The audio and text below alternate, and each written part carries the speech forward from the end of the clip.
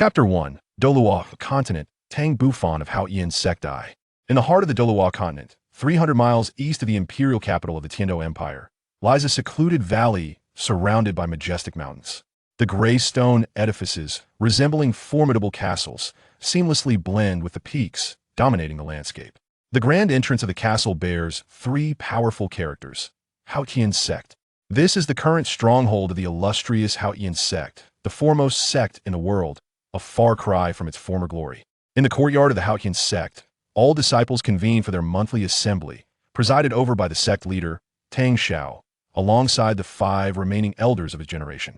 They commence a discourse urging each disciple to diligently cultivate their skills, striving for the day when they can emerge from seclusion and restore the sect's former splendor. At the rear of the crowd stands the extraordinary 5-year-old Tang Bufan, alongside a group of 3rd-generation disciples, attentively absorbing the teachings of the leader and elders. This group of disciples ranges from those in their teenage years to mere toddlers. Amidst the throng, Tang Bufan stands out distinctly, his intelligent eyes radiating a light of contemplation, setting him apart from his peers. Lost in thought, a subtle, enigmatic smile graces his lips. He is none other than Tang Bufan, once a master of the earth, a peak innate powerhouse. In the face of the 7th celestial thunder, he had been reduced to ashes, losing consciousness. To his astonishment, he found himself not dead, but reborn, a phenomenon that defies comprehension.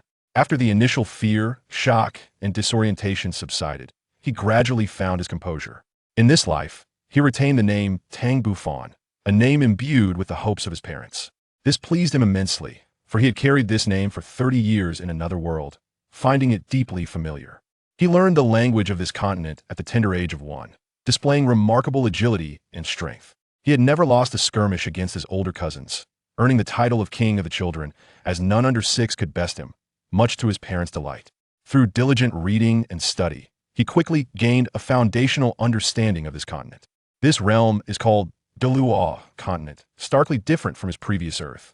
Here, individuals cultivate an energy known as soul power, which manifests in myriad forms. It is said that those who reach the pinnacle of cultivation can ascend to godhood and attain immortality. Upon encountering this account, he was filled with exhilaration, pondering whether the unfulfilled aspirations of his past life might find realization in this one. Moreover, unlike Earth, which languished in an age of spiritual decline, nearly everyone here possesses the potential to cultivate. Thus, Tang Bufan secretly commenced the practice of his former lives' techniques. Whether it was due to his rebirth or the culmination of his previous lives' spiritual essence, his soul in this life was remarkably potent, even manifesting mental energy at birth. Though still in its nascent stage, he could already turn his gaze inward. From the age of 1, he began sleeping apart from his parents. During the day, he refrained from overt displays of prowess, dedicating himself to acquiring knowledge and poring over sect literature, indulging in mischief only occasionally by sparring with his cousins. At night, he diligently practiced the techniques of his former life. Perhaps due to his superior physical constitution compared to his past life, his progress in cultivation far surpassed that of his previous existence. He had named the internal cultivation technique from his past life Great Zhou Tian Hunyuan Gong, which comprises 9 levels. Attaining the 9th level would signify the same realm he reached previously, peak innate level. Each level necessitates the unblocking of the 12 meridians within his body, totaling 108 meridians to be opened. Ultimately, he would be capable of traversing the heavens and the earth. In his prior existence, he had already achieved transient flight thanks to his robust internal energy, akin to a celestial being. He deduced that breaking through the innate realm would enable him to truly soar through the air, riding the winds. As he pondered this, he felt a deep yearning. Though only 5 years old, he had already mastered the 1st level of Great Zhou Tian Hunyuan Gong, with a surging internal energy coursing through the 12 delicate meridians, forming a miniature cycle of energy. However, despite his relentless efforts, he found himself unable to break through the pinnacle of the 1st level, which perplexed him, as he had encountered no such bottleneck when he reached the 6th level in his previous life. Upon reflection, he speculated that the unique cultivation civilization of this world, including martial spirits and soul rings, might be the cause of his stagnation. In Douluo Continent, every individual possesses a martial spirit, which varies greatly in form. Some are animal spirits, others plant spirits, and some even weapon spirits. The disciples of the Haotian Sect possess an exceptional weapon spirit, known as the Haotian Hammer. It was through this hammer that the ancestors of the Haotian Sect established their unrivaled reputation as the foremost sect in the world. Soul rings, on the other hand, are formed from the concentrated energy of slain soul beasts. A soul master at a bottleneck can ascend in rank simply by absorbing a soul ring, equivalent to breaking through a barrier. This knowledge was gleaned from books, and he had confirmed it with his parents in this life. Thus, he concluded that the inability to advance in his great Zhou Tian Hunyuan Gong was likely linked to martial spirits and soul rings. However, martial spirits do not awaken until the age of 6, and he still had to wait a year for his own awakening. At that moment, the sect leader and the 5 elders concluded their speeches, and the assembly dispersed. The disciples of the Haotian Sect scattered in every direction, the young children eagerly returning to their parents. As they passed by Tang Bufan, their expressions were quite complex.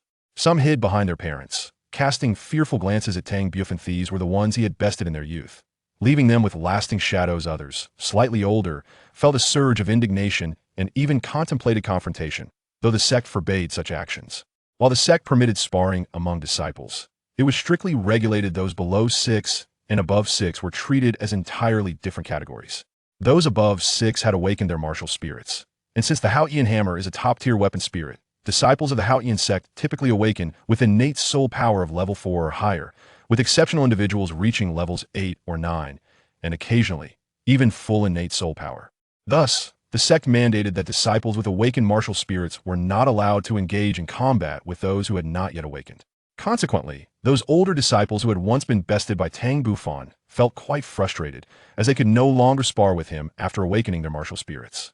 Every encounter with Tang Bufan ignited their resentment. Tang Bufan, however, remained unfazed, having previously held back in their encounters. Even after they awakened their martial spirits, he felt no fear as long as they had not obtained soul rings. Once a soul ring was acquired, their strength would significantly increase, along with the acquisition of soul skills. Having yet to engage in combat, he could not guarantee he would emerge victorious. Soon, a young couple approached the man around 30. The woman slightly younger. They were Tang Bufan's parents, Tang Zheng and Su Xiuqing. They held Tang Bufan's delicate hand, offering apologies to numerous clan brothers, as he had indeed sparred with many of them. Most of the clan brothers laughed heartily, for they were all kin, and childhood squabbles were hardly taken to heart. Before long, nearly 100 individuals had departed, just as sect leader Tang Xiao and the 5 elders approached. Chapter 2, Douluo Continent, Tang Bufan of Haotian Sect 2. Tang Zheng and Su Xiuqing quickly greeted the sect leader and the 5 elders, genuinely puzzled as to why they had come. As the sect leader, Tang Xiao had reached the pinnacle of 92 levels as a titled Douluo, while the elders were all above level 80, serving as the backbone of the Haotian Sect. Standing beside his mother, Tang Bufan curiously scrutinized Tang Xiao and the others, feeling a mix of nervousness and excitement as he beheld the continent's top powerhouses up close for the first time. Tang Xiao, towering nearly 2 meters tall, exuded an aura of strength. Even when suppressing his soul power, Tang Bufan felt an undeniable pressure emanating from him, intuitively sensing his formidable prowess. Tang Xiao chuckled lightly.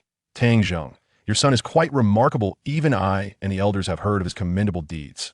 Tang Zheng's face flushed with embarrassment. Sect leader, Little Fan, is only 5 years old. He is still quite mischievous. I will certainly discipline him when we return. Tang Xiao waved his hand dismissively. You misunderstand my intentions. I'm not blaming him. In fact, I find him quite lively. The atmosphere within the clan has grown rather serious in recent years, and his presence lightens it. I have high hopes for him and look forward to his martial spirit awakening in a year. The second elder, grinning, added, we need more disciples like him in the Haotian Sect. His vibrancy will motivate the other disciples to cultivate. The other 4 elders, though varying in expression, seemed to concur with the second elder's sentiment. Tang Zheng and Su Xiuqing exchanged bewildered glances. Tang Xiao and the others simply advised, nurture him while we anticipate his future performance. With that, the 5 departed, leaving Tang Zheng and his family momentarily stunned. Tang Bufan maintained a composed exterior, yet inwardly he was perplexed. Had they discovered his secret? That shouldn't be possible. Tang Zheng regarded Tang Bufan with a mock scold. You little rascal, I told you to tone it down, why won't you listen? Tang Bufan's eyes twinkled as he cleverly retorted, I haven't been mischievous at all. They were the ones bullying me, just because they're older. Besides, neither the sect leader nor the elders blamed me. What? You little brat. You're using the sect leader and elders to pressure me? Just wait and see how I handle you. Tang Zheng exclaimed, though the smile tugging at his lips betrayed him. Tang Bufan would certainly not submit easily. Instead, he swiftly turned and made his way home, leaving Tang Zheng in pursuit behind him. Nearby, Su Xiuqing observed the playful interaction between father and son, a smile of happiness gracing her face. She had no choice but to follow the two back home. Within the Haotian Sect's castle resided the second generation of disciples, as well as the elder generation of the sect. The third and fourth generation disciples lived in stone houses constructed behind the castle. At merely 5 years of age, Tang Bufan still resided with his parents. However, once he turned 6 and underwent his martial soul awakening, he too would move into the stone houses alongside the third generation disciples. He had long expressed a desire to live in the stone houses, yet his mother insisted that he must wait until he turned 6. Upon returning to the castle, Tang Bufan headed to the study to peruse books, delving into soul, bistro, and the comprehensive history of Douluo Continent. He read everything he could find, as his remarkable memory allowed him to recall everything he encountered. His parents busied themselves in the kitchen, and the warmth of such a life was truly comforting. As spring transitioned to autumn, a year passed in this manner. At last, Tang Bufan turned 6, reaching the age for martial soul awakening. During this past year, his cultivation had not ceased. Even if he could not break through, his internal energy seemed to have become more robust and refined. In the study, Tang Bufan extended his right hand, revealing a sword-shaped birthmark on his palm. This sword-shaped birthmark bore a striking resemblance to the sword-shaped ornament that had hung around his neck in his previous life, leaving him to ponder whether there was a connection between the two. Having spent 6 years in the Douluo Continent, he remained perplexed about how he had survived under the heavenly thunder. Yet, gazing at this sword-shaped birthmark, a chilling suspicion began to brew within him. Quickly, he shook his head, dismissing thoughts of his rebirth. As for Earth, he seemed to have no lingering attachments, for in his previous life, he had been an orphan raised by his master, who had passed away many years ago. On a fine morning, all disciples of the Haotian Sect gathered once more in the front courtyard. Aside from the necessary assembly, they would also conduct martial soul awakenings for the younger disciples. The Haotian Sect held awakening ceremonies every 6 months, and today, 3 individuals were set to awaken their martial souls: Tang Bufan, Tang Feng, and Tang Ming. The numerous clan members quickly dispersed, leaving the space for the 3 of them. Sect Master Tang Xiao and the 5 elders looked on expectantly at the 3 children, particularly focusing on Tang Bufan. In the next moment, Tang Xiao stepped forward, intending to personally assist the 3 in awakening their martial souls. Tang Bufan felt a twinge of surprise, for this was the sect master of the Haotian Sect, one of the few titled Douluo on the continent. With a slight smile, Tang Xiao retrieved the prepared soul stones and soul power crystal ball. Soon, a hexagonal shape emerged on the ground, with 6 black soul stones positioned at each corner. As disciples of the Haotian Sect, they were not unfamiliar with this scene. Tang Bufan exchanged glances with Tang Feng and Tang Ming, ultimately prompting Tang Ming to step into the hexagonal formation first. Tang Xiao smiled slightly and waved his hand, channeling 6 streams of potent soul power into the 6 soul stones. In the next instant, a layer of golden light emanated from the stones, forming a faint golden barrier that enveloped Tang Ming. Following this, golden light points ascended from the soul stones, entering Tang Ming's body. Initially, Tang Ming felt a hint of nervousness, but he quickly calmed himself. Then his body began to tremble, prompting Tang Xiao to command, "Extend your right hand." Tang Ming promptly complied, gently extending his right hand. In an instant, the golden light points that had entered his body surged forth, swiftly coalescing into a pitch-black hammer in his grasp. It was not an illusory apparition, but a tangible entity. The hammer's handle was approximately half a foot long, while the head was cylindrical, resembling a miniature forging hammer.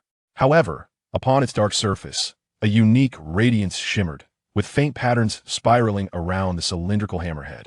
This was the esteemed weapon martial soul passed down through the Haotian Sect since antiquity, and the surrounding disciples of the Haotian Sect beamed with smiles at the sight of the hammer. Tang Xiao cast a satisfied glance at Tang Ming, instructing, "Rein in your martial soul with your mind and prepare for the soul power test." Tang Ming was naturally aware of how to retract his martial soul.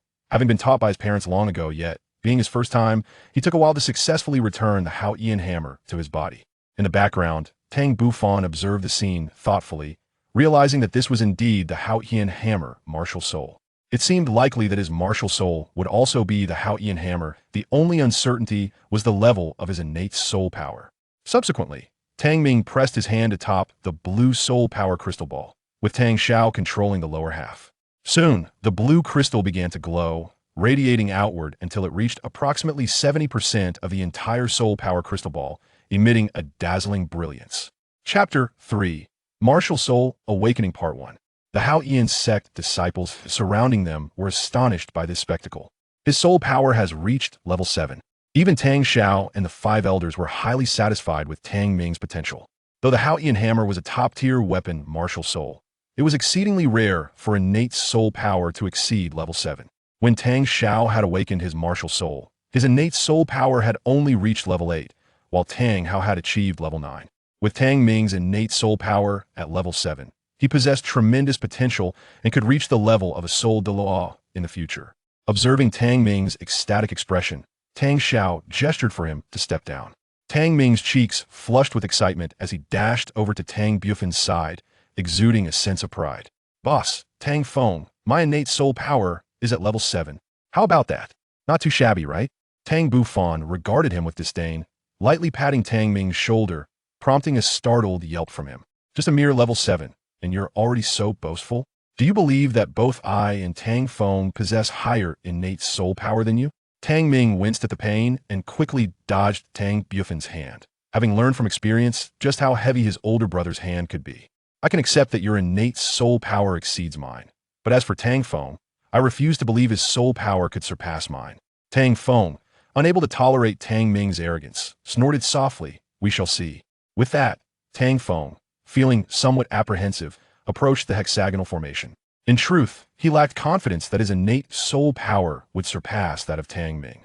While it was true that the Haotian hammer was a top-tier weapon martial soul, and disciples of the Haotian Sect generally awakened with innate soul power above level 4, the reality was that levels 4 and 5 constituted the vast majority, with level 6 being scarce, and level 7 and above exceedingly rare.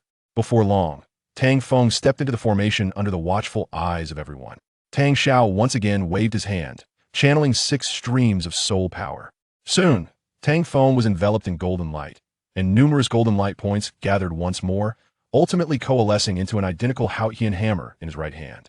Before Tang Xiao could issue a command, Tang Feng instinctively retracted the Haotian hammer with his mind, prompting Tang Xiao to nod in approval. In the next moment, Tang Feng took a deep breath and approached the Sect Master, gently placing his right hand on the blue soul power crystal ball. Instantly, the crystal ball erupted with a brilliant blue light, even more intense than that of Tang Ming. After a brief moment, the soul power crystal ceased its expansion, and Tang Xiao gazed in astonishment at the crystal sphere, for the azure aura enveloped a remarkable 9 layers. He instinctively gasped, realizing that Tang Feng possessed innate soul power at the 9th level. Behind him, the 5 elders exchanged glances, each reflecting the surprise mirrored in the other's eyes. The emergence of Tang Ming, with his innate soul power at the 7th level, had already brought them joy. But they were utterly taken aback by Tang Feng's even greater talent, rivaling that of the notorious Tang Hao. This was indeed a budding title Douluo. While innate soul power may not unequivocally predict a Soulmaster's future achievements, it undeniably indicated potential. With sufficient dedication in the future, becoming a title Douluo would merely be a matter of time. Consequently, in a few decades, the Haotian Sect would boast 2 additional title Douluos. Should the elders themselves ascend to title Douluo, the Haotian Sect would no longer need to fear the Spirit Hall, reclaiming its supreme glory as the foremost sect in the world. With this thought, they turned to Tang Feng, who stood in a daze and smiled warmly. In the crowd, Tang Ming wore a slightly bitter expression. It was disheartening to realize that Tang Feng's innate soul power had reached the 9th level, surpassing his own. He had just asserted that his soul power exceeded Tang Feng's, which now implied that he would inevitably be outmatched and bullied by him. Nearby, Tang Bufan was also taken aback. Being well-versed in the Haotian Sect scriptures, he understood that throughout the sect's history, very few had achieved innate soul power at the 9th level, all of whom ultimately became title Douluos. Among them, this generation's Tang Hao is celebrated as the youngest title Douluo on the continent, while the previous generation's title Douluo had even reached the pinnacle of Soulmasters at the remarkable level of 99. However, it was said that this former sect master left the Haotian Sect in pursuit of an even higher realm. Otherwise, the Spirit Hall would not dare to threaten the Haotian Sect or pursue its disciples in the outside world, nor would the sect have retreated into seclusion. After a moment, the sect master Tang Xiao exclaimed with delight, Excellent. What a remarkable innate soul power of 9. The surrounding disciples erupted into cheers, and Tang Feng's parents were overjoyed, dancing with excitement. This boy's soul power is astonishingly strong, reaching the 9th level? What should we do now? Murmured a small child of merely 7 or 8 years, accompanied by his peers. The remaining children, all of similar age and from the 3rd generation of the Haotian Sect, felt a twinge of fear. It was well known that Tang Feng and Tang Ming were under the leadership of the notorious Tang Bufan, whose fighting prowess was undeniably fierce, even if they were reluctant to admit it.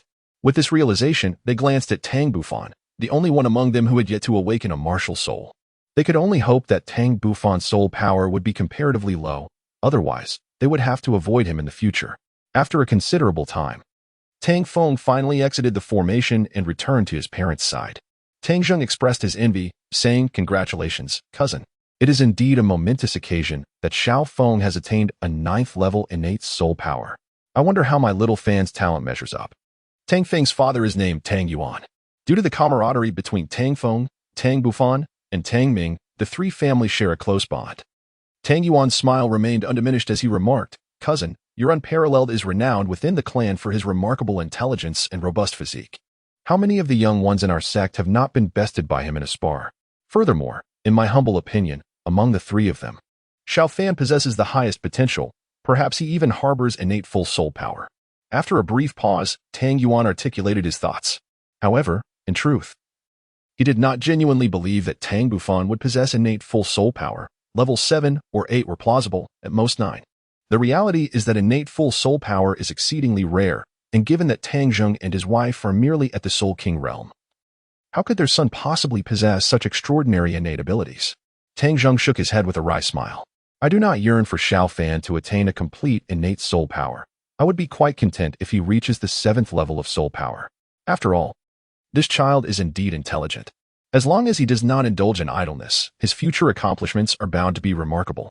While I do not dare to hope for him to become a title Douluo, the prospect of him becoming a soul Douluo remains highly promising." Tang Bufan listened to his father's words with considerable dissatisfaction. "Father, do you truly have so little faith in me? I am determined to become a title Douluo. A mere soul Douluo holds no significance in my eyes." Upon hearing his son's arrogant words, Tang Zheng's expression darkened. "How dare you speak so boldly without even awakening your martial soul? Do you have any idea how arduous it is to cultivate to the rank of title Douluo?" Beside him, Tang Yuan suddenly paused, struck by an inexplicable sensation, for a fleeting moment. He seemed to perceive a glimmer of confidence in the eyes of this 6-year-old boy that was entirely uncharacteristic of his tender age. In the distance, upon hearing Tang Bufan's lofty aspirations, Tang Xiao expressed his admiration. "Tang Zheng, our Haotian Sect needs more disciples like Tang Bufan, who possess such grand ambitions. Shouldn't becoming a title Douluo be the aspiration of every one of us as Soulmasters? You ought not to undermine his self-confidence." With a glint of expectation in his eyes, Tang Xiao continued, "Now, Tang Bufan, it is your turn to awaken your martial soul. Let me see if your talent matches your aspirations." Chapter 4. The Awakening of the Martial Soul, Part 2. Tang Bufan's eyes brimmed with confidence as he anticipated the awakening of his martial spirit. A moment he had long awaited, which would also serve to validate a particular hypothesis he harbored.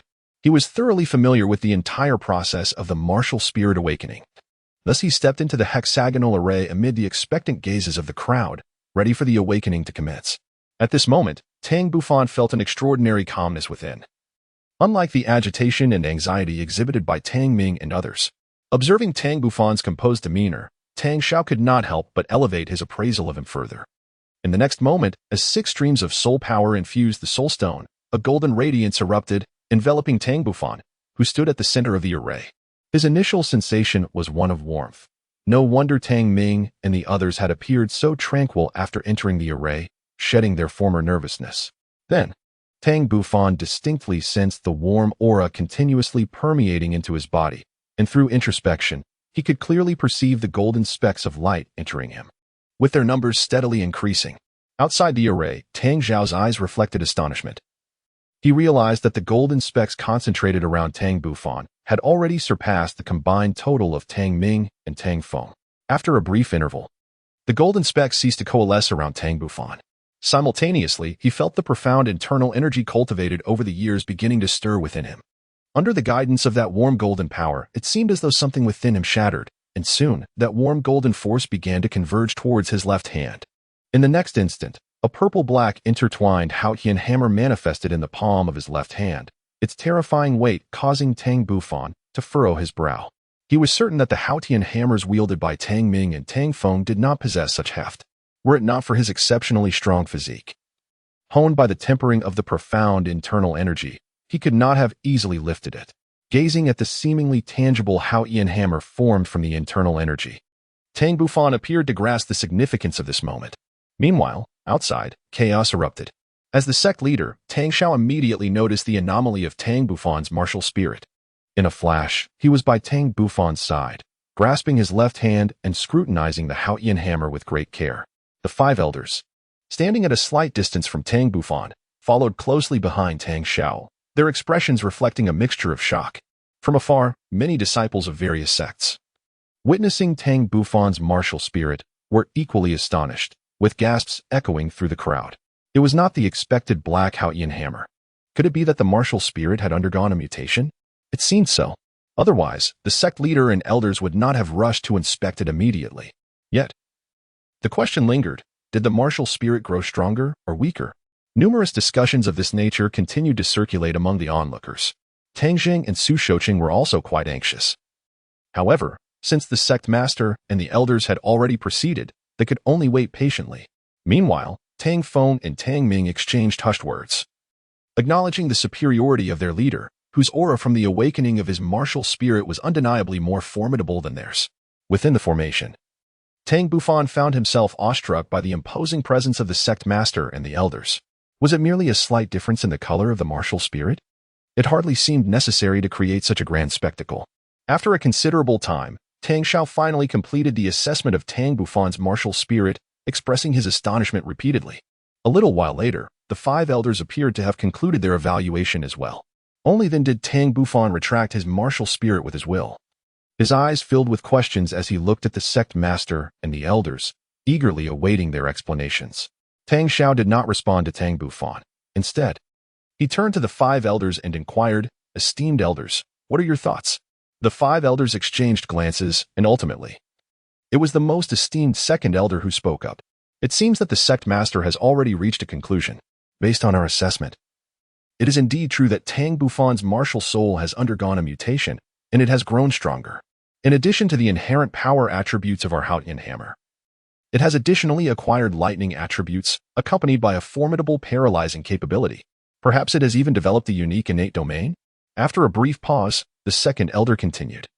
"This may very well be the first instance of a mutated Haotian hammer martial soul within our Haotian sect." His tone was laden with disbelief. Tang Xiao nodded, sharing the same perspective as the elder. However, one aspect continued to perplex him. How could his martial spirit undergo such a mutation? He recalled that his mother's martial spirit appeared to be nothing more than an ordinary dagger. How curious indeed. The second elder chuckled lightly, "Master, the formation of a mutated martial spirit is beyond our comprehension. Ultimately, what matters is that Tang Bufan's Haotian hammer martial spirit has grown stronger, which is undoubtedly a positive development." Tang Xiao contemplated for a moment. At this juncture, Tang Bufan timidly inquired, "Sovereign, esteemed elders, could you kindly enlighten me on the events that have transpired?" Tang Xiao suddenly recalled Tang Bufan within the formation and couldn't help but burst into hearty laughter. It seemed they had overlooked this protagonist. The second elder stroked his beard and said kindly, "It's nothing. Your Haotian hammer simply surpasses theirs. Now, my child, have you yet assessed your soul power? Let us ascertain the level of your soul strength." Tang Bufan feigned a semblance of understanding, yet in his heart, he comprehended everything. He had clearly overheard the conversation between the sect leader and several elders. His martial soul had undergone a transformation, becoming enhanced, and additionally, it had acquired a layer of lightning attribute. As this realization struck him, a spark of inspiration ignited in his mind. Perhaps the lightning attribute was connected to the heavenly thunder he had once encountered. Subsequently, the elders dispersed, their gaze fixed intently upon Tang Bufan. They all speculated that his innate soul power was likely at its pinnacle, for it was inconceivable that his soul power could be low, given the enhancement of his martial soul. Indeed, when Tang Bufan placed his left hand upon the soul power crystal, the blue crystal orb emanated an extraordinary radiance, more dazzling than when Tang Feng had tested it previously. The azure halo enveloped the entire orb in an instant, astonishing everyone present. Innate full soul power. Tang Xiao and the elders enunciated clearly. In the next moment, their eyes sparkled with excitement as they gazed at Tang Bufan. This 6-year-old boy who had delivered them an abundance of astonishment today. The mutated Haotian hammer martial soul, combined with his innate full soul power, conjured a future brimming with limitless possibilities. It was certain that he could attain the rank of title Douluo, though it remained uncertain how far he could traverse along this path. Contemplating this, Tang Xiao exchanged glances with the 5 elders. If nurtured properly, this child might very well be their hope against the spirit hall. Meanwhile, the surrounding crowd had erupted into a fervor. For the revelation that Tang Bufan possessed innate full soul power was simply unfathomable. It seemed the sect had not produced such a prodigy in many years. While the 3rd-generation disciples of the Haotian Sect were yet to grasp the significance of this, the 2nd-generation disciples understood that Tang Bufan's future was boundless, and he was likely to become the next heir to the sect leader. The esteemed Tang Xiaozong has remained unmarried, and the successor to his legacy can only be chosen from among the 3rd-generation disciples. Given Tang Bufan's remarkable talent, it is unlikely that the 3rd-generation disciples could surpass him. Only those older than he may possess a chance. Meanwhile, Tang Zheng and Su Shouqing, witnessing their son's innate full soul power, felt an overwhelming sense of pride. Chapter 5, The Twin Martial Souls, Part 1, Surrounded by Onlookers.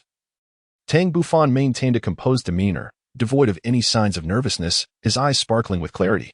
He neither reveled in the accolades nor succumbed to the applause surrounding him.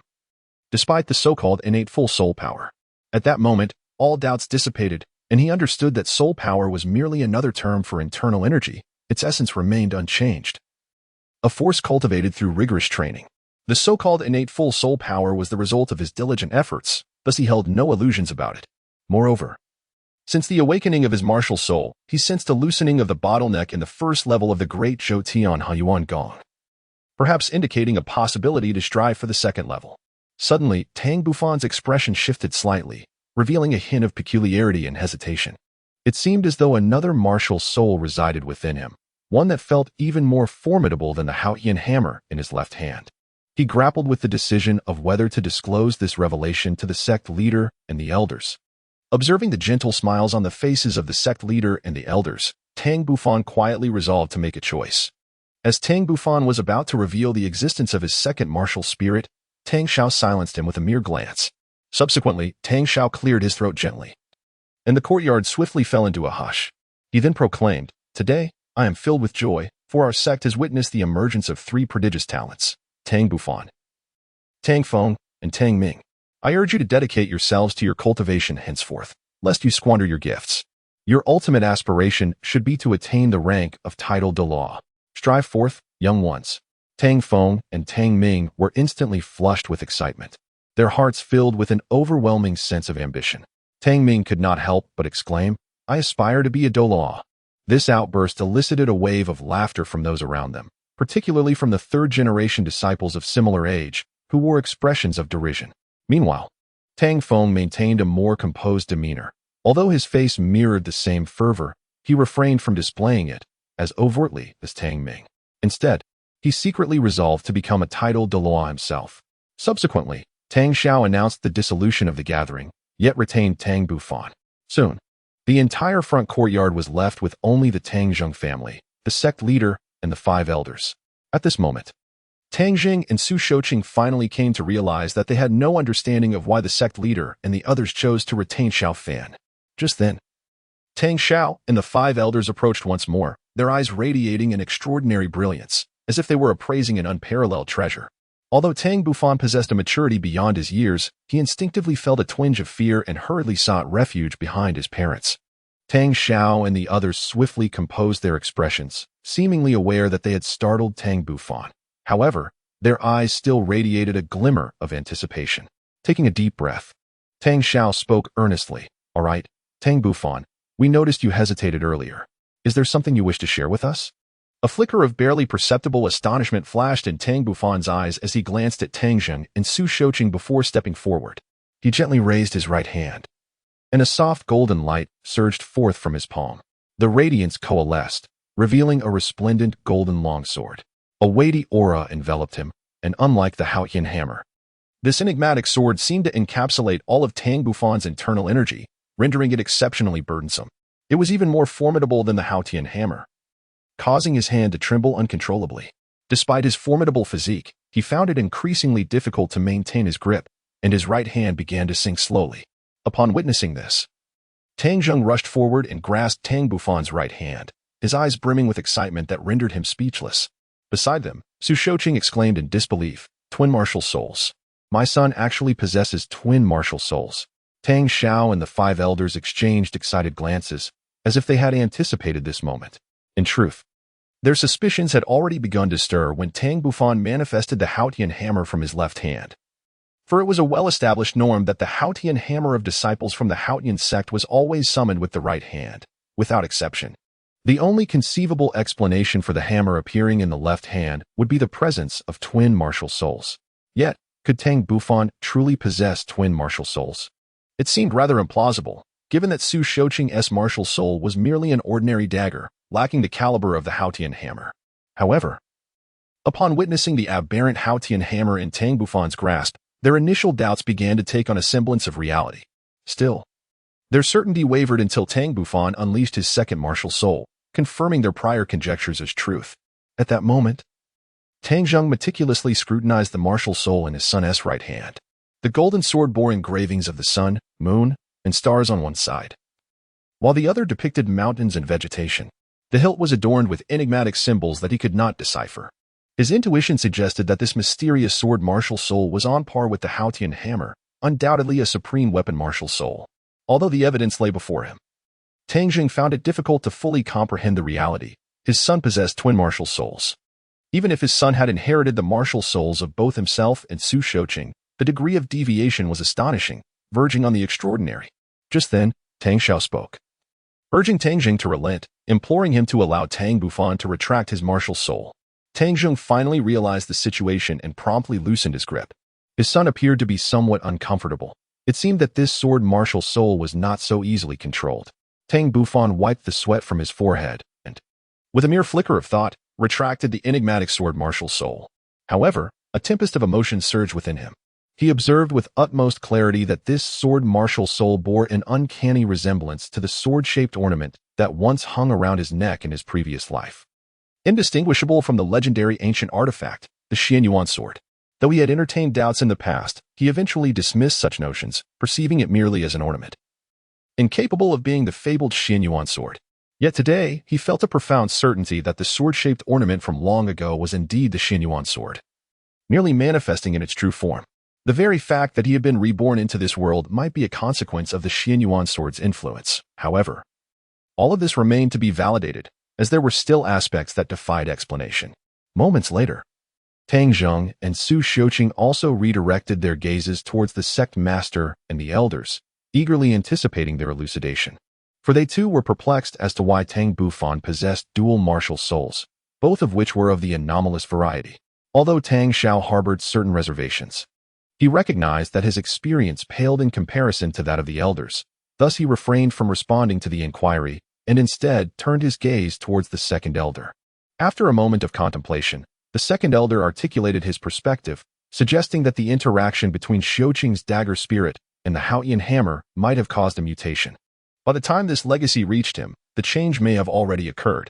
It is also conceivable that her martial spirit experienced a secondary awakening, and the form it took upon awakening could resemble the sword martial spirit that Tang Bufan had just demonstrated. Shouqing nodded in a manner that indicated partial understanding, though she noted that she had never heard of her martial spirit being capable of a second awakening, and it appeared that all her ancestors wielded dagger spirits. Beside them, the seventh elder, brimming with impatience, interjected, dismissing the details. Regardless of the circumstances, the fact remained that Tang Bufan's dual martial spirits were now an undeniable reality.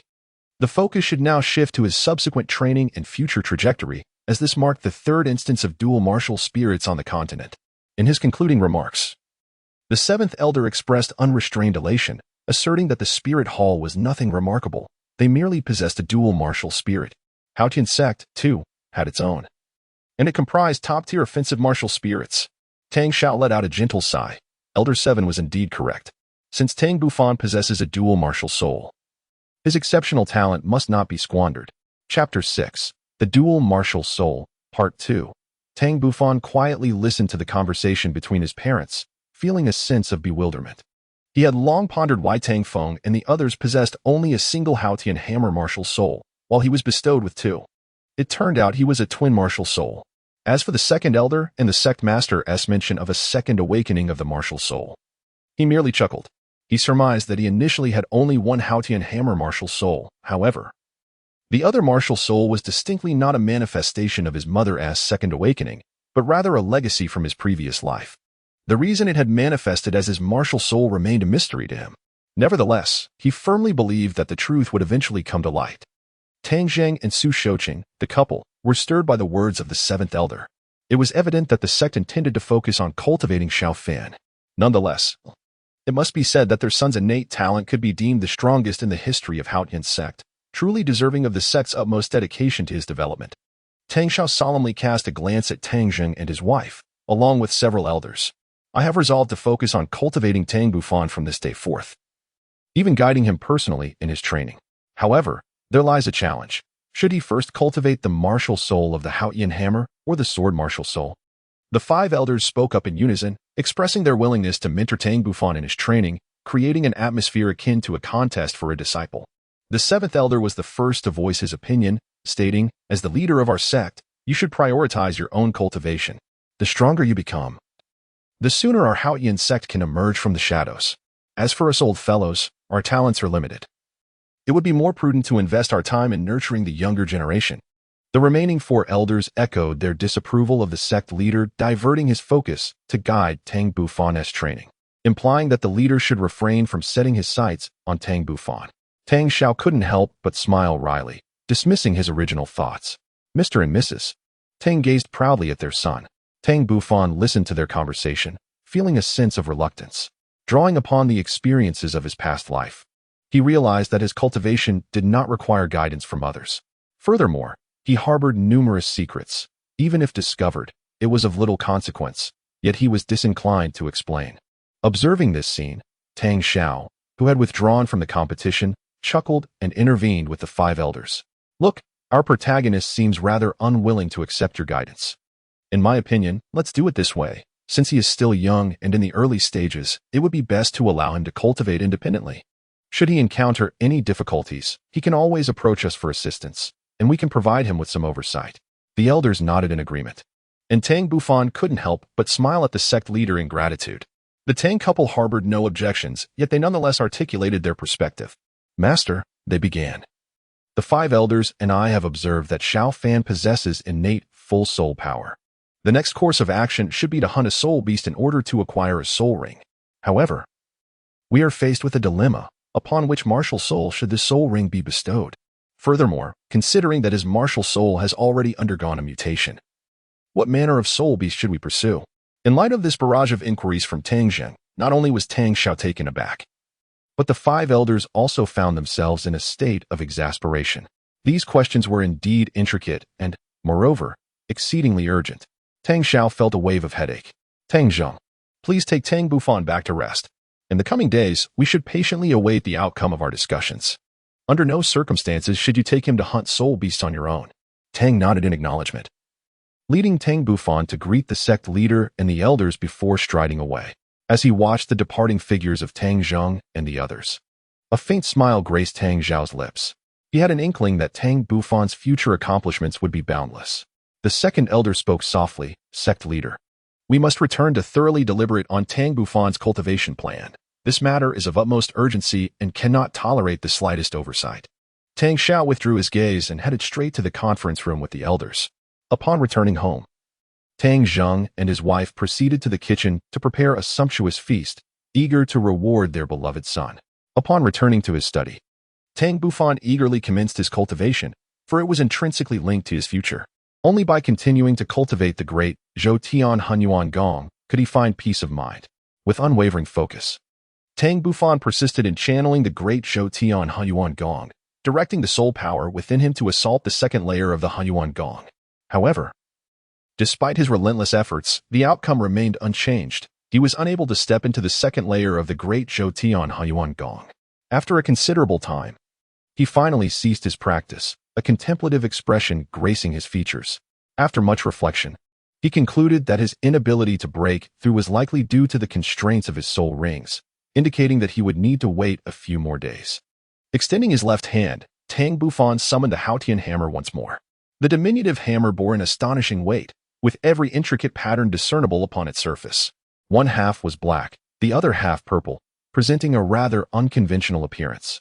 Suddenly, an exceedingly faint purple halo emanated from Tang Bufan's body, expanding outward until it halted at approximately 1 meter's distance.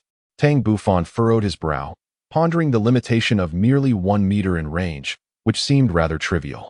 Just as the second elder had previously speculated, after the mutation of his Haotian hammer martial soul, he had indeed formed a unique innate domain known as the lightning domain. With the singular ability to induce paralysis, temporarily incapacitating anyone within its confines. Shaking his head, Tang Bufan retracted the Haotian hammer and extended his right hand. Summoning forth the golden-hued Xianyuan sword martial soul, which emanated a profound and oppressive aura. Simultaneously, a faint earthy glow began to radiate outward. Indeed, this too constituted a domain. Specifically the innate domain associated with the Xianyuan sword, known as the earth domain. Its sole ability, gravitational space, would diminish the speed of adversaries entering this territory by 10%. With dual martial souls and dual innate domains, such prodigious talent was unparalleled, likely unprecedented in history. For he was the third individual in the Douluo Continent to possess dual martial souls. Gazing at the golden sword, Tang Bufan murmured, "Was it you who saved me back then? Are you truly the legendary ancient artifact, the Xianyuan sword?" To Tang Bufan's inquiries, the golden sword remained unresponsive. Ultimately, he shook his head in disappointment, reflecting on the absurdity of expecting a response. "How could you possibly speak? I was foolish to think otherwise. I shall bestow upon you a new name. Yes, I shall call you the Haotian sword. In the future, I will ensure that your renown echoes throughout the 4 seas." With that, Tang Bufan intended to retract the Haotian sword. When a miracle occurred, the golden Haotian sword began to tremble and emitted a low humming sound. Alas, this lasted only a fleeting few seconds before it fell silent once more. Tang Bufan's expression was one of fervent excitement as he implored, "Please answer my question." The Haotian sword. Yet, the Haotian sword appeared to be ensnared in a deep slumber, unresponsive to his fervent calls. After a considerable duration, Tang Bufan gradually regained his composure. "I believe that one day you will speak, revealing to me all that transpired after being reduced to ashes by the heavenly thunder. Even if you cannot vocalize, I shall find a way to make you speak." As a youth of the 21st century, he had once been acquainted with the internet. And according to the narratives he had encountered, all things possess souls, even weapons, if sufficiently ranked, could also articulate. Chapter 7, The First Soul Ring, Part 1. Half an hour later, Tang Zheng and his wife had prepared a sumptuous lunch, featuring a variety of soul beast meats that Tang Bufan particularly relished. These soul beast meats, imbued with abundant energy, became exceedingly delectable once cooked, igniting Tang Bufan's appetite. At the dining table, Tang Zheng and Su Shouqing persistently served meat to Tang Bufan, filling him with immense joy. Time flowed languidly, and in the blink of an eye. 7 days had passed. After several days of deliberation, Tang Xiao and the 5 elders ultimately reached a unanimous decision. They resolved to have Tang Bufan primarily cultivate the Haotian hammer martial soul. This choice served 2 purposes. First, it would better conceal his second martial soul, and second, their extensive knowledge of the Haotian hammer would facilitate guidance in Tang Bufan's training. As for the Haotian sword martial soul, it would be entrusted to Tang Bufan for thorough research before soul rings were added. They had contemplated the possibility of having Tang Bufan focus on the Haotian sword martial soul, which would allow him to equip the Haotian hammer martial soul with soul rings exceeding 10,000 years in age. Such an arrangement would enable Tang Bufan to unleash the full potential of the Haotian hammer, elevating his strength to unimaginable heights. In that scenario, the Haotian Sect would no longer need to fear the Spirit Hall and could re-emerge into prominence. However, this approach would ultimately squander his second martial soul. Although they were unfamiliar with this particular martial soul, it was undoubtedly a top-tier weapon martial soul. Thus, they ultimately decided that Tang Bufan would primarily cultivate the Haotian hammer. That morning, the second elder arrived at Tang Zheng's residence early to announce the results of their discussions. Tang Zheng respectfully inquired, "Elder Second, have you reached a conclusion with the sect leader?" "Indeed, we have resolved to have him specialize in the Haotian hammer. Furthermore, I shall personally accompany Tang Bufan on a hunt for soul beasts. You may rest assured in entrusting him to my care," the second elder replied with a slight smile.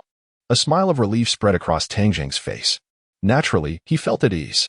The second elder had ascended to the Soul Douluo rank many years ago, and now he was likely nearing level 90. With such strength, it was unlikely that an ordinary title Douluo could stand against him. With you taking action, second elder. I am truly at ease. I shall fetch Xiaofan now, he declared. The second elder nodded and patiently awaited his return. 10 minutes later, Tang Jing brought Tang Bufan back home. Upon seeing Tang Bufan, the second elder greeted him with a warm smile. Tang Jing instructed, Xiaofan, shortly. The second elder will take you to hunt a soul beast and procure your first soul ring. Be sure to heed the second elder's words along the way. Tang Bufan nodded eagerly, exclaiming to his father, there's no need for further explanation, I understand. It was evident that he could hardly contain his excitement. The second elder, observing this scene, couldn't help but smile. He was all too familiar with such a scenario. Nearly all disciples yearning for advancement exhibited this same fervor. For having spent years within the confines of the sect, the allure of the outside world was immensely captivating to them. Tang Jing felt quite helpless. He initially intended to reprimand a few words, but after some contemplation, he decided against it. Subsequently, the second elder led Tang Bufan to the front courtyard, where others were still waiting for them. This time, there were 2 more disciples from the Haotian Sect who had reached the 10th level, albeit both were older than Tang Bufan. Interestingly, Tang Bufan was quite familiar with these 2, as he had previously engaged in brawls with them. They were none other than the 9-year-old Tang Xiong and the 8-year-old Tang Ying. Tang Bufan greeted with a smile, hello. It's been a long time, Tang Ying, Tang Xiong. Tang Ying stood tall, approximately 1 meter 20, while Tang Xiong was slightly shorter at about 1 meter 10, yet he possessed a robust physique. Both of them had long noticed their younger cousin, Tang Bufan, but neither afforded him a warm demeanor. Previously, when their martial souls had yet to awaken, they were unable to surpass Tang Bufan. After their martial souls awakened, their age prevented them from engaging him.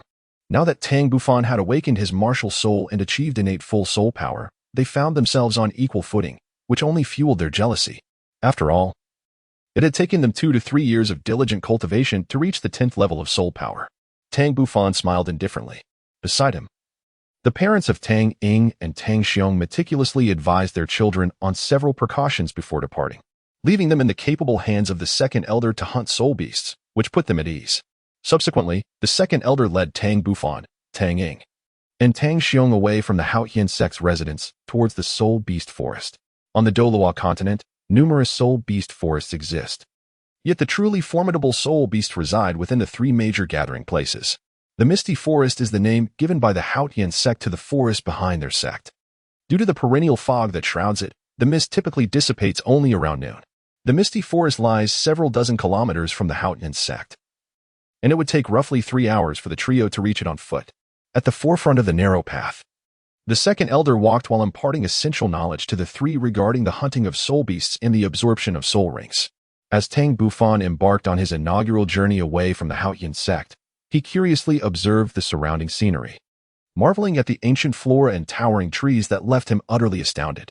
The presence of vegetation that had thrived for hundreds or even thousands of years was commonplace, and occasionally, one could even catch sight of a tree that had stood for 10 millennia. Walking alongside him, Tang Xiong noticed Tang Bufan gazing around in wonder, seemingly oblivious to the words of the second elder. An idea struck him to embarrass Tang Bufan.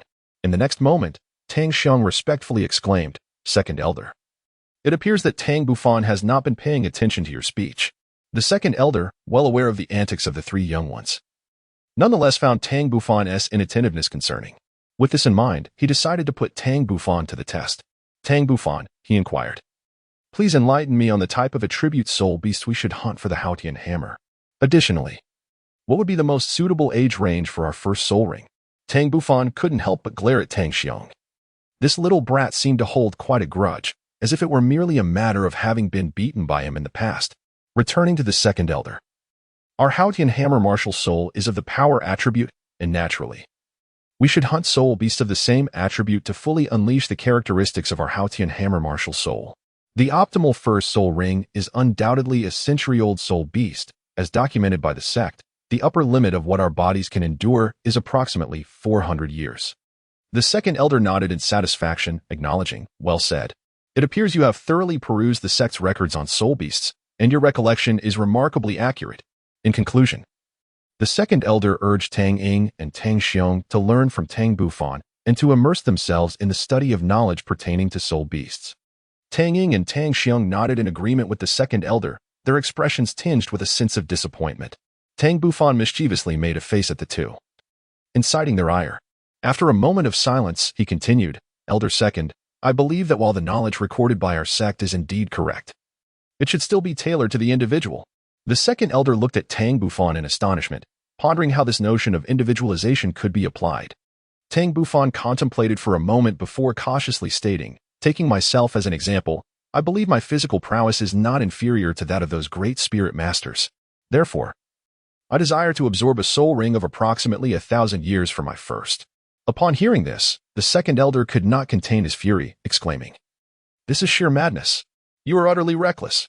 Do you comprehend the formidable nature of 1,000-year soul beast? Do you think you can contend with such a creature? Tang Bufan remained remarkably composed. After a brief moment, he confidently stated, Second elder, let us engage in a wager. If I can vanquish a millennium soul beast through my own strength, will you permit me to absorb its soul ring? Chapter 8. The First Soul Ring Part 2. As he observed the beaming confidence radiating from Tang Bufan, the second elder felt an unprecedented wavering within his heart. Nevertheless, he could not bring himself to believe that Tang Bufan could single-handedly slay a millennium soul beast. Yet, it was undeniable that Tang Bufan possessed innate strength. If he sought to absorb the soul ring of a 500- or 600-year-old soul beast, the second elder might have found it somewhat acceptable, as it did not seem entirely outrageous. After a prolonged contemplation, the second elder slowly replied, It is not impossible for me to acquiesce to your request, but first, allow me to witness your prowess. How about this? If you can assist Tang Ying and Tang Xiong in acquiring their first soul ring, I shall agree to your wager. Tang Bufan pondered for a moment and replied, All right, Elder Second, the first spirit ring of the two of them is now bound to me. A smile appeared on the face of the second elder. In his eyes, a 6-year-old child like Tang Bufan could not possibly possess great strength. Merely facing a spirit beast without being terrified to the point of wetting his pants was commendable enough. As for slaying a 1,000-year spirit beast, that was nothing short of a fanciful dream. Tang Bufan also smiled. Although he was merely 6 years old, his prowess far surpassed his tender age. It was true that, due to his youth and insufficient internal energy, he was unable to fully unleash the capabilities of his past life. Nevertheless, he had once reached the pinnacle of innate strength and possessed a wealth of combat experience throughout his life. He merely needed to identify the weaknesses of the soul beasts and launch targeted assaults, which would grant him the opportunity to vanquish his foes. Naturally, he would also assess the specific circumstances before making any decisions. If a millennium-old soul beast proved too formidable, he would not recklessly engage. This was merely a minor interlude. Soon, they continued their journey toward their destination. An hour later, the four of them arrived at an expansive forest, shrouded in a delicate veil of white mist. This was the Misty Forest, a peculiar place indeed, for despite being classified as a tropical forest, it bore an uncanny resemblance to the northern soul beast forests. After a brief respite, the second elder guided Tang Bufan and his companions into the depths of the Misty Forest. As they traversed further, the forest was anything but tranquil. The air was alive with the sounds of chirping insects, singing birds, and the occasional roar of wild beasts. Soul beasts typically emerged to roam during midday. So the second elder urged, Stay alert and search diligently. Should we miss this opportune moment, our chances of success will diminish significantly. Tang Bufan walked at the rear, his demeanor composed and his gaze calmly surveying the surroundings, while simultaneously searching for suitable soul beasts for their needs. Although Tang Ying and Tang Xiong walked in the middle, their expressions were marked by considerable tension. The second elder, observing this, sighed softly within. Tang Ying and Tang Xiong were indeed 2 or 3 years older than Tang Bufan. Yet their performance paled in comparison to his. As the four gradually ventured deeper, they soon entered the territory of century-old soul beasts and encountered several, including various rabbit and fox-type soul beasts. Regrettably, these creatures were all agile types, unsuitable for their needs. Based on the extensive hunting experience of Haotian Sect over the years, the Haotian hammer was better suited for soul rings from cattle, primates, and tigers. Thus, the second elder led Tang Bufan and the others in further search within the realm of century-old soul beasts. 5 minutes later, the second elder abruptly halted. Without warning, he vanished before the eyes of the three. Tang Ying and Tang Xiong, who were ahead, were instantly bewildered, while Tang Bufan furrowed his brow and quickly stepped ahead of them. In the next moment, two soul beasts leisurely appeared before them. Tang Bufan furrowed his brow, as it appeared that these were the mighty bull beasts, renowned for their immense strength. It seemed that the reason the second elder had departed was likely due to the discovery of these two soul beasts. Soon, the two mighty bull beasts detected the presence of Tang Bufan and his companions, revealing their fierce aura. Though Tang Ying and Tang Xiong did not scream, they were nonetheless rendered speechless, for it was their first encounter with a soul beast. Tang Bufan scrutinized the two formidable barbaric bulls before him, their sleek, ebony coats glistening. Their horns were remarkably sharp, and their robust bodies measured approximately 2 meters in length and over 1 meter in height. If his estimations were accurate, these two bulls were likely soul beasts of around 3 centuries in age. Moreover, the second elder had undoubtedly not ventured far, remaining close by to observe their actions. Tang Bufan softly said, "Take care of yourselves. I shall handle these two mighty bulls." With that, he charged towards the fierce beasts, leaving Tang Ying and Tang Xiong bewildered in his wake. Not far away, hidden among the grass, the second elder anxiously murmured about his impulsiveness. Yet he remained prepared to offer assistance at a moment's notice. In truth, Tang Bufan was far from reckless. His petite frame allowed him to evade the bulls' attacks with ease. Their massive size rendered them vulnerable to their own momentum. As he dashed forward, he activated the internal energy of his Hunyuan gong, ready to unleash a counterstrike. Upon noticing Tang Bufan's audacity, the two mighty bulls instinctively charged at him, envisioning the imminent destruction of this diminutive human. Just as they were about to collide with him, Tang Bufan suddenly accelerated, deftly leaping onto the head of one bull. In that instant, a purple-black Haotian hammer materialized in his left hand, a faint violet aura radiating from it. The bulls momentarily faltered in their assault, and seizing that fleeting opportunity, Tang Bufan gripped the Haotian hammer with both hands and summoned his full internal power, striking down fiercely upon the bull beneath him. A heart-wrenching bellow erupted from the bull as it lost its target, crashing to the ground. The other bull, unable to control its speed due to its companion's fall, stumbled and fell as well. In the shadows, the second elder rubbed his eyes in disbelief. Such agility and precise calculation were hard to fathom from a mere 6-year-old boy.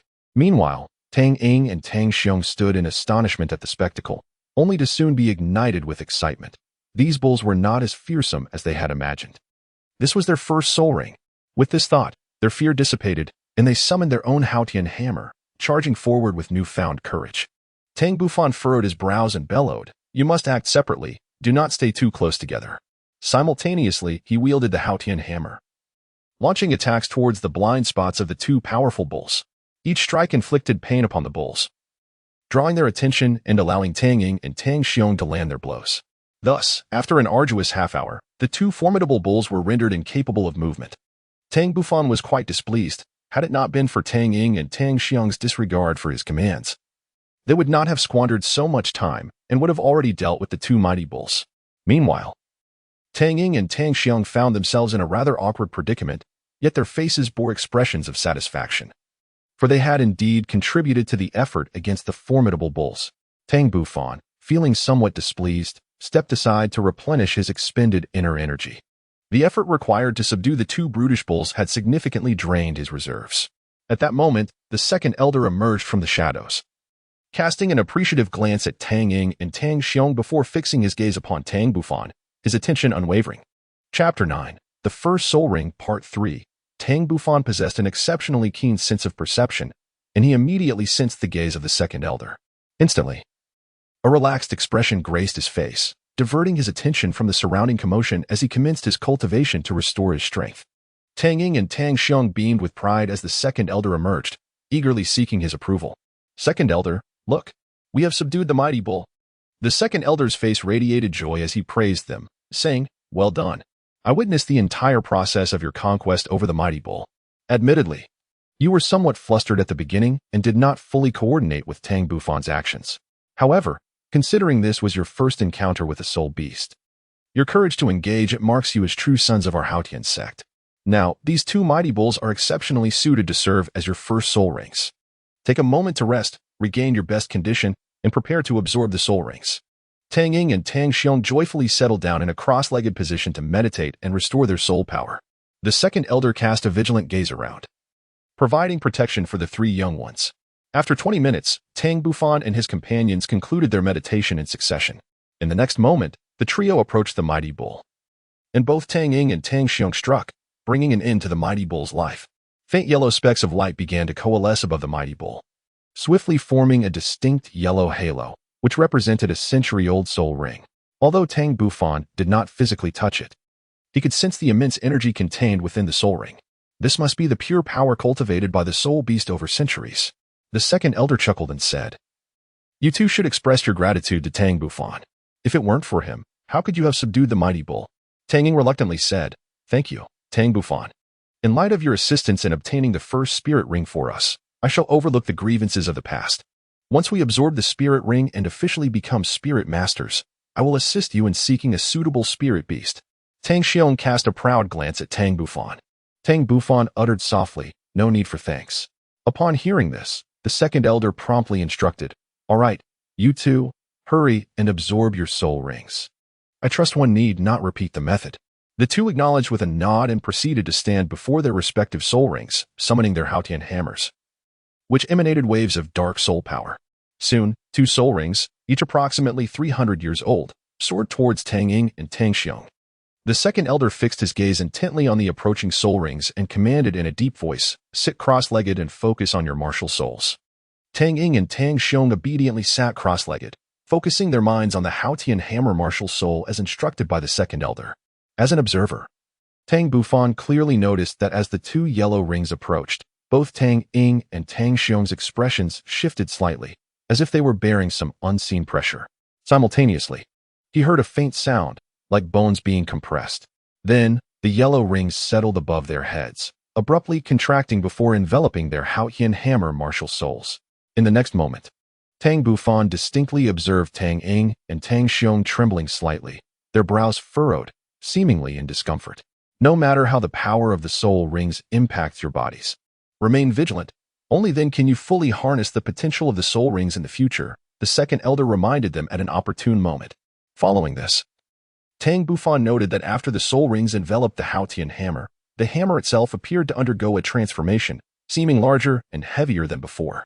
Tang Bufan observed the entire process of their absorption of the spirit rings, a contemplative expression emerging upon his face. It appeared that during the absorption, the power contained within the spirit rings not only transformed the bodies of the spirit masters but also enhanced their martial spirits. Suddenly, a frown creased Tang Bufan's brow. He noticed that Tang Ying and Tang Xiong trembled slightly while absorbing the spirit rings that were approximately 300 years old. It seemed that the power of the spirit rings was more formidable than he had anticipated, leaving him uncertain whether his own body could withstand the potency of a 1,000-year spirit ring. However, he acknowledged that his current physique was indeed extraordinary. Not only did he possess innate strength, but his bodily functions were remarkably robust, even approaching the physical prowess of his previous life. It was worth noting that in his past existence, Tang Bufan had reached the pinnacle of innate talent and had cultivated for over 20 years, rendering his body immensely powerful through the refinement of true energy. Remarkably, in this life, after only a brief period of cultivation, he was nearly at the same physical level as in his previous life, which was quite astonishing. Yet, after several years of contemplation, he had begun to form a hypothesis. The inhabitants of Douluo Continent naturally possess superior physical qualities compared to those of Earth, and his reincarnation was shrouded in enigmas.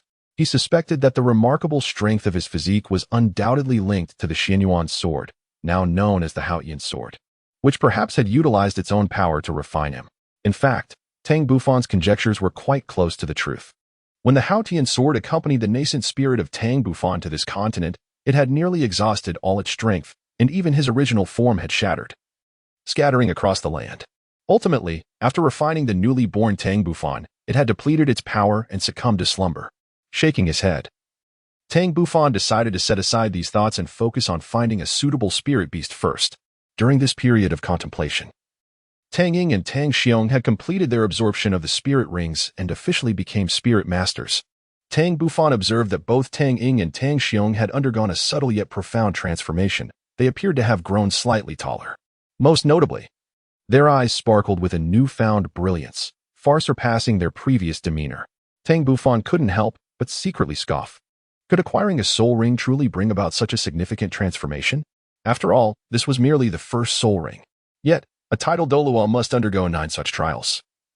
It appears that in this world, the strength of a titled Douluo indeed surpasses that of innate powerhouses. At this moment, The second elder gazed at Tang Ying and Tang Xiong with satisfaction. What are the first soul skills you two have obtained, and what are their effects?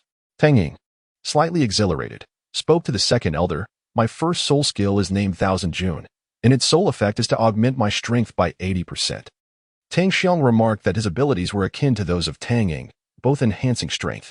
The second elder nodded in agreement, affirming that the primary skill of our Haotian hammer bore a similar effect. Very well, now that you have acquired your soul rings, it is time for us to embark on our journey to find a suitable soul beast for Tang Bufan. Tang Xiong, brimming with enthusiasm, spoke to Tang Bufan. Cousin, when we encounter a suitable spirit beast later, I shall allow you to witness the might of your elder brother. Your first spirit ring is already secured by us. Tang Bufan curled his lips, relying on you? Can you truly contend with the Millennium Soul Beasts? In the end, you still need me to take action myself. Compared to Tang Xiong, Tang Ying possesses a greater wisdom. Fear not, for even if we are unable to prevail, the combined strength of the three of us shall surely suffice. This time, we shall heed your command. Tang Bufan nodded in satisfaction. Had they been in their pre-spirit ring state, he would have outright declined their assistance. After all, a Millennium Soul Beast would undoubtedly surpass the strength of the great power barbarian bull, and their presence would hardly be beneficial. However, now that they had acquired their spirit rings, their physical prowess had significantly enhanced, and if they were to heed his guidance, they could indeed prove to be quite helpful. As for the second elder, given his previous demeanor, it was unlikely he would actively impede their progress. Chapter 10. The First Spirit Ring, Part 4, moments later. Although the second elder still bore a reluctant expression, he ultimately led Tang Bufan and the others deeper into the misty forest.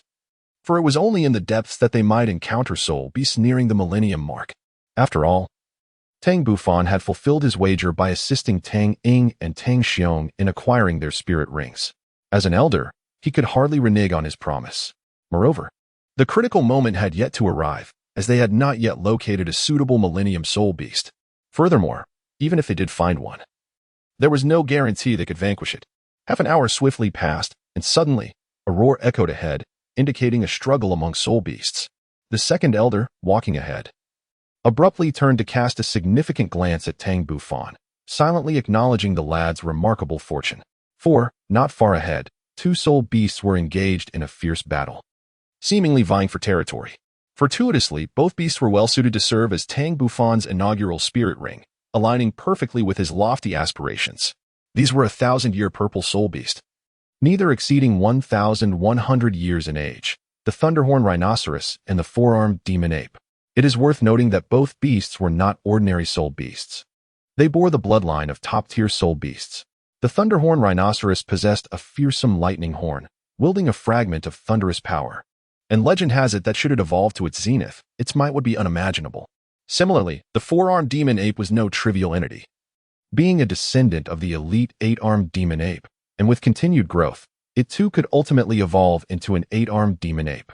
Tang Bufan, possessing remarkable intelligence, immediately discerned the profound significance in the eyes of the second elder, realizing that there must be a suitable soul beast ahead. He jogged forward, parting the dense underbrush that obstructed his view, and soon two soul beasts came into sight. One bore a striking resemblance to a rhinoceros from his previous life on Earth, its body adorned with vibrant purple scales, with a single sharp purple horn protruding from its head, measuring approximately 30 centimeters in length. The other soul beast closely resembled a gorilla, yet it possessed four robust and powerful arms, its fur a deep black that evoked an unsettling sense of dread, exuding an almost demonic strength. The two soul beasts appeared to have been engaged in battle for some time, their breaths heavy and labored, each bearing numerous wounds, suggesting that the conflict had been intensely fierce. Tang Bufan possessed extraordinary vision, allowing him to clearly perceive the gaping wound in the chest of the four-armed soul beast, from which dark blood flowed. Likewise, the rhinoceros-shaped soul beast had shed a considerable amount of its purple scales, and the animosity in their eyes was palpable, indicating that neither would relent until one was vanquished. This situation inadvertently favored Tang Bufan, for both soul beasts appeared formidable adversaries. However, he might seize this opportunity to play the role of the cunning observer. Before long, Tang Ying and Tang Xiong joined Tang Bufan, and the three stood anxiously, gazing ahead. The two soul beasts fixated intently on one another, seeming poised to strike at any moment, which heightened the tension among the trio, much to the amusement of the second elder. As time trickled by, approximately 3 minutes later, The four-armed demon ape could no longer contain its impatience and launched an assault on the single-horned thunder rhinoceros. Its powerful legs propelled it forward with remarkable agility, and its four muscular arms swung fiercely as it closed in on its opponent to deliver a barrage of strikes. In stark contrast, the single-horned thunder rhinoceros remained remarkably composed, its robust limbs exuding strength as it advanced rather than retreated, aiming its sharp horn directly at the chest of the four-armed demon ape. This time, the purple horn was enveloped in crackling violet lightning, resembling the manifestation of a Soulmaster-esque technique. Tang Bufan and his companions gazed at the second elder with expressions of bewilderment. Could it be that soul beasts are capable of unleashing soul skills as well? The second elder, equally astonished, found himself at a loss. Despite his decades of existence, he had never encountered a millennium-old soul beast possessing such abilities. After a moment of silence, he murmured, "Indeed, soul beasts can possess unique skills akin to our soul techniques. These appear to be innate abilities. Generally, only those soul beasts that have existed for over 10,000 years possess such skills. However, some superlative soul beasts at the pinnacle of the soul beast hierarchy may also exhibit innate abilities." As he concluded, the second elder couldn't help but smile wryly, confessing, "Like you, this is my first encounter with a millennium-old soul beast endowed with innate skills." Tang Bufan felt a surge of relief within, realizing that he had previously underestimated the thousand-year soul beasts, unaware that they possessed innate skills. He had once thought that despite their formidable strength, a touch of agility on his part could provide him with the opportunity to vanquish them. However, it now appeared that he was gravely mistaken. The second elder, noticing Tang Bufan's contemplative expression, imparted wisdom. "Do you now comprehend the naivety of your prior thoughts? Even if the three of you joined forces, you would still be unable to contend with any one of them." Tang Ing and Tang Xiong stuck out their tongues, their faces reflecting a sense of dread, for they had just witnessed the swift and powerful movements of the two soul beasts with their own eyes. Tang Bufan nodded. "I understand, second elder." At that moment, the sharp horn of the unicorn thunder rhinoceros erupted with violet lightning, striking the four-armed demon ape. The electric currents surged through its body, rendering it momentarily numb and immobile. Panic immediately flickered across the face of the four-armed demon ape, but the unicorn thunder rhinoceros seized this opportunity, vigorously ramming its pointed horn into its opponent's body, swiftly creating a small puncture.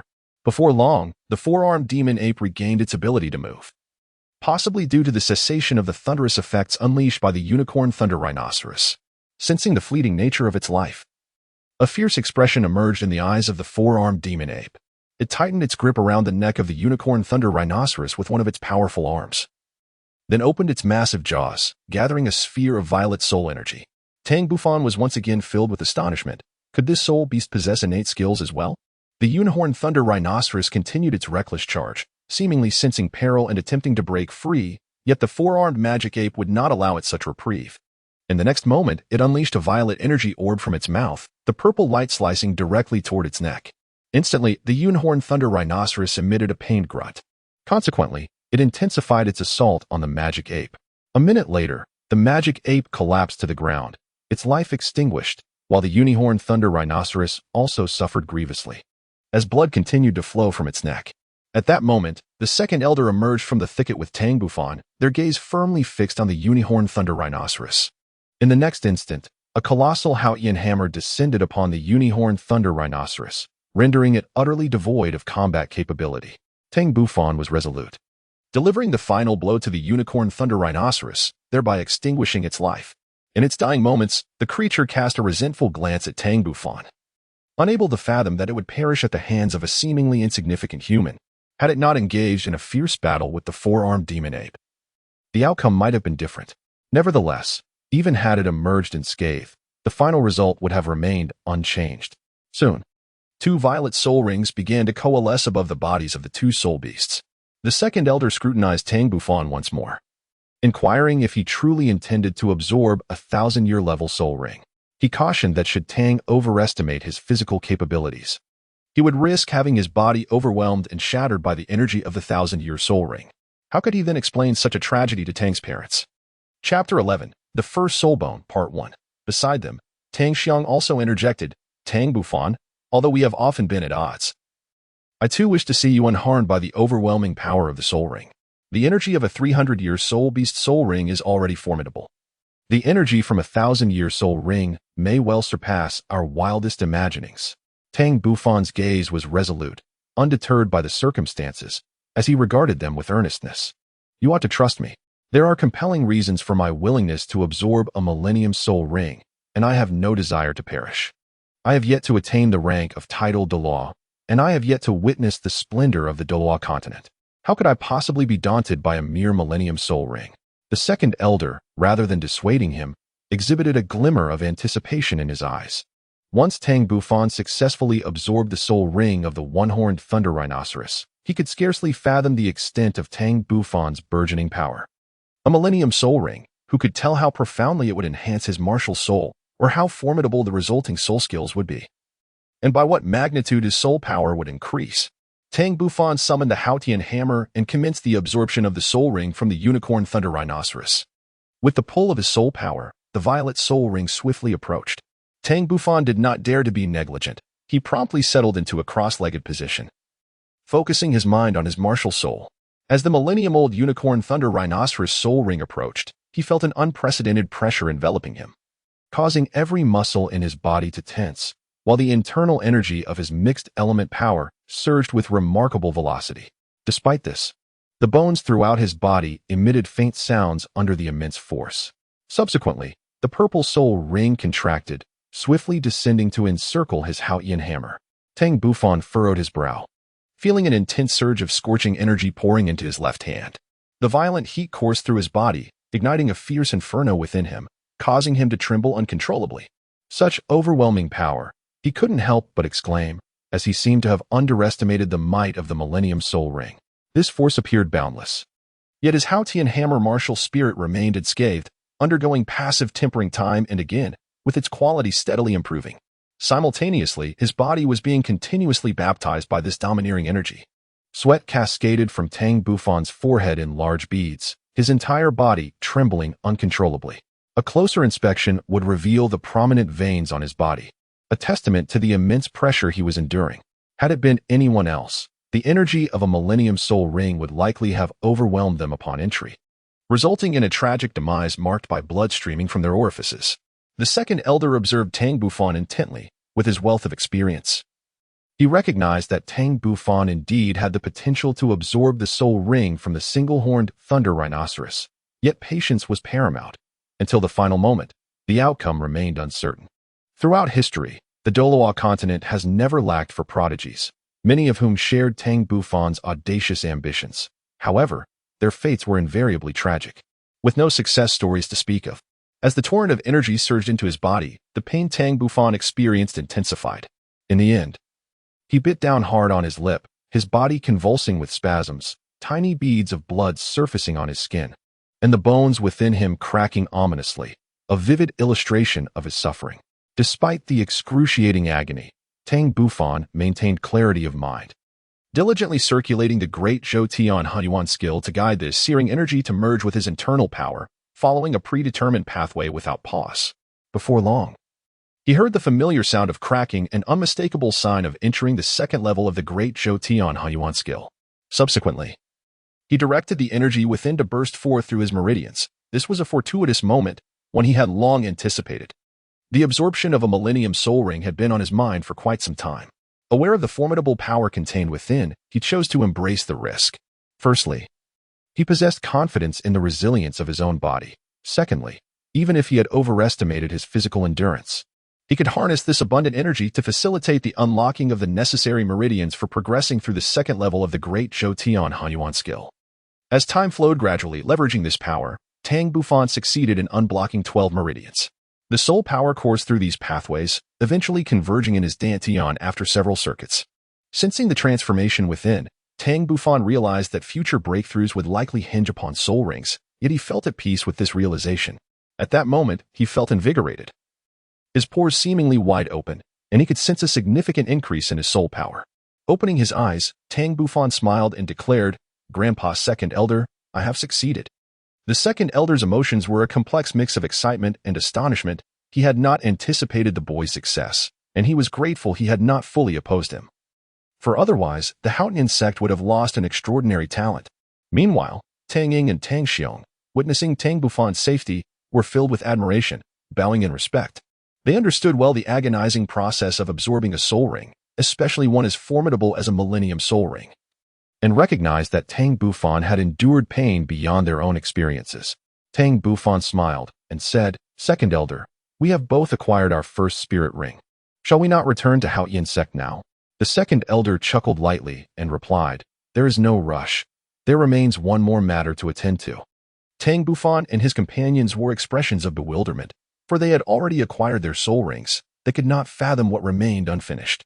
"Let me pose a question to you. What is the most precious treasure possessed by a soul beast?" The second elder's face was adorned with an air of mystery. Tang Ying and Tang Xiong replied without hesitation, "Soul ring." Tang Bufan did not rush to respond. Instead, he meticulously recalled the soul beast information he had perused in the sect.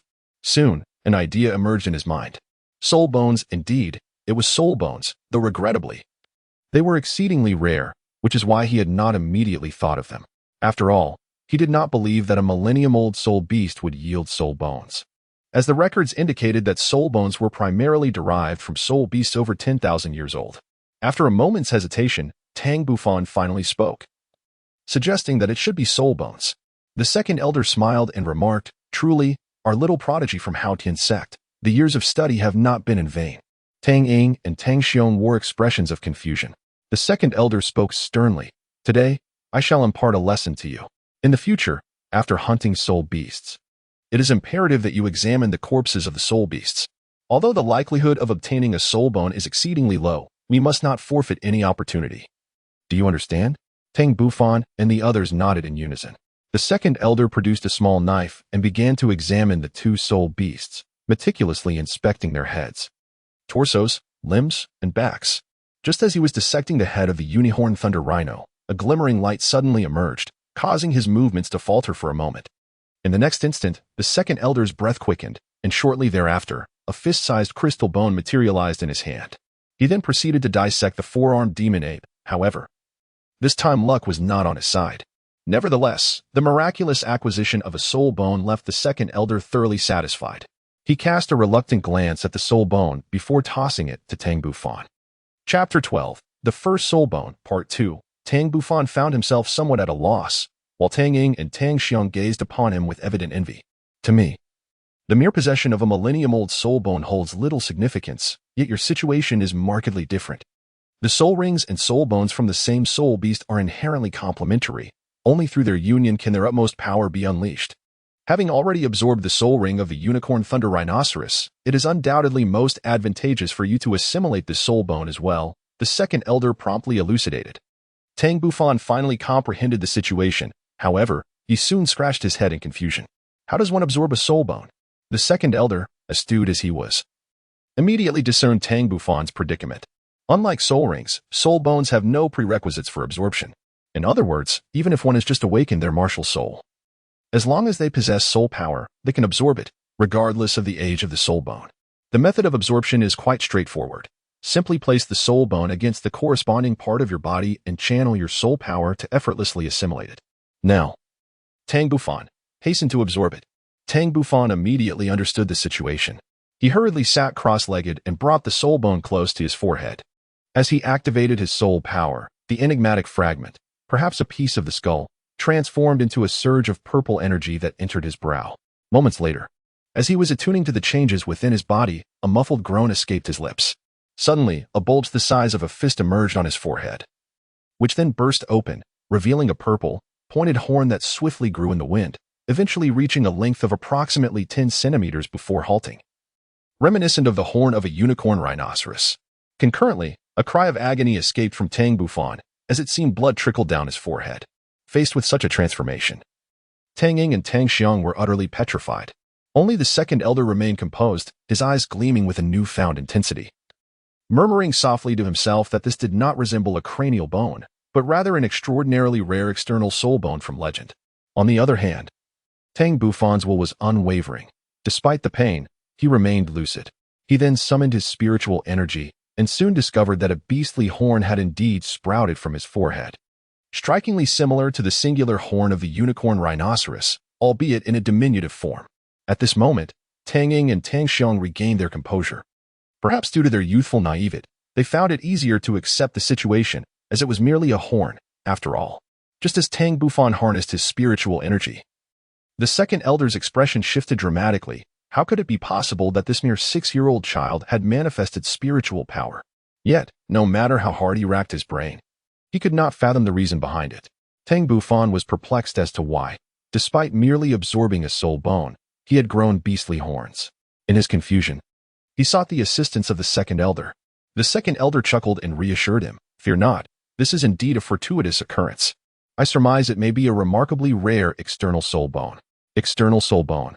Tang Bufan and his companions exchanged glances of profound bewilderment.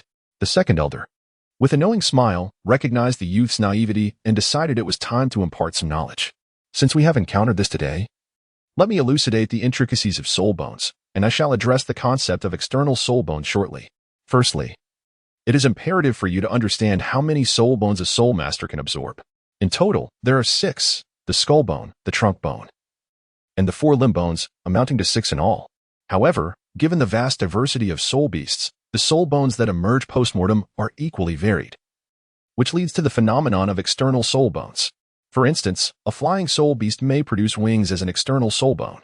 Essentially, any soul bone that does not belong to the 6 fundamental types is classified as an external soul bone, and this sharp horn you possess is likely one such example." As he concluded, a smile of satisfaction graced the second elder's face. Tang Bufan unexpectedly acquired an extraordinarily precious external soul bone. Such a soul bone possesses the remarkable ability to grow alongside its master. Having absorbed it now, it will undoubtedly continue to evolve as Tang Bufan progresses in his cultivation.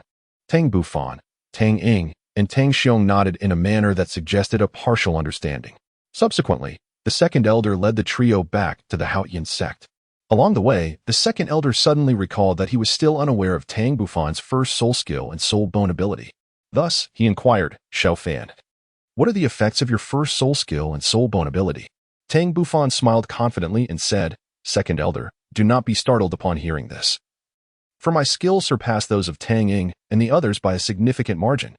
Although Tang Ying and Tang Xiong were aware that Tang Bufan's first soul skill surpassed theirs, given that it was endowed with a purple millennium soul ring, which could be likened to an ordinary person's third soul skill, they couldn't help but feel a twinge of dissatisfaction.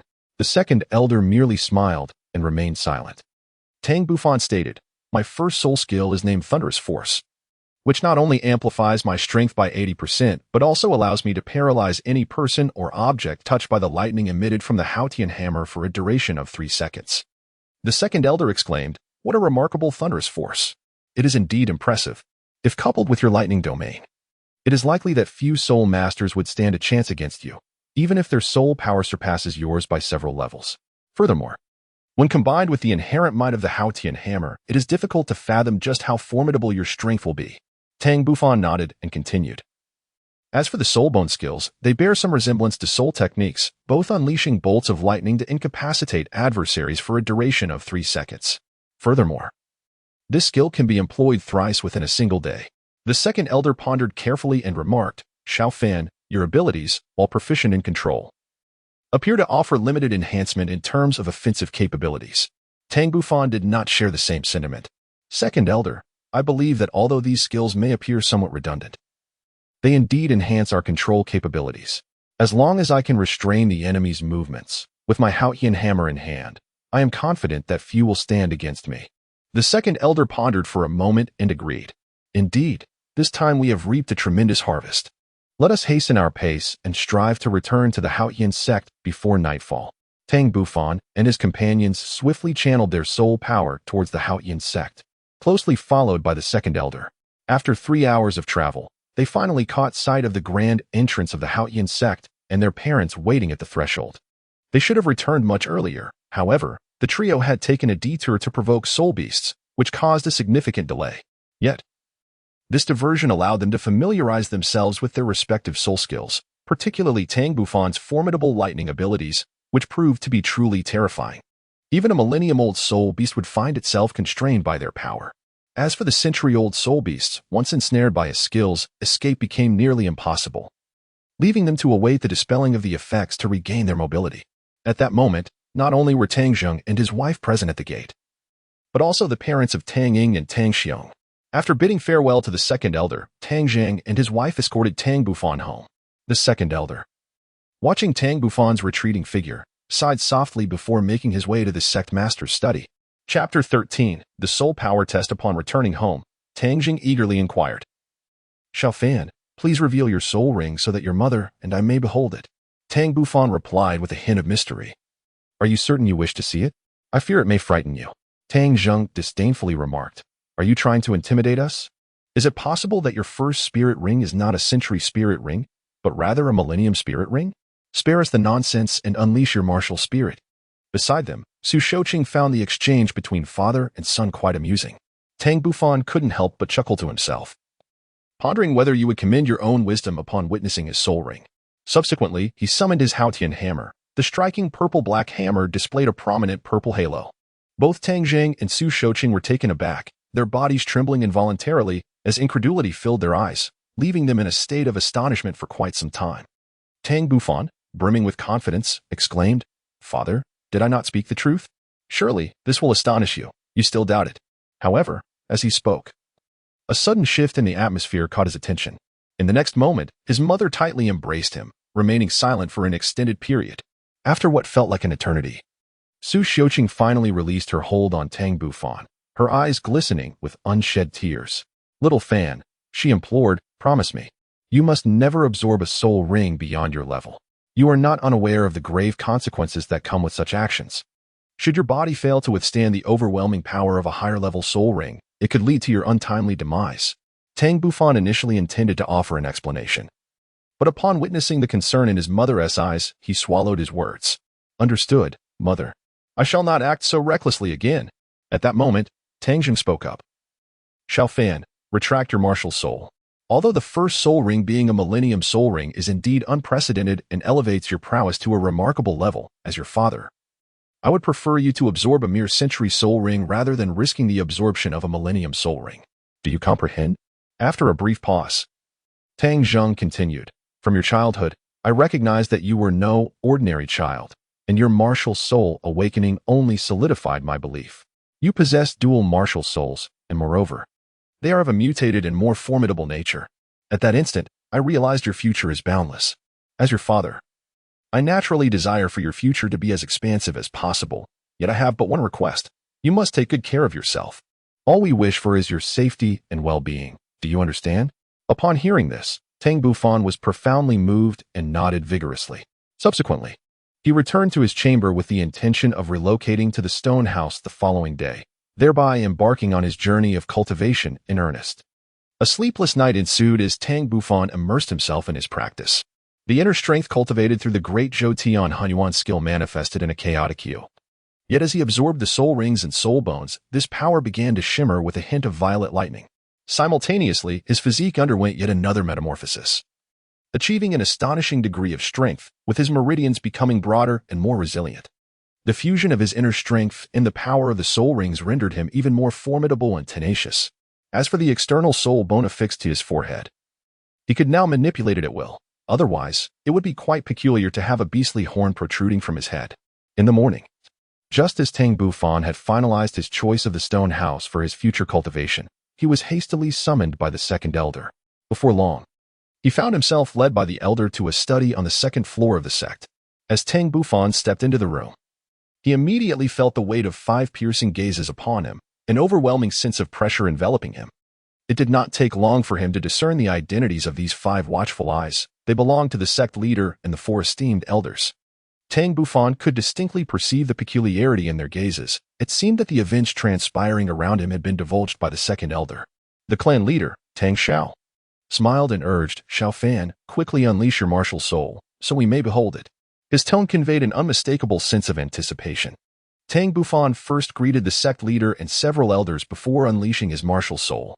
Instantly, the Haotian hammer, adorned in hues of purple and black, manifested before them, with the violet soul ring distinctly visible and remarkably solid.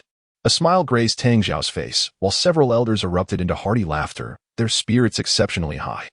It is truly unimaginable how you managed to absorb a millennium spirit ring. This marks the first occurrence in the Douluo Continent of a prodigy whose first spirit ring is of 1,000 years. At this moment, the third elder spoke, urging, Xiaofan, Unleash your first spirit skill upon me. Tang Bufan hesitated to launch an assault on the third elder until Tang Xiao gave a nod of approval, prompting him to strike. In the next moment, the Haotian hammer, adorned in hues of purple and black, suddenly erupted with arcs of lightning that swiftly struck the third elder. However, the formidable strength of the third elder rendered the paralysis from the lightning utterly ineffective. Subsequently, he effortlessly caught the Haotian hammer with his palm. Following the master's signal, Tang Bufan withdrew his martial soul. Uncle 3, how do you feel? Tang Xiao inquired. The third elder displayed a look of astonishment. Let us first discuss the lightning on the Haotian hammer. Its paralyzing effect is remarkably potent, likely affecting anyone below the 60th level. Moreover, the inherent power of the Haotian hammer is sufficiently formidable, nearly rivaling that of our soul venerable disciples. Tang Xiao and the other elders displayed expressions of incredulity. The notion that a mere level 10 Haotian hammer could approach the caliber of a soul sage level Haotian hammer seemed almost unfathomable. After a prolonged silence, the second elder remarked that although Tang Bufan's Haotian hammer might not yet rival those of the soul sage disciples within their sect, its quality was inherently superior to that of a typical Haotian hammer. Furthermore, having absorbed the soul ring of a millennium-old unicorn thunder rhinoceros, it was no wonder that the quality of his Haotian hammer had been elevated to its current state. The other elders, upon reflection, concurred with this assessment. At that moment, Tang Xiao retrieved a yellow crystal ball from the bookshelf. Xiao Fan, let us ascertain the level of your soul power. Tang Bufan was equally intrigued by the soul power. Thus he extended his hand to cover the crystal orb. In the next instant, a dazzling golden light erupted from the orb, clearly revealing his level. 16th level. The 5 elders and the sect master were all left in a state of astonished disbelief. Can a millennium soul ring truly elevate one's soul power by 6 levels? The 7th elder questioned with uncertainty. Tang Xiao shook his head. Typically, a century-old soul beast would only elevate one's soul power by a single level. However, the unicorn thunder rhinoceros he absorbed was no ordinary soul beast, and reaching level 16 was not entirely far-fetched. The other elders could only smile wryly.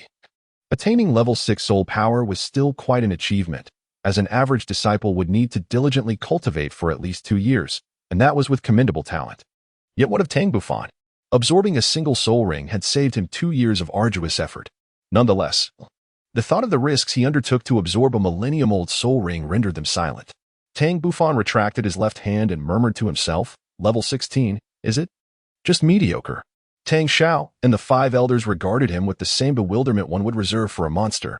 Indeed, it was not that Tang Bufan resembled a monster, but he was, in essence, a creature of otherworldly prowess. Subsequently, Tang Xiao permitted Tang Bufan to depart. They were acutely aware of the significance of the number 16. And it was evident that, given Tang Bufan's extraordinary talent, he would likely obtain another soul ring within a mere 2 years. Chapter 14. Return to the Misty Forest.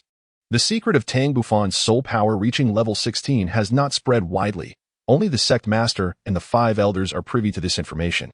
However, the news of Tang Bufan possessing a millennium soul ring has long echoed throughout the Haotian Sect, inciting astonishment among all its members, to the extent that passers-by greet him with respect. Seasons have changed, and in the blink of an eye, a year has passed. Now, Tang Bufan has resided in the stone chamber for a year. At the age of 7, his soul power has ascended to level 20, once again shocking the sect master and the 5 elders. One morning, Tang Bufan, accompanied by Tang Ming and Tang Feng, commenced their routine run around the Haotian Sect. Under the guise of physical training, the exact expanse of the sect remains unknown, but Tang Bufan estimates that a complete lap around it spans at least 10 kilometers. By the time they complete his circuit, he is nearly exhausted. Consequently, both Tang Ming and Tang Feng dread the morning exercises. However, there is no alternative, as their parents have expressly instructed Tang Bufan to train them together. Their stone chambers are adjacent, leaving no room for idleness. Nonetheless, since training alongside Tang Bufan, both have made remarkable progress. 8 months prior, Tang Feng was the first to reach level 10 and subsequently acquired his soul ring, officially becoming a Soulmaster. 3 months ago, Tang Ming also attained level 10 and, under the guidance of his parents, successfully hunted a soul beast, advancing to Soulmaster status. Currently, Tang Feng's soul power has reached level 15, a rapid ascent primarily attributed to his first soul ring being 400 years old. After absorption, his soul power soared to approximately level 13, followed by rigorous training for 8 months to achieve level 15. As for Tang Ming, he is slightly behind but has attained level 14. Outside the sect, the trio of Tang Bufan, Tang Ming, and Tang Feng sat at the cliff's edge, feeling the chill of the wind. Gazing at the billowing clouds over the mountains, Tang Bufan felt a newfound curiosity about the world beyond the sect. Yet, he understood that the sect master forbids disciples from leaving the sect, a restriction he learned from Tang Zheng. It is said that the sect master's brother, the youngest titled Douluo in the continent, Tang Hao, killed the Pope of the Spirit Hall, triggering a series of events. Many occurrences transpired, leading to the Haotian Sect being forced to retreat into the depths of the mountains. Its influence significantly diminished, now reduced to merely a few hundred outer disciples and affiliated disciples in the village below.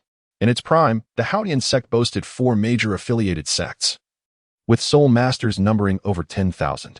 Regrettably, the Spirit Hall is more formidable, and the Haotian Sect dares not engage in conflict, ultimately compelled to relocate and hide in this secluded area. At that moment, Tang Ming whispered, "Big brother, do you know what the world outside the sect is like? Apart from hunting soul beasts, I have never left the sect. Neither have I. I wonder when the sect will lift the restrictions, so we can explore the outside world." Tang Feng added, his heart filled with yearning. Nonetheless, staying within the sect does not seem so bad after all. Tang Bufan's gaze was profound. It seems we must await the time when the strength of our Haotian Sect is nearly capable of contending with the Spirit Hall. I firmly believe that day is not far off. At this moment, Tang Bufan suddenly found himself harboring a sense of disdain towards the Spirit Hall, for it had kept him on the Douluo Continent for so long without revealing the nature of the world beyond. Tang Ming and Tang Feng both nodded. "Boss, your soul power has already reached level 20. When will you go hunt soul beasts?" Tang Ming asked with a hint of envy. "Let us wait a few more days." Tang Bufan replied after some contemplation. "You both must strive to cultivate diligently. Otherwise, you may find it difficult to keep pace with me. Who knows? One day, I might venture beyond our sect into the outside world, and at that time, do not blame me for not bringing you along." Tang Ming and Tang Feng both displayed expressions of astonishment. "Boss, do you intend to sneak out? However, our parents would never consent, and the sect leader would surely not permit it." Tang Bufan made a shushing gesture, exclaiming, "You are truly foolish. Can't you devise a means to sneak out on your own? Furthermore, I have no intention of venturing outside at the moment. At the very least, I plan to reach around level 40 before contemplating an expedition into the outside world. When that day arrives, should you fail to attain level 40, I shall not take you with me, lest you hinder my progress." Tang Ming, with a stubborn demeanor, insisted, "Boss, you must take me with you. If you don't take me out, I shall reveal your secrets to the sect leader." "Kiki." Tang Bufan's face turned an ashen green with fury. He let out a cold snort and then turned on his heel to return home. Tang Ming and Tang Feng exchanged glances, revealing a smile that indicated their scheme had succeeded, and they quickly followed suit. Time passed swiftly, and in the blink of an eye, 7 days had gone by.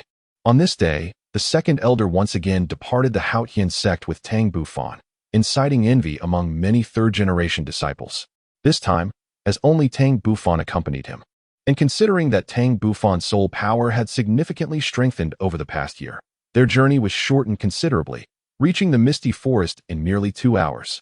Upon gazing at the forest shrouded in mist, Tang Bufan curiously inquired, "Second elder, have you ever ventured into the core of the misty forest? What is it like within?" The second elder replied nonchalantly, "Of course, I have been there. However, the situation inside is rather intricate, and it would be difficult to explain in a short time. You shall see for yourself in due course. For now, we must enter to search for a suitable soul beast for your second soul ring." With that, the second elder took the lead into the forest. Upon witnessing this, Tang Bufan had no choice but to follow suit. As for the misty forest, it could be explored at a later time. "How many years of soul rings do you intend to absorb this time? And are there any particular soul beasts that catch your fancy?" inquired the second elder as he walked. "Presumably. The esteemed elders and the sect leader have already calculated how many years of soul rings I can absorb for my second soul ring." Tang Bufan replied without raising his head. The second elder smiled in silence. The elders believed that Tang Bufan possessed the potential to reach the unparalleled level of 99, not merely due to his twin martial souls. Therefore, Tang Bufan could not afford any missteps. Generally speaking, the maximum soul power absorption for a Soulmaster's third soul ring could reach approximately 1,700 years, while the fourth soul ring could accommodate around 5,000 years of cultivation. However, Tang Bufan could not adhere to conventional norms when adding soul rings. as his first soul ring was already of the millennium level, and his second would inevitably also be a millennium soul ring, though the exact number of years remained uncertain. Consequently, after intricate calculations, they finally determined a feasible range for the soul beast he could absorb, between 3,000 to 4,000 years. Within this range, his physical strength should be adequate to sustain the burden. Tang Bufan noticed that the second elder remained silent. So he wisely refrained from further inquiries and began to earnestly search for soul beasts. This time, they directly returned to the location where two soul beasts had previously contended, a place that served as a boundary. The second elder led Tang Bufan into the depths without pausing, only slowing their pace after approximately an hour of progress. Along the way, they encountered numerous millennium soul beasts. However, none were suitable for Tang Bufan, either due to insufficient age or incompatible attributes. Chapter 15. The seven-colored mouse in the mysterious hall. Before long, noon arrived, and the two chose a random spot to settle down for lunch. As Tang Bufan observed the second elder retrieving their meal from the soul guide device, he felt an overwhelming sense of envy. This was a soul guide device, akin to the legendary spatial rings of his previous life. Soon, the second elder produced their lunch and handed it to Tang Bufan. Noticing Tang Bufan's envious gaze, the second elder chuckled softly. This is a soul guide device. You must have seen its mention in the sect's texts.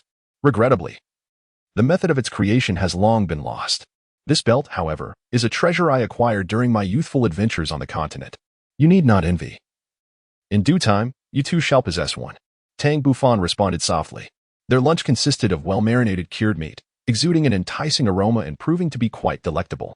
Unbeknownst to them, a kilometer away, a vividly colored mouse gently sniffed the air, as if catching a whiff of something intriguing.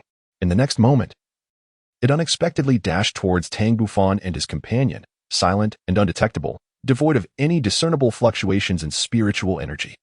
Just as Tang Bufan was about to savor the final and largest piece of cured meat, a fleeting flash of vibrant color appeared, and the meat in his hand vanished without a trace. In the next instant, mere meters away, a plump, colorful mouse was relishing his cured meat, devouring it within moments and, upon finishing, licking its lips as if savoring the delightful taste. Tang Bufan could not help but feel a surge of anger. This was the first time he had encountered such a brazen mouse. Not only did it show no fear of humans, but it also dared to seize their food.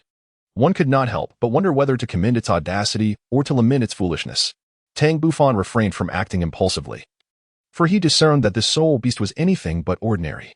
He hastily turned his gaze towards the second elder, who, at that moment, was equally perplexed. The second elder was unfamiliar with this particular rodent-type soul beast and was unable to ascertain its age. Logically speaking, given its size, which was akin to that of an ordinary wild rabbit, it should be classified as a 10-year soul beast, at most 100 years. Yet, even a 100-year soul beast would not be able to evade his perception and approach them unnoticed. Moreover, it was peculiar that even now, he could not detect any fluctuations of soul power emanating from this creature. Upon observing the second elder's silence, Tang Bufan dismissed the matter. This audacious little creature dared to pilfer his belongings, and thus it was imperative to administer a minor lesson. With a subtle exertion of his soul power, he lunged toward the vibrant mouse. Surprisingly, the colorful rodent displayed no fear. Instead, it wore a mischievous, almost anthropomorphic grin. This was the limit of Tang Bufan's patience. He resolved to teach it a thorough lesson once he captured it. Just as he believed he was about to seize the mouse, it nimbly evaded his grasp with a delicate sidestep. Tang Bufan's body suddenly lost its aim, crashing to the ground and causing him to feel a twinge of pain. Tang Bufan was instantly enraged. He had been mocked by a mere mouse. Rising to his feet, he once again pursued the creature. The colorful mouse gave a little wiggle of its rear towards Tang Bufan before swiftly darting deeper into the forest. Tang Bufan, consumed by a surge of anger, hastily quickened his pace to pursue. The second elder, sensing an unusual disturbance, attempted to intervene, but it was too late. Reluctantly, he hurried after Tang Bufan to prevent any unforeseen incidents. The chase, a dance between man and mouse, swiftly plunged into the depths of the forest. However, no matter how fiercely Tang Bufan exerted himself, he could not catch up to the colorful mouse. At that moment, he too began to sense something amiss. Just as he contemplated abandoning the pursuit and retracing his steps, a thick fog suddenly enveloped him, obscuring the second elder from his view. Gazing at the vibrant mouse before him, a myriad of thoughts flooded Tang Bufan's mind. In that instant, the colorful mouse, noticing Tang Bufan had halted, turned back and approached him, chattering as if eager to convey a message. Tang Bufan could not comprehend the language of the beast, yet his intelligence was unparalleled. He swiftly deduced its meaning, which seemed to suggest that he should follow it. Tang Bufan hesitated for a moment, gazing into the impenetrable fog behind him. Ultimately, he resolved to follow the mysterious, multicolored mouse, eager to discover the destination it intended to lead him to. Thus, under the guidance of the vibrant rodent, Tang Bufan embarked once more, swiftly vanishing into the depths of the mist. Meanwhile, the second elder had initially dismissed Tang Bufan's pursuit of a mere mouse, believing that no unforeseen events would transpire, given the strength he possessed. However, to his astonishment, the duo of man and mouse meandered through the fog, ultimately stumbling into a dense mist. By the time he decided to call out to Tang Bufan, it was too late. Both had already ventured inside. In a state of urgency, the second elder immediately pursued them, fervently hoping that Tang Bufan would remain unharmed. Strangely, upon entering this fog-laden area, his mental acuity seemed to diminish, rendering him incapable of discerning the path with his naked eye. After wandering for what felt like an eternity without locating Tang Bufan, he was compelled to exit the murky expanse. Had he not been vigilant and resourceful, he too would have become ensnared in the fog, unable to find a way out. Peering into the seemingly endless white mist, a look of concern etched itself upon the second elder's face. Reluctantly, he resolved to wait at the entrance. He contemplated leaving to seek assistance from the sect, but worried about the possibility of Tang Bufan emerging without guidance, for they were now within the territory of ancient soul beasts. Thus, he decided to remain for 3 hours. Should Tang Bufan not return by then, he would venture back to the sect for reinforcements. In the meantime, Tang Bufan continued to advance alongside the multicolored mouse through the fog. Approximately half an hour later, the mouse finally came to a halt, indicating they had reached their destination. Suddenly, the view before him sharpened, and as he lifted his gaze, he realized the fog had dissipated, floating ethereally in the air. In the distance, a series of ancient structures emerged, seemingly occupying a considerable expanse, appearing even more vast than the territory of Haotian Sect. The further he ventured inward, the more expansive the area became. He even discovered a small lake nestled within. Tang Bufan gazed in astonishment at the resplendent mouse before him, pondering whether he had stumbled upon a secluded sect. Could it be that this vibrant creature was nurtured by the members of such a hidden order? Shaking his head, Tang Bufan continued to follow the colorful mouse. After a few minutes, he finally arrived at the architectural complex he had glimpsed earlier. As he had surmised, this was indeed a concealed sect, albeit one that had long since faded into oblivion, its glory lost to the annals of time. The remnants of its past splendor were evident, with mountains and waters that suggested a once thriving existence. Regrettably, the scattered corpses on the ground bore witness to a cataclysmic battle that had transpired here. Upon reaching this place, the seven-colored mouse emitted strange sounds, as if lamenting its sorrow. Tang Bufan continued his forward journey, ultimately uncovering a mysterious platinum-hued grand hall nestled deep within the cluster of buildings. This was the sole intact structure he encountered, and he discerned that the surrounding edifices appeared to be constructed in homage to this resplendent hall. If his conjecture held true, this grand hall undoubtedly possessed extraordinary significance. Akin to the main hall of the Haotian Sect, the entrance to the hall stood firmly shut, pristine and untouched by dust. At this moment, the seven-colored mouse gazed at the door, suddenly stirred with excitement, chattering animatedly. Chapter 16. Abundant Harvests. Tang Bufan's gaze shifted slightly. Are you suggesting that I push open this grand door? The colorful mouse seemed to comprehend human speech and actually nodded earnestly. At this moment, Tang Bufan was truly astonished. He had not anticipated that the colorful mouse possessed such intelligence.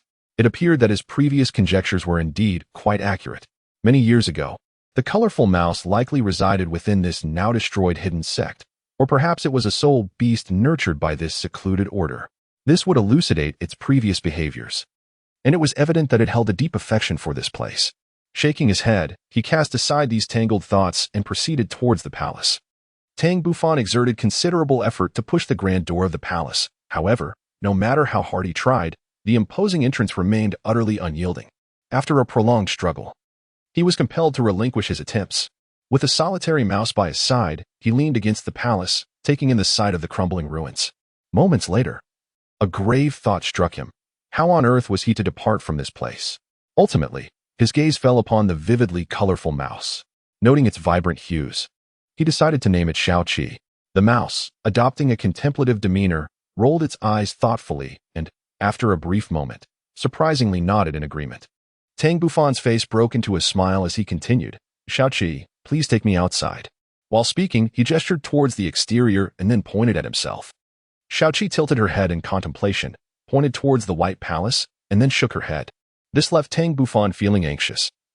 He had been missing for such an extended period, and the second elder was surely quite worried. He needed to leave this place promptly. Gazing at the White Palace, Tang Bufan's imagination took flight. Shaoqi must have intended for him to enter this White Palace. Could it be a means to inherit some form of legacy from this sect? Thus, he patiently reasoned, Shaoqi, as you can see, I am utterly unable to push this grand door open. Please take me outside first. And once my strength has increased, I shall return to open this door. This time, Shaoqi did not shake her head, but instead donned a thoughtful expression. Shaoqi, you must trust me. Once I grow a bit stronger, I will certainly return. Let us make a pact. In 5 years, I shall be back here, he declared. His eyes filled with anticipation as he gazed at Shaoqi. After a brief moment, Shaoqi finally nodded, casting a lingering glance at the White Palace before leading Tang Bufan towards the exit. Tang Bufan, in a haste to depart from this place, momentarily lost his awareness and failed to pay attention to the ground beneath him, resulting in his sudden tripping and falling to the ground. Tang Bufan silently lamented his misfortune as he seemingly stepped upon something hard. Rising to investigate, he discovered that he had trodden upon a skeleton. Kicking aside the tattered cloth beneath his feet, a glimmering bone emerged before his gaze. Tang Bufan was momentarily taken aback, only to be swiftly overcome with elation. It appeared to be a soul bone. In the next instant, he scrutinized the soul bone closely, recognizing it as a remarkably intact left arm bone, exuding a dark luminescence that emanated an oppressive aura. Rather than immediately absorbing this soul bone, he pondered the possibility that where there was one soul bone, there could be another. Thus, he began to meticulously search the surroundings, leaving no suspicious spot unchecked, even examining peculiar items such as belts and bracelets. An hour later, gazing at the collection of items he had gathered from the ground, a radiant smile blossomed upon his face. Among these treasures were soul-guiding devices, soul bones, and books. He discovered 7 soul bones, adding to the one he had previously found, totaling 8. He identified 2 left arm bones, 1 right arm bone, 1 left leg bone, 1 right leg bone, and 2 skull bones, all of which he could ascertain. However, there was 1 soul bone whose origin he could not determine, as it was discovered from the torso but was not a part of the trunk itself. He speculated that it might possibly be an external wing-like soul bone. In addition to the soul bones, there were 3 soul-guiding devices, 2 belts, and a bracelet. Each belt was adorned with white circular jade stones. Differing only in quantity, one contained 9 stones, while the other boasted 33. Tang Bufan's eyes were immediately drawn to a belt adorned with 33 jade stones, which he aptly named the 33 Heavens. He then infused his soul power into the jade, swiftly sensing an additional space within, approximately 1 cubic meter in size. This technique must surely be akin to the concept of Shumi Naji-Z. Subsequently, Tang Bufan donned the 33 Heavens around his waist, placing his soul bone, soul guide, and a dozen books into it. At that moment, the impatient Shaoqi, who had been waiting, began to call out to Tang Bufan in a flurry of excitement. Tang Bufan hastily reassured it, and then, under its guidance, vanished into the depths of the mist. Beyond the veil of fog, the second elder had been waiting for 3 hours. During this time, his mood grew increasingly somber, culminating in a profound sense of despair. He incessantly reproached himself, pondering that had he intervened sooner, perhaps Tang Bufan would not have followed that vibrant mouse into the shrouded haze. Just then, as he prepared to depart, a sudden squeak echoed in the air, igniting a flicker of hope in his dim eyes. He fixated intently on the misty expanse. Moments later, a human and a mouse emerged from the fog. Who else could it be but Tang Bufan and the colorful rodent? The second elder gazed at this scene with disbelief. Could it be that humans and spirit beasts could coexist in harmony? As soon as Tang Bufan exited the mist, he spotted the familiar figure of the second elder not far away. Tang Bufan quietly remarked to Shaoqi, "You should return now. I shall come back in 5 years." After speaking, he felt a twinge of guilt as he approached the second elder. Shaoqi cast a lingering glance at Tang Bufan before disappearing back into the mist.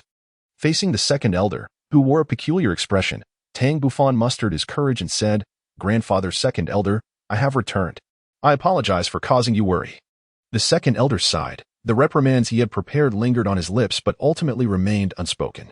Thankfully, Tang Bufan was unharmed.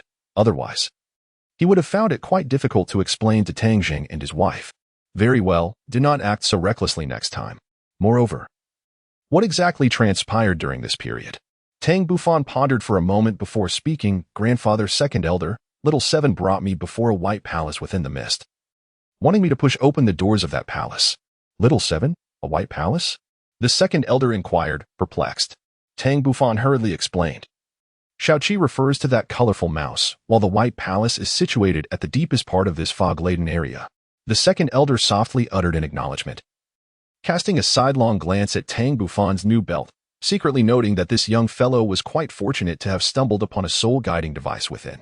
Tang Bufan, noticing the second elder's gaze upon his belt, could not help but display a hint of pride. Grandfather, second elder, I too possess my own soul guidance device. The second elder, however, was not swayed by the youthful exuberance for such artifacts. Casting a glance at the waning daylight, he replied with a hint of exasperation. Enough of this. We must depart. Your second soul ring remains unclaimed. If we do not hasten, we shall be unable to return to the Haotian Sect today. At this moment, Tang Bufan suddenly realized, indeed, second elder, let us hasten to search for the soul beast. With that, he swiftly turned back, closely followed by the second elder to avert any unforeseen mishaps. Soon, the two of them vanished into the depths of the forest. Chapter 17, The Second Soul Ring.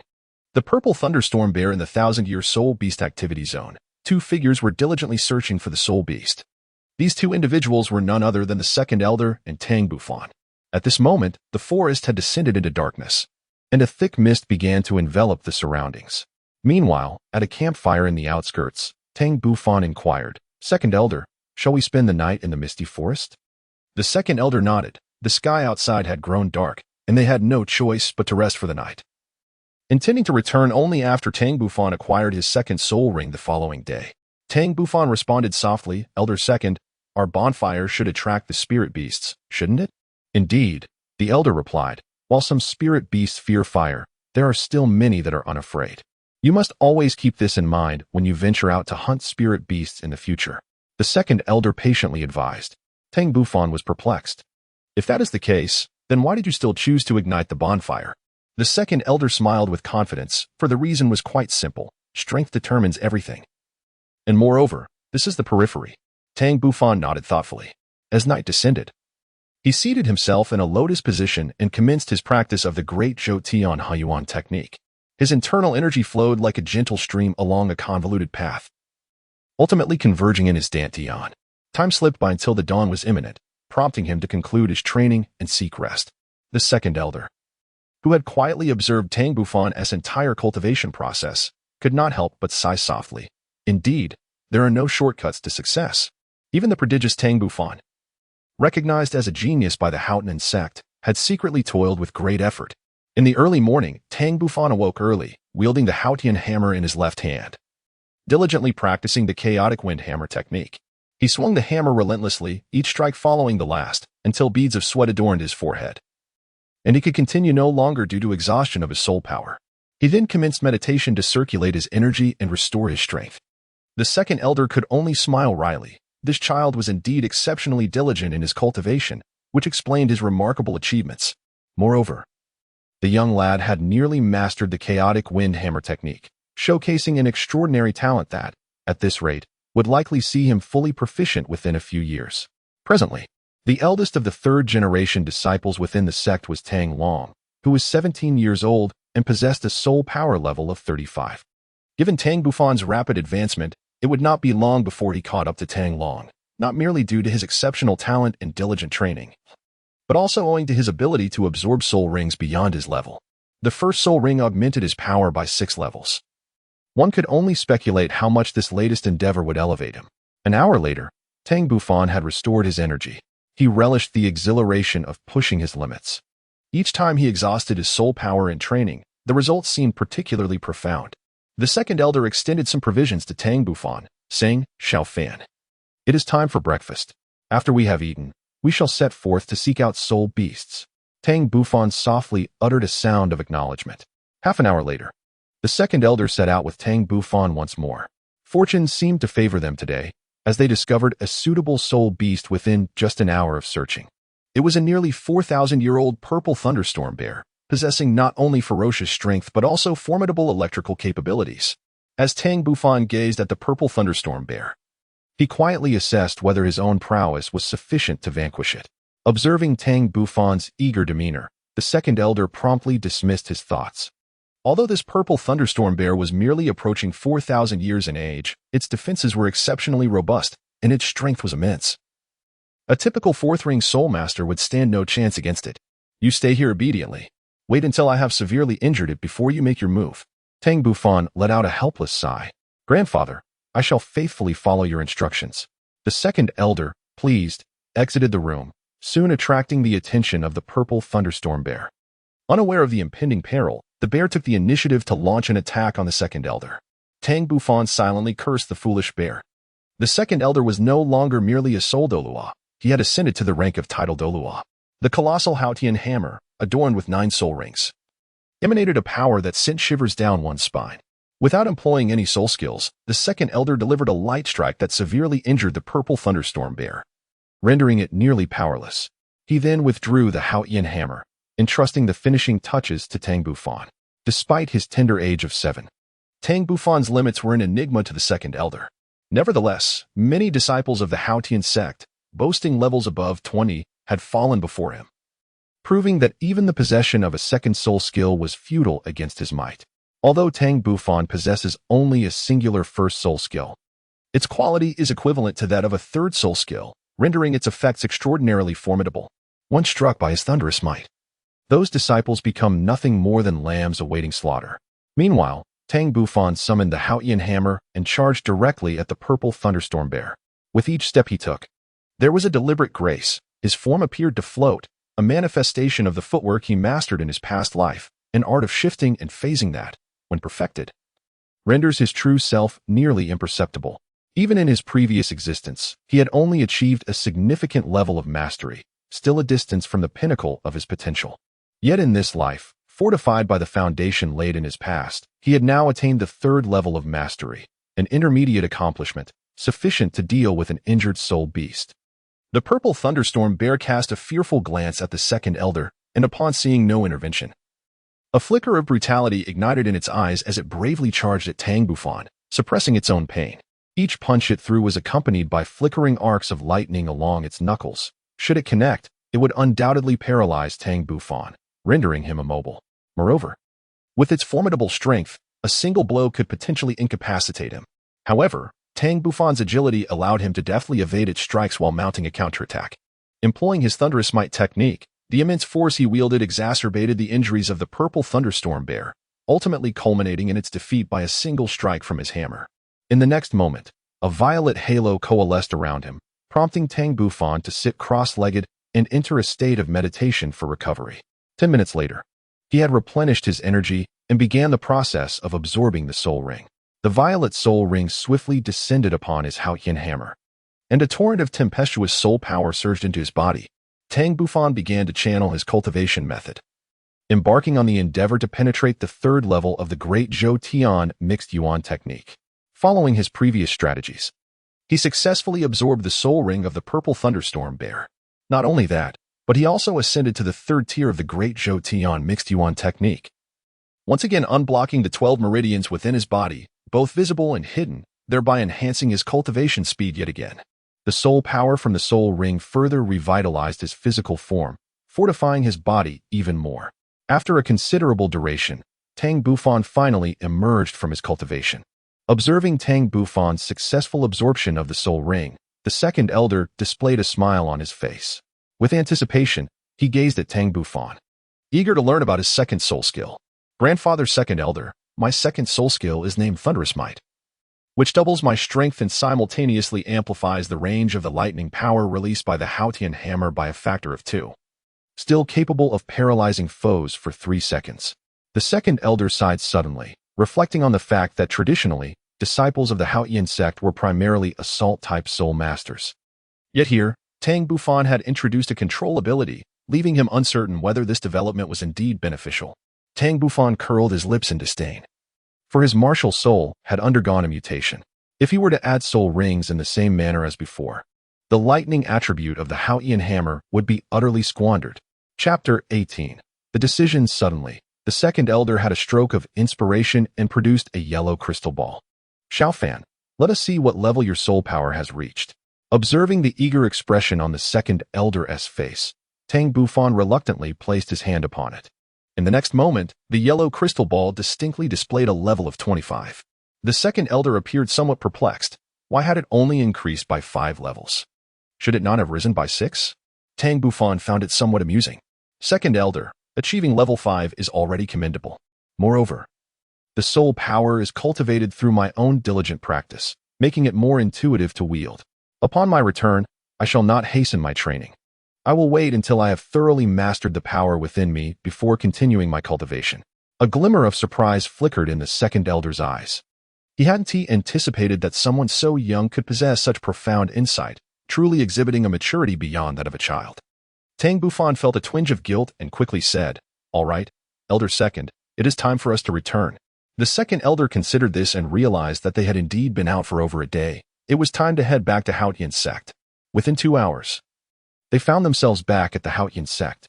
Tang Bufan first assured his mother of his safety before returning to his stone abode. The stone dwelling featured a reception room of approximately 7 to 8 square meters, along with a bedroom and a bathroom.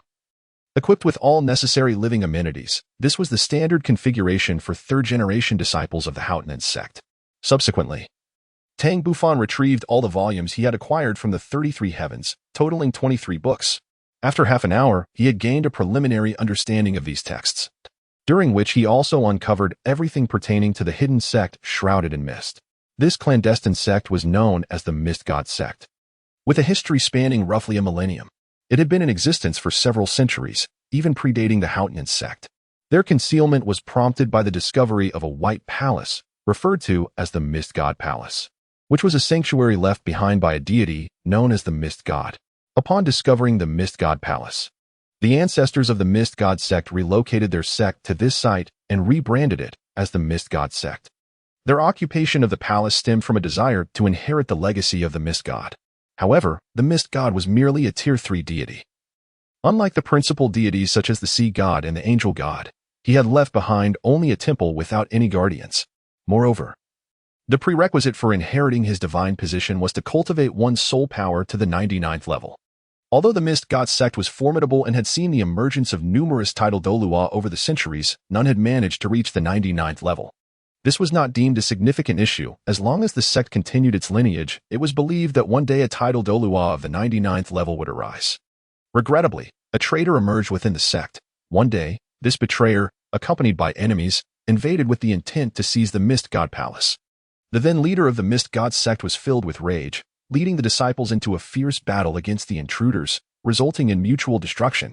From that moment on, the existence of the Mist God Palace faded from memory. In Tang Bufan's eyes, a brilliant divine light emanated as he pondered the deity of fog. Is this the god that governs clouds and mist? Simultaneously, he grasped the profound significance of a Soulmaster's cultivation, namely, the ascension to godhood at the 100th level. However, does one merely inherit the divine position of their predecessors? He was inclined to think otherwise.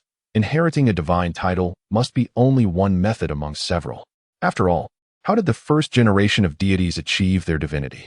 Reflecting on it now, he surmised that when Shaoqi urged him to unlock the Fog God Temple, she likely intended for him to inherit the title of the Fog God.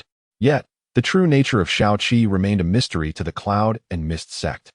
It was said that when they discovered the Fog God Temple, Shaoqi was present in its vicinity.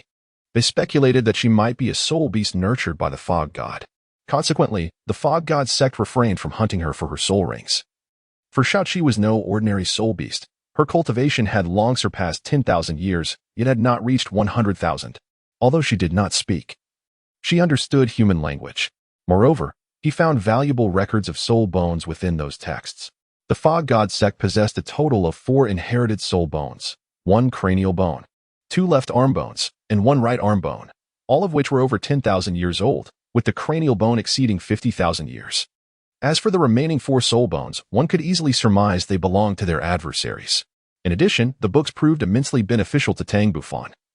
Some introduced various types of soul beasts, while others detailed knowledge of martial souls, and even included maps of the continent, alongside descriptions of perilous locations and ruins. In essence, This was an extraordinary acquisition for Tang Bufan. Taking a deep breath, he compelled himself to regain his composure. It was imperative to contemplate his future pathway. Given that this world harbored deities, he resolved to set a modest goal, to attain godhood. Next, how should he manage the soul bones? Should he surrender them to the sect, or retain them for himself? And should he disclose the existence of the Fog God Temple to the sect? As time passed, myriad thoughts swirled within Tang Bufan's mind. After considerable reflection, he decided to discuss matters with his parents over lunch. At midday, Su Shouqing had prepared the meal. At the dining table, Tang Zheng and his wife gazed at their son, who appeared taller and sturdier than before, their faces radiating joy. Xiaofan, why did you spend a day and a night in the misty forest? Is it truly so arduous to find a suitable soul beast for your second soul ring? They were not particularly concerned for Tang Bufan's safety, for the second elder was a titled Douluo and a formidable assault-type Douluo. Tang Bufan set down his chopsticks and, with a serious expression, addressed his parents. Father, mother, I have a matter to discuss with you. Tang Zheng and his wife were slightly taken aback. It was the first time they had witnessed their son wearing such a serious expression. Could it be that something significant had transpired during the hunt for the soul beast? Tang Zheng couldn't help but inquire, what has transpired? Tang Bufan remained silent, yet amidst their astonished gazes, he retrieved 8 soul bones. And the surging waves of soul power instantly filled the entire living room. Tang Zheng and Su Shouqing were astonished and rose to their feet. It took them a while to regain their composure, and immediately, they urged Tang Bufan to stow away his soul bone. Tang Bufan is no fool.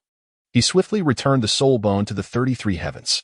Tang Zheng gazed solemnly at his son. Xiaofan, how did you come by these soul bones? Does the second elder know? Father, mother, I have not yet informed the second elder about this matter. As for these soul bones, I acquired them in a relic within the misty forest.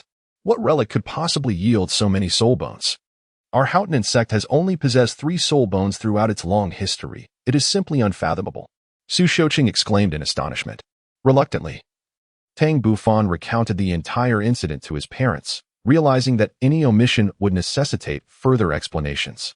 Upon hearing the entire tale, Tang Zheng and his wife found themselves at a loss for how to proceed. Ultimately, Tang Zheng articulated his thoughts. Xiaofan, as a father, I naturally wish for you to absorb all these soul bones to enhance your strength. However, as a disciple of the Haotian Sect, we must not forget the protection our sect has afforded us. Do you understand my meaning? Xiaofan, do not heed your father's words. Absorb the 8 soul bones that you can, and those that you cannot should be surrendered to the sect. Only by strengthening your own power can you better serve the sect in the future, perhaps even leading it back to prominence on the continent. Su Shouqing shot a fierce glare at her husband. Tang Bufan let out a bitter smile, momentarily uncertain of whom to heed. Chapter 19, The Second Soul Bone. Fiery eyes and golden vision. Taking a deep breath, Tang Bufan earnestly gazed at his parents. Father, mother, you both present valid points. After careful contemplation, I have resolved to entrust the 4 soul bones to the sect. Tang Zheng expressed his astonishment, inquiring, for soul bones? It seems quite sufficient. However, which 4 soul bones do you intend to absorb? Tang Bufan chuckled and said, Father, mother, I intend to absorb only the skull bone and that uncertain body part soul bone. You both should choose a soul bone to absorb as well. Consider it a gift from your son. Tang Zheng and Su Shouqing were momentarily taken aback, but soon their faces blossomed into radiant smiles. Their child's heartfelt intention brought them immense satisfaction. How could they possibly consider absorbing the soul bones? Fanner, your father and I have no need for soul bones. Only you can truly unlock their potential. They acknowledged his kindness, urging him instead to absorb them. Father, mother, please, you should absorb them. It matters not these 2 soul bones. Besides, even if I were to present them to the sect, I am sure the sect master would bestow them upon me. As he spoke, Tang Bufan could not help but chuckle lightly. Tang Zheng and his wife exchanged a glance, as if in silent agreement. Ultimately, after Tang Bufan's persistent insistence, they selected a left arm bone and a skull, leaving Tang Bufan with a complete set of soul bones. Tang Bufan gazed at the choices made by his father and mother, unable to suppress a bitter smile. How could he not comprehend their intentions? Tang Zheng chuckled. The meal has grown cold. Let us partake in our dinner first. After we finish, your mother and I shall safeguard you while you absorb those 2 soul bones. Once you have completed the absorption, you may proceed to submit the remaining soul bones to the sect. Tang Bufan gently acknowledged, and then commenced his meal. After half an hour, he retrieved the skull bone, a remarkably intact piece that exuded powerful fluctuations of soul energy. It could almost be deemed the finest among the 8 soul bones, with records indicating its age to be an astonishing 70,000 years, thus categorizing it as a prime soul bone. Sitting cross-legged, Tang Bufan's spiritual energy emanated from his being, resonating in harmony with the energy waves of the soul bone. Soon, a golden radiance began to emanate from the bone, enveloping Tang Bufan entirely. Tang Zheng and his wife gazed in wonder at the unfolding scene. As time gradually passed, the energy from the soul bone penetrated his forehead and flowed into his mind, diffusing throughout his brain, a sensation of unparalleled marvel. He could distinctly sense his brain being developed under the gentle yet cool embrace of this golden energy. Many previously incomprehensible matters now became crystal clear, dispelling all doubt. It was evident that, with the growth of his mental prowess, his wisdom was also on an upward trajectory. Before long, Tang Bufan's mind transformed into a golden realm. At the heart of this golden world, an ethereal version of Tang Bufan awakened under the stimulation of the golden energy. This was the nascent form of his primordial spirit, a concept akin to the soul's essence in the Douluo world. This was precisely why Tang Bufan could possess spiritual strength at such an early stage. However, it had previously remained dormant. Now, with its awakening, all the golden energy converged upon him. As the golden energy continued to gather, his ethereal body seemed to solidify slightly. Time flowed inexorably, and soon 3 hours had slipped away. Surprisingly, the soul essence ceased to absorb the golden energy. Instead, it directed the remaining spiritual energy to converge towards Tang Bufan's eyes. It was unclear how much time had passed, but the golden soul bone had grown to the size of his head. The instant Tang Bufan opened his eyes, 2 flames ignited within the eye sockets of the golden skull. In a flash, these flames shot forth, piercing straight into Tang Bufan's eyes. A sharp pain surged through him. Though he could not see, his mental acuity allowed him to perceive the transformation. At that moment, his pupils had entirely turned golden, only to shift to purple shortly thereafter. The golden and purple hues flickered in a dazzling interplay before settling back into their normal colors. The now enlarged golden skull enveloped Tang Bufan's head like a great canopy, gradually retracting. As it approached his head, the entire skull became a mere apparition, merging seamlessly into Tang Bufan's being. Subsequently, he felt as if he were submerged in a golden ocean, utterly oblivious to his surroundings, as if his senses had been stripped away. Outside, Tang Zheng and his wife were awestruck by the miraculous spectacle before them. For Tang Bufan, the passage of time in the external world had lost all significance. It felt as though he had traversed countless epochs, yet simultaneously, it seemed only a fleeting moment had elapsed. By evening, the radiance enveloping Tang Bufan completely dissipated, returning to his interior. Upon closer inspection, one would notice that his pupils now shimmered with specks of gold, exuding an air of profound mystery. Though Tang Bufan had awakened, he remained unmoved, instead focusing on the transformations within his body. After absorbing the skull, his mental prowess had multiplied at least tenfold, and it had become more refined than ever before. If his previous mental strength could be likened to a slender thread, his current mental force resembled a fine steel wire. Furthermore, the range of his mental release had expanded at least 10 times. Even in the depths of night, he could perceive everything around him with clarity. He could even discern the colors within the air, which were the particles of energy, akin to what was referred to as spiritual energy in his past life. Moreover, this soul bone bestowed upon him an extraordinary ability, which he named the fiery eye of insight. This skill allowed him to pierce through illusions and emit a divine light capable of obliterating foes, truly formidable in its might. With the enhancement of his powers, it was conceivable that he might indeed evolve into the legendary figure of the Monkey King, possessing the legendary fiery eye of insight from ancient tales. At that moment, Su Xiuqing called Tang Bufan for dinner. At the dining table, Tang's father inquired, "Xiao Fan, you seem to have gained quite a lot." To which Tang replied, "Father, Mother, I suspect this soul bone is not merely 70,000 years old. It could very well originate from one of those exceedingly rare exotic soul beasts, for its effects are astonishingly powerful." Tang Bufan appeared particularly elated. Tang Zheng and his wife smiled, filled with pride for their son. "Xiao Fan, remember not to be impetuous. No matter how exceptional the soul bone is, it remains an external force. Cultivating your soul power is the true path. Now let us dine. This evening, make sure to absorb the other piece of soul bone as well. Tomorrow, dedicate the day to your training, and the day after, present the soul bone to the sect leader." At that moment, Su Xiuqing suddenly pondered a question. "Xiao Fan, Have you considered how to explain this matter to the elders and the sect leader? Tang Bufan smiled with confidence. Mother, you need not worry. I have already devised an explanation. I shall say that these soul bones were discovered within the soul guide.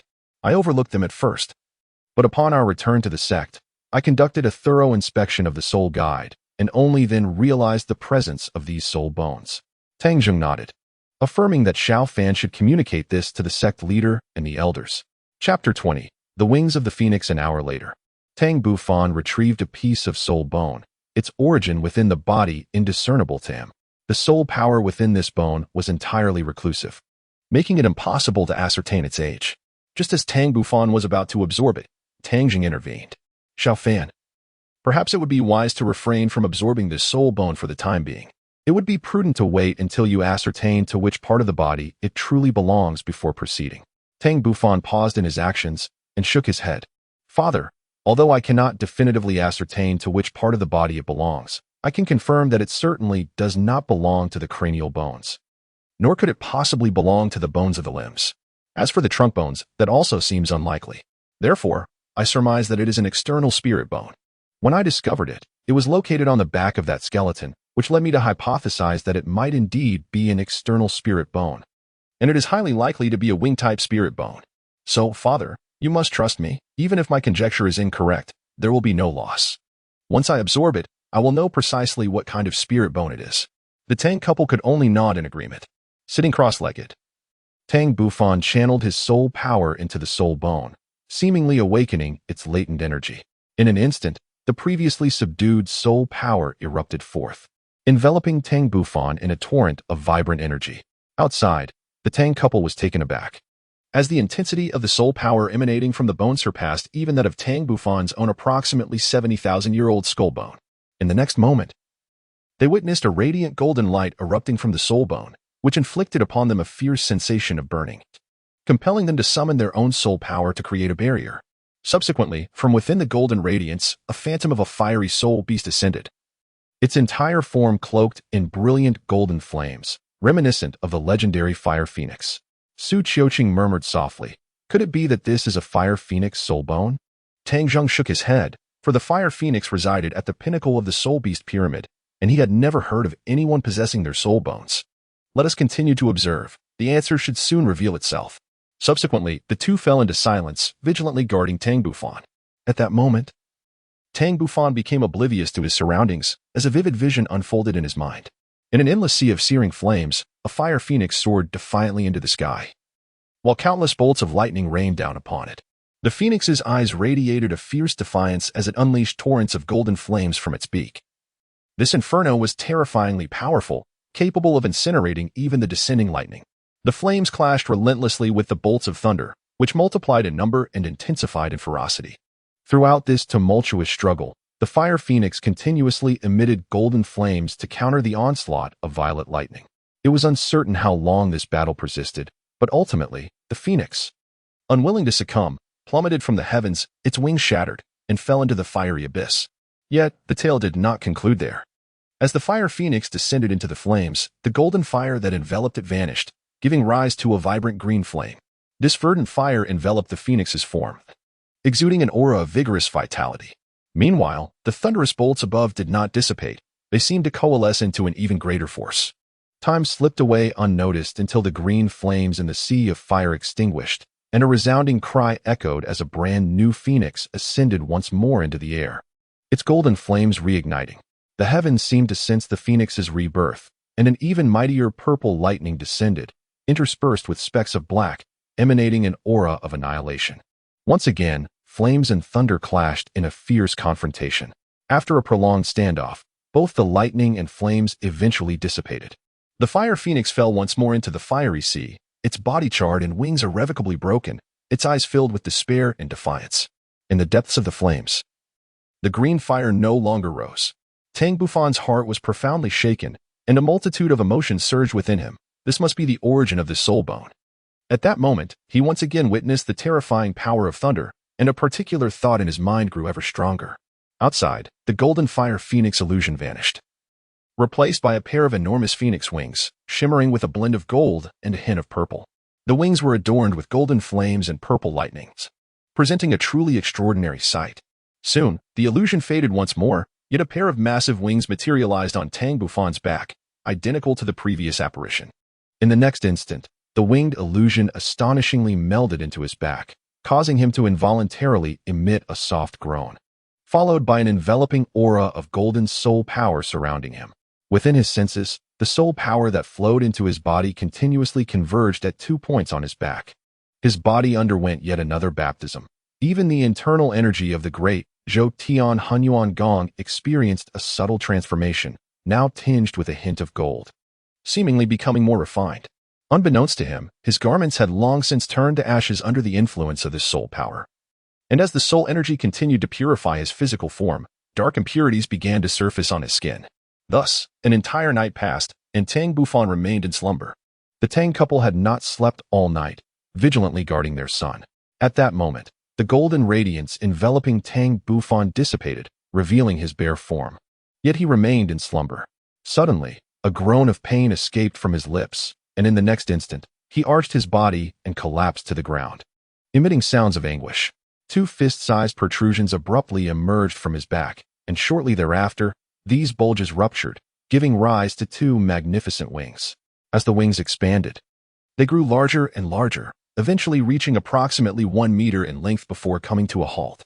The anguished expression on Tang Bufan's face finally vanished, replaced by a sense of delightful elation. Tang Zheng and his wife exchanged peculiar glances as they beheld their son, whose back was adorned with a pair of wings interwoven in hues of golden yellow and purple, bearing conspicuous stains of blood at the protruding edges.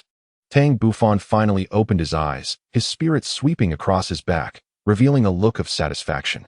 As he had anticipated, this soul bone was indeed a wing-type external soul bone, but he was taken aback by its remarkably high quality, which originated from the fire phoenix.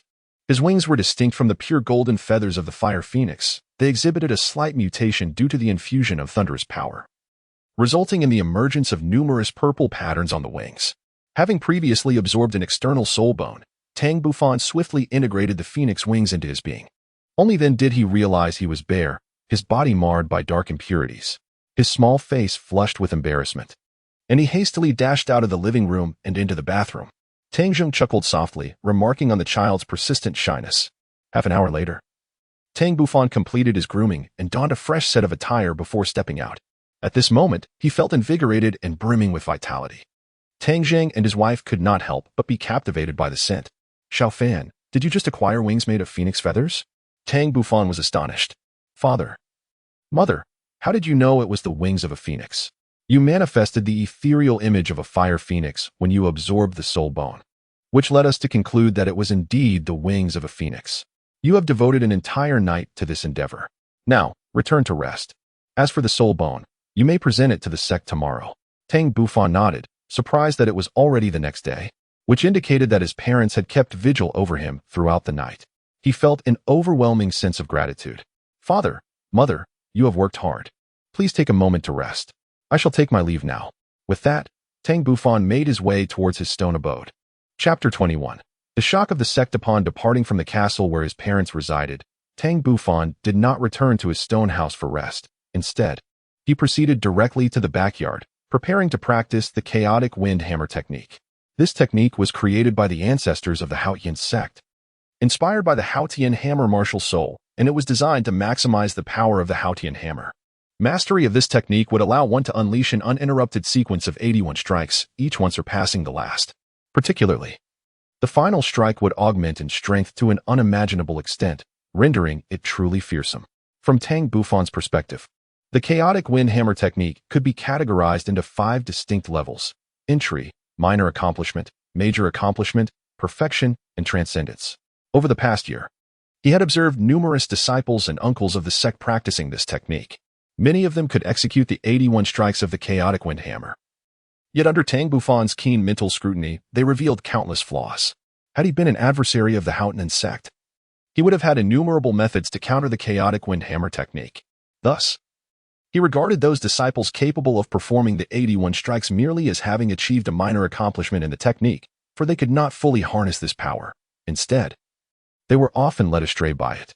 The hallmark of a major accomplishment in the technique was the ability to exert complete control over each strike, remaining unaffected by the chaos of the strikes. Perfection indicated a complete mastery of the essence of the technique, allowing for the seamless flow of strikes at will. As for transcendence, it represented an even higher realm, where one's comprehension of the technique could rival or even surpass that of its creator, enabling them to break free from the confines of the original forms and innovate a version of the chaotic wind hammer technique that better suited their own prowess. Before Tang Bufan absorbed his second spirit ring, he had already demonstrated remarkable talent and formidable physical prowess by executing 63 strikes of the Haotian hammer. In contrast, other disciples of the Haotian Sect would need to attain at least level 40 to achieve the same feat, generally speaking. Disciples who have mastered the hammer technique to a minor success, capable of unleashing the 81 strikes of the chaotic wind, possess a spirit power exceeding level 50. As he retrieved the Haotian hammer, he began to practice the hammer technique, striking one blow after another. Although he did not utilize his spirit power, the weight of the Haotian hammer was considerable, making his technique immensely formidable. Time flowed slowly, and soon the morning practice came to an end. After a brief recovery of his energy, he departed from the rear courtyard. Unbeknownst to him, in a corner of the courtyard, the sect master Tang Xiao and 5 elders were witnessing his training in chaotic wind. The second elder chuckled and remarked, "Sect master, now you must believe that I was not deceiving you. Little Fan has already managed to execute 63 strikes of chaotic wind, surpassing even his prior performance in the Misty Forest. It is likely that before long, he will fully master chaotic wind and achieve minor success in the hammer technique." Tang Xiao forced a smile as Tang Bufan, this little prodigy, repeatedly shattered his worldview. After having breakfast, he returned to his stone abode to commence his practice of the Great Zhou Hunyuan Gong. The vast currents of the Great Zhou Hunyuan Gong flowed seamlessly through the 36 meridians within his body. In his previous life, before achieving mastery in martial arts, he had been no different from other warriors. His internal energy circulated solely within the 8 extraordinary meridians and the 12 regular meridians, practicing a technique also known as Hunyuan Gong. It was only later that he unlocked the hidden, minute meridians within his body, creating the Great Zhou Hunyuan Gong. And thus he had never fully realized the potential of this internal skill. In this life, he commenced his training in the Great Zhou Hunyuan Gong from the very beginning, allowing him to unleash its true power. Now, he had successfully opened all 36 meridians. However, in reality, only a portion of the 20 principal meridians, namely the 8 extraordinary meridians and the 12 regular meridians, had been fully opened. The Ren and Du meridians among the 8 extraordinary meridians remained unpenetrated, and only 6 of the 12 regular meridians were activated. Nevertheless, he remained unhurried, understanding that cultivation must be approached gradually.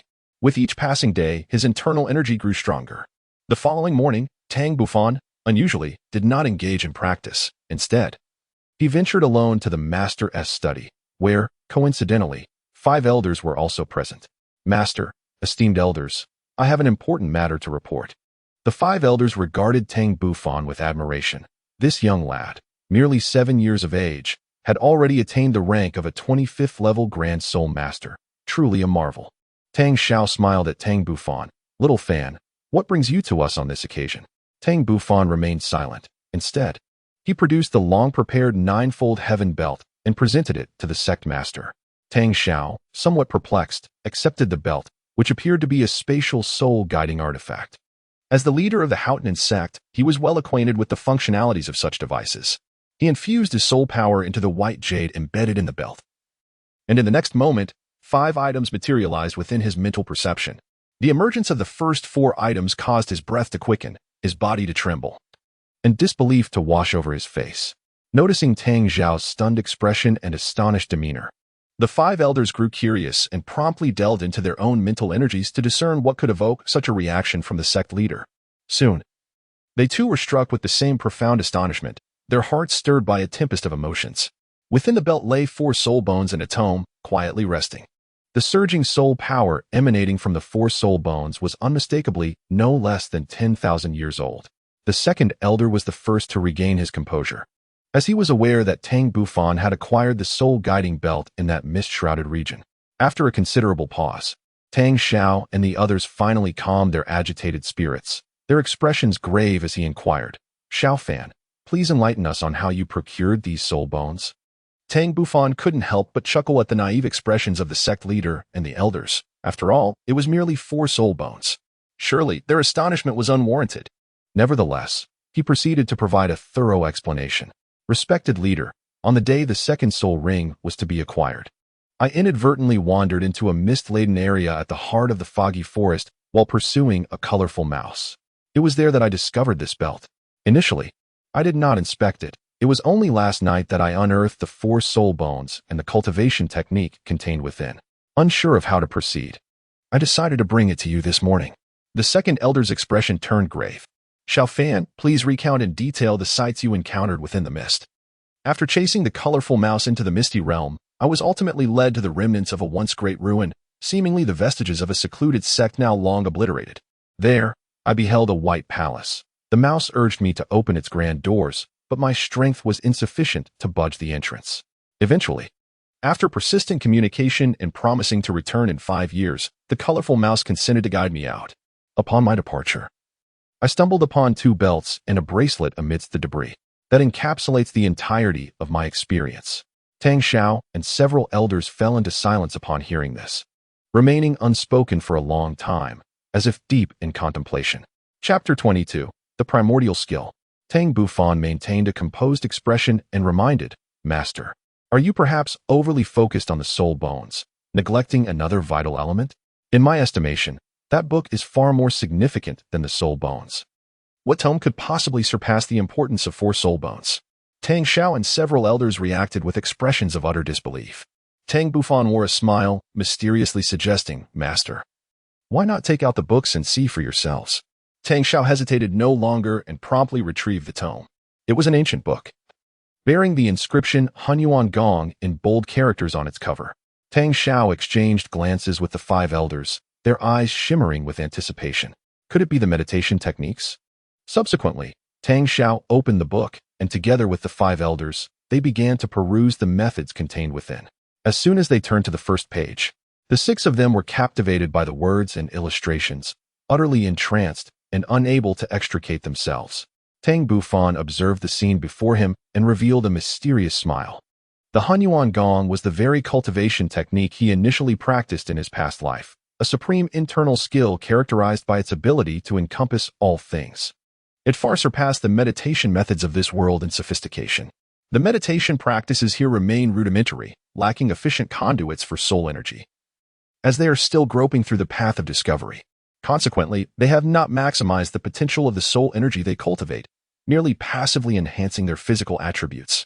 In contrast, internal cultivation techniques actively develop human potential and elevate physical capabilities. The disparity between the two is unmistakable.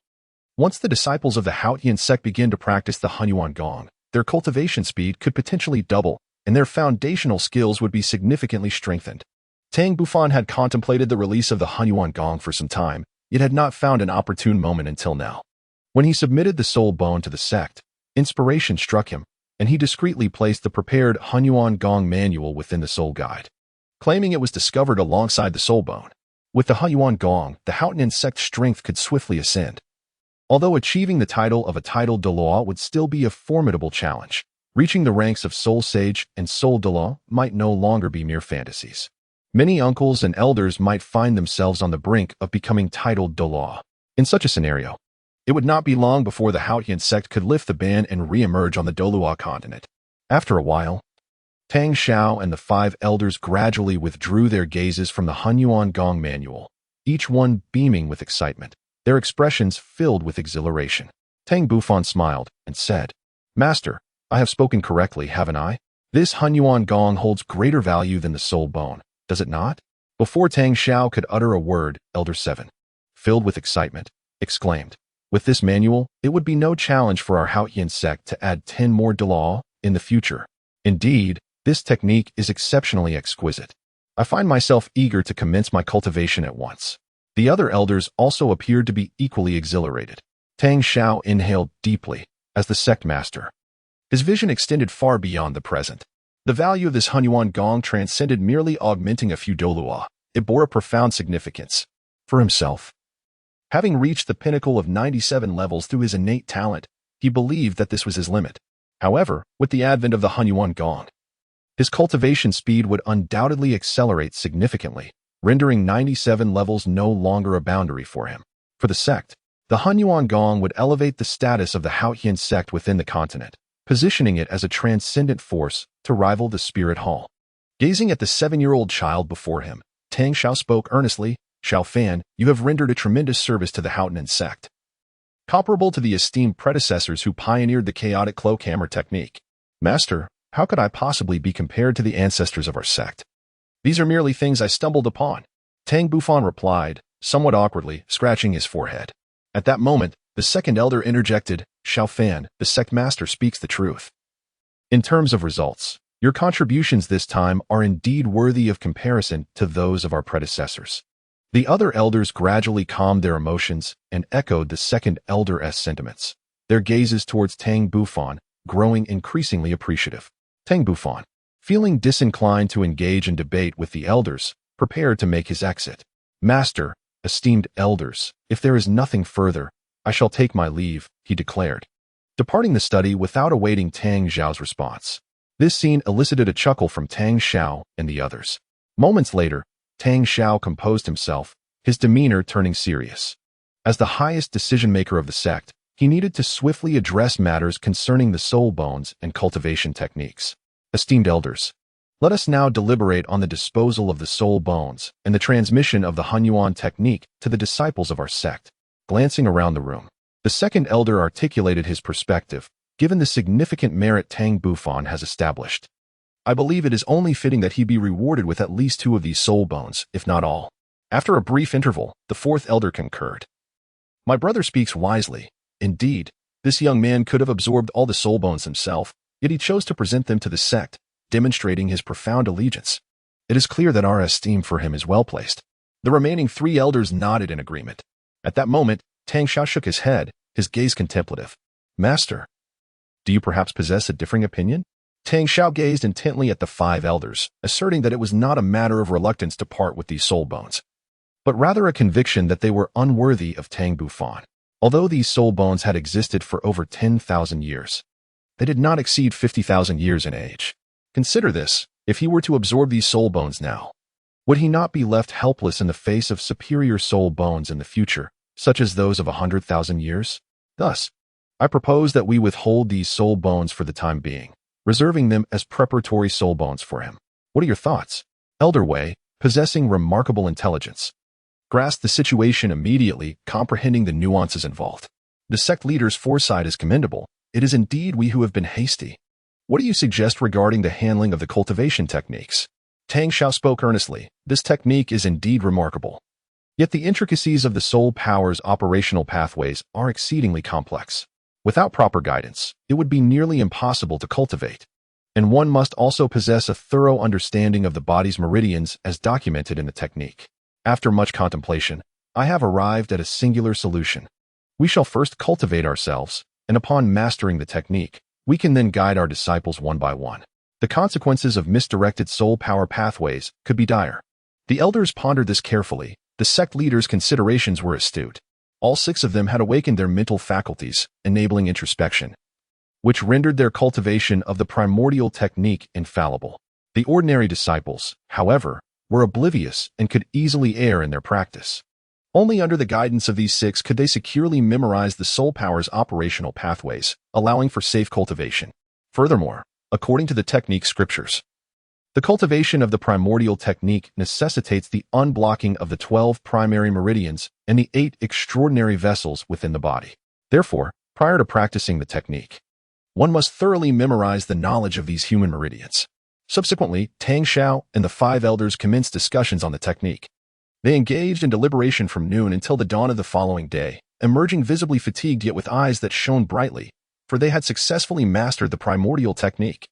Chapter 23. Sect meeting 2 hours later, in the front courtyard, all disciples of the Haotian Sect had gathered.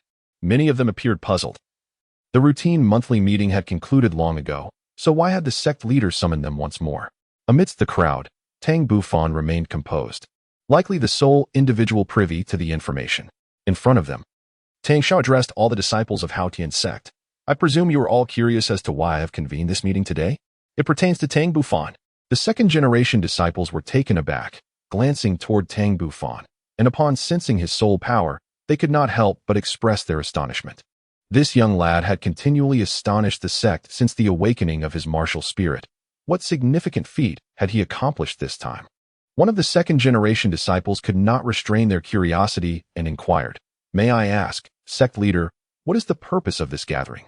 To be candid, Tang Bufan, during a hunt for soul beasts, inadvertently stumbled upon an ancient relic within the misty forest from which he acquired a supreme meditative technique. After discussions with the 5 elders, we have decided to designate this technique as the sect's highest mental discipline, to be implemented as mandatory training for every direct disciple of the sect starting today. Before Tang Xiao could finish his words, a series of exclamations erupted from the front courtyard. Ancient relics? Supreme meditation techniques? The second elder stepped forward, gesturing for everyone to quiet down. "Please, settle down and patiently listen to the master speak to the end." Tang Xiao then continued. "This cultivation technique is known as the Hunyuan Gong. After extensive research conducted by myself and several elders, we have discovered that the efficiency of this Hunyuan Gong surpasses the previous meditation methods by several folds. The only drawback is that, for the time being, only a select few of us can guide the cultivation process. Individual practice will only be feasible at a later stage." Tang Xiao's words stirred a profound wave of excitement among the second-generation disciples, their faces flushed with enthusiasm. The notion of accelerating their cultivation speed by several folds was a concept that the third-generation disciples struggled to fully grasp, yet the second-generation disciples comprehended it deeply. Presently, within the Haotian Sect, the cultivation levels of the second-generation disciples predominantly exceeded level 50, with a select few nearing the realm of the soul Douluo. At this stage, they were acutely aware of how sluggish the enhancement of soul power could be. While the Soul Kings and Soul Emperors could still manage to elevate their levels by 1 or 2 annually, once they reached the 70th level, achieving even a single level increase in a year was considered commendable. According to the sect master's assertions, this particular technique promised to amplify their cultivation speed by several times. This implied that they could potentially elevate their soul power by 3 or 4 levels within a year. Even if the effectiveness of the technique were somewhat exaggerated, it would at least double their cultivation speed. Consequently, this revelation would save them a considerable amount of time, affording them greater opportunities to strive for the title of Douluo. How could they possibly contain their excitement? Tang Xiao fully understood the fervent emotions of his brothers, and, after a considerable pause, continued, "All right, we shall conclude today's meeting here. All second-generation disciples, please remain. Shortly, I, along with several elders, will guide you in cultivating the primordial art. As for the third-generation disciples, gather in the rear courtyard tomorrow, and we shall instruct you then. And Tang Bufan, please stay behind." With that, the third-generation disciples dispersed in a flurry, leaving only 70 or 80 second-generation disciples along with Tang Bufan, the sole third-generation disciple. Tang Bufan, with a hint of embarrassment, remarked, "Master, there is a matter I neglected to inform you. In truth, I have successfully cultivated the primordial technique. As you are aware, I possess exceptional talent and have long awakened my spiritual power. Thus, I could not resist following the prescribed path of the technique, and it seems that my cultivation has progressed quite smoothly." Tang Xiao and several elders exchanged peculiar glances, their expressions reflecting the unusual nature of their cultivation journey. Unlike them, who had encountered numerous challenges during their initial foray into inner strength techniques and were still grappling with the intricacies of the human meridian system, they had labored extensively before achieving any success. Fortunately, their inherent mental fortitude had prevented any significant mishaps. Moments later, the second elder, filled with disbelief, stepped forward to examine Tang Bufan's physique, apprehensive about potential errors. After a minute had elapsed, the second elder exclaimed in astonishment, "Master, it appears that Xiao Fan has cultivated even more smoothly than we have, with his energy pathways operating entirely correctly." Tang Xiao and several other elders exchanged glances, only to sigh in admiration of his exceptional talent. After a brief moment, Tang Xiao could no longer restrain himself and spoke, "Xiao Fan, since you have successfully cultivated your abilities, why not stay with us and guide them in their training?" Tang Bufan, filled with yearning, found himself troubled by the possibility of misguided guidance from the sect leader and others. Even if the sect leader were to deny him the opportunity to remain, he would devise a means to stay. Subsequently, Tang Bufan approached Tang Zheng, preparing to assist his father in his cultivation. Although Tang Zheng was beset with numerous questions, he understood that this was not the moment for inquiries. He promptly seated himself in meditation, channeling his soul energy in accordance with the path indicated by his son. 7 individuals could be guided simultaneously in their cultivation. Time passed swiftly, and before long, it was afternoon. Thanks to the diligent efforts of Tang Bufan and his companions, the second-generation disciples of Haotian Sect swiftly mastered the initial level of the Haian skill, enabling them to accurately circulate their soul energy. Though Tang Bufan felt somewhat fatigued, his heart brimmed with joy. In his previous life, he relentlessly pursued the pinnacle of martial arts, with the sole regret of failing to pass down the legacy of the Haotian Sect. In this life, imparting the Haian skills to his sect serves to fulfill the longing of his past existence. Observing the fervent excitement of his brothers before him, a glimmer of anticipation shone in Tang Yao's eyes. Tang Bufan stood aside and advised, "Master, there is only one copy of the cultivation technique. Perhaps we should ask the uncles to transcribe the Haian Gong, allowing them to return and study it meticulously, particularly the diagrams of the human meridians and the operational schematics for each level of the Haian Gong. This should be of utmost significance, don't you think?" Tang Xiao suddenly came to a realization and exclaimed, "Brothers, Xiao Fan is right. You should return home to gather your paper and ink, and then come back to practice." The second-generation disciples of the Haotian Sect displayed expressions of delight and promptly returned to their homes in search of writing materials. Soon, only Tang Xiao, the 5 elders, and Tang Bufan remained in the front courtyard. Tang Bufan stifled a yawn and feigned fatigue, claiming he would take his leave. In the following days, under the diligent guidance of Tang Xiao and others, every disciple who had awakened their martial soul learned the first level of the mixed yuan technique. The cultivation atmosphere within the Haotian Sect underwent a profound transformation, with everyone earnestly practicing the mixed yuan technique, particularly among the second-generation disciples. They were the first to perceive the allure of this technique. Upon practicing the mixed yuan technique, they could distinctly sense an increase in their soul power, which spurred them to train even more fervently. Notably, the sect leader, along with 5 elders and several second-generation disciples, had already surpassed the bottleneck of the first level of the mixed yuan technique, advancing to the second level. Tang Bufan had anticipated this development, as the sect leader and the elders possessed profound soul power. It was merely a matter of time before they would successfully open the 12 meridians and the 8 extraordinary vessels. However, those disciples who had yet to obtain a soul ring could only enhance their mixed yuan technique in tandem with their soul power growth. Once the cultivation of the mixed yuan technique within the sect was set on the right path, he felt he had fulfilled a personal aspiration and could focus on his own training without worry. Chapter 24. 3 years' time flew by like an arrow, and 3 years had swiftly passed. In the rear courtyard of the Haotian Sect, Tang Bufan wielded the Haotian hammer as he engaged in an intense battle with Tang Long. Although Tang Long is the eldest among the third-generation disciples, his talent is equally commendable, particularly after mastering the Haian skill. At the tender age of 20, his soul power is nearly approaching level 50, unmatched by any of his peers in the Haotian Sect. Of course, one must exclude the prodigy Tang Bufan from this comparison. In previous years, Tang Bufan refrained from participating in the monthly ranking competitions held within the sect, despite the collective awareness of his formidable strength. His youth rendered him an unlikely contender. However, this year marked a departure from tradition, as the 10-year-old Tang Bufan voluntarily entered the ranking battle. With nothing but the chaotic/hammer technique, he consistently triumphed over his senior brothers, ultimately securing a place in the finals to contest the title of chief among the third generation against Tang Long. In the courtyard, all clansmen who caught wind of the news gathered to witness the clash between Tang Bufan and Tang Long. In the arena, the two refrained from utilizing soul skills or soul power, relying solely on the chaotic/hammer technique in their bout. After 3 years of diligent training, Tang Bufan had perfected the technique, and combined with his formidable mental prowess, he was able to anticipate and counter each of Tang Long's attacks. Within just a few exchanges, Tang Long found himself defeated. Tang Long would never concede defeat. "Unparalleled cousin, it is time for me to employ my soul power and soul skills. There is no need for you to hold back. Allow me to witness the full extent of your capabilities." Tang Bufan flashed a grin and said, "Brother Tang Long, I shall show no mercy." As he spoke, 3 soul rings, 2 purple and 1 black, rose majestically from his body, the overwhelming surge of soul power palpable from afar. The surrounding clansmen widened their eyes in astonishment, gazing at Tang Bufan in disbelief.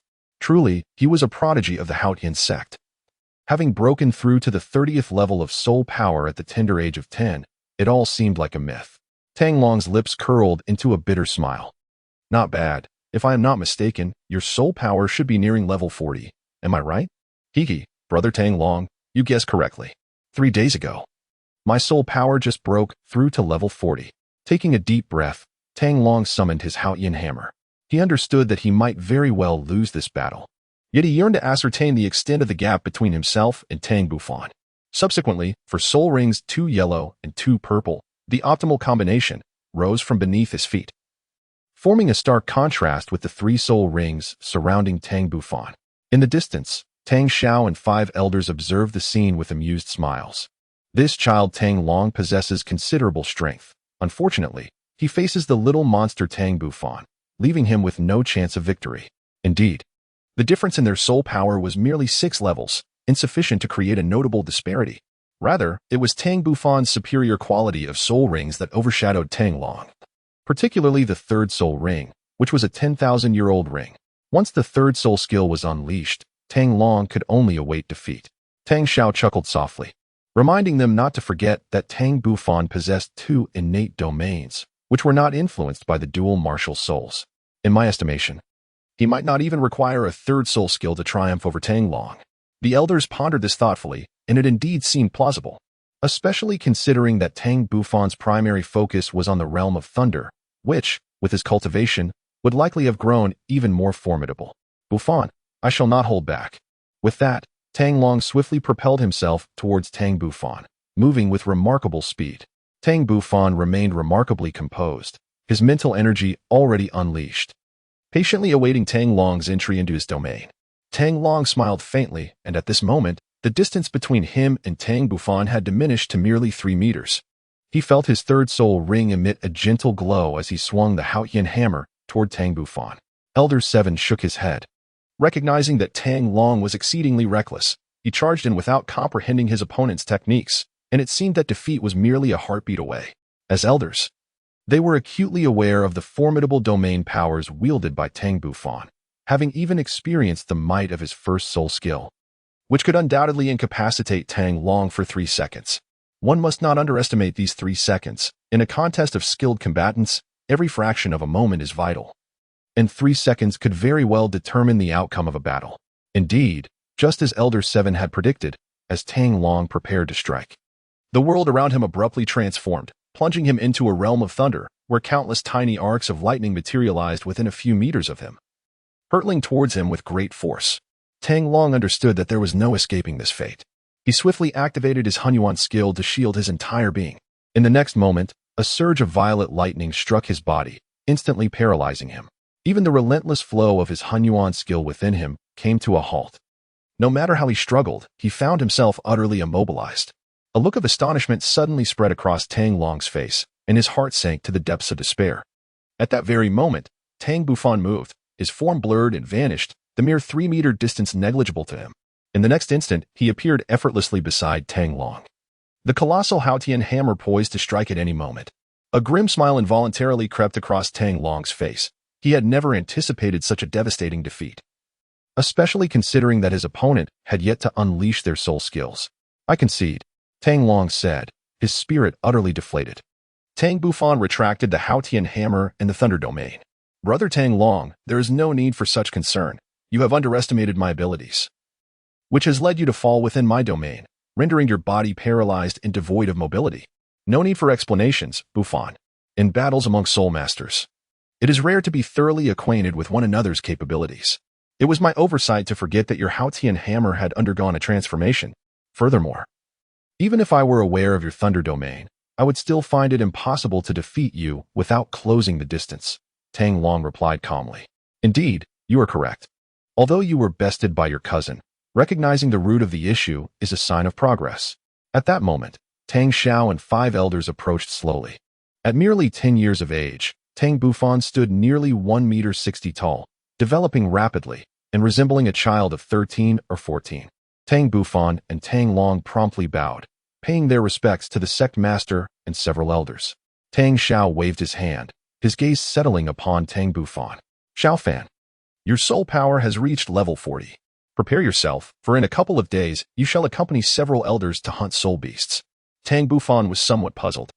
Several elders? Master, isn't it sufficient to have just one elder for hunting soul beasts? Is it really necessary to involve multiple elders? Why wouldn't it be necessary? There isn't just you seeking to obtain a soul ring. A faint smile graced Tang Zhao's lips. Tang Bufan immediately realized the implication. Master, could it be that one of the elders has attained a soul power of level 90 and is preparing to acquire the 9th spirit ring?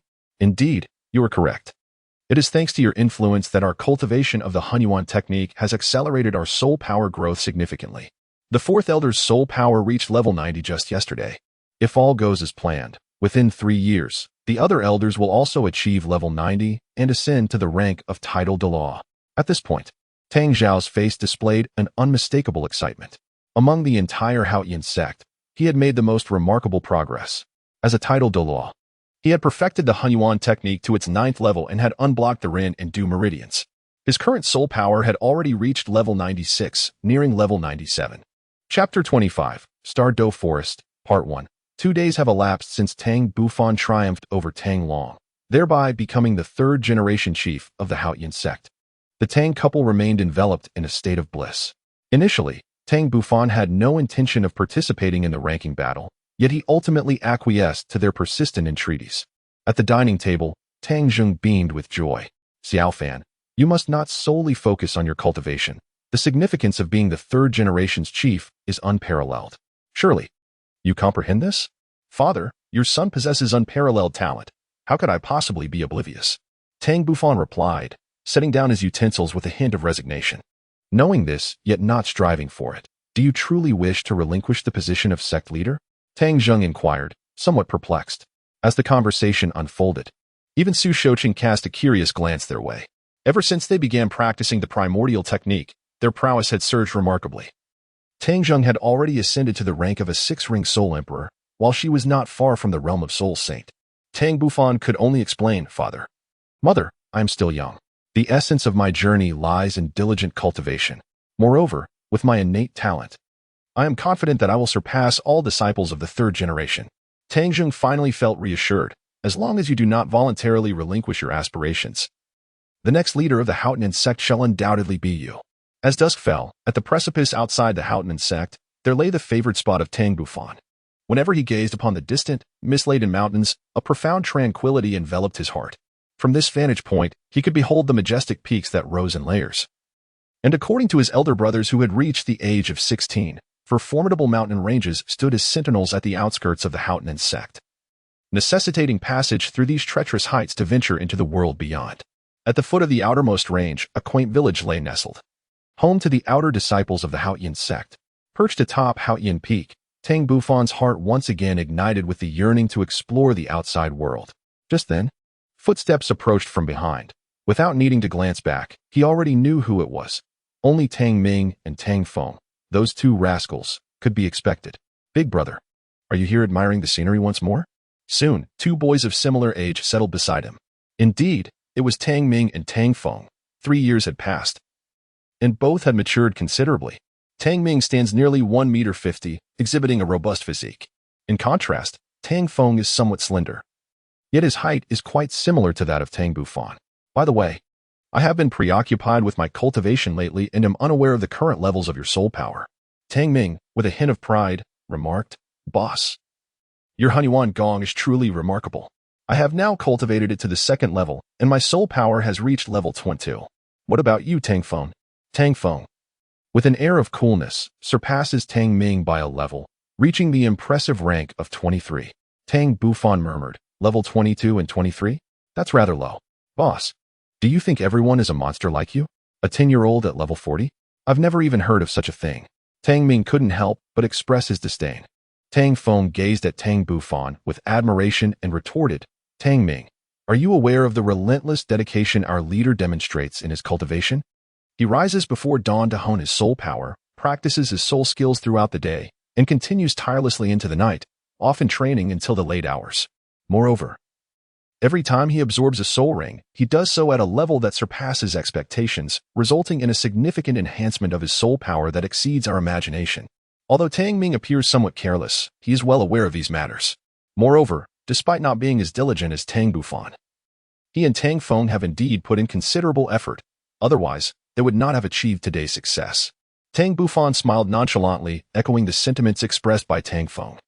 His formidable powers were the result of countless hours of arduous training and sweat.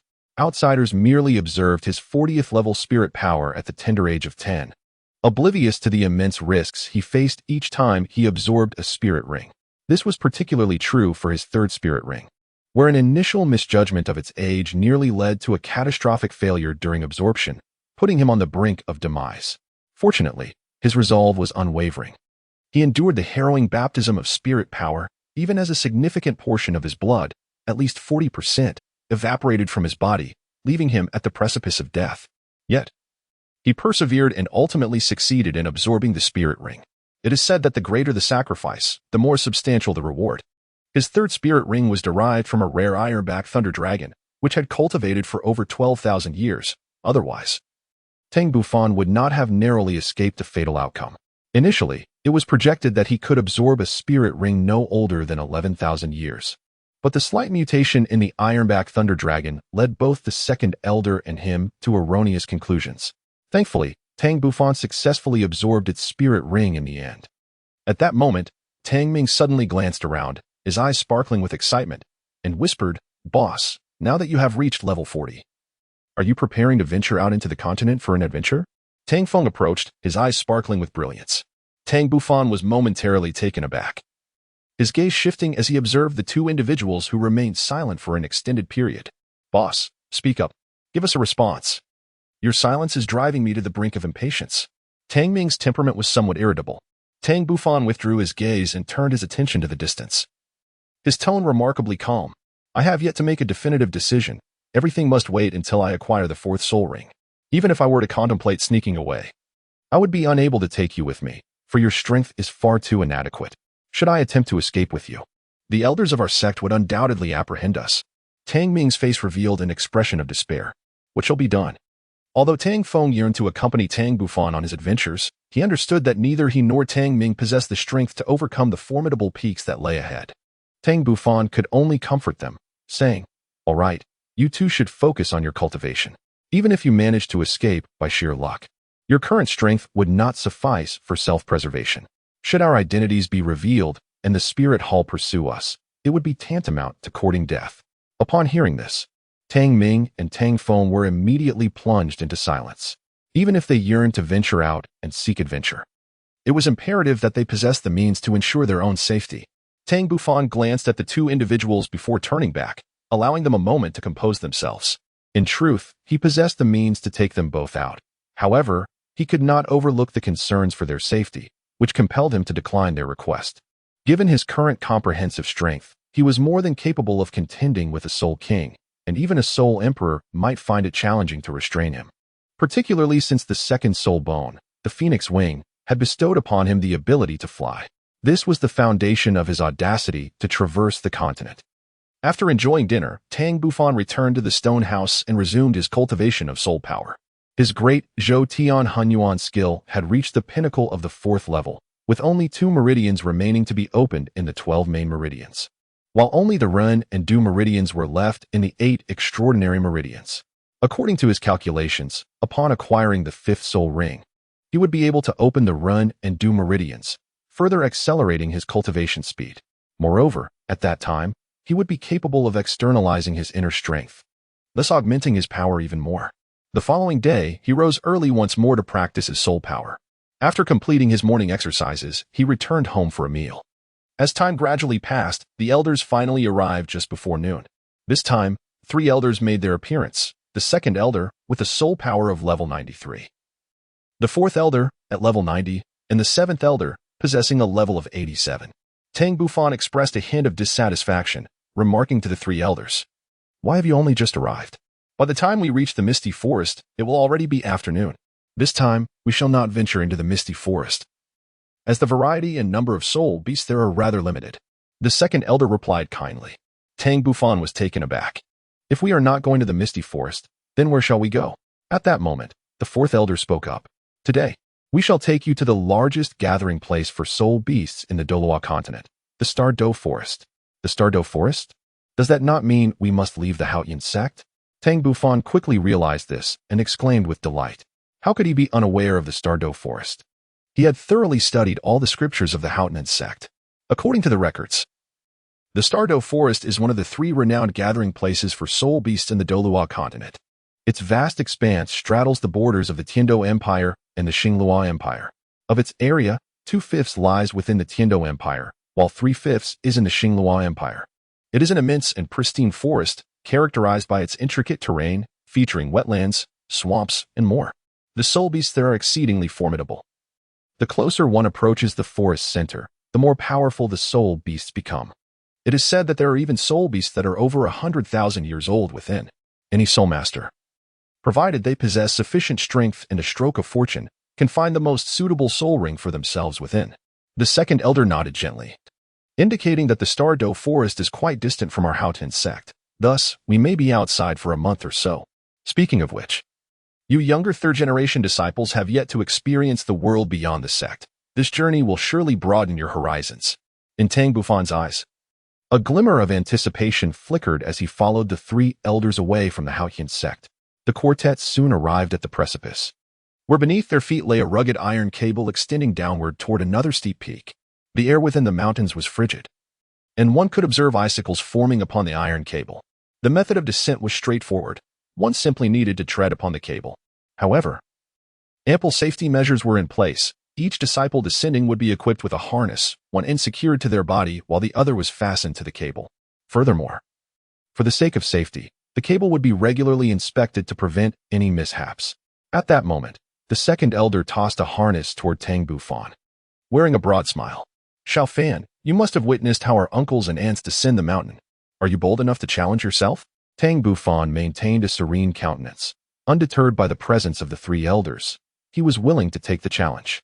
With that, Tang Bufan deftly secured the noose, and, amidst the astonished gazes of the elders, sprang into action, lightly treading the iron cable as he soared into the distance. The elders, unable to intervene in time, hastily pursued him to avert any mishap. In truth, Tang Bufan's mastery of lightness skill rendered the noose unnecessary. However, its protective nature alleviated the elders' concerns. Amidst the swirling mists, Tang Bufan glided as gracefully as a swallow, swiftly reaching the summit of the second peak after several leaps and descents. Behind him, the 3 elders were visibly astonished, truly recognizing him as the prodigy of their Haotian Sect, so adept in his command of power. Far from the inexperienced youth they had seen descend the mountain for the first time. Soon, the 3 elders also ascended to the opposite peak. The 7th elder exclaimed in admiration, "Indeed, our Haotian Sect's prodigy possesses remarkable adaptability. It seems our worries were unwarranted." Tang Bufan chuckled lightly, choosing not to respond. Subsequently, the 3 elders led him across 3 towering peaks, each connected by thick iron chains shrouded in swirling mists, lending an air of perilous majesty. Standing on the outermost peak, Tang Bufan turned to gaze back, taking in the verdant expanse between the mountains, interspersed with ravines. At that moment, he comprehended why the Haotian Sect had chosen to seclude itself in this formidable location. Its steep cliffs rendered it easy to defend yet difficult to assault. Even though the Spirit Hall possessed strength far superior to that of the Haotian Sect, annihilating them would undoubtedly come at a tremendous cost, severely depleting their own vitality. Moreover, the Haotian Sect, along with the Blue Lightning Tyrant Dragon Sect and the 7 Treasure Glazed Tile Sect, shared a deep-rooted bond. In times of dire peril, it was likely that they would not remain idle, for failure to act could lead to their own demise. Following this, under the guidance of the 3 elders, Tang Bufan arrived at a village at the foot of the mountain. This village served as an auxiliary branch of the Haotian Sect, functioning as its outpost. The villagers welcomed the 3 elders with great enthusiasm, and after exchanging brief greetings, they led Tang Bufan away, disappearing at the end of the main road. The Douluo Great Forest lay to the south of the Heaven-Do Empire, while the Haotian Sect was situated east of Heaven-Do City, compelling Tang Bufan and his companions to journey southward. They hired a carriage and traveled along the official road, only pausing occasionally to replenish their supplies of food and fresh water in the cities they passed. Even so, Tang Bufan began to form a preliminary understanding of the Douluo Continent. In his view, the environment of the Douluo Continent bore a resemblance to ancient Earth, with city walls not differing greatly. However, the cultural style and customs leaned towards Western influences. The distinction lay in the fact that the natural environment of Douluo was far superior to that of his previous world, awash in abundant energy. It was precisely this energy that enabled the flora, spirit beasts, and even humans of Douluo to cultivate and thrive. To him, spirit beasts were akin to the legendary creatures and mythical beasts of lore. Inside the carriage, curiosity painted Tang Bufan's face as he suddenly inquired, "Elders, might I ask how many thousands of years of history our Douluo Continent possesses?" The fourth elder chuckled, "Little fan, how could we possibly know? It must be at least several million years, considering that spirit beasts can live for 100,000 years. The second elder then added, with a hint of gravity, "Now that you have witnessed the splendor of the continent, how do you envision the future development of our Haotian Sect?" The fourth and seventh elders perked up, turning their serious gazes towards Tang Bufan. The resurgence of the Haotian Sect was inevitable. However, they would inevitably face a counterattack from the Spirit Hall. This conflict could not be avoided. Yet, the strength of the Haotian Sect was no longer at its peak, once boasting over 10,000 spirit masters. A calamity over a decade ago had led to the abandonment of the 4 single attribute-affiliated sections. It was likely that even if they were to rise again, those sects would not reattach themselves to them, for the events of the past had truly left them disheartened. Tang Bufan's thoughts whirled within his mind, to the extent that he began to contemplate this matter from the perspective of a sovereign. "I believe that Haotian Peak feels rather desolate, ultimately. We must return to the mainland." The second elder sighed softly, saying, "Do you think we do not yearn for that? However, the martial Soul Hall's power is overwhelmingly formidable, and the number of tidal Douluos far surpasses our own. Most importantly, the martial Soul Hall possesses an unparalleled tidal Douluo of level 99. Chapter 27, The Star Do Forest, Part 3, a tidal Douluo of level 99, indeed? Tang Bufan understood that this was indeed the true reason why the Haotian Sect chose to live in seclusion. Although the 3 elders, with their unparalleled strength at the 99th level of Douluo, were formidable, he believed they were not insurmountable. The second elder, astonished, inquired, "Could it be that you possess a method to contend with a 99th level Douluo?" Tang Bufan pondered for a moment and replied, "I suppose so. Do you believe that our Haotian Sect, in alliance with the Blue Electric Tyrant Sect and the 7 Treasures Glazed Sect, can contend against the Spirit Hall?" The 3 elders fell into deep contemplation, but soon shook their heads. "Although these 2 sects maintained a favorable relationship with us, should a conflict arise with the Spirit Hall, they might not fully commit to our cause, as it pertains to the rise and fall of their own sect." Tang Bufan contemplated the situation and concurred. He too believed that they might not steadfastly align with their side, considering that the 3 sects were indeed in a competitive relationship. However, if 1 or 2 of the elders, or even uncles, were to ascend to the ranks of tidal Douluo, then our Haotian Sect would possess nearly 10 tidal Douluo, and the circumstances would be entirely different. Undoubtedly, the attitudes of the 2 sects would shift considerably. At that point, with the 3 major sects united, our combined strength in tidal Douluo would surpass 10. With the formidable offensive power of the Haotian Hammer, coupled with the supportive capabilities of the 7 Treasures Glazed Pagoda, the Spirit Hall would have to reconsider its stance.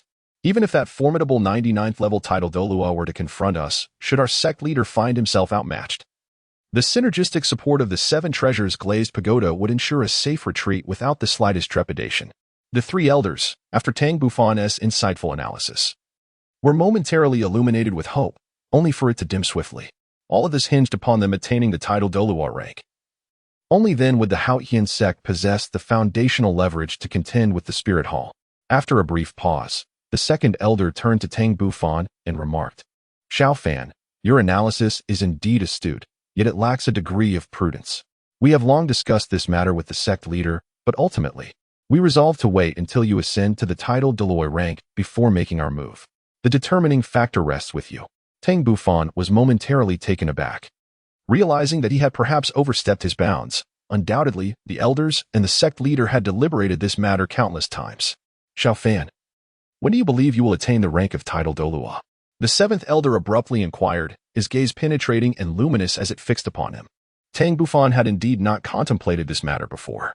After a moment of thought, he articulated a conservative estimate, 25 years. The 3 elders exchanged glances, their eyes reflecting astonishment. A tidal Douluo at the tender age of 25 was beyond their wildest imaginings. Even the renowned Haotian Douluo, celebrated as the youngest tidal Douluo in the continent, had been 44 at the time of his ascension. An immediate silence enveloped the carriage. 7 days later, on the southern frontier of the Greenland province, near the bustling town of Suir, a carriage gradually entered the town. The Greenland province bordered the Balak Kingdom and shared some of its territory with the Star Do Forest. Suir, strategically located at the outskirts of the Douluo Forest, was over 100 miles from the true heart of the forest, serving as the gateway and the only supply town for those venturing into the forest. This unique position rendered the town immensely prosperous, attracting a multitude of Soulmasters. The shops and taverns were abundant, most of which catered to the needs of Soulmasters. There were specialized vendors selling weapons and armor, purveyors of antidotes and restorative potions, and even clothing merchants offering garments equipped with numerous pockets, designed to accommodate the various necessities of Soulmasters. As Tang Bufan traversed the streets, he was dazzled by the sights, many of which he had only encountered in books, revealing a stark contrast to reality. Clad in a gray robe, Tang Bufan was quite the spectacle, as his youthful appearance betrayed his age. Though he stood nearly 1.60 meters, his features remained remarkably juvenile, not exceeding 12 years in appearance. Accompanied by 3 distinguished elders, he was unmistakably a young nobleman venturing forth to hunt soul beasts for soul rings. Before long, the 3 elders led Tang Bufan to a modest inn. The establishment featured 2 levels, a dining area on the first floor and accommodations above. The quartet reserved a room for 4 and casually selected a table to enjoy their meal. The dinner was quite sumptuous, comprising over a dozen dishes. And while it paled in comparison to the culinary delights of the larger cities, it was still quite palatable. At this hour, the first-floor dining area was nearly filled to capacity, with only a couple of empty seats remaining. It was then that a group of 4 drew the attention of Tang Bufan and his companions. At the forefront was a middle-aged man, whose attire suggested he was an instructor from a certain academy. Trailing behind him were 2 young women and a young man, who appeared to be of similar age to Tang Bufan, perhaps just a year or 2 older. Tang Bufan's attention was drawn to these individuals because his Haotian sword martial soul stirred gently within him, pulsating ever more vigorously as the trio approached. It possessed an almost overwhelming urge to break free, as if there were something within these 3 that captivated its essence. Tang Bufan had to exert all his inner strength to suppress the Haotian sword martial soul, thereby averting an unforeseen incident. The 2 elders, having sensed the fluctuations of soul power emanating from the 2 girls and the boy, turned their attention towards them. In their perception, all 3 possessed soul power exceeding level 20, with the eldest boy astonishingly reaching level 30. At merely 12 years of age, a soul power of level 30 could only be achieved by Tang Bufan. Within the entire Haotian Sect, Tang Ming and Tang Feng might also be capable. However, judging by their attire, which was exceedingly ordinary, they could not possibly be noble disciples, indicating they were likely commoners. The fact that they had cultivated their soul power to such an extent at this tender age only attested to their exceptional talent. The 2 elders found themselves quite perplexed. Having not left Haotian Sect for a decade, they were taken aback to encounter 3 remarkably gifted youths upon their first venture out. In that moment, a sense of appreciation for talent arose within their hearts. Just then, a middle-aged man seated the 3 individuals at a table a short distance away from Tang Bufan and his companions. It was only at this juncture that the Haotian sword ceased its trembling. What Tang Bufan remained unaware of was that, upon taking their seats, the boy and one of the girls could not help but cast a fleeting glance in their direction. Moments ago, an object nestled within the embrace of the siblings had been vibrating incessantly, seemingly on the verge of flight, a phenomenon they had never experienced in all these years. Both hailed from humble origins, with parents possessing only ordinary martial souls. Yet, the boy, as the elder sibling at 12 years of age, had already attained a soul power of 30, while his 10-year-old sister was not far behind, boasting a soul power of 24. They surmised that the mutation of their martial souls was likely attributed to the 2 fragments of what appeared to be some kind of weapon that they held close. Consequently, they had carried these fragments with them throughout the years, even securing them slightly. This time, they had accompanied their teacher to the Douluo Forest to acquire their 3rd soul ring, only to be caught off guard by such unforeseen circumstances. After enjoying dinner, Tang Bufan cast a lingering gaze at the 4 individuals before ascending to the 2nd floor to rest, mindful of the journey that lay ahead the following day. Chapter 28. The Initial Encounter, Part 1. As dawn broke, the sun gradually ascended from the east, its radiant light dispersing the darkness and bestowing warmth upon the earth. Exhaling a breath of stale air, Tang Bufan concluded his morning exercises. After partaking in breakfast, the 2 elders, accompanied by Tang Bufan, set forth with unwavering determination. Half an hour later, the quartet finally arrived at the Douluo Forest. From a distance, Tang Bufan was greeted by a waft of fragrant air. As the towering trees cast a shadow that obscured the sun, their existence spanning countless years, He could distinctly sense the myriad of energy particles hovering above the forest. It was no wonder this place had become a sanctuary for the three great soul beasts of the Douluo Continent. Indeed, the spiritual essence of the heavens and earth was the primary factor, a truth applicable in any realm. Before long, the four of them stood at the forest's edge. As they surveyed the scene, they beheld towering trees exceeding 20 meters in height, their dense foliage forming a continuous canopy. Beneath the heavy shadows cast by the trees, paths were nearly impossible to discern, rendering the true nature of the landscape obscured. However, both Tang Bufan and the three elders possessed spiritual power, rendering these obstacles insignificant. At that moment, the second elder regarded Tang Bufan with concern. Xiao Fan, after such a long journey, you must have expended considerable soul power.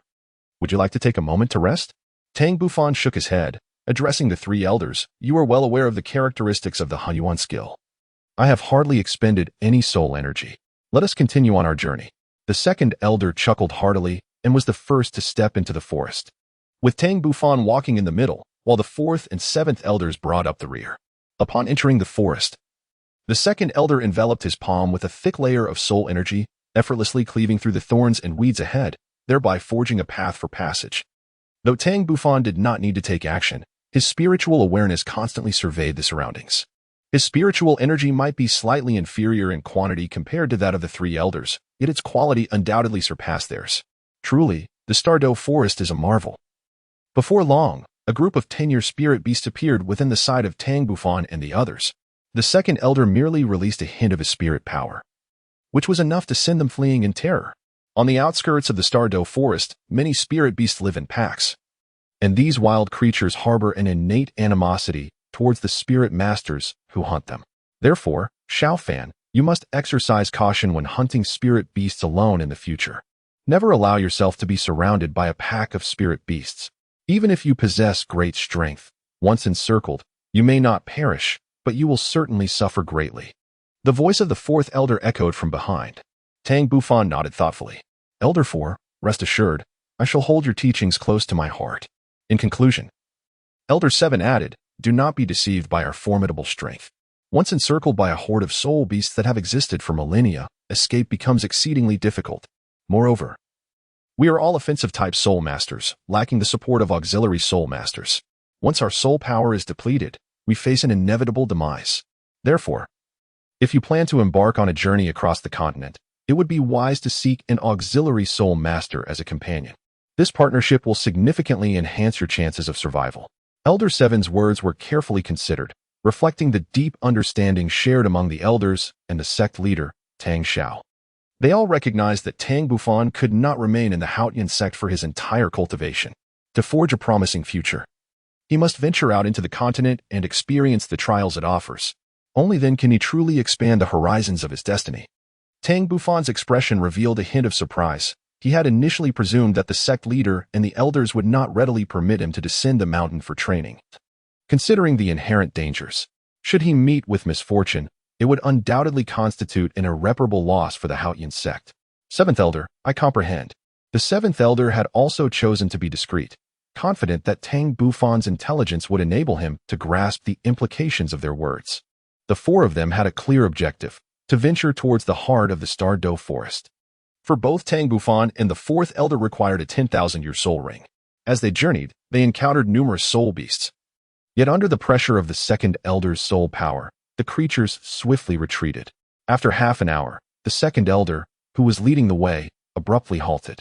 At that moment, the sounds of combat and the roars of soul beasts echoed from ahead. It appeared they had encountered soul masters, and these masters were engaged in the pursuit of soul beasts. In the Douluo forest, the greatest taboo while hunting soul beasts is to cross paths with other soul masters. Naturally, the three elders harbored no fear, but to avoid unnecessary complications, they chose to remain concealed. Tang Bufan approached and parted the grass, revealing everything before him. A look of astonishment spread across his face as he beheld a middle-aged soul master accompanied by three youths engaged in the hunt for soul beasts. Coincidentally, these four individuals were the same ones who had captured his attention at the hotel the previous day. At this moment, the middle-aged soul master, resembling a teacher, stood guard while it was the three youths who took action against a purple heart blazing lion, a soul beast of over 1,000 years of cultivation.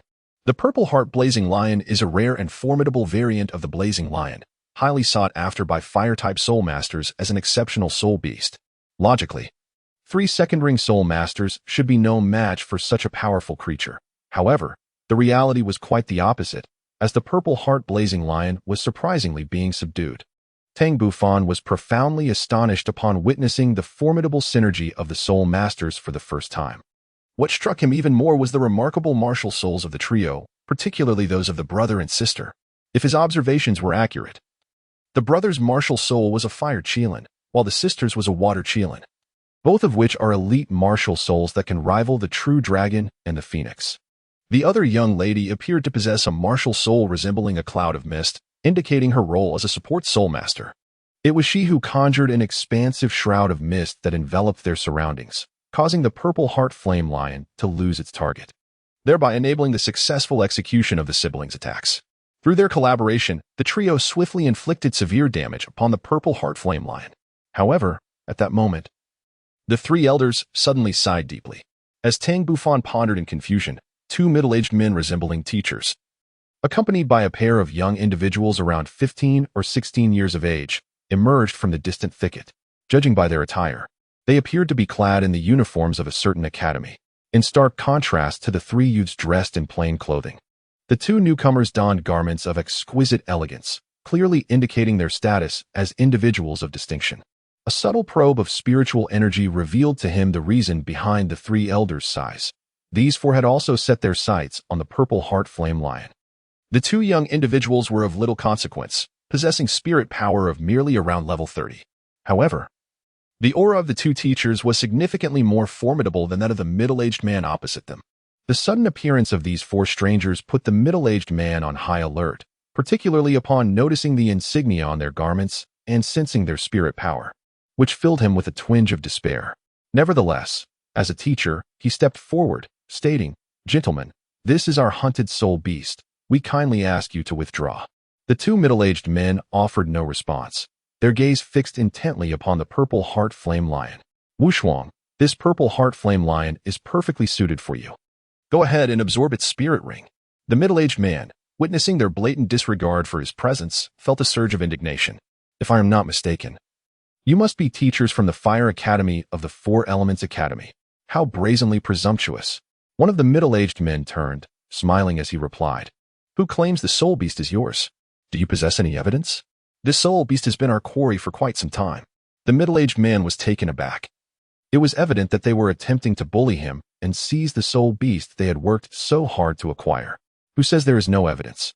"I am the evidence." Suddenly, a somewhat juvenile voice rang out. The middle-aged man was momentarily stunned. Were there others concealed nearby? The 2 teachers from the Fire Academy initially exhibited a flicker of alarm, but soon their expressions turned to cold laughter as they regarded the hidden location of Tang Bufan and his companions. "Who is there? Step forward." Tang Bufan emerged from the underbrush, his expression one of disdain as he regarded the 2 instructors from the Blaze Academy. It is often said that one should stand up against injustice, a fundamental principle for any chivalrous soul. The actions of these 2 educators incited a flicker of anger within him, for he had stepped forward primarily due to the siblings possessing the Qilin martial spirit. A question lingered in his mind, one that required their elucidation. The 2 instructors from Blaze Academy were momentarily taken aback. Before them stood a mere boy, his youthful visage clearly not surpassing the tender age of 12. Yet, it was astonishing that such a child would involve himself in matters that did not concern him. It was evidently abnormal for one of his stature. Upon closer inspection, however, they noted that despite his plain gray attire, he bore an extraordinary aura, remaining remarkably composed even in the presence of a soul king and a soul emperor. A shared glance between the 2 revealed their understanding that this young man was no ordinary child. He must hail from a prestigious sect or a prominent family. Only they could cultivate such an exceptional youth. They also recognized that such a prodigy could not possibly venture into the Star Doe forest alone. There must certainly be formidable protectors from his sect or family accompanying him.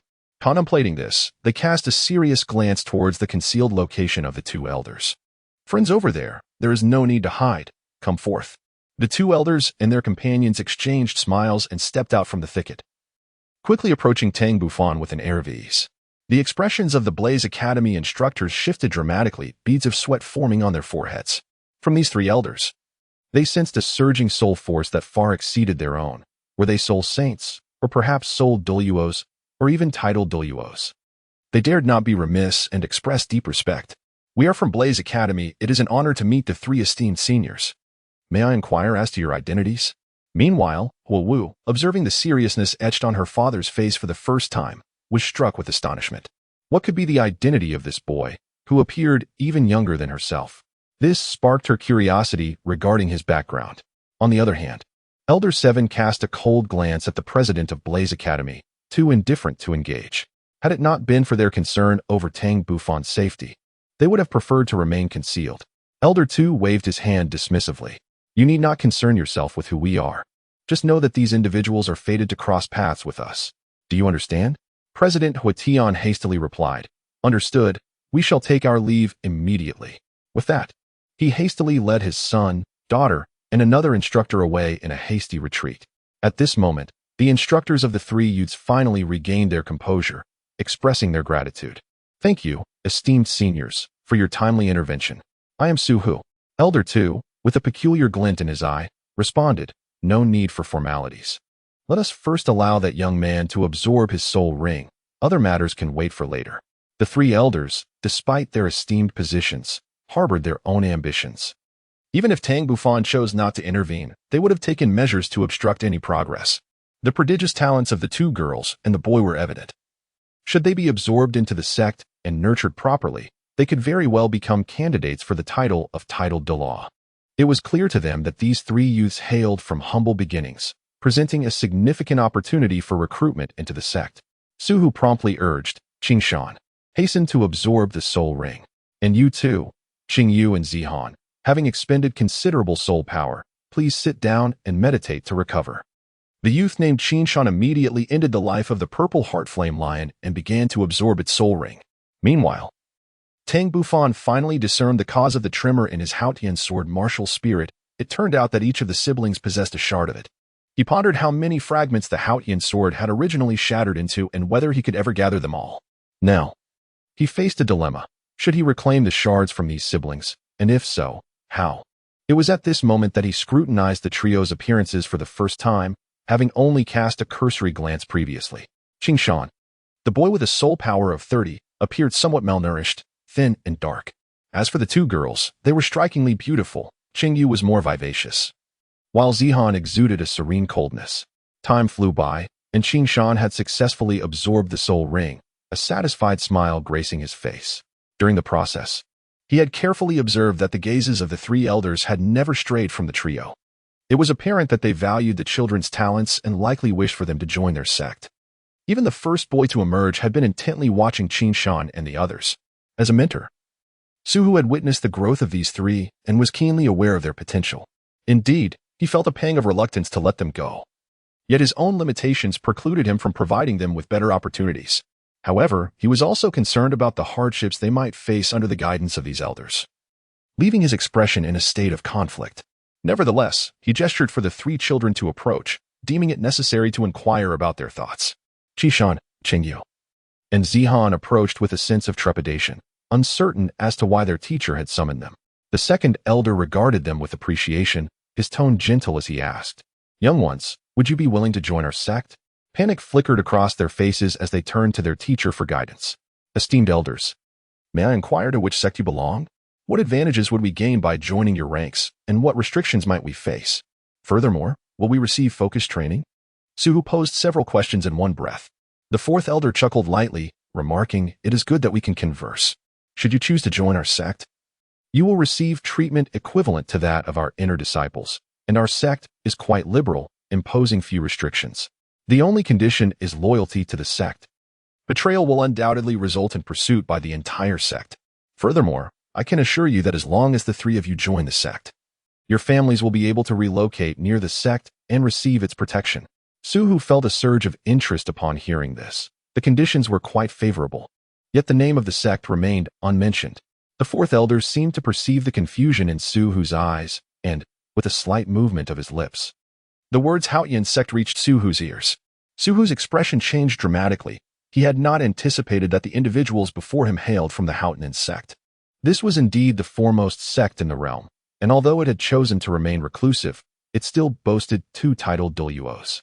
With a legacy spanning numerous years and profound foundations, it was undoubtedly an excellent place to be. After some contemplation, Suhu called the 3 individuals to the side. After all, this was a matter concerning the 3 children themselves, and the decision to join the Haotian Sect should rightfully rest with them. As for Tang Bufan, although somewhat surprised, he found the prospect appealing, as it would facilitate his retrieval of the fragments of the Haotian sword in the future. Chapter 30. The Gamble, Part 1. Qingshan, Qingyu, and Zihan, listen closely to what I have to say. These 3 esteemed elders recognize your talent and are willing to nurture you. You need not worry about lacking guidance in your cultivation any longer. The trio exchanged glances. As commoners, they had long since learned that there is no such thing as a free lunch in this world. Teacher, what price must we pay? Suhu sighed softly and spoke earnestly. Naturally, there are conditions. You must join the sect of these 3 elders, abide by its rules, and remain loyal to it. After a brief pause, Suhu continued, the sect possesses formidable strength and a long-standing heritage. Should you choose to join, your future cultivation resources will be secured. And you will have the assistance of senior sect members in hunting soul beasts, allowing for optimal soul ring selection and the maximum enhancement of your abilities. Well, I have thoroughly analyzed the pros and cons. The decision to join rests with you. By the way, the elders also informed me that if you choose to join, you may bring your parents along. With that, Suhu ceased to speak and approached the second elder and others, granting the 3 children a moment of solitude. To speak candidly, he truly hoped these 3 children would join the Haotian Sect, although it might bind them to the sect in the future. The benefits would undoubtedly outweigh the drawbacks. Once Suhu departed, the trio fell into silence. Qingshan turned to Zihan. Zihan, what are your thoughts? A hint of determination surfaced on Zihan's delicate face. Brother Qingshan, I wish to grow stronger. I want to uncover the origins of our Yi family. It has been our family's aspiration for generations. Only by joining the sect can I advance more swiftly. Qingshan's expression shifted slightly, and he could not help but sigh inwardly. It seemed Zihan was inclined to join. However, he was reluctant to relinquish such an exceptional partner and felt compelled to advise, Zihan, both Qingyu and I can assist you. There is no need to join a sect. Once we align ourselves with a powerful faction, our freedom will be greatly restricted. Knight Zihan gazed at him with an expression that Qingshan found incomprehensible. Qingshan, your and Qingyu's talents are indeed formidable, with the potential to ascend to the rank of title Douluo. Yet, without a solid backing, we struggle to secure the soul beast we require, let alone find suitable soul rings. How can we even contemplate the future, were it not for the assistance of these 3 esteemed elders today? Do you truly believe you could have absorbed the soul ring of the purple heart, blazing lion? Qingshan paused, reluctantly acknowledging the truth in her words. Without Tang Bufan's intervention, he would have had no chance of absorbing the soul ring. His reluctance to join stemmed from the mysterious fragment he held, which he believed would aid their rise in the future. However, he overlooked the fact that he was merely a commoner, lacking any supportive faction, making the path to prominence exceedingly arduous. At that moment, the second elder spoke up. Young ones, have you made your considerations? Qingshan, Qingyu, and Knight Zihan recognized that they had kept the elders waiting and hurried over. Please, share your decision, the second elder said kindly. Knight Zihan stepped forward resolutely. Elder, I am willing to join the sect, but may I bring my parents along? Certainly, that poses no issue, the second elder replied after a brief contemplation, before turning his gaze expectantly towards the siblings, Qingshan and Qingyu. Qingshan's expression was conflicted. After a moment's deliberation, he declined the second elder's offer. Elder, I apologize, but my sister and I are not ready to join the sect at this time. Disappointment flashed across the faces of the second and fourth elders. Suddenly, Tang Bufan's voice pierced the air. You short-sighted fools. Without our assistance, you wouldn't even be able to secure a soul ring. Don't delude yourselves into thinking that possessing a top-tier martial soul like the Qilin will make you a powerhouse. Do you believe that even if you 2 teamed up, you could stand against me? Qingshan's anger flared. Being belittled by someone younger than himself was infuriating. Even Qingyu, standing beside him, cast an irritated glance at Tang Bufan. The 3 elders exchanged knowing glances, their expressions hinting at deeper meanings. Tang Bufan continued, observing their expressions of disbelief. Shall I enlighten you today, so that you do not overestimate your own significance? At that moment, Qingshan felt a sting of condescension, as if he and his younger sister were being insulted. Though he was merely 12 years old, he had already attained the 30th level, and after absorbing a soul ring, He had now reached level 31. Such prodigious talent granted him ample grounds for pride. Since he began his training, he had encountered no rival among his peers. Even those a few years older than he found it difficult to match his prowess, let alone this boy who was undoubtedly younger. Thus, he boldly retorted, "Who is afraid of whom? There is no need for my sister to intervene. I alone am more than capable of handling you," Tang Bufan nonchalantly remarked. "You are far too weak on your own. Perhaps summoning your sister might allow you to endure a little longer." Tang Bufan's arrogant tone instantly provoked Qingyu. "Brother, let us simply do as he wishes and join forces to teach him a lesson." Qishan, too, was incensed and nodded vigorously in agreement. Tang Bufan's face broke into a mysterious smile. "Before we proceed, are you willing to wager with me?" At this moment, Qingshan had calmed down considerably. For some reason, he felt as though he and his sister were being led by the nose. However, united with his sister, they could never be outmatched by an opponent younger than himself. Thus, Qishan boldly inquired, "What shall we wager?" "It's quite simple," Tang Bufan replied, "if you win, I shall promise on behalf of the elders to provide you with all the resources for your future cultivation, free of charge. However, if you lose, you must join our sect." A glimmer of excitement flickered in Qingshan's eyes. Such a seemingly assured victory was impossible to refuse. Beside them, Suhu was taken aback, glancing at the three elders, who appeared entirely unconcerned. How could this be? Is it possible for this child to defeat Qingshan and Qingyu? He was acutely aware of Qingshan's strength and doubted that any child of the same age could prevail, even if they hailed from the most esteemed sect in the world. Especially given that he was not only younger but also facing two opponents alone. Taking a deep breath, Qingshan nodded vigorously. Tang Bufan smiled, for the bait had been taken. "You wish to challenge me? Today, I shall impart a lesson to you, lest you find yourselves sold by others and counting the coins for them." The second elder and others hastily cleared a space for the three challengers to engage in battle. A low roar erupted from Qingshan as a circle of searing red light radiated from his brow. Countless flickering flames danced around him, and soon a fiery mark emerged at his forehead. In the next moment, 2 yellow and 1 purple soul rings ascended from beneath his feet. Qingshan's right arm transformed into a robust Qilin arm, adorned with dense scales, enveloped in a layer of flames that swirled around it, fully embodying the beastly form. Simultaneously, his 3 soul rings appeared to encircle his right arm, indicating that his first 3 soul skills were to be unleashed through this limb. Level 31 Assault System Soulmaster Qingshan, at your service. Chapter 31. The Gamble, Part 2. Tang Bufan was slightly taken aback, yet remained unfazed, casting a glance toward Qingyu. His intentions unmistakable. Qingyu suppressed the fury within her heart, contemplating how long he could maintain his composure. Suddenly, she let out a low growl, and a dazzling blue light emanated from her forehead, enveloping her entire being. Blue streams of water danced around her, and a water flow emblem marked her brow. Unlike Qishan, she transformed her left arm, which was adorned with brilliant blue scales that covered her entire hand, complemented by 2 yellow soul rings encircling her left arm. It appeared that both were channeling their soul skills through their arms. One wielded the power of fire, while the other commanded water. It seemed a captivating duel was about to unfold. "I am a level 22 assault-type Soulmaster. I implore your guidance." Upon witnessing this, Tang Bufan had no choice but to unleash his martial spirit, intending to broaden their horizons. In the next moment, a layer of purple-black radiance enveloped Tang Bufan's left hand, coalescing into a hammer of alternating purple and black hues, the Haotian hammer. Subsequently, 3 soul rings, 2 purple and 1 black, ascended from beneath his feet. "A level 40 assault-type battle spirit master, I seek your guidance." In the arena, aside from the 2 elders, the siblings of Qingshan, Suhu, and Yi Zihan were utterly stupefied. Not only did the terrifying level 40 soul power leave them breathless, but the mere sight of those 3 soul rings, which defied their imagination, was enough to render them speechless. Was the first soul ring truly capable of wielding the power of a 1,000-year soul ring? Suhu's mind buzzed. How could this be possible? Only a monster could withstand the overwhelming force of a 1,000-year soul ring. At that moment, his gaze towards Tang Bufan transformed into one of utter astonishment. No wonder Tang Bufan had spoken so boldly before. He was indeed filled with confidence. It seemed that Qingshan and Qingyu had no choice but to join the Haotian Sect, though Tang Bufan possesses only 3 soul rings.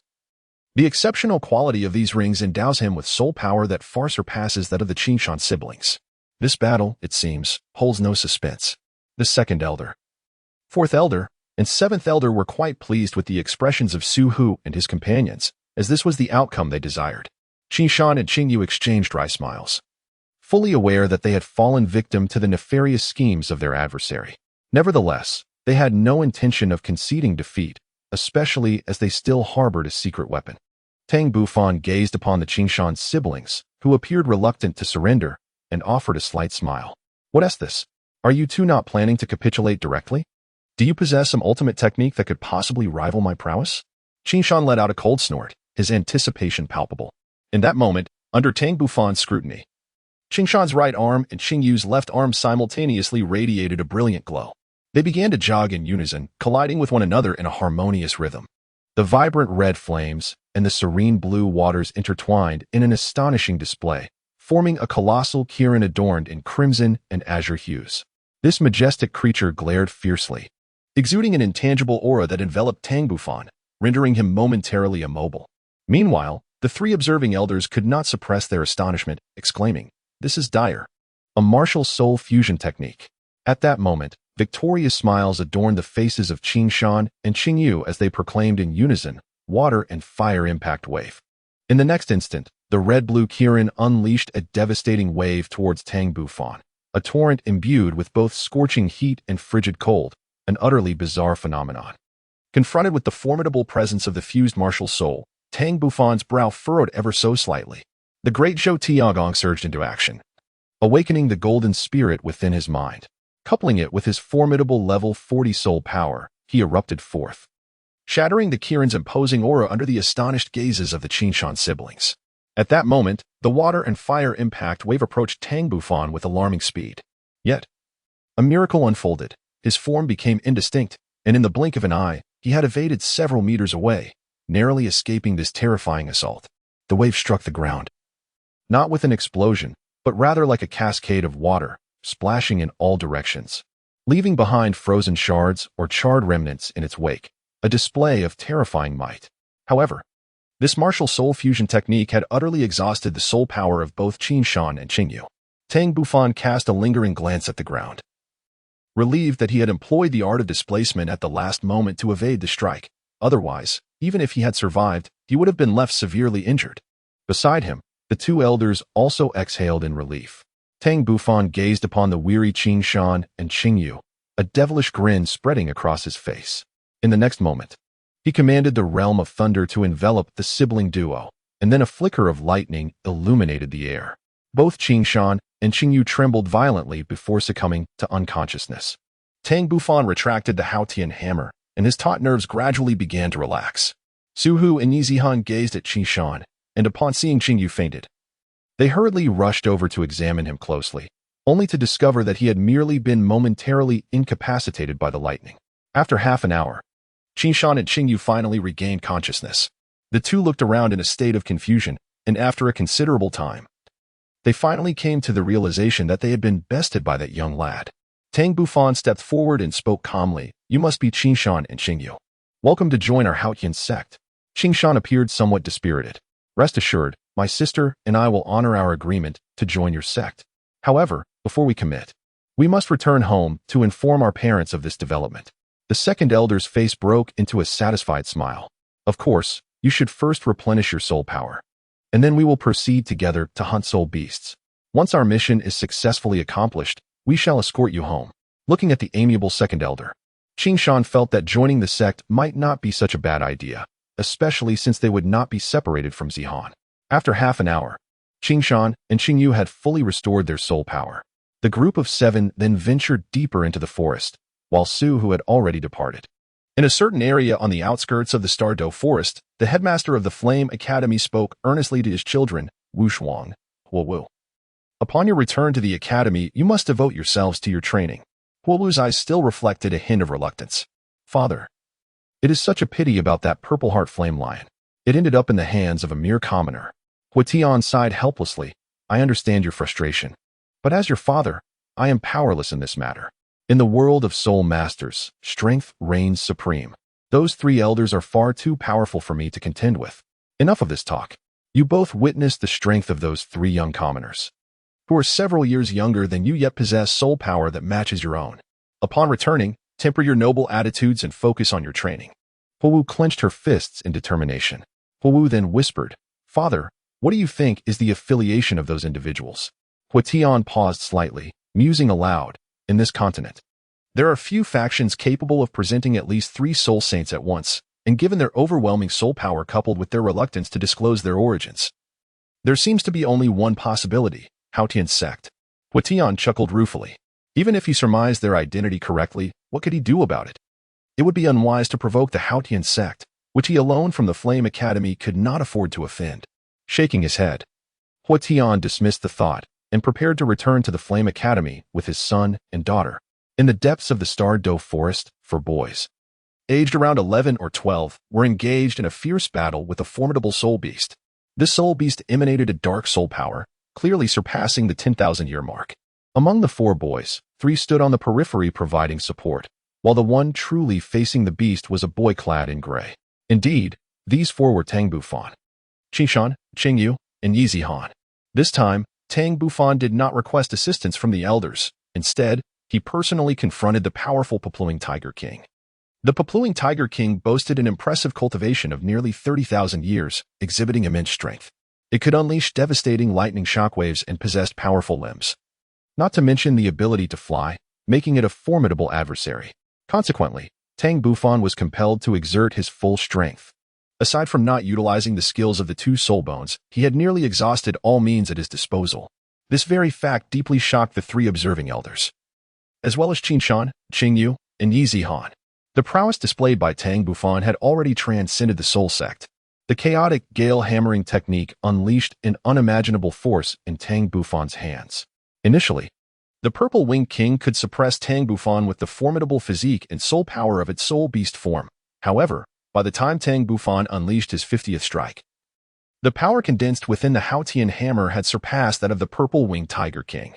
The claws of the Purple Winged Tiger King began to bend, clearly suffering grievous injuries. It yearned to flee, yet Tang Bufan would not grant it that wish. While the Thunder Domain proved ineffective against him, the gravitational space of the Earth Domain prevented it from taking flight. Furthermore, Tang Bufan consistently engaged in close combat, ensuring the Purple Winged Tiger King remained within his striking range. Only in this manner could he fully manifest the might of the chaotic gale hammering technique. With each successive strike, as he reached the 60 or 70 mark, the force would be sufficient to severely wound the Purple Winged Tiger King. This fierce battle had already lasted 10 minutes, with Tang Bufan gradually gaining the upper hand. The powerful force of the Haotian hammer had shattered the wings of the Purple Winged Tiger King, rendering it incapable of flight. Its eyes flashed with fury as it regarded the continuously spinning figure of the human before it. It yearned to retaliate. Yet the power of that hammer had far exceeded its own. The tiger's body was now battered and bruised, its strength having long since waned. It contemplated fleeing, but 3 terrifying humans obstructed its escape route. As a soul beast with 30,000 years of cultivation, it fully comprehended the dreadfulness of those 3 elder humans. Its only avenue of escape lay in tearing apart the human before it, and at this thought, a glimmer of regret surfaced in its eyes. Initially, it had not regarded this human with due seriousness, adopting a demeanor of mockery instead. Coupled with the interference from the 3 insignificant beings on the periphery, it had inadvertently allowed the gray-clad youth to successfully unleash this formidable soul skill with its amplified power. By the time it realized the need to intervene, it was already too late. The gray-clad youth flickered about, evading each of its attacks. Thus, Tang Bufan finally delivered his 81st strike. The soul power amassed within the Haotian hammer now far exceeding that of the Purple Winged Tiger King. Tang Bufan no longer hesitated. He swung the Haotian hammer with great force, striking the Purple Winged Tiger King. The terrifying, purplish-black soul power instantly struck the tiger's head, ending its life. Although Tang Bufan had vanquished the Purple Winged Tiger King, his soul power was nearly depleted, causing him to collapse. The second elder and the others rushed over without delay, infusing their cultivated soul power into Tang Bufan's body to aid in his recovery. Qingshan, Qingyu, and Yizihan, as observers, were profoundly impressed by Tang Bufan's prowess, their astonishment lingering long after the event. Throughout their journey, they had learned of Tang Bufan's age, merely 10 years. Yet, achieving a soul power level of 40 at such a tender age, was that truly feasible for a human? With the assistance of the second elder, Tang Bufan rapidly regained his soul power. He then began the absorption of the purple winged tiger king's soul ring. Drawing upon prior experiences and aided by his divine soul, he flawlessly absorbed the power of the soul ring in less than half an hour. Feeling the surge of strength within him, Tang Bufan smiled with satisfaction. Although this time the growth in soul power was not as remarkable as before, he nonetheless reached the 33rd level. Upon witnessing Tang Bufan regain consciousness, the three elders expressed their concern. "Xiaofan, how do you feel? How many levels has your soul power increased?" In response, Tang Bufan remarked, "I feel quite well. However, my soul power has only increased by 3 levels." The three elders smiled, reassuring him, "No worries, an increase of 3 levels is commendable. Typically, one only gains 1 level when absorbing a soul ring." Nearby, Qingshan expressed his envy. "Tang Bufan, after obtaining my 3rd soul ring, my soul power merely increased from 30 to 31. You, on the other hand, have gained 3 levels, saving at least half a year's worth of effort. Are you not satisfied?" Pausing for a moment, the second elder continued, "Xiaofan, your performance in the battle against the purple-winged tiger king today was commendable. Yet there remain some imperfections in your combat against foes. Had this soul beast not underestimated you, alongside the assistance of Qingshan, Qingyu, and Yi Zihan, it is uncertain whether you could have executed the chaotic wind hammer technique to the 81st strike and unleashed unparalleled power to defeat the purple-winged tiger king." Tang Bufan nodded, acknowledging the wisdom of the second elder. Ultimately, his soul power was merely at level 40, despite his numerous skills. He could not compare to the soul beast with 30,000 years of cultivation. A chasm of disparity remained insurmountable. At this moment, the seventh elder interjected, "Second brother. He is only 10 years old. In my eyes, his performance today was nothing short of impeccable. The disciples at the Soul King level within our sect may not surpass his achievements. As for the issue with the hammer technique, it stems from his lack of specialized training in the Haotian hammer. Upon returning to the sect, we must promptly guide him through this specialized training. Given his remarkable talent, I believe he could rectify these shortcomings in less than a year." With the seventh elder's reminder, the second elder suddenly realized the oversight. They had never instructed Tang Bufan on how to practice the chaotic hammer technique. All his progress had been self-taught, and they had yet to provide him with focused training. Tang Bufan felt a twinge of confusion. "Elder 7, is there a particular method for cultivating the Haotian hammer?" "Indeed, little fan," Elder 4 elucidated. "The Haotian hammer possesses its own specialized cultivation techniques. In the past, you were too young, and we were unaware that you could already wield the 81 hammer storm. Upon our return to the sect, arrangements will be made for your training." Hearing the conversation among Tang Bufan and the others, Qingshan, Qingyu, and Yi Zihan exchanged glances filled with an inexplicable brilliance, further affirming their decision to join the Haotian Sect. Tang Bufan nodded, his eyes glimmering with anticipation. Through this practical experience, he discerned numerous deficiencies in the chaotic wind technique, which could easily be disrupted by an opponent, rendering its execution ineffective. However, if he were to amalgamate his agility with the chaotic wind, maneuvering around his adversary during the pauses between each strike, he could potentially surmount the shortcomings of the technique. This, of course, remains a theoretical concept. To actualize it requires countless hours of practice. Only through such dedication could the chaotic wind technique be rendered flawless. Perhaps this is the pinnacle of martial arts cultivation, achieving a state of transcendence. Chapter 33. Qingshan Village. 3 days later, Qingshan, Qingyu, and Yi Zihan gazed back at the Douluo forest with a sense of nostalgia. In these 3 days, numerous events unfolded, altering the trajectory of their lives forever. Not only had they encountered an extraordinary talent like Tang Bufan, but they had also witnessed the birth of a titled Douluo, an unparalleled strength that epitomizes their lifelong aspirations. Observing the reluctant expressions of the children as they looked back at the Douluo forest, the second elder smiled and said, "It is time for us to depart. We shall first return to your village, and once we have gathered your parents, we will head back to Haotian Sect." The trio's expressions were filled with excitement. They were finally going home. Yet, they also understood that from this moment onward, they would be irrevocably intertwined with the colossal entity that is Haotian Sect. A bright light shone in Yi Zihan's eyes. The more powerful Haotian Sect became, the greater her chances of discovering the origins of the Yi family. Once, many years ago, her family had basked in glory, but as time passed, the Yi family had gradually declined, leaving only her and her father. According to her father, they had once possessed the continent's foremost support martial soul, even surpassing the 7 treasure glazed tile school, as they were not merely pure support soul masters. Their martial souls exhibited a variety of capabilities, showcasing remarkable survival skills. Qingshan's eyes reflected fervor. After witnessing Tang Bufan's might, he felt profoundly challenged. As a prodigy, he would never concede inferiority to others. In his view, Tang Bufan's rise to the status of a Soulmaster at such a young age was merely a product of advantageous circumstances. Had he and his sister been born into a major sect, he firmly believed their soul power would far exceed its current level.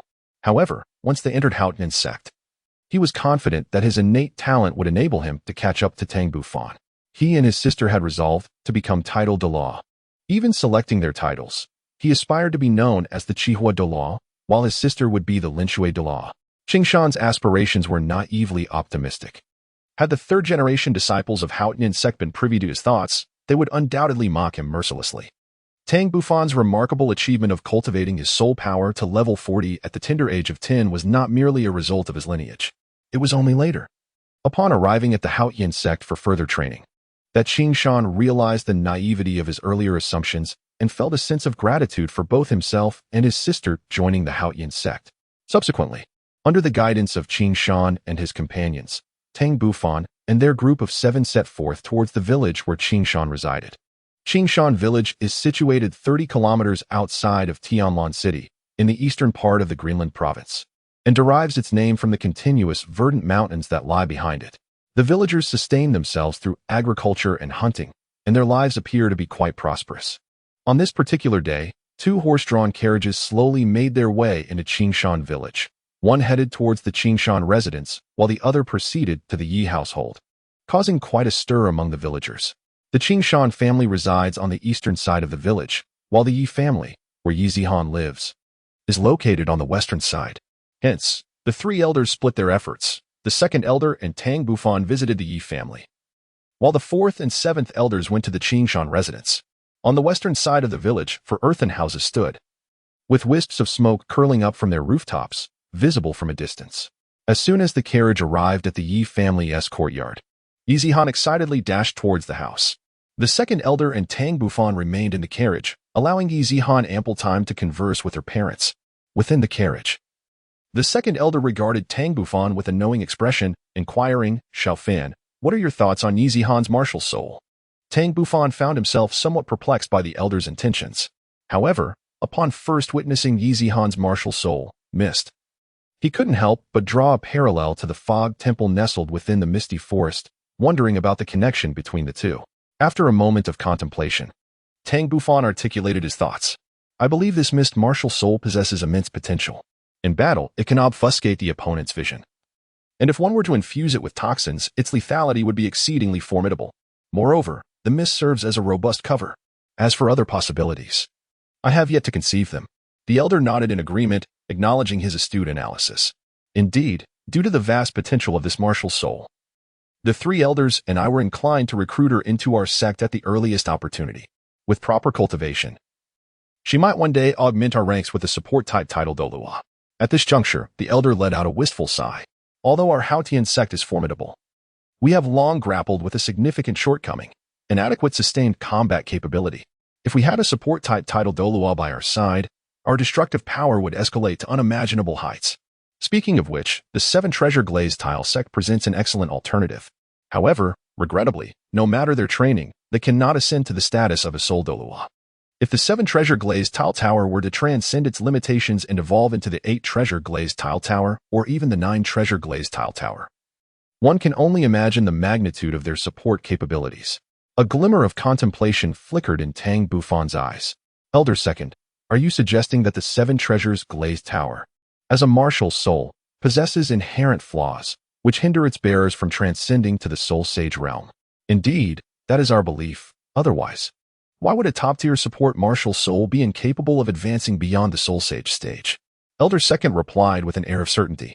Observing Elder Second, Tang Bufan suddenly declared, "Elder Second, if we were to discover a method to rectify the shortcomings of the 7 Treasures Glazed Tower's martial soul, would the 7 Treasures Glazed Sect be inclined to fully support our Haotian Sect in re-emerging?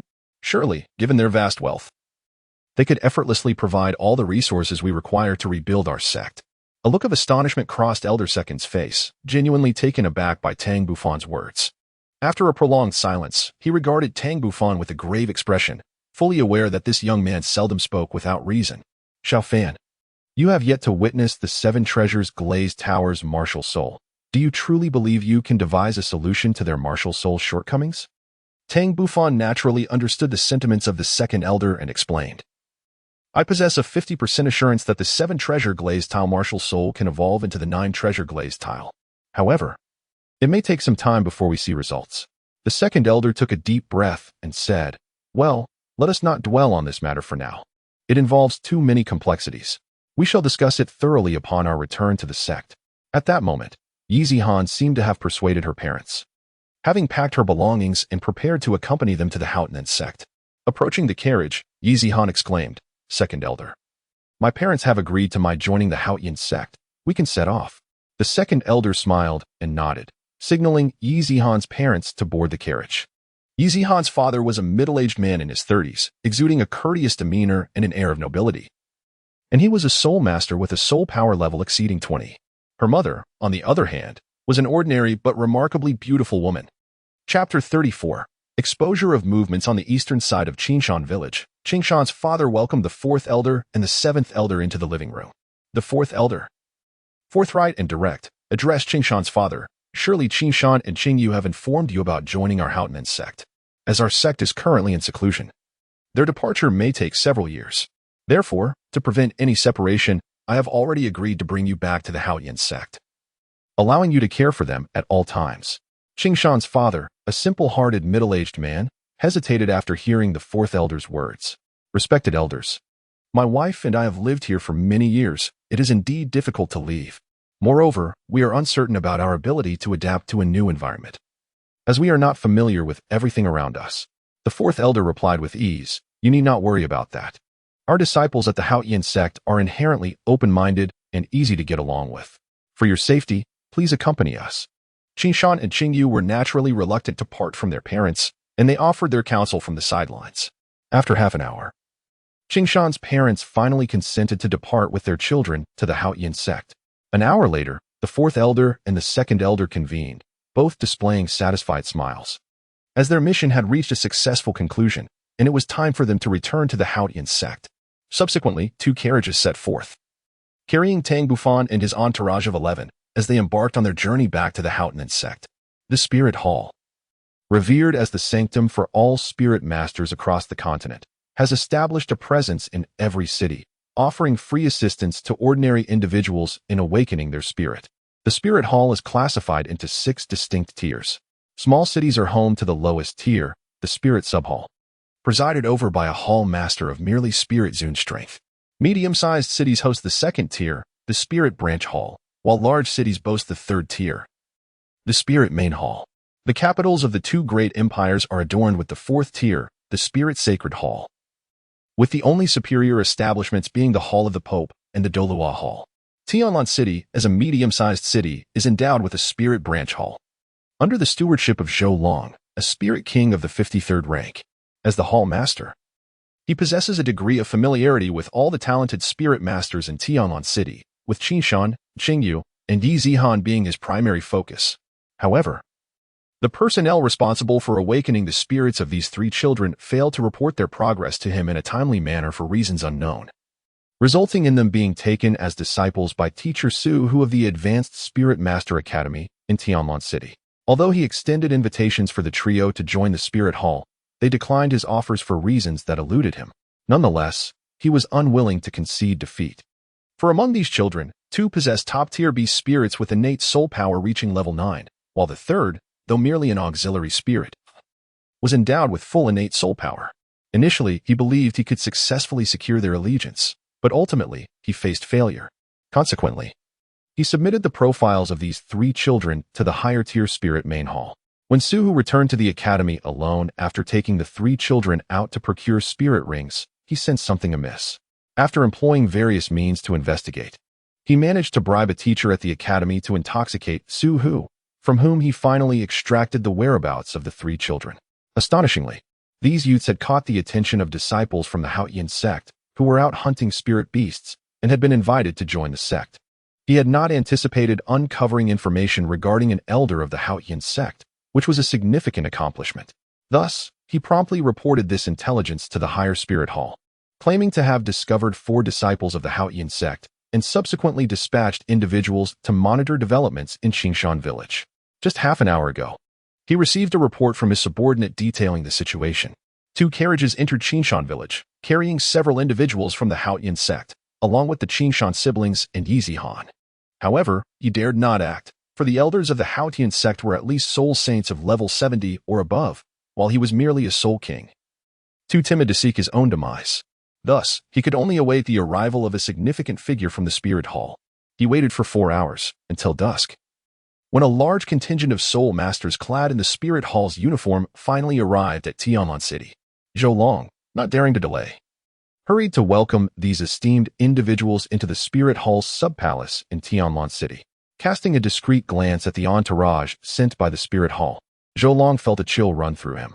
It was no surprise that the spirit hall was formidable, aside from the hall master, who was a soul saint. At least a dozen soul masters possessed a soul power that exceeded his own, including several at the soul emperor level. In the conference hall, the hall master, Camp, donned a magnificent white robe and, with a grave expression, addressed Zhou Long, Hall Master Zhou. Is it true what you stated in your letter regarding the discovery of disciples from the Haotian Sect? Should I find that I have made this journey in vain?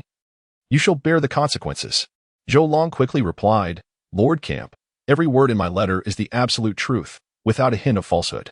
Moreover, according to the villagers of Qingshan village, there are 4 members of the Haotian Sect, 3 elderly gentlemen dressed in white, and the remaining one is a young boy of approximately 11 or 12 years, clad in gray.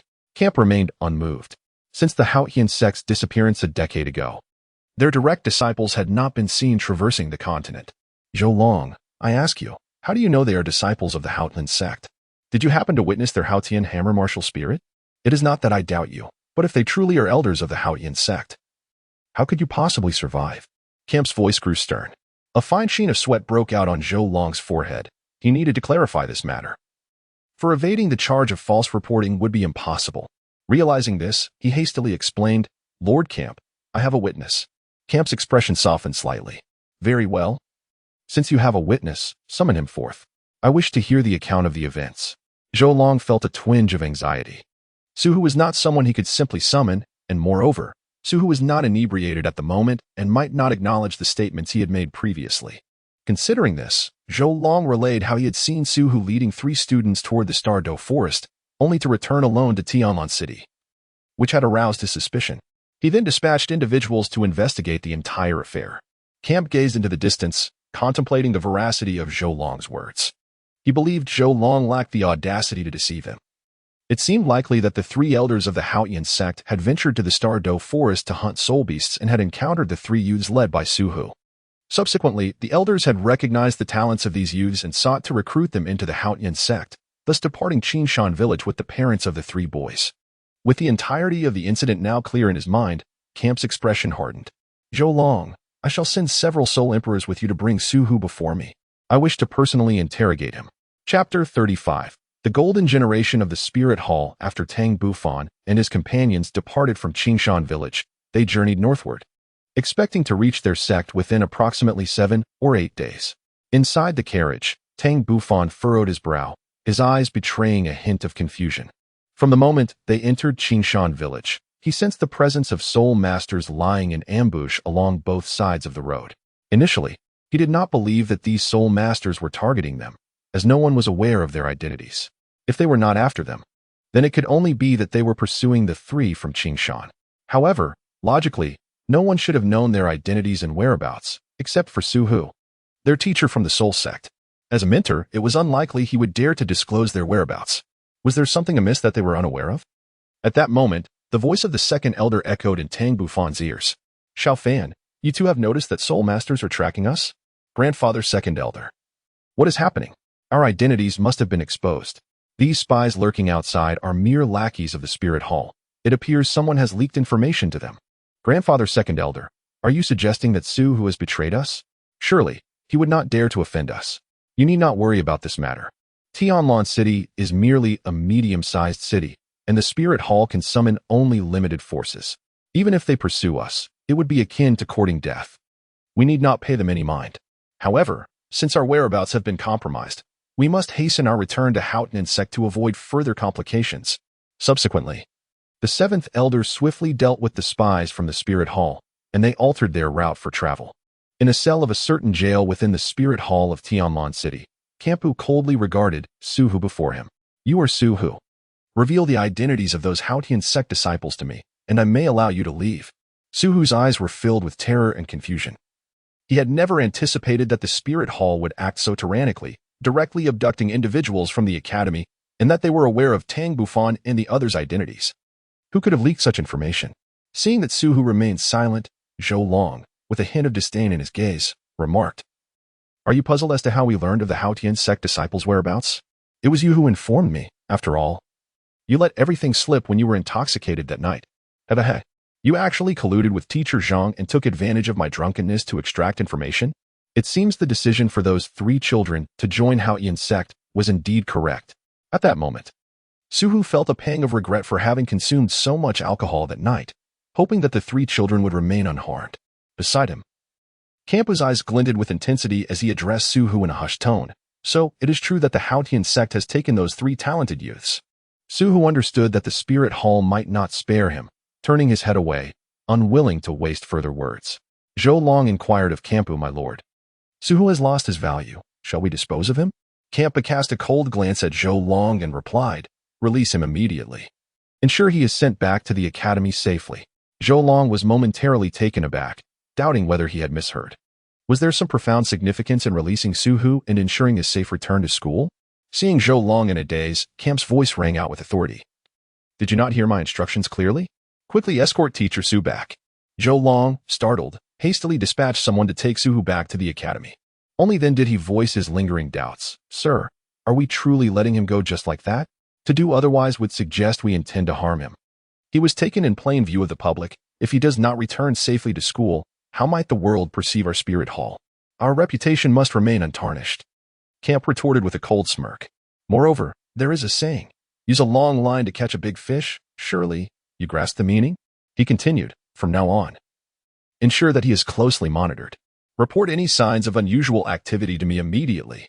Zhou Long's understanding dawned. Sir, your foresight is truly admirable. I am in awe.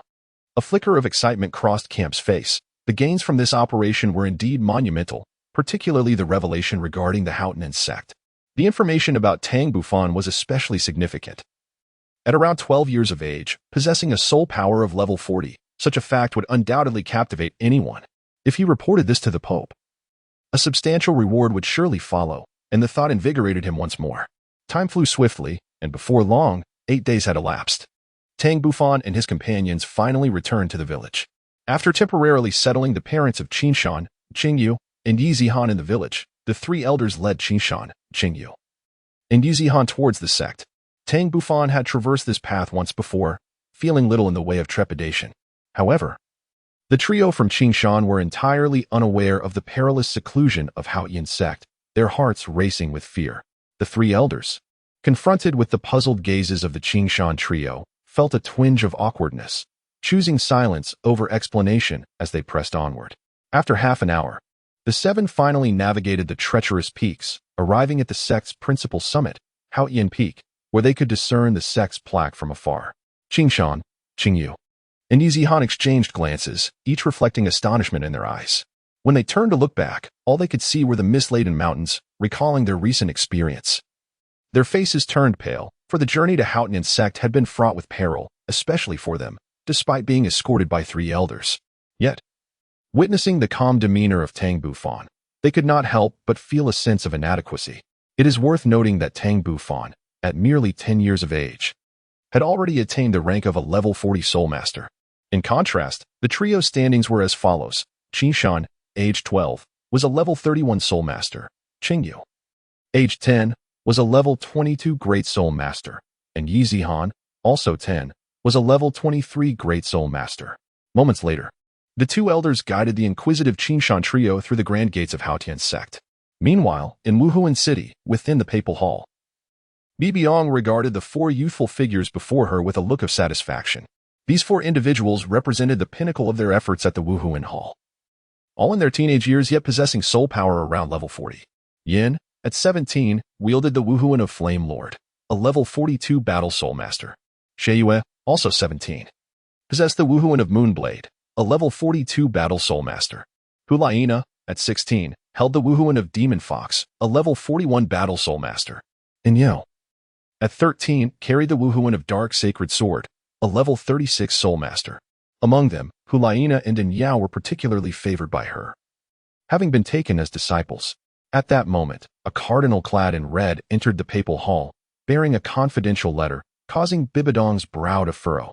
Had something transpired? Soon, she caught sight of the missive in the cardinal's hand. Your Holiness, I bring a secret message from camp, the master of the Wuhuan main hall in Greenland province. Bibidong replied coolly, Nana, pass it to me. Hulaina promptly took the letter from the cardinal and handed it to Bibidong, exclaiming, Here, master, with a look of contentment. Bibidong unsealed the letter, but as she perused its contents, her expression gradually darkened, culminating in a furious countenance. Chapter 36, The Shock of Bibidong Within the Hall. The cardinal's expression shifted slightly, his heart filled with unease. What could be written in that letter to so alter the demeanor of the esteemed pope? After a lengthy pause, Bibidong regained her composure and glanced at the four young individuals before her, restoring her smile.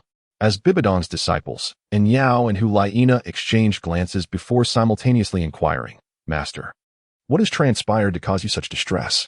The cardinal cast a sidelong glance at Hulaina and Inyao. In this situation, only the disciples of the two esteemed popes dared to speak. Even he, along with Xiaoyu and Yin, did not dare to utter a word. Bibidong first gazed at Inyao and Hulaina for a few moments before shifting her gaze and calmly revealing the contents of the confidential letter. According to the letter from Bishop Camp, he had discovered traces of the Haotian Sect in Tianan City. However, the crux of the matter was that Haotian Sect had abducted 3 talented youths from Tianan City, including a 12-year-old Soul Sovereign and 2 10-year-old Great Soul Masters. At this point, a flicker of anger reappeared on Bibidong's face, reflecting her ire towards the master of the Martial Soul Hall in Tianan City. It was not merely about allowing 3 gifted youths to be taken right under his nose, but rather her frustration at his failure to report the incident sooner. Had he done so, she could have dispatched someone to intervene, thus preventing the Martial Soul Hall from losing 3 exceptional Soul Masters. The cardinal was taken aback. Your Holiness, could it be that the Haotian Sect has resurfaced? Bibidong scoffed lightly, acknowledging that they likely would not dare, yet one must not underestimate them. They had secretly nurtured a 12-year-old disciple with a soul power level of 40 over the past decade. This was the true significance of Bishop Camp's confidential letter. Upon hearing this, the hall fell into stunned silence, and several present gasped in shock. Even the Martial Soul Hall's brightest talent, Inyao, had only achieved level 33 at the age of 12, which was still a considerable distance from level 40. Moreover, reaching level 40 meant the potential to acquire a 4th soul ring. In essence, the Haotian Sect had cultivated a 12-year-old Soul Master. At this moment, everyone present finally comprehended the depth of Bibidong's fury. After a brief silence, Inyao stepped forward, declaring, Teacher, I will redouble my efforts in training and will not be outdone by this disciple of the Haotian Sect. Witnessing Inyao's determination, Hulaina, Yin, and Xiaoyu all expressed their intent to strive even harder in their cultivation. Bibidong smiled gently, feeling a sense of comfort. Your resolve brings me great joy. You may all leave now.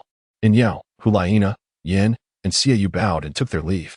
Once the 4 departed, Bibidong's expression turned serious again, commanding, Immediately send someone to Tianlan City to investigate this matter thoroughly.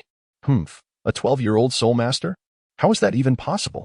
Such figures have never appeared in legend. Even the angel god was merely a soul sovereign at that age.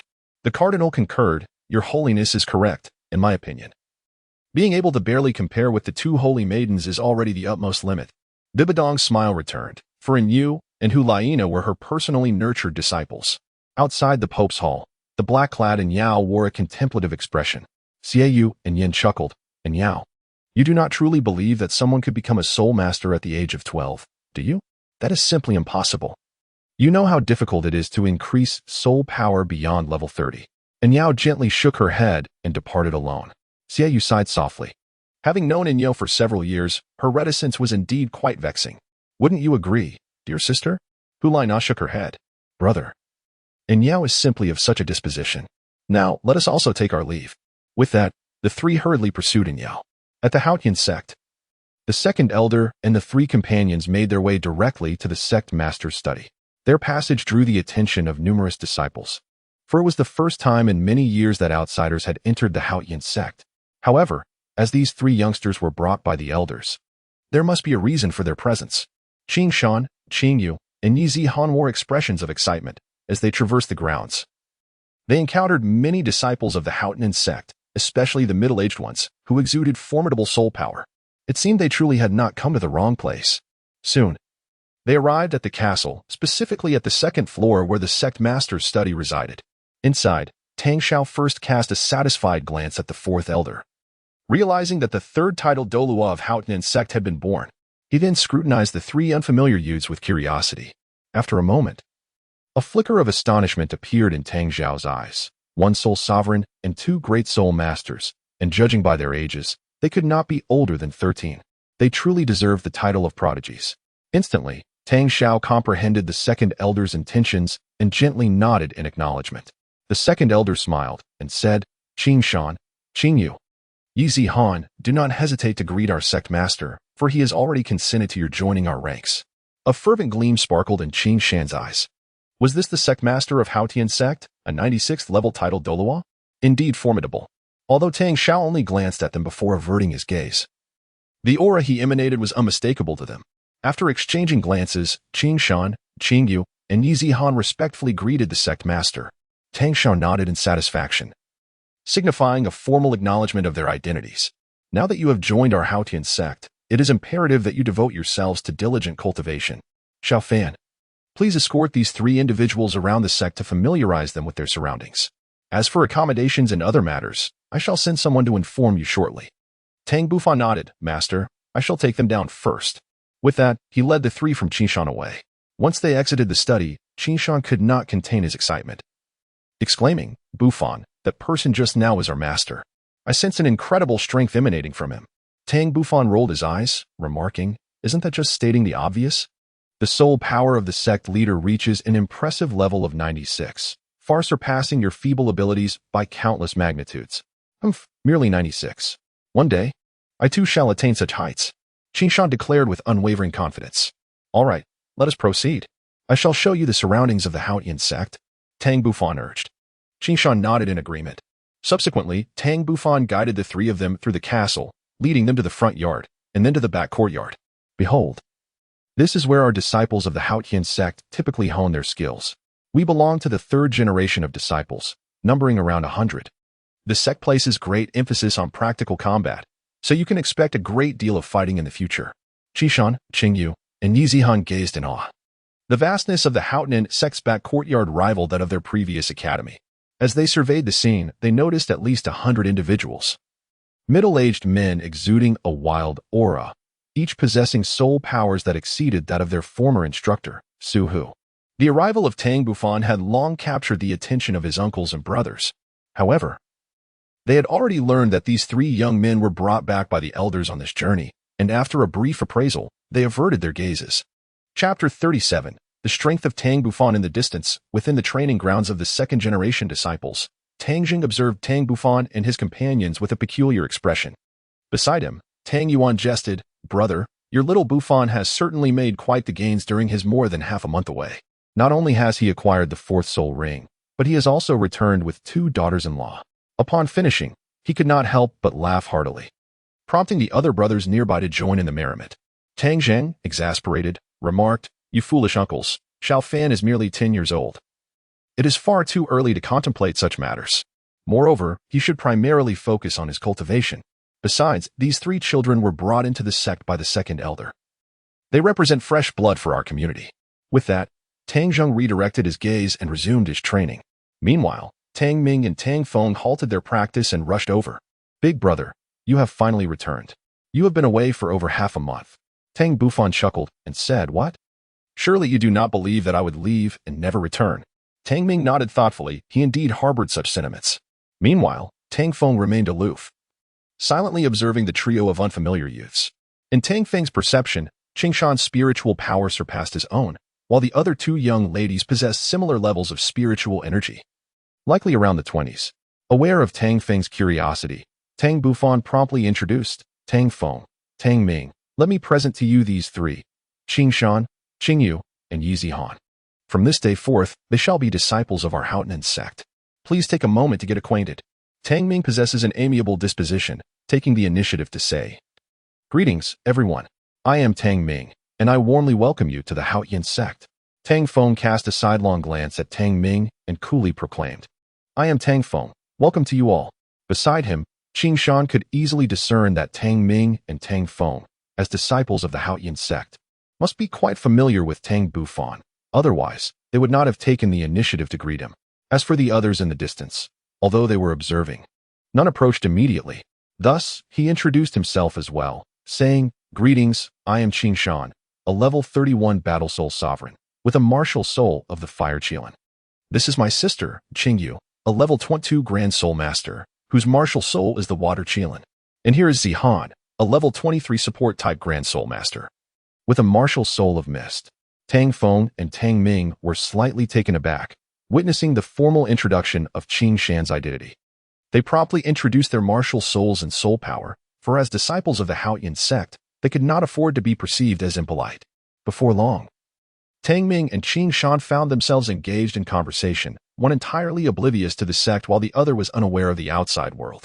As they conversed, they unexpectedly developed a sense of mutual admiration. Tang Bufan gazed upon the scene with a gentle smile. Subsequently, he continued to guide the three visitors through the Haotian Sect. From the rear courtyard to the front, and then to their accommodations, he elaborated on the sect's regulations, introduced them to key figures, and highlighted essential matters to consider. Meanwhile, Tang Xiao sat with 5 elders, deliberating on the arrangements for the 3 from Qingshan. "Sect Master, this is the general situation.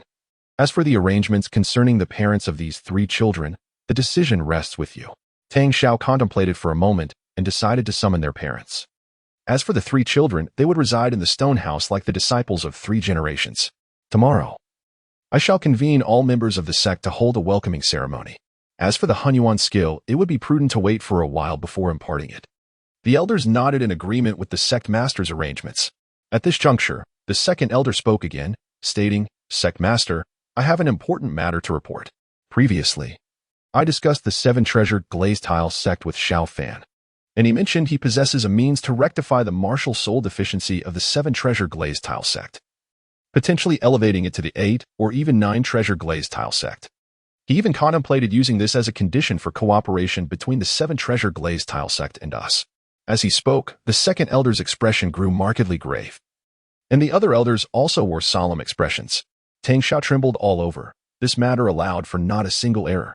If the child's words rang true, the implications could profoundly affect both the Haotian Sect and the 7 Treasures glazed tile sect. However, this situation involved numerous complexities that demanded careful deliberation before a decision could be reached. After a considerable pause, Tang Xiao finally spoke, "Second uncle, we must not rush into this. Furthermore, the time for our emergence has yet to arrive. Allow me to ponder this matter further. As for your mention of Xiao Fan's nearly perfected chaotic wind hammer technique, that is a matter we can address immediately. Here is what we shall do, starting tomorrow. I will seal his soul power and personally guide his cultivation." While several elders were also eager to instruct Tang Bufan, Tang Xiao's hammer techniques far surpassed theirs, making him the most suitable mentor for Tang Bufan's training. At midnight, Tang Bufan concluded his training and began to assess and analyze his current strength. He had reached the 43rd level of the Soulmaster realm, adorned with 2 purple soul rings and 2 black soul rings, and possessed 4 soul skills. His first soul skill, Thunderous Might, enhanced his strength by 80% while also imparting a paralysis effect, rendering his opponent immobile for 3 seconds within a 3-meter radius. The second soul skill, Thunderous Force, doubled the strength enhancement to 100%, maintaining the paralysis effect but expanding the range to 6 meters. The third soul skill, Thunder Goddess Shockwave, unleashed a pillar of lightning through the Haotian hammer, annihilating all life in its path. The fourth soul skill, Gravity Hammer, summoned multiple Haotian hammers of immense weight to strike the enemy simultaneously. In addition to these, he possessed 2 innate domains and 3 soulbone skills. Notably, the Thunder domain underwent a remarkable transformation upon his ascension to the Soulmaster realm, evolving into a domain skill known as Thunder Devour, which could absorb the soul power of enemies within its vicinity. Remarkably, while the Thunder domain itself became destructive, its paralysis ability not only remained intact, but was further enhanced. Similarly, the Earth domain developed into a domain skill called Avatar, enabling the creation of an earth puppet with equivalent soul power to his own. It is noteworthy that the single-horned soul bone on his forehead absorbed the thunderous energy from the phoenix wings, resulting in a new skill called Heavenly Thunder. Capable of emitting a lightning pillar with formidable destructive and paralysis capabilities, which could also be combined with soul ring skills. After losing the thunderous energy, the phoenix wings formed a healing soul skill, Nirvana Light, a single-target healing skill that could evolve. This healing skill could fully restore a target whose level did not exceed his own by 10 levels, also replenishing 50% of their soul power. For every 10 levels exceeding his own, the effectiveness would diminish by 10%, and it could not restore soul power. However, if the target was uninjured and within 10 levels of his own, it could completely restore their soul power. Every time one surpasses their own level by 10, the healing effect diminishes by 10%. The final skill, known as the Eye of Insight, enables one to pierce through all illusions and emit a beam of ethereal light that can attack both the opponent's consciousness and tangible entities. Aside from these abilities, he possesses several secret techniques from his previous life that he has diligently cultivated. Taken together, his strength should be comparable to that of a soul emperor. As for the outcome, only through combat will it be revealed. Chapter 38, The Year of Intensive Training Part 1. On the second day, as dawn broke, Tang Bufan arrived at the back courtyard of the Haotian Sect to commence his training. Only after concluding his regimen did he notice Qin Shan had risen. Observing Tang Bufan, drenched in sweat, a wave of unease washed over Qin Shan. He pondered to himself, believing he was quite diligent, rising to train before 8 o'clock. How could this young man, 2 years his junior, have begun his training even earlier? Bufan, have you been training? Tang Bufan spoke softly, having just completed my training. You three should gather in the front courtyard after breakfast. Today, the Soulmaster will host a simple welcoming ceremony for your formal induction into the Haotian Sect. With that, he retreated to his quarters to freshen up. Qin Shan's expression soured as he began to comprehend the reason behind Tang Bufan's remarkably high soul power. At that moment, several disciples of the Haotian Sect returned to the stone house, each glistening with sweat. Among them were Tang Ming and Tang Feng. Qin Shan quickly called out to Tang Ming. Tang Ming, do our Haotian Sect disciples truly rise so early to train? Early? Replied Tang Ming. Our leader has already completed his 2 hours of morning practice. While we may not rise as early as he does, we have still managed an hour of training. Now, we must return to freshen up. Tang Ming's expression was somewhat peculiar. After speaking, he returned to the house with Tang Feng. Qin Shan took a deep breath, realizing that he would need to rise early each day for training. Otherwise, not only would he fail to catch up with Tang Bufan, but even Tang Ming and Tang Feng might surpass him. An hour later, in the front courtyard of Haotian Sect, Tang Xiao spoke solemnly. The sole purpose of gathering everyone here today is to welcome the 3 talented youths and their parents to join our Haotian Sect. After this proclamation, Tang Xiao signaled for Qin Shan and the others to step forward. Following a brief introduction of their identities, they returned to the ranks. Soon, the courtyard erupted in enthusiastic cheers. Subsequently, Tang Xiao announced the dismissal, leaving only Tang Bufan behind. Tang Xiao chuckled lightly and said, Xiao Fan, I have heard that you have successfully mastered the 81 chaotic cloak hammer technique. Would you be so kind as to demonstrate it for me? Tang Bufan hesitated for a moment. Is it here? Tang Xiao was momentarily taken aback, yet he suggested, let's proceed to the backyard. In the martial arts arena of the backyard, Tang Bufan summoned the Haotian hammer and began to practice the chaotic cloak hammer technique. With one strike, then another. He quickly executed up to 20 strikes, each movement seamlessly flowing into the next. Such mastery of the hammer technique left the surrounding disciples of the Haotian Sect feeling embarrassed. Even Tang Xiao couldn't help but nod in approval. At such a young age, this proficiency in hammer techniques was indeed unparalleled throughout history. As the chaotic cloak was unleashed, Tang Bufan seemed to transcend into a wondrous state, where his essence, spirit, and energy converged. The Haotian hammer in his grasp became an extension of his will, moving with an effortless grace akin to that of an arm. Beside him, Tang Xiao's eyes sparkled with brilliance, his gaze towards Tang Bufan growing increasingly approving. The third-generation disciples surrounding them could not discern much. They merely perceived the fluidity with which Tang Bufan executed the chaotic cloak. However, the second-generation disciples possessed a keener insight, especially those who had reached the soul saint level, their expressions revealing a profound astonishment. Tang Bufan's current state is referred to as the unity of man and weapon. In this condition, he can unleash the full potential of his weapon spirit to its utmost limits. Typically, such a state can only be gradually comprehended after reaching the 70th level and mastering the true essence of the weapon spirit. To everyone's astonishment, Tang Bufan managed to enter this state even while still in the Soul Sect realm. In truth, his ability to temporarily achieve this state is significantly influenced by his previous life. In that incarnation, he practiced swordsmanship from a young age and, with a heart of unwavering purity, he once attained the realm of unity between man and sword. However, he had not fully mastered this realm in his past life, which meant he could only occasionally experience the oneness of man and sword. In this life, after years of diligent practice with the Haotian hammer, coupled with the foundation laid in his previous existence, he finally triggered this extraordinary state today. The disciples of the Haotian Sect around him watched in a trance as Tang Bufan executed the Gale Cloak, and in this moment of unity between man and weapon, he swiftly unleashed the 81st strike, with the soul power accumulated within the Haotian hammer reaching its zenith. Tang Bufan struck a massive boulder with a single, forceful blow, unleashing a terrifying surge of soul power that reduced the stone to mere dust. The impact created a colossal pit several meters in diameter upon the ground. Witnessing this awe-inspiring display of destruction, the third-generation disciples regarded Tang Bufan with increasing reverence, finding his prowess even more formidable than during his previous encounter with Tang Long. Following these events, Tang Bufan simply seated himself on the ground, closing his eyes to immerse himself in contemplation. Upon witnessing this, Tang Xiao waved his hand to dismiss the surrounding disciples, allowing Tang Bufan to immerse himself in contemplation. In the distance, Qing Shan, who had observed the entire process, appeared utterly astonished. The final strike seemed far more terrifying than the previous one that had vanquished the purple-winged Tiger King. Qing Yu and Yi Zihan exchanged glances filled with intrigue as they regarded Tang Bufan, their eyes shimmering with a peculiar light. After an entire hour had elapsed, Tang Bufan finally awakened. The insights he had gained were profound. Although he had yet to fully master the realm of harmonizing man and weapon, he was confident that with one more experience in this state, he would achieve complete mastery. Once he attained this mastery, any strike he unleashed would wield formidable power.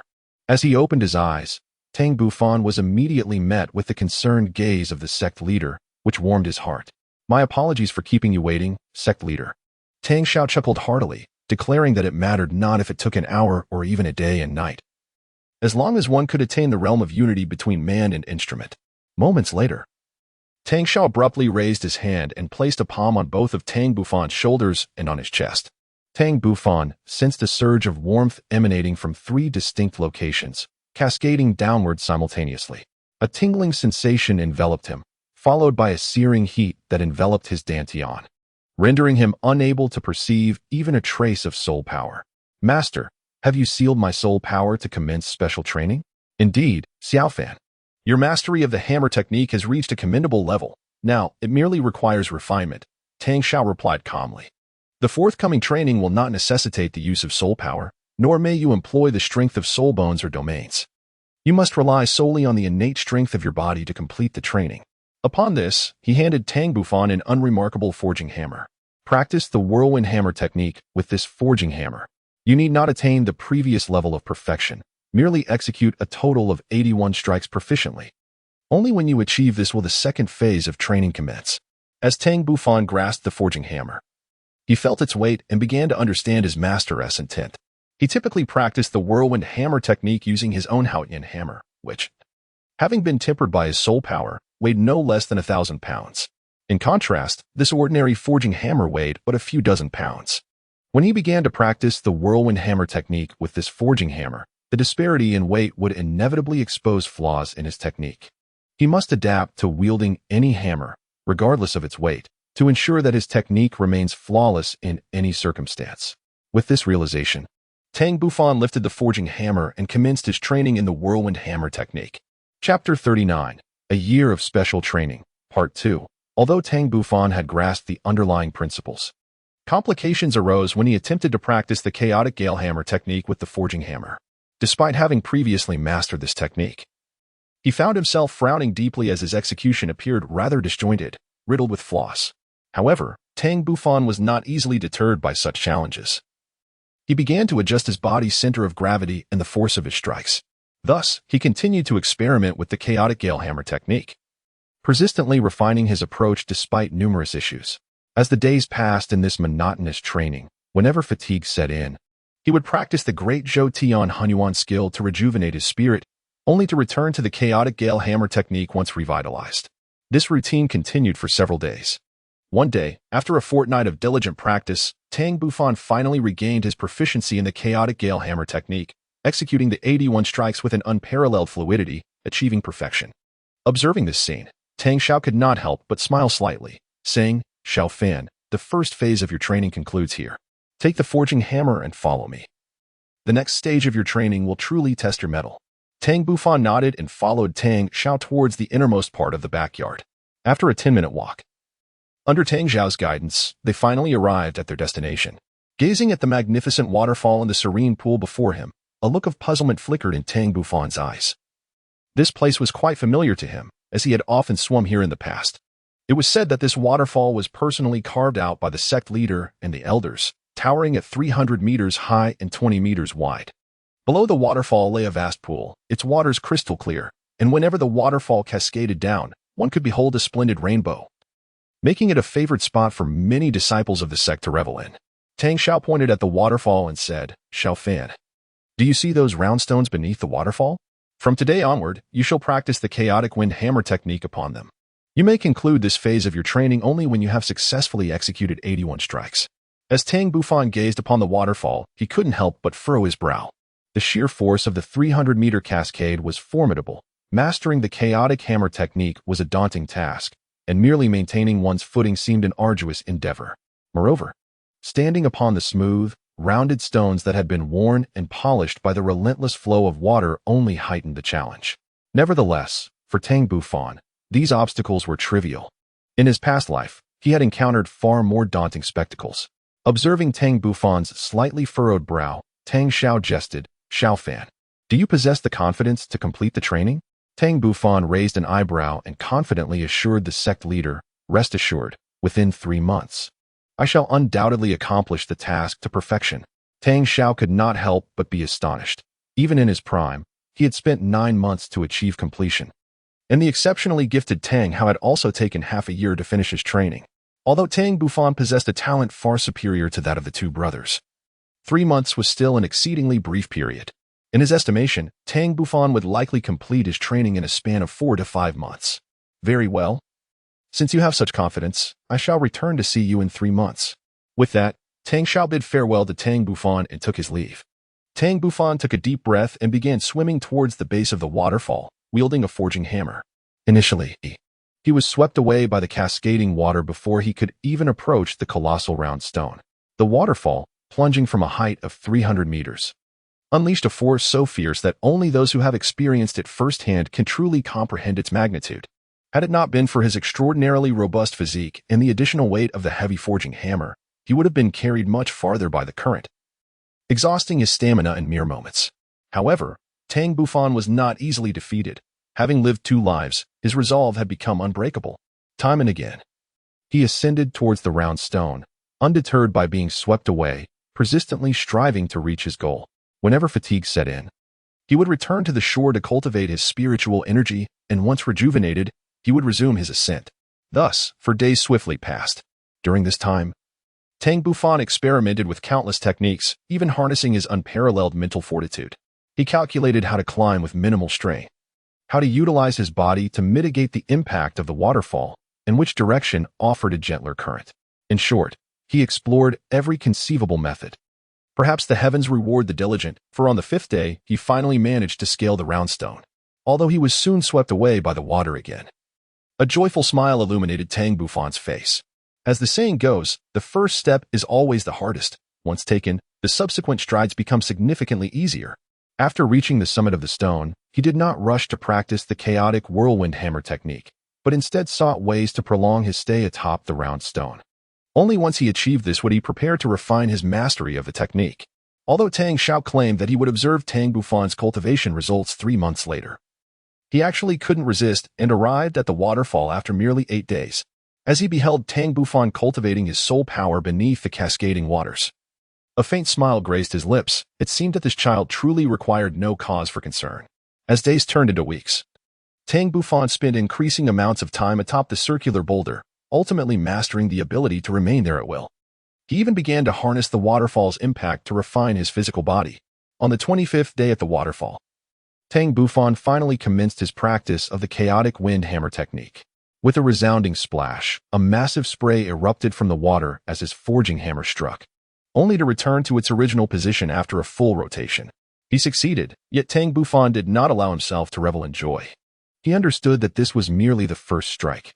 Indeed, upon delivering his third strike, a wave surged forth, propelling him into the water pool.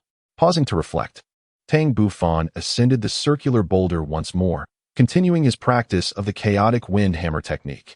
Initially, his strikes sent torrents of water flying, but as he repeated the movements, the splashes diminished in size, and his hammer swings grew increasingly fluid. Eventually, he formed a circular canopy with his strikes, preventing any water from escaping its confines. Thus, 3 months swiftly elapsed, and with a thunderous roar, Tang Bufan unleashed his 81st heavenly hammer strike. Even without the enhancement of soul power and not employing the heavenly hammer itself, the force of this strike was unparalleled. With the final swing, he launched himself upward against the waterfall like a cannonball. The tremendous power propelled his body 10 meters into the air, causing the water within that range to surge upward in response, echoing with a resounding roar. In the sunlight, a vibrant rainbow materialized before his eyes, and a subtle smile curled at the corners of Tang Bufan's mouth. After 3 months of diligent training, he had finally succeeded. In the distance, Tang Xiao and the 5 elders gazed on, their eyes filled with astonishment and delight. This child had indeed fulfilled the promise he made 3 months prior. Simultaneously, Tang Bufan emerged from the water pool, catching sight of Tang Xiao and the others. Tang Xiao smiled and praised, "Xiao Fan, you have performed admirably. Yet there remains room for further effort. Prepare yourself for the next phase of training." With that, Tang Xiao and the 5 elders each produced 5 wooden forging hammers. Varying in shape and size, their centers of gravity distinctly different. "Master, elders, you cannot possibly expect me to wield these hammers beneath the waterfall and execute 81 strikes once more?" Tang Bufan's face bore a wry smile. Observing his expression, Tang Xiao and the 5 elders erupted into hearty laughter. Reluctantly, Tang Bufan commenced yet another arduous round of training. Drawing from prior experiences, he refrained from hasty actions, instead carefully assessing the weight of the forging hammer before embarking on his practice of the chaotic cloak hammer technique. Due to the wooden nature of the hammers, it was not long before they shattered under the immense force of the waterfall, compelling Tang Bufan to venture into the forest to craft a new one. Thus, he persevered, day after day, in his training. 9 months swiftly passed. Tang Bufan had dedicated a full year to intensive training.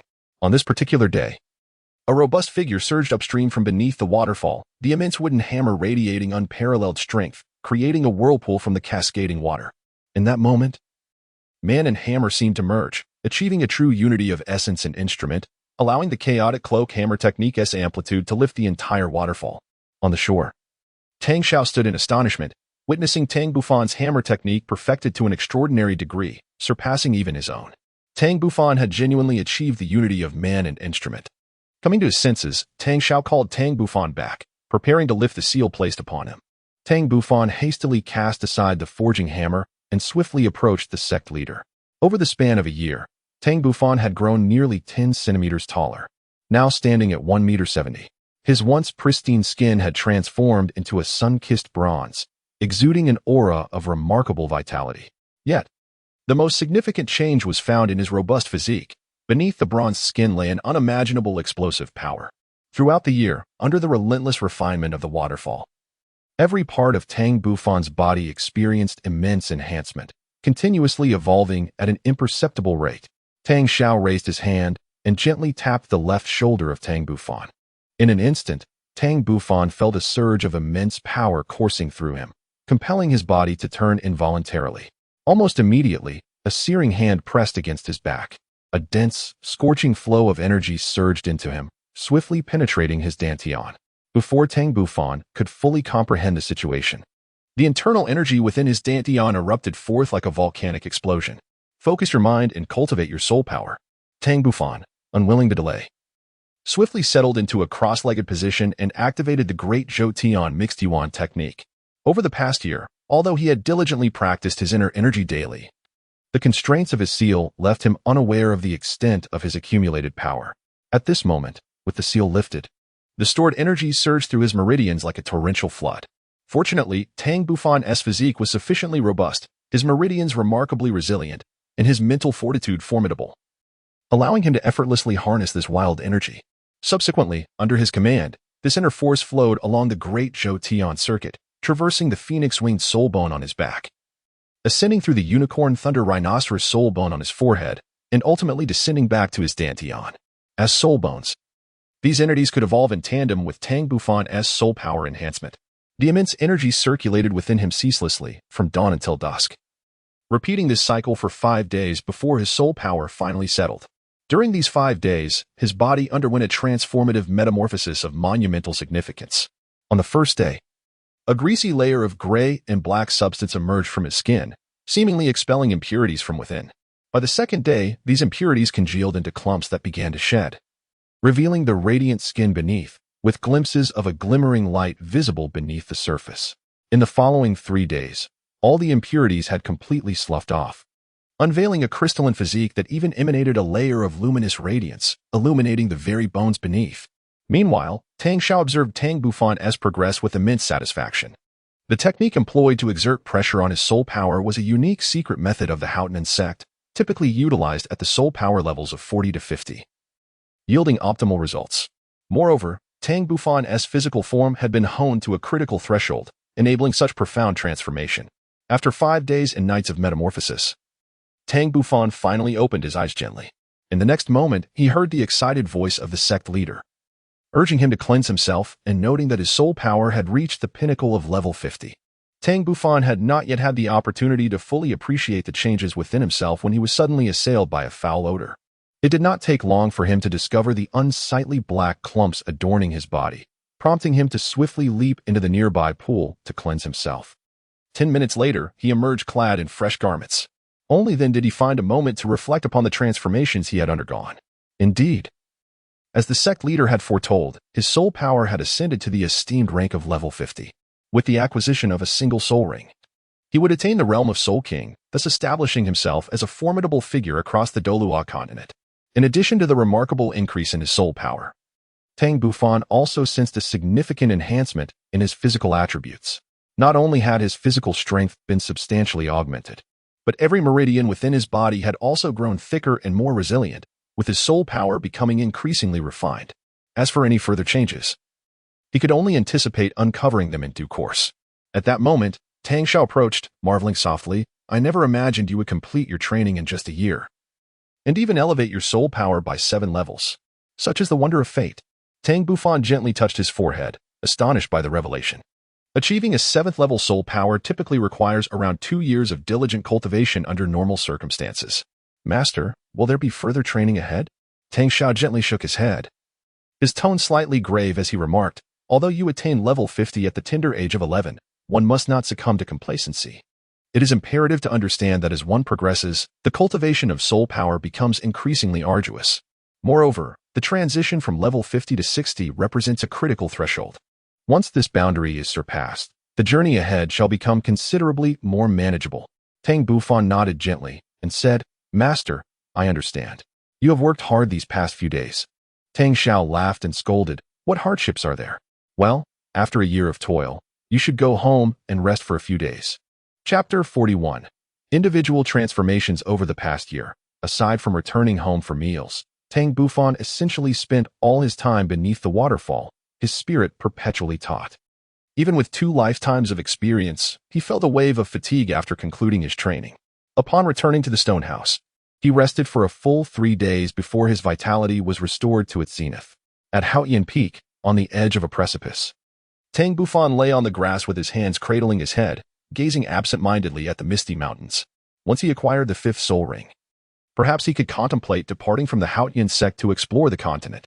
Moreover, the tomes he obtained from the Mist God sect contained numerous records of ancient relics and perilous locales.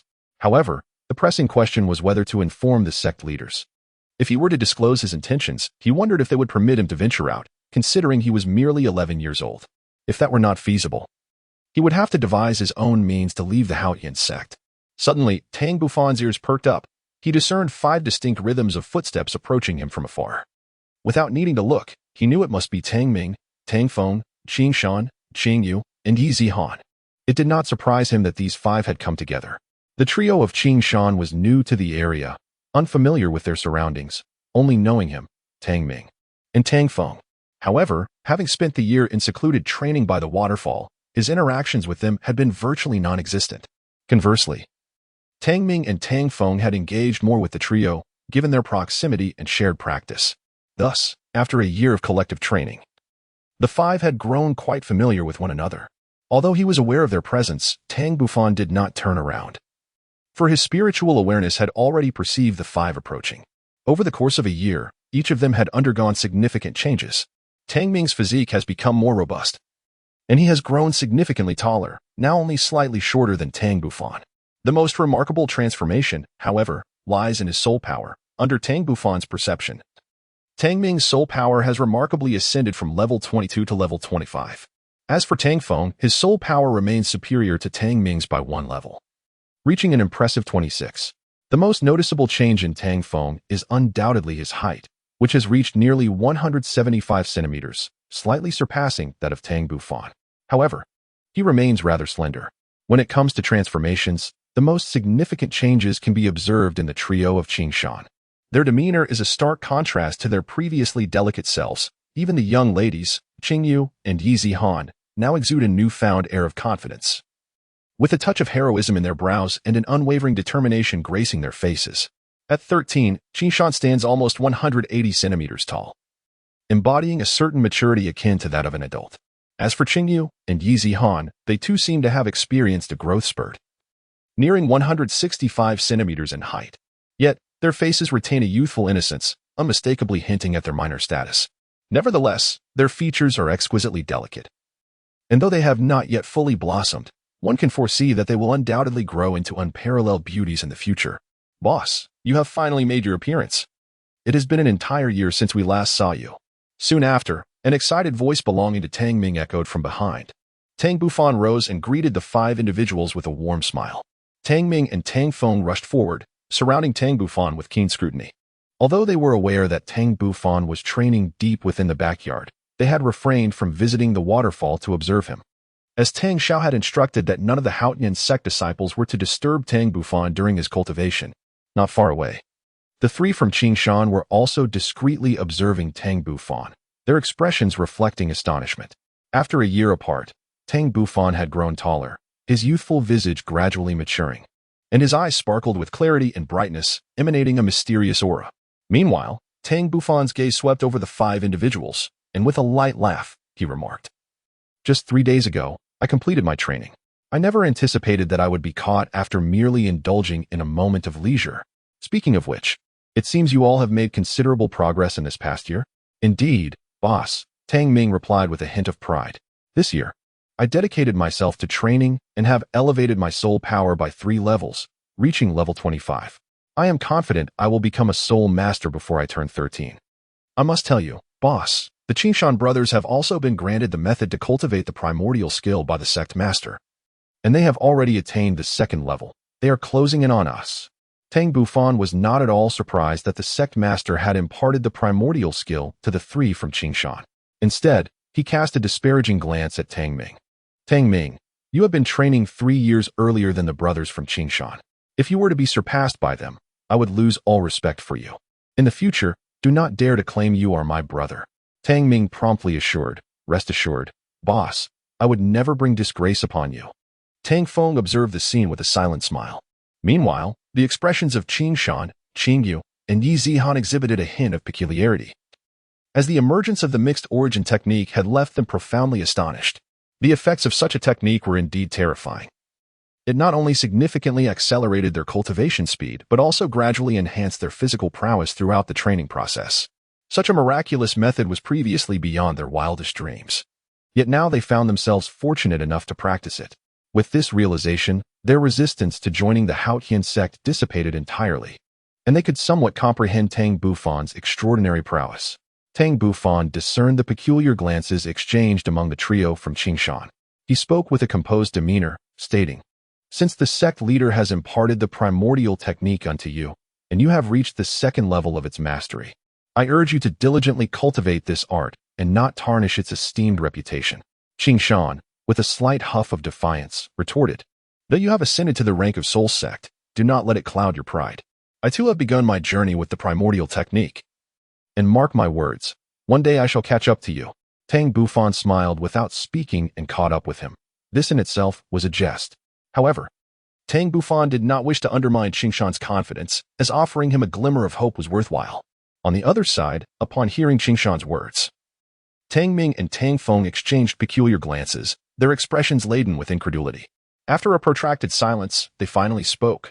Brother Qingshan, do your best. If you can't catch up to the boss, we shall have no hope in this lifetime. We are counting on you. Please do not let us down. With a spirit of bravado, Qingshan declared, rest assured, my two brothers, I shall strive with all my might, including for the both of you. Tang Feng and Tang Ming were rendered speechless. Could this elder Qingshan truly be so naive? Beside them, Tang Bufan could not help but smile at the scene. Suddenly, an idea struck him. Perhaps it was time to discuss the fragments of the Haotian sword with Qingshan and Qingyu. With this thought in mind, Tang Bufan solemnly declared, Tang Ming, Tang Feng, and Zihan, why don't you return for now?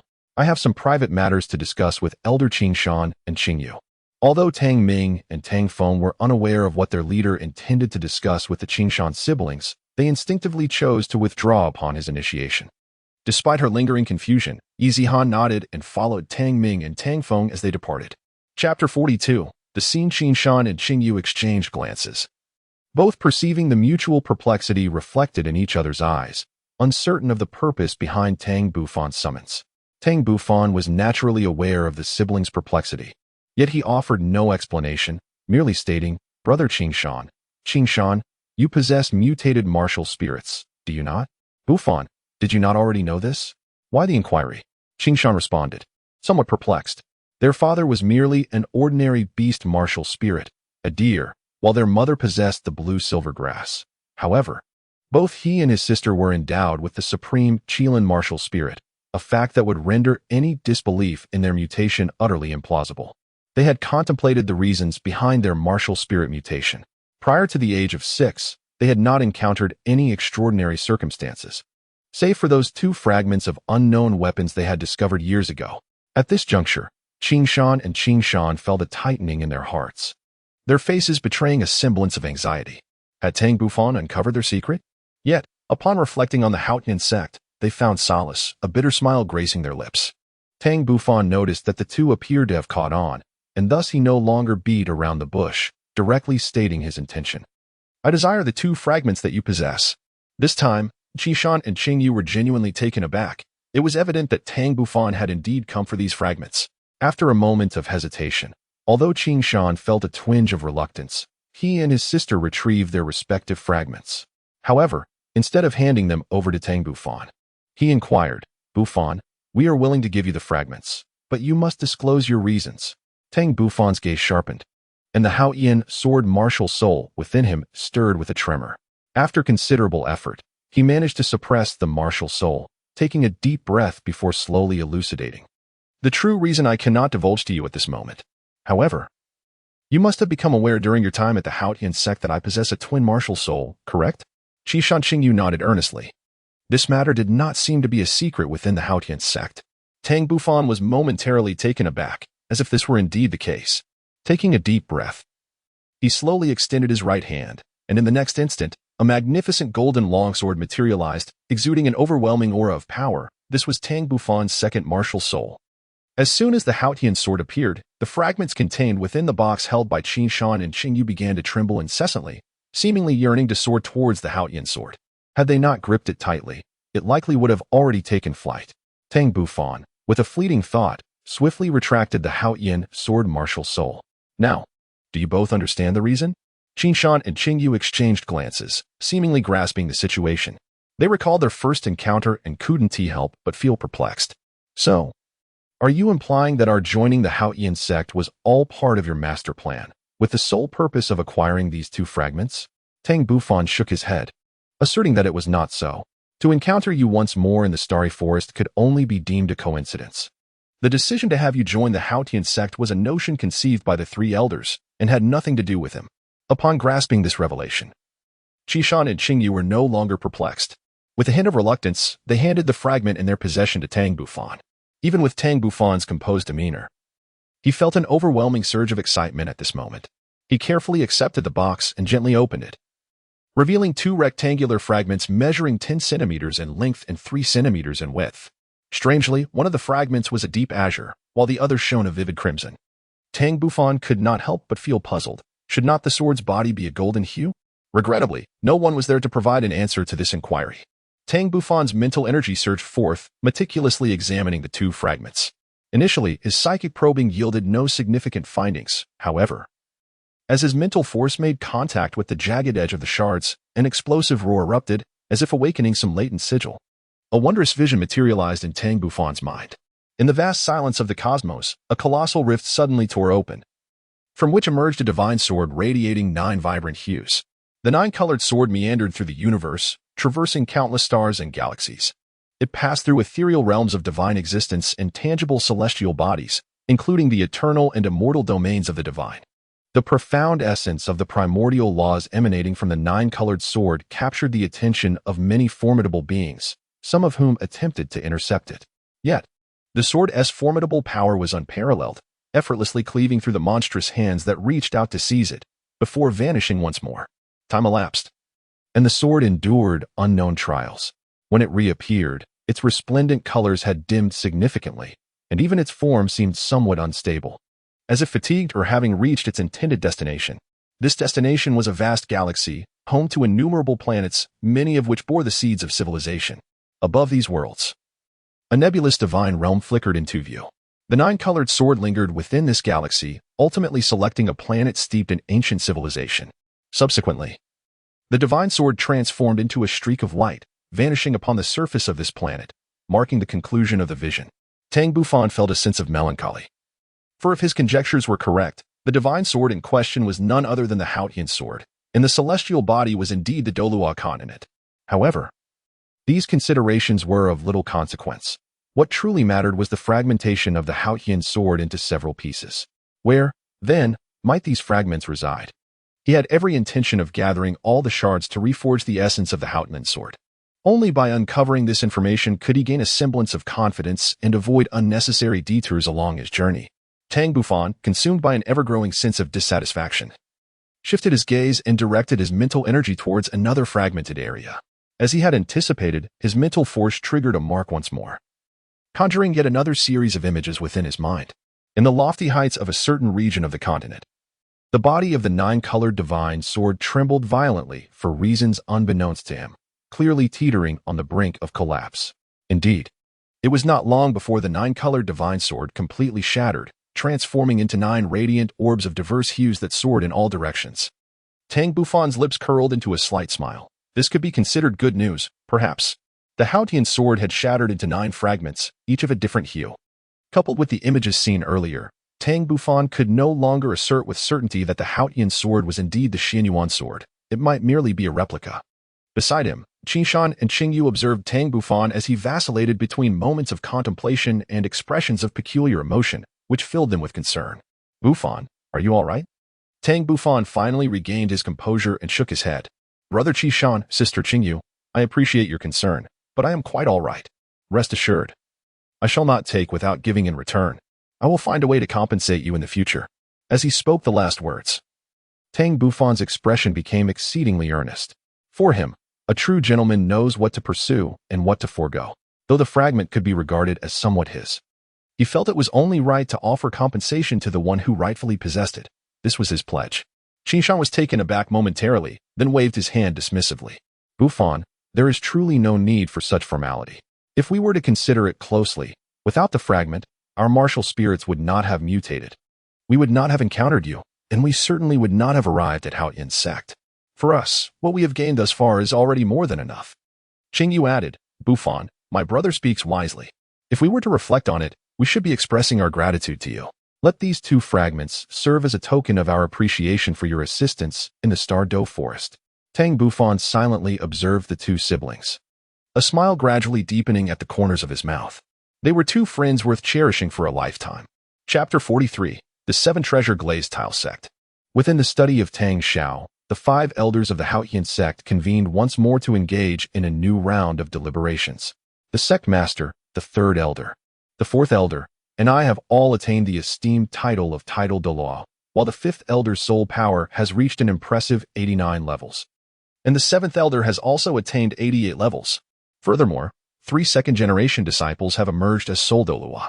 I believe it is time to establish contact with the Blue Lightning Tyrant Dragon Sect and the 7 Treasure Glazed Tile Sect, the second elder stated with a solemn expression. Tang Xiao was slightly taken aback. Second uncle, it might be a bit premature for that. The second elder clarified, Master, I am not suggesting we lift the confinement immediately. Rather, it is an opportunity to foster relationships and subtly gauge the support from the 2 sects regarding our reemergence. Moreover, we could seize this chance to send Xiao Fan to observe the martial souls of the 7 Treasures Glazed Sect, if he can indeed address their martial soul deficiencies. Then the reconstruction of the Haotian Sect would become considerably more feasible. If not, there would be no significant loss. Tang Xiao's expression was one of understanding. Second uncle, are you suggesting that we take Xiao Fan to pay a visit to the Blue Lightning Tyrant Dragon Sect and the 7 Treasures Glazed Tile Sect? Might this not be too perilous? After all, Xiao Fan is our trump card. If his talent were to be revealed, it would inevitably incite envy and hostility. The second elder retorted, Sect Master, I believe your concerns are somewhat excessive. While your reasoning holds merit, you seem to overlook a crucial fact. With our possession of 4 titled Douluo, our sect's strength far surpasses that of the 7 Treasures Glazed Tile Sect and the Blue Lightning Tyrant Dragon Sect. They would never dare to act so foolishly. Moreover, there is no certainty that Xiao Fan's talent will be exposed. Even if it were, they could never fathom that he possesses a twin martial soul. Tang Xiao pondered for a moment before finally nodding emphatically. Second uncle, given the circumstances, how many individuals do you intend to send out for the visit? This time, the 4th elder spoke up. Sect Master, we have reached a consensus. The number will not be excessive to avoid drawing the attention of the Spirit Hall. Apart from myself and my second brother, the 2 first-generation elders, we shall bring along 2 second-generation disciples. As for the 3rd-generation disciples, I believe it suffices to include Xiao Fan. Tang Xiao pondered for a moment and said, 4th uncle, your considerations are quite thorough. Let it be so. I shall write 2 confidential letters, which you can then deliver to the respective leaders of these 2 sections 3 days later at the foot of the Haotian Sect.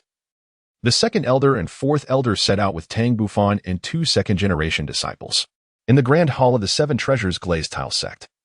The northern side featured a prominent seat crafted from fragrant rosewood, adorned with intricate carvings and inlaid with a large jade stone. The jade, a deep emerald green, emanated a subtle warmth. It was indeed a rare piece of premium warm jade. Seated upon this exquisite chair was a man whose countenance resembled that of a jade crown. He possessed a straight nose and a square jaw, exuding a refined and gentle demeanor. Clad in an immaculate white robe, he appeared to be in his 40s, with soft black hair cascading down his back in a casual yet unpretentious manner. Before him, a disciple in white martial attire knelt on one knee, saying, reporting to the sect master, a letter has arrived from the Haotian Sect. He produced a sealed letter from his bosom and presented it with both hands to the elegant middle-aged man. This man was Ning Fengji, the current sect master of the 7 Treasures Glazed Tile Sect. As the leader of a sect, Ning Fengji was expected to remain composed and strategic. However, upon hearing the name Haotian Sect, a subtle change flickered across his expression. Despite the Haotian Sect's retreat into seclusion due to pressure from the Martial Soul Hall, it remained the foremost sect in the world, a fact underscored by its possession of a dual Douluo, an undeniable reality. Taking the letter, Ning Fengji carefully opened it and read it multiple times, his brow furrowing in confusion.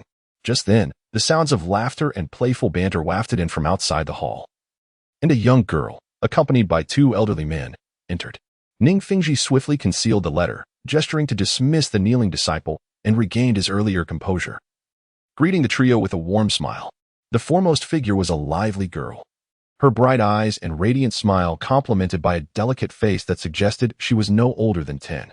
Her demeanor was somewhat mischievous, akin to a pampered little princess, radiating an air of carefree exuberance. Next to her stood 2 tall elders, both gazing at her with affectionate smiles. The elder on the left had hair as white as snow, yet his face retained a youthful softness, clad in a white robe that exuded an air of distinction. The elder on the right, in contrast, appeared gaunt and withered, his large frame marred by skin that hung loosely over his bones, deep-set eyes overshadowed by sparse strands of white hair. The girl, with each hand linked to an elder's arm, skipped toward Ning Fengji, inadvertently colliding with the disciple he had just dismissed. Upon seeing the girl and the 2 elders, the disciple quickly bowed respectfully, saying, "Greetings to the young lady and the 2 elders." The girl playfully scrutinized the disciple, noticing his trepidation before turning her gaze back to Ningfengji. Father, my soul power has increased by another level. You must reward me with a gift, and it must surpass the last one. Ningfengji, with a hint of indulgence, remarked. My dear Rongrong is truly remarkable. Her father has already prepared a gift, placed in your room, which is undoubtedly far more precious than the treasures from last time.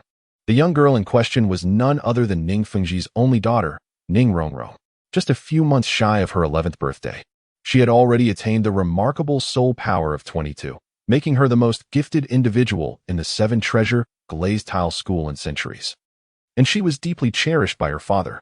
The 2 elderly gentlemen accompanying them were the esteemed Bone Douluo, Gu Yong, and the sword Douluo, Chen Xian, the 2 pillars of the 7 treasure glazed tile school. Ning Rongrong's face lit up with joy as she dashed over to plant a kiss on Ningfengji's cheek before swiftly turning to run towards her room. Father, I'm off to see my gift. If you're deceiving me, I shan't pay you any mind. As Ning Rongrong departed, Ningfengji turned to the 2 elders with a serious expression. Uncle Gu, Uncle Chun, you have arrived just in time. I have something to show you. With that, Ningfengji retrieved a confidential letter from his bosom and presented it to the 2 Douluos. After a lengthy silence, Gu Yong and Chen Xian exchanged astonished glances. The Haotian school intends to pay us a visit? Ningfengji sighed with a wry smile. I cannot fathom what the Haotian school is up to. Ever since that incident, not a single direct disciple has roamed the continent for 11 years. Now, they suddenly send word that they will be visiting us soon. It is quite perplexing. Chen Xian speculated, could it be that the Haotian school has significantly increased its strength over the years and wishes to reemerge? In just 11 years, how much could their power have grown?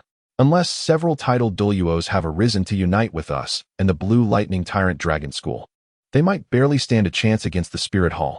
Gu Yong retorted immediately. Upon hearing this, Ningfengji and Chen Xian exchanged glances, their expressions shifting. Could it be that the Haotian school had indeed been striving to surpass their limits, and someone had secretly attained the level of title Douluo? Seeing the silence from Ningfengji and Chen Xian, Gu Yong chuckled. I merely spoke in jest. It is not so simple to give birth to a title Douluo. Ningfengji soon regained his composure, acknowledging, Uncle Gu is right. Speculating further is futile. We shall discern their intentions once the representatives of the Haotian school arrive. Gu Yong and Chen Xian nodded in agreement. Chapter 44. Thunder Canyon. In a vast canyon surrounded by towering mountains, occasional flashes of lightning crackled across the sky. And the air was thick with the essence of thunder, making it the ideal location for cultivating lightning-type martial souls. Outside the canyon, a gray-clad youth gazed curiously at the magnificent chasm before him. Grandfather Second Elder, is this the home of the Blue Lightning Tyrant Dragon family? What a splendid place! An elderly man with white hair, dressed in white robes, marveled. This is indeed the renowned Thunder Canyon, the most coveted training ground for all wielders of lightning martial souls. Thunder Canyon? The youth clad in gray expressed his confusion. Indeed, the canyon earned its name due to the omnipresent force of thunder that envelopes it throughout the day. It is said that the deeper one ventures into the canyon, the more potent the thunderous energy becomes. However, it is rumored that even the Blue Lightning Tyrant Dragon family cannot penetrate the depths of the Thunder Canyon, which is one of the few perilous locations on Douluo Continent capable of threatening a title Douluo. The Elder in White patiently elucidated this. The Elder in White was none other than the Second Elder, while the gray-clad youth was Tang Bufan. Beside them, in addition to the Fourth Elder, were 2 middle-aged men, Tang Qing and Tang Nan. Tang Qing, a soul Douluo of level 82, was the most distinguished son of the Second Elder, whereas Tang Nan, a soul sage of level 75, was the most esteemed son of the Fourth Elder, being older than Tang Sheng. Tang Bufan respectfully referred to them as Uncle Qing and Uncle Nan. A glimmer of contemplation flickered in Tang Bufan's eyes. This Thunder Canyon undoubtedly harbored monumental secrets. Tang Qing expressed a sense of regret, lamenting that this place had long been claimed by the Blue Electric Tyrannosaurus family. Even if there were secrets to uncover, they would have already been discovered by others. Suddenly, the Fourth Elder's expression shifted as he directed his gaze toward the entrance of the Thunder Canyon, where an elderly man approached, accompanied by several middle-aged men. At the entrance, Luomian regarded the 5 individuals before him with a grave demeanor. The foremost 2 were undoubtedly the Second Elder and the Fourth Elder from the Haotian Sect, with their respective sons following closely behind, individuals mentioned in previous correspondence. As the second-in-command of the Blue Electric Tyrannosaurus family, Luomian had long since ascended to the rank of Soul Douluo. his soul power now reaching the formidable level of 85. Yet, he found himself unable to discern the true capabilities of these two elders. The two middle-aged men were not to be underestimated either. Although they fell short of his strength, they were still formidable. One was a soul sage, while the other was a soul Douluo, and the young man among them was dismissed from his consideration altogether. Countless thoughts swirled in Yu Luomian's mind as he pondered the purpose of the Haotian Sect's visit. Ultimately, he gently shook his head. As the host, he could not afford to lose his decorum. It would be best to welcome them inside first. With that resolution, Yu Luomian approached swiftly, a smile adorning his face. Esteemed guests, I apologize for the wait. It seems my gatekeepers have not been attentive enough. The second elder chuckled. No worries.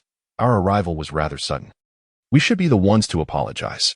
Yu Luomian examined the second and fourth elders closely, feeling his heart gradually sink. Standing before these two elders from the Haotian Sect, he experienced a sensation akin to facing his elder brother, albeit with somewhat less pressure than what his brother typically imposed. Nonetheless, the intimidation was palpable. Though he was reluctant to admit it, it was highly probable that these two Haotian Sect elders had ascended to the rank of title Douluo. If that were indeed the case, the Haotian Sect would pose a significant threat. The Haotian Sect was already a dual Douluo faction, firmly established at the pinnacle of the top three sections. Should they add two title Douluo, a re-evaluation of the Haotian Sect's power would be imperative. Contemplating this, a bitter sensation washed over Yu Luomian. The blue electric Tyrannosaurus family seemed to have diminished considerably over the years, lacking any notable talents. Were it not for his elder brother's support, they might have already fallen from their esteemed position among the top three sections. Casting aside these disheartening thoughts, Yu Luomian swiftly led Tang Bufan and the others deeper into the Thunder Canyon. Tang Bufan walked behind, constantly surveying his surroundings. The purple energy particles in the air increased as they advanced, instilling in Tang Bufan an overwhelming urge to sit down and cultivate. Tang Bufan took a deep breath, suppressing the impulses within his heart. As they advanced, he observed numerous stone houses surrounding the canyon, which appeared to serve as training chambers. After approximately half an hour, under the guidance of Yu Luomian, Tang Bufan and his companions arrived before a magnificent cluster of buildings, in stark contrast to the ancient simplicity of Haotian Sect. The architectural ensemble of the blue electric Tyrannosaurus family was resplendent, predominantly adorned in shades of purple, with towering purple palaces dotting the landscape. Particularly striking was the imposing inscription of the 5 ancient characters, blue electric Tyrannosaurus, which emanated an unparalleled grandeur and charm. In Tang Bufan's eyes, the phrase blue electric Tyrannosaurus transcended mere words, transforming into a colossal dragon enveloped in purple lightning, roaring fiercely at him. Tang Bufan found himself suddenly engulfed in a peculiar predicament. His thunder domain naturally emanated from him, enveloping him in a vibrant purple aura. Within this domain, tiny bolts of lightning appeared to converge incessantly, as if gathering to form something significant. Beside him, Yu Luomian gazed in astonishment at this spectacle in innate domain, and moreover, the coveted thunder domain they had long desired. It was only at this moment that he took his first true measure of this young disciple from the Haotian Sect. Upon sensing the boy's soul power, Yu Luomian was rendered utterly speechless. The young disciple, with a composed demeanor lost in introspection, possessed a soul power that had astonishingly reached level 50. Judging by his appearance, though exuding a mature aura, his visage was youthful, suggesting he could not be older than 16. Even if this boy were indeed 16, a soul king at such an age was utterly formidable, something he had never encountered before. Observing the tense expressions of the 4 disciples from Haotian Sect, a realization dawned upon him. As time flowed slowly, the purple lightning within Tang Bufan's thunder domain seemed on the verge of solidifying. At that moment, however, Tang Bufan furrowed his brow, opened his eyes, and an expression of profound regret washed over his face. Simultaneously, the purple domain surrounding him dissipated, taking with it the lightning that had been on the brink of formation. The second elder and fourth elder exchanged glances, their expressions revealing a bittersweet smile. They had never anticipated that Tang Bufan would so swiftly unveil his innate domain and lightning affinity. As for his soul power, they had never intended to conceal it. Yu Luomian regarded Tang Bufan with a penetrating gaze, then turned to the second elder, speaking with significant implication, an anomalous martial soul, an innate domain. Level 50 soul power, congratulations to your esteemed sect. May I inquire as to the age of this young friend? This is Tang Bufan, the chief disciple of our Haotian Sect's 3rd generation, and he is 16 years old this year, the second elder replied with unwavering composure. The true age of Tang Bufan is something he could never disclose to Yu Lumian. A lingering doubt resided within Yu Lumian. He suspected that this young lad might not be a mere 16. However, upon hearing the second elder affirm Tang Bufan's age, he found himself believing it to a considerable extent. Although a 16-year-old Soul King was still rather astonishing, he could reluctantly accept this notion. For their blue lightning Tyrannosaurus family had once produced a soul zone at the age of 15. According to the family's records, that elder reached a soul power level of 30 by the age of 13 and later experienced fortuitous events, ascending to soul zone at 15. In his view, Tang Bufan could very well be akin to that esteemed ancestor, having encountered similar fortune, thus achieving a soul power of 50 at the age of 16. Chapter 45, The Path of the Thunder God. The Thunder Hall, as the main hall of the Blue Lightning Tyrannosaurus Sect, serves as the venue for both deliberations and the reception of esteemed guests. At this moment, the atmosphere within the Thunder Hall was one of tranquility. The Sectmaster, Yu Yuanjin, along with Yu Luomian, the second elder, the fourth elder, and others, sat in designated positions. There were a total of 11 individuals in the Grand Hall. Aside from the 5 who accompanied Tang Bufan, for were direct descendants of the Blue Lightning Tyrannosaurus Sect, 2 middle-aged men and 2 youths. One of the middle-aged men was Yu Yuanjin's eldest son, Yu Qi Long, while the other was Yu Luomian's eldest son, Yu Qi Tiger. The 2 youths were Yu Tianheng and Yu Tianxin, Yu Tianheng being the eldest son of Yu Qi Long and the grandson of Yu Yuanjin, while Yu Tianxin was the eldest son of Yu Qi Tiger and the grandson of Yu Lumian. Tang Bufan stood silently to the side, discreetly observing Yu Tianheng and Yu Tianxin. These 2 individuals were considerably older, around 17 or 18 years of age, yet their soul power only reached the 30s, which left Tang Bufan feeling somewhat disappointed. As a third-generation disciple of the Blue Lightning Tyrant Sect, to be merely a Soulmaster seemed quite lacking compared to their peers from the Haotian Sect. It is worth noting that among the third-generation disciples of the Haotian Sect, aside from Tang Bufan, there were also Tang Long and Tang Hu, both of whom had attained the rank of Soul Sovereign, with even more Soulmasters present. At the main seat, the sect leader of the Blue Lightning Tyrant Sect, Yu Yuanjin, observed the second elder and the fourth elder with a peculiar gaze. To his surprise, after not seeing them for over a decade, both had actually ascended to the rank of title Douluo, a commendable achievement indeed. Yu Yuanjin and the second elder were contemporaries who had known each other in their youth, and seeing each other again brought a wave of nostalgia. Indeed, we owe our ascension to title Douluo to the pressure from the Spirit Hall, the second elder remarked, a hint of pride in his tone. Without their relentless pursuit, we would not have trained so tirelessly over the years, ultimately achieving this fortunate advancement. Beside Yu Yuanjin, Yu Luomian's expression darkened considerably upon hearing the second elder and fourth elder acknowledge their newfound ranks. As peers, their strengths had once been comparable, but now, having been surpassed by the Haotian Sect, he found himself grappling with discontent. Yu Yuanjin, however, maintained a calm demeanor, concealing his true thoughts. Fortune and misfortune are intertwined. Where there is loss, there is gain. The second elder's eyes fixed on Yu Yuanjin as he spoke meaningfully. Sect leader, our Haotian Sect intends to re-establish its presence on the continent. What are your thoughts? Draped in purple robes, surrounded by crackling lightning, Yu Yuanjin exuded an imposing aura. For the first time, he fell into silence, contemplating for a long while before responding. As one of the top 3 sects, we shall naturally rise and fall together. The second elder smiled, retrieving a sealed letter from his robes and handing it to Yu Yuanjin.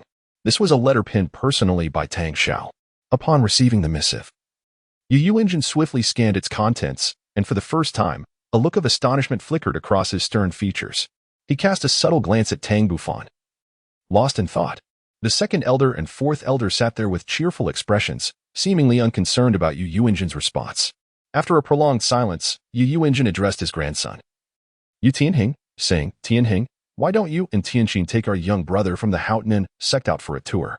Yu Tianheng promptly replied, Grandfather, I understand. Tang Bufan glanced at the second elder, and upon seeing their nod of approval, he followed Yu Tianheng and Yu Tianxin out of the Thunder Palace. Outside the Thunder Palace, Yu Tianheng and Yu Tianxin exchanged peculiar glances at Tang Bufan from the Haotian Sect, their eyes filled with countless questions.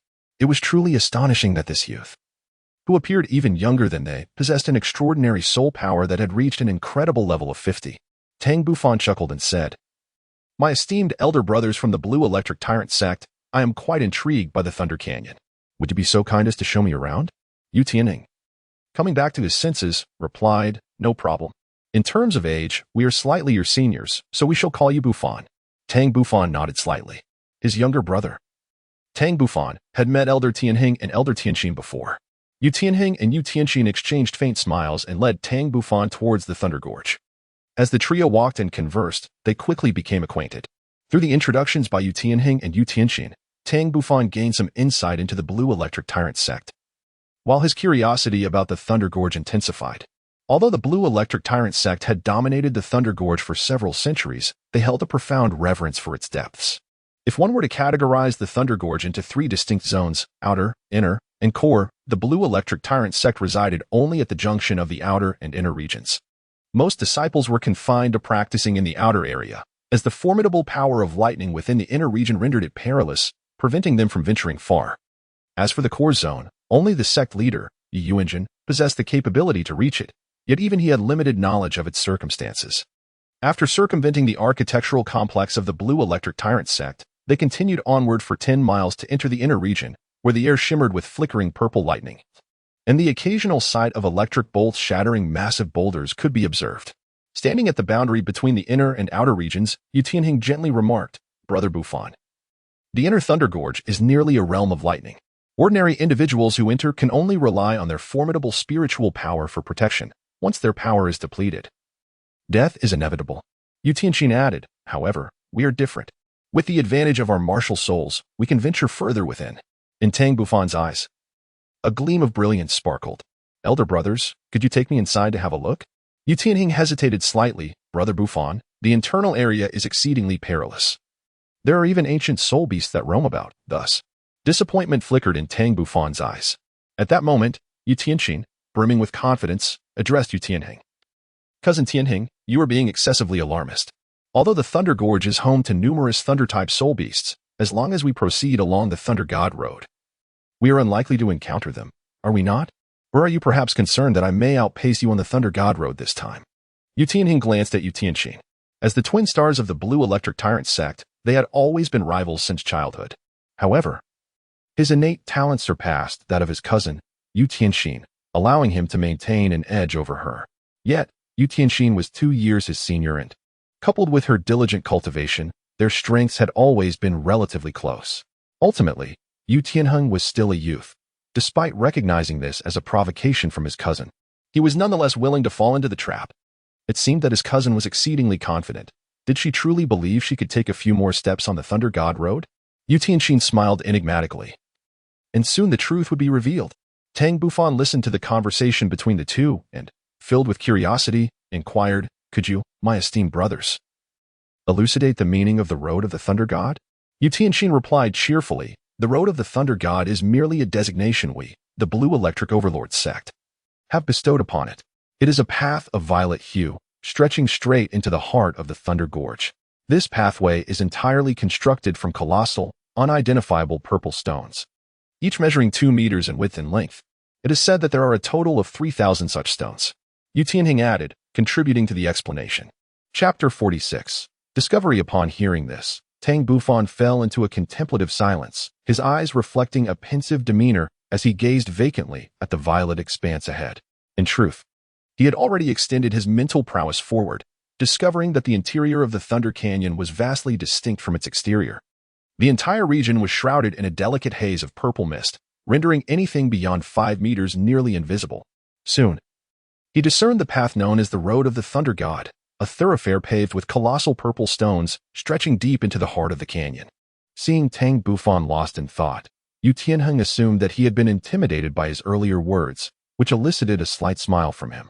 The 3,000-step Road of the Thunder God was indeed formidable, especially for Soulmasters without lightning-based martial spirits. The path was fraught with electric disturbances, and as one ascended the steps, the intensity of the lightning they encountered only grew stronger. Moreover, the Road of the Thunder God was shrouded in profound mystery, and even the Blue Lightning Tyrant clan had gleaned little from centuries of exploration. Nevertheless, it was indisputable that the path could fortify their physical bodies and enhance their mastery over lightning. If fortune favored them, they might even acquire a domain of thunder along the way. Of course, these benefits were most pronounced for soul masters with lightning attributes. Those of other attributes, regardless of their soul power, found it exceedingly challenging to traverse far along the road of the thunder god, as their resilience to the forces of thunder was woefully inadequate. According to their knowledge, even titled Douluo struggled to navigate the inner region of the Thunder Canyon, where violent storms of electricity prevailed. At that moment, Tang Bufan retracted his mental focus, returning to his senses. Brother Tianhing, Brother Tianxin, I wonder how far you can traverse the road of the thunder god with your prowess. Yu Tianhing replied with a faint smile of embarrassment. At present, I can only reach the 581st step, 575th step, although somewhat displeased. Yu Tianxin still reported his achievements along the road of the thunder god. Tang Bufan expressed mild surprise. Brothers, you have managed to advance nearly 600 steps. How would you assess this achievement? Yu Tianhing's demeanor dimmed slightly as he replied, my performance can only be deemed mediocre. The road of the thunder god tests a Soulmaster's mastery over the force of thunder. The level of soul power alone does not encompass all. Those with lesser soul power may indeed traverse farther than those endowed with greater strength. Tang Bufan appeared to have gained some insight. Although the path of the thunder god was arduous, it was likely that many had traversed it over the centuries. Yu Tianxin looked at Tang Bufan with an expression of incredulity. Those who had not experienced the horror of the thunder god's path could never truly comprehend its terrors. Allow me to enlighten you. Ever since our blue electric tyrant sect discovered the thunder god's path, no one has ever reached its end. Tang Bufan gazed incredulously at Yu Tianxin. Could it be that even a titled Douluo could not reach the end? Although my grandfather managed to reach the core area, even he could only ascend to the 2600th step. Yu Tianhing nodded gently. How could this be possible? Tang Bufan found it hard to believe.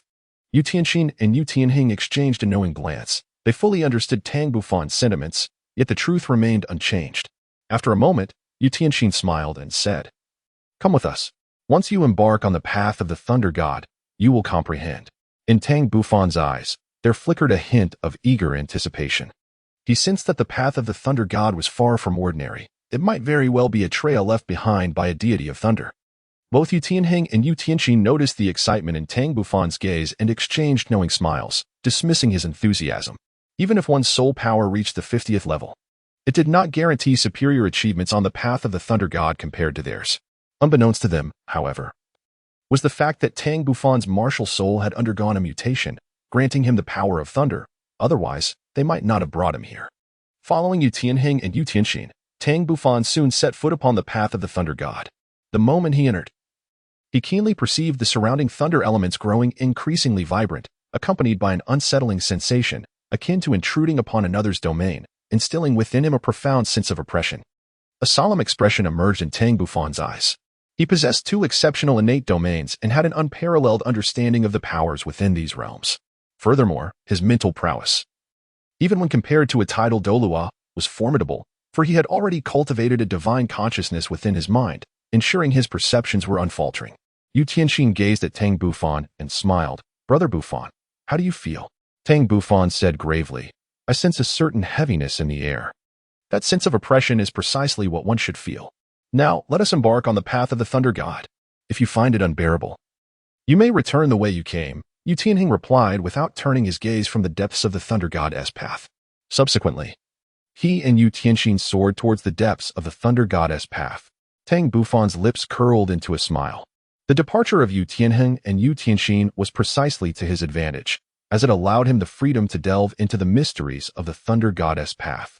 Tang Bufan slowly advanced, pausing at each step to deeply contemplate. In the blink of an eye, half an hour had elapsed. On the 100th step of the thunder god road, he was besieged by a torrent of dense lightning, creating a vast sea of purple energy. At the center of this tempest, Tang Bufan stood illuminated by the radiant lightning, his martial soul, the Haotian hammer, unleashed in its full glory. Furthermore, he harnessed his own domain of thunder, not out of necessity to shield himself from the fearsome bolts, but rather to make a remarkable discovery.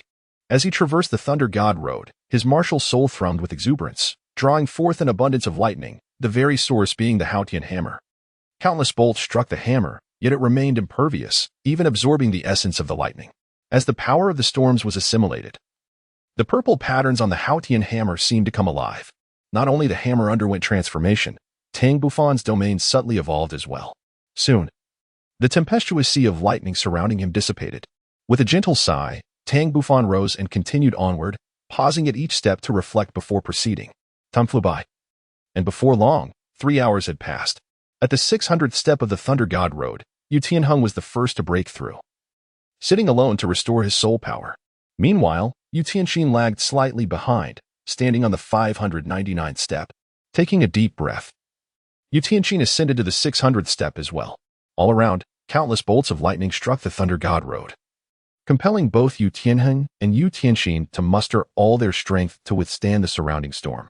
At that moment, from the direction they had come, a figure approached with an air of leisure. Clad in gray, his handsome visage remained unperturbed, and the intricate lightning could not approach within a meter of his form, as if a protective barrier enveloped him. Upon recognizing the figuresque countenance, both Yu Tianheng and Yu Tianxin could not help but exclaim, "Brother Bufan." Indeed, the newcomer was none other than Tang Bufan. Tang Bufan gently nodded, "Brother Tianheng, Brother Tianxin, it has been a long time." Chapter 47. The mysterious forest. Yu Tianheng and Yu Tianxin were utterly astounded. In their view, it was already quite impressive for Tang Bufan to reach the 500th step. Yet he had astonishingly ascended to the 600th step, appearing to navigate it with remarkable ease, suggesting he could continue advancing further. How could this be possible? Suddenly, Yu Tianheng and Yu Tianxin's pupils constricted as they finally discerned the enigma surrounding Tang Bufan. A violet realm enveloped him, shielding him from the rampant thunderbolts. With their knowledge, it was evident that this was a domain, and moreover, the domain of thunder. Yu Tianheng chuckled wryly, "Brother Bufan, you have kept this from us for so long. You actually possess the thunder domain." Tang Bufan rubbed his head, feeling somewhat awkward. "Brother Tianheng, Brother Tianxin, you never inquired about it. So I forgot to mention that I possess a mutated martial soul with the attribute of lightning." Upon hearing this, Yu Tianxin and Yu Tianheng were instantly left in a state of astonishment. "Are you saying that your martial soul now possesses both power and thunder attributes?" Tang Bufan could only nod gently. "You truly are a peculiar one." Both Yu Tianheng and Yu Tianxin remarked in unison. Tang Bufan cast his gaze around, feigning ignorance of the situation. After a considerable time, Yu Tianheng and Yu Tianxin finally calmed down. "Brother Bufan, since you two possess a lightning-type martial spirit and command the thunder domain, would you be so kind as to take us along?" Yu Tianxin suddenly chuckled. Yu Tianheng's eyes also brightened at this suggestion. It appeared to be an excellent idea. Tang Bufan smiled faintly and said, "No problem, my two elder brothers." Yu Tianxin expressed his gratitude. "Thank you, Bufan. Perhaps this time, I can rely on your favor to elevate my soul power by a level. With your strength, Bufan, you might even be able to strive for the 1,000-tier Thunder God path." At this point, a mysterious gleam sparkled in Yu Tianheng's eyes.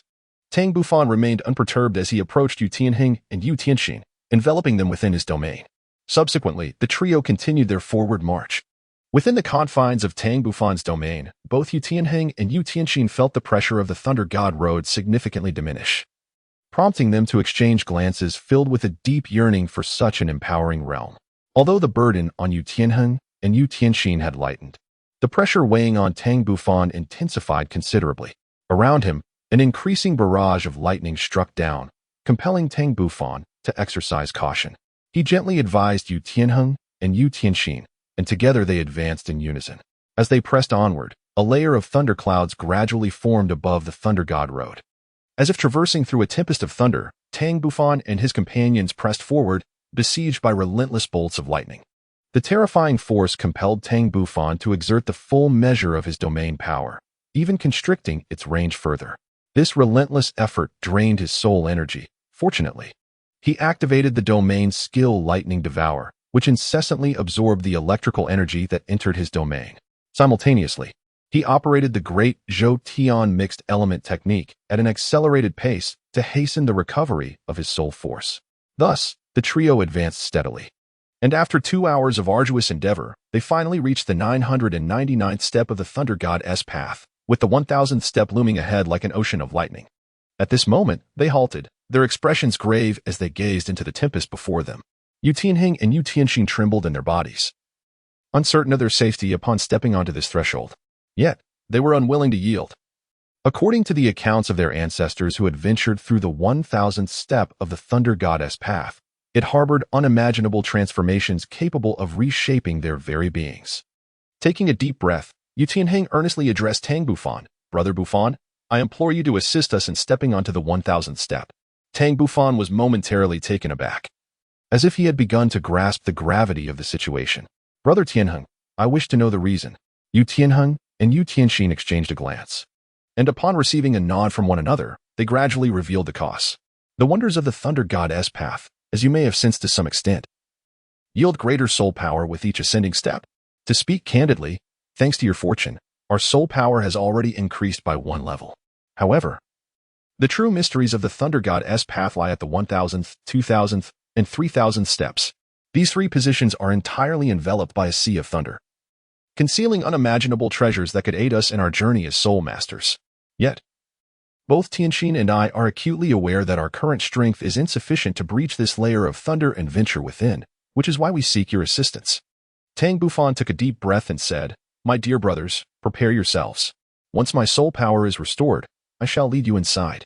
A look of delight gleamed in the eyes of Yu Tianheng and Yu Tianxin. Subsequently, Tang Bufan began to meditate to recuperate his soul power. After half an hour, he had completely regained his strength. With a mere thought, the Haotian hammer martial soul manifested in his left hand. Notably, the Haotian hammer had undergone a remarkable transformation. The purple patterns upon it had multiplied significantly, even threatening to envelop the black markings beneath. Tang Bufan gestured for Yu Tianheng and the other to step aside, for he was about to unleash his soul skill. Kneeling and bending slightly, in the next moment, the Haotian hammer descended with a resounding crash upon the Thunder Sea barrier. Alas, the defense of the Thunder Sea proved to be exceedingly formidable, repelling the Haotian hammer effortlessly, while a surge of lightning surged through the hammer, striking towards Tang Bufan. Tang Bufan remained unfazed, harnessing the momentum of the rebound to deliver a second strike, and thus, one blow followed another. At the moment he unleashed his 63rd strike, he finally shattered the barrier of the Thunder Sea, creating a colossal rift under the onslaught of his formidable power. Yu Tianheng and Yu Tianxin, who had been poised for this opportunity, rushed in without hesitation. Observing this, Tang Bufan swiftly followed suit. It felt as if an instant had passed, yet simultaneously, it seemed to stretch into an eternity. Tang Bufan finally arrived at the world beyond the Thunder Sea. To his astonishment, it resembled the entrance of a dense forest, where Yu Shenheng and Yu Xiangxin, who had entered before him, stood awkwardly in place. Before them lay a primal forest, rich in hues of purple. Every aspect of the woodland emanated this color. Upon closer inspection, one could discern that the purple was a manifestation of condensed thunderous energy. Beneath their feet lay a path forged from purple gemstones, leading directly to the heart of the forest. From within the depths, the intermittent roars of beasts echoed, imbued with an unsettling and inexplicable pressure. Behind them flowed the Thunder Sea, connecting heaven and earth. Tang Bufan could not restrain himself from inquiring, "Dear brothers, could you elucidate the circumstances surrounding us?" Both Yu Tianheng and Yu Tianxin wore expressions of bitterness. "Brother Bufan, I fear we must disappoint you. We, like you, are utterly ignorant of this world. Surely, that cannot be the case? Brothers, does your family not have many who have traversed the Thunder Goddess path? Reaching the 1000th step? How is it that you know nothing of this place?" Tang Bufan's face was a portrait of confusion. Yu Tianheng and Yu Tianxin, equally troubled, shared a look of exasperation. Although Tang Bufan's assertion was indeed factual, none of the accounts from their ancestors bore any resemblance to the environment they currently faced. Tang Bufan carefully scrutinized the expressions of Yu Tianheng and his companion, perceiving no signs of deceit, which led him to trust their words. Yu Tianheng then gently inquired, "Brother Bufan, what shall we do next?" Chapter 48, The Thunder Goddess Assessment. Tang Bufan gazed into the distant expanse of the primordial forest. His tone serene as he remarked, "Since we have arrived, we must find peace in our decision. In my view, we have no alternative but to forge ahead. It is hardly feasible to turn back now." Yu Tianheng's expression bore a hint of hesitation. "Brother Bufan, you too heard that chilling roar of the beast. If we proceed, we cannot avoid an encounter." Yu Tianxin echoed the sentiment, voicing her similar concerns. "Indeed, if we were to encounter a 10,000-year soul beast, would we not be willingly leading ourselves into the jaws of danger?" Tang Bufan was acutely aware that the beastly roar he had just heard was no ordinary sound. It likely emanated from a soul beast with a history spanning tens of thousands of years. Yet, he was not one to recoil in the face of danger. "Brother Tianheng, Brother Tianxin, I have resolved to pursue this path and uncover the mysteries that lie ahead. If you fear, you may remain here and await my return." Yu Shenheng and Yu Xiangxin exchanged a glance, their expressions betraying a wry smile, as if they felt underestimated. However, their eyes soon gleamed with fearlessness and determination. They had come this far, how could they abandon their quest so easily? Moreover, They were the youngest disciples of the Blue Electric Tyrant Dragon clan to have reached the 1000th step of the Thunder God Road, both still under 20 years of age. In contrast, those who had previously traversed this path were all over 30 and possessed soul power no less than level 60. Although they had entered through the strength of others, they had nonetheless set a record. Both understood the plight and decline of the Blue Electric Tyrant Sect, which had motivated them from a young age to aspire toward revitalizing their clan, even though their innate talents were limited. Now, with a transformative opportunity laid before them, they could not let it slip away, even if it meant confronting the peril of losing their lives. Tang Bufan quietly observed the expressions of Tianheng and his companion. After a moment, he chuckled lightly. Since my esteemed brothers have no objections, let us proceed. Thus, the trio of Tang Bufan gradually vanished into the depths of the forest, following the purple path beneath their feet. Meanwhile, in the outside world at the Blue Electric Tyrant Sect, within the Thunder Hall, Yuanjin remarked with a gentle smile, "Gentlemen, it is a rare occasion for you to visit our Blue Electric Tyrant Sect. Why not stay for a few days? I shall earnestly consider the opinions of your sect leader." The second elder displayed a satisfied smile, responding, "If the sect leader insists, we shall impose upon you for a few days." Yuanjin replied with a calm demeanor, "You are too courteous. I shall have someone arrange your accommodations for rest, and later, we will properly welcome you." He then instructed, "Qilong, please attend to our guests and summon Tianheng and the others back." Qilong promptly acknowledged, "Father, I understand." He then led the guests to their quarters, seemingly unperturbed by the absence of Tang Bufan. After the second elder departed, Luomin could not help but inquire, "Elder brother, considering the stance of the Haotian Sect, do they intend to emerge from seclusion? Are we truly to join forces against the Spirit Hall?" Yuanjin's expression turned grave as he responded meaningfully, "Second brother, the Haotian Sect is no longer merely a sect with dual title Douluos. They now possess 4 title Douluos. Even though Tang Hao has been expelled from the Haotian Sect, it is well known that he remains one of them. His departure was merely a strategic decision made under pressure. If I am not mistaken, when the Haotian Sect announces its reemergence, Tang Hao will undoubtedly return to their ranks. Moreover, the Haotian Sect will likely seek to visit the 7 Treasure Glazed Tile Sect. For only by uniting our 2 sects can we hope to contend with the Spirit Hall." Luomin trembled at the implications. "Elder brother, the strength of the Spirit Hall is beyond our capacity to confront. If not handled carefully, the foundation of our Blue Electric Tyrant Sect, built over centuries, could be obliterated in an instant." Yuanjin shook his head. "Second brother, I understand your concerns. I will convene a meeting of the elders. Furthermore, the Haotian Sect is unlikely to hastily emerge from seclusion unless we and the 7 Treasure Glazed Tile Sect agree to advance and retreat together. Even this may not suffice. You must have seen that prodigious disciple of the Haotian Sect, at not yet 20 years of age.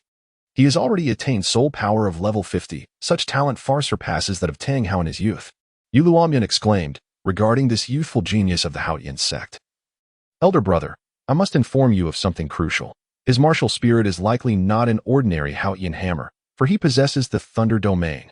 Yuanjin was taken aback, realizing, "No wonder I sensed a surge of thunderous power from this youth. It was not merely my imagination. It seems either his Haotian hammer has undergone a mutation, acquiring a thunder attribute, or he possesses a twin martial spirit, one of which bears the thunder attribute." With this thought, Yuanjin fell into a contemplative silence. Luomin, aware of her elder brother's deep contemplation, chose not to disturb him, patiently waiting at his side. Eventually, Yuanjin let out a soft sigh, regardless of the circumstances. As long as the young man did not falter along the way, the Haotian Sect would undoubtedly welcome a new title de law within the next 2 decades, a title de law of exceptional power, no less. How could Luomin fail to perceive the melancholy woven into her brother's words? In recent decades, the Blue Lightning Tyrant Dragon Sect had grown increasingly feeble, with nary a disciple displaying the potential to become a title Douluo.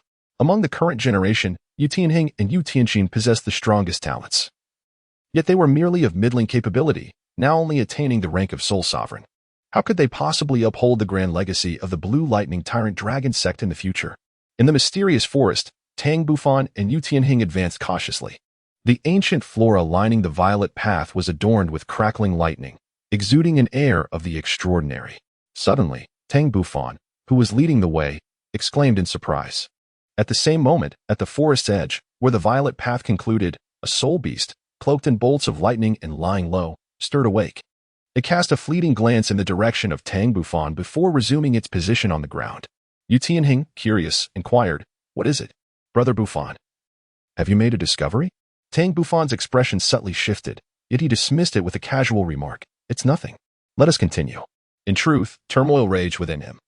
His mental probing had uncovered not only the mysterious soul beast lying prostrate ahead, but also a staircase paved with purple and gold, emanating an aura of sanctity. Yu Tianhing and Yu Tianxin, unaware of his inner conflict, pressed onward. After 10 minutes, the trio arrived at the terminus of the violet path, their eyes widening in astonishment at the sight before them. A purple hexagram formation stood imposingly ahead, with 6 massive purple crystals positioned at each vertex. In the center of the formation, a white column rose majestically. Beside the formation lay a colossal soul beast, while behind it sprawled the regal staircase, radiating an air of divine authority. Suddenly, a voice, both commanding and fearsome, resonated in their ears. "Fortunate humans, welcome to the true path of the Thunder God. Prepare to partake in the grand assessment of the great Lord Thunder God."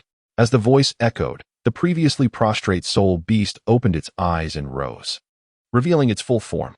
It was a 3-meter-long, 1-meter-wide beast resembling a leopard, its body cloaked in purple lightning coursing through its fur, crowned by a closed thunder eye at its forehead.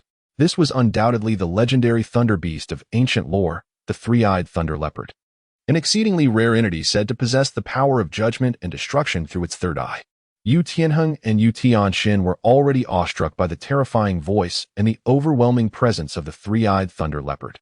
Only Tang Bufan wore a grave expression, feeling an immense pressure emanating from the soul beast, more terrifying than that of the Blue Lightning Overlord sect's leader. Clearly, this 3-eyed thunder leopard was a soul beast of incomprehensible rarity, existing for a staggering 100,000 years. The gaze of the 3-eyed thunder leopard swept over the trio, eventually settling on Tang Bufan. It sensed the vast ocean of mental energy within him, the very force that had previously probed its essence. The other 2 humans possessed such feeble soul power that they failed to pique its interest, leaving them nearly paralyzed with fear. Only the youngest boy, despite his serious demeanor, seemed to exude a hint of unyielding composure. After a moment, Yu Tianheng and Yu Tianxin regained their wits, their expressions less frantic. The 3-eyed thunder leopard, observing the trio of diminutive humans, retracted its terrifying aura, appearing somewhat disinterested. "Very well, you 3 insignificant humans, approach to accept the great Lord Thunder God's trial." Yu Tianheng and Yu Tianxin exchanged uncertain glances, hesitating to trust the words of the 3-eyed thunder leopard, instinctively looking to Tang Bufan for guidance. Tang Bufan signaled to Yu Tianheng and Yu Tianxin with his eyes, reassuring them not to worry, before turning his gaze to the 3-eyed thunder leopard. "Esteemed elder, as newcomers to this place, we are entirely unfamiliar with our surroundings. We kindly request your guidance." A flicker of impatience glimmered in the eyes of the 3-eyed thunder leopard, causing Yu Tianheng and Yu Tianxin to feel a surge of trepidation. However, after a moment of silence, the 3-eyed thunder leopard proceeded to elucidate. It turned out that the Thunder Canyon was a trial ground established by the Thunder God, with a singular purpose, to select a worthy heir to the Thunder God. Only those who could traverse the 1,000 steps of the Thunder God's path and were under the age of 25 would qualify to enter this sacred place for the Thunder God's assessment. Those who did not meet the selection criteria were utterly barred from this realm. The 3-eyed thunder leopard, it was revealed, was one of the 3 guardians of the Thunder God's path. Yu Tianheng and Yu Tianxin suddenly grasped the situation. No wonder there were no records about this place within their clan, as none of them qualified for the Thunder God's selection. The 3-eyed thunder leopard urged, "Enough of your inquiries. You now have a fair understanding of this locale. Quickly enter the Thunder God array, one at a time for the tests." The 3 exchanged glances, and Yu Tianxin stepped forward first, complying with the 3-eyed thunder leopard's directive to enter the Thunder God array, a hexagram formation. She then leaped onto the white cylindrical pedestal and sat cross-legged. In an instant, 6 purple crystals illuminated simultaneously, emitting a fine, intricate display of lightning.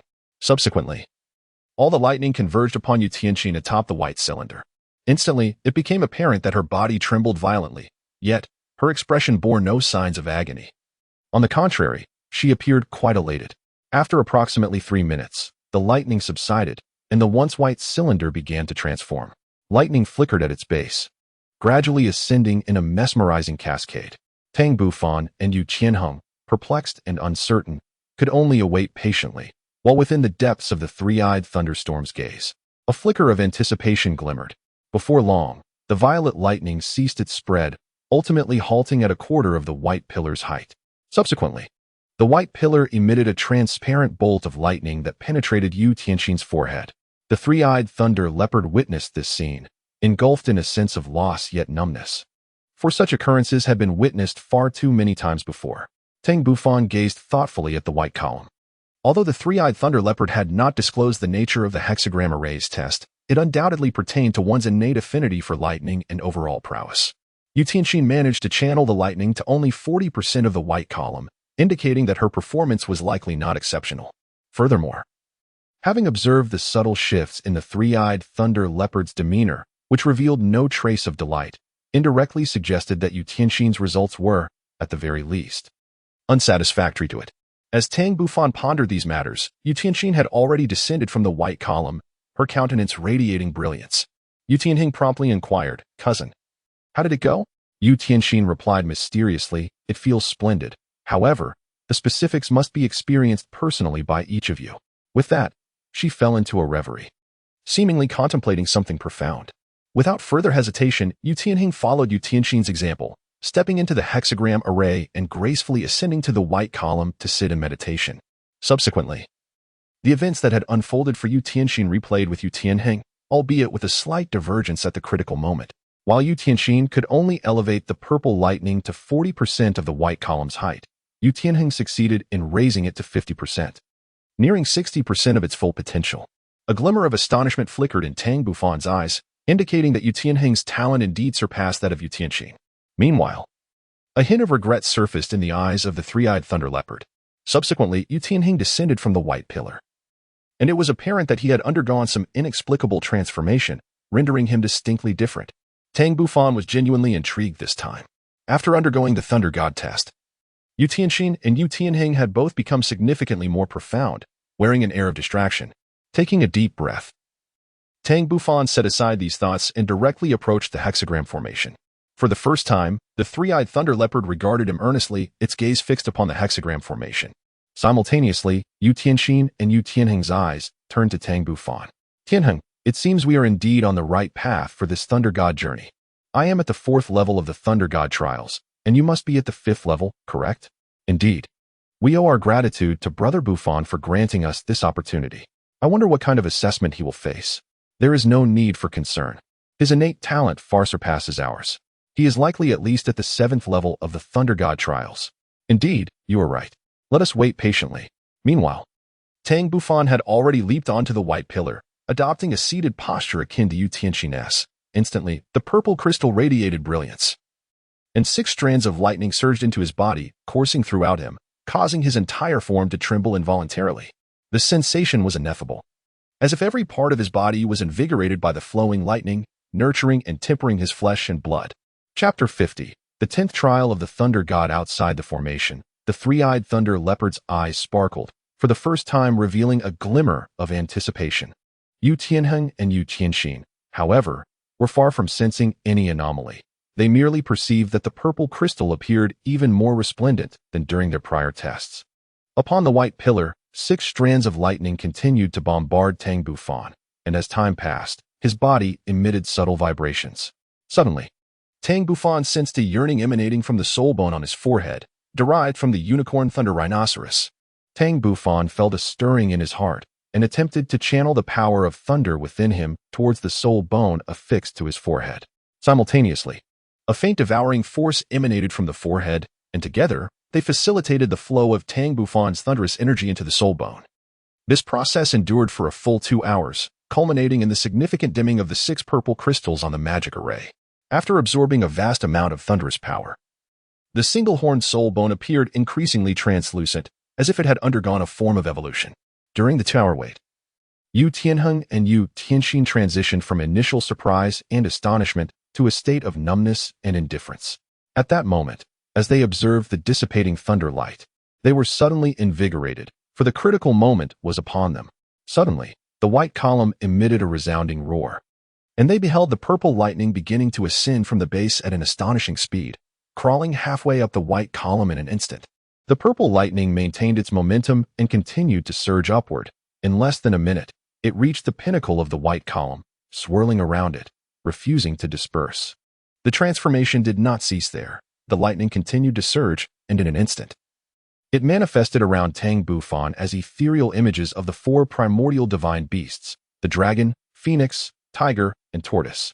These spectral beings paid homage to Tang Bufan, as if venerating the birth of a great existence. Moments later, the four divine beasts collided, unleashing a blinding pillar of light that shot skyward. Concurrently, in other mysterious locations within the Thunder Canyon, pairs of eyes slowly opened, revealing expressions of disbelief. In the central area, a colossal figure ensnared by a sea of thunder let out a maniacal laugh, proclaiming, "Ha ha, after so many years, I have finally awaited this day. It seems my liberation is not far off." The voice brimmed with uncontainable pride, but soon it was drowned out by the thunderous sea, unable to escape. The thunderous power within the Thunder Canyon grew increasingly ferocious, compelling many disciples of the blue electric Tyrannosaurus Rex family to awaken from their cultivation and return to their clan's residence. In the Thunder Hall, Yu Engine felt a tremor throughout his being, as if sensing something amiss. In the next moment, he transformed into a bolt of lightning and shot out of the hall, arriving outside the sect in an instant. His gaze fell upon the sky with astonishment. Within the heart of the Thunder Canyon, a colossal purple pillar of light stretched across the horizon, tinting half the sky in violet hues. The air crackled with the agitation of purple energy particles, and soon, a cacophony of beast roars echoed from within the Thunder Canyon, filled with excitement. Worry etched on his face, Yu Engine gazed towards the area engulfed in the purple light, uncertain of the upheaval that had transpired, which had stirred the soul beasts within the Thunder Canyon. These soul beasts were typically placid, rarely exhibiting such tumult. Such a magnificent phenomenon was visible to anyone within 100 miles of the Thunder Canyon, eliciting expressions of bewilderment. Shortly thereafter, numerous disciples of the Blue Electric Tyrant clan, who had been cultivating in the inner region of the canyon, emerged and gathered at the family residence. Uluamian gazed skyward and quietly inquired, "Elder brother, what has transpired?" Yu Engine shook his head, advising, "Soothing the clan members is imperative. Return to the sect immediately. And under no circumstances should anyone enter the Thunder Goddess path for the time being. Additionally, please conduct a head count to ascertain if any disciples are missing." In the western wing of the Blue Electric Tyrant clan, the four members of the Haotian Sect sensed something amiss and rushed out, only to discover that Tang Bufan had yet to return, raising their concerns. The fourth elder's face reflected worry as he exclaimed, "Second brother, little Fan has been out of our sight for several hours. Surely nothing has befallen him. We ought to inquire with the Blue Electric Tyrant clan." The second elder, contemplating the matter, concurred, and thus he led the fourth elder and the others to the exterior of the Blue Electric Tyrant clan. Upon arrival, they were greeted by a multitude of gathered disciples. The second elder scanned the assembly, sensing the cultivation levels of those present, a glimmer of insight sparking in his eyes. In the distance, a young man clad in violet was reporting something to Yu Engine, whose expression shifted dramatically. Yu Engine waved the youth away and strode purposefully towards the second elder and his companions. The second elder promptly inquired, "Soulmaster, may I ask what has occurred? Moreover, our disciple Tang Bufan has been missing for several hours. Do you know where he has been taken?" His tone grew considerably more severe, tinged with an air of reproach. Yu Engine hastily reassured him, "Brother Tang, please remain calm. I sincerely apologize. According to my disciples, your clan's disciple and my grandson ventured into the inner region of the Thunder Canyon, undertaking trials on the Thunder Goddess path." A look of confusion crossed the second elder's face. The Thunder Goddess path? At this moment, Uluamian aptly provided an explanation, and after a considerable time, the four elders finally grasped the situation's intricacies. Given this clarification, I shall feel more at ease. However, with such a sudden upheaval occurring within the inner region of the Thunder Canyon, even the soul beasts have become agitated. I implore the sect master to send someone to retrieve Tang Bufan. We cannot afford any mishaps. Yu Engine hesitated momentarily, his gaze shifting between the second elder and the fourth elder. "How about this? You two accompany me to the Thunder Goddess path to bring them back." The fourth elder and the second elder exchanged glances and nodded gently before the three transformed into shadows, swiftly darting towards the interior. Within the Thunder Goddess formation, Tang Bufan had already opened his eyes, a purple lightning mark manifesting upon his forehead, lightly descending from the column. He brushed his forehead thoughtfully as he approached Yu Tianheng and the others. "The 10 trials of the Thunder God. This is the message that just arrived."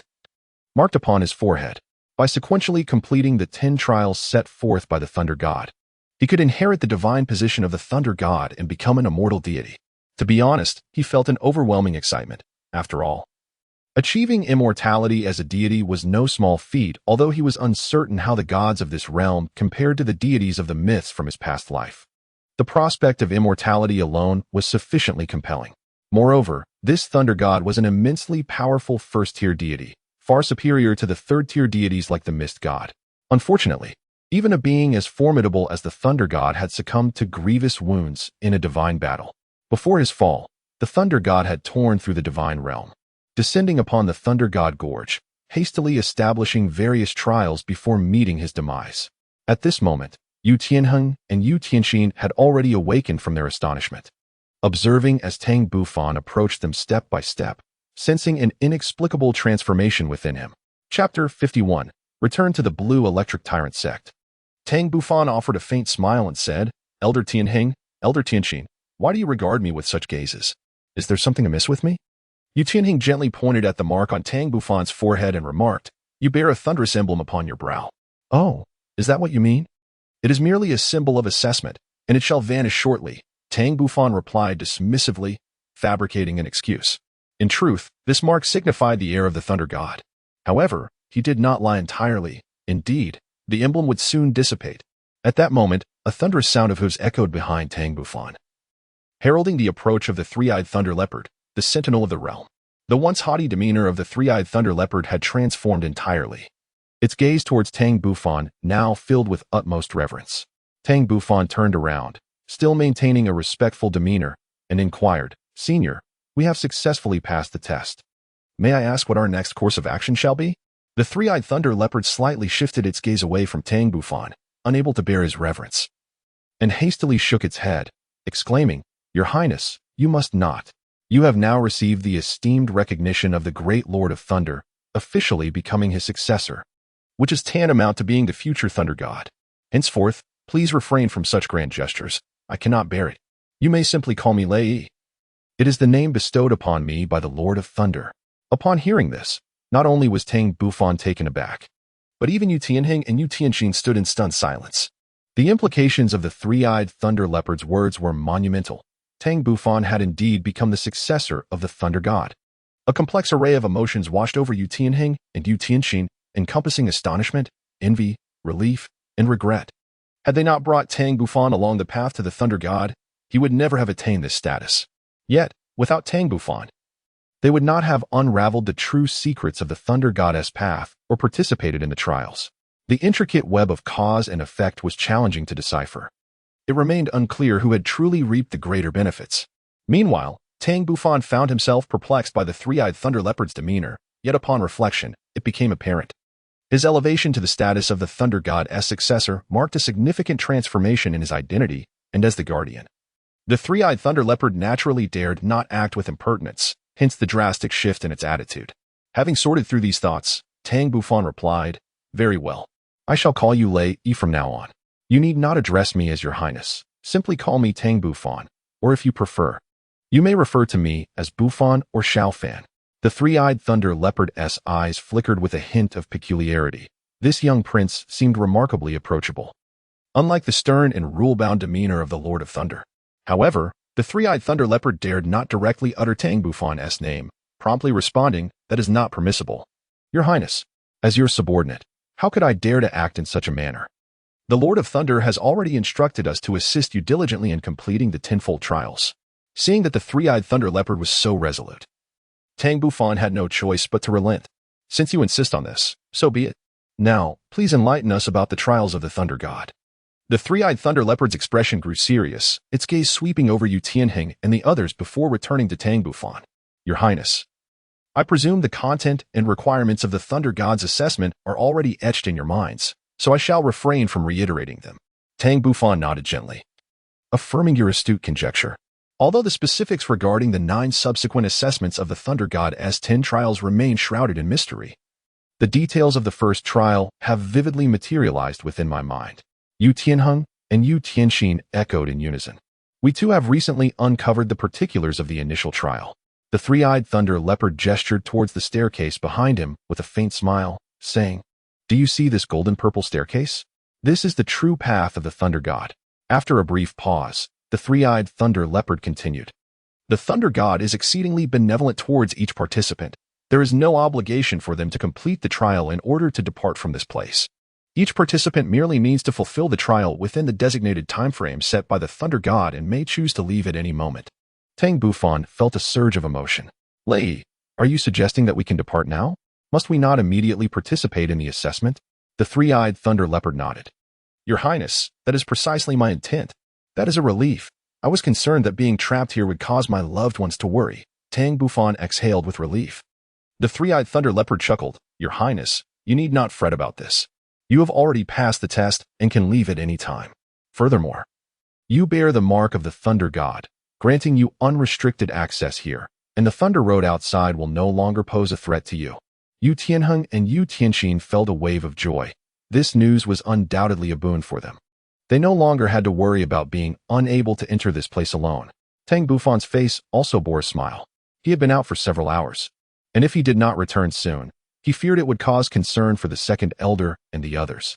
Contemplating this, Tang Bufan softly remarked, Brother Tianheng, Brother Tianxin, we have been out for quite some time. Perhaps it would be prudent for us to return now. We can attend to the assessment later. Yu Tianheng and Yu Tianxin suddenly realized, recalling that they had indeed been away for a while. Brother Bufan, we are grateful for your reminder. Otherwise, we might have lost track of time. It is likely that night is approaching outside. Let us make our way back for now. Tang Bufan nodded earnestly, and the three of them bid farewell to the three-eyed Thunder Leopard before departing from this secret place. Outside, Yu Yuanjin, accompanied by the second elder and the fourth elder, made their way towards the road of Thunder God, leveraging their formidable strength. The trio reached the 900th step of the road of Thunder God in less than an hour. Not far ahead, three young men approached them with an air of ease, their faces reflecting astonishment at their presence. Yu Yuanjin suppressed the doubts in his heart and feigned anger, saying, Tianheng, Tianxin, do you not know your transgressions? How could you bring guests to such a perilous place? Yu Tianheng and Yu Tianxin hurriedly approached, their faces marked with trepidation as they knelt, exclaiming, Grandson acknowledges his fault, Tianxin acknowledges her fault, we shall never dare again. Meanwhile, the second elder and fourth elder, relieved to see Tang Bufan safe, felt their anxieties dissipate. Observing Yu Yuanjin preparing to reprimand Yu Tianheng and Yu Tianxin, the second elder interjected, Soulmaster, I implore you to forgive them this once. Do not hold it against them. Yu Yuanjin feigned reproach for a moment before relenting, stating, Today, for the sake of the two elders of the Haotian Sect, I shall let you off, but let this be a lesson. Yu Tianheng and Yu Tianxin quickly expressed their remorse, affirming, Tianheng and Tianxin understand their mistakes. Yu Yuanjin cast a deep glance at Yu Tianheng and Yu Tianxin, realizing that, given their capabilities, it was impossible for them to have reached this position. Now he could not inquire further. It seemed he would have to return and seek clarification later. Subsequently, Yu Yuanjin and the second elder led Tang Bufan and the other two youths back to the Blue Electric Tyrant Sect. Chapter 52. Conversation. Upon returning to the Blue Electric Tyrant Sect, night had already fallen. After bidding farewell to Yu Yuanjin, the second elder escorted Tang Bufan back to the West Wing. It was only then that the second elder had the opportunity to inquire about Tang Bufan's recent experiences. Xiaofan, how did you venture into the inner region of the Thunder Canyon? It was exceedingly perilous. Do you comprehend the astonishing events that transpired in the Thunder Canyon just now? Tang Bufan furrowed his brow and gently shook his head.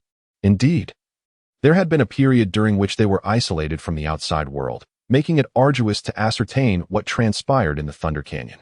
If a cataclysmic event truly occurred, it was highly probable that it stemmed from the extraordinary phenomena that manifested at the moment he became the heir of the Thunder God. Although he was wholly immersed in the Thunder God's rigorous trials at that time, his spiritual awareness remained attuned to all that unfolded. Second Elder, I have recently ventured into a region shrouded by a tempestuous sea of lightning. Hence, a look of apology crossed Tang Bufan's face as he gazed at the four elders of the sect. The second elder and the fourth elder exchanged glances, both taken aback. For it dawned on them that the soaring purple pillar of light might very well have been conjured by Tang Bufan himself. As early as during the Thunder Gorge incident, they had keenly sensed that an unknown transformation was occurring within him. With this thought in mind, the second elder spoke gravely, Xiaofan, not long ago, a pillar of thunder erupted from the inner regions of the Thunder Gorge, causing turmoil throughout the entire gorge. The elemental energies within were thrown into disarray. and even the soul beasts residing there reacted with considerable agitation. Their roars echoed throughout the Thunder Gorge. Tang Bufan was momentarily taken aback. He had never anticipated that merely becoming the heir to the Thunder God would incite such a commotion. Observing Tang Bufan lost in contemplation, the four elders exchanged knowing glances. Realizing that the earlier phenomenon was indeed closely linked to him, after a brief moment, Tang Bufan regained his composure and, with a serious gaze, addressed the four elders, two venerable grandfathers and two distinguished uncles, saying, "There is something of utmost importance I must disclose to you. The Thunder Gorge is, in fact, a trial ground established by a Thunder God. By sheer fortune, I have been chosen as his successor, and if all goes as expected, the purple column of light you witnessed is the manifestation of my official acceptance of the Thunder God's legacy." Upon concluding his words, Tang Bufan summoned his soul power. And in an instant, an enigmatic thunderous seal materialized upon his forehead, emanating an aura of mystery and majesty, causing him to exude a subtle yet palpable sense of authority. Tang Qing and Tang Nan were momentarily rendered speechless, while the second and fourth elders, seasoned by the vicissitudes of life, remained shocked yet composed. Meanwhile, within the Thunder Palace, Yu Yuanjin and Yu Luomian listened intently to their grandson's report, their eyes glimmering with fierce intensity. It was astonishing to discover that the Thunder Canyon was, in fact, a sacred site of divine inheritance. Despite having dominated the Thunder Canyon for centuries, none of their disciples had ever met the Thunder God's rigorous assessment to witness the true place of inheritance. Instead, an outsider had claimed the legacy of the Thunder God, a situation utterly preposterous. As this realization dawned upon him, a tempestuous killing intent surged within Yu Luomian. "Elder brother, should we not ensure that the five from Haotian Sect remain here? This is the legacy of a deity." Below, Yu Tianheng and Yu Tianxin could not help but shudder. Yu Yuanjin pondered for a moment before gently shaking his head. "Second brother, while we possess the strength to detain them, the cost would outweigh the benefits. The two titled Douluos would retaliate fiercely, causing significant damage to our blue electric tyrant dragon sect. Moreover, even if that young man from Haotian Sect were to acquire the divine legacy, what of it? The trials of a deity are not easily surmountable." Yu Luomian, still unwilling to concede, replied, "Elder brother, do we truly wish to relinquish a divine legacy so easily?" Yu Yuanjin spoke earnestly. "Second brother, you are too fixated on this. We must think long-term. Do you genuinely believe that this youth from Haotian Sect can pass the Thunder God's trials? It is inconceivable. If the tests of the deities were so simple, would Douluo Continent not have seen anyone ascend to godhood in all these years? Even among the pinnacle titled Douluos, they are exceedingly rare." Yu Luomian vigorously shook his head. A smile spread across Yu Yuanjin's face. "Once Tang Bufan fails the trial, the Thunder God's legacy will still belong to us. Furthermore, Tianheng and Tianxin will also participate in the Thunder God assessment to some extent. This is their opportunity, and it is also a chance for our blue electric tyrant dragon sect to rise." Yu Luomian's eyes brightened. His elder brother seemed to have a valid point. Yu Yuanjin continued, "Second brother, you are aware that our family has been gradually declining over the past few decades and cannot afford any reckless actions. Every step must be taken with careful consideration. I cannot allow our ancestral legacy to be destroyed in my hands." Among the third-generation disciples, Tianheng and Tianxin possess slightly better talents, though they are not exceptional. Nevertheless, with the Thunder God trials, I believe they can advance further and compete with the continent's top talents. Yu Luomian nodded. "Elder brother, I understand your intent. Our primary focus now should be on nurturing Tianheng and Tianxin. The rest can be set aside." Yu Yuanjin's gaze fell upon Yu Tianheng and Yu Tianxin. "You two have overheard our conversation. The hopes of our family rest upon your shoulders. Return home today and rest well. Tomorrow, you shall participate in the Thunder God trials. Should you need anything, do not hesitate to ask. The family will provide unwavering support." Yutong Heng and Yutong Xian nodded solemnly, feeling reassured as they prepared for the assessment the following day. In the West Chamber, the second elder gazed at Tang Bufan with a smile. "Little fan, you have indeed exceeded our expectations by earning the recognition of a deity. Let us give our all." However, the fourth elder suddenly expressed some concern. "Second brother, do you think the Blue Lightning Tyrant Dragon Sect might harbor ill intentions upon learning of the Thunder God's legacy? After all, this is their territory." Fourth elder, "I believe the Blue Lightning Tyrant Dragon Sect will not take any hostile actions against us. Despite our limited numbers, our strength cannot be underestimated. Moreover, if they do covet the Thunder God's legacy, I shall ensure they regret their decision. As the inheritor of the Thunder God, As long as I remain within the Thunder Canyon, I can summon the 3 guardians left by the Thunder God for assistance at any moment. Tang Bufan's gaze shifted slightly. Upon hearing this, the 4 elders could not help but feel a surge of joy. Tang Bufan had already informed them that the 3 guardians were soul beasts over 100,000 years old, possessing unparalleled strength. If the Blue Lightning Tyrant Dragon Sect truly sought to confront them, they would undoubtedly pay a heavy price. The second elder smiled gently and said, "Very well, little fan. You have had quite a tiring day. It is time for you to rest. We shall remain at the Blue Lightning Tyrant Dragon Sect for a few days until we receive their response." Tang Bufan appeared deep in thought. The extraordinary individual took his leave and returned to his chamber to rest. Chapter 53. A return. The Blue Lightning Tyrant Dragon Sect had graciously provided Tang Bufan and his companions with 5 fully equipped rooms.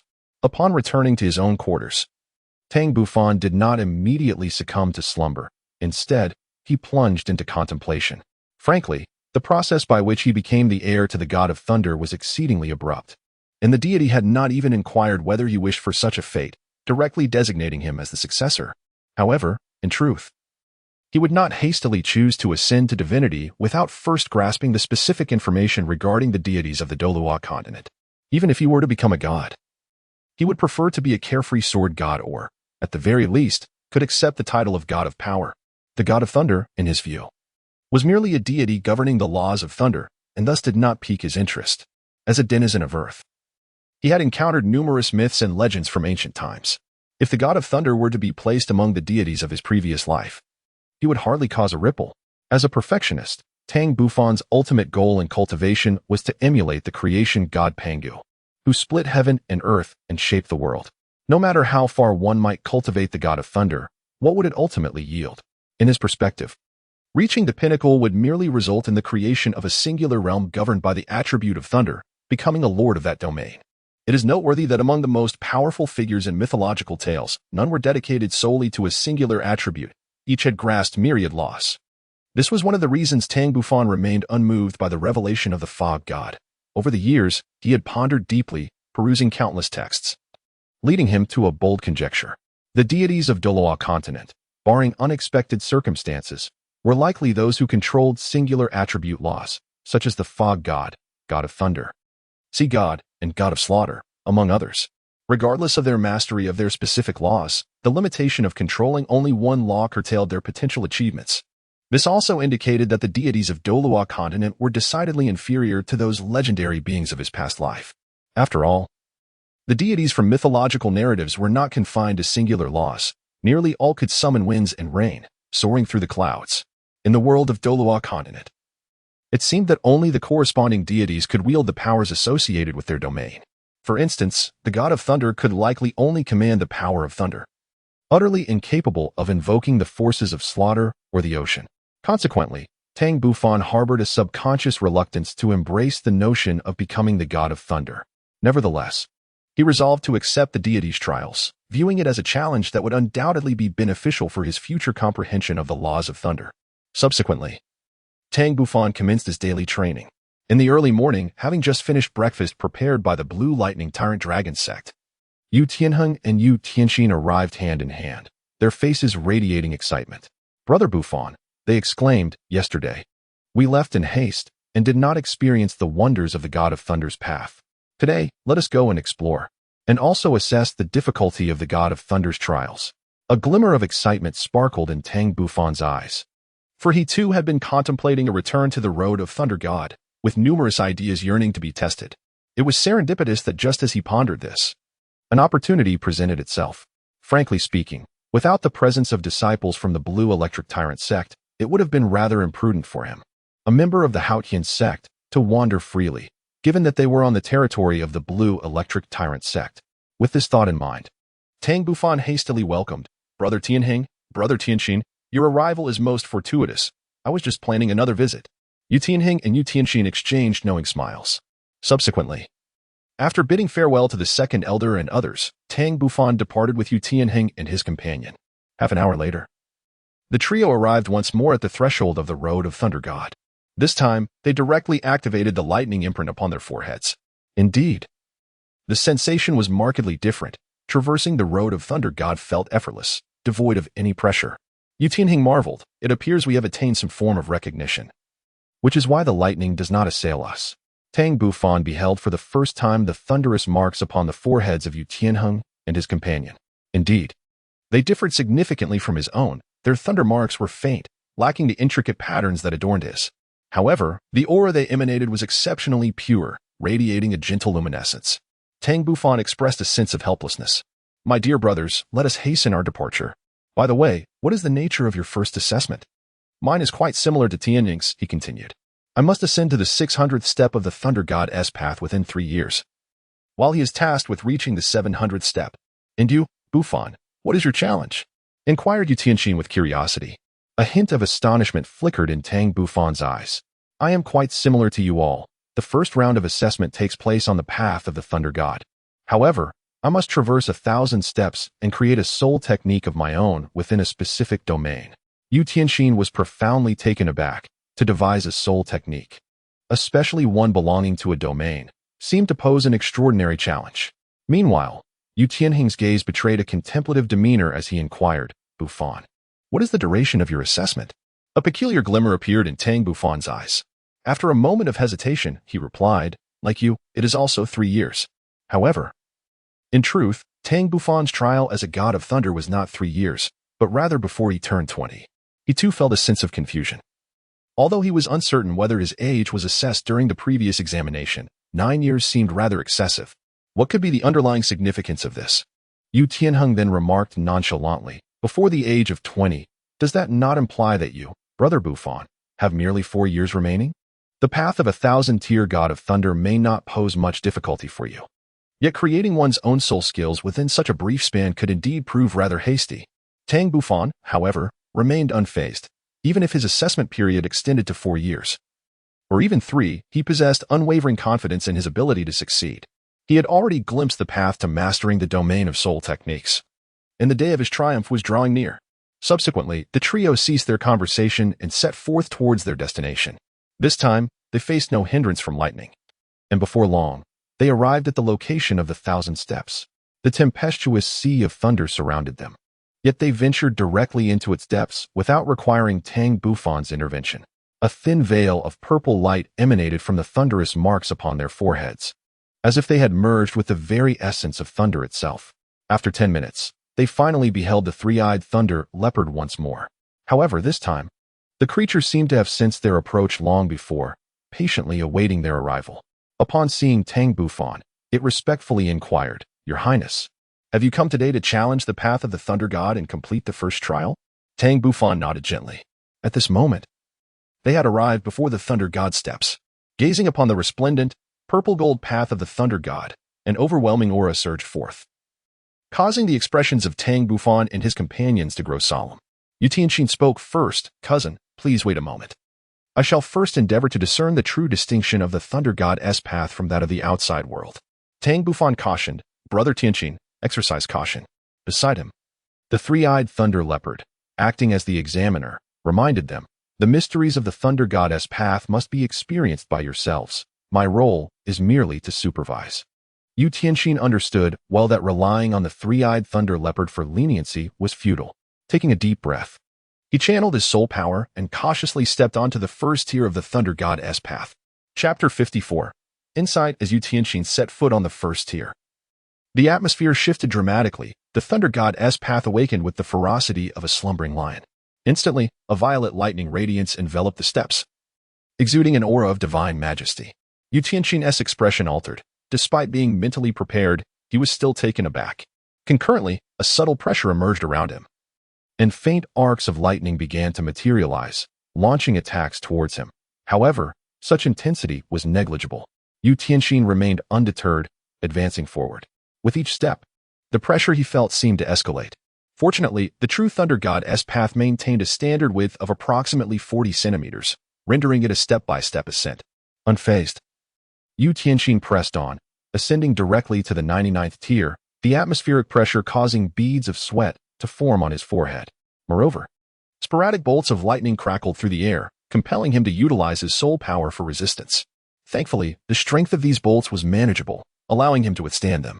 After a brief respite, Yu Tianxin continued his ascent. Upon stepping onto the 100th tier, A lightning pillar as thick as a barrel surged towards him. Instinctively, he activated his martial soul. With a swift motion, he unleashed a lightning claw, prepared to dispel the incoming strike. However, an unexpected occurrence transpired. The lightning claw seemed to encounter an invisible, formidable barrier, and before he could react, he was forcefully propelled backwards, experiencing the bitter taste of his own soul skill. And subsequently, he fell from the Thunder Goddess path. Below, Tang Bufan and Yu Tianheng were startled and hastily reached out to catch Yu Tianxin, preventing his fall. After a moment, Yu Tianheng spoke gravely, "Cousin, what transpired? How did you become ensnared by your own soul skill?" Yu Tianxin managed a wry smile. "How would I know? Yet, I suspect that while ascending the Thunder Goddess path, we must refrain from using soul skills against the lightning strikes. Otherwise, we may find ourselves in a predicament like mine." Pausing momentarily, Yu Tianxin cautioned, "Be wary. Each step on the Thunder Goddess path increases the pressure incrementally. Although the increase may be slight, perhaps only 1%, considering we must ascend at least 600 tiers, the cumulative pressure will become exceedingly daunting." Yu Tianheng's countenance shifted. After all, he had to traverse 700 tiers. Tang Bufan's gaze grew contemplative. Truly, the trials set by the deities were not to be underestimated, as they would not yield easily. Yet, what was the ultimate purpose behind this challenge? "Brother Tianxin, please restore your soul power. Brother Tianheng and I shall also take a moment to experience it."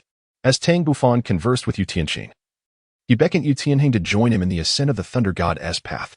With Yu Tianxin's guidance, Tang Bufan understood the necessity of refraining from physical attacks, yet he felt compelled to ascertain the truth. Yu Tianheng nodded gently in response and unleashed his first soul skill, directing a violet lightning claw towards the Thunder Goddess path. In the next moment, the violet claw appeared to collide with an invisible barrier, rebounding with greater speed, its target being none other than Yu Tianheng himself. Prepared for this eventuality, Tang Bufan swiftly activated the great Zhou Tian Hunyuan technique and delivered a powerful punch to shatter the lightning claw.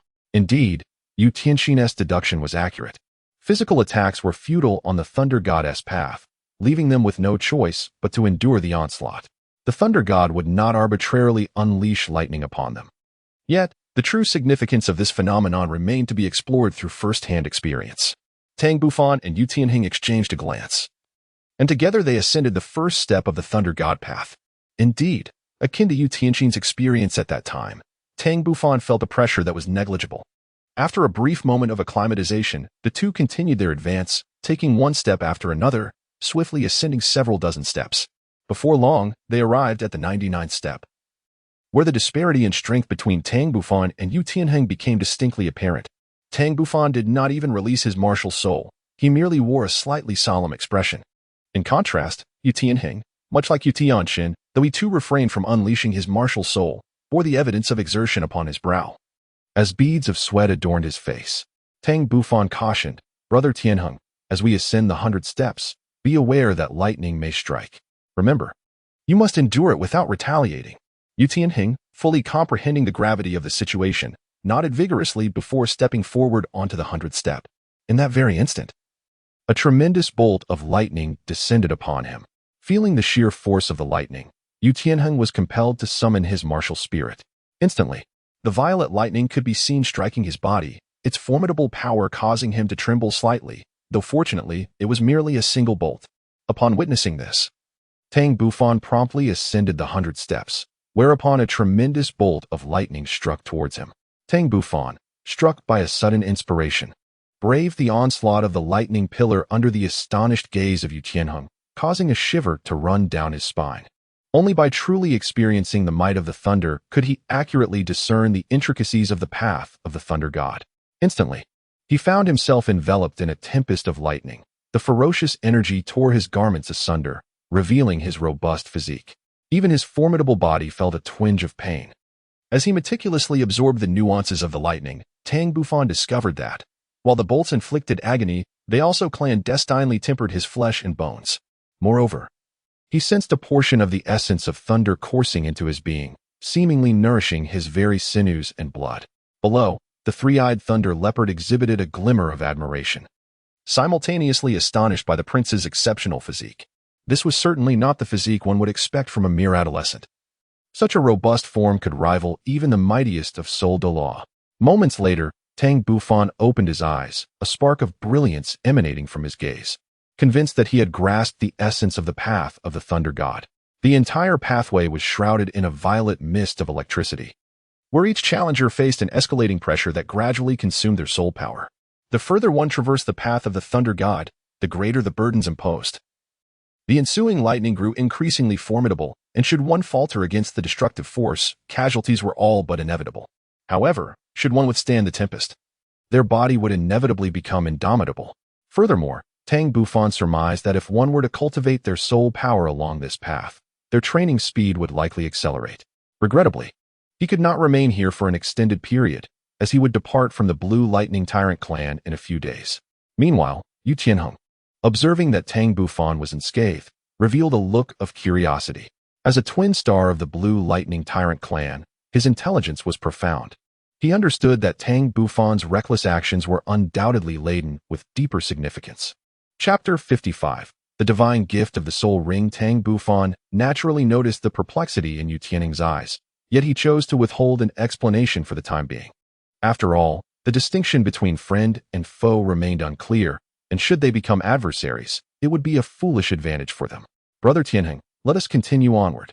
Seeing that Tang Bufan offered no clarification regarding his recent reckless actions, Yu Tianheng suppressed his curiosity and nodded, resuming their forward march. Beneath the Thunder Goddess path, the three-eyed thunder leopard gazed with admiration, recognizing the prince's swift comprehension of the path's mysteries. As Yu Tianheng and Tang Bufan pressed on, they faced an increasingly daunting pressure. 10 minutes later, Yu Tianheng reached the 300th step, which also marked his limit. At that moment, he appeared utterly wretched. His garments were in tatters, reduced to mere strips of fabric, and his skin was marred by numerous bloody streaks, the consequences of enduring 2 waves of lightning. Though Tang Bufan had not disclosed the purpose of resisting the lightning, Yu Tianheng surmised it must be beneficial for them. Consequently, he began to emulate Tang Bufan's method of withstanding the lightning. Regrettably, as a Soulmaster, his physical prowess paled in comparison to Tang Bufan's. And even when exerting all his strength, he could barely ascend to the 300th step. Beside him, Tang Bufan felt a pang of sympathy. Brother Tianheng, perhaps you should rest here and recover your soul power. Allow me to try. Yu Tianheng managed a bittersweet smile. Brother Bufan, your physique is truly formidable. To withstand such powerful lightning strikes without a scratch is nothing short of miraculous. Tang Bufan felt a shiver run through him and feigned weakness, saying, Brother Tianheng, you overestimate me. In truth, my condition is not as favorable as you envision. Firstly, my soul power far surpasses yours, and secondly, I possess the domain of thunder, which inherently grants me greater resistance to lightning than you. After a moment's contemplation, Yu Tianheng dismissed his doubts. With renewed determination, Tang Bufan continued his ascent. Step by step, he soon vanished into the violet mist. As time flowed steadily onward, half an hour slipped by in the blink of an eye. On the path of the Thunder God, with its 700 steps, Tang Bufan unleashed the full extent of his power for the first time. A layer of purple domain enveloped him, and the striking purple horn, entwined with crackling lightning, adorned his forehead. In his left hand, he wielded the Haotian hammer, steadfastly resisting the onslaught of lightning. On one hand, the horn on his forehead absorbed the lightning, while on the other, his thunder domain mitigated its ferocity. Only through this duality could his body withstand the barrage of the 7 violet lightning pillars, allowing him to refine his physique in the process. However, reaching the 700th step was nearly his limit, according to Tang Bufan's estimations. He would likely need to ascend to the rank of Soul Emperor before he could conquer the 1,000 steps. What Tang Bufan was unaware of was that at the moment he unleashed his full soul power, beneath the steps of the path of the Thunder God, the three-eyed thunder leopard displayed a look of astonishment. Through the 3 eyes on its forehead, it had glimpsed the profound depths of the Thunder God's path, simultaneously sensing for the first time the soul power and soul ring configuration of Tang Bufan. The expression on its face was one of utter shock. This configuration of soul rings was astonishingly terrifying, 2 purple and 2 black, a groundbreaking phenomenon throughout history. It was no wonder that the seemingly impossible Thunder God's 10 trials had emerged. Even the Thunder God himself had harbored no confidence regarding the appearance of a challenger capable of invoking such trials in the future. Consequently, the Thunder God had specifically instructed them that should anyone ignite the Thunder God's 9 trials, they would be deemed his successor. Yet, it was unthinkable that after tens of thousands of years, someone had indeed triggered the Thunder God's 10 trials. It remained to be seen whether this noble could pass the final trial. After a moment, the three-eyed thunder leopard regained its composure. Although this noble's soul power had reached the bottleneck of level 50, it appeared he had yet to acquire the 5th soul ring. It seemed the time had come to produce the Thunder God Pearl, having persevered through strenuous efforts. Tang Bufan finally reached the 700th step of the path of the Thunder God. His nearly indestructible body was now bloodied and torn, yet with loss came gain. As his soul power circulated, a layer of old skin began to shed, giving way to a tougher layer beneath, faint sparks of lightning glimmering just beneath the surface. 10 minutes later, Tang Bufan concluded his training, the ruptured skin entirely sloughed off. He could feel the strength of his body had once again improved. Rising to his feet, Tang Bufan began his return. Indeed, the journey back was considerably easier. The lightning no longer assaulted them, indicating that only advancing would provoke their wrath. Half an hour later, at the starting point of the Thunder Goddess formation, Tang Bufan reunited with Yu Tianheng and Yu Tianxin. Faced with Yu Tianxin's peculiar expression, Yu Tianheng could only awkwardly turn his head aside. Tang Bufan promptly retrieved 2 sets of clothing from the 33 heavens, handing one to Yu Tianheng while keeping one for himself. At that moment, the three-eyed thunder leopard approached. "Your Highness, how do you feel? Do you have confidence in completing the first trial?" Yu Tianxin remained silent, while Yu Tianheng appeared somewhat anxious. "Senior, might I inquire what happens in the event of failure?" The three-eyed thunder leopard replied coldly, "It is nothing much, merely a dismissal from the path of the Thunder God." Yu Tianheng shivered at the indifferent gaze of the three-eyed thunder leopard, realizing that he and his cousin Tianxin might have to endure 3 years in this place.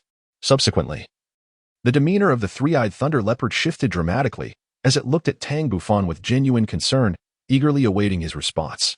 Tang Bufan pondered for a moment and concluded that there should be no issue. The three-eyed thunder leopard immediately felt reassured. "By the way, Your Highness, you have yet to acquire the 5th spirit ring, haven't you? Allow me to present this to you." With that, the three-eyed thunder leopard opened its mouth and emitted a pocket shimmering with lightning. In the next instant, a purple thunder pearl soared towards Tang Bufan under the meticulous control of the three-eyed thunder leopard. Tang Bufan instinctively reached out to grasp the orb, his expression one of bewilderment as he gazed at the three-eyed thunder leopard. The creature emitted a potent force, drawing the thunder pouch into its belly before slowly elucidating. "Your Highness, this is the Thunder God Orb, a divine gift soul ring.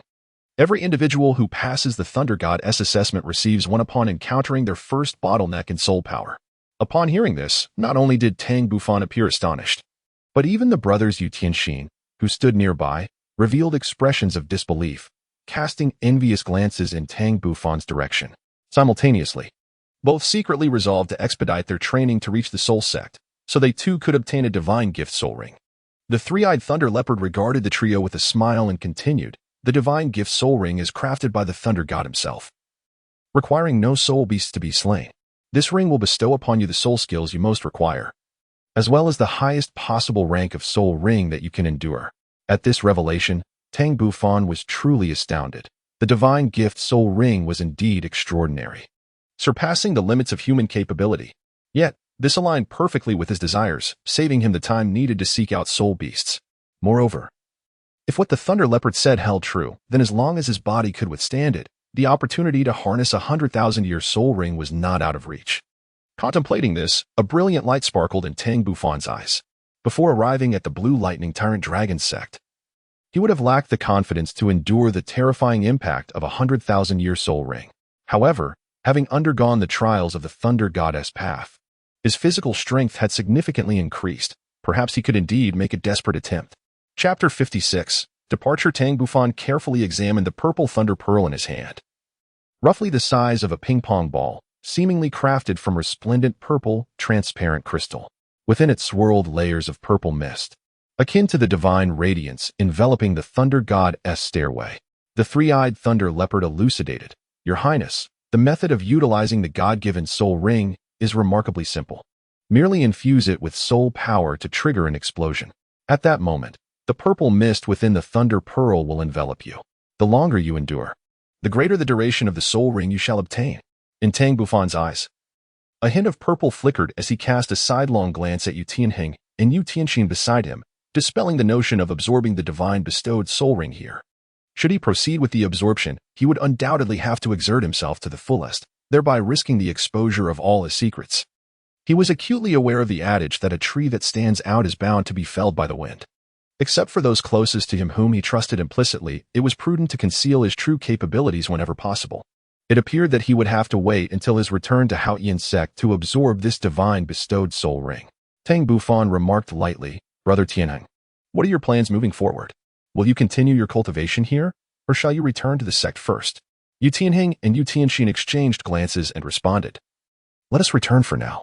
After discussing with my cousin, we have decided to remain here for an extended period of cultivation. So we need to prepare some essential supplies such as food and clothing." "Oh, your considerations are quite thorough," Tang Bufan acknowledged. "By the way, I have a suggestion. Each time you ascend the road of the Thunder God, when your soul energy is depleted, take a moment to recover it right there on the path. This approach should yield better results." After a brief moment of hesitation, he shared his insights. The expressions of Yu Tianheng and Yu Tianxin brightened with joy. Tang Bufan's prowess surpassed theirs considerably, and his understanding of the road of the Thunder God was undoubtedly deeper. Yu Tianheng expressed his gratitude, saying, "Thank you for the reminder, Brother Bufan. Will you return with us, or will you remain here to cultivate for a while?" Tang Bufan fell silent for a moment before shaking his head. "It's a rare occasion for me to visit the Thunder Canyon. I think I shall remain here to continue my cultivation. Who knows when I shall have the opportunity to return?" Yu Tianxin and Yu Tianheng also grew quiet, for they found it difficult to respond to Tang Bufan's words. There were certain matters beyond their control. Upon witnessing the silence between the two individuals, Tang Bufan instantly understood the situation. He then smiled and said, "Well, my esteemed brothers, I shall not see you off. I will await your arrival here." After exchanging nods with Tang Bufan, Yu Tianheng and Yu Tianxin bid farewell and departed from the Thunder God's secret realm. At last, the three-eyed Thunder Leopard had the opportunity to be alone with Tang Bufan. "Your Highness, may I inquire about your relationship with the members of the Blue Electric Tyrant Sect?" Tang Bufan was taken aback. Even you are aware of the Blue Electric Tyrant Sect? Could it be that your spirit beasts are also keeping an eye on the human factions?" "Not quite," Lei replied. "Our knowledge of the Blue Electric Tyrant Sect stems from an encounter that Lei San had with the title Douluo of the Blue Electric Tyrant Dragon several centuries ago. It was from him that we gleaned this information. I must say, that human was quite formidable. Although he was no match for Lei San, he managed to retreat unscathed, thanks in part to the fact that neither I nor Lei intervened." "Lei San?" A look of confusion crossed Tang Bufan's face. The three-eyed Thunder Leopard hastily clarified, "Your Highness, Lei and Lei San are the guardians of the second and third Thunder God temples, respectively. In truth, there are 3 such primordial forests within the Thunder Canyon, each inhabited by numerous lightning-type spirit beasts, all of which have received the Thunder God's blessing. It is worth noting that these primordial forests are protected by barriers set by the Thunder God himself." Tang Bufan nodded gently, seemingly comprehending something. The three-eyed Thunder Leopard continued, "Your Highness, please follow me. I shall formally introduce you to the circumstances here." Tang Bufan was also quite curious about the surroundings, so he nodded and followed the three-eyed Thunder Leopard. Time flowed, and in the blink of an eye, 3 days had swiftly passed. At the outskirts of the Thunder Canyon, Yu Yuanjin, with a beaming expression, bid farewell to the group from Haotian Sect, which included Yu Luomdin and others. Yu Luomdin looked at Yu Yuanjin with some confusion and said, "Brother, are we truly going to assist Haotian Sect in their struggle against the Spirit Hall? This offers us no tangible benefit." Yu Yuanjin's gaze was profound as he replied, "Second brother, have you paid attention to the state of affairs on the continent over the years? Ever since Haotian Sect was forced into seclusion by the Spirit Hall 11 years ago, the continent has been much quieter than before. Conversely, the Spirit Hall's power has grown increasingly formidable. If this continues, it is likely that no faction on the continent will be able to contend with them, which is not a scenario we wish to witness." An elderly man with snow-white hair interjected, "Little Mian, why are you unable to comprehend this? While we have agreed to align ourselves with Haotian Sect for the time being, when the day comes for their emergence, the leaders of the 3 sects will certainly need to devise a new strategy. Haotian Sect is merely testing the waters. When the day of their return arrives, if our 3 sects can truly unite and resist the Spirit Hall, I see no harm in that.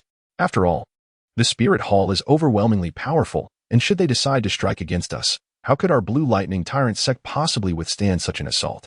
Yu Luomian's expression turned to one of shock as he exclaimed, "Uncle, it is improbable that the Spirit Hall would ever turn against us." The white-haired elder remained noncommittal. "But what if they do strike? Thus, we must prepare in advance, Otherwise, if that day ever arrives, how shall we face our ancestors? Yu Luomian's face fell into a stunned silence, followed by a wry smile. It was then that Yu Yuanjin spoke slowly. This is precisely why I agreed to assist Haotian Sect, and from today onward, every disciple must devote themselves to rigorous training, striving for the resurgence of our Blue Lightning Tyrant Sect. 50 miles away from the Thunder Canyon, Tang Bufan inquired, Grandpa's second elder. Are we heading to the Seven Treasure Glazed Tile School next? The second elder shook his head. No. We are first going to the Sunset Forest to find a suitable spirit beast for your 5th spirit ring.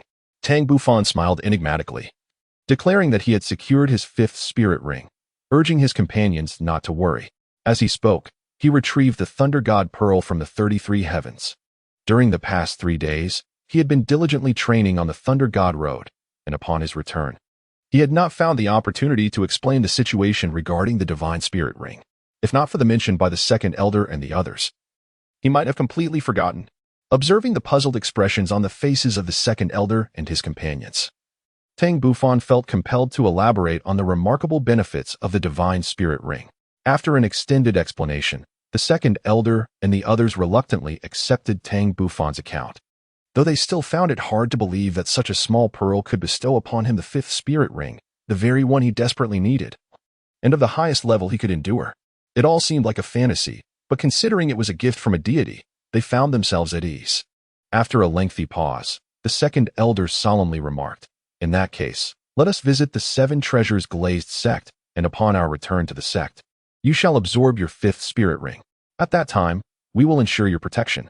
Subsequently, Tang Bufan and his companions hastened towards the 7 Treasures Glazed Sect. Chapter 57. Arrival at the 7 Treasures Glazed Sect. After several days of travel, Tang Bufan, accompanied by the second elder and the others, finally reached their destination, the 7 Treasures Glazed Sect. Gazing upon the formidable fortress before him, he was taken aback. Truly, as one of the top 3 sects, the 7 Treasures Glazed Sect was impressive. Though its location did not boast the natural advantages of the Blue Lightning Tyrant Dragon Sect, with its Thunder Canyon, the 7 Treasures Glazed Sect was by no means inferior. Surrounded on 3 sides by mountains, the sole entrance was heavily fortified, consisting of not just the visible outer fortress but an entire 7-layered defense system. This discovery was made through his discreet mental probing. Beyond the 7th fortress lay the true heart of the 7 Treasures Glazed Sect, a place resplendent and opulent, where the direct disciples resided. In the grand hall of the 7 Treasures Glazed Sect, the sect leader, Ning Fengji, was assessing the cultivation levels of his children. Suddenly, a disciple clad in white rushed into the hall with an urgent expression. Ning Fengji frowned, sensing the urgency. The white-clad disciple quickly reported, "Sect leader, 5 spirit masters claiming to be from the Haotian Sect have arrived seeking an audience with you." Ning Fengji, along with the sword Douluo and bone Douluo beside him, exchanged glances of excitement. The day they had awaited had finally come. "Rongrong, Shinner, Tower, you may return to your rooms. This concludes our activities for today." With that, Ning Fengji swiftly departed with the sword Douluo, bone Douluo, and the white-clad disciple. In the grand hall of deliberation, only his 2 sons, Ning Xian and Ning Tao, along with Ning Rongrong, remained. These 3 individuals were the most distinguished offspring of Ning Fengji. Ning Xian, a tall and handsome young man, ranked 3rd among his peers, was 25 years old and held the title of a 41st rank Soulmaster. Ning Tao, on the other hand, was a stockier youth with a square face, aged 20 and a 29th rank Great Soulmaster, and he was indeed Ning Rongrong's 5th elder brother. At this moment, a puzzled expression crossed Ning Xian's face as he furrowed his brows, pondering aloud. Isn't the Haotian Sect secluded, having closed its gates to the world? Why have they suddenly come to visit our 7 Treasure Glazed Tile School? Ning Tao interjected, "Third brother, this is not our concern. We should heed Father S' advice and return for now." Ning Rongrong, with a peculiar expression, murmured to herself, "The Haotian Sect. It presents an opportunity to witness the prowess of the world's foremost sect, as a rare talent of the 7 Treasure Glazed Tile School." She had always held a lofty view, rarely encountering peers of her caliber. She had distinctly heard that the visitors from the Haotian Sect were likely accompanied by young prodigies of their own generation. This ignited her competitive spirit, as she was eager to discern whether the young talents of the world's premier sect could measure up to her own. Beside her, Ning Xian and Ning Tao exchanged glances filled with helplessness, as they found themselves at a loss when it came to their precious younger sister. Meanwhile, Outside the seven-treasure glazed tile school, Ning Fingji had already caught sight of the 5 individuals from the Haotian Sect. His gaze swept over each one, ultimately resting on the 2 elderly figures clad in white at the forefront. He recalled them with a slight familiarity, if memory served him correctly. They were among the last remaining elders of the Haotian Sect, and by rank, they were uncles of the sect's current master. Regarding strength, over a decade ago, those few individuals had already reached the status of Soul Douluo. Although their achievements were limited due to age and talent, their offensive capabilities were by no means inferior to those of ordinary title Douluo. He was merely a peer of Tang Xiao, with a lower generational standing. However, as the leader of a sect, his status surpassed theirs. Although Ning Fengji sensed the profound auras of the 2 elders from the Haotian Sect, he did not associate them with title Douluo, assuming they were merely soul Douluo who had advanced in their soul power. Yet, the expressions of the sword Douluo and bone Douluo behind him changed dramatically, as they could clearly perceive the strength of their opponents. Without a doubt, they were title Douluo. It was not merely the case that the Haotian Sect had only 2 title Douluo, Tang Xiao and Tang Hao. The sudden emergence of 2 additional title Douluo was nothing short of earth-shattering news. One must understand why the 7 great sects of Douluo Continent are divided into the upper 3 and the lower 4. This division exists because the upper 3 sects have always been fortified by title Douluo, while the lower 4 have never produced a title Douluo. Should one of the lower 4 sects give rise to a title Douluo, the dynamics among the 7 great sects would undoubtedly shift, realizing the cultivation level of the opponents. Chen Xian quickly conveyed the strength of the 2 elders from the Haotian Sect to Ning Fingji. Although Ning Fingji's heart was tumultuous, his smile remained unwavering as he calmly addressed the 2 elders. It has been many years since we last met. And not only do you appear even more impressive than before, but your strength has also ascended to new heights. Congratulations. My apologies for keeping you waiting. The affairs of the sect have kept me quite occupied. The second elder, having had his strength revealed by Ning Fingji, was not surprised. The actions of the sword Douluo had not escaped his notice. What you say, sect leader Ning, is quite the opposite. It is we who should apologize for our sudden arrival. The 4th elder's gaze fell upon the 2 towering figures behind Ning Fingji, and with a slight smile, he remarked, "These 2 must be the sword Douluo and bone Douluo. It is truly an honor to meet you." The sword Douluo and bone Douluo responded with smiles, astonished that in just over a decade, the Haotian Sect had added 2 more title Douluo to its ranks. Truly, it deserves its reputation as the foremost sect in the world. Their tone was laced with complexity and bewilderment, for they believed that these elders of the Haotian Sect could not possibly attain the status of title Douluo. Having reached Soul Douluo was already the limit, considering their age. The second elder had anticipated this reaction, and with a soft sigh, he said, "Us old bones have toiled day and night to achieve today's cultivation, merely seeking to exert our last flicker of energy. After all, the younger generation cannot spend their entire lives hidden away in the depths of the mountains, can they? Wouldn't you agree, sect leader Ning?" For a fleeting moment, the smile on Ning Fengji's face faltered, but it quickly returned as he promptly replied, "Elders, this is not the place for discussions. Shall we not converse in detail once we return to the sect?" The second elder naturally had no objections. Subsequently, a group of 8, under the guidance of Ning Fengji, made their way toward the true sect of the 7 Treasures Glazed Tile School. Along the journey, Ning Fengji and the second elder engaged in a continuous conversation, while Tang Bufan could only silently observe from behind, discreetly admiring the scenery of the 7 Treasures Glazed Tile School. As expected of the 7 Treasures Glazed Tile School, its geographical location was exceptionally advantageous, radiating a dazzling brilliance, with breathtaking landscapes featuring both mountains and waters. It was no wonder that the sect was recorded as being wealthy enough to rival nations upon witnessing it firsthand. The reputation was evidently well-deserved. After all, managing such a magnificent piece of land would require considerable wealth, not to mention the costs associated with defensive fortifications and the rows of buildings along the way, as well as the expenses for the sect's offerings. Nevertheless, Tang Bufan's focus remained primarily on the 2 towering elders ahead, renowned title Douluos of the assault system, the sword Douluo and the bone Douluo. The second elder had previously shared their information with him. Among them, the sword Douluo piqued his interest the most, as this was the first time he had heard of the existence of a sword martial soul in this world after so many years. Under Ning Fengji's leadership, they soon arrived at the sect's headquarters of the 7 Treasures Glazed Tile School. Even though Tang Bufan was accustomed to the towering skyscrapers of his previous life, He couldn't help but feel a slight astonishment upon witnessing the Seven Treasures glazed tile school. Before him lay an opulent architectural complex, sprawling widely. With grand palaces visible in every direction, their exteriors adorned in a spectrum of radiant colors, perfectly complementing the essence of the Seven Treasures glazed tile school. In stark contrast, their own Haotian Sect appeared rather shabby. Passing through the main entrance of the Seven Treasures glazed tile school and traversing a plaza along with several grand halls, Tang Bufan and his companions finally arrived at a towering glazed gold hall, which served as the conference hall of the Seven Treasures glazed tile school. Upon seeing Ning Xian, Ning Tao, and Ning Rongrong inside the hall, Ning Fengji's brow furrowed slightly. Hadn't he instructed them to return to their chambers? Why were they still here? Observing this, the second elder's gaze flickered, and he chuckled lightly. Sect Master Ning, these three are your son and daughter. They seem to possess exceptional talents. Ahead, Ning Xian and Ning Tao wore pained expressions, while Ning Rongrong eagerly rushed forward, exclaiming, "Daddy, you're back."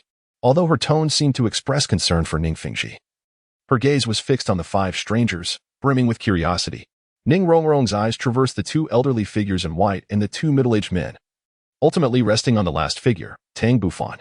He appeared to be a youth of around 15 or 16, possessing a handsome visage and exuding a unique aura. His gaze calm and profound, seemingly indifferent to everything around him.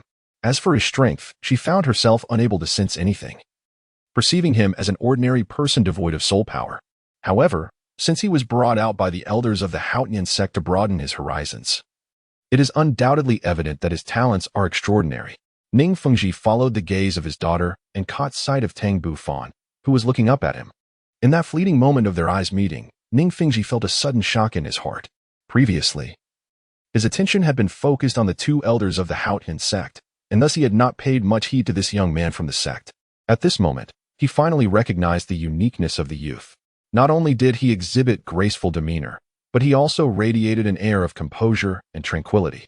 Even in the presence of a sect leader like himself, there was not a hint of panic to be discerned. Instead, he exuded a profound sense of confidence. Strangely enough, as a soul sage, Ning Fengji found it somewhat challenging to perceive the soul power emanating from this young man, suggesting that there might be some treasure obscuring his aura. Not only was he unable to sense it clearly, but even the sword Douluo and bone Douluo appeared slightly puzzled, for they too could not perceive it distinctly, only estimating that his soul power was no less than level 30. The second elder observed this scene with a smile, remaining silent. This could indeed be regarded as another boon from their outing. According to Tang Bufan, this effect stemmed from the thunder mark on his forehead. Whether it was true or not had become inconsequential. What mattered was its ability to conceal his aura, especially since Tang Bufan's level 50 soul power was exceedingly conspicuous. Tang Bufan naturally noticed the confusion in the eyes of the few members of the Seven Treasures glazed tile school, and his anxious heart finally settled. During the 3 days on the Thunder Goddess path, aside from honing his physique and cultivating his soul power, he devoted the remainder of his time to contemplating how to conceal his aura. Although the Haotian Sect possessed a specialized secret technique for hiding one's presence, known as the concealment art, he had not practiced it in this life. Moreover, he estimated that one would need to reach at least the 5th level of the ninefold concealment art to deceive a title Douluo level expert. This troubled him greatly, however. Solutions are often conceived through ingenuity. Ultimately, he recalled the thunder mark on his forehead. As the inheritor of the thunder god, this mark should not be too simplistic. Indeed, after a series of experiments, he successfully combined it with the Haotian Sect's concealment art, ultimately achieving a perfect concealment of his soul power. In truth, had he practiced the concealment art earlier, drawing on the foundation from his previous life, he could have likely reached the 5th level within a month. Nevertheless, there is no remedy for regrets, yet fortunately he had devised a solution. Otherwise, if the members of the Seven Treasures glazed tile school had discerned his cultivation level today, it would have inevitably led to trouble. Ning Fengji's mind raced with countless thoughts, but he eventually probed, "Esteemed elders, this disciple of your esteemed school is remarkably exceptional. Even I cannot ascertain the level of his soul power." The second elder displayed a proud expression, declaring, "This is Tang Bufan, just 16 years old, a soul master of 35 levels. He is the most outstanding disciple of our Haotian school in this generation. We have come to visit your esteemed school and to broaden his horizons." The details of Tang Bufan being 16 years of age and a 35-level Soulmaster were the result of their deliberations after he successfully concealed his soul power. Such talent is indeed quite remarkable, neither overly extravagant nor lacking in showcasing Tang Bufan's potential. Ning Fengji was slightly taken aback upon hearing this and remarked in admiration. At 16 years old, being at level 35 means he must have broken through level 30 by the age of 14. Such a prodigy is rare to encounter in a century. The second elder and fourth elder nodded gently in agreement. The sword Douluo and bone Douluo exchanged glances, their eyes gleaming with excitement. What a remarkable talent Tang Bufan of the Haotian school possessed, undoubtedly harboring the potential to become a titled Douluo. Ning Rongrong, however, pouted slightly. Observing her father and the others praising someone else, she felt a twinge of dissatisfaction and said, "Daddy, I am just over 10 years old. With a soul power of 22. There are still over 3 years until I turn 14, and I can also become a Soulmaster." Ning Fengji felt a surge of joy in his heart. It seemed that this girl was beginning to sense a sense of urgency, indicating a good opportunity for some earnest guidance. "What is this? You're feeling competitive, Rongrong? I'm not speaking of you. Your talent is indeed high, but your temperament still requires refinement. If you do not diligently cultivate, even when you reach 14, you may not necessarily become a Soulmaster." Ning Rongrong shot a challenging glance at Tang Bufan before turning to Ning Fengji with a serious expression, saying, "Daddy, rest assured. I will not indulge in playfulness until I become a Soulmaster." Tang Bufan felt somewhat bewildered, entirely unaware of how he had provoked this young girl. However, regarding Ning Rongrong's grandiose claims, he merely smiled lightly, not taking them to heart. At just over 10 years old, possessing a soul power level of 22 was indeed commendable. However, she fell short even when compared to Tang Feng and his companions, let alone against him. Naturally, Ning Rongrong noticed Tang Bufan's smile, which ignited a spark of irritation within her. Did this fellow, named Tang Bufan, look down upon her? Beside them, the second elder suppressed a chuckle, perceiving the young girl's narrow perspective, though he feigned astonishment.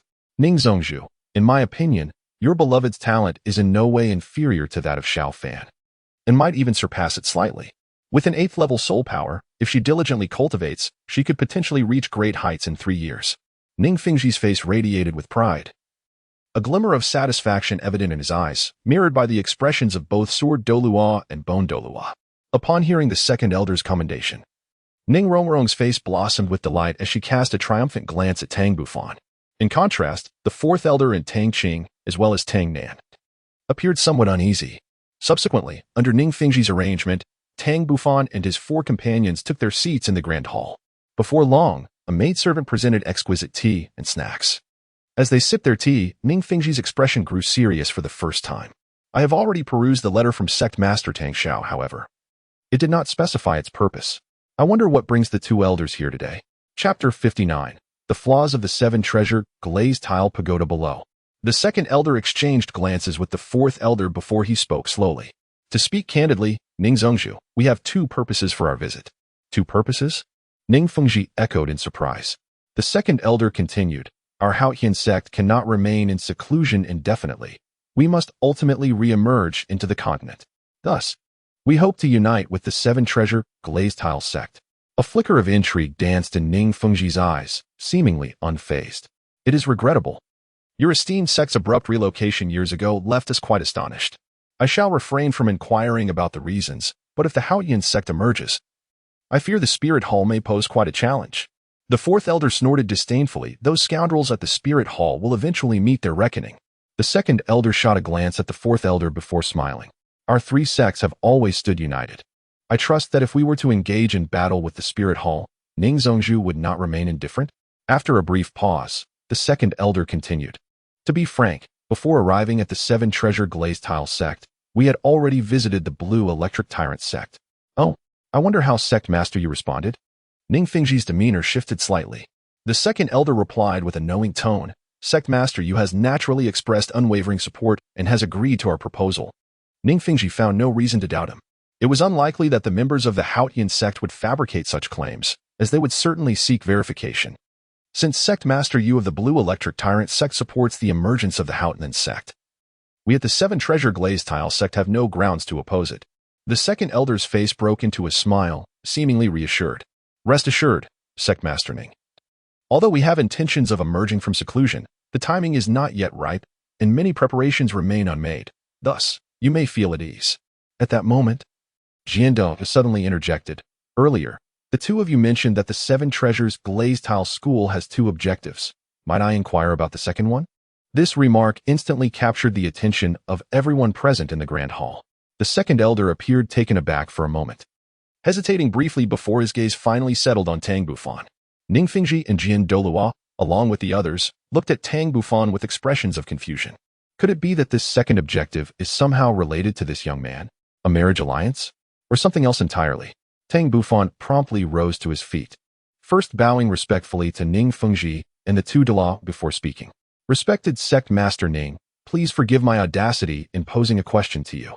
Ning Fengji, maintaining his graceful demeanor, chuckled and replied, let us dispense with formalities. You may simply call me Little Fan.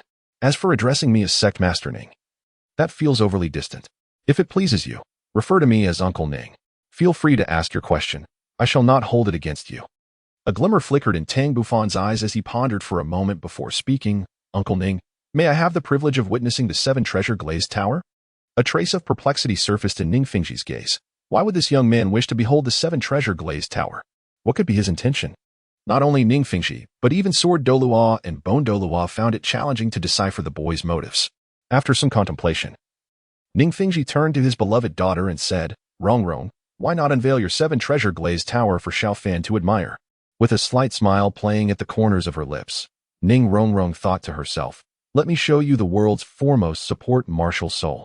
In the next moment, at Ning Rongrong's gentle command, a resplendent cascade of seven-colored light erupted from within her being. Tang Bufan observed as the vibrant hues gradually converged in Ning Rongrong's right palm, swiftly forming a resplendent seven-layered tower, towering over a foot in height. Soon after, two circles of yellow spirit rings ascended from beneath her feet, rhythmically encircling her body. His gaze fell directly upon the Seven Treasures Glazed tile, scrutinizing its structure in detail. Unfortunately, his keen eyes could not penetrate the essence of this martial spirit. However, he had long prepared a strategy. His obsidian pupils suddenly glimmered with flecks of gold, and with the discerning power of his fiery eyes, he unveiled the flaws within the Seven Treasures Glazed tile. Through this extraordinary vision, he discerned that the first 6 layers of the tower radiated brilliance and abundance and were evenly distributed, yet the 7th layer's luminosity was markedly inferior, particularly at the base of the 7th tower, lacking the resplendent glow that rendered the martial spirit incapable of evolving into the final 2 layers of the tower. He surmised that the first Soulmaster possessing the Seven Treasures Glazed tile may have encountered an unforeseen mishap before their martial spirit fully formed, possibly due to a mutation or some form of prenatal injury, ultimately impairing their martial spirit and resulting in the emergence of a Seven Treasures Glazed tile instead of the anticipated 9 Treasures Glazed tile. Ning Rongrong, noticing Tang Bufan's dazed expression, couldn't help but chuckle. So what do you think? Now you've witnessed our Seven Treasures Glazed tile. Impressive, isn't it? Meanwhile, Ning Fengji, seated at the head, had been attentively observing Tang Bufan's actions. They could perceive that he was examining the Seven Treasures Glazed tile, yet they remained oblivious to the true thoughts of the youth. Ning Fengji couldn't help but feel a twinge of self-deprecation. Despite his extensive experience with people, he found himself unable to fathom the mind of a mere boy. After a moment's hesitation, Ning Fengji inquired, Xiaofan, what are your thoughts on our Seven Treasures Glazed tile martial spirit? Tang Bufan was abruptly awakened, his tone laden with implication as he remarked, Uncle Ning, although the Seven Treasure Glazed tile pagoda is esteemed as the foremost auxiliary martial soul on the continent, I believe its supremacy is not entirely absolute, particularly considering it possesses only 7 tiers. Conversely, there are other auxiliary martial souls of slightly lesser caliber that can indeed cultivate to the rank of title de law. Ning Fengji felt a pang in his heart, his complexion turning slightly pale. He clenched his right hand tightly. If one day a top-tier auxiliary martial soul emerged, rivaling the Seven Treasure Glazed tile pagoda, and someone succeeded in cultivating it to the title Douluo realm, the status of the Seven Treasure Glazed sect would undoubtedly be jeopardized. Furthermore, should the Seven Treasure Glazed tile pagoda evolve into the 8 Treasure or even 9 Treasure Glazed tile pagoda, Tang Bufan seemed oblivious, continuing his analysis with unrelenting fervor. However, when he uttered the final sentence, an unsettling tone crept into his voice. The despondency that had clouded Ning Fengji's demeanor dissipated in an instant, his eyes sparkling with keen interest, fixated on Tang Bufan. Truly, heroes emerge in youth. After a prolonged silence, Ning Fengji finally averted his gaze, releasing a soft sigh. Jian Douluo and Gu Douluo couldn't help but cast another glance at Tang Bufan. This young man possessed an astute insight, dissecting the current state of the Seven Treasures glazed tile sect with remarkable clarity. Particularly, his last statement seemed laden with implication, suggesting that the Haotian Sect had come well prepared for their visit. Meanwhile, Ning Xian, Ning Tao, and Ning Rongrong displayed expressions of confusion, seemingly unable to grasp the significance of Tang Bufan's words, with traces of disdain flickering across their faces. In response, a subtle smile curled at the corners of Tang Bufan's lips. For a moment, the entire hall fell into an overwhelming silence. Casting a glance at the composed second elder and fourth elder, a dreadful speculation surfaced in Ning Fengji's mind. Observing the unflappable Tang Bufan, he remained silent for a considerable time before finally voicing his thoughts. Little fan, do you mean to suggest that there is a way to facilitate the evolution of our Seven Treasures, Glazed Tile Tower's martial spirit? Chapter 60. Nine-leaf thundergrass. Tang Bufan did not respond immediately. Instead, he cast a glance at the two elders, his gaze conveying an enigmatic signal. The second elder and the fourth elder instantly comprehended his intent, their eyes reflecting a mixture of melancholy and complexity, before they ultimately nodded slowly in agreement. Upon receiving the elder's consent, Tang Bufan slowly nodded towards Ning Fengji. Ning Fengji was genuinely taken aback. Although the predecessors of the sect had left messages indicating that the Seven-Treasure Glazed Tile Pagoda could evolve into the Nine-Treasure Glazed Tile Pagoda under certain extraordinary circumstances, not a single disciple of the Seven-Treasure Glazed Tile sect had encountered such an opportunity in centuries. However, he soon regained his composure. If the Haotian Sect truly possessed the method to facilitate the evolution of the Seven-Treasure Glazed Tile Pagoda, they would likely be reluctant to share it freely. Even if they were to offer it, the price would undoubtedly be exorbitant. It seemed that the Seven-Treasure Glazed Tile sect would have no choice but to align itself with the Haotian Sect moving forward. Reflecting on this, a wry smile crept across Ning Fengji's face. What could he do, even if he understood this reality? Should a genuine method for the evolution of the Seven-Treasure Glazed Tiles exist, he would undoubtedly pursue it, regardless of the cost. Nevertheless, it was imperative to first ascertain whether the Haotian Sect's method was indeed viable before drawing any conclusions. With a glimmer of determination in his eyes, Ning Fengji remarked, "Xiao Fan, please share your method with Uncle Ning. To be candid, our Seven-Treasure Glazed Tile sect has contemplated countless approaches, yet none have yielded results. I sincerely hope that your method proves to be effective." Tang Bufan remained undeterred. "Uncle Ning, whether my method is effective will soon be revealed. However, I must clarify that I can only facilitate the evolution of the martial soul of one disciple from the Seven-Treasure Glazed Tile School. To ensure success, it is preferable that they are of a younger age."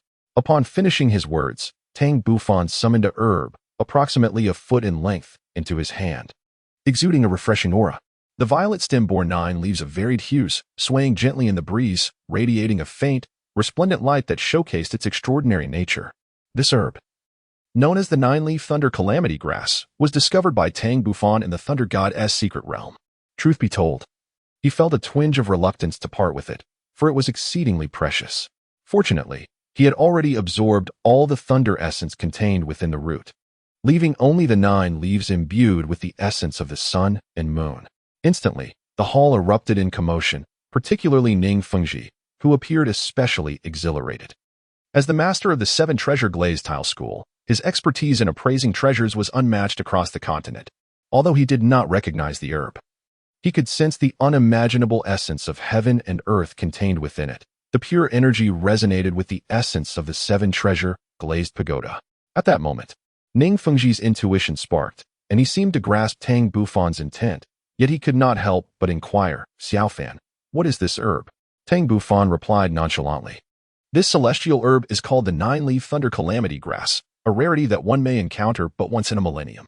The sword Douluo, intrigued, remarked, "Then this 9-leaf thunder calamity grass must be extraordinarily special, indeed." Tang Bufan secretly marveled at the extraordinary nature of the situation. As far as he knew, the Thunder Tribulation herb was a principal ingredient in the concoction of the Thunder Tribulation pill, a legendary elixir of mythic proportions. Regrettably, he lacked the formula, otherwise he would never have considered utilizing it for the evolution of the Seven Treasures Glazed Pagoda. His understanding of the Thunder Tribulation herb came from an ancient tome he discovered while exploring a certain relic, a book titled The Classic of Herbs, which was likely left behind by an ancient alchemist. This volume detailed an extensive array of plants and medicinal herbs. Without it, how could he possibly have known of the existence of the nine-leaf thunder tribulation herb? Nevertheless, he elaborated, stating that the thunder tribulation herb was a miraculous plant that could endure the trials of thunder and lightning. It absorbed the essence of the sun and moon to grow, producing a single leaf every millennium. Do you not find it precious, esteemed one? Douluo was taken aback, realizing that this nine-leaf thunder tribulation herb must have been growing for 9,000 years. Meanwhile, Ningfengji's face lit up with delight upon hearing this. Little fan, how is one to consume this nine-leaf thunder tribulation herb? Tang Bufan was momentarily taken aback. He merely needed to pluck the leaves and savor them slowly, though only a small portion could be consumed at a time. Uncertain if Uncle Ning had anyone in mind to partake in the nine-leaf thunder calamity herb. This particular herb continuously emanated spiritual energy and needed to be consumed without delay. It was fortuitous that he could be present to offer guidance, thus preventing any potential mishaps. Ningfengji paused, realizing that he must make a decisive choice. Although he had previously hesitated about whether Rongrong should consume the herb, he could no longer afford to linger. Not only was this opportunity rare, but with their presence, he felt assured that Rongrong would remain safe.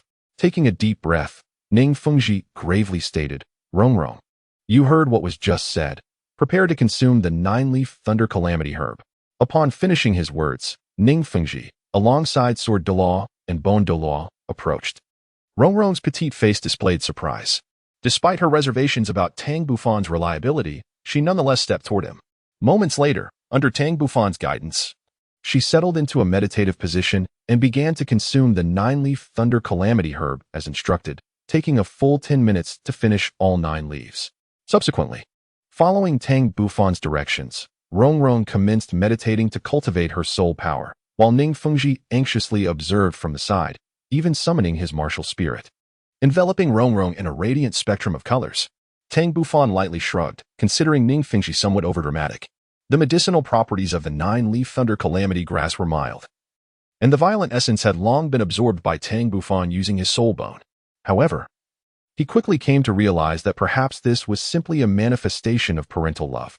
As time flowed inexorably, 2 hours swiftly elapsed, and noticeable changes began to manifest in Ningrongrong. First, her martial soul began to hover above her head, with 2 soul rings undulating around her form. A layer of prismatic light emanated from within her, gradually enveloping her body, before extending towards the 7 treasures glazed pagoda that crowned her head. As the 9-colored radiance swirled, Ningrongrong appeared increasingly divine, akin to a celestial maiden descending from the heavens. With the continuous release of the prismatic glow, her 7 treasures glazed pagoda gradually became suffused with a layer of radiant brilliance, and even the 2 soul rings took on an extraordinary luster. Soon, Ningrongrong was entirely shrouded in a thick, resplendent light, obscuring any expression on her face. Observing this, Tang Bufan hastily advised, Uncle Ning, you may retract your martial soul now. Her condition has stabilized. All we need to do is patiently await the conclusion of her cultivation. Having observed for quite some time, he noted that, despite the initial signs of pain etched on Rongrong's brow, she had long since been unhindered under his soul power's assistance. Thus, Ningfengji reluctantly retracted his martial soul, though his expression bore signs of fatigue. A smile graced his face, regardless of whether his daughter's martial soul would evolve. One thing was certain, her soul power would undoubtedly experience a significant increase. Watching the composed Tang Bufan, Ningfengji felt a growing fondness for him, lamenting that he was not a disciple of the 7 Treasures Glazed Sect. Chapter 61. The 7 Treasures Glazed Pagoda. Another 5 hours slipped by, yet Ningrongrong showed no signs of awakening. The 9-colored light continued to shimmer around her. At that moment, the sky outside had darkened considerably, and Ningfengji wore an expression of apology. Esteemed elders, I apologize for the wait. Perhaps you would like to dine first? The second elder smiled faintly, Lord Ning. Let us postpone dinner for now. It would be best to wait for your daughter to awaken. When that time comes, we can indulge in merriment and conversation, and truly enjoy ourselves. Ningfengji paused momentarily, contemplating, and then agreed. Very well, since both elders have expressed such sentiments, we shall delay dinner for a while. Within the grand hall, Tang Bufan's gaze remained fixed on Ningrongrong, cloaked in the prismatic light, while his thoughts soared far beyond the skies. He had harvested more than one miraculous herb within the Thunder God's secret realm. In fact, he possessed several. These were intended for Tang Feng and his companions. While they might not enable their martial souls to undergo metamorphosis, they would certainly suffice to elevate their soul power by several levels. As for why he chose to present a miraculous herb to the Seven Treasures Glazed sect, it was primarily in the hope that when the Haotian Sect emerged in the future, the Seven Treasures Glazed sect would lend their formidable support. The reason for specifying that young disciples partake in the herb was twofold. He did not wish for the Seven Treasures Glazed sect to gain immediate strength, and indeed, the efficacy of miraculous herbs was enhanced when consumed at a younger age. In this manner, even if the celestial grass facilitates the evolution of the Seven Treasure Glazed Tile Pagoda, it remains inconsequential, at least for the time being. It will not exert any influence on the Haotian Sect. Ultimately, although the three sects are intertwined, they are fundamentally in a competitive relationship. Therefore, certain matters must be handled with discretion. Thus, everyone patiently awaited the conclusion of Ning Rongrong's cultivation. This wait extended for 4 hours. The clock now struck midnight, and Ning Rongrong had diligently cultivated for a full 12 hours. Suddenly, Tang Bufan let out a soft exclamation, capturing the attention of everyone in the grand hall. Ning Fingji immediately grew anxious, fearing that his daughter might encounter some unforeseen mishap. Xiao Fan, what is it? Is there something wrong with Rongrong? Tang Bufan shook his head, a fleeting glimmer of astonishment flickering in his eyes. Uncle Ning, Miss Rongrong is about to awaken. Ning Fengji expressed his surprise, his gaze shimmering with fervent anticipation. As the transformation of the Seven Treasure Glazed Tile Pagoda into the Nine Treasure Glazed Tile Pagoda was on the verge of revelation. Indeed, in the next moment, a vibrant array of nine-colored radiance emanated from Ning Rongrong, quivering gently before gradually fading away, until, after a minute, it completely dissipated. As her eyes fluttered open, they sparkled with exhilaration. She appeared invigorated, displaying no signs of fatigue despite having cultivated for 12 hours. Rather, her entire being was suffused with vitality. The Seven Treasure Glazed Tile Pagoda, which had been levitating above her head, gracefully descended into her right hand.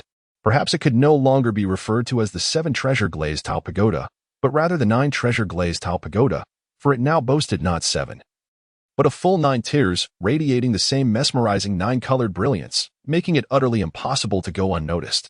Tang Bufan remained largely unfazed by the outcome, for he had anticipated such a result and had already discerned it through his keen insight. At that moment, Ning Fingji was so exhilarated that he struggled to find words. His face flushed, he swiftly crossed to Ning Rongrong's side, grasping her right hand and intently gazing at her martial soul. This was the culmination of his lifelong aspiration, and he could hardly believe it had come to fruition so effortlessly through his daughter. A short distance away, the second elder and his companions displayed expressions of astonishment, accompanied by a sigh of relief. For on their journey, Tang Bufan had expressed uncertainty regarding the evolution of the Seven Treasure Glazed Tile. Now that success was achieved, the ensuing negotiations would undoubtedly be far more manageable. Nevertheless, the second elder still felt a twinge of dissatisfaction, begrudging the young girl of the Seven Treasure Glazed Sect. Ning Rongrong winced slightly, saying, "Father, you're hurting my right hand. You've seen my martial soul before. Is such a reaction truly necessary?" Ning Fingji chuckled softly. "Rongrong, take a look at how many layers your Seven Treasure Glazed tile has now." A look of excitement illuminated Ning Rongrong's face as realization dawned upon her. She quickly turned her gaze to her martial soul and counted. 1, 2, 3, 4, 5, 6, 7, 8, 9. 9? How could this be possible? In the next moment, she couldn't help but look up at Tang Bufan, astonished that he had indeed not been exaggerating. He had truly enabled her Seven Treasure Glazed tile to evolve into the Nine Treasure Glazed tile. For the first time, Ning Rongrong felt a sense of curiosity towards the young man from the Haotian Sect. In response to Ning Rongrong's inquisitive gaze, Tang Bufan remained nonchalant. In fact, it was not just Ning Rongrong. Even Ning Fengji, Sword Douluo, and Bone Douluo regarded Tang Bufan with a newfound respect. At that moment, the second elder and fourth elder rose with smiles, exclaiming, "Congratulations, Sect Master Ning. Your daughter's martial soul has transformed into the Nine Treasure Glazed tile. What a momentous occasion." Ning Fengji, beaming with joy, expressed, "Indeed, I must thank you all for enabling my daughter's martial soul to evolve. I am sincerely grateful." He then bowed respectfully to the second elder. The second elder did not decline the gesture, responding meaningfully, "Sect Master Ning is too kind. We are allies, and this is merely a token of our alliance. Moreover, if you wish to express your gratitude, it should be directed towards young Bufan." After all, that 9-leaf thunder calamity herb is his personal possession, and this time, it has been utilized by the sect. Ning Fengji was taken aback, realizing that the celestial herb originated from Tang Bufan, prompting him to contemplate the implications. Furthermore, with the elders of the Haotian Sect having spoken, he could not afford to lose face for the 7 treasure glazed sect. Rong, do not hesitate to thank young Bufan, and tomorrow, take him to the treasure house to select some treasures as a token of appreciation. Though Ning Rong was somewhat reluctant, she approached Tang Bufan and sincerely uttered a heartfelt thank you. Tang Bufan had yet to regain his composure when the second elder spoke up. Xiao Fan, do not forget to express your gratitude to Master Ning. It is said that the World Warehouse has amassed over 30% of the continent's treasures. This time, Master Ning has graciously permitted you to enter and select from them. Do not let this opportunity slip away. Tang Bufan was perplexed by the second elder's meaning and quickly expressed his gratitude to Ning Fengji, saying, Uncle Ning, thank you. Ning Fengji chuckled heartily, remarking that it was they who had benefited from the situation. At that moment, Sword Douluo suddenly exclaimed with delight, Master, to take a look at Rong's soul power level now. Ning Fengji was momentarily taken aback. His attention had been focused on the martial soul, and he had indeed overlooked his daughter's soul power. However, considering that she had recently broken through to the 22nd level, it seemed unlikely for her to have made such rapid progress. Suddenly, a thought crossed his mind. His daughter had absorbed a celestial herb, which contained an abundance of energy. Could it be that this was the reason for her soul power's remarkable advancement? With excitement, Ning Rong exclaimed, Daddy, you are far too indifferent to me. It's Grandpa Jian who truly cares. My soul power has surged by 7 levels, and I am now at the 29th level. Ning Fengji was taken aback by his daughter's words. 7 levels of soul power, he could hardly fathom that a single celestial herb not only evolved her martial soul but also elevated her soul power by 7 levels. This was utterly astonishing, and it was evident that he had greatly underestimated the value of the celestial herb. Chapter 62. Entering the World Warehouse, Ning Fengji hastily assessed his daughter's soul power, and indeed, she had not deceived him. Her soul power had genuinely reached the 29th level. At merely 10 years old, specifically 10 years and 5 months, Ning Rong had experienced a remarkable uplift in soul power by consuming what was deemed a celestial herb. This was nothing short of extraordinary. If Ning Rong continued her diligent efforts over the next 7 months, she would undoubtedly attain the rank of Soulmaster by the time she turned 11. An 11-year-old Soulmaster was virtually unheard of. Even among the prodigious talents of the Haotian Sect, it was around the age of 14 that one would typically reach this status, even if there were some concealments. It was improbable for anyone to surpass the age of 13 when achieving the rank of Soulmaster. Should the members of the Haotian Sect become aware of Ning Fengji's thoughts, they might well burst into scornful laughter. Both the second elder and the fourth elder felt a twinge of regret as they sensed Ning Rong's soul power. Had they known the celestial herb's effects were so astonishing, they would not have brought it forth. Even lacking the full support of the 7 treasures glazed tile school would have been of little concern. Meanwhile, Sword Douluo and Bone Douluo were overjoyed. The benefits that Rong had received this time were truly remarkable. Suddenly, a rumbling sound broke the solemn atmosphere of the hall, and Ning Tao displayed an expression of embarrassment.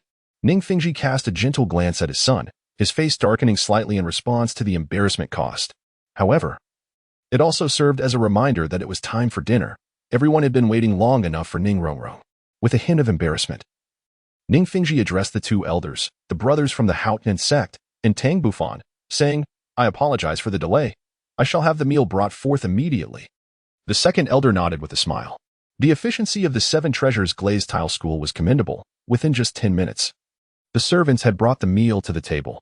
Upon the grand circular table lay a sumptuous feast, leaving Tang Bufan utterly dazzled. The 5 members of the Haotian Sect and the 6 individuals from the 7 treasure glazed tile sect gathered around a round table, with Tang Bufan and Ning Rong sitting closely beside one another. Ning Fengji cautiously inquired, Esteemed elders, may I ask when your esteemed sect plans to make its reemergence? We would like to make our preparations in advance. The second elder cast a hopeful glance at Tang Bufan, who was savoring a sumptuous meal, and admitted, to be candid, we have yet to determine the exact timing. However, it should not exceed 15 years. Of course, it is quite likely that we will have to wait until little Bufan becomes a title de law. Ning Fengji's expression subtly shifted as he contemplated the implications of the second elder's words, finding them somewhat contradictory and perplexing. According to the second elder, The Haotian Sect would undoubtedly reappear within 15 years, yet he also stated that it would hinge upon Tang Bufan attaining the rank of title Douluo. Could it be that Tang Bufan would become a title Douluo in 15 years? While it is true that Tang Bufan harbored the potential to achieve such a status, even at the age of 31, it would be implausible for him to become a title Douluo. He would still be far from reaching the level of a soul Douluo. It is noteworthy that even their Haotian Sect's most youthful title Douluo had barely surpassed level 70 in soul power at the age of 31. Naturally, he refrained from voicing these thoughts and instead smiled, saying, "Little Bufan's talent is extraordinary. It is surely only a matter of time before he becomes a title Douluo." The second elder smiled in silence. Meanwhile, Ning Rongrong quietly asked, "Brother Tang, where do you rank in terms of talent among the younger generation of the Haotian Sect?" Tang Bufan cast a glance at Ning Rongrong, remarking that she was unparalleled in talent compared to others, despite their commendable abilities. Ning Rongrong's expression brightened with joy, and a proud demeanor graced her features.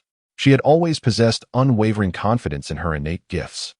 And with her martial soul having transformed into the 9-treasure glazed tile pagoda, her self-assurance had ascended to unprecedented heights. A mysterious smile graced Tang Bufan's lips. Though Ning Rongrong possessed remarkable talent, Tang Bufan regarded her abilities as merely on par with those of Tang Ming and Tang Feng. Furthermore, as she wielded a support-type martial soul and lacked access to the mixed-element technique for cultivation, her advancement would inevitably lag behind that of Tang Ming and his companions. Even after the baptism of celestial herbs and the evolution of her martial soul, granting her a temporary edge in soul power over Tang Ming and the others, Tang Bufan firmly believed that within 5 years, Tang Ming and his peers would undoubtedly catch up to Ning Rongrong. After all, he had also prepared celestial herbs for them. The meal was filled with joy and camaraderie. Subsequently, Ning Fingji arranged resting quarters for Tang Bufan and his companions. The discussion hall was now left with only Ning Fingji, Sword Douluo, and Bone Douluo. "Master, are you truly resolved to lend your full support to the Haotian Sect? Given the immense sacrifices made by the Haotian Sect, how could we not offer our unwavering support?" Ning Fengji nodded in agreement. He perceived the situation with great clarity. The Haotian Sect had exchanged the value of a celestial herb for the backing of their 7 treasures glazed tile school, a remarkably advantageous deal.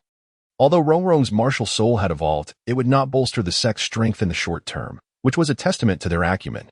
Nevertheless, for him, this arrangement was equally beneficial, especially since the 7 treasures glazed tower had evolved into the 9 treasures glazed tower. Confronting the Spirit Hall was a matter that would arise 15 years hence, and he believed that the combined might of the top 3 sects would not be inferior to that of the Spirit Hall. Counting the 3 sects together, they already boasted 7 title Douluo. With the assistance of the 7 treasures glazed tower, they had nothing to fear from the Spirit Hall. Moreover, in 15 years, the strength of the 3 sects would undoubtedly surpass their current capabilities. Thus, he had unhesitatingly agreed to support the Haotian Sect, albeit with some reservations, as he had yet to meet the leader of the Blue Lightning Tyrant Sect. In this light, the heavenly warehouse truly piqued his curiosity. As dawn broke, following a night of cultivation, Tang Bufan's gaze sparkled with anticipation. This was because Ning Fingji had promised that Ning Rongrong would take him to the heavenly warehouse to select treasures today. Indeed, shortly after finishing breakfast, a lively figure caught his attention. Moments later, Ning Rongrong stood before him. "Brother Tang, let's go. I will take you to the heavenly warehouse to choose treasures." Tang Bufan straightforwardly replied, "Very well." With that, he followed Ning Rongrong away. Tang Bufan followed Ning Rongrong, weaving through twists and turns, ultimately arriving at a palace deep within the 7-treasure glazed tile school. Upon entering the grand hall, Tang Bufan's attention was immediately drawn to an unusual sight at the center. There existed a staircase leading downwards, suggesting that the treasure was concealed beneath the ground rather than on the surface. At the entrance, a towering figure stood in wait for him. This individual was none other than the Bone Douluo, Gurong. Tang Bufan did not dare to be negligent and respectfully said, "Greetings, Bone Douluo." Bone Douluo smiled and replied, "There is no need for such formalities. In fact, I owe you my gratitude, although I possess one of the 3 keys to unlock the heavenly warehouse. This is my first time entering it." Tang Bufan felt a shiver run through him. It appeared that the heavenly warehouse held immense significance, for otherwise the members of the 7 treasures glazed tile school would not have opened it prematurely. Ning Rongrong smiled and said, "Brother Tang, I must express my gratitude to you, for this marks my first entry into the heavenly warehouse." Tang Bufan was genuinely astonished. It was remarkable that Ning Rongrong, the sole daughter of the Seven Treasures Glazed Tile School's leader, had never before set foot in the heavenly warehouse, further intensifying his curiosity about this mysterious place. Chapter 63, The Choice. Subsequently, under the guidance of Bon Douluo and Ning Rongrong, Tang Bufan descended the spiral stone staircase, which was entirely adorned in a lustrous golden hue, an unmistakable indication of its extraordinary nature. After a 5-minute descent, they finally came to a halt in a vast subterranean chamber, which was far from dim, as the walls were festooned with dazzling crystal chandeliers, illuminated by their brilliance. Tang Bufan's gaze was immediately drawn to 2 closed golden doors at the end of the space. In due course, the trio arrived before the golden doors, where they could not help but feel a sense of insignificance. Tang Bufan then observed Bon Da produce 3 peculiar keys and insert them into 3 distinct slots on the golden doors, indicating that entry required these keys. Upon insertion, the golden doors erupted with a resplendent golden light, blinding them momentarily. Then, a resounding clank echoed, as if the doors had swung open of their own accord. Initially, he contemplated using his spiritual power to probe the area, but considering the presence of a titled Douluo beside him, he reluctantly abandoned the idea. After a considerable pause, Tang Bufan finally reopened his eyes, only to be rendered speechless by the sight before him. A colossal palace-like structure stretched out, exuding an aura of opulence. The ground was littered with heaps of golden coins. Indeed, these were gold soul coins, carelessly discarded as if they were mere refuse. In addition to the gold soul coins, there were at least dozens of enormous chests, some closed and others ajar, revealing a plethora of treasures within: jewels, necklaces, bracelets, pendants, pearls, and more, a veritable cornucopia of riches. Tang Bufan's eyes revealed a sense of relief. The Seven Treasures Glazed Tile School, renowned for its immense wealth, indeed seemed flawless. Of course, these items were merely of the lowest value, as both the gold soul coins and those boxes were casually strewn across the floor. The true treasures lay within the towering cabinets resembling bookshelves, each boasting 7 tiers, with each tier containing 7 compartments, each housing a singular item. These were likely the most precious artifacts. Additionally, Tang Bufan noticed a hidden door at the back of the room, indicating that there were more treasures concealed within. At this moment, Ning Rongrong also opened her eyes, exuberantly exclaiming, glancing around, and rummaging through the boxes. The Bon Douluo had been discreetly observing Tang Bufan's reactions. Aside from his initial astonishment, the youth quickly regained his composure and refrained from wandering aimlessly, instead quietly surveying everything. A glimmer of admiration flickered in the Bon Douluo's eyes. "All right, Rongrong, come over and help Xiao Fan select 3 treasures." Upon hearing Gu Rong's call, Ning Rongrong approached, her face alight with excitement. Tang Bufan's gaze shifted towards Ning Rongrong and Bon Douluo. "Am I truly permitted to freely select 3 items from here?" Ning Rongrong replied with an air of pride, "Of course. My father is a man of his word. As long as it is within this room, you may choose any 3 items to take with you. By the way, would you like me to assist you in your selection? My appraisal skills are quite remarkable." Beside them, Gu Rong gently cleared his throat, seemingly conveying a message. Tang Bufan, possessing remarkable intelligence, promptly declined, expressing gratitude for Miss Ning Rongrong's kindness, stating, "I prefer to choose for myself. I have confidence in my abilities." Ning Rongrong, dissatisfied with his refusal, let out a soft huff. The Bon Douluo raised his appraisal of Tang Bufan yet again, recognizing the boy's considerable cleverness. Subsequently, Tang Bufan began to survey the room, opting not to rush towards the counters immediately. Instead, he took a leisurely stroll around the grand hall, rummaging through several jewelry boxes before approaching the counters. There were a total of 10 counters in the hall, each adorned with 49 exquisite treasures. At the first counter, he casually retrieved a box from the high shelf. Upon opening it, he discovered a vibrant green orb nestled within. As he held the orb in his hand, a refreshing aura emanated from it, causing a momentary surprise in Tang Bufan's heart.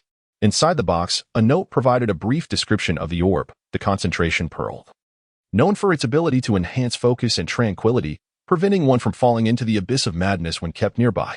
Indeed, it was a splendid item. However, Tang Bufan deemed it unnecessary for the time being and gently placed it back in its original position. Next, he extracted another item from the shelf. It was a dagger, measuring about 1 foot in length, entirely dark as if it absorbed light, exuding an unsettling aura that made Ning Rongrong furrow her brows and instinctively distance herself from it, seemingly reluctant to approach the dagger. Nevertheless, Tang Bufan sensed that this dagger possessed an extraordinary origin, its mysterious essence reminiscent of something familiar. Regrettably, the shelf offered little information, merely stating it came from the Shadow Realm, a place Tang Bufan had never even heard of.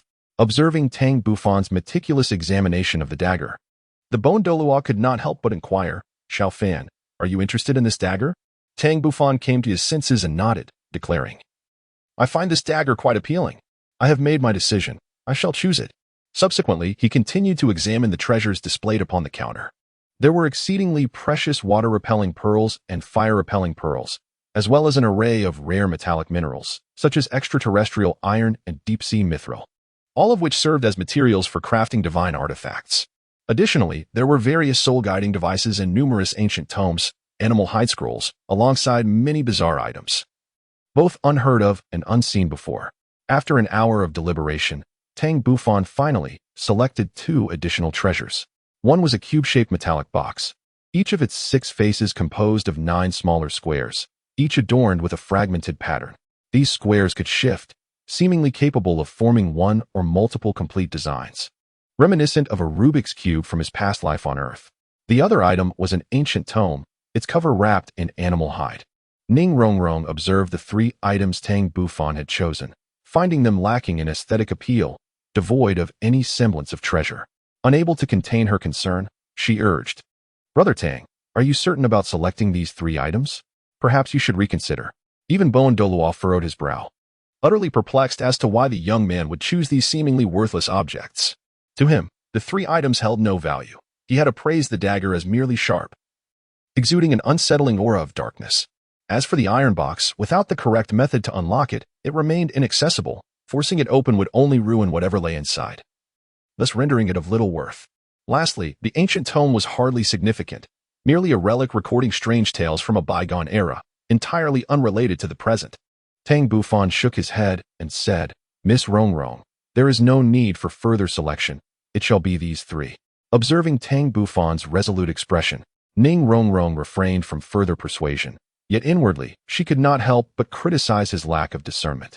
Chapter 64. The Astonishment of the 7 Treasured Glazed Tile School. Subsequently, the 3 departed from the Tianxia warehouse. Tang Bufan felt exceptionally content with his recent acquisitions, while Ning Rongrong might perceive herself as lacking discernment.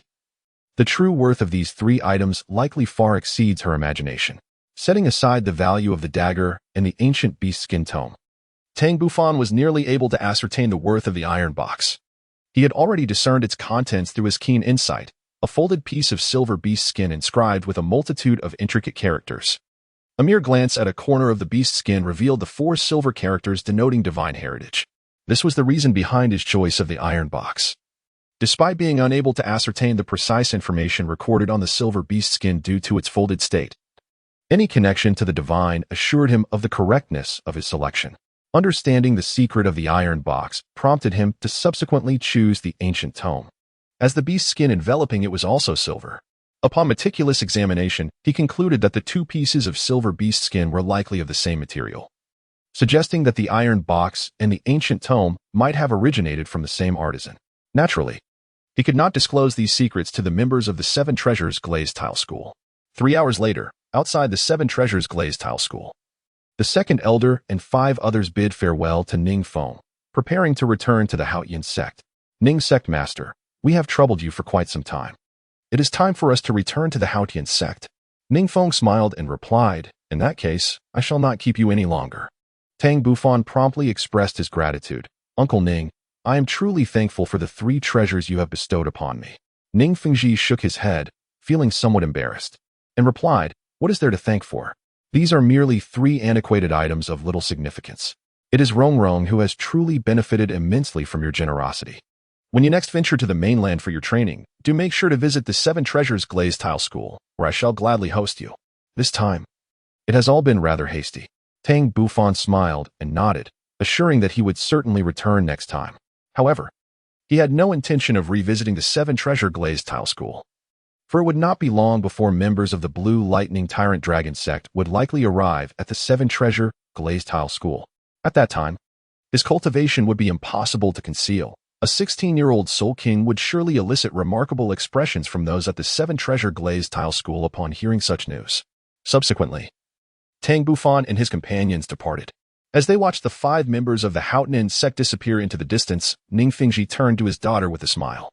Uncle Jian, Uncle Gu, do you think Rongrong will ultimately become a titled Douluo? Sword Douluo chuckled heartily. Fengji, you worry too much. Rongrong is now a part of the 9 Treasure Glazed Tile Pagoda. She won to be confined to the 79th level of soul power like you. She will break through this barrier, successfully becoming a soul Douluo, and then ascend to title Douluo. Moreover, thanks to that young man, Rongrong's soul power has inexplicably increased by 7 levels, and her cultivation talent has soared to new heights, likely surpassing those innate geniuses with full soul power. At that moment, Bone Douluo's expression suddenly shifted, as if he had realized something. Fengji, since Tang Bufan has presented a celestial herb for Rongrong's consumption, do you think he has partaken of a celestial herb himself? Furthermore, is he truly only at the 35th level of soul power? I cannot sense his exact soul power. He must possess some sort of concealed treasure that obscures his aura. Upon hearing this, both Ning Fengji and Chen Xian's expressions changed slightly, and even Ning Rongrong grasped the significance of these words. After a long pause, Ning Fengji sighed. I was careless. Fortunately, Uncle Gu, you brought this to my attention, or I would have overlooked it. However, we cannot ascertain whether Tang Bufan has indeed consumed a celestial herb. Nevertheless, we cannot trust the claim of his 35th level of soul power from the Haotian Sect. Who would have imagined that a celestial herb could elevate one's soul power so significantly? Ning Rongrong's expression dimmed slightly. Father, are you suggesting that Brother Tang's soul power exceeds 35 levels? Does that mean I can never catch up to him? Seeing her distress, Chen Xian quickly reassured her. Rongrong, why would you think that? Tang Bufan is over 5 years older than you. What you need to do is focus on your training. One day, your soul power will surely surpass his. Ning Fengji added with a smile, what is the matter, my precious daughter? Have you finally found a rival? Feeling the pressure? Ning Rongrong pouted playfully, saying, Father, I am not feeling any pressure. Who's afraid of whom? The next time I see him, I will definitely surpass him in soul power. Just wait and see. Suddenly, the expressions of Ning Fengji, Chen Xian, and Gu Rong shifted as they gazed into the distance, where several agile figures were approaching the 7 Treasure Glazed Tile School. Gu Rong whispered, Fengji, isn't that you Luo in from the Blue Lightning Tyrant Dragon Sect? What brings them here? Ning Fengji gently shook his head. I do not know, but their arrival is timely. I was just considering probing them for information. Meanwhile, in the distance, Yu Lumian, Yu Qing Long, and Yu Qing Tiger were equally surprised, never expecting that the leader of the 7 Treasure Glazed Tile School would come out to greet them. Yu Lumian did not dare to be negligent and quickly approached Ning Fengji. Ning Zongzhu, you are far too courteous. There was no need for such a special welcome. Ning Fengji was taken aback, realizing they had misunderstood. He had no choice but to clarify. You 3 seem to be mistaken. We have just seen off the people from Haotian Sect. To our surprise, as they departed, you arrived. May I inquire if you encountered them? Yu Luomian expressed some surprise. The people from Haotian Sect have just left? Ning Fengji gently nodded towards a servant girl. Yu Luomian's expression turned serious. Since Ning Zongzhu has already met the 5 from Haotian Sect, I trust you can surmise the purpose of my visit. This is a confidential letter from my elder brother. With that, Yu Luomian produced a sealed letter from his bosom and handed it to Ning Fengji. Ning Fengji accepted the letter but did not open it immediately. Instead, he invited the 3 from Yu Luomian to the council hall. 10 minutes later, in the council hall of the 7 Treasures Glazed Tile School, Ning Fengji set the letter down, his eyes revealing a contemplative expression. After a long pause, he sighed. Since Lord Yu intends to support Haotian Sect's emergence, we at the 7 Treasures Glazed Tile School naturally have no reason to withhold our support. Please inform Lord Yu that our 3 sects are closely interconnected. This time, we shall engage in a serious confrontation with the Spirit Hall. Yu Luomian displayed no surprise at the response from the 7 Treasures Glazed Tile School. Nearly nodding with a smile, Ning Fengji then shifted the topic. What does the elder think of Tang Bufan from Haotian Sect? Yu Luomian's expression remained unchanged. A prodigy like Tang Bufan is bound to be the center of attention wherever he goes. He soon articulated his thoughts, tinged with a hint of envy. His talent surpasses that of any in history. There is no one on the continent who can compare. I fear he may become another Tang Hao, or rather, far more formidable than Tang Hao. Ning Fengji was taken aback, astonished by Yu Luomian's high appraisal of Tang Bufan. While Tang Bufan's talent was indeed exceptional, It seemed rather premature for such lofty praise. Ning Rongrong, standing behind Ning Fingxi, curled her lip in discontent. At that moment, Bone Douluo interjected, "Brother you." While Tang Bufan's achievement of level 35 at the age of 16 is indeed remarkable, to say he surpasses all in history may be an exaggeration. A flicker of confusion crossed Yu Luomian's face. Are you suggesting Tang Bufan is a level 35 Soulmaster? Is that not the case? Ning Fingxi finally sensed something amiss. Yu Luomian's expression grew peculiar. Logically, the members of the Seven Treasures Glazed Tile School could not have misjudged Tang Bufan's soul power. How could they believe he was merely at level 35? After a brief silence, Yu Luomian quietly asserted, Tang Bufan is not a level 35 Soulmaster, but rather a level 50 Soul King. Moreover, he possesses a variant martial soul. Upon these words, the entire council hall fell into a profound silence. The faces of Ning Fingxi and his companions displaying sheer astonishment. Chapter 65. The revelation. It took a considerable time for Ning Fingxi to regain his composure as he gravely regarded Yu Luomian. Elder, is it true that Tang Bufan is indeed a level 50 Soul King, and not merely a level 35 Soul Master? Yet, he is only 16 years old. How could he possibly attain such a level? Yu Luomian let out a soft sigh, choosing not to inquire further about why Qibao Yuzong had misjudged Tang Bufan's soul power. Indeed, Ning Zongzhu, Tang Bufan's soul power has unequivocally reached level 50. He merely requires a single soul ring to ascend to the rank of Soul King. This is beyond dispute, and I can assure you of its veracity. To be candid, the first time I sensed his soul power fluctuation, I was as astounded as you are. However, the truth remains, and one can only say that Haotian Sect has stumbled upon extraordinary fortune by nurturing such a prodigy. Behind Ning Fengji, Ning Rongrong appeared to be profoundly affected, her complexion pale and bearing an expression of utter disarray. Tang Bufan is not merely a 35th level Soul Master, but rather a formidable 50 level Soul King. It is lamentable that she parades before him, brimming with pride, oblivious to the fact that in the eyes of others, she might merely be perceived as a jester.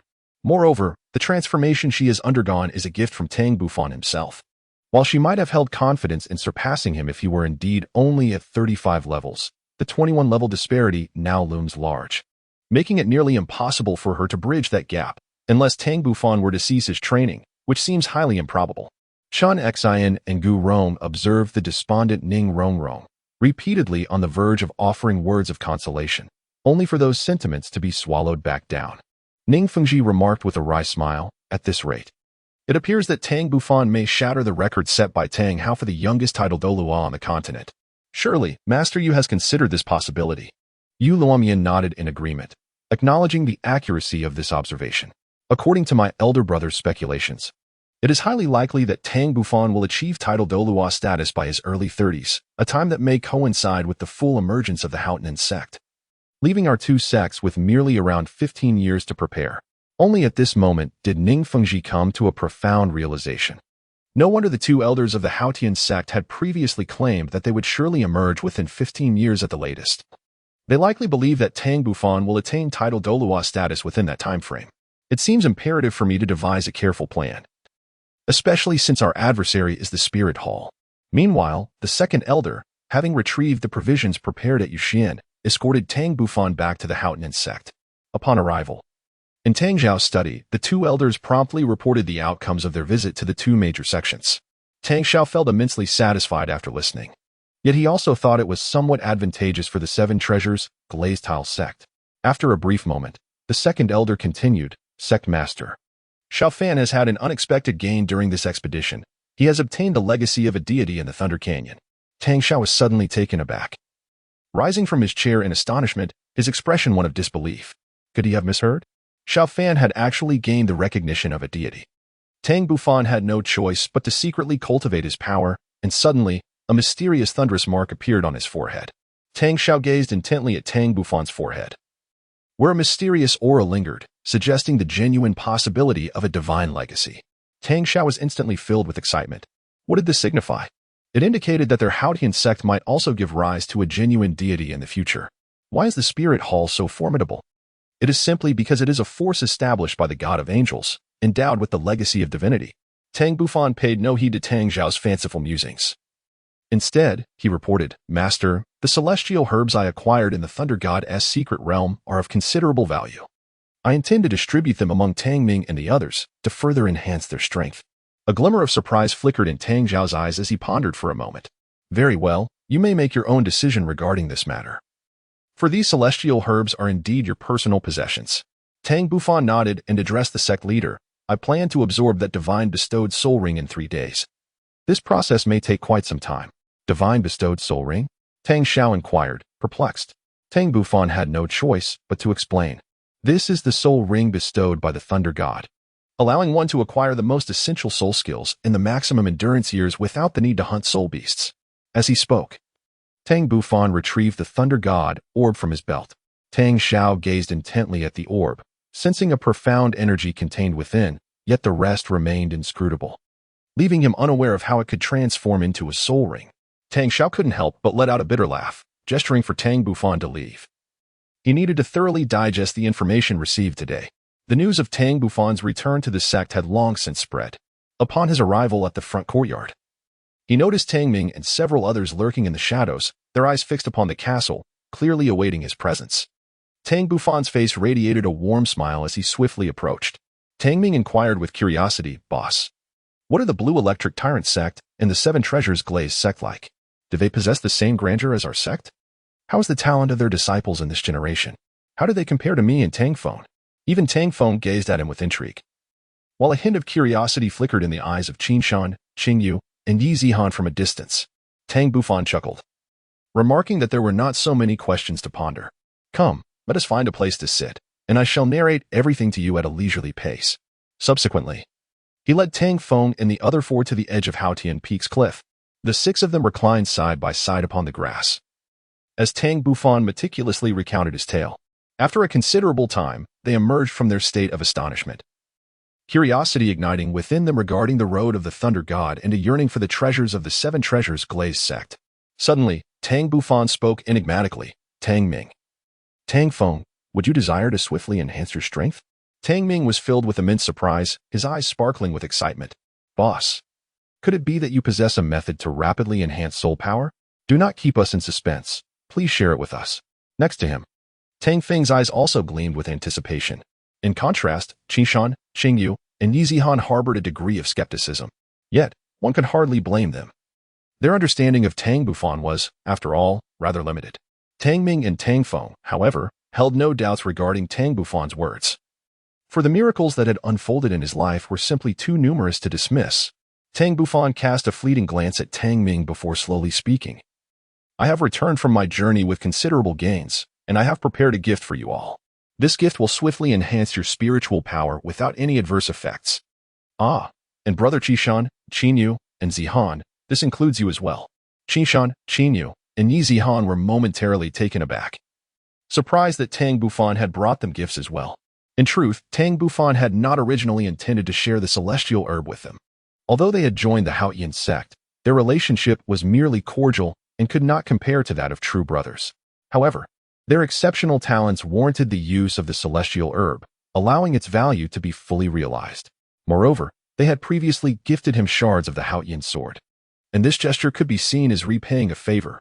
Tang Feng, somewhat agitated, exclaimed, "Boss, what exactly is this gift that can swiftly enhance soul power without any side effects?" Tang Bufan spoke enigmatically. "You 5 shall come to my home at dusk, and then you will naturally understand." With that, he disregarded Tang Ming and the others, striding alone towards his residence, leaving Tang Feng and the others exchanging glances in bewilderment. Chapter 66, The Ghostly Thunder Flower, the Purple Ginseng King, and the Thunder Soul Fruit. As twilight descended, the sun had long set, and the dark night had enveloped the land. Tang Ming and his 4 companions arrived at Tang Bufan's residence with hearts brimming with excitement. At this moment, the Tang couple sat in the living room, warmly welcoming the arrival of 5 young individuals. Their enthusiasm was particularly directed towards the 2 girls, Qing Yu and Yi Zihan, causing Tang Bufan to roll his eyes at Su Shouqing's fervor. After a brief interval, once all 7 were comfortably seated in the living room, Tang Bufan finally retrieved a unique wooden box from the 33 heavens and presented it to Tang Ming. Tang Ming gazed at the box in his hand, unable to restrain his curiosity. "Boss, is this the gift you prepared for me?" he inquired. "You will understand once you open it," Tang Bufan replied enigmatically. The others, too, displayed expressions of intrigue as they stared at the wooden box held by Tang Ming, secretly speculating about the contents within. Tang Ming chuckled softly. And under the eager gaze of the crowd, he opened the box. Instantly, a fragrant aroma wafted through the air, and in the next moment, a peculiar plant emerged from within. This strange botanical specimen was entirely cloaked in a dark shade of purple, devoid of leaves except for a singular stem. At its pinnacle, a striking purple blossom flourished, presenting an undeniably odd spectacle. Tang Ming's expression momentarily faltered as he gazed at Tang Bufan with a look of perplexity. Could it be that the gift capable of enhancing soul power was the peculiar flower nestled within the box? In that instant, not only was Tang Ming bewildered, but even Tang Jing and his wife wore strange expressions, clearly astonished. Tang Bufan had anticipated their reactions. This was the thunder flower, an exceedingly rare specimen that thrived solely in places rich with the essence of thunder and shrouded in darkness. It inherently possessed the purest thunderous energy and the quintessence of the sun and moon, boasting formidable effects of refining one's essence and fortifying the foundation. A gleam of brilliance flashed in Tang Ming's eyes, suggesting he was rather impressed. He hurriedly inquired, "Boss, how should this be consumed? Should I swallow it directly?" The essence of the Yulei flower resides within its vibrant purple petals. You must pluck it, consume the petals directly, and steep the stamens in water to drink. Afterwards, sit down and circulate your primordial energy to assimilate the medicinal properties, Tang Bufan replied, casting a sidelong glance at Tang Ming. Having finished speaking, Tang Bufan handed over a large bowl of crystal-clear mountain spring water that he had prepared in advance. Tang Ming immediately displayed a distressed expression. Consuming this large bowl would surely lead to his demise. Boss, is there any possibility of abstaining from this drink? Tang Bufan chuckled lightly. Certainly. You can give it to Tang Feng. When the time comes, his spiritual power will soar, and it would be unfair to blame me for favoritism. Tang Ming offered a sheepish smile, saying, "Boss, is it permissible for me to indulge? My soul power is already a level beneath his if he consumes this. The disparity between us will only widen." With that, he swiftly snatched the large bowl from Tang Bufan's hands, adopting a defensive posture that elicited a chuckle from Tang Bufan. Subsequently, Tang Ming casually sought out a spot in the living room to begin devouring the phantom thunder flower, absorbing its medicinal essence. Soon after, Tang Bufan retrieved a brocade box from the 33 heavens. Upon opening the box, a solitary purple ginseng lay quietly within. Tang Bufan gestured towards the purple ginseng, elucidating. This is no ordinary ginseng. Rather, it is a mutated variant known as the 10,000-year purple ginseng king. It has endured the wrath of celestial lightning yet remarkably survived, continuing to flourish until the present day. My preliminary assessment suggests that its age may be nearing 13,000 years, which renders it exceptionally rare. Possessing remarkable effects such as invigorating blood flow, healing concealed injuries, and fortifying one's foundation and essence. Pausing for emphasis, Tang Bufan advised, Tang Feng. Cultivation is a gradual process that requires patience. One must never be overly ambitious or exert excessive force, for the body would be unable to withstand it. Were it not for the harmonious primordial technique to regulate your body, the extent of your concealed injuries would be unfathomable. This 10,000-year purple ginseng king has been specifically selected for you, and its method of consumption is quite simple. Just bite off a small piece and chew it. If you successfully refine this mutated 10,000-year purple ginseng king, all your hidden injuries will dissipate, your foundation will deepen, and your soul power will significantly increase. Tang Feng's eyes instantly sparkled with excitement. Just as Tang Bufan had mentioned, his rigorous practice of the chaotic wind hammer technique had caused considerable hidden injuries. Now, with the acquisition of this millennium-old purple ginseng king, he was overjoyed and promptly moved aside to commence its refinement. At that moment, even Qingshan, Qingyu, and Yizihan gazed at Tang Bufan with fervent eyes, their expressions brimming with desire. With a gentle smile, Tang Bufan produced 3 blood-red fruits, each roughly the size of a fist, pulsating with faint flashes of lightning. Among the 3, Yizihan was the most eager for power. Thus she was the first to inquire, "Brother Tang, what are these?" Upon hearing Yizihan's address, Tang Bufan was momentarily taken aback before quickly regaining his composure. He was 2 months her senior and 1 month older than Qingyu. "These are Thunder Soul fruits, specifically prepared for the 3 of you. They resonate well with your energies. And who knows, there might be unexpected gains." Qishan, puzzled, asked, "Bufan, Thunder Soul fruits? What exactly are they? And what do you mean by unexpected gains?" Tang Bufan was momentarily taken aback and quickly elucidated. The Thunder Soul fruit is a rare and extraordinary fruit born from the interplay of the potent blood of Thunder-type soul beasts and the forces of lightning. When the blood of these thunder-type soul beasts spills onto the ground, it interacts with the lightning energy, leading to the growth of vines known as thunder soul vines. As these vines continue to flourish, they ultimately bear the thunder soul fruits. Each thunder soul vine produces only 3 fruits throughout its lifetime. And each fruit takes at least 3,000 years to mature, possessing the remarkable abilities to heal injuries and enhance soul power in the absence of wounds. Would you not agree that it is exceedingly precious? Instantly, Qing Shan, Qing Yu, and Yi Zihan exhibited expressions of astonishment. Given their backgrounds, they had never encountered such a rare treasure. Not only they, but even Tang Zheng and his wife appeared bewildered, having never heard of it before. It is indeed no surprise. For these celestial plants and fruits require a unique and auspicious environment to thrive, and only the Thunder Gorge possesses such conditions. As it is considered a sacred ground of the Thunder God, Tang Bufan had yet to disclose a most crucial matter to them. In truth, the primary function of the Thunder Soul Fruit is that the consumer possesses a certain probability of acquiring the bloodline power of a soul beast that has shed its true blood. In the initial stages, this bloodline power may not manifest significantly, likely only enhancing physical constitution. However, once one's soul power reaches the 70th level, it is said that one can comprehend the innate soul skill of that soul beast from the bloodline power. Naturally, this pertains to soul masters with beast martial souls. Others do not enjoy such privileges. Even if they were to gain bloodline power, it would only serve limited purposes, primarily for enhancing physical strength. In reality, the Thunder Soul Fruit is most suitable for the Qingshan siblings, as they possess beast martial souls. As for the reason for giving it to Yi Zihan, Tang Bufan considered that she is a support soul master with relatively weaker constitution. Consuming the Thunder Soul Fruit would significantly bolster her physical strength, ensuring she does not fall too far behind the others. Tang Bufan contemplated the long-term implications of his decisions, recognizing that all 5 of them possessed the potential to ascend to the rank of title Douluo. He envisioned them as his most steadfast companions and the bedrock of the Haotian Sect in the future. Moreover, Tang Bufan had prepared for them celestial-grade thunder attribute fruits, laying the groundwork for their eventual journey along the path of the Thunder God. The pace of cultivation within the Haotian Sect was ultimately too languid. Chapter 67. Pure Young Thunder Fruit, Thunder Calamity spring subsequently, under Tang Bufan's guidance. The 3 from Qingshan consumed the Thunder Soul Fruit and retreated to a nearby area to commence their cultivation. Tangjing smiled and said, Xiao Fan, what have you prepared for us two? It surely cannot be inferior to theirs. Tang Bufan helplessly remarked, Father, please do not be so childish. Rest assured, what I have prepared for you is undoubtedly the most suitable and, of course, the most precious. With that, Tang Bufan retrieved a jade box and a glass vessel from the 33 heavens and presented them to his father. Tang Zheng, somewhat impatient, opened the jade box, revealing 2 purple fruits the size of walnuts nestled within. A delicate mist of lavender swirled around the surface of the fruits, imparting an extraordinary appearance. As for the glass vessel, it contained a mysterious liquid of a pale purple hue. Su Choqing gently inquired, Fanner, what is this? Tang Bufan softly spoke, Mother, Father. Within this jade box lies the pure young thunder fruit.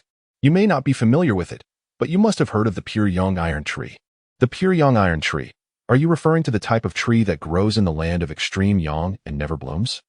Tangjing pondered for a moment before responding slowly. Correct. What connection could there be between the pure young iron tree and the pure young thunder fruit? Su Xiuqing murmured to herself. Suddenly, her eyes brightened as she looked incredulously at Tang Bufan. Could it be that this pure young thunder fruit is the fruit of the pure young iron tree?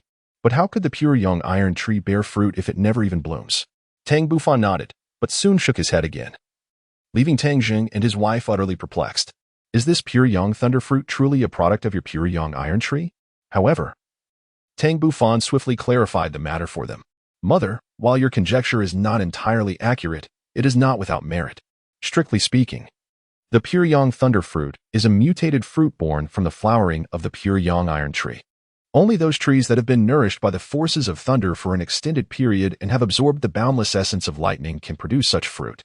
It harbors an overwhelming thunderous power, particularly exhibiting unimaginable benefits in the realm of refining and purifying. The sole drawback is that it cannot be consumed directly. It must be combined with other substances that can neutralize its medicinal properties. Tang's eyes sparkled with realization. According to your assertion, the liquid contained within this glass vessel is indeed intended to neutralize its medicinal properties. However, it appears that the quantity of this liquid is somewhat insufficient, barely amounting to 2 small bowls. "Father, this is none other than the Thunder Calamity Spring, which is, in fact, even more precious than the pure young thunder fruit. Due to the exceedingly stringent conditions required for its formation," Tang Bufan revealed a wry smile. "Firstly, it must be spring water imbued with spiritual essence. Secondly, this spring water must be nourished by the power of thunder, a process that takes millennia to cultivate. Who can say how many years it would take to produce the Thunder Calamity Spring?" As the Tang couple listened to their son's explanation, they came to understand the preciousness of the two items, a knowing smile gracing their faces. Particularly, Tang Zheng exhibited a sense of self-satisfaction. The reason for preparing these two treasures was due to their parentage. They had long missed the prime period for cultivation. Coupled with their innate talents, it would be exceedingly difficult for them to ascend to the rank of title Douluo in this lifetime. However, with the pure young thunder fruit and the thunder tribulation spring to enhance their bodies, the future held infinite possibilities. Suddenly, Su Shouqing seemed to recall something, expressing her concern. "Fanner, having bestowed these precious treasures upon us, what will you do for yourself?" "Mother, fret not. I have already consumed them," he reassured. "You may use them with peace of mind. The method is quite simple. First consume the pure young thunder fruit, then drink the thunder tribulation spring. After that, circulate the Haian technique for deeper cultivation, and I shall stand by your side to protect you." The Tang couple felt utterly at ease. After consuming the pure young thunder fruit and drinking the thunder calamity spring, they settled down to cultivate the primordial unity technique. Thus, in the spacious living room, only Tang Bufan remained alert while the others immersed themselves in their training. Time passed swiftly, and in the blink of an eye, several hours had elapsed. During this interval, everyone experienced a smooth progression in their cultivation, with the Tang couple, Tang Ming, and Tang Feng enveloped in a faint purple lightning glow. In contrast, Qingshan, Qingyu, and Yi Zihan, the three individuals most likely to undergo transformation, remained still and silent. After all, the Thunder Soul fruit possessed unique effects, and even Tang Bufan was uncertain about the changes it might invoke after consumption. Nonetheless, he recognized that this was merely the beginning. The potency of the celestial herb was immense, and barring any unforeseen circumstances, they would likely remain in this state until the following day. After another 2 hours had passed, the 7 individuals in the living room finally exhibited new signs of change. First to show any response were Tang Bufan's parents, whose bodies began to tremble slightly, as layers of black impurities surfaced upon their skin. Eventually, even their martial souls were automatically summoned, with circles of soul rings continuously fluctuating. And Tang Bufan could hear a cacophony of sounds emanating from their limbs and bones. Tang Bufan's face broke into a smile as the pure young thunder fruit began to take effect, bringing him a sense of reassurance. Tang Bufan's gaze shifted toward Tang Ming and Tang Feng. Their transformations appeared to be the most tranquil, showing no significant deviation from their usual training regimen. Even the impurities expelled from their bodies emerged gradually, in stark contrast to the violent reactions exhibited by Tang Bufan's parents. Notably, their martial spirits continued to radiate, enveloping them in a violet energy that flowed into their beings with each breath. After conducting a thorough examination and confirming their well-being, Tang Bufan approached Qingshan and Qingyu. At that moment, a layer of crimson lightning unexpectedly enveloped their bodies, with signs indicating a potential for growth. This phenomenon swiftly cocooned them, obscuring any visibility of their true condition. Concurrently, indistinct beast shadows began to materialize within the crimson lightning, the imagery swirling rapidly, as if depicting scenes from a bygone era. Tang Bufan's pupils transformed into a golden hue as he exerted his full strength to activate his fiery golden eyes. In an instant, he captured all the images conveyed by the crimson lightning, 7 in total. Regrettably, these images were disjointed. However, they were sufficient for Tang Bufan to infer the general situation. The scenes depicted 2 soul beasts engaged in a fierce battle for reasons unknown, with true blood splattering onto the ground, both combatants sustaining severe injuries. Throughout the clash, each soul beast unveiled its terrifying innate skills without reservation. One of the soul beasts let out a thunderous roar, causing the heavens to tremble. Lightning descended from the ninth sky, enveloping its form, and shortly thereafter, it unleashed a barrage of purple light waves. These waves were immensely powerful, inflicting numerous wounds upon its adversary and causing its true blood to flow incessantly onto the ground. The other soul beast appeared to be utterly enraged. Or perhaps its innate ability had finally reached fruition. A horrifying spectacle unfolded. With a roar, a colossal silver vortex emerged before its opponent, exuding a dreadful gravitational pull. Despite the soul beast's desperate struggles, it proved futile as it was swiftly drawn into the vortex, its fate unknown. The soul beast that had conjured the silver vortex seemed to have exhausted its strength, collapsing to the ground. Chapter 68. The ominous phenomenon subsequently. The images on the crimson lightning flickered and vanished, as if they had never existed. Simultaneously, the crimson lightning surrounding Qingshan and Qingyu ceased its outward expansion, gradually stabilizing instead. Tang Bufan withdrew his gaze, lost in contemplation. It appeared that the Thunder Soul fruit contained the true blood of the two formidable soul beasts encountered earlier. One could only ponder whether Qingshan and Qingyu would have the opportunity to awaken the bloodline powers of these two creatures. After all, their prowess was extraordinarily formidable. Although the complete battle scenes of the soul beast remained elusive, glimpses of their exhibited strength suggested that they were at least soul beasts of over 50,000 years. Possibly even nearing 100,000 years, for the might they displayed was truly overwhelming. Particularly, the soul beast that emitted silver whirlwinds likely possessed spatial soul techniques. As time is revered and space reigns supreme, anything associated with the realm of space is immensely powerful. Whether the bloodline power of this soul beast could be awakened remains a matter of fate. Moreover, Tang Bufan intended to meticulously search the area where the Thunder Soul Vine thrived during his next visit to the Thunder Canyon. Hoping to uncover the remains of that soul beast, a sliver of hope still lingered in his heart. If the soul beast had indeed reached the age of 100,000 years, its demise would undoubtedly leave behind a soul bone. Absorbing such a bone might grant him mastery over a spatial soul technique, or at the very least, provide him with a potent soul bone.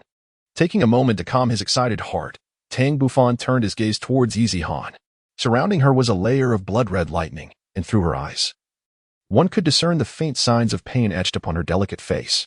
Yet, she remained remarkably resilient, diligently absorbing the energy of the Thunder Soul fruit. As time flowed on, hours slipped by, and soon it was 5 in the morning. The dawn light began to break.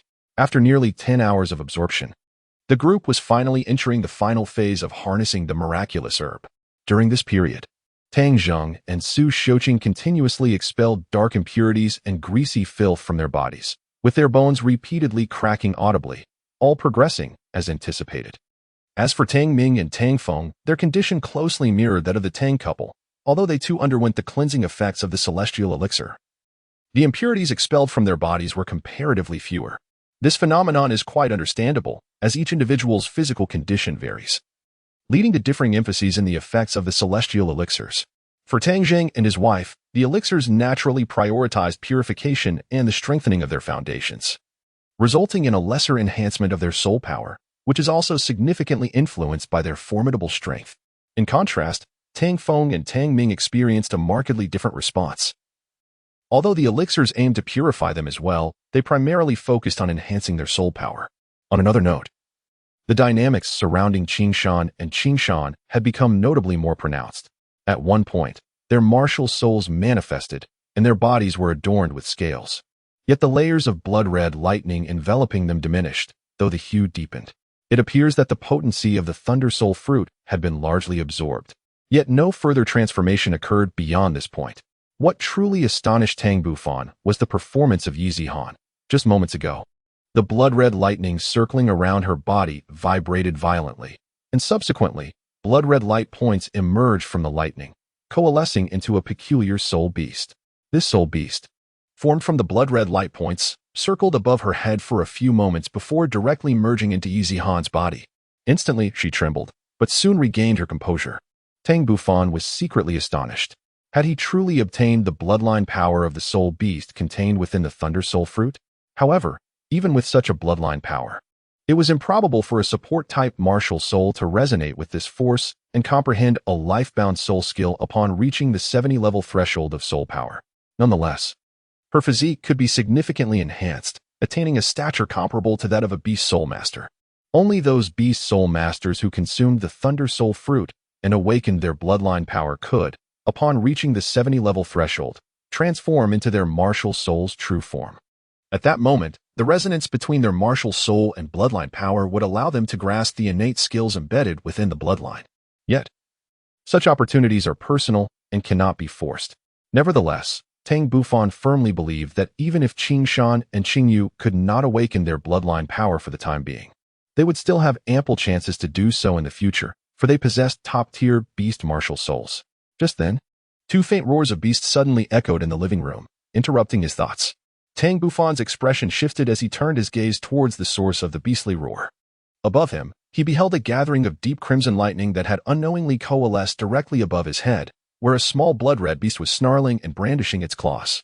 A similar transformation had occurred in Qingyu, yet the blood-red beast manifesting above her was distinct from that of Qing Shan, indicating that their awakened bloodline powers stemmed from different origins, in contrast to the ethereal soul beast composed of crimson light hovering above Yi Zihan. The soul beasts emerging above Qing Shan and Qingyu appeared more corporeal and less illusory. It seemed that the awakening of bloodline powers varied among different soul masters. Soon after, the blood-red beasts above the two siblings merged into their bodies, causing them to convulse momentarily. At this juncture, Tang Bufan felt a sense of reassurance. All that remained was to await their awakening. An hour later, Tang Zheng and his wife were the first to open their eyes, a look of delight illuminating their expressions. Their spirits invigorated and devoid of any trace of fatigue. Tang Bufan revealed a knowing smile and inquired, "Father, Mother, how do you feel?" Tang Zheng was overwhelmed with excitement. Had it not been for the concern of disturbing Tang Ming and the others, he would have likely erupted in cheers. He felt extraordinary, as though he had regained 20 years of youth, his body brimming with vitality. After a thorough assessment of his physical condition, he could not contain his exhilaration. "Xiao Fan, it seems my soul power has surged by 3 levels, reaching an astonishing 69. This is simply incredible." At that moment, Su Shouqing, having also gauged her internal state, cast a glance at Tang Zheng. "What are you so proud of?" "My soul power has elevated by 4 levels, and I have already reached 60. Tang Bufan advised, "Father, Mother, your bodies have been rejuvenated through the baptism of the celestial fruit. You have undergone a profound transformation. Henceforth, your cultivation speed will increase significantly, and it is even possible for you to attain the rank of a titled Douluo." Tang Zheng and Su Shouqing were quite exhilarated, seemingly in disbelief. "Xiao Fan, can we truly become titled Douluo in our lifetime?" "Of course," he replied. "You have consumed an exceedingly rare celestial fruit, the effects of which surpass your wildest imagination. I can assure you that you have not fully absorbed its potency. A considerable portion remains dormant within you, requiring extensive cultivation to fully assimilate." Tang Bufan nodded vigorously. "By the way, Father, Mother, you should head to the bathroom to cleanse yourselves thoroughly and perhaps change into a fresh set of clothing." Su Shouqing caught a whiff of an unpleasant odor and, upon glancing at her attire, promptly dragged the bewildered Tang Zheng away from the living room, much to Tang Bufan's amusement. Chapter 69. Individual transformations. 10 minutes later, Tang Ming and Tang Feng awakened in succession. Upon seeing Tang Bufan's beaming smile, Tang Ming exclaimed with fervor, "This is incredible. The gift you bestowed upon us is extraordinary. My soul power has surged by 5 levels, or perhaps even more. Once I acquire a soul ring, I too shall be a soul sovereign. Just think about it, an 11-year-old soul sovereign. How exhilarating." Tang Bufan remained unfazed. Considering them merely as brothers, there was no need for formality. "Moreover, now that you have acknowledged me as your leader, isn't it rather embarrassing for you to possess such inadequate skills?" Beside them, Tang Feng, unable to tolerate Tang Ming's arrogance, jested, "As if anyone here isn't a soul sovereign." And Tang Ming, "Do keep your voice down. Brother Qingshan and the others are still in their training." Prompted by Tang Feng's reminder, Tang Ming finally recalled that the living room accommodated more than just the 3 of them. He quickly covered his mouth and cautiously glanced around the room, relieved to see Qingshan and the others still engrossed in their training. Casting a sidelong glance at Tang Feng, Tang Ming, refusing to back down, retorted, "Don't get too smug, Tang Feng.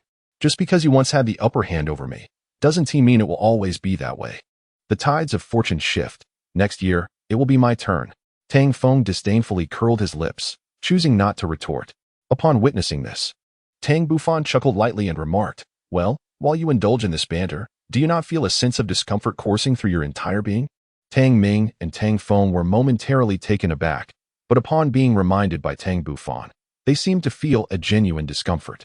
Glancing at each other's coats, they quickly understood the situation and dashed straight home. After a considerable half-hour had elapsed, Tang Ming and Tang Feng returned once more. However, Qingshan, Qingyu, and Zihan remained in their slumber, still unresponsive.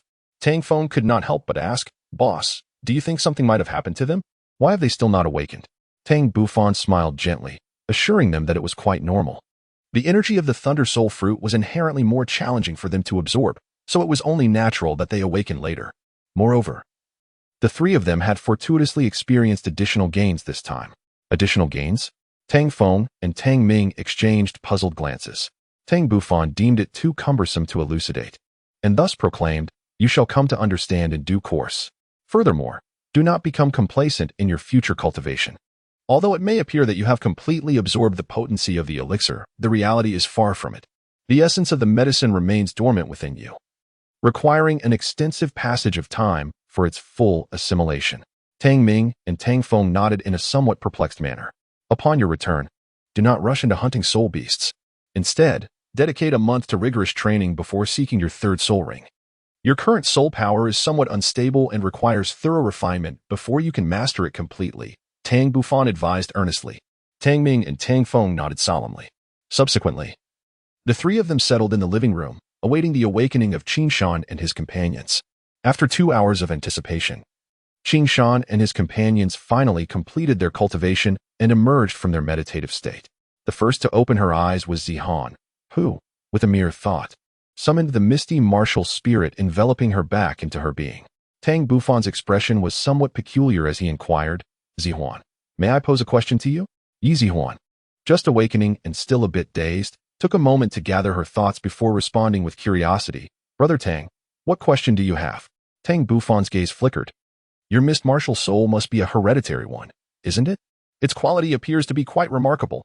Yi Zihan replied with a hint of melancholy, "Brother Tang, to speak candidly, my mist martial soul is indeed a hereditary one. Long ago, our family was a formidable sect, even celebrated as the foremost auxiliary martial soul on the continent. Alas, as time passed, our family endured several ups and downs and ultimately fell into decline. We can no longer even locate our ancestral home.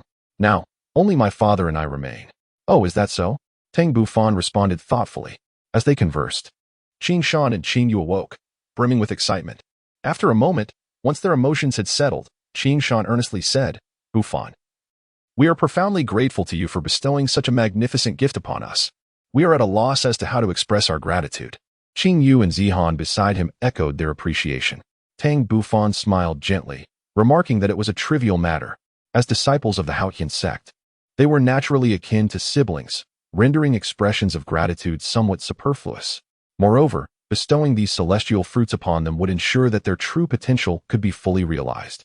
The three, Qin Shan, Qin Yu, and Zihan, were profoundly moved. Regardless of Tang Bufan's motivations for gifting them a celestial plant, the outcome was undeniably advantageous for them. When Qin Shan first arrived at the Haotian Sect, his soul power was merely at the 31st level. After a year of diligent cultivation, he had ascended to the 34th level. The absorption of the Thunder Soul fruit propelled his power up by 6 levels, and with just one more soul ring, he would ascend to the rank of Soul Sect. Who could blame him for his exhilaration? Qin Yu and Zihan, both possessing soul power at the 25th level, were on the cusp of reaching the 26th.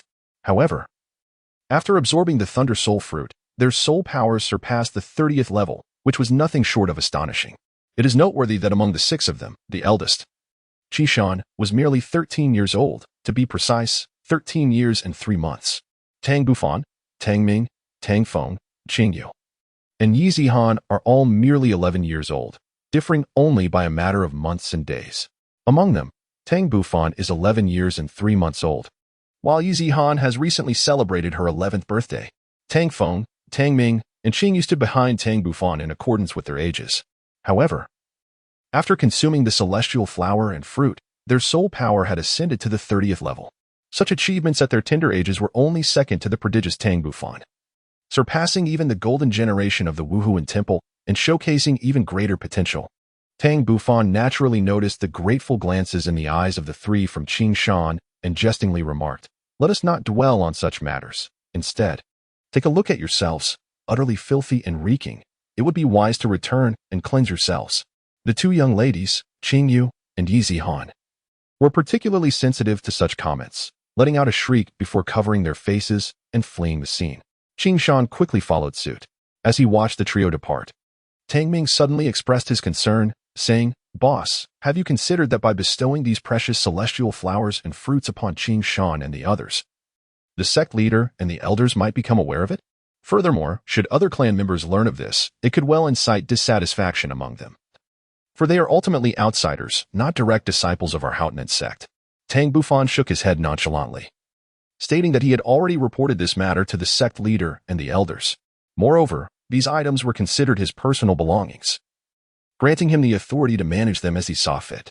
Furthermore, it must be acknowledged that Qingshan, Qingyu, and Zihan possessed extraordinary talents, arguably surpassing both you and Tang Feng. Of course, at present, you are by no means inferior to them. As your elder, I have exerted considerable effort to enhance your abilities. Therefore, you too must dedicate yourselves to rigorous training in the time to come. I intend to venture into the continent a year from now. The stronger you become, the greater the likelihood that I can take you along.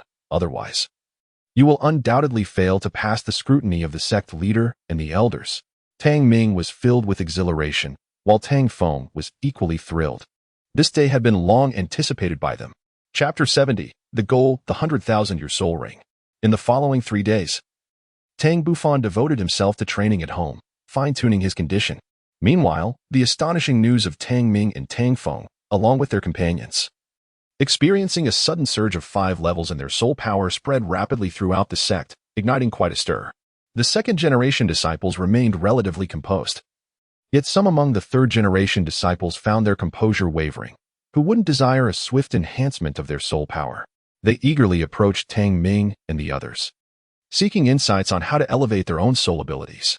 Tang Ming and his companions exchanged dry smiles, refraining from disclosing that they had consumed the celestial flower and fruit bestowed by Tang Bufan, for the repercussions of such an admission could be dire.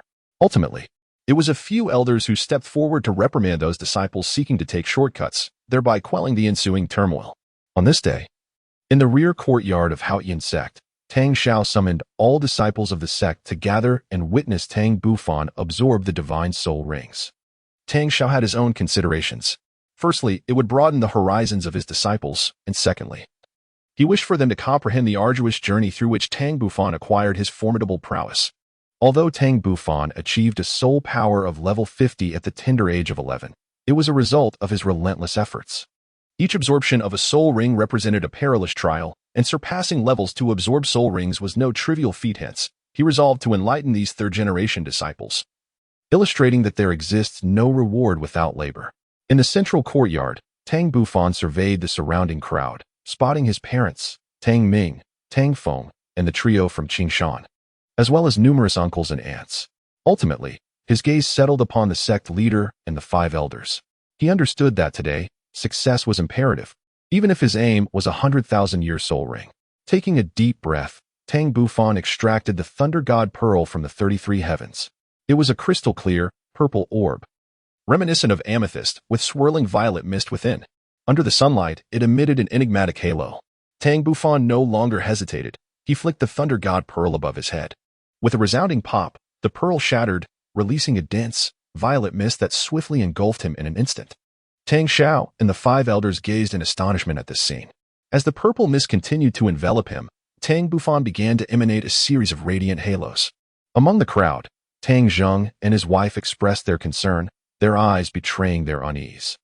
Tang Bufan had previously provided them with a comprehensive introduction to the divine gift soul ring, elucidating its ability to bestow upon his son the most necessary soul skills and the highest possible age limit for soul rings. It was precisely this knowledge that rendered them particularly anxious. As the saying goes, no one knows a child better than their parents. Tang Zheng and his wife understood their son all too well. This child had always been independent, possessing his own opinions on matters, and pursued perfection in his cultivation. Furthermore, having previously absorbed a soul ring beyond his level, they feared he might attempt to do so again. Indeed, as Tang Zheng and his wife suspected, Tang Bufan was indeed planning to absorb a soul ring beyond his level, specifically targeting a 100,000-year soul ring. This was no ordinary soul ring. It stood as the pinnacle of treasures coveted by all Soulmasters. Although theoretically, a titled Douluo could absorb a 100,000-year soul ring, there have been no credible accounts of anyone actually achieving this feat. With the opportunity before him, he was determined to seize it with both hands. He did not intend to conceal his strength, opting instead to give his all from the very beginning. He had contemplated revealing his power gradually, but ultimately dismissed this notion, deeming it a futile endeavor that would merely squander his soul power. To acquire the 100,000-year soul ring, He could not afford to waste even a fraction of his soul energy, long before he had obtained the Thunder God inheritance. His physical strength had already approached that of a soul Douluo. Later, during his journey along the Thunder God path, he further tempered his physique with heavenly lightning, resulting in yet another enhancement of his physical prowess. However, this alone was insufficient. He also possessed two formidable innate domains, the Thunder Domain and the Earth Domain. The potency of these domains intensified with his growing strength, evolving each time he made a breakthrough, thus amplifying their might. Moreover, he was equipped with 3 soul bones. The skull bone and the phoenix wing, both nearing the age of 100,000 years, provided him with substantial enhancements. As for the lightning horn upon his forehead, while it initially was merely a 1,000-year soul bone, it had undergone evolution after multiple absorptions of lightning power, now standing on par with the other 2 soul bones. Finally, a nascent form of divine consciousness had begun to take shape within his mind, ensuring that no matter the agony he endured, his awareness would remain intact. These constituted all of his trump cards, the very foundation of his confidence in pursuing the 100,000-year soul ring. Subsequently, a halo of purple and yellow radiated from his body, expanding outward under his control until it reached a distance of 1 meter before halting. This was merely the beginning. In the next moment, a singular horn erupted from Tang Bufan, crackling with electric light and emanating an aura of destruction. Then, a pair of fiery red wings unfurled from Tang Bufan's back, while his mind converged into a singular focus. In the external world, as Tang Bufan unleashed his dual domains and showcased the abilities of his soul bone, the purple mist surged violently, undergoing an astonishing transformation. Initially, the purple mist began to transmute into slender strands of violet. Subsequently, these strands spontaneously wove themselves together, forming rings that seamlessly intertwined with the radiant halos surrounding Tang Bufan, ultimately culminating in the formation of 9 purple soul rings. These 9 soul rings continued to absorb the strands of purple mist, which resulted in their expansion, stretching outward. After reaching a certain magnitude, they began to contract, perpetuating this cyclical motion. Each contraction delivered a jarring impact upon Tang Bufan's body, striking him 9 times in total. The agony was indescribable. Such was the resilience of Tang Bufan's formidable physique that any lesser individual would likely have succumbed long before. This torment persisted for a full half-hour before the situation in the arena began to shift once again. The 9 purple soul rings appeared to have absorbed a sufficient quantity of the purple strands, darkening to a deep hue before, following a violent tremor, transforming entirely into black rings. This extraordinary spectacle profoundly astonished every member of the Haotian Sect present. Meanwhile, enveloped by the purple, Tang Zhao's pupils involuntarily constricted, and a slight tremor coursed through his heart. At this moment, Tang Bufan appeared utterly wretched, with veins prominently bulging on his forehead as sweat incessantly dripped down. A streak of blood at the corner of his mouth was strikingly evident, and beneath his tattered gray robe, blood oozed from his skin, staining his clothing. He convulsed repeatedly, as if he might collapse at any moment. A single horn protruded from his forehead, while a pair of blood-red wings hung limply behind him. Witnessing her son's harrowing state, Su Xiuqing nearly fainted, while Tang Zhang, though managing to maintain his composure, could not hide the pallor of his face, which betrayed his deep concern. In an instant, the entire back courtyard of Haotian Sect fell into a profound silence. Chapter 71. 100,000 Years, Tang Bufan's 5th Soul Ring. The second-generation disciples were filled with astonishment, followed by a profound admiration. Many had previously believed that Tang Bufan's possession of 2 purple soul rings and a black soul ring was largely attributable to luck. But now they finally comprehended the extent of their earlier misconceptions. It became evident that every ounce of his strength had been earned through a relentless struggle for his life. Meanwhile, the third-generation disciples remained deeply affected by the shock Tang Bufan had imparted. Some of the young women even had tears welling in their eyes, turning their heads away in anguish, unable to bear the sight of his tragic condition. Leaders among the third-generation disciples, such as Tang Long and Tang Hu, let out deep sighs, realizing that they would likely never be able to match Tang Bufan's strides in this lifetime. Qingshan, observing this scene, displayed a look of shame. Finally understanding the chasm that lay between him and Tang Bufan, he had once boasted about catching up to Tang Bufan. And it was no wonder that Tang Ming and Tang Feng had appeared so peculiar back then. Qin Yu and Zihan, the 2 young women, wore expressions of sympathy, their eyes shimmering with unspoken emotions. In contrast, Tang Ming and Tang Feng remained remarkably composed, seemingly unfazed. for they had witnessed Tang Bufan's extraordinary ability to absorb soul rings beyond his level. The five elders gazed intently at Tang Bufan, meticulously assessing his physical state. They observed his pair of phoenix wings for a long while without speaking, and his condition exceeded their expectations. Despite his clothes being drenched in blood, he still possessed over 50% of his soul power, and enduring for another half-hour posed no challenge. After a moment, Tang Xiao, astonished, inquired, "Second uncle, what is the origin of the wings behind little Fan? Do you have any knowledge of this?" The other elders also turned their puzzled gazes toward the second elder, as he had spent the most time with Tang Bufan among them.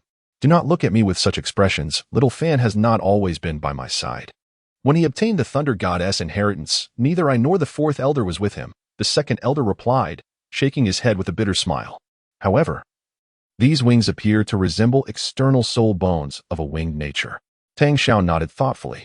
At that moment, Elder 7 expressed his concern, saying, "Master, is everything truly all right with Xiao Fan in this condition?" Tang Xiao maintained a calm demeanor, yet inwardly he couldn't help but smile bitterly. "Seventh uncle, the process of absorbing the soul ring is one that cannot be assisted by outsiders, especially since this is a divine bestowed soul ring. Moreover, it is evident to all that this child has no intention of relinquishing his efforts. He continues to absorb the soul energy." Elder 7 merely seeks a sense of reassurance. He is well aware of these truths. However, Tang Bufan is the hope of the Haotian Sect, and it is imperative that nothing goes amiss. Surrounding Tang Bufan, 9 ebony soul rings continued to absorb the ethereal purple threads.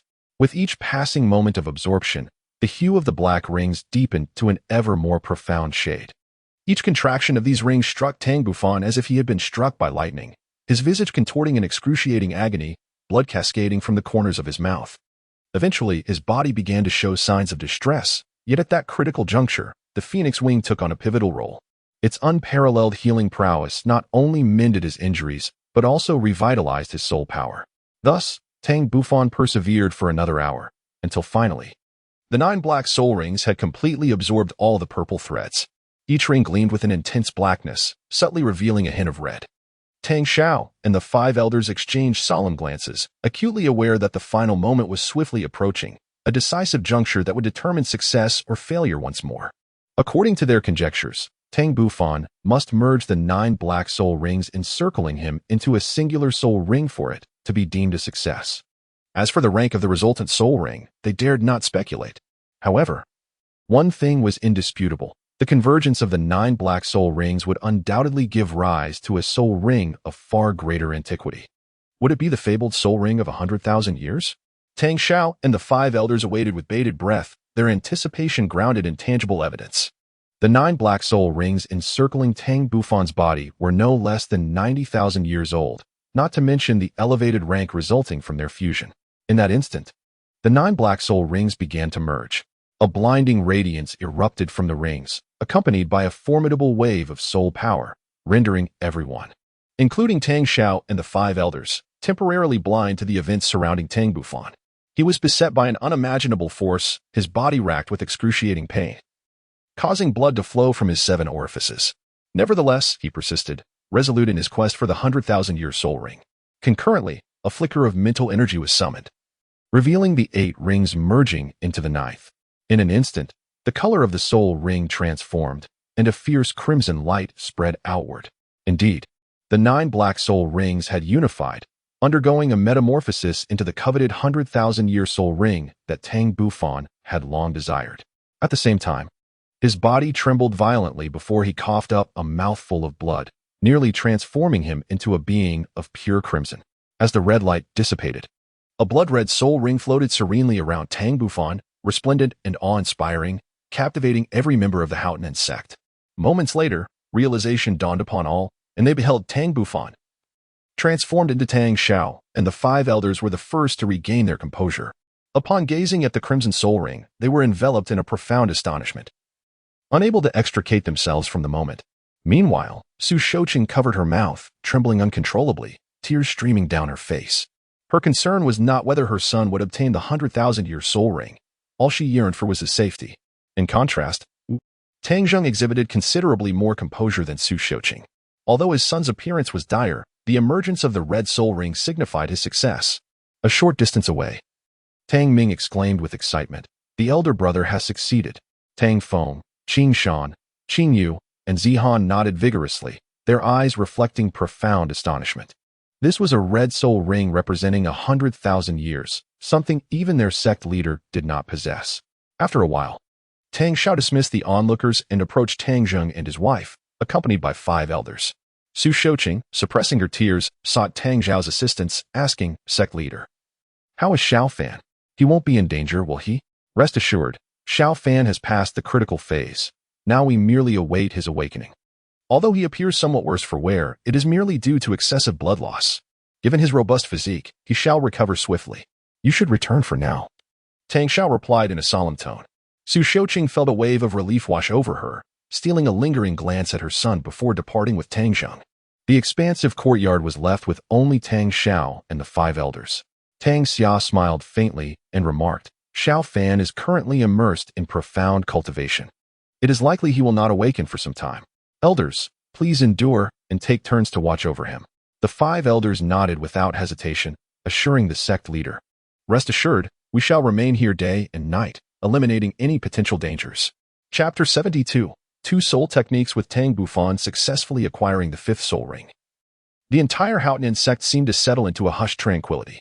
It appeared that the influence of Tang Bufan's absorption of the divine soul ring inspired both the 2nd and 3rd generation disciples to devote themselves even more fervently to their cultivation. In the rear courtyard of the Haotian Sect, the blood-red statue created by Tang Bufan stood steadfast like an ancient monolith, inspiring every disciple who came to practice within the courtyard. Tang Xiao and the 5 elders gazed at the scene before them, their faces adorned with expressions of heartfelt satisfaction. Tang Bufan's cultivation had spanned a considerable 4 months. Had they not noticed the faint pulsation of his heart, they would have believed him to be a genuine statue. On this particular day, as the first rays of sunlight graced the earth, a sound akin to a rending fabric startled the 4th elder, who happened to be on duty.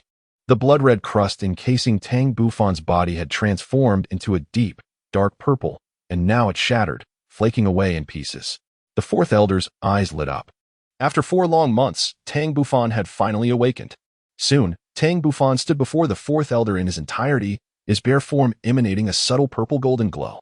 The prominent purple horn on his forehead was striking, adorned with intricate, arcane violet patterns. Behind him, his fiery red wings resembled a phoenix reborn, speckled with flickering crimson-golden flames. As Tang Bufan opened his eyes, a flash of purple-gold light flickered and vanished. Quickly, Tang Bufan became aware of his nakedness and, feeling somewhat embarrassed, retrieved a set of garments from the 33 heavens to dress himself.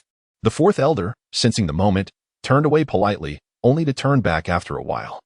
Smiling warmly at Tang Bufan, "Xiao Fan, how do you feel?" Tang Bufan expressed his gratitude, saying, "Grandfather 4th elder, I sincerely appreciate your efforts.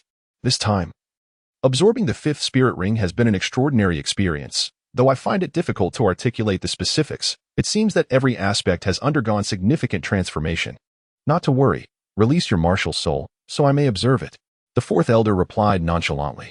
With a mere thought, Tang Bufan summoned the Haotian hammer into his left hand, while 5 soul rings, 2 purple, 2 black, and 1 red, rose elegantly from beneath his feet.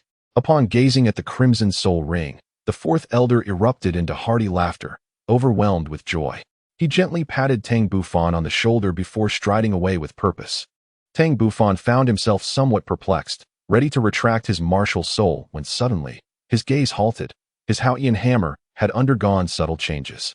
Initially, the hammer exhibited a striking pattern of purple and black, with each hue occupying an equal share, existing in harmonious separation. However, since his last experience on the Thunder Goddess path, where he absorbed an immense amount of thunderous power and became the inheritor of the Thunder God, the purple patterns had encroached upon and consumed half of the black ones. Consequently, although the Haotian hammer retained its purple-black appearance, only a quarter of it was now black. To his astonishment, he noticed that both the purple and black patterns now bore flecks of gold. Shaking his head, he stowed away the Haotian hammer and proceeded directly home. He had not anticipated that absorbing the 100,000-year soul ring would consume such an extended period. Nevertheless, his gains were unparalleled, not to mention other benefits. The mere increase of 6 levels in soul power was remarkable. Furthermore, his spirit had inexplicably solidified during this arduous trial, and if this progress continued, he was confident that within 10 years he could refine a true spirit, corresponding to what was known in his past life as the primordial spirit. Once Tang Bufan possessed a spirit, his comprehension and cultivation speed, among other attributes, would receive a substantial enhancement, yielding numerous advantages. Upon returning home, he found Tang Zhang and Su Shouqing enjoying breakfast.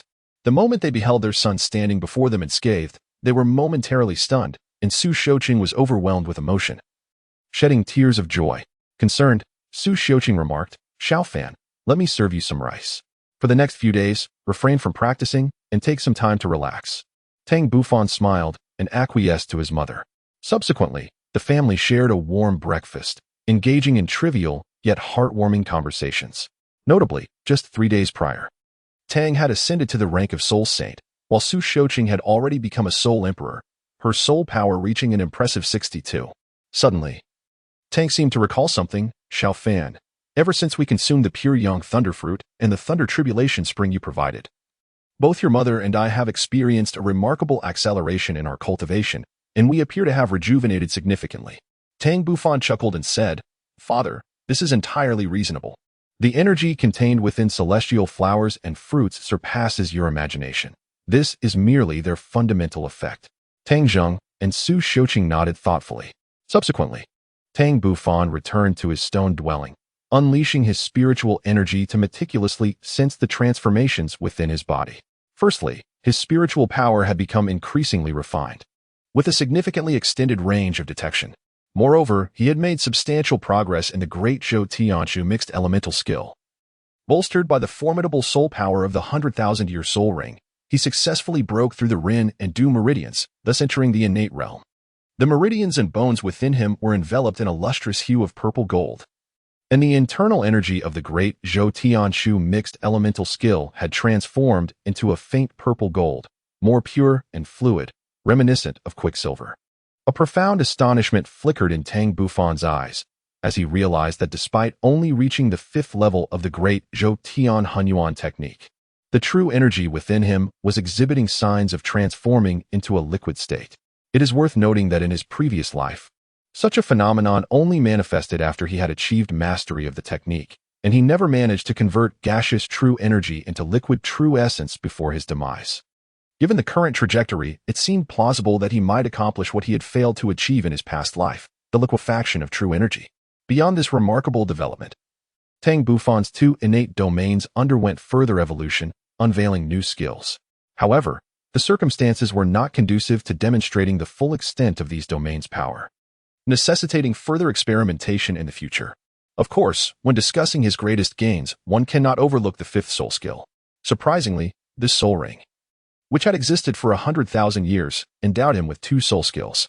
One of these skills, named Heavenly Strike, possesses unparalleled destructive capability.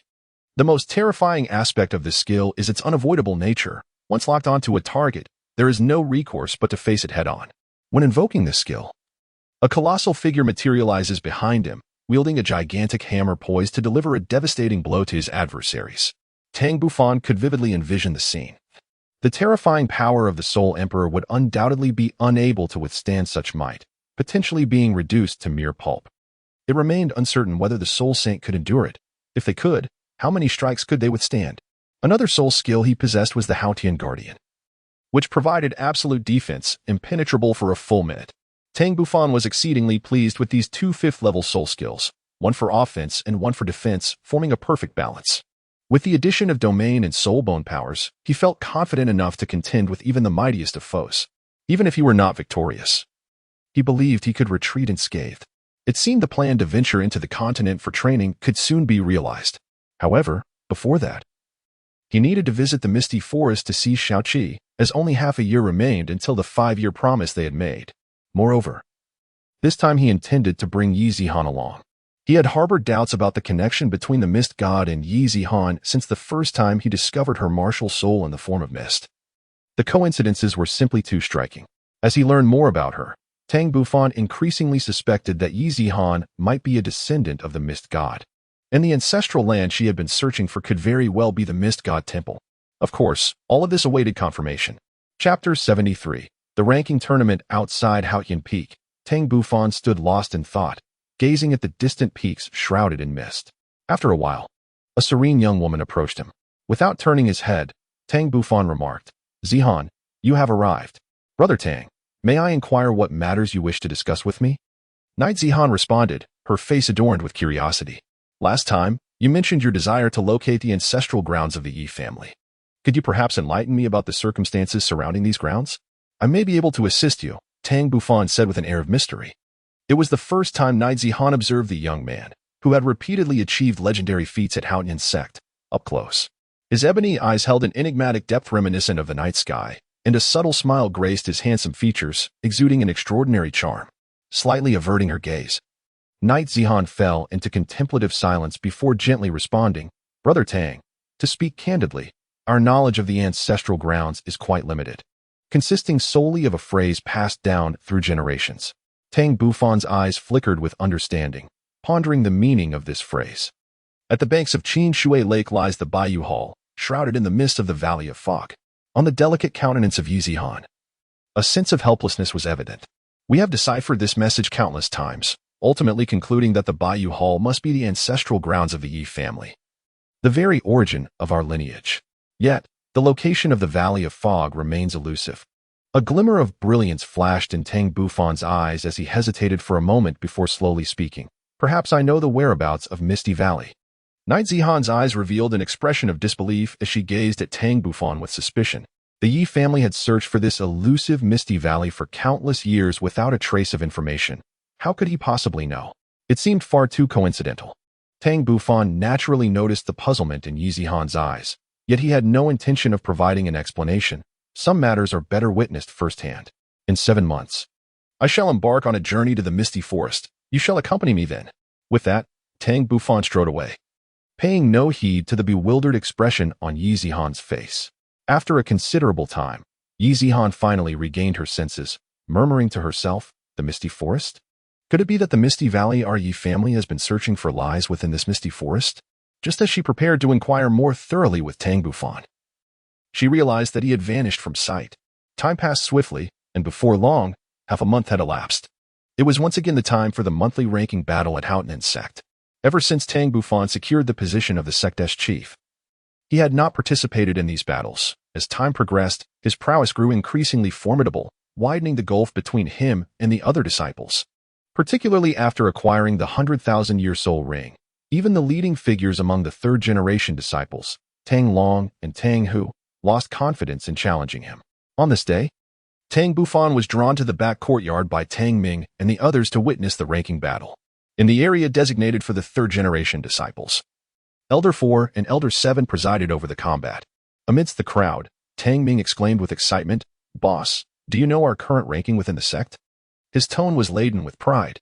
Tang Bufan pondered for a moment and recalled, I believe it was over 40, wasn't it? Boss, that was over a year ago. It's long outdated, Tang Ming retorted. Tang Bufan was momentarily taken aback. Currently, there were approximately 100 disciples in the third generation of the Haotian Sect. Yet only a little over 50 were actually participating in the ranking competition.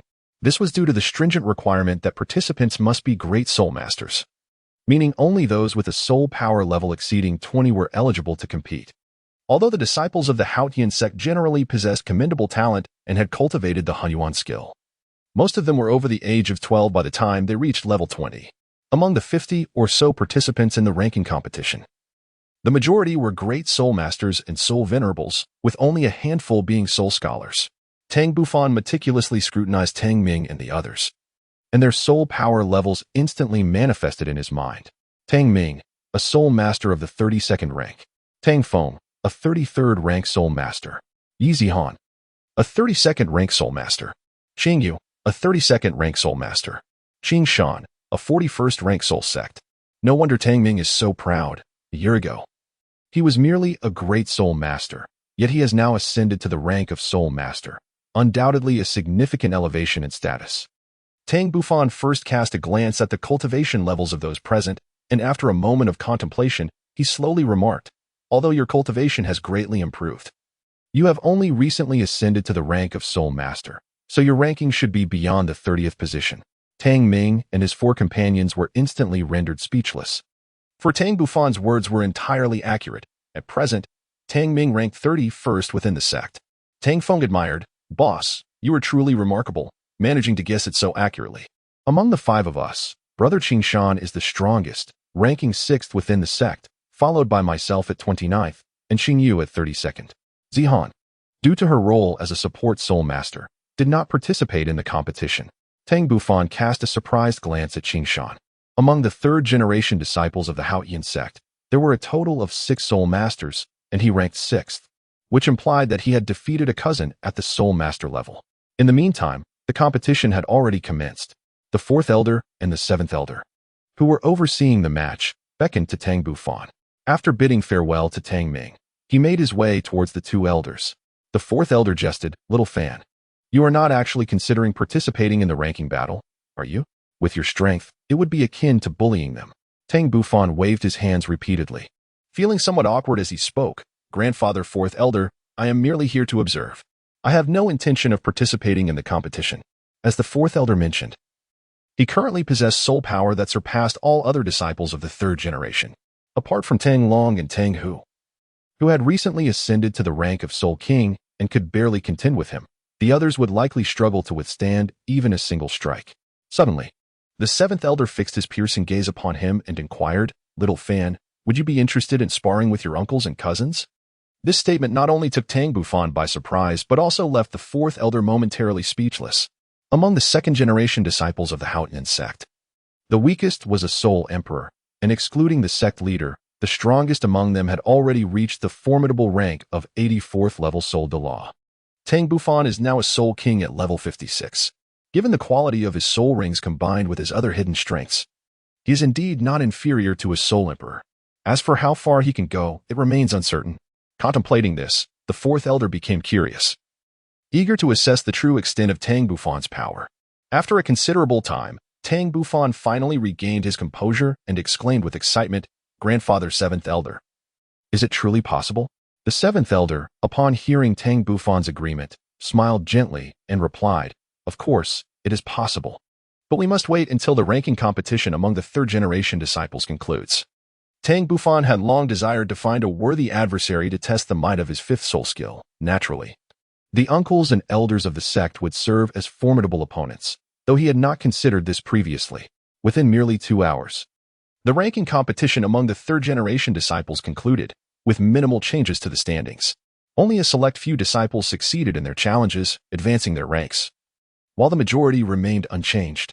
After all, everyone trained together during the day, and their respective strengths were well known to one another. The purpose of this ranking competition, established by the sect, was to encourage mutual competition and to foster a spirit of camaraderie and diligence among the disciples. Chapter 74. Challenge of the Soul Sage. In this ranking competition, Tang Long once again dominated the field, as a level 52 Soul King is not to be underestimated. Following him was Tang Hu, whose soul power reached level 51, slightly inferior to Tang Long. Next in line were Tang Hai, Tang Tian, Tang Yu, and Qi Shan. Once again, Qingshan failed to overcome Tang Yu. In addition to having a soul power 3 levels lower than his opponent, his lack of combat experience was a significant drawback. In Tang Bufan's eyes, it seemed unlikely that Qingshan would surpass his cousin Tang Yu in the near future. Cousin Tang Yutong has been trained in the sect since childhood, and with his considerable talent, his comprehension of the primordial skill surpasses that of Qingshan. In contrast, Qingshan has only been with the Haotian Sect for a little over a year. Although he receives guidance from the elders and even the elders of the sect in his cultivation, his foundational skills are severely lacking. At that moment, Tang Long suddenly stepped forward, declaring, "Notable cousin, I wish to challenge you once more." The 4th Elder cast a fleeting glance at Tang Long and remarked, "Tang Long, you are not a match for Xiao Fan. Why pursue this futile endeavor?" Tang Long's expression was grave as he addressed the 4th Elder. "I am acutely aware that I am not a match for my illustrious cousin. However, I am eager to comprehend the extent of our disparity. Furthermore, my brothers are equally desirous of witnessing my cousin's true prowess. It is with great shame that I admit, during our last encounter, I was unable to even compel him to unleash his soul techniques." The 4th Elder pondered thoughtfully, conceding that Tang Long's sentiments held a measure of validity. Nevertheless, he shook his head, declining Tang Long's challenge. "Do not be so hasty, Tang Long. You shall soon behold all of Xiao Fan's capabilities. Perhaps it would be prudent to witness his strength before deciding whether to confront him." Tang Long, unwilling to accept his fate, exclaimed, "Elder Fourth, why is this so? At that moment, Elder Seventh spoke up, revealing, "The reason is quite simple. Xiao Fan is about to participate in the ranking competition for the second-generation disciples." Tang Long trembled all over, gazing at Tang Bufan in disbelief. Was he truly planning to participate in the ranking competition for the second-generation disciples? He understood all too well how formidable the uncles and aunts within the sect were. The youngest among them was already over 40 years old, and even the weakest boasted a Soul Emperor rank of at least 65. Moreover, their training periods far surpassed his own, and their combat experience was immensely rich. What could he possibly use to challenge them? Tang Bufan did not respond to Tang Long, yet he solemnly nodded in acknowledgement. Subsequently, the second elder and the fourth elder dismissed numerous third-generation disciples, taking only Tang Long and 7 other members of the Soul Sect, totaling 8 individuals, towards the training area designated for the second-generation disciples. There, 2 second-generation disciples were engaged in their final battle, presided over by Tang Xiao and 3 other elders. These were 2 robust middle-aged men wielding colossal Haotian hammers, clashing with tremendous force, their surging soul power radiating outward. Were it not for the presence of the sect leader and several elders stationed at the 4 corners, the potential for catastrophic destruction would have been immense. 8 striking soul rings hovered around them, clearly indicating that both were formidable soul Douluo. Tang Bufan's gaze flickered slightly. As far as he knew, among the second-generation disciples, only 3 uncles had attained the soul Douluo realm. They were Tang Qin, the son of the second elder, Tang Yun, the father of big brother Tang Long, and Uncle Tang Lin. Among them, Uncle Tang Yun's soul power reached an impressive level of 82, while both Uncle Qin and Uncle Tang Lin possessed a level of 81. Soon, the 4th elder brought Tang Bufan and the others to stand behind the sect master. Tang Xiao exclaimed in astonishment, "Elder 4th, what is the meaning of this?" Elder 4th chuckled and replied, "Firstly, I wish to broaden the horizons of Tang Long and the others. Secondly, my old companion and I have decided to allow Xiao Fan to hone his skills." A glimmer of insight flashed in Tang Xiao's eyes as he grasped the meaning behind the words of the 4th elder. Indeed, Tang Bufan's prowess had far surpassed that of the third-generation disciples, with only the second-generation disciples of the sect able to pose any challenge to him. Although he possessed only a soul power of level 56, he was undoubtedly capable of battling beyond his rank. Observing his eager demeanor, Tang Xiao found no reason to oppose this. It was an opportune moment to gauge the extent of his abilities. Simultaneously, the clash between Tang Qing and Tang Yun reached its climax, with their 8 soul rings illuminating the arena. This was followed by a series of intense collisions, unleashing powerful shockwaves that reverberated throughout the surroundings, leaving Tang Long and the others trembling with fear. Fortunately, the sect leader and elders stood protectively in front of them. After a considerable duration, the battle concluded, with Uncle Tang Yun ultimately emerging victorious, thereby bringing the ranking competition to an end. At this moment, Tang Xiao suddenly stepped into the center of the arena, his gaze sweeping across his brethren. "Brothers, although the ranking competition has concluded, it does not signify the end of challenges. Next, the third-generation disciple Tang Bufan will issue a challenge to all of you." This declaration immediately stirred a commotion among the crowd.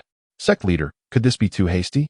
Regardless of the quality of Tang Bufan's soul rings, he is still merely a level 56 soul king, and he has yet to turn 12 this year. Is it not a tad premature for him to challenge us? An immediate dissent was voiced. Tang Xiao cast a subtle glance at his 73rd rank cousin, and with profound meaning remarked, "Tang Fei, ambition is not confined to age. And how could the extraordinary Xiao Fan be compared to an ordinary soul king? Even without a 100,000-year spirit ring, his prowess surpasses that of a soul king. Moreover, the soul abilities bestowed by the 100,000-year spirit ring are undoubtedly formidable, likely exceeding the power of most Soul Emperor's 6th soul abilities." Tang Fei still felt uneasy. Although the sect leader's words seemed reasonable, what combat experience could an 11-year-old child possibly possess? Upon witnessing this, Tang Xiao suddenly remarked, "Tang Fei, why not take the opportunity to assess Tang Bufan's prowess?" Tang Fei was taken aback. He was a soul sage, and the sect leader actually expected him to spar with a soul king. Was this not an affront to his dignity? Could it be that in the eyes of the sect leader, Tang Bufan's strength had already reached the level of a soul sage? How could that be possible? With this thought in mind, Tang Fei readily acquiesced to the sect leader's request, eager to witness the extent of Tang Bufan's prowess. Upon hearing Tang Fei's agreement, Tang Xiao summoned Tang Bufan and instructed, "All right, Xiao Fan, this is your uncle Tang Fei. I trust you are acquainted with him. Now, Demonstrate your abilities so that he may offer you some guidance. Tang Bufan naturally recognized Tang Fei and respectfully said, "Little Fan pays his respects to Uncle Fei. I kindly ask for your guidance." Although Tang Fei feigned some reluctance, he held no ulterior motives. At that moment, seeing the child's exceptional courtesy, he gently replied, "You are the young one from the Tangzheng family, correct? Please do not hold back. Unleash your full potential, for I shall gladly accept it." Tang Bufan responded politely.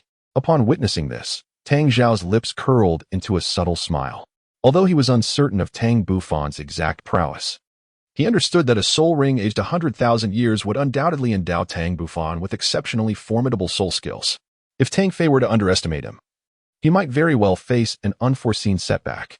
In the distance, Tang Zhong, recently ascended to Soul Saint, wore a visage filled with concern.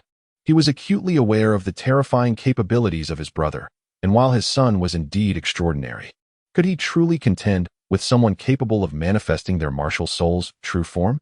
Subsequently, Tang Xiao instructed everyone to clear the area, while he and several elders took their positions, poised to intervene should any unforeseen circumstances arise. Tang Long and his companions dared not blink, for this time they would finally witness Tang Bufan's full strength. Chapter 75, Suppressing the Soul Saint. Tang Fei stood with his hands behind his back, a smile gracing his lips as he gazed at Tang Bufan, patiently awaiting his move. As an elder, he possessed this modicum of grace. Tang Bufan took a deep breath. Standing before a soul saint of the Haotian Sect, he exhibited not a trace of carelessness. Without hesitation, he summoned the Haotian hammer. Simultaneously, a circle of violet energy radiated from the hammer, swiftly enveloping Tang Fei. Within this purple domain, lightning flickered, intricate arcs of electricity coursing throughout, emanating an aura of devastation. Tang Fei did not hastily depart from the thunder domain. Instead, he meticulously attuned himself to its formidable power. After a brief moment, a frown creased Tang Fei's brow. Within Tang Bufan's thunder domain, his own strength was unexpectedly suppressed, allowing him to exert only 90% of his true capabilities. Nevertheless, even with this limitation, he remained far beyond the reach of a mere Soul King. After the thunder domain of Tang Bufan underwent another transformation, it gradually revealed its true might. Just as Tang Fei had anticipated, it could diminish the enemy's strength by 10% while simultaneously augmenting its own prowess by the same measure. Thunder possesses a terrifying power capable of obliterating all things. How could it merely be endowed with the ability to paralyze? Tang Bufan understood that although he had diminished his uncle Tang Fei's power by 10%, the remaining strength was still formidable.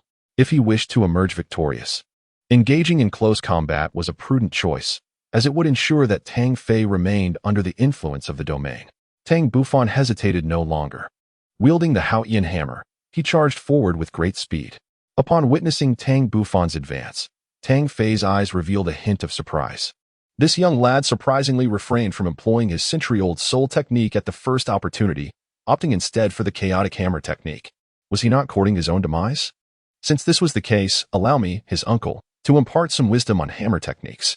In the next moment, Tang Fei summoned his Haotian hammer and swiftly surged toward Tang Bufan. A glimmer of astonishment flickered in Tang Bufan's eyes. He had not anticipated that Uncle Tang Fei would not immediately withdraw from his domain. Evidently, he held a considerable degree of confidence in himself. Tang Bufan's lips curved slightly upwards. Since that was the case, he would not hold back. This was a contest of pure power, one large and one small, two Haotian hammers. One purple and one black collided with a resonant force. The purple-black shockwave spread outward, and astonishingly, Tang Bufan did not get knocked back immediately, despite the 17-level disparity in soul power between the two. However, he could only endure for a brief moment before being forced back, stumbling several steps, with a slight numbness in his left arm. In contrast, Tang Fei, the Soul Saint, also staggered back 7 or 8 steps, his face a mask of shock as he gazed at Tang Bufan, seemingly unable to recover from being repelled. The surrounding crowd erupted in disbelief. It was utterly incredible that a 56th-level Soul King could force back a 73rd-level Soul Saint in such a direct confrontation.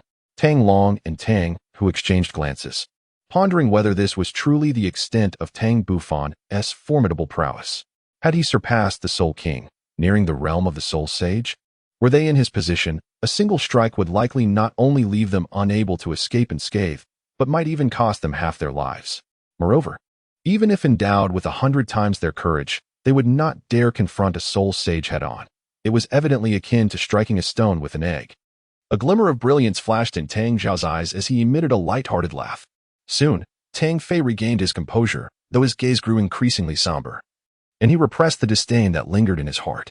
Despite having gained the upper hand in their earlier clash, merely repelling Tang Bufan rendered him feeling inadequate. Even if he had not exerted his full strength, being thwarted by a third-generation disciple was, in itself, a source of humiliation. Suddenly, Tang Fei's brow furrowed once more. A slight numbness coursed through his body, but with a mere flicker of soul energy, that sensation dissipated. It appeared that a swift resolution was imperative. The longer he lingered, the more disadvantageous it would become for him. Meanwhile, a look of exhilaration graced Tang Bufan's face as he could not help but release a melodious long howl, wielding the Haotian hammer to launch another assault upon Tang Fei. Tang Fei's gaze flickered as he proclaimed loudly, "Tang Bufan, my uncle. I shall exert my utmost effort this time. If you cannot withstand it, do concede swiftly, otherwise, my Haotian hammer is no trifling matter. Please, do not hesitate to strike. Your nephew shall receive it all." Upon finishing his words, Tang Bufan's second soul ring illuminated brilliantly, releasing a radiant beam that enveloped his form.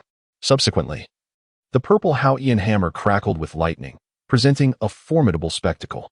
Indeed, Tang Bufan had activated his second soul skill, Thunderous Fury. He recognized that, relying solely on his own strength, he could not yet rival his uncle, Tang Fei. However, by unleashing his second soul skill, he believed he could significantly alter the balance of power. This soul skill was capable of doubling his strength while also imparting a paralyzing effect, which, when combined with the influence of his domain, would surely catch his opponent off guard. Tang Fei did not dare to be careless. He immediately activated his fourth soul skill. Instantly, a surge of purple light surged into his body, significantly enhancing both his strength and defense. In the blink of an eye, Tang Bufan's figure vanished from its original spot, only to reappear several meters away in the next moment. Tang Fei's pupils contracted as he marveled at the astonishing speed. Yet he was not to be outdone. The two figures collided once more.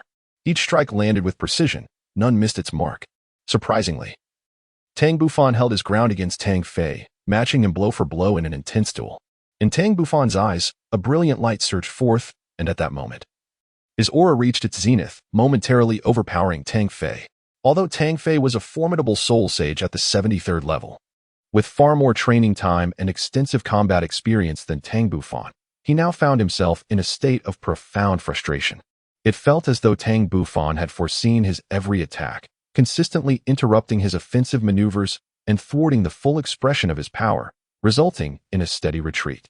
Even more infuriating was his oversight of the lightning emanating from Tang Bufan's Haotian hammer, which possessed a potent paralyzing effect. Nevertheless, with his considerable soul power at level 73, he was not significantly affected by this paralysis. However, being within the confines of Tang Bufan's innate domain imposed a natural suppression on him, and when combined with the paralyzing effects, his agility was notably hampered. As time progressed, the accumulation of electric force within him increased, further diminishing his ability to maneuver and rendering him an even less capable opponent against Tang Bufan. Outside the arena, Tang Bufan's performance utterly astonished the spectators, particularly the second-generation disciples, whose expressions transformed in shock. The Soul Emperors wore complex expressions, their faces adorned with rueful smiles as they regarded Tang Bufan, as if they had been outclassed by a mere Soul King. Meanwhile, the Soul Sages bore grave expressions, even though Tang Fei had scarcely utilized his soul techniques. The potency of his 73rd level soul power was undeniable, yet he was being thoroughly dominated by Tang Bufan, a Soul King.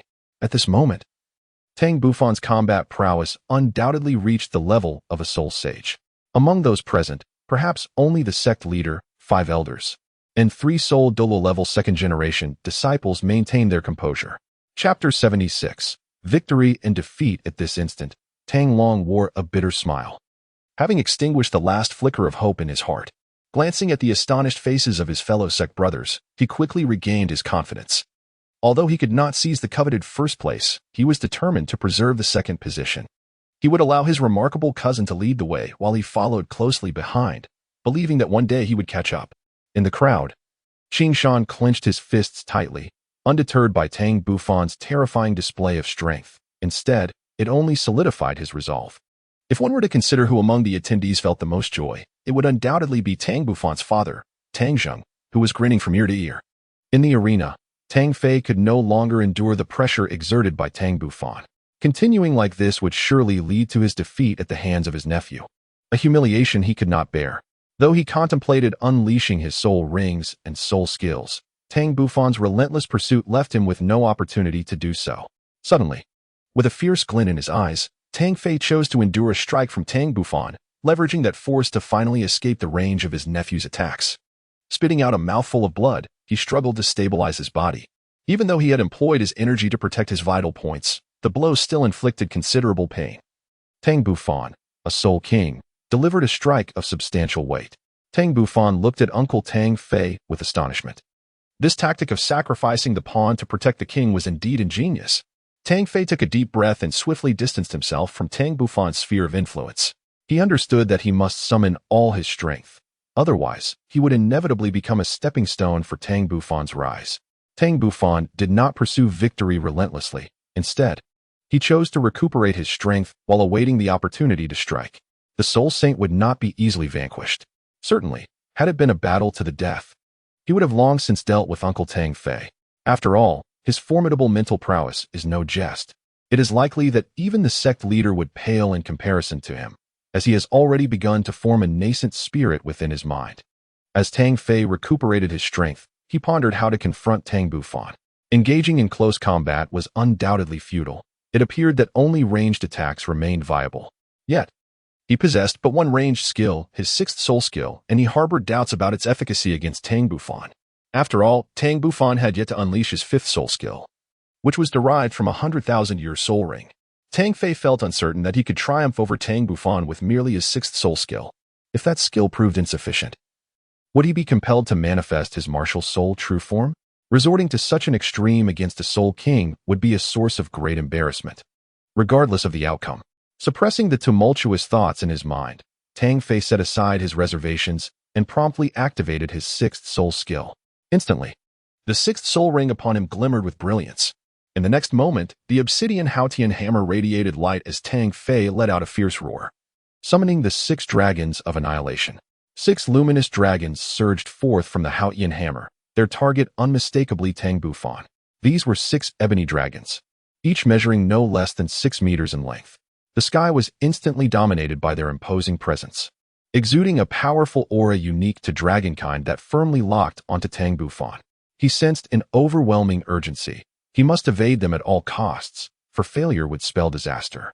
Outside the arena, Tang Xiao watched in astonishment, realizing that Tang Fei had been driven to the extent of employing his sixth soul skill, his sole means of ranged attack.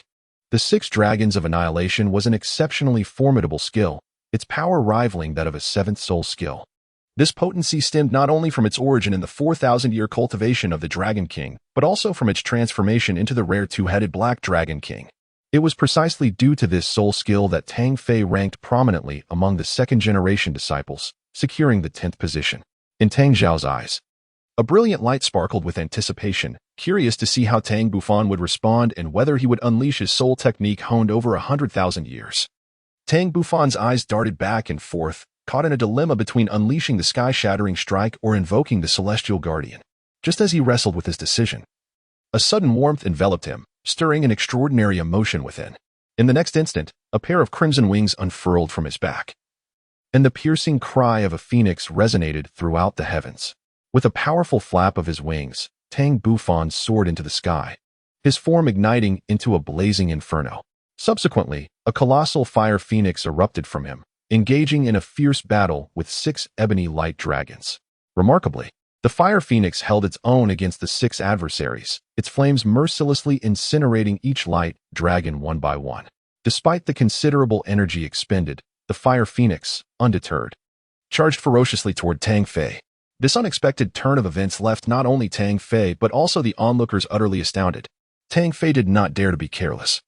He enlarged the Haotian hammer in his hand and struck fiercely, shattering the energy-formed fire phoenix. The flames immediately scattered onto the ground. Astonishingly, these flames burned a deep pit into the earth, taking a long time to extinguish.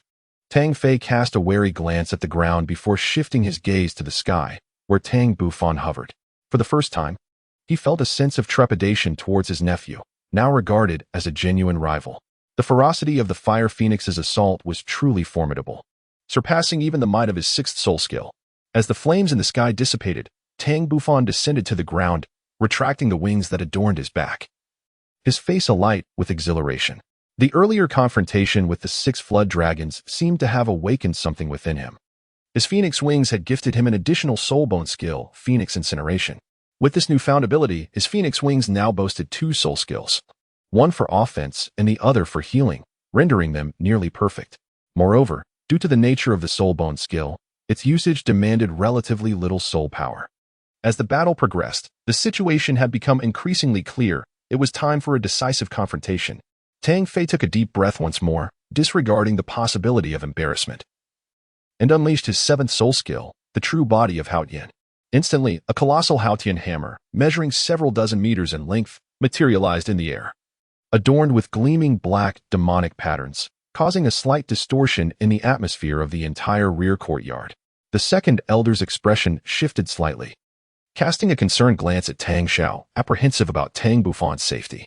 Tang Xiao remarked lightly, "There is no need for concern. This child possesses a sense of measure. Moreover, he has yet to unleash his 5th soul skill, which suggests he has great confidence in himself." Though Tang Xiao spoke those words, his entire being was already taut, his soul power operating at high speed, ever ready to strike.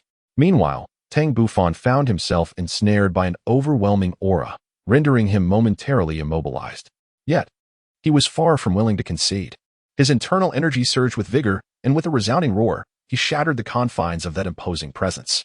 At last, the crimson soul ring adorning him shimmered to life. Tang Bufan let out a low roar, invoking the Haotian guardian. In the next moment, an energy manifestation in the form of the Haotian hammer enveloped him entirely. In the sky, Tang Fei's 7th spirit ring suddenly illuminated, and in an instant, he struck down fiercely towards Tang Bufan. A dazzling explosion of light erupted at that moment, with terrifying shockwaves surging outward in waves. This spectacle persisted for a full 50 seconds, after which Tang Fei dispelled the state of Haotian true body, his form plummeting through the air as he coughed up several mouthfuls of blood, his gaze vacant as he looked at the unscathed Tang Bufan, his lips curving into a bitter smile. Chapter 77. Tang Xiao's arrangement. On the other side, Tang Bufan was also in a precarious state. Although he had successfully defended against the assault of the Haotian true body using his 5th spirit ability, the collision of the 2 abilities had left a notable impact on him, and his spirit power was nearly depleted. 10 seconds later, the Haotian guardian automatically dissipated, and Tang Bufan withdrew his martial soul, recognizing that there was no longer a necessity for combat, as Tang Fei had not only sustained injuries, but had also exhausted his spirit power. Taking a deep breath, Tang Bufan stepped forward to assist Tang Fei. "Uncle Tang Fei, my apologies for the offense just now." Tang Fei was momentarily taken aback, then burst into hearty laughter, gently patting Tang Bufan on the shoulder. "Well done, young lad. You've performed admirably. Your uncle concedes defeat.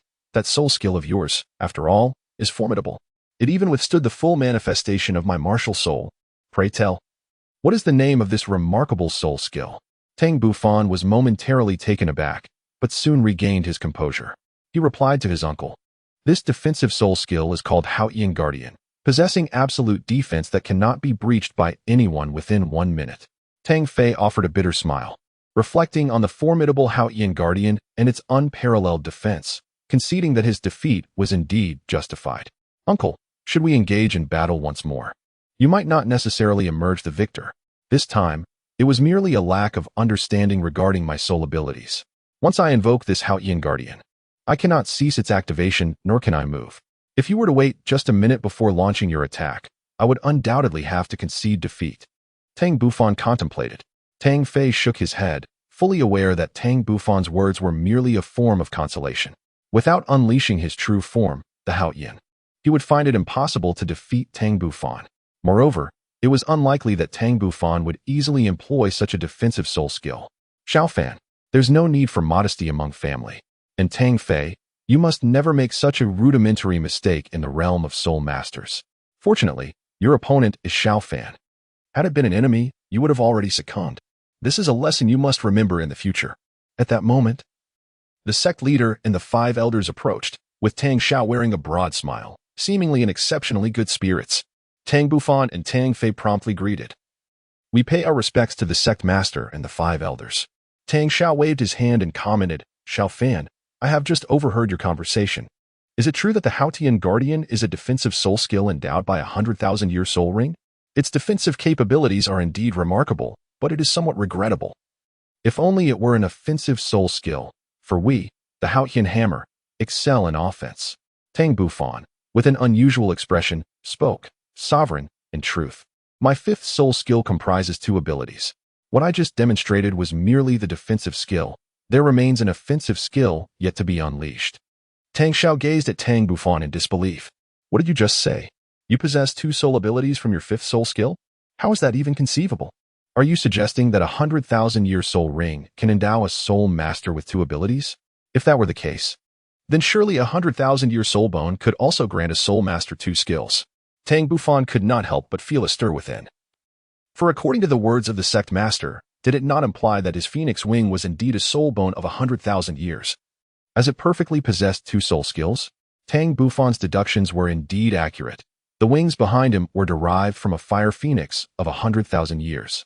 The scene he initially witnessed was the fire phoenix undergoing tribulation. Upon reaching the 100,000-year mark, a soul beast, if it does not transform, can only survive for a millennium. Beyond this time frame, a great calamity befalls it. Should it surpass its lifespan, it may extend its existence, yet failing to endure will result in utter annihilation. This particular fire phoenix did not survive its tribulation, yet this misfortune inadvertently benefited Tang Bufan. Beside him, Tang Fei appeared equally dazed. For this little fellow possessed a soul skill of 100,000 years, and furthermore, it was an offensive soul skill. One need not ponder the terrifying nature of such an attack, especially considering how formidable even the defensive soul skills were. In response to the astonished gazes surrounding him, Tang Bufan earnestly elucidated, respected sect leader and esteemed elders, my offensive soul skill is named Skyward Strike. Regrettably, my soul energy is severely depleted at present, rendering me unable to demonstrate its might. Otherwise, you could assess its power yourselves. Soon, Tang Xiao and the others regained their composure, their eyes glimmering with warmth. No worries. We trust you. Now, please return and rest. Tang Bufan was indeed weary and hurriedly took his leave from the sect leader. Half an hour later, in Tang Xiao's study, all 5 elders were present. Although Tang Fei's performance in today's battle against Xiao Fan was less than stellar, it was sufficient to demonstrate that his strength had reached the Soul Sage level. In both offense and defense, he had entered this realm, and considering his ability to fly, he could likely evade even the most formidable Soul Douluo outside. The second elder's gaze subtly shifted as he ventured. Does the sect leader intend to send Xiao Fan out to experience the continent? Might this not be overly perilous and perhaps a tad premature? Especially since he is not yet 12 years old? The other 4 elders gazed at Tang Xiao, their expressions reflecting astonishment. Tang Xiao fell silent for a moment before slowly speaking. Second uncle, you have all witnessed Xiao Fan's prowess.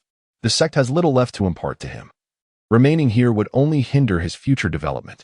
Moreover, he has the trial of the Thunder God awaiting his completion. What arrangements does the sect leader have for him? When does he plan to send him out to experience the mainland? The 4th elder inquired in a deep voice. Tang Xiao smiled faintly. I intend to send him to the city of slaughter to attain the realm of the god of killing, and then. The realm of the god of killing. Might that be a tad premature? He is yet to turn 12. The 7th elder furrowed his brow, interrupting Tang Xiao. Even that prodigy, Tang Hao, only achieved the realm of the god of killing at the age of 28. However, considering strength, the current Tang Bufan is not inferior to Tang Hao. Upon reflection, it seems plausible for him to journey to the city of slaughter. Indeed, the city of slaughter. It is a place where he can further enhance his prowess, Tang Xiao affirmed. The several elders pondered deeply before ultimately acquiescing to Tang Xiao's decision. Suddenly, the second elder spoke up. Master, what were you about to say just now? Tang Xiao let out a gentle sigh. The hasty retreat of the sect had left lingering regrets regarding the 4 single attribute sections. The elders fell into a contemplative silence, acknowledging the profound grievance that Haotian Sect had caused them. After a considerable pause, the second elder spoke. Sect Master, do you intend to send Xiao Fan to probe their intentions?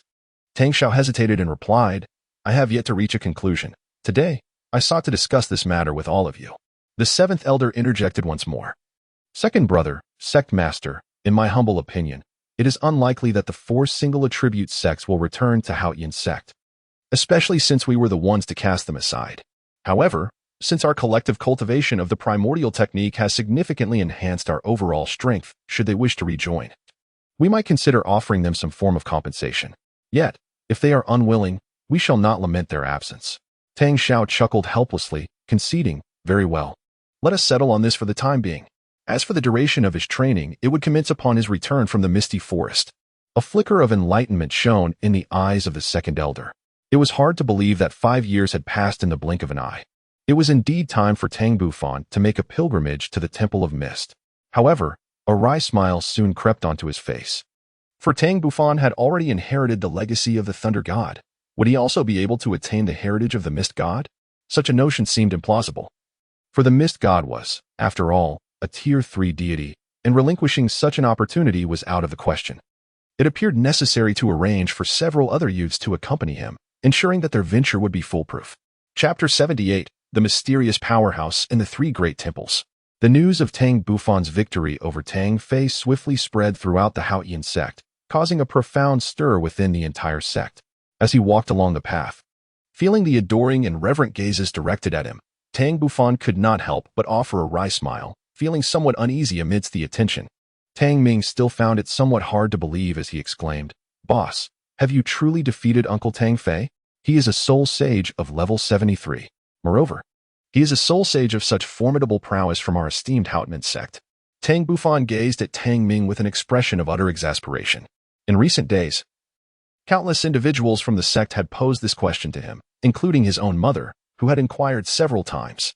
Qishan cast a sidelong glance at Tang Ming, questioning whether he doubted him or Tang Bufan, for this was a sight he had witnessed firsthand. There was not a shred of falsehood in his account.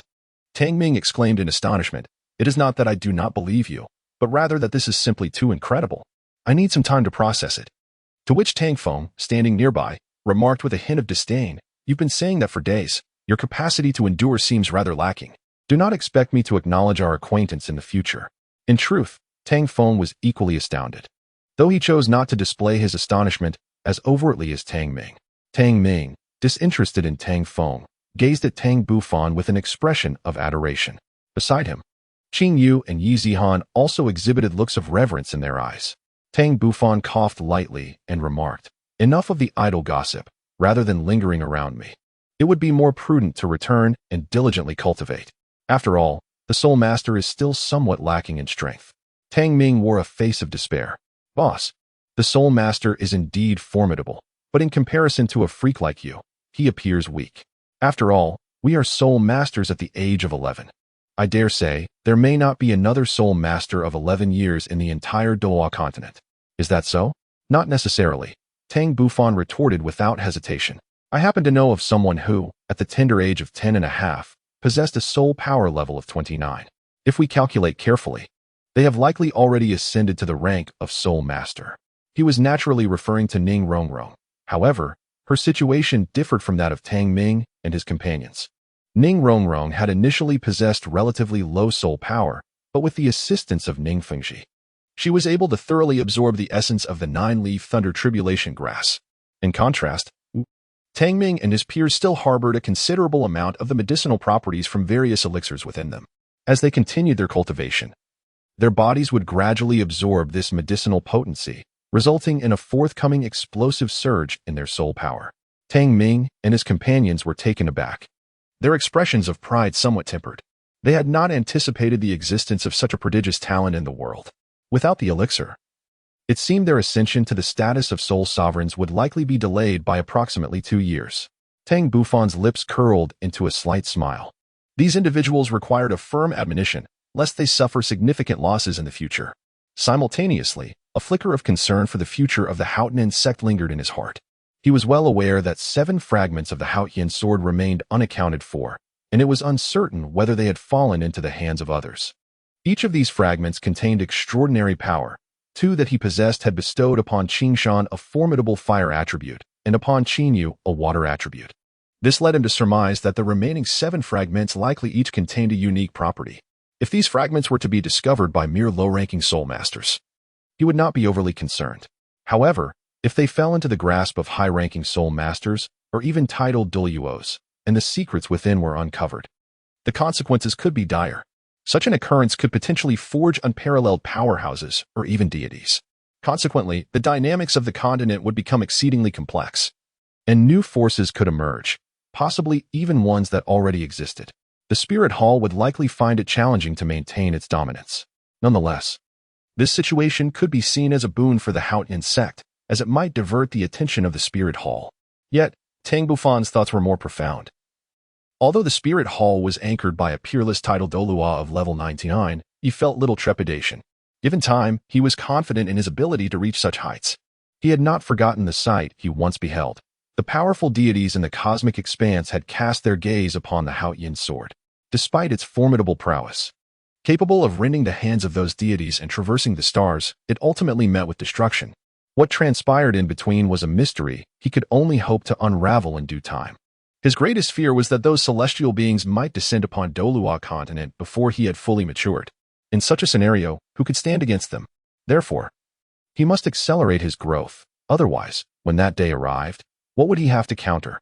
His decision to cultivate Tang Ming and the others stemmed from this very consideration. Their innate talents were commendable, and with his guidance, they could ascend to the pinnacle of the continent. He harbored the hope that once they had matured, they would aid him, for his future adversaries were likely to be gods transcending mortality. As Tang Bufan was lost in contemplation, Tang Ming and the others had already regained their composure. Boss, even so, after consuming the celestial fruit, we will not fall short against them. Besides, we have you. An 11-year-old Soulmaster is but a child compared to you. Even an 11-year-old soul sovereign pales in your presence. Surely, you would not let another's aspirations diminish your own prestige. Tang Bufan awoke from his contemplation, a smile gracing his lips. Let us return to our cultivation. With that, he departed, leaving the onlookers in a state of bewilderment. After a prolonged silence, Qingyu remarked with an unusual expression. Do you not feel that Brother Tang's demeanor was somewhat peculiar just now? The others were taken aback, and upon reflection, they indeed sensed an oddity. Yet they could not fathom what had transpired. Ultimately, they each took their leave. In the Seven Treasures Glazed Tile School, within the Glazed Treasure Land, Ning Rongrong was deeply engrossed in meditation, her body emanating a faint 9-colored radiance, exuding an aura of the divine. Not far away, Ning Fingxi, Sword Douluo, and Bone Douluo wore expressions of satisfaction. Rongrong has grown, Fengji mused, yet it pains our hearts to see her thus. It is all that scoundrel Tang Bufan's fault. He has provoked her to such a state. When next I encounter him, I shall certainly give him a proper lesson. Ning Fingji chuckled wryly, Swordmaster. You are being somewhat unreasonable, are you not? At that moment, a disciple clad in white burst into the glazed treasure land, presenting a confidential letter. Upon seeing this missive, Ning Fingji's expression shifted dramatically. Such a letter was only utilized in the event of extraordinarily significant matters. He hastily opened the envelope and began to read its contents with utmost seriousness. After a lengthy silence, he let out a soft sigh. The Earth God Temple, the Death God Temple, the Dark God Temple. In the vastness of the universe, shrouded in enigma, no one could ascertain the number of life-bearing planets, the civilizations that had emerged, or the divine realms that had been birthed. On this day, within the starry expanse, a stream of light enveloping a shadowy figure advanced towards a specific destination. Concurrently, in two other directions, two additional streams of light traversed the cosmos. One of these figures radiated brilliance, seated upon the back of a 5-colored divine ox, a creature so formidable that it could navigate the cosmos with ease. The other stream of light took the form of a sleek silver vessel, shimmering in the vastness of space at an astonishing speed. Should one gaze down upon the entire starry sky, they would observe that the paths of these three figures were remarkably aligned, all converging towards the star domain where Douluo Continent resides.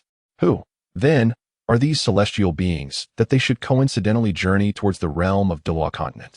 Chapter 79. A reunion with Shao Qi. The days of cultivation passed in tranquility and monotony, and in the blink of an eye, more than 6 months had elapsed. Tang Bufan gazed at the few individuals sprawled on the ground, gasping for breath, and sheathed the Haotian hammer in his grasp. Enough of the charade, you lot. My strikes are measured. I hardly employed any soul techniques.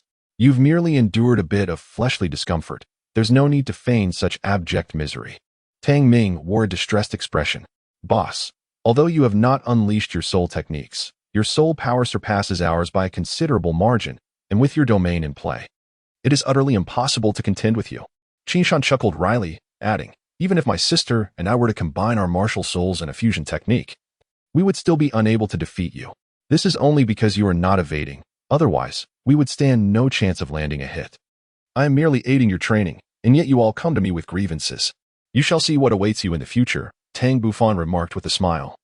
Observing the exhausted faces of the five. Over the past 6 months, he had diligently practiced alongside them, offering guidance while also fostering their teamwork. Among the five, Tang Ming, Tang Feng, Qing Shan, and Qing Shan's sister, Qing Shui, were all attack-oriented soul masters, while Zihan stood as the sole support soul master. In the face of formidable foes, his proposed battle strategy involved Tang Ming and Tang Feng taking the lead to draw the enemy's attention, while the Qing Shan siblings prepared their martial soul fusion technique in the middle, with Zihan as a support soul master, maneuvering to provide them with assistance. Of course, this formation was reserved for encounters with strong adversaries. Typically, their opponents did not warrant the Qing Shan siblings' combined martial soul fusion technique. The individual combat prowess of the four had already become quite impressive, particularly Qing Shan, who, as a soul master of the soul rank, was capable of standing on his own. Adding him to this team would render it even more formidable, as he could both control the battlefield and launch powerful assaults. However, if he himself was unable to vanquish the enemy, then the addition of Tang Feng and the others would be of little consequence. Through these months of camaraderie, the bond between Tang Bufan and Qing Shan had significantly deepened, a stark contrast to their previous interactions. The diligent training over these few months had not only familiarized everyone with their respective soul techniques, but had also led to a rapid enhancement of their abilities. Tang Ming, Qing Yu, and Zihan all ascended by 2 levels, reaching level 34, while Tang Feng astonishingly achieved level 35. Meanwhile, Qing Shan progressed from level 41 to 33, and Tang Bufan himself attained level 58.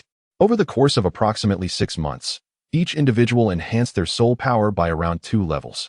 At that moment, the second elder approached and said, "Xiao Fan, come with me. I have matters to discuss with you." Tang Bufan responded softly and then followed the second elder out. After a while, in Tang Zhao's study, Tang Bufan appeared somewhat astonished, as he did not expect the other 4 elders to be present as well. "Master, may I inquire what instructions you have for me?" Tang Xiao remarked lightly. "You have already celebrated your 12th birthday, have you not?" 2 months had passed since the occasion. Although Tang Bufan felt somewhat perplexed, he answered truthfully. "The 5-year pact has come to fruition. When do you intend to venture into the misty forest?" "In 3 days," he replied. Tang Zhao's expression grew solemn.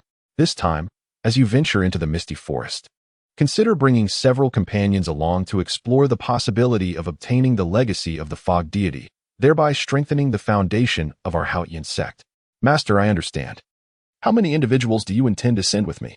Tang Bufan was momentarily taken aback, realizing that the sect master had summoned him for the sake of the fog deity's inheritance.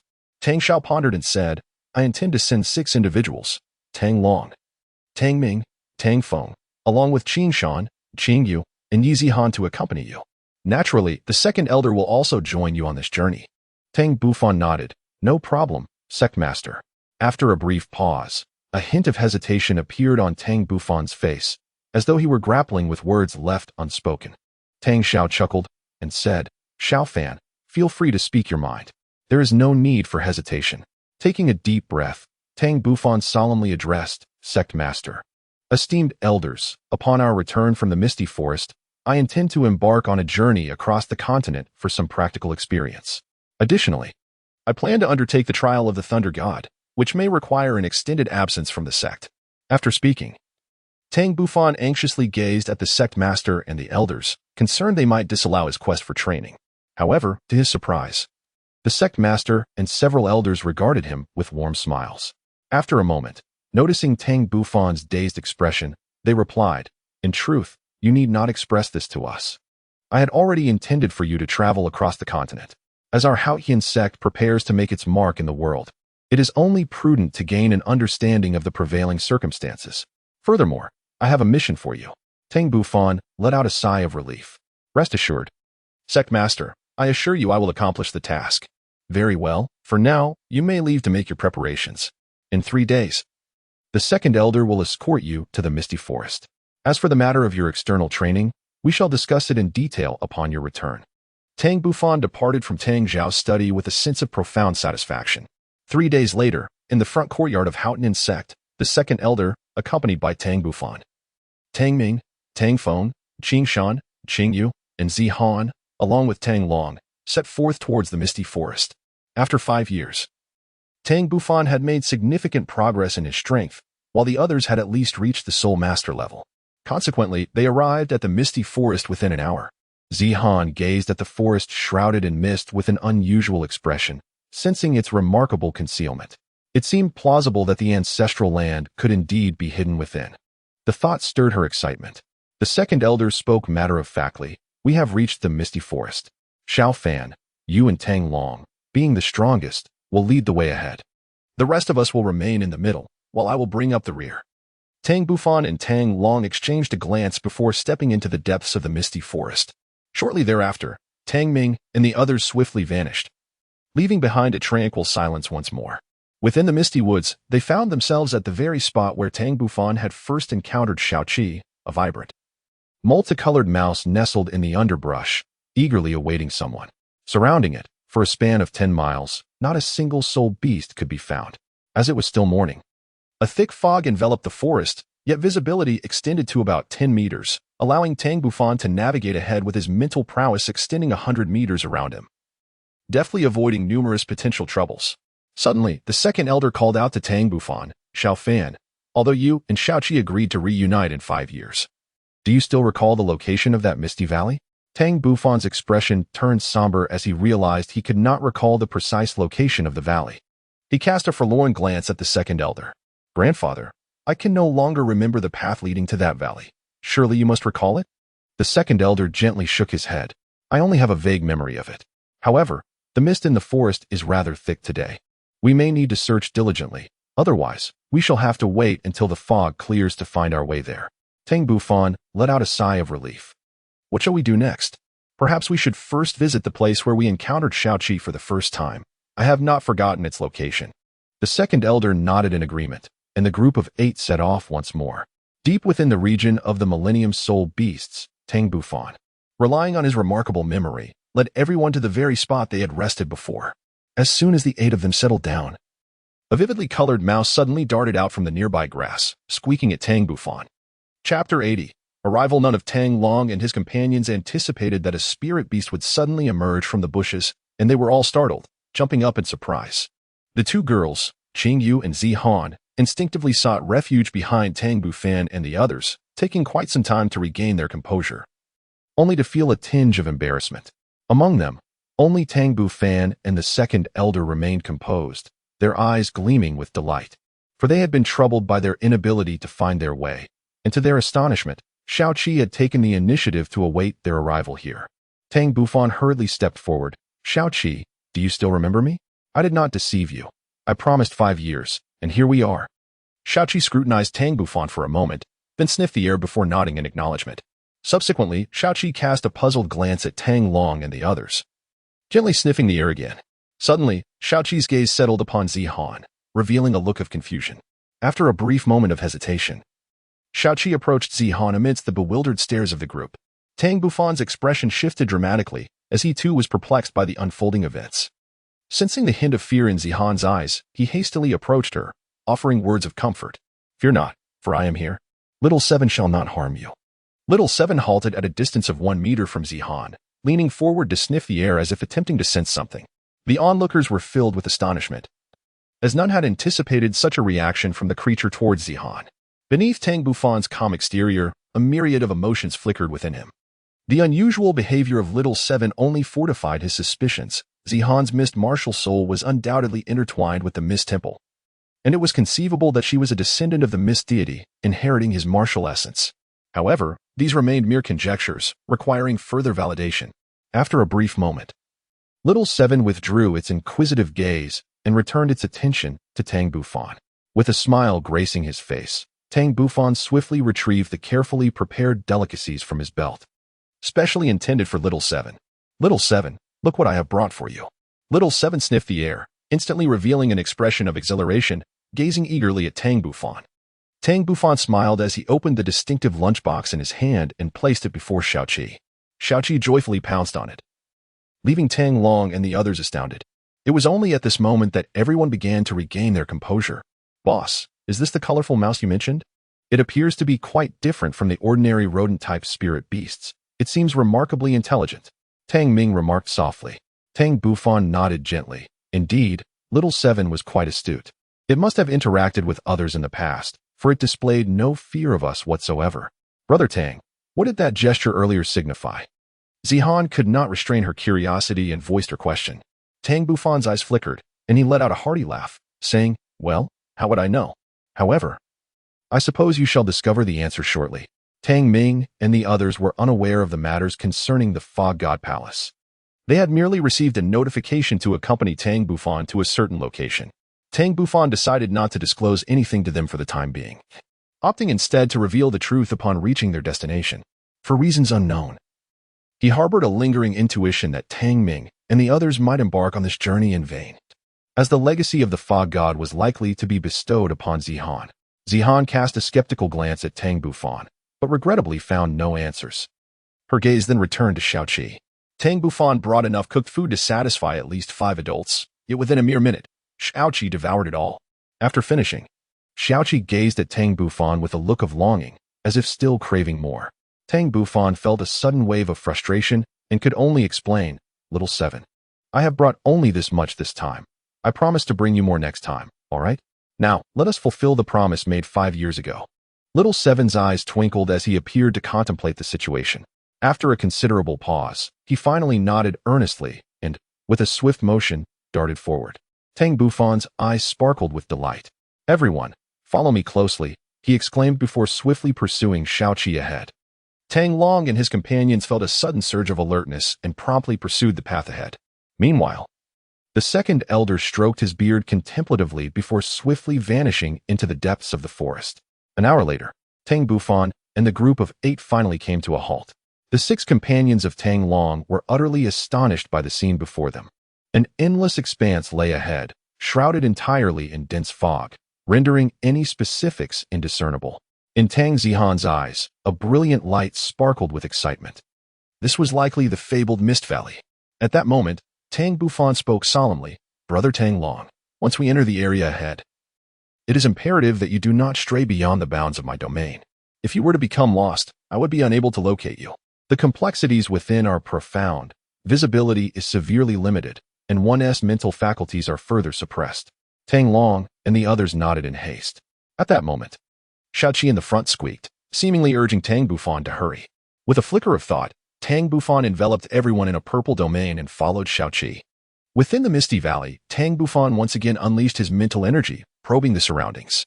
This time, the dense fog still suppressed his mental prowess, however. He was no longer the same as before. 5 years had greatly enhanced his strength, although his mental energy remained constrained. He could now detect an area spanning 20 meters around him. For the first time, he discerned the true visage concealed beneath the thick mist. The place they entered resembled a narrow valley entrance, where an unknown variety of small white grass grew, astonishingly emitting a white mist, a phenomenon both enchanting and mysterious. Tang Bufan's domain maintained a radius of 5 meters, within which everyone was largely unaffected by the dense fog. As he journeyed onward, Tang Bufan keenly observed his surroundings, gradually acquiring a deeper understanding of the environment. He discovered towering ancient trees as well as long-lost primordial plants, as if he had stepped into a realm of ancient, untouched landscapes. After approximately half an hour, Tang Bufan and his companions finally arrived at their destination, the site of the Mist God Sect ruins. Upon reaching this place, Tang Bufan retracted his domain. Tang Long and his companions gazed around in astonishment, their eyes finally meeting a scene that was no longer shrouded in endless white. In the distance, a sprawling complex of buildings came into view, occupying a vast expanse. The second elder approached and inquired, Xiao Fan, is this the hidden sect you spoke of? And where might the Mist Temple be? The Mist Temple lies deep within that group of structures over there, and it features a charming little lake, truly a picturesque setting. Tang Bufan replied, a hint of wistfulness in his tone. Beside him, Zihan appeared bewildered. Pondering the significance of the Mist Temple, Tang Bufan elucidated, indeed, it is the Temple of the Fog, as far as I am aware.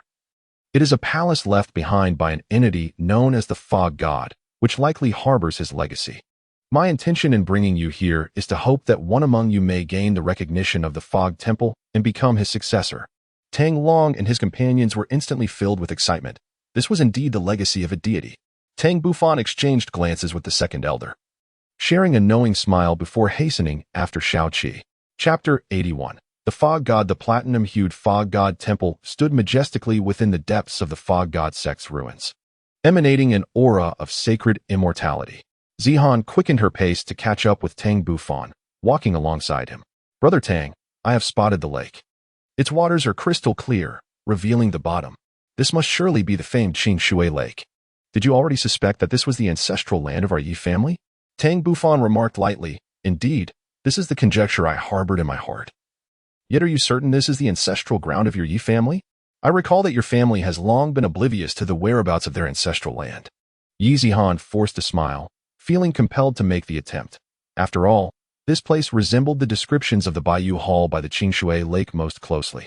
Thus, I have brought you here, though I hadn't anticipated that the sect leader had other arrangements. Nevertheless, we are all members of the Haotian Sect, and who shall inherit the legacy depends solely on your fortune. Upon finishing his words, Tang Bufan swiftly approached the Fog God Hall. At that moment, Elder Tu and the others had already been at the Fog God Hall for a while, surveying their surroundings. After some time, everyone gathered at the main entrance of the Grand Hall. Under the urging of Shao Qi, Tang Bufan summoned all his soul power and exerted forcefully with both hands towards the front. To his astonishment, the platinum-colored grand entrance remained immovable. With a roar of frustration, he activated his second soul ring, unleashing his second soul skill to augment his strength by 100%. Refusing to believe that he could not even push open a mere door.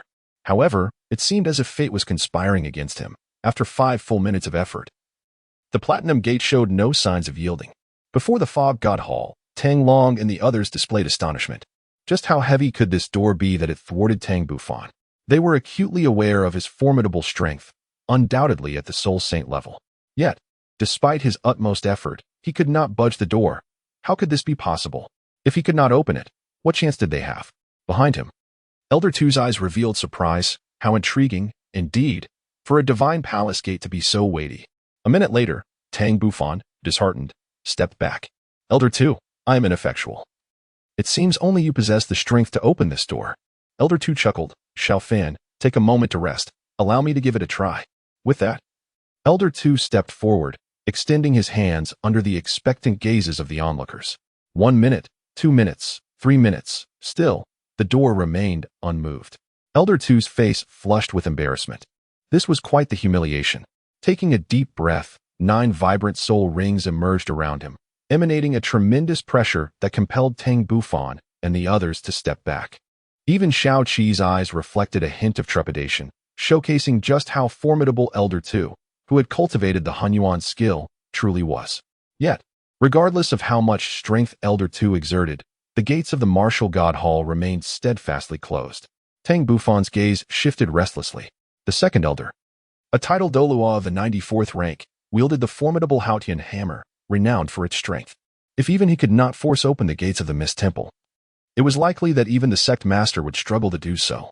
No, something must have gone awry in this scenario. Was it the approach that was flawed? Or perhaps the individual attempting the push was not the right choice?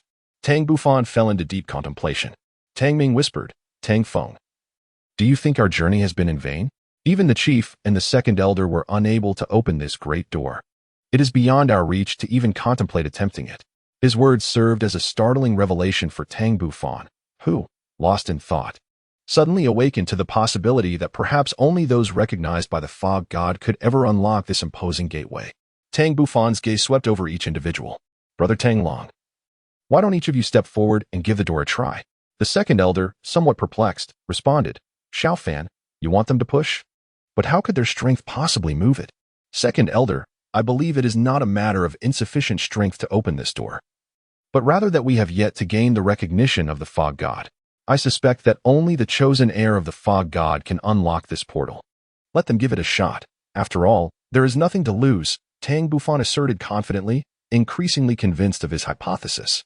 After careful consideration, the second elder ultimately acquiesced to his perspective. Subsequently, Tang Long, Tang Ming, Tang Feng, Qing Shan, and Qing Yu each took their turns, yet the door remained steadfast, unmoved by their attempts. Now, only the weakest among them, Zihan, had yet to try. In Tang Bufan's eyes, a spark of hope ignited as he regarded Zihan with utmost favor among the six. With each tentative step, Zihan approached, her heart racing with trepidation. Upon reaching the grand entrance of the hall, she summoned her mist martial soul, 3 soul rings, 2 yellow and 1 purple, rising majestically from beneath her feet. Taking a deep breath, she harnessed her primordial energy, channeling her soul power into her hands before forcefully pushing forward. To everyone's astonishment, a resounding creak echoed as the platinum door swung open. And without warning, Knight Zihan was propelled inside. By the time anyone grasped the situation, the door had inexplicably closed itself. Qing Shan and Qing Yu rushed forward, straining against the door with all their might, yet their efforts proved futile against its steadfastness. Tang Bufan spoke in a calm tone. Brother Qishan, Qinshan, and Qing Yu, there is no need for you to exert yourselves in vain. Please, sit down and rest well. Qinshan appeared somewhat anxious, pondering, but what about Zihan? Tang Bufan spoke with profound significance. Do not worry about her safety. If my conjecture is accurate, she has likely attained the recognition of the Fog God and has become his successor. Perhaps she is currently within, receiving the inheritance. Inside the Fog Temple, Zihan was meticulously examining the grand hall. This hall, shimmering in platinum, was adorned with countless ancient carvings that seemed to chronicle timeless secrets. However, Zihan's attention was captivated by a square altar at the center of the hall. Surrounding this altar was a layer of platinum light, and atop it, a swirling mass of mist continuously shifted within the luminous barrier, presenting various strange phenomena that lured Zihan closer to the altar. The barrier, seemingly formidable, failed to hinder her advance.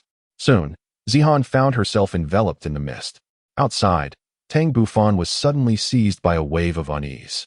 In the next moment, the Fog Temple erupted in blinding light, ascending into the sky amidst their astonished gazes, while thick fog inexplicably surged forth, swiftly engulfing the area. This was not the end. The thick mist spread outward, and within the span of an hour, it shrouded the entire misty forest. In the divine realm, deep within a fog-laden area, a mysterious man erupted into hearty laughter. It has been years since any descendant has invoked the power of the Fog God. I had nearly lost hope. Who would have thought? Humph. Everyone believes I am merely a Tier 3 deity, unaware that I have simply chosen not to reveal my true strength. Haha. Chapter 82. Inheritance. Thus, the Platinum Fog Temple floated above the dense mist. Suddenly, a plume of platinum mist descended from the heavens, enveloping the entire Fog Temple. At that moment, Tang Bufan felt a stirring in his soul, sensing something elusive. He looked up toward the void, his gaze piercing through layers of thick fog to glimpse the scene above. Amidst the platinum mist that shrouded the Fog Temple, a spectral figure of a middle-aged man faintly materialized. This figure was none other than the Fog God himself, who had descended from the divine realm. Though it was merely a projection, the Fog God's eyes showed a flicker of surprise. Someone had managed to sense his presence even within his domain. He was intrigued to discover who this individual might be. Surely, it could not be another deity. That would be too coincidental. His gaze swept through the mist, landing directly upon Tang Bufan, instantly discerning his cultivation level. Meanwhile, the thunderous mark on Tang Bufan's forehead seemed to react to some unseen stimulus, spontaneously manifesting and radiating a violet golden light.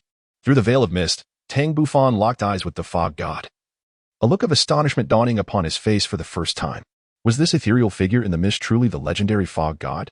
Indeed formidable.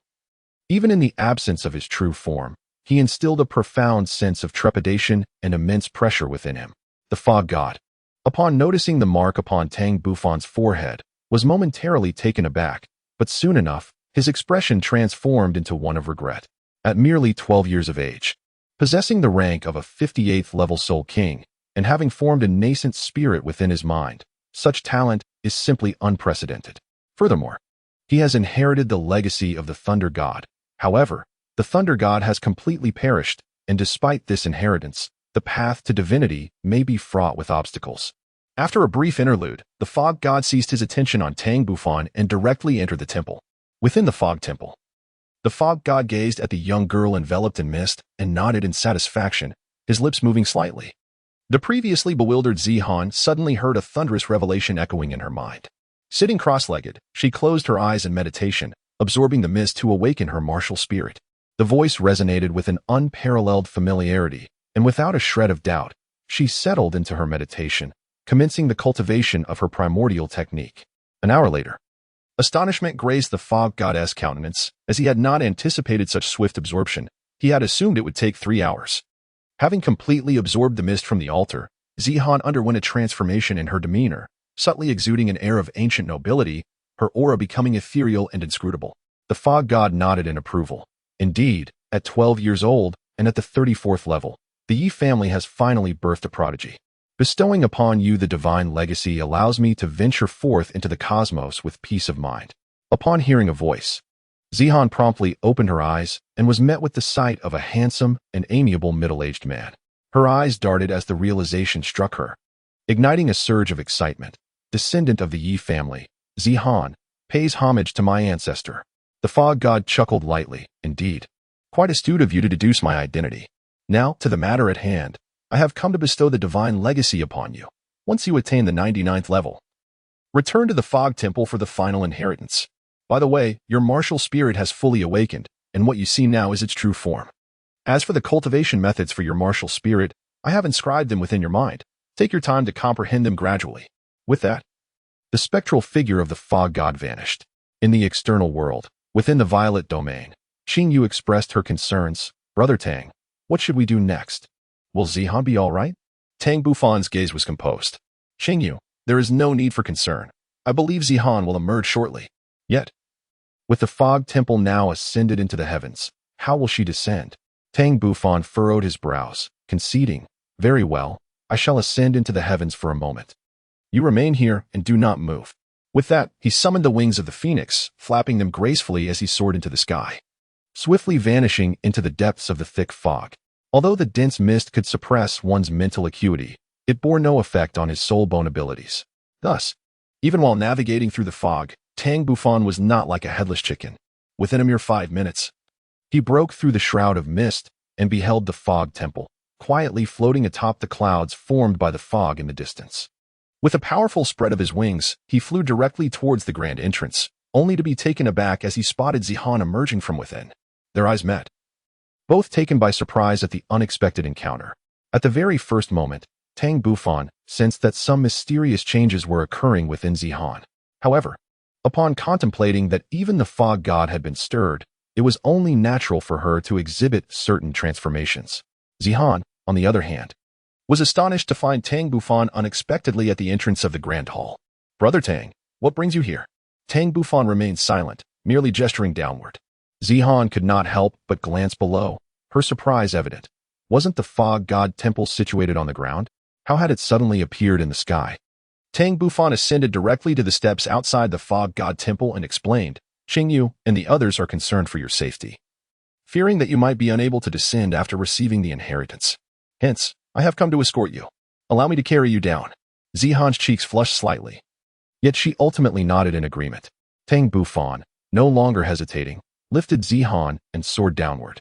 At 12 years old, Zihan had already surpassed 160 centimeters in height, yet she was not heavy.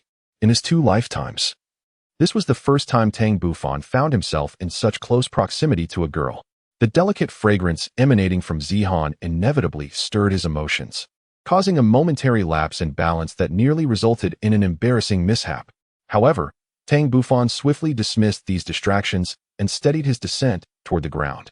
Zihan, experiencing her first intimate encounter with the opposite sex, felt a faint blush creep onto her cheeks as she gazed at Tang Bufan's handsome visage, her heart fluttering with admiration. Soon, they landed gracefully on solid ground, and a circle of violet energy blossomed around them, dissipating the thick fog that had obscured their vision, allowing everyone to regain clarity. Seeing Zihan unharmed, Xingyu and the others released their worries. At that moment, a sudden, joyful chirp broke the silence, awakening everyone. It was Xiaoqi.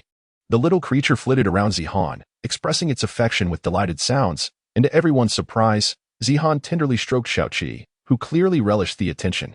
Tang Bufan's eyes reflected a contemplative expression. It appeared that Zihan had garnered significant insights from this inheritance, seemingly having learned the origins of Little Seven. In truth, it was not only Tang Bufan who sensed the peculiarity, others also regarded Zihan with curious gazes. Perceptibly aware of their scrutiny, Zihan promptly elucidated. Little Seven is an ancient extraordinary beast, the 7-colored treasure-seeking rat. endowed with an exceedingly rare treasure-seeking ability. It was once a soul beast nurtured by the great fog god. Hence it is exceptionally sensitive to my aura. The crowd accepted her explanation without doubt. At that moment, the second elder remarked, "Well, now that everyone is present and has received the fog goddess inheritance, it is time to return to the Haotian Sect." Zihan quickly interjected, "Second elder, the dense fog no longer affects me. I shall lead you all out immediately." Subsequently, under Zihan's guidance, the group bid farewell to Little Seven and departed from the misty forest. Outside the forest, the 8 members of Tang Bufan's party gazed at the woods entirely engulfed in thick mist, their expressions a blend of complexity, some disheartened, others elated. Chapter 83. News brought by Tang Yuehua upon returning to the Haotian Sect. The second elder dismissed Tang Long and the others, then led Tang Bufan and Yi Zihan towards Tang Zhao's study to report on the outcomes of their expedition in the misty forest. To their surprise, they discovered that Tang Zhao was not alone in the study. A graceful middle-aged woman was also present. Judging by their demeanor, it seemed she and the sect master were engaged in a serious discussion regarding some significant matter. It was only upon their entrance that the realization struck them. Tang Zhao looked up, a hint of surprise crossing his face. "Uncle, you have returned so soon." The second elder glanced at the middle-aged woman with some astonishment before replying. "Fortunately, we did not fail our mission. This journey was not in vain. We have obtained the inheritance of the fog god. However, it is unfortunate that one must cultivate to the 99th level to inherit the divine position of the fog god."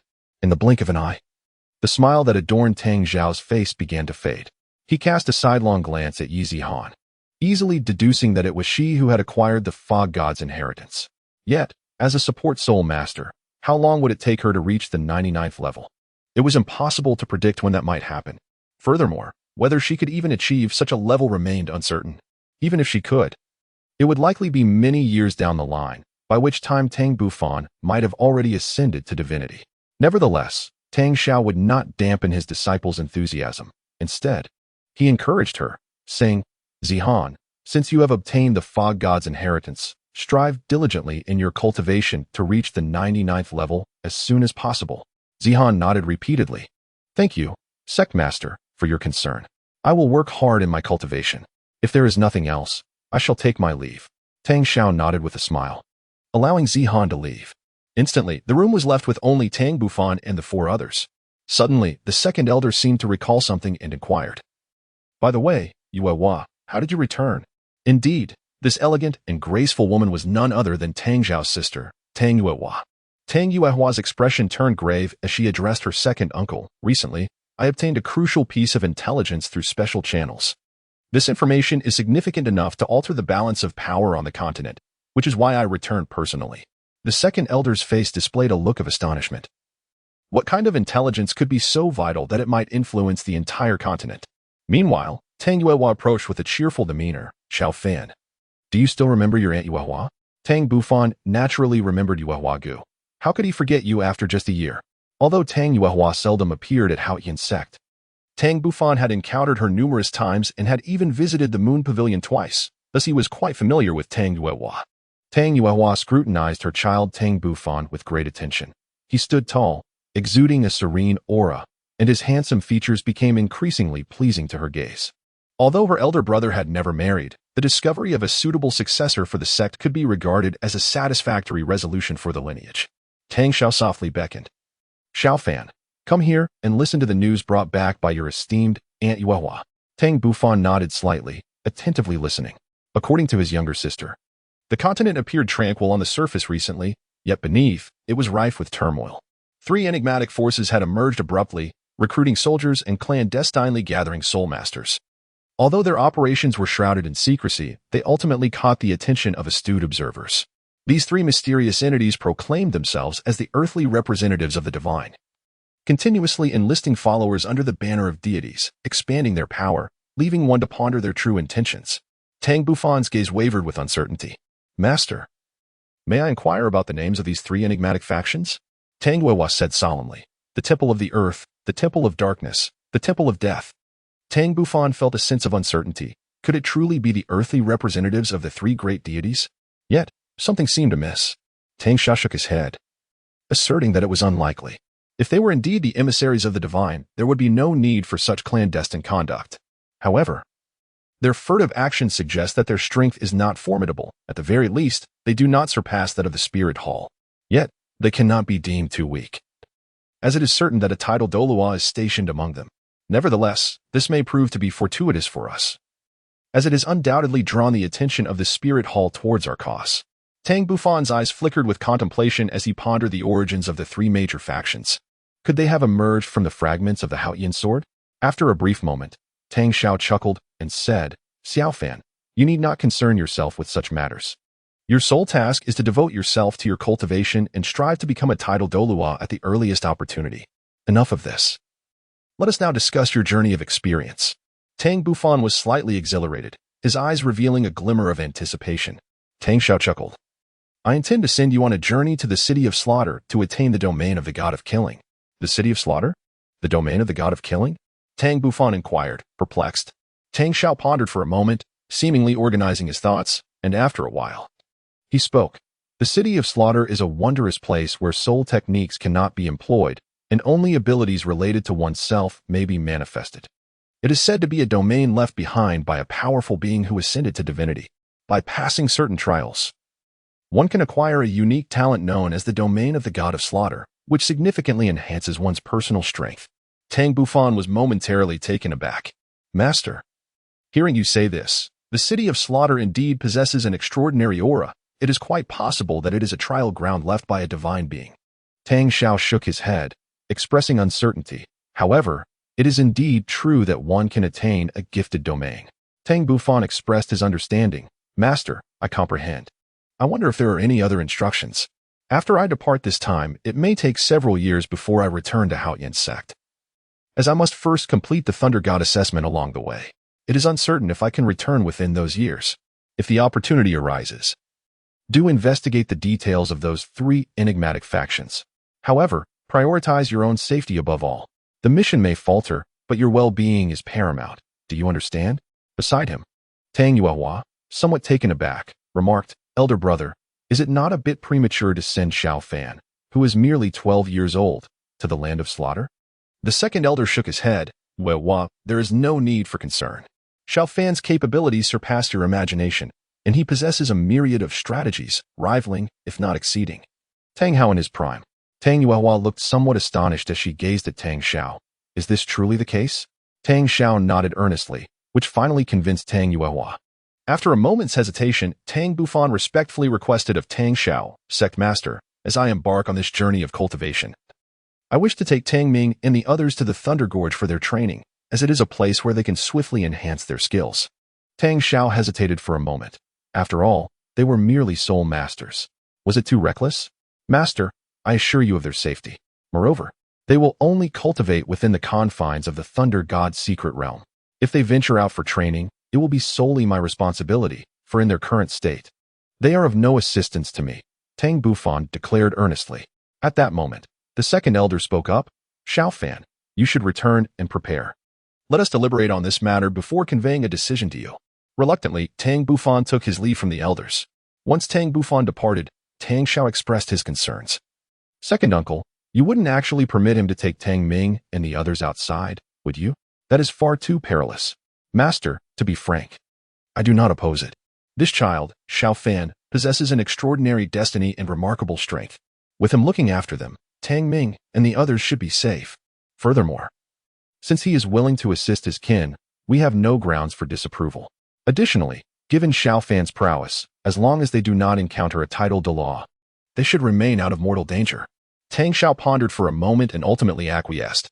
In the hall of the Pope in the Spirit City, Bibi Dong was furiously addressing the assembly of red-robed cardinals, exclaiming, Are you all utterly incompetent? Have you not yet ascertained the details of these three major powers? After a considerable time, Bibi Dong seemed fatigued and declared, Enough. You have 3 more months. If you fail to uncover any useful information, I expect your heads. Soon. The hall of the Pope returned to silence. Chapter 84. Farewell. In the following 3 days, Tang Bufan spent his time in anticipation. Aside from a few changes of clothing and a modest supply of provisions, there was little else to prepare. Should the need arise, he could procure necessities from outside. He had his own plans for this expedition. The first destination was, of course, the Thunder Canyon. However, He intended to enter through an alternative route rather than the one occupied by the Blue Lightning Tyrant Dragon Sect. Given his current strength, he should be capable of passing the first test of the Thunder God, yet he hesitated. After all, the time frame for this examination was quite lenient, and he could easily wait until he was around 20 to undergo the assessment, allowing ample time for training across the continent. Should he pass the initial test now, subsequent evaluations would require him to remain in the Thunder Canyon, and who could say how long it would take to succeed? This would hinder his ability to fulfill the mission entrusted to him by his sect leader. Furthermore, an adventurous spirit coursed through his veins. He was not one to be content with the status quo, and inwardly, he inclined towards the latter option. Sighing softly, Tang Bufan dismissed these troubling thoughts and resolved to take life one step at a time.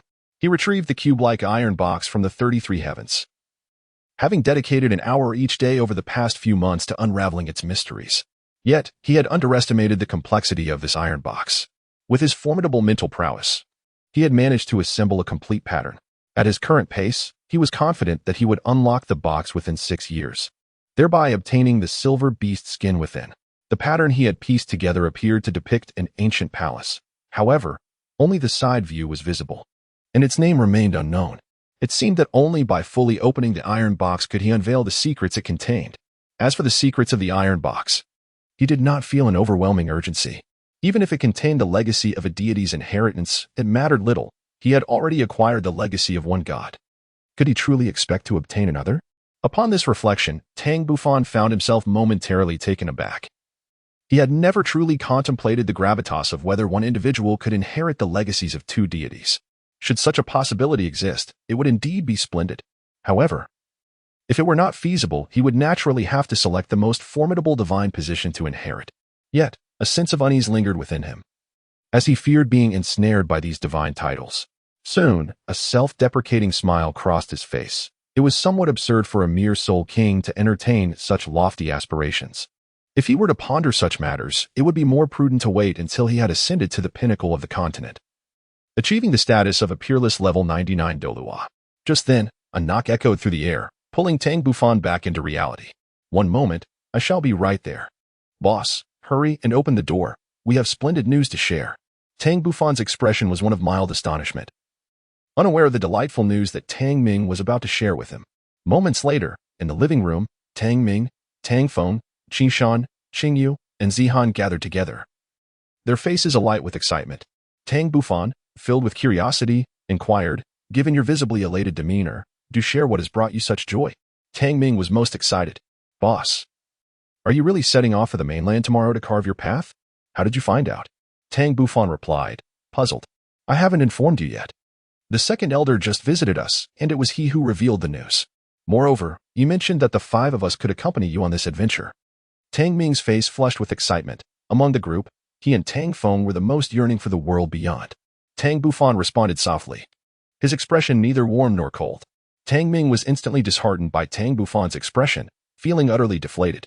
"Boss, why are you not reacting at all?" Tang Bufan cast a glance at everyone, the reason being quite simple. The fact that you were able to venture out was due to my suggestion to the sect master. At that time, he did not acquiesce, and I had assumed you would not be permitted to accompany me. To my surprise, he ultimately consented to my initial request. A few individuals understood the essence of the Tang style. It turned out to be this way. "My dear leader, regardless of the reasons behind the sect master's agreement, we can indeed accompany you to venture into the mainland." Tang Bufan gently shook his head.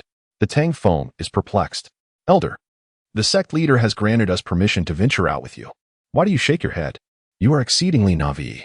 Do you truly believe that the sect leader's consent for you to descend the mountain with me signifies that you can traverse the continent alongside me?" Tang Bufan let out a soft sigh and continued to elaborate. "My journey this time is driven by a specific mission, and the sect leader's consent for you to accompany me stems from my promise to guide you to the Thunder Gorge for training, rather than allowing you to wander freely as you might envision." Tang Ming's expression immediately transformed into one of profound disappointment. "Boss, how could you treat us this way?" At that moment, Qishan, who had remained silent, spoke up. "Unfathomable. Are you suggesting that taking us to the Thunder Canyon for training could somehow expedite our cultivation?" Tang Bufan cast an appreciative glance at Qishan and remarked, "Brother Qishan, you have guessed correctly. Although you are considerably stronger than your peers, it is still insufficient for venturing into the mainland. However, Once I fulfill the tasks assigned by the sect leader and you elevate your skills to a higher level, you will be nearly ready to accompany me in exploring the mainland. Qingyu and Zihan, on the other hand, were less eager for adventures on the mainland, placing greater emphasis on enhancing their own capabilities.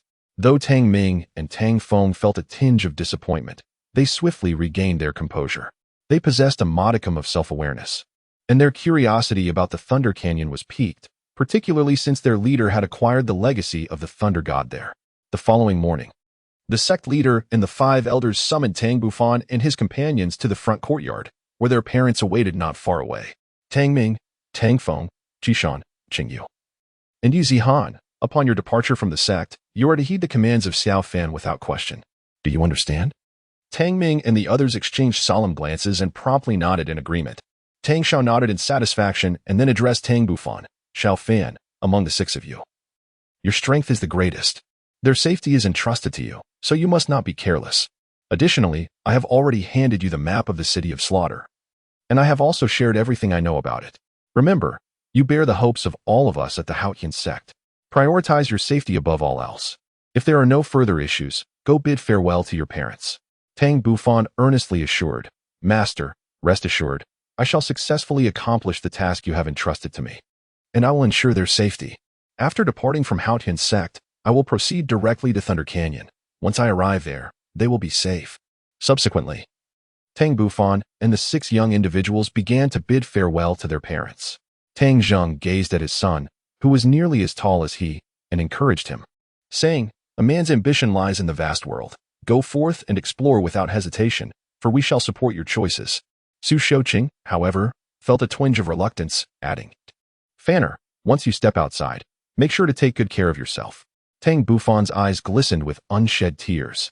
Father, mother, it may be years before I can return to see you. Please take care of yourselves.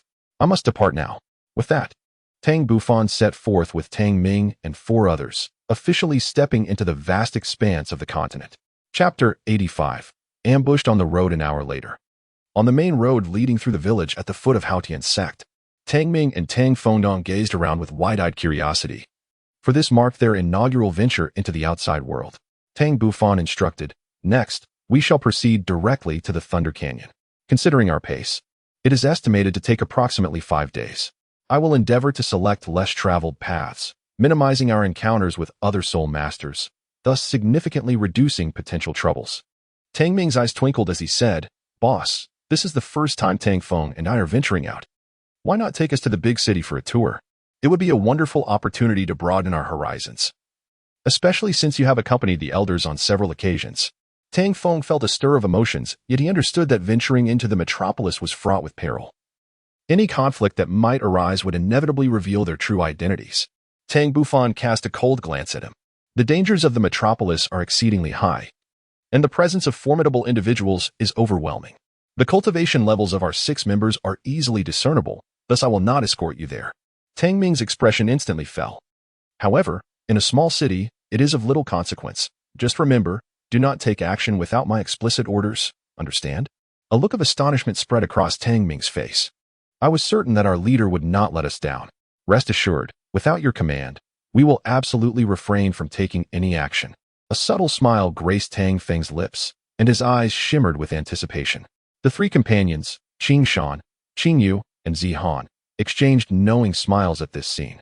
The Thunder Canyon lay nestled among the mountains, 700 miles to the west of Tiando City. A direct route through Tiando City would nearly save a day of travel. However, the city was teeming with high-ranking Soulmasters. The 6 young men were too conspicuous, which led Tang Bufan to choose a detour. 3 days later, on a forest path 50 miles west of Tiando City, Tang Bufan suddenly furrowed his brow as his spiritual sense detected the presence of a Soulmaster team. Initially intending to steer his companions away, he quickly realized that there was no suitable place to hide, and the opposing team was alarmingly close, merely dozens of meters away. Over the past 3 days, his formidable spiritual power had enabled them to evade many Soulmasters, resulting in a smooth journey. Yet, he could not maintain his spiritual release indefinitely, as it was quite exhausting, and he had not anticipated encountering a Soulmaster team so soon. With a sense of reckless hope, Tang Bufan pressed forward. Within a minute, the 6 of them came face to face with the opposing group. It was then that Tang Bufan recognized a possible oversight. This Soulmaster team was formidable. Although they numbered only 5, their aura was menacing, suggesting they specialized in hunting soul beasts. The leader, a middle-aged man with gray hair, exuded the strongest presence, likely a Soul Emperor, while the remaining 4 were considerably weaker, 2 Soul Kings and 2 Soul Ancestors. Tang Ming and Tang Feng, walking ahead, paled slightly, feeling the tension rise. Nevertheless, they adhered to Tang Bufan's instructions and refrained from casting glances at the strangers. In contrast, Qing Shan, Qing Yu, and Zihan maintained their composure, keeping their gazes fixed ahead and only stealing sidelong glances. Tang Bufan remained calm, having not even glanced at the opposition, yet his spiritual sense enveloped the surroundings, alert to any disturbances. Of course, the 6 could not evade the scrutiny of the opposing 5, who displayed expressions of astonishment, their eyes flickering with a strange light. The youthfulness of Tang Bufan's group, coupled with the absence of any elders, incited their ill intentions. Soon, Tang Bufan and his companions passed the 5 middle-aged men and continued onward. 3 minutes later, Tang Ming and Tang Feng exhaled in relief. However, at that moment, Tang Bufan's expression abruptly shifted. With a swift motion, he evaded a deadly strike as a man materialized before him, his countenance one of utter shock. Unable to comprehend why his assured attack had failed, especially against a mere teenager. The commotion drew the attention of Tang Ming and the others, who turned in astonishment. Following the failed ambush by the middle-aged man, the remaining members of the group ceased their concealment and revealed themselves. Tell me, how did you see through my invisibility soul skill? This is my 5th soul skill, and with it, I have successfully ambushed even soul emperors, regardless of your age. It is indeed expected that you should not perceive the truth. Tang Bufan coldly snorted, Gentlemen, why do you seek to take our lives? Surely, we have not wronged you. At that moment, the middle-aged man with graying hair spoke, Young lad, if you relinquish your belt to us, we shall consider this matter resolved. Tang Bufan glanced down at his belt, a look of realization dawning upon him. It seemed that the Soul Emperor had discerned that his belt was indeed a soul-guiding apparatus, thus harboring ill intentions. However, they could not fully perceive his true capabilities, and were also wary of the possibility that an elder might be concealed nearby, or perhaps even in close proximity. Hence, they sought to conclude matters swiftly. Yet unfortunately for them, they miscalculated and found themselves confronted with him. A hint of disdain flickered in Tang Bufan's eyes as he scoffed at the demand for him to surrender the soul-guiding device. Surely, you cannot still be in a slumber, dreaming in broad daylight. The gray-haired middle-aged man paused for a moment, then a look of delight illuminated his gaze. I truly did not misjudge. It is indeed a soul-guiding device. The impatient middle-aged man wielding a dagger remarked, Brother, now that we have confirmed this is a soul-guiding device, why waste words with them? Let us eliminate them swiftly, and then we can return to Tiando City to indulge in some wine. The leader, with a sinister glare fixed on Tang Bufan, declared, Young man, since you do not recognize our generosity, do not blame us for our ruthlessness. In Tang Bufan's eyes, a fierce killing intent surfaced as he instructed, Brother Qi Shan, step back and protect yourselves. With that, Tang Bufan unleashed his thunder domain, enveloping the 5 middle-aged men in an instant. The domain expanded until it covered a radius of 30 meters. Without hesitation, he summoned the Haotian hammer, revealing his true strength by employing his 4th soul skill, Gravity Hammer. Instantly, 9 colossal energy hammers, under Tang Bufan's command, hurtled towards his adversaries. The 5 middle-aged men, caught in the thunder domain, felt an immediate sense of danger, but alas, they were still ensnared. Not only were their powers suppressed, but their bodies also experienced a slight numbness, significantly slowing them down. Furthermore, Tang Bufan's configuration of 5 soul rings struck fear deep within their hearts. By the time they reacted, evading the gravity hammer was no longer an option. The devastating force instantly obliterated the 2 weakest soul masters, while the 2 soul kings sustained severe injuries, leaving only the strongest soul emperor with minor wounds. Given that their intent was to kill him, Tang Bufan saw no reason to hold back. With his martial soul fully unleashed, he advanced without restraint. In the next moment, his figure flickered rapidly within the domain, targeting the 2 severely injured soul kings. Realizing too late the peril they were in, they attempted to flee. But it was far too late. The Haotian hammer, glowing with purple light, swiftly ended their lives. The entire ordeal transpired in less than a minute, leaving only the middle-aged soul emperor, his face etched with terror. As he beheld the approaching, indifferent youth, regret washed over the middle-aged soul emperor. and a rare expression of fear crossed his features. Author's note: to all the charming young men and beautiful young women, this book is officially launched today. Although it may come as a surprise, it is indeed true. From uploading on December 16th to today, February 18th, it has been exactly 2 months. I apologize for the brief hiatus due to personal reasons. I extend my gratitude to my editor, Haian, for the strong recommendation, and to all of you for your unwavering support and generous contributions. This book may have numerous shortcomings and flaws, and I welcome your feedback. I will diligently consider every suggestion and strive to improve my writing. As for updates, due to my chronic laziness and the sudden launch, I do not have a backlog of chapters. However, rest assured, I will upload 3 chapters this afternoon, and subsequently, I will share chapters as I complete them. After a few days, I will ensure a minimum of 3 updates, aiming for 4. If unforeseen circumstances arise, there may be 2. But I will make up for it later. I hope this book will be to everyone's liking. Finally, I humbly request your subscriptions, recommendations, and monthly votes. Wishing happiness and fulfillment to each of you. Chapter 86. The Slaying of the Soul Emperor. What did he witness? 2 purple, 2 black, and 1 red soul ring. This youth astonishingly stands as a soul king. It is inconceivable. How could he possibly be of such a caliber at his tender age? Judging by his appearance, he could scarcely be older than 18, perhaps even a mere 15 or 16. Yet, how could his first soul ring be a purple 1,000-year soul ring? And what of that red soul ring? Could it be the fabled 100,000-year soul ring? A boon only attainable by a formidable soul Douluo upon ascending to the rank of title Douluo? How could a mere soul king possibly absorb such a profound soul ring unscathed? This reality utterly subverted his previous understanding. Moreover, his martial spirit bore a striking resemblance to the Haotian hammer. Yet, the Haotian hammer is unmistakably black, devoid of any thunderous power. Could it be a mutated version of the Haotian hammer? Each of these inquiries swirled in his mind, perplexing and confounding. Regrettably, no one would provide clarity, and just then, Tang Bufan surged forward once more. He had no choice but to unleash his martial spirit, the Earth Bear.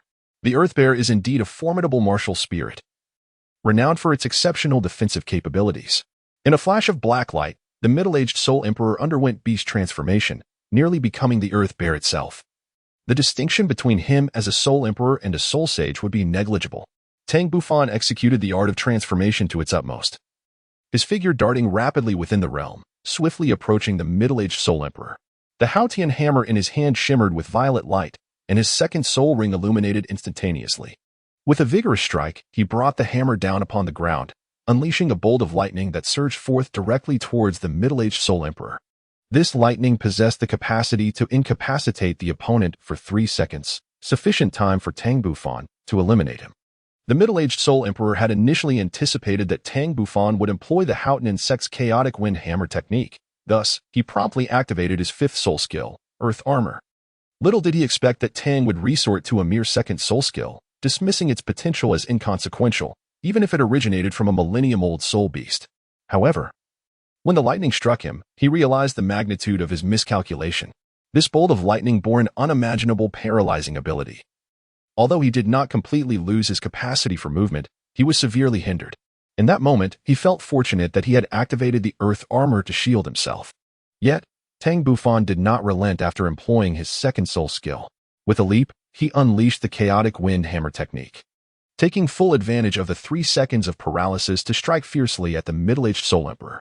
The violet glimmering Haotian hammer collided with the black armor, the overwhelming force propelling the middle-aged Soul Emperor away, causing him to crash to the ground. The tremendous impact reverberated through the black armor, forcing blood from his mouth.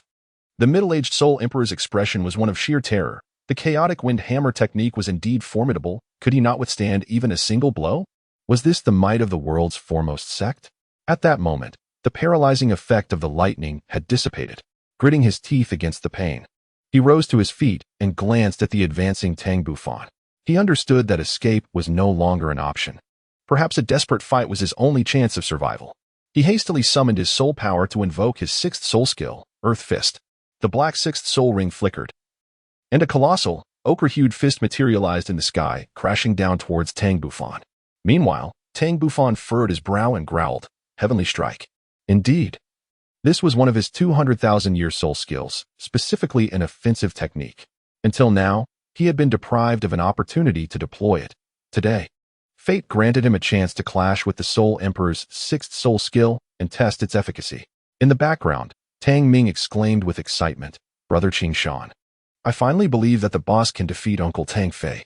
Qingshan shot him an incredulous glance, realizing that he had never truly believed in his words. Tang Ming burst into laughter. "Brother Qingshan, it's not that I doubt you. It's just too astonishing. Some things must be witnessed to be believed, don't you agree?" "All right. Tang Ming, look. Boss's fifth soul ring has lit up. It seems he is about to unleash his fifth soul skill. I've heard that he possesses two soul skills of 100,000 years, one for offense and one for defense.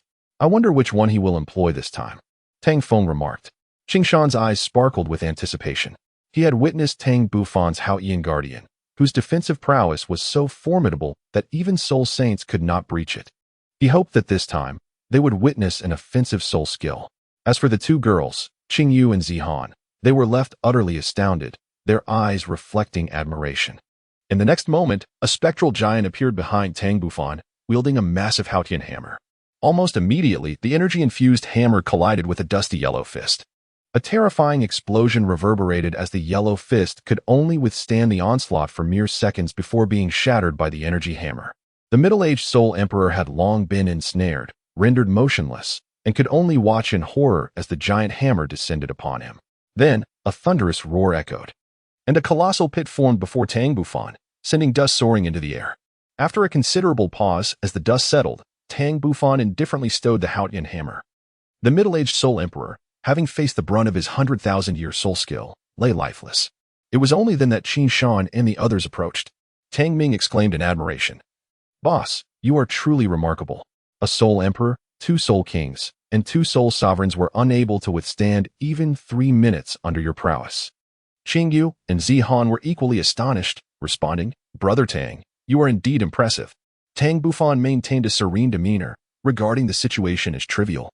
It was merely a matter of taking the initiative, compounded by the fact that they were subdued by my domain. And my formidable strength along with the configuration of my soul rings instilled a sense of dread within them. It was the amalgamation of these factors that enabled me to swiftly eliminate them.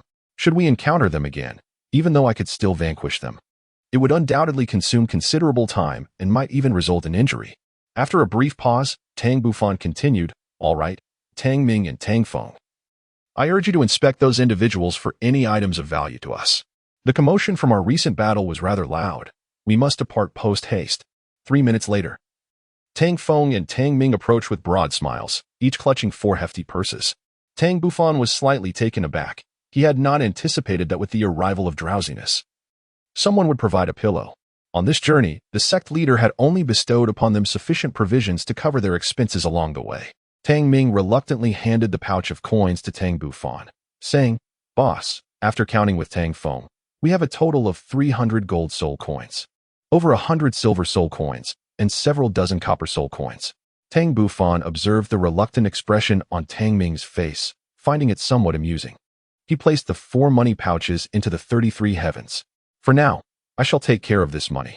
Once we reach Xiaking, I will ensure you all have a delightful time there." "Xiaking?" Qingshan inquired with curiosity. Tang Bufan elucidated, "Indeed, it is the city of Xiaking. This is the final city we shall traverse, and I intend to pause here for 2 days, allowing Tang Ming to broaden his horizons."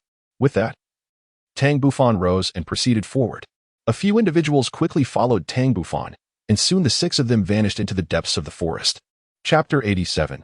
The City of Xia. The third fragment Xia City is a medium-sized metropolis, a fact evidenced by the establishment of a Soulmaster subtemple by the Spirit Hall. However, despite its classification as a medium-sized city, its vibrancy and prosperity rival those of larger urban centers.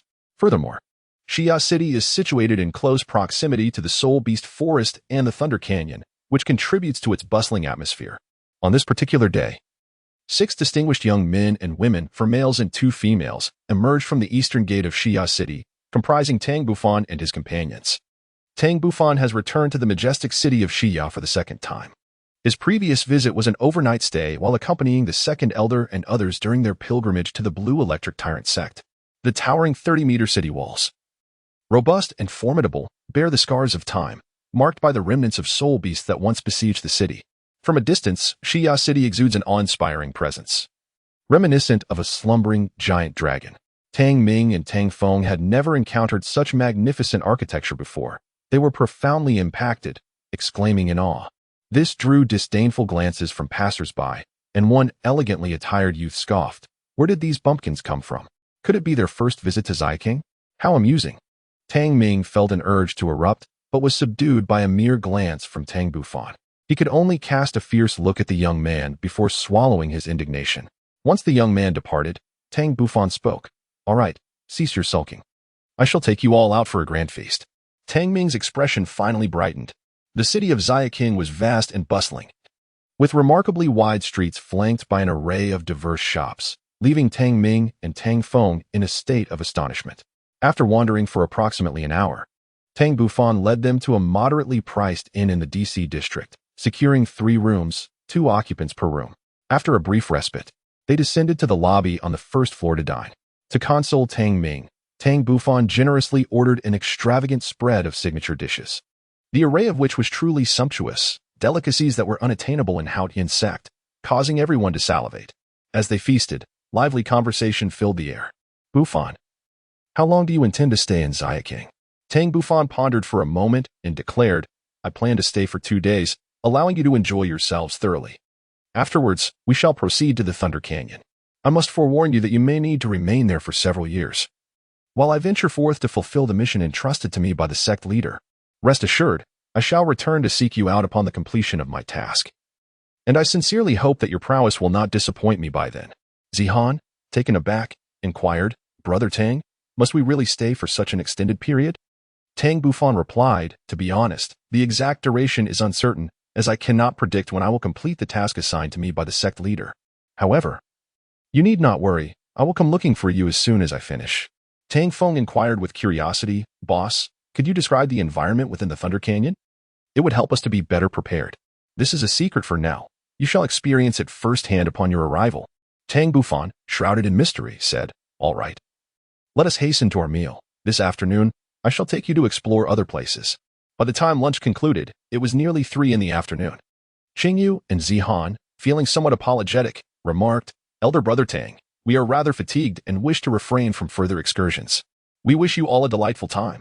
Tang Bufan was momentarily taken aback, but after a moment's reflection, he realized the truth in it.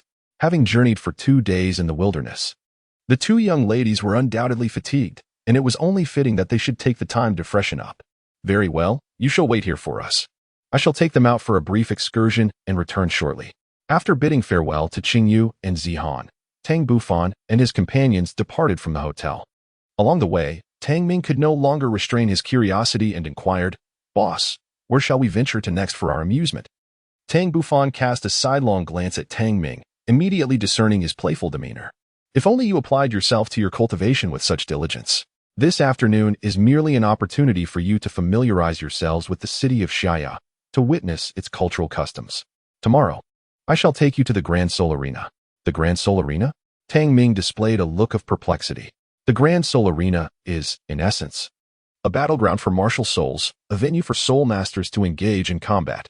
It was established through the collaboration of the 7 most esteemed Soulmaster families across the continent, operating independently from the 2 great empires or the Spirit Hall, thus positioning itself as a third-party entity of immense wealth and influence. Soulmasters who achieve fame within the Grand Soul Arena become luminaries throughout the nation, reaping substantial rewards and unparalleled renown. Furthermore, the Grand Soul Arena is characterized by its relative fairness. Within its confines, one need not fear retribution, even for the slaying of a scion from a prominent family. Such is the essence of its equity. Tang Bufan elucidated that, of course, all of this information was imparted to him by the elders. Thus, whether it be the Heaven Do Empire or the Star Luo Empire, there exists a prevailing belief that the Soul Arena determines the rise and fall of a nation. Originally, only cities of the main city tier were permitted to possess a Grand Soul Arena. However, the city of Xia stands as an exception. Despite its size being inferior to that of a main city, its vibrancy is by no means lacking. The 7 great families recognized its potential, which led to the construction of a Grand Soul Arena here, albeit on a scale considerably smaller than those found in the main cities. Tang Feng hesitated slightly. Boss, are we able to participate in the Grand Soul Arena's duel? What do you think? Tang Bufan retorted. The elegance of Tang poetry has faded, and it cannot be restored. Tang Bufan chuckled lightly. Since you are aware, that is good. Although we cannot personally participate in the duel, we can observe it. Moreover, Brother Qingshan is able to partake in the grand battle at the Soul Arena. A glimmer of brilliance sparked in Qingshan's eyes. Is it truly permissible for me to engage in the Grand Soul Arena duel? Indeed, Tang Bufan replied. You are unlike us, even if your martial soul is revealed. It poses no issue. However, to participate in the duels there, one must disguise themselves, lest they attract undue attention. Tang Bufan nodded in agreement. Tonight, I shall assist you in your disguise, making you appear somewhat older, thus avoiding excessive scrutiny. Now, let us proceed as we converse. Subsequently, the four of them commenced their leisurely stroll through the city of Haian. They traversed from the east city to the south city, then from the south city to the west city, and finally from the west city to the north city, before returning to the east city. Unbeknownst to them, night had already fallen, and the brilliant lights illuminated various parts of the city. Numerous vendors began to peddle snacks and an array of toys at their usual spots, infusing the city with a vivacious atmosphere. The Dual Soul Street, a domain designated for Soulmasters, showcased an assortment of items pertinent to them. One could discover various specialized garments, poisons, weapons, and even rare soul-guiding devices, among a plethora of eccentric trinkets. With a stroke of good fortune, anything was within reach. At this moment, a lean middle-aged vendor, his face marred by scars, caught the interest of Tang Bufan and his companions as they browsed his wares. Suddenly, Tang Bufan's pupils constricted slightly as a fragment of a weapon caught his eye. It was a silver, irregular crystal fragment, approximately 10 centimeters in length and 3 centimeters in width, unmistakably one of the shards from the Haotian sword, identical in form to the 2 fragments he carried on his belt, albeit differing in color. Chapter 88. The Grand Soul Arena of Haian City. Tang Bufan suppressed the excitement within, casually selecting a belt beside the silver fragments. Sir, may I inquire about the price of this belt? The slender middle-aged shopkeeper was momentarily taken aback, remarking, Young master, you possess a keen eye.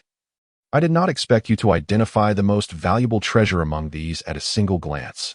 Tang Bufan was momentarily taken aback, his expression shifting to one of skepticism. He had merely selected at random, without employing any mental probing or the discerning gaze of mystical insight. Could it be that fortune favored him so? The lean middle-aged man, noticing Tang Bufan's doubt, hastily clarified, Young master, this is no ordinary belt. It is a storage belt. Beside him, Tang Feng interjected skeptically, Owner, if this truly were a storage belt, would you be willing to part with it for sale rather than keep it for your own use? The lean middle-aged man's face betrayed a hint of embarrassment as he confessed, Esteemed gentlemen, to be candid, this belt possesses certain flaws. It contains only 2 storage compartments, one of which is damaged, and the remaining compartment is rather small, capable of holding merely a few books. Therefore, Tang Bufan deliberately displayed a hint of surprise on his face. Boss, I shall take this belt. Please name your price. A smile appeared on the face of the lean middle-aged man, resembling a plump sheep, as he hesitated momentarily. 100 gold soul coins? Qingshan frowned. Feeling the price was excessive, Tang Ming's expression shifted abruptly. Boss, what kind of worthless belt is this? 100 gold soul coins? Shall we leave? The lean middle-aged man hastily interjected. Gentlemen, the price is negotiable. There is no need to rush away. If worst comes to worst, I can allow you to select a few items from my stall as compensation. Tang Ming still wore an expression of reluctance when Tang Bufan spoke up. All right, my friend. It's a deal. However, I would like to select 4 items from your stall as compensation. The lean middle-aged man rejoiced. Very well, it is settled then. Please feel free to choose at your leisure. Tang Bufan took the belt and pretended to survey the stall before selecting a fragment of the silver Haotian sword. Brother Qingshan, I have made my choice. You 3 should select one as well. After speaking, Tang Bufan produced 100 gold soul coins and handed them to the shopkeeper. The lean middle-aged man was taken aback by Tang Bufan's decisiveness and efficiency, unsure whether to regard him as a fool with abundant wealth or simply someone inexperienced in the world.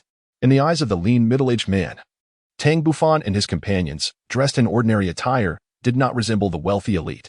He assumed that the price of 100 gold soul coins was merely a starting point for haggling. However, he was astonished when the group of youths displayed such lavishness, effortlessly producing 100 gold soul coins. Tang Feng cast a knowing glance at Tang Bufan, understanding that his leader had his own reasons for his actions. They were all aware of the exorbitant price of the belt. It was inconceivable that Tang Bufan was oblivious to it. It merely indicated that he valued the belt at that price. Subsequently, Tang Ming, Tang Feng, and Qing Shan each selected an item before departing from the Duhan Street. Half an hour later, Tang Bufan returned to the Mingwei Inn, bearing the supper he had prepared for Qingyu and Zihan, despite their earlier meal outside. On the second floor of the inn, Tang Bufan and Qing Shan shared a room. Observing the silver fragment in Tang Bufan's hand, Qing Shan finally deemed the object somewhat familiar. Reminiscent of the fragment he had once gifted to Tang Bufan, albeit differing in color. Bufan, did you acquire that seemingly useless belt merely for this fragment? Tang Bufan's exhilaration has yet to subside. Indeed, that belt was merely an accessory, for this was my true objective. You are aware that I possess a storage belt, rendering this item unnecessary for me. By the way, Brother Qi Shan, you may take this belt. It will serve to hold some items. After a moment of hesitation, Qi Shan finally donned it around his waist. Bufan, then I shall not be polite. Tang Bufan smiled and shook his head, retracting the silver fragment as he began to meditate on his bed. Seeing this, Qing Shan also commenced his own practice.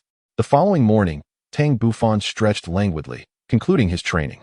An hour later, the six of them finished breakfast and departed from the Mingwei Inn, with Tang Bufan intending to take them to the Grand Soul Arena that day. Half an hour later, they arrived at a majestic complex, the Grand Soul Arena of Xia City. Upon entering, Tang Bufan's gaze was immediately drawn to a colossal stone tablet inscribed with a multitude of names. According to the elders' previous accounts, these were the names of those who had perished in battle. The Grand Soul Arena of Xia City comprises a main arena and 12 subsidiary arenas, capable of accommodating over 30,000 spectators simultaneously. Additionally, there are numerous VIP boxes for communication and showcasing various factions' influences. As it was their first visit and unfamiliar with the internal regulations, Tang Bufan and his companions chose not to register their soul combat information, but rather purchased 6 medium tickets for the betting area, preparing to observe for a while. In the 9th subsidiary arena, at the one-on-one viewing platform, the 6 sat side by side, awaiting the commencement of the soul battles. Although it was a subsidiary arena, its size was still considerable, with a diameter of 20 meters, providing ample space for Soulmasters to demonstrate their skills. Unfortunately, perhaps due to the timing, the number of spectators alongside the one-on-one combat platform was sparse, with only about 1/8 of the seats filled. On the combat platform, a middle-aged man clad in standard attire stood at the center. He cleared his throat and proclaimed, "Now, we shall commence the first match of one-on-one combat in our 9th arena. The contenders are 2 Soulmasters. Representing the beast martial spirit, the Windwolf Kings, is Shui Tao from the Battle Soul Sect, and facing him is Qing Sanyuan, who boasts 5 consecutive victories with the Ironhorn Bull as his beast martial spirit. Will Qing Sanyuan achieve a glorious 6th victory, or will the newcomer Shui Tao emerge victorious? Let us await the outcome. Now, may the 2 Battle Soul Masters take the stage." Though the audience was limited in number, the atmosphere was palpable, with many fervent fans of Qing Sanyuan shouting his name. In contrast, only a scant few showed interest in Shui Tao, and they appeared to have little faith in him. Soon, a tall and imposing figure strode onto the combat platform, towering at around 2 meters. His broad shoulders and muscular physique were reminiscent of granite, and beneath his dark skin, bulging veins resembled serpents coiling across his torso, his eyes gleaming with a fierce intensity. Upon his entrance, he released a thunderous roar, exuding a formidable presence. This man was none other than Qing Sanyuan, the 5-time victor. Opposite him, a somewhat frail middle-aged man approached with a seemingly unstable gait, clearly an agile Soulmaster. On the viewing platform, Tang Bufan remarked casually, "Who do you believe will emerge victorious between these 2? Tang Mingji cast a glance and remarked, "I wager on Qing Sanyuan. He, like us, follows a path rooted in strength, for it is said that sheer power can overcome tenfold skill." Tang Feng and Qing Shan remained silent. Yet it was Qing Yu who spoke up, expressing her belief that Shui Tao would emerge victorious. For the quality of the Wind Wolf martial spirit surpassed that of the Ironhorn Bull. Zihan could not help but turn her gaze towards Tang Bufan, inquiring, "Brother Tang, what are your thoughts?" Chapter 89. Departure among the 6. Tang Bufan possessed the most formidable strength, and thus everyone placed their trust in his judgment. Tang Bufan cast a cheerful glance at everyone, pondering that the factors determining victory in a battle are numerous, until the very last moment. He could not ascertain who would emerge triumphant. However, if pressed to choose, he would select Shui Tao. Qing Yu, with a sense of triumph, shot a glance at Tang Ming, conveying the implication that his defeat was inevitable. Tang Ming, however, retorted with defiance, that may not necessarily be the case. The leader has stated that until the final moment, one cannot ascertain who will emerge victorious. Qing Yu was poised to counter his argument, but Tang Bufan intervened, urging, "Enough of your disputes, let us simply enjoy the spectacle." At this juncture, both Xue Tao and Qing Sanyuan had completed their beast soul embodiment and had engaged in combat. Xue Tao, leveraging the attributes of his martial soul, swiftly maneuvered across the battle platform, intermittently unleashing razor-sharp wind blades to assault Qing Sanyuan. Conversely, Qing Sanyuan found himself in a most frustrating predicament, as his attacks frequently missed their target, while the wind blades emitted by Xue Feng, though not overwhelmingly powerful, still necessitated caution, particularly against his more vulnerable areas. Qing Sanyuan, a strength-oriented Soulmaster, relied on power and defense as his fundamental skills. Nevertheless, his speed was a notable weakness, compounded by a lack of agility. Thus, even with his formidable strength, he was rendered ineffective against Xue Tao, nearly exhausting his soul power in the relentless pursuit. The onlookers in the spectator stands, bewildered by the unfolding drama, began to chant Qing Sanyuan's name, mistakenly believing that Xue Feng was being utterly overwhelmed. "Qing Sanyuan, rally. Conquer your opponent with your might. We await your 6th consecutive victory." Yet, beads of sweat continually formed on Qing Sanyuan's brow, revealing that he had unwittingly depleted more than half of his soul power. If this continued, defeat was inevitable. "Xue Tao, if you possess any courage, cease your flight and face me in a duel of men." Observing the crowd fervently cheering for Qing Sanyuan, Xue Tao's eyes glinted with derision. Qing Sanyuan had already employed his 3rd soul skill twice, and had utilized his 2nd soul skill several times. In Xue Tao's estimation, Qing Sanyuan had little soul power remaining. Even in a direct confrontation, he surmised that Qing Sanyuan would not stand a chance against him. With this thought in mind, Xue Tao resolutely declared, "Qing Sanyuan, since you are so eager for defeat, I shall oblige you." In the next instant, Xue Tao charged towards Qing Sanyuan. In that moment, the purple 4th soul ring adorning Xue Tao illuminated brilliantly as he crossed his wolf claws forward with a fierce swipe, conjuring a colossal, cross-shaped wind blade that surged forth at an astonishing velocity towards Qing Sanyuan. This was none other than Xue Tao's 4th soul skill, the Gale Cross Slash, a technique of remarkable potency. Observing Xue Tao's aggressive advance, Qing Sanyuan erupted in laughter, exclaiming, "At last, you've chosen not to be a coward. Allow me to demonstrate my 4th soul skill, the Wrath of the Ironhorn Bull." Upon activation, this soul skill materialized an Ironhorn Bull composed of soul power, charging at the enemy with unparalleled force. Qing Sanyuan had triumphed over numerous opponents using this very skill, achieving 5 consecutive victories. Yet, Xue Tao's Gale Cross Slash was no mere trifling matter. It was the lethal technique of the Gale Wolf King, fearsome enough to vanquish any adversary. Veins bulging on his neck, Qing Sanyuan's 4th soul ring radiated a blinding purple light as he concentrated all his soul power to unleash his mightiest attack, the Wrath of the Ironhorn Bull. In an instant, the Azure Cross Slash collided with the golden Ironhorn Bull, a moment of cataclysmic confrontation. Suddenly, a tremendous roar erupted, accompanied by sparks visible to the naked eye. However, it was not long before a tearing sound resonated, as the earthy-hued Ironhorn Bull was cleaved into several pieces by the Gale Cross Slash, its soul power dissipating into the air. Subsequently, the residual force of the Gale Cross Slash struck Qing Sanyuan, shattering his defenses and leaving numerous wounds across his body. In that instant, Qing Sanyuan was sent flying, crashing against the protective ropes of the arena, only to be propelled beyond the confines of the battle platform, resulting in his defeat. The stands erupted in a fervent cheer. Tang Ming appeared somewhat dejected. Unexpectedly, Qing Sanyuan had lost. Tang Bufan felt no surprise. Qing Sanyuan's soul power had already been significantly depleted by Xue Feng. Even if both were utilizing their 4th soul skills, there existed a disparity in strength. Furthermore, the amount of soul power expended in the execution of the 4th soul skill would invariably influence its potency. Tang Bufan, with a keen interest, inquired, "Brother Qi Shan, would you care to engage in a contest?" Qing Shan, revealing a wry smile, responded, "Though I too belong to the Soul Sect, my soul power is a mere 43, significantly less than theirs. Even with a martial spirit of superior quality, it would be exceedingly difficult to triumph over them." Feng and Qing Senyuan both possessed soul powers of 48, making victory against them a formidable challenge for you at present. Tang Bufan offered a gentle smile, while Qing Shan, acutely aware of his own limitations, felt an increasing yearning for strength. Subsequently, Tang Bufan guided the 5 of them to the observation platform of the life and death battles. The contests held here were marked by a brutal and shocking nature, with each match delineating life from death.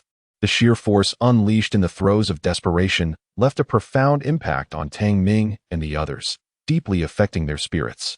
3 hours later, Tang Bufan departed from the Soul Arena in West City. Aside from Tang Bufan, who maintained an unchanging demeanor despite his experiences in 2 lifetimes, even Qi Shan, with his Soul Sect cultivation, appeared somewhat pale, a picture of despondency. As for Tang Ming and his companions, their morale plummeted to an all-time low, their confidence profoundly shaken.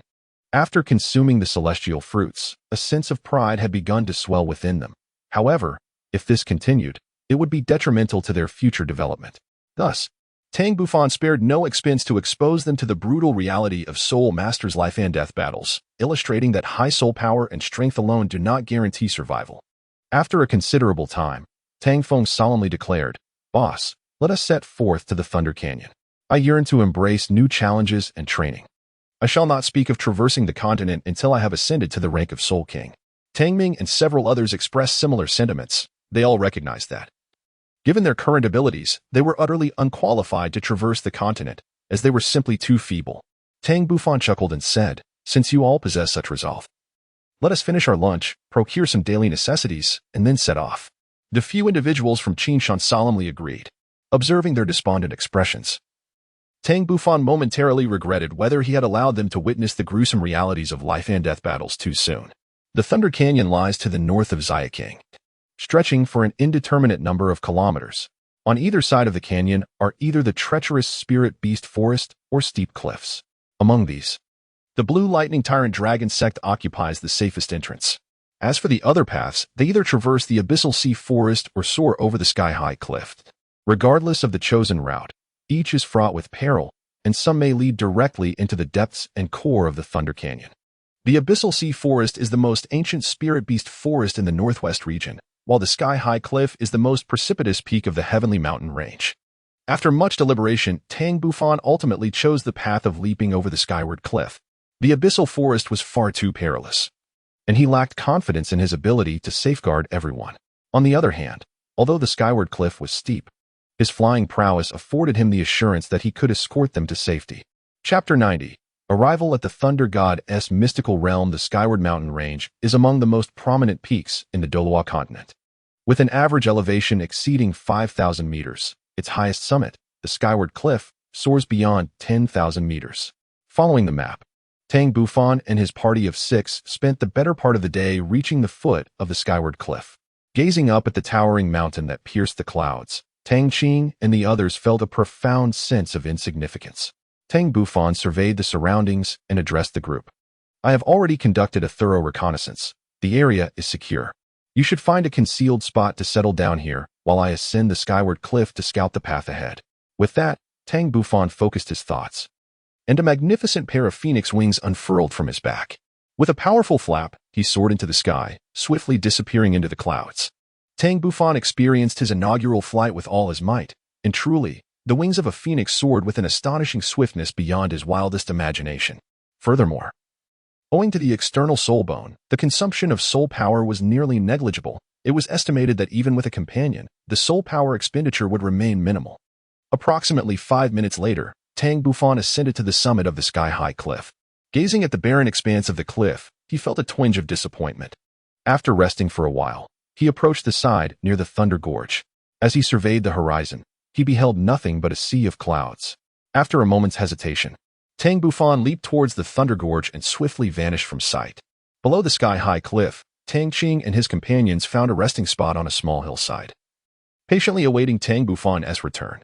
2 hours later, Tang Bufan, weary and worn, returned to the base of the cliff, and soon the 6 comrades reunited once more.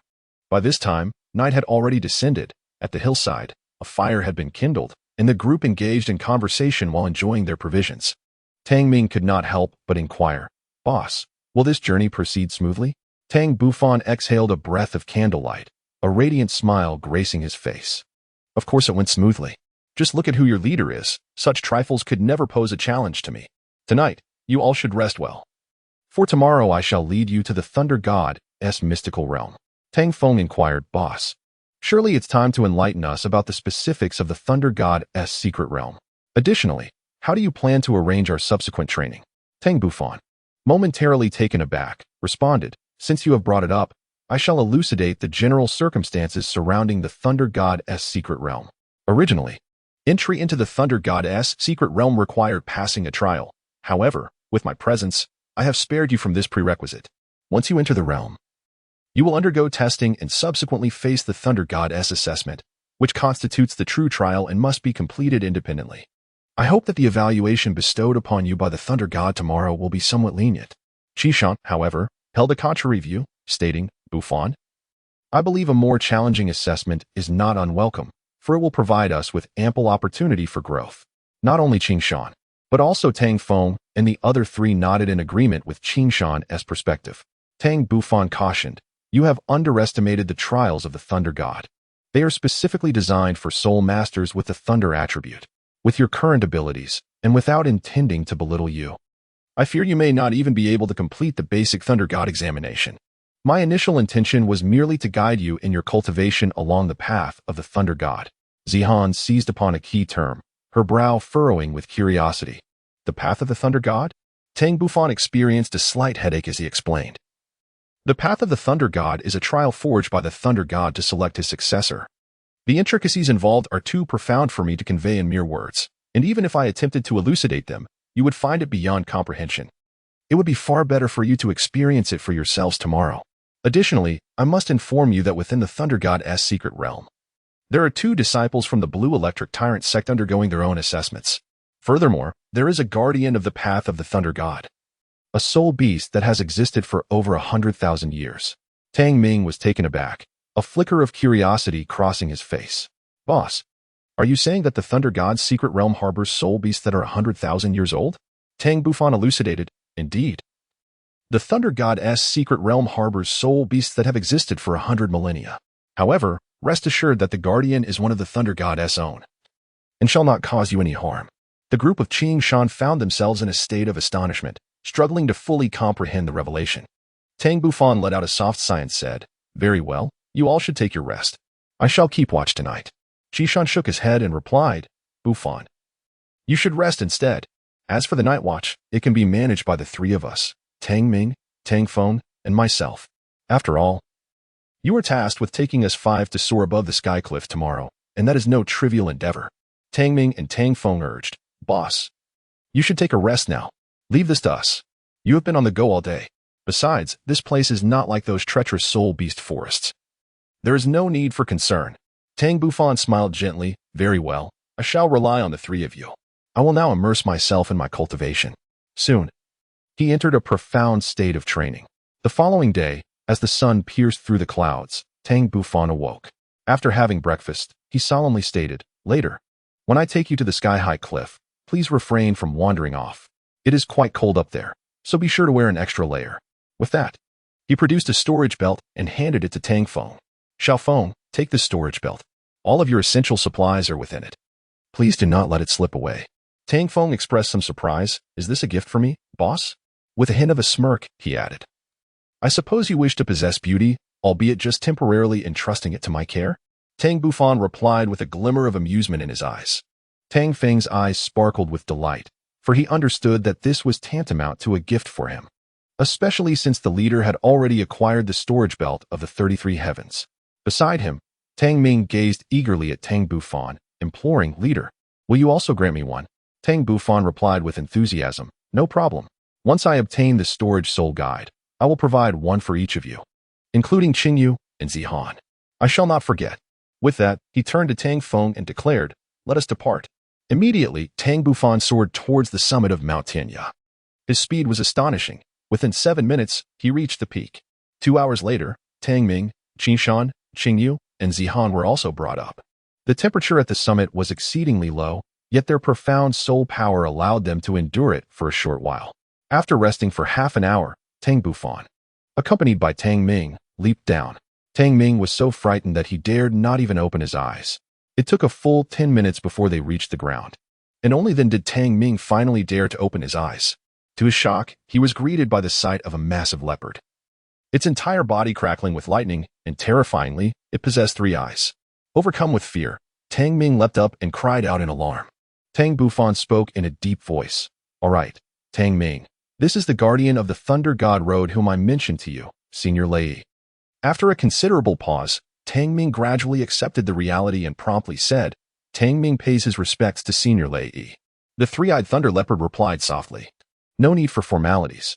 Subsequently, Tang Bufan soared back to the skyscraper cliff to bring down Tang Feng, Qing Shan, Qing Yu, and Zihan, introducing them to the 3-eyed Thunder Leopard. An hour later, under the guidance of the 3-eyed Thunder Leopard, the group of 6 traversed the Thunder God Road and finally arrived at the Thunder God's secret realm.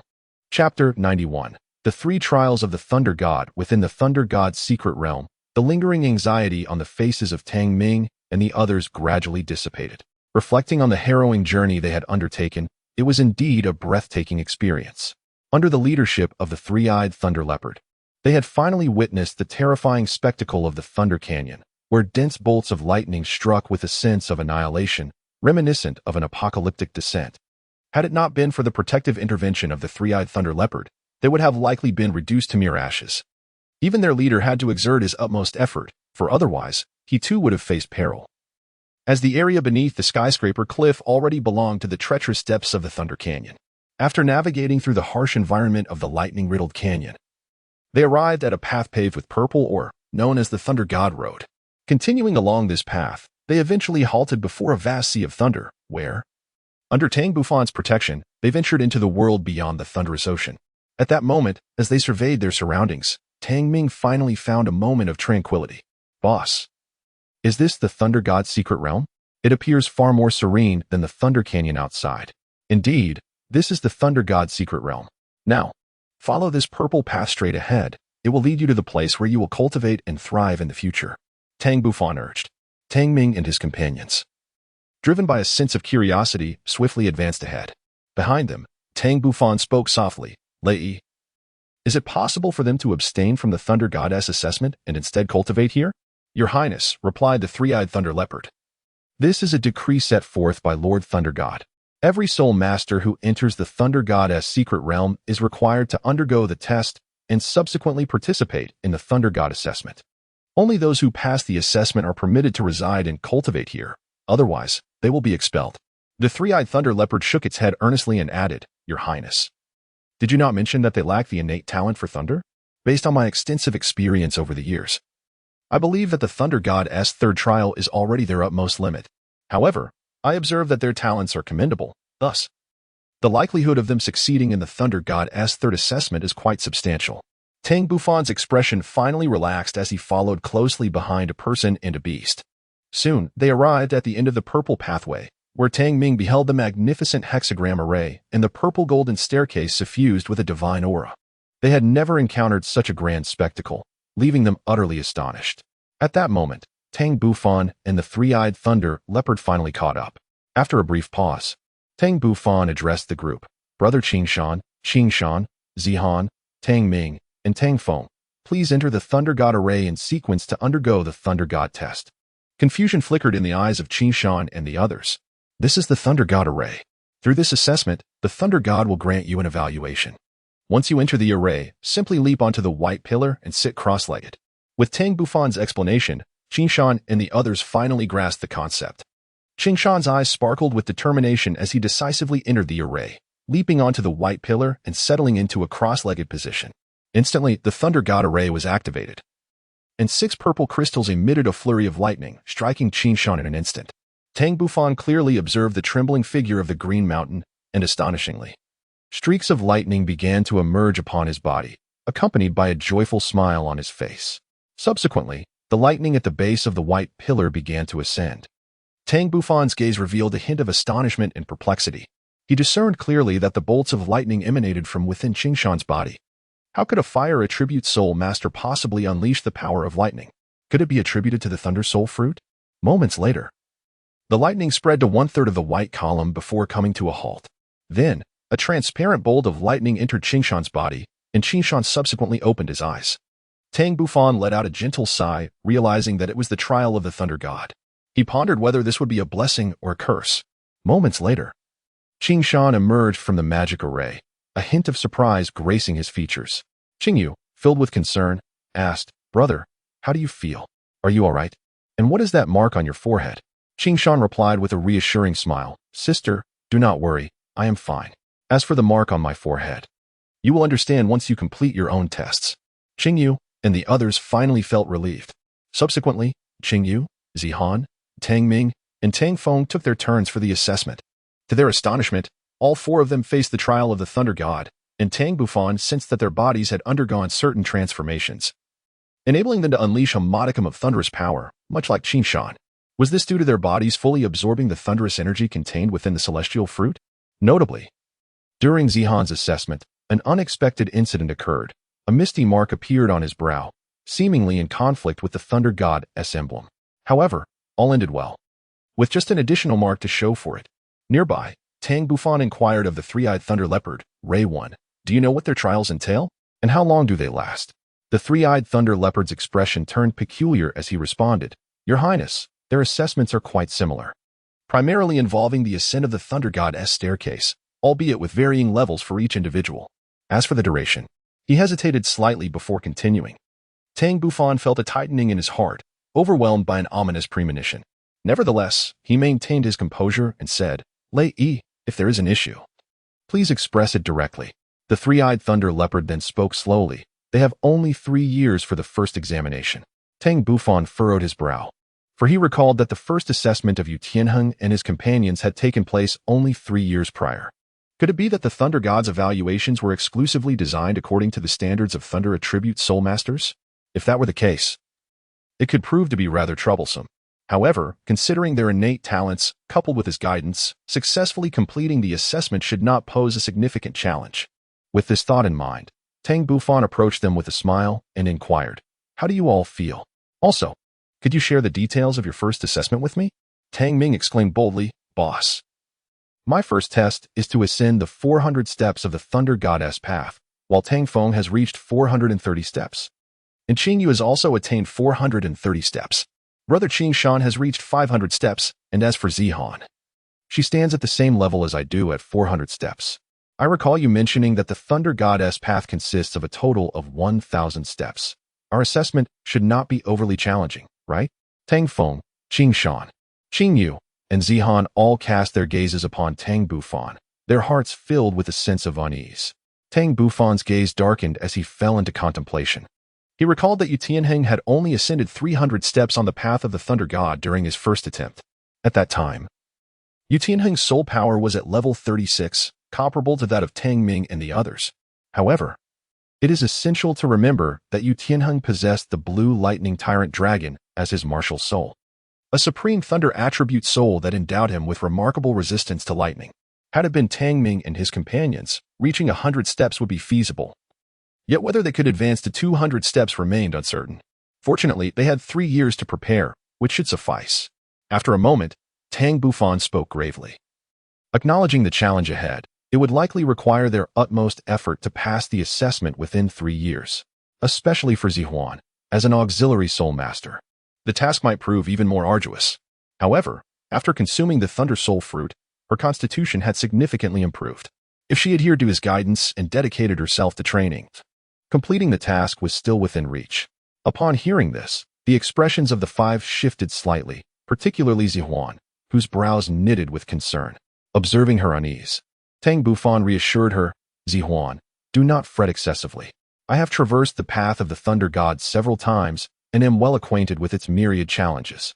As long as the 5 of you follow my instructions, you will undoubtedly succeed in the assessment within 3 years."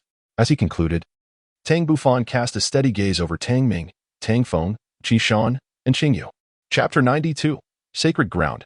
Soulbone Tang Ming and the others solemnly assured, "Boss, rest assured. We will undoubtedly adhere to your instructions." Tang Bufan finally sighed in relief and said with a smile, "All right, you need not worry too much. I have already ascended the path of the Thunder God, and I shall soon share my insights and experiences with you." which will undoubtedly save you from taking many unnecessary detours. Suddenly, Qinshan could no longer contain his curiosity and inquired, Bufan, how many steps did you ascend in the first trial of the Thunder God? Upon hearing this, the other four could not help but look at Tang Bufan with eager anticipation. Tang Bufan remarked lightly, my Thunder God examination is to ascend 1,000 steps. 1,000 steps? Tang Ming exclaimed in astonishment. The other four individuals gasped in unison. After a prolonged silence, Zihan inquired, Brother Tang, how long did your assessment take? Was it also 3 years? Tang Bufan gently shook his head. I only need to pass the assessment before I turn 20. 20? Boss, do you not have 8 years left? With your current strength, surely you can pass the assessment now? I am uncertain if I can pass the assessment at this moment. But I do not intend to complete the Thunder Goddess first trial just yet. I shall wait until I fulfill the task assigned to me by the sect leader. Pausing for a moment, Tang Bufan solemnly stated, enough of that. What I am about to say is of great importance, so listen attentively and do not overlook anything. Firstly, while traversing the Thunder God's path, you must not employ offensive soul skills. However, auxiliary and defensive soul skills are permissible. Secondly, once you step onto the Thunder God's path, you will endure the pressure emanating from it, which will progressively intensify, resulting in greater strain as you ascend. This pressure will lead to the continuous depletion of your soul power, so be vigilant. Moreover, as you climb higher, the lightning in the air will assault you. If you can withstand it, bear it, for this lightning possesses remarkable purifying effects on the body. Additionally, for every 100 steps you ascend, a column of lightning will strike. This column can also refine your physique, but wields considerable power, so I advise you to assess your capabilities wisely. Finally, when your soul power is nearly exhausted while ascending the Thunder Goddess steps, do not descend to the ground. Instead, select a step that offers a manageable level of pressure to commence your cultivation of the primordial skill, which will expedite your training process. I shall also share a piece of good news. During the assessment period of the Thunder God's first trial, should your soul power reach a bottleneck, you may receive a divine soul ring. That is all I wish to convey. The rest you must experience for yourselves. Tang Ming expressed his reluctance, saying, Boss, are you truly about to embark on the mission assigned by the sect leader? Tang Bufan smiled and shook his head, stating, I still have some matters to attend to. You all may proceed to experience the wonders of the Thunder God's path. With that, he waved farewell to Tang Ming and the others. The Thunder God's secret realm was vast, filled with countless ancient trees, plants, and flowers. These flora were nourished by the power of thunder throughout the year, resulting in many of them undergoing mutations. After circumventing the Thunder God's path and walking for approximately half an hour, Tang Bufan came to a halt in a valley. At the entrance of the valley, there lay a barrier shimmering with flashes of lightning. Tang Bufan activated the mark on his forehead and strode through the barrier into the valley. This was a small valley surrounded by mountains on 3 sides, its area modest, no larger than a football field. A waterfall cascaded from the peak in the center, with mountain spring water flowing gracefully along a narrow path on the ground. At the heart of the valley lay a spring encircled by numerous rare flowers and plants. However, due to environmental factors, all these flora had transformed into thunder-type medicinal herbs. Upon closer inspection, one could observe many rare thunder tribulation grasses sprouting from the ground, with a significant number featuring leaves. The most common were the 1-leaf and 2-leaf thunder tribulation grasses, with even a 5-leaf variety among them. Besides the thunder tribulation grasses, the ground also boasted over a dozen species of rare flowers and fruits, including the ghost thunder flower, purple ginseng, and thunder spirit grass. Further afield stood several purple pure yang iron trees, while beneath the left mountain peak, a dozen crimson vines climbed the small hill, known as the Thunder Soul Vines. The central spring was the Thunder Tribulation Spring, and this place was none other than the Thunder God Valley. It was a naturally formed treasure trove, which the Thunder God had safeguarded by establishing defensive barriers around the valley, allowing only those he deemed worthy to enter. Otherwise, the celestial herbs and fruits within would have long been ravaged by the soul beast residing in the Thunder God's realm. Upon seeing the Thunder Soul Vines, Tang Bufan felt a surge of excitement. His sole purpose for coming to the Thunder God Valley was to ascertain the existence of soul bones, as he had indeed witnessed the fall of a powerful soul beast in the vision displayed by the Thunder Soul Fruit. If soul bones truly existed here, he would search tirelessly to uncover them. Subsequently, Tang Bufan employed his skull skill, the Fire Eye of Insight. His gaze first scrutinized the area where the Thunder Soul Vines thrived. Regrettably, he found no noteworthy discoveries. Tang Bufan was not one to relinquish his efforts easily. He began to expand his search. Yet, despite his relentless pursuit, he found nothing. Just as he was on the verge of surrender, an epiphany struck him. He retrieved a silver fragment from his possession. With unwavering determination, he began to infuse the fragment with his soul power. To his astonishment, as the soul power coursed into the silver shard, it erupted in a dazzling radiance, radiating outward and emanating a unique wave of energy. 2 minutes later, a miracle unfolded. A distinct surge of soul power materialized 80 meters away. Tang Bufan meticulously attuned his mental energy, ultimately discerning that the source of the soul power fluctuations emanated from beneath the ground. A wave of joy washed over his face as he swiftly soared toward the location.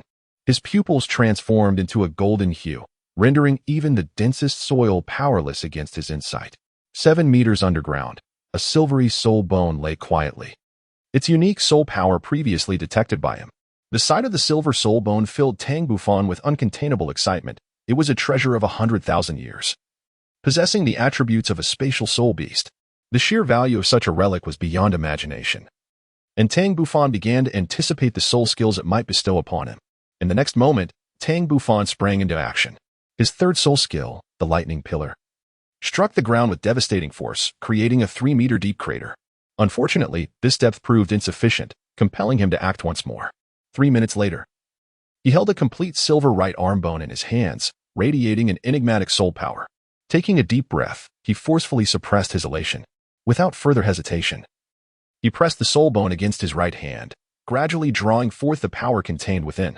Before long, the silver soul power enveloped Tang Bufan, and a spectral image of the right arm bone materialized externally. He found himself immersed in a sea of silver, unable to extricate himself. When he finally awoke, 5 days had elapsed.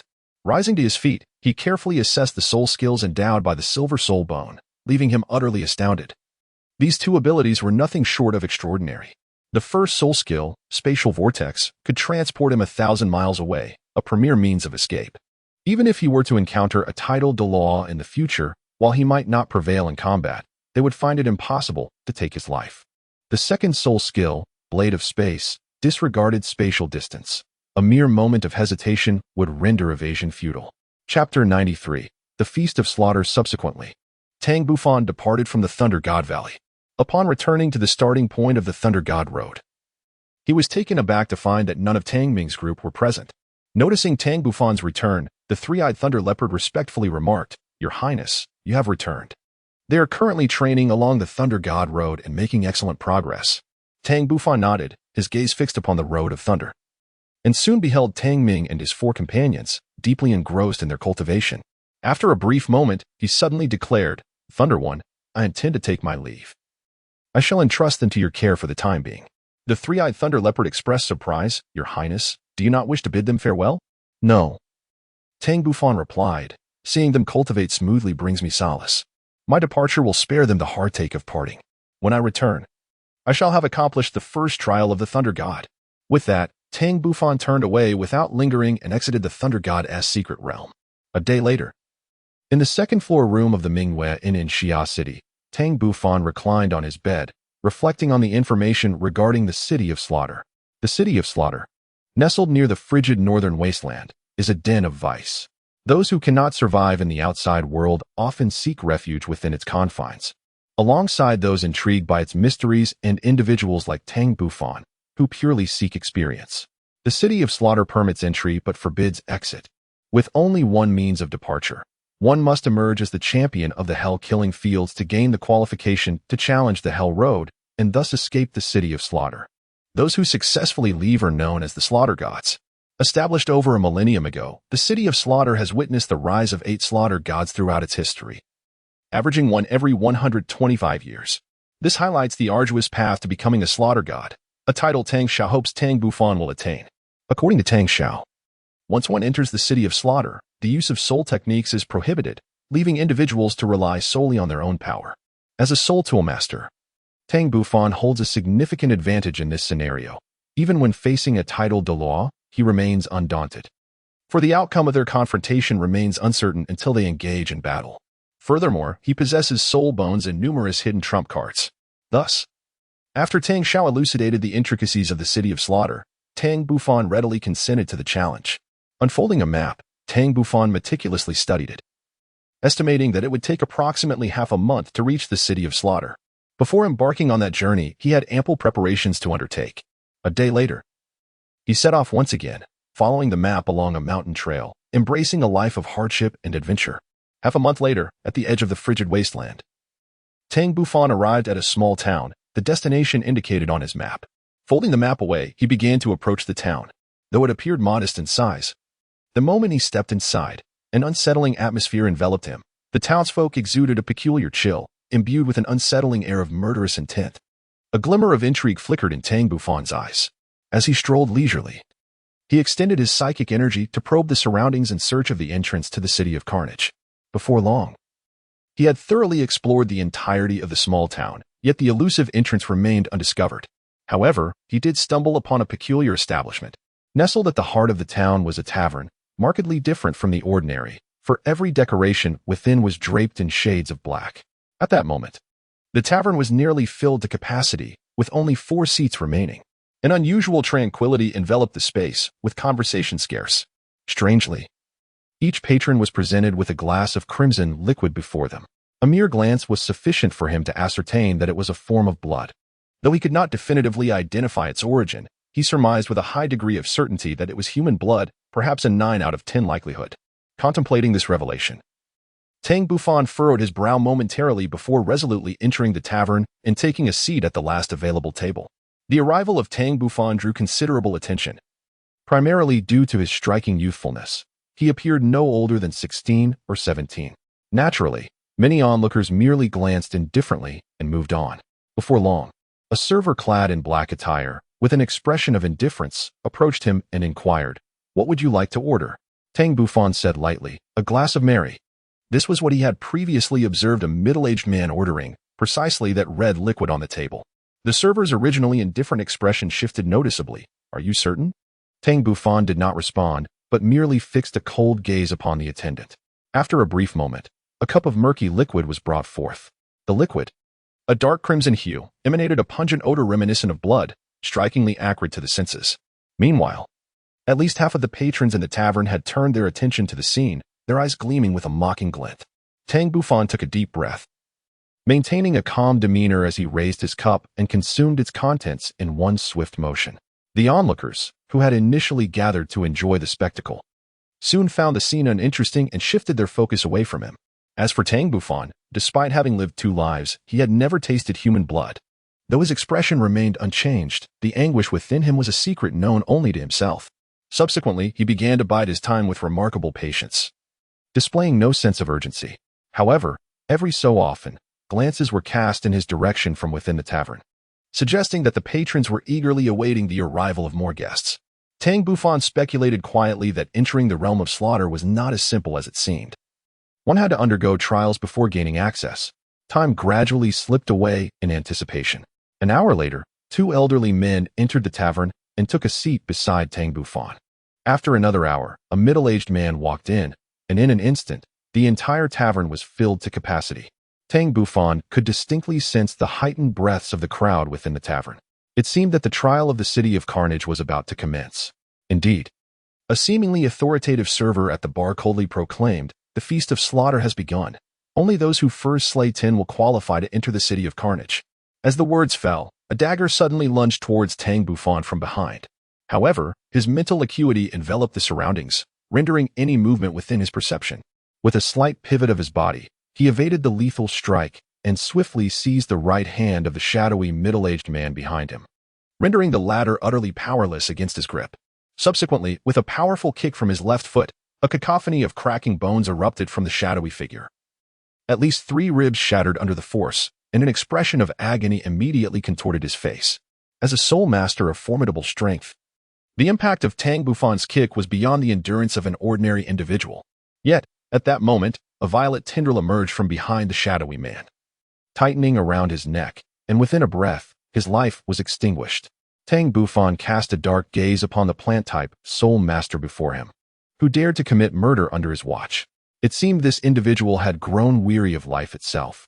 Initially, Tang harbored some psychological burden regarding taking lives. But upon realizing these individuals had willingly chosen their demise, he felt no further hesitation. In the next moment, Tang summoned the Haotian hammer, and 5 striking soul rings, 2 purple, 2 black, and 1 red, rose majestically into the air. Simultaneously, a purple domain swiftly expanded outward, enveloping everyone within mere breaths. Within this realm, the strength of all individuals was suppressed by 10%. It was then that Tang made his move, the Haotian hammer sword through the air. Dispatching foes with a single blow, none could withstand his might. His figure darted swiftly within the domain, resembling a relentless killing machine.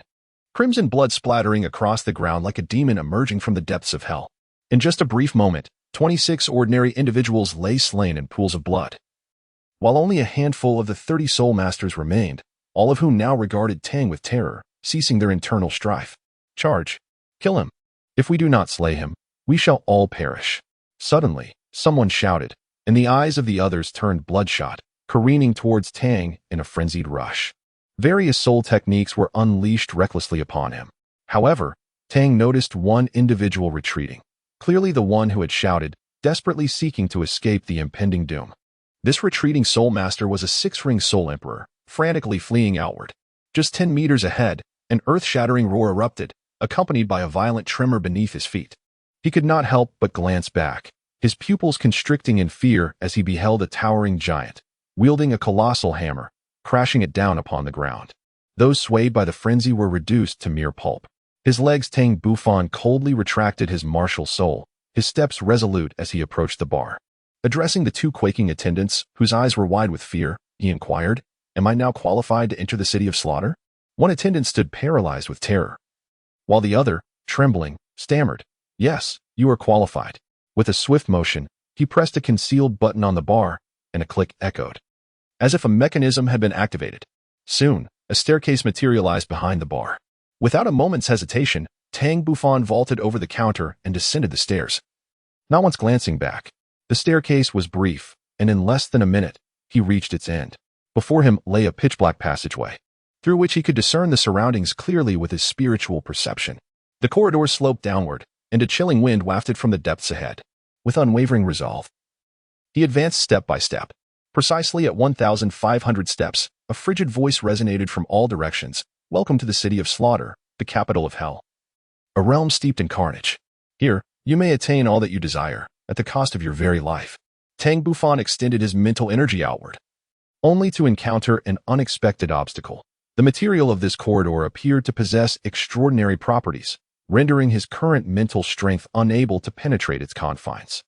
His expression flickered with surprise, but he quickly regained his composure. Subsequently, his pupils transformed into a brilliant gold, and he cast his gaze in all directions. Undeterred by the barriers of the corridor, with his keen, discerning sight, he discerned an open portal ahead, beyond which stood a squad of soldiers clad in black armor, wielding heavy swords and adorned with helmets. At the forefront, one soldier loomed tall upon a magnificent steed, quietly standing guard. Tang Bufan's expression flickered with a hint of surprise. Yet his stride remained unyielding as he swiftly approached the ajar portal. With purposeful steps, he soon emerged from the passageway. In that moment, he also beheld the same contingent he had encountered 100 moments prior, precisely 101 individuals. Tang Bufan's gaze traversed the 101 individuals, reaching beyond them to the rear. There, he beheld a city of obsidian, its formidable black walls impressively broad. Suspended in the sky above the city was an astonishing purple moon, lingering low, seemingly no more than 500 meters from the ground. Above it, the entirety of existence faded into an abyss of darkness, akin to the depths of night. At that moment, a figure atop a formidable warhorse removed his helmet, revealing the countenance of a middle-aged man. "Welcome to the city of carnage, having passed the trial. This token serves as your proof within the city of carnage. Please safeguard it well. Someone will be here to guide you at the city gates." As Tang Bufan observed, a black plaque hurtled toward him with a piercing rush. His brow furrowed slightly, yet he extended his right hand to catch it with remarkable composure. However, the middle-aged man on the warhorse narrowed his eyes. He fully understood the force with which he had propelled the plaque, astonished that this youth had effortlessly caught it. Truly, one must not judge by appearances, he thought with a sigh. Meanwhile, Tang Bufan examined the black plaque in his hand, intricately engraved with a skull, beneath which was inscribed a number, 8991. Tang Bufan's brow furrowed in contemplation. Did this number signify that he was the 8,991st individual to enter the city of slaughter? Shaking off his thoughts, he cast a fleeting glance at the middle-aged man before striding towards the ominous black city ahead. The pitch-black city gates exuded an oppressive aura, with the 4 characters spelling City of Slaughter prominently displayed above. Before him stood 2 rows of armored sentinels, their presence imposing and silent. Without waiting for Tang Bufan to present his identity card, a woman shrouded in a black veil emerged from within. "Welcome to the City of Slaughter," she intoned, her voice melodious as she stepped aside and gestured for him to enter. Although the subterranean city left Tang Bufan somewhat astounded, he adopted a mindset of acceptance, choosing to follow the woman through the gates. Perhaps due to the identity card in his possession, no one impeded his entry. Upon entering the city, Tang Bufan was greeted by a realm bathed in shades of blue and violet. The streetlights lining either side of the thoroughfare emitted only these 2 hues. To his surprise, the streets were populated, yet no one seemed to take notice of his presence as an outsider. Aside from the pervasive darkness, at a glance, the city bore a striking resemblance to any ordinary urban landscape. "I am your guide," the woman announced. "Should you have any inquiries, feel free to pose them to me. Within the span of 12 hours, I shall address all your questions. After 12 hours, this will be your dwelling, and you shall officially become a member of the City of Slaughter." Tang Bufan nodded slightly, pondering for a moment before speaking. "I wish to know how long the City of Carnage has existed." The girl in the black veil furrowed her brow and, with genuine regret, replied, "I only know that the City of Carnage has existed for over 1,000 years. Whether it has endured for several thousand, or even tens of thousands of years, I fear only the King of Carnage possesses that knowledge." The King of Carnage? Chapter 95. Entering the inner city, the black-veiled girl displayed a look of reverence as she said, "Indeed, it is the King of Carnage. He is the true master of our City of Carnage, and it is likely that only he knows the true duration of its existence." Tang Bufan nodded thoughtfully and continued to inquire, "What rules govern the City of Slaughter?" "There are no rules here," she replied. "As a member of the City of Slaughter, you may do anything, provided you possess sufficient strength. However, the absence of rules means you may also face lethal dangers at any moment. Furthermore, entry is permitted, but exit is forbidden. Those who wish to leave ultimately meet one fate: annihilation at the hands of the enforcers." "Enforcers?" he asked. "Indeed, the enforcers," she confirmed. "They are the most formidable warriors selected by the illustrious King of Slaughter. The gentleman who greeted you, Lord Sicket, is one such enforcer. Though he is not among the most powerful, the true elites of the enforcers are the soul Douluos, bestowed with the ability to wield soul skills by the King of Slaughter himself.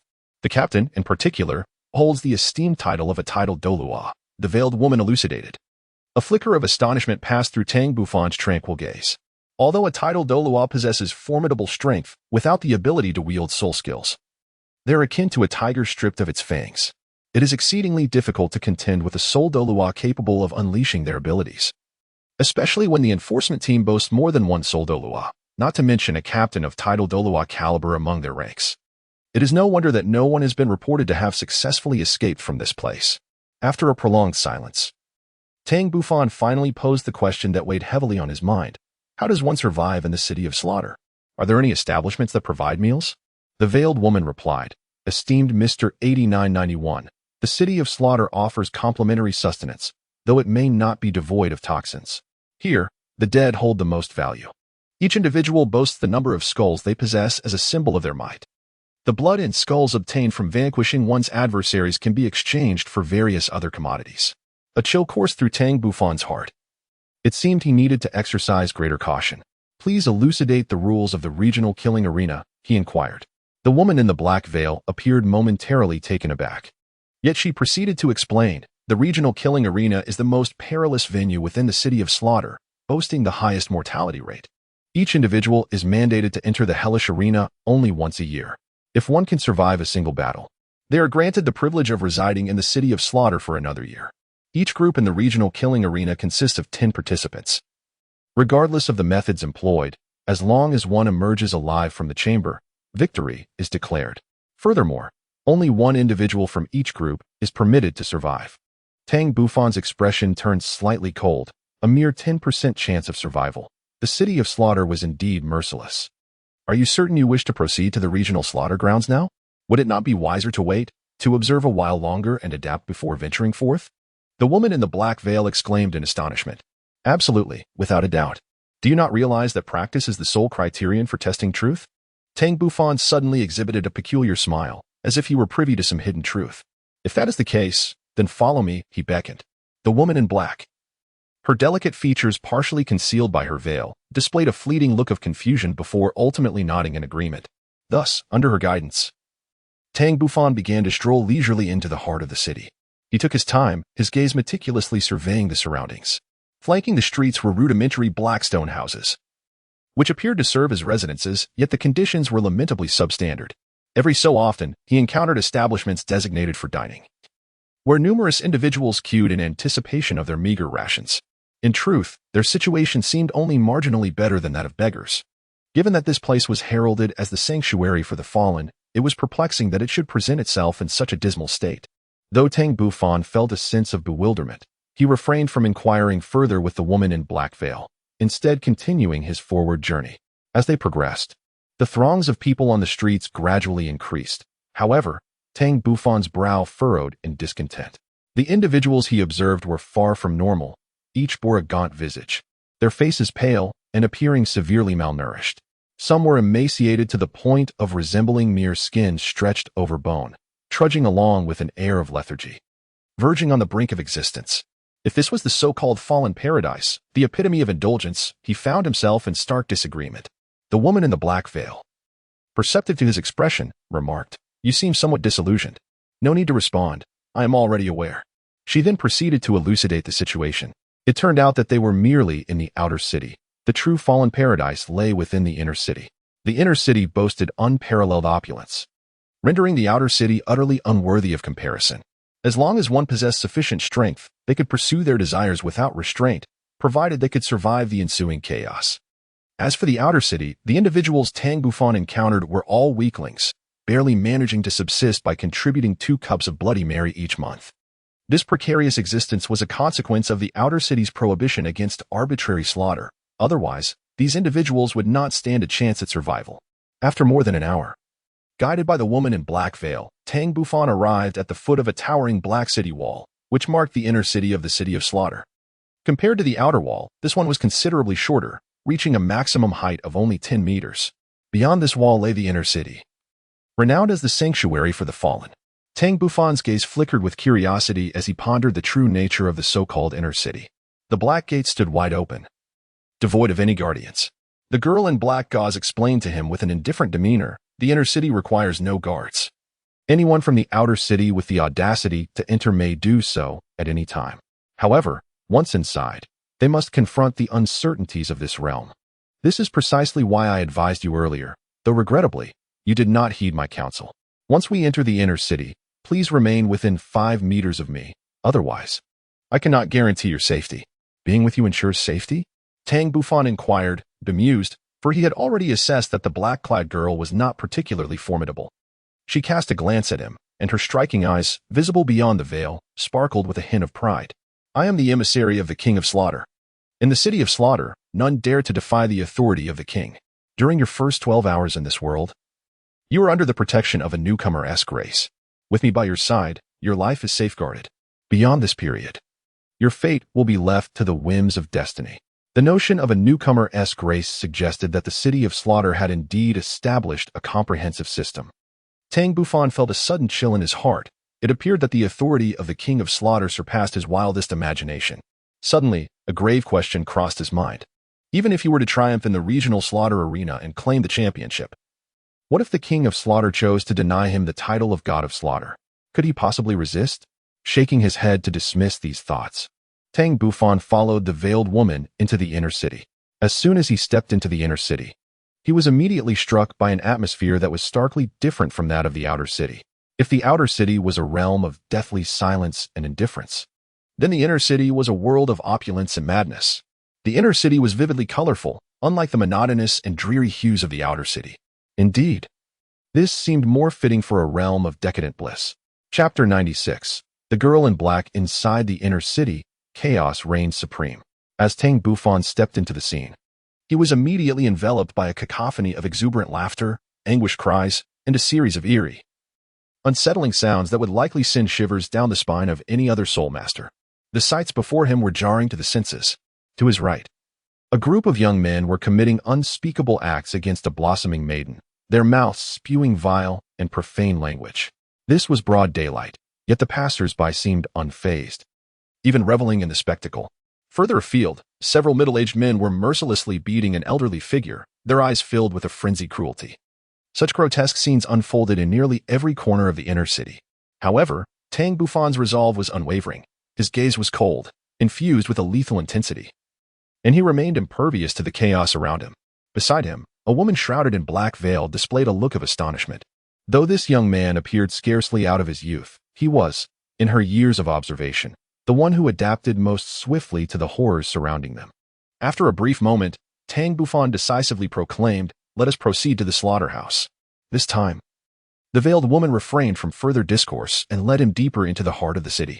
Indeed, the inner city was a haven for the wicked, a place where they could lay bare their sinister thoughts, venting the humiliation, dissatisfaction, and rage they had endured in the outside world. Prolonged exposure to such an environment could easily ensnare one's spirit, drawing one into its darkness. Yet, for those who could retain their purity amidst the depravity, their will would emerge indomitable. As they advanced, the grotesqueries multiplied, the twisted and darkened forms assailing his senses, inciting a rising tide of bloodlust within him.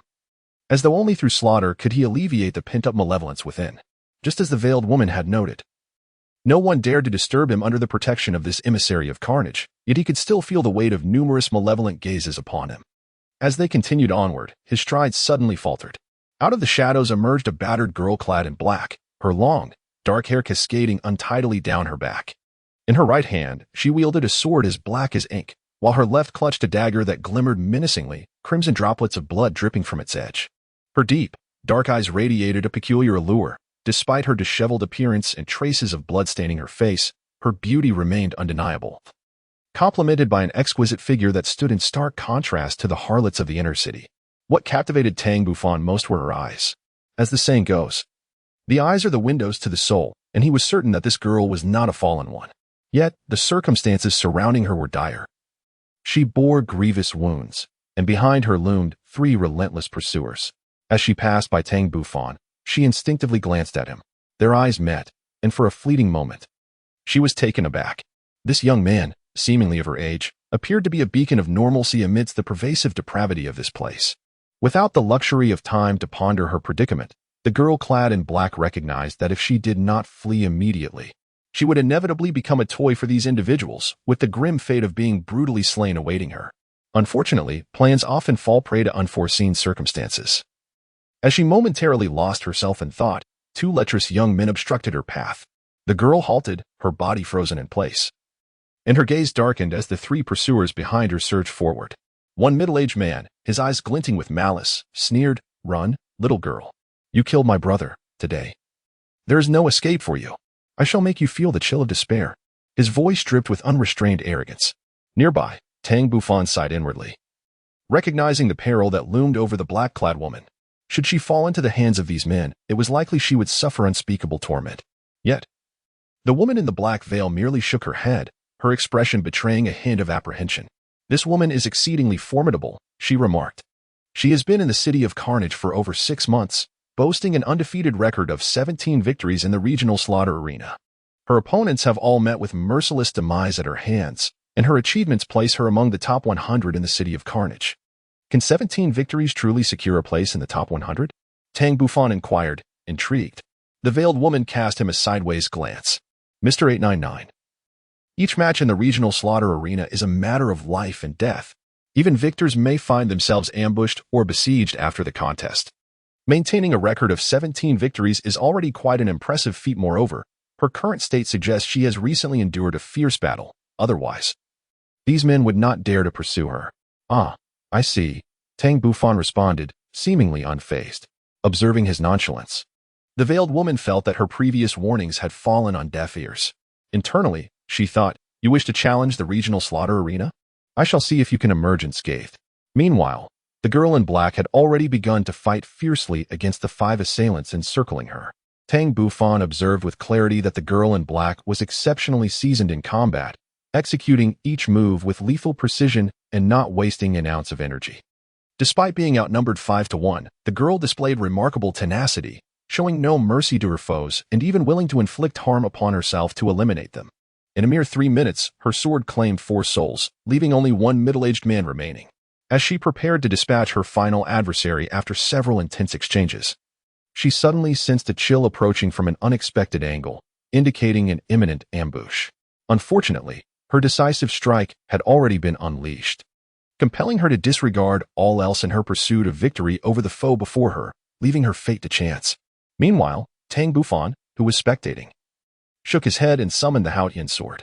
In a flash, he surged forward, delivering a swift strike that pierced the forehead of the lecherous elder aiming to ambush the girl. In the aftermath, the girl in black concluded the life of the middle-aged man. When he withdrew his martial soul, he caught a glimpse of her figure receding into the distance. She faintly heard a conversation. "I do not comprehend why you chose to save him. In the city of slaughter, there are only enemies, no friends. I believe she and I belong to the same kind, unlike those who have fallen." "Of the same kind? It seems you two have come to hone your skills in the city of slaughter." The girl in black murmured to herself as she gazed at the figure that had vanished into the depths of the inner city. "I, and Yao, have always repaid kindness with kindness and vengeance with vengeance. No matter who you are, I shall one day return this favor." Indeed, this girl in black was none other than Yao, the saintess of the Spirit Hall, who had been training in the city of slaughter for 6 months. Not long ago, after securing her 18th victory in the regional slaughter arena, she had barely stepped out of her chamber when she was beset by 7 assailants. After paying a price, she managed to eliminate 4 of them and escape, only to find the remaining few relentlessly pursuing her, leading to the earlier scene. Chapter 97. The Dual Kings of Light and Darkness. Under the guidance of the Veiled Woman, Tang Bufan eventually halted before a distinctive edifice. The structure was circular, or more precisely, an irregular cone, with the broadest base tapering as it ascended. Through his perception, he discerned that this regional slaughter arena was significantly larger than the Grand Spirit Arena in Haian City. However, all the buildings within this arena were rendered in somber black tones, imparting an oppressive atmosphere. Let me share another detail with you. This regional slaughter arena is the very heart of our city of slaughter. Once you enter, use your identity token to register. Then, you shall wait for the match to commence. During this waiting period, no combat is permitted until 10 participants have gathered throughout the contest, regardless of the methods employed. As long as you are the sole survivor, you will emerge victorious. The girl in the black veil spoke softly, her tone tinged with irritation, leaving Tang Bufan perplexed as he pondered how he had offended her. Shortly thereafter, the black-clad woman led Tang Bufan into the interior of the regional slaughter arena, which appeared considerably more rudimentary. However, this simplicity was fitting for a place of carnage. After registering with his identity card, he began to recuperate in the waiting area. Initially, he had considered spectating the battles, but upon hearing that a Bloody Mary was required for observation, he abandoned the idea. An hour later, the 13th waiting room of the regional slaughter arena finally gathered 10 participants, and the slaughter was about to commence. Soon, Tang Bufan and the other 9 exited the waiting room and stepped into the vast arena. It was an expansive field spanning over 100 meters in diameter. Ample space for 10 individuals to engage in combat. Unlike the Grand Soul arenas, there were no protective barriers here. Instead, spectator stands rose in concentric circles around the perimeter. At this moment, the audience was sparse, with the black-clad woman seated calmly in a forward position, holding a Bloody Mary. Although she had witnessed Tang Bufan's prowess once, she remained uncertain of his actual strength, as the previous battle had concluded far too swiftly. As the combat was about to erupt, Tang Bufan immediately darted into the distance. He had no intention of launching an offensive but preferred to conserve his energy and conceal his abilities, avoiding being overwhelmed. Thus, the chaotic melee commenced, with Tang Bufan skillfully navigating the fray using his shadowy movement techniques. Due to his youth, at least 4 adversaries initially targeted him simultaneously. However, his keen instincts allowed him to evade their attacks, prompting them to redirect their efforts toward other targets after failing to subdue him. The black-clad woman observed Tang Bufan deftly elude wave after wave of assaults, an amused smirk crossing her lips. She had expected greater strength, only to realize it was not as formidable as she had presumed. Meanwhile, amidst the ensuing chaos, only 3 combatants remained. One was a one-eyed elder wielding dual daggers, and the other was a scarred middle-aged man brandishing a heavy golden-bladed cleaver. These 2 were the strongest among the 10, both possessing soul power exceeding level 60, classifying them as soul emperors. At that moment, they exchanged knowing glances, instantly understanding one another's intent. They needed to clear the battlefield before engaging in their duel with Tang Bufan. Tang Bufan gazed at the scene before him, unable to suppress a soft sigh. It seemed that he must take action. The scarred middle-aged man cruelly chuckled. You, the scruffy boy in gray, come forth and meet your demise. Taste my blade. Tang Bufan's gaze turned cold, and a hint of disdain appeared at the corner of his mouth. With your capabilities, if you dare, engage in a one-on-one duel. If not, spare me your incessant chatter. The scarred middle-aged man, his anger surging, charged forward with bloodshot eyes, wielding his knife with intent to strike. Meanwhile, the one-eyed elder behind observed with a glint of wisdom in his eye. Rather than rushing in, he chose to retreat. He was not so impulsive. Recognizing the opportunity to let Tang Bufan deplete the scarred man's strength, why not enjoy the spectacle of a fierce struggle from a safe distance? Tang Bufan had not anticipated that the scarred middle-aged man would charge directly at him. Nevertheless, it was fortuitous to eliminate one adversary, thereby concealing more of his own strength. The scarred man wielded his blade with both hands, executing a diagonal slash, seemingly intent on cleaving Tang Bufan in two. Initially, Tang Bufan intended to employ a strategy of circumvention. However, a fleeting glance revealed the one-eyed elder retreating. Seizing the moment, he drew his sword and directly clashed with the scarred man's hefty blade. The tremendous force caused the man's grip to falter, sending the weapon spiraling from his control. In the next instant, he was bisected by a resplendent golden sword, blood splattering the ground. In his final moments, his eyes remained wide open, unable to fathom how this seemingly youthful boy surpassed him in strength. Gasps erupted from the spectators, while the girl in the black veil covered her mouth, her eyes reflecting disbelief. In the distance, the one-eyed elder's expression shifted dramatically. He had misjudged the situation. This boy was indeed a formidable opponent. However, he retained confidence in himself, believing that the youth's victory was merely a result of his overwhelming power and the element of surprise. Now aware of Tang Bufan's capabilities, he vowed to be on guard, denying the boy any further opportunity. A minute later, the one-eyed elder lay lifeless in a pool of blood, his eyes staring blankly into eternity. Thus began Tang Bufan's journey of carnage. A week later, the number of fallen foes beneath Tang Bufan's blade reached a staggering 3 digits. While he achieved 5 consecutive victories, a result that was indeed deliberate on his part, concurrently, he came to truly comprehend the terrors of the regional slaughter arena, particularly the relentless ambushes that ensued post-battle. It was then that he grasped why the girl in black had only managed a scant few victories over the past 6 months. Even so, he consistently emerged unscathed. To conceal his own prowess, he would deliberately endure several minor attacks during each ambush, only to slip away unscathed. Thus, 3 months passed in the blink of an eye, with Tang Bufan amassing an astonishing 37 consecutive victories, positioning himself within the top 20 of the City of Slaughter. Such a pace had shattered records within the city. As for his strength, opinions varied widely.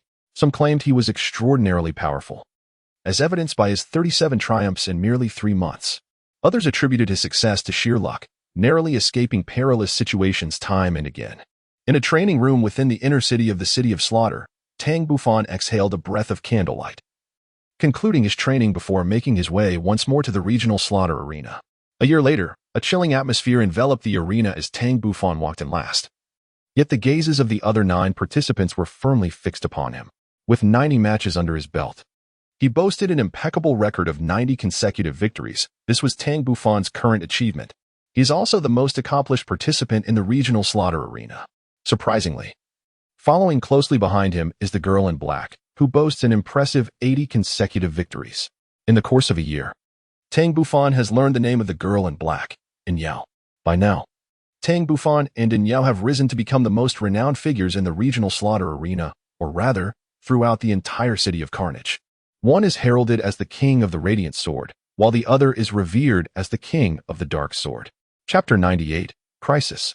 Tang Bufan cast a cold, indifferent gaze upon the 9 figures before him, causing them to tremble in fear, their faces betraying utter despair. The terrifying reputation of the Radiant Sword King was well known. He had once slaughtered 200 men in a single battle, leaving the entire City of Carnage in shock. They vividly recalled that it was after the Radiant Sword King had concluded his 70th match when over 100 individuals rushed at him, with more joining the fray as the fight progressed.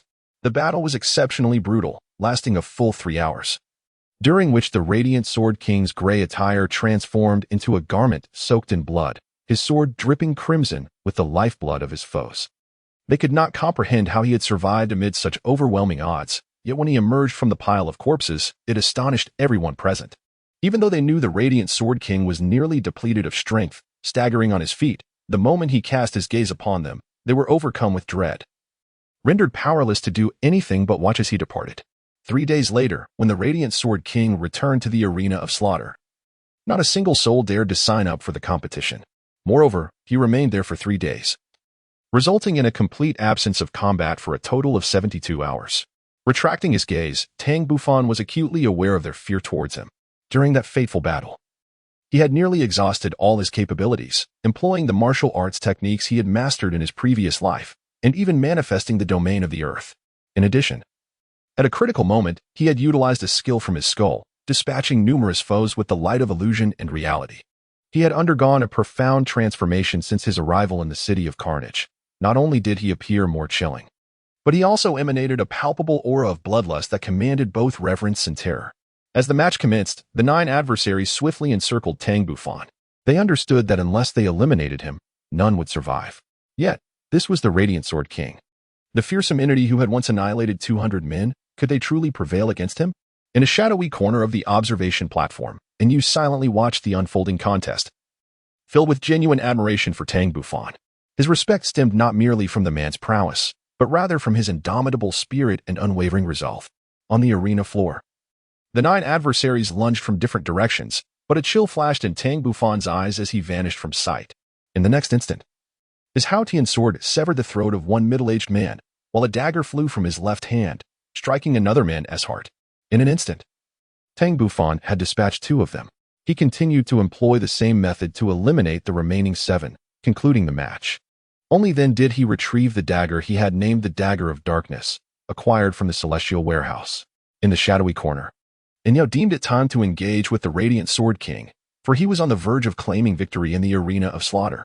Deep within the City of Carnage, in a dark and spacious chamber, sat a tall figure upon a colossal chair adorned with blue and purple crystals. The shadows obscured his features, revealing only his elongated silhouette. The Radiant Sword King has achieved 92 victories. A chilling female voice suddenly echoed. The imposing figure on the crystal chair replied in a low tone, "I am aware. Great King, should we initiate contact with him, enticing him to join our ranks? Do you perceive him as a true powerhouse?" The voice inquired. Although his soul power is not particularly high, his physical attributes, strength, speed, combat experience, and technique are exceptional, rarely matched by others. Moreover, he is still young, with immense potential for growth. I believe that even a titled Douluo, without utilizing soul abilities, would find it challenging to best him. Furthermore, I suspect that the Radiant Sword King possesses at least 1 soul bone. Otherwise, his physical prowess would not be so formidable. The chilling voice continued. Do you think he can traverse the regional path? The voice hesitated for a moment before responding. I estimate a 20% chance of success. The King of Carnage expressed surprise. 20%? You hold him in such high regard? The voice nodded affirmatively. In that case, approach him and ascertain whether he recognizes the opportunity presented to him. If he fails to do so, he is certainly not like that young girl. The King of Carnage remarked with a cold smirk. The chilling voice, filled with curiosity, asked, Great King, are you referring to the Dark Sword King, who has achieved 80 victories? What makes her so special? The King of Carnage replied calmly, half a month ago, one of the last 2 gods of slaughter arrived in the City of Carnage. Could it be that the Dark Sword King is connected to that god of slaughter? Indeed. The Dark Sword King was sent here by that very god of slaughter. As the conversation in the shadows faded, silence enveloped the room. Suddenly, a series of knocks echoed through Tang Bufan's training chamber in the City of Carnage. Tang Bufan's gaze turned cold as he pondered who had the audacity to interrupt his cultivation. Who is it? A melodious and resonant voice echoed from outside. It is I, Anyao, seeking a matter of discussion. Tang Bufan furrowed his brow. He had little acquaintance with Anyao. Aside from that encounter a year ago, they had scarcely exchanged a handful of words. With a casual wave of his hand, a gust of air surged forth, causing the door to swing open. Shortly after, Anyao, clad in black, stepped inside. Her complexion appeared somewhat pale, and she leaned against the door, delicately savoring a glass of Bloody Mary in her hand. As if already accustomed to it, Tang Bufan had only once indulged in drink at the tavern in the City of Slaughter, and since then, he had abstained completely, having prepared ample amounts of clear water within his belt. After a moment of silence, he inquired about the reason for Miss Anya's visit. Is it merely to express gratitude for saving your life a year ago? he asked, somewhat puzzled. An Yao shook her head. Once you achieve 100 victories, you surely plan to traverse the regional path in pursuit of the title of God of Slaughter, correct? Tang Bufan did not refute the assertion. And are you not the same?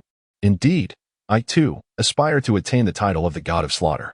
However, are you aware that the city of Carnage harbors no desire for the emergence of a new God of Slaughter? Dark Yu similarly did not deny this. A glimmer of solemnity flickered in Tang Bufan's eyes. Is what you say truly authentic? He inquired. An Yao nodded in affirmation. Tang Bufan fell into a contemplative silence. If the city of Slaughter does not wish for the emergence of a god of death, how did the previous one come into existence? An Yao, with a bittersweet smile, realized that she truly could not answer that question. Noticing An Yao's inability to respond, Tang Bufan composedly remarked, Miss An Yao, I appreciate your kindness. However, at this juncture, we can only proceed one step at a time. Let alone the King of Slaughter, we might not even pass through the enforcement team. An Yao's face displayed a sense of helplessness, yet after a moment's reflection she said, I still hope you will refrain from participating in the final match too soon. If the worst-case scenario unfolds, I might be able to assist you. Gazing into An Yao's sincere eyes, Tang Bufan remained silent for a long while before finally nodding slowly. After bidding farewell to An Yao, it wasn't long before a knock echoed at the door of Tang Bufan's training chamber. Chapter 99, The Arrival of the King of Slaughter. Tang Bufan, whose eyes were initially closed, reopened them, exuding a fierce aura of murderous intent. What kind of day was it today that so many sought him out? However, as his mental prowess discerned the identity of the visitor, his expression subtly shifted. He was taken aback to discover it was the envoy of the King of Slaughter. Recalling An Yao's earlier words, an ominous premonition surged within him. Taking a deep breath, he spoke in a grave tone, Please, enter, while simultaneously gesturing for the door to be opened. Soon after, a woman draped in black veils entered, yet she, much like An Yao, leaned against the door without advancing further towards him. After a moment of silence, Tang Bufan inquired, May I ask the purpose of your visit, esteemed envoy? The black-veiled woman, gazing upon the illustrious Sword King of Light, could not help but feel a ripple of admiration, congratulating him on his 91st victory. With the title of champion of the hellish arena within his grasp, Tang Bufan's expression remained unchanged as he calmly remarked, Surely, the envoy has not come merely to extend congratulations. Let us speak candidly. The woman in the black veil paused momentarily, then with a light laugh replied, As expected of the radiant Sword King, you are indeed perceptive. Allow me to disclose my intentions. Tang Bufan's expression grew slightly solemn as he listened attentively. King of the Bright Sword, may I inquire about your plans upon securing the championship in the Hell's Killing Arena? Would you be interested in joining my city of Slaughter? The remuneration is negotiable, and feel free to express any requirements you may have, the veiled woman said, her beautiful eyes glimmering with anticipation beneath her dark veil. Tang Bufan maintained an impassive expression, yet a sense of unease enveloped his heart. It appeared that An Yao's words rang true. The city of Slaughter indeed harbored no desire for the emergence of another god of killing, even if merely a possibility. After a brief moment of silence, he gazed at the veiled woman, his eyes seemingly capable of piercing through her shroud. May I inquire, esteemed envoy, if this is indeed the will of the King of Slaughter? The veiled woman felt a tremor of her spirit but composed herself to respond, Indeed. It is the esteemed will of the great King of Slaughter. Should you choose to join the city of Slaughter, you may even be appointed as the vice-captain of the enforcement team, a position that would place you on par with those formidable soul Douluos. Furthermore, our king would grant you the ability to wield soul techniques within the confines of the city of Slaughter. Upon concluding her statement, the veiled woman fixed her gaze intently upon Tang Bufan, scrutinizing his expression with earnestness. Regrettably, Tang Bufan's countenance remained as unyielding as ancient ice, revealing naught of his inner thoughts. At this moment, his mind raced as he contemplated how to respond to this proposition. Joining the city of Slaughter was unequivocally out of the question. He had parents and a sect to consider. Moreover, he harbored an abhorrence for this sinister realm, yearning to escape its clutches. However, he could not outrightly decline, lest he incur the wrath of the King of Slaughter. Although he had yet to encounter this monarch, he was certain that the King of Slaughter was a titled Douluo, and a powerful one at that, even if the king did not intervene. The enforcement team under his command was beyond Tang Bufan's current capabilities to contend with. After much deliberation, Tang Bufan finally responded with a mere semblance of politeness, Esteemed envoy, might I be granted some time to consider this offer? The veiled woman, her eyes betraying a hint of disappointment, nonetheless replied with a cheerful demeanor. Then I shall await the good news from the Radiant Sword King. Tang Bufan nodded gently. Subsequently, the woman in the black veil returned to report, and the training chamber once again fell into tranquility. Tang Bufan furrowed his brows, perplexed by the enigma of why the city of slaughter would not welcome the rebirth of a god of killing. Could it be that the emergence of such a deity would prove detrimental to the city? Yet, if the birth of a god of killing posed a threat to the city of slaughter, they could simply seal the Hell Road. Confident that no one would dare oppose such a decree. With a sigh of resignation, Tang Bufan acknowledged the weight of these troubling questions. As for the Hell Road, he was resolute in his intent to venture forth. He would not remain in this wretched place.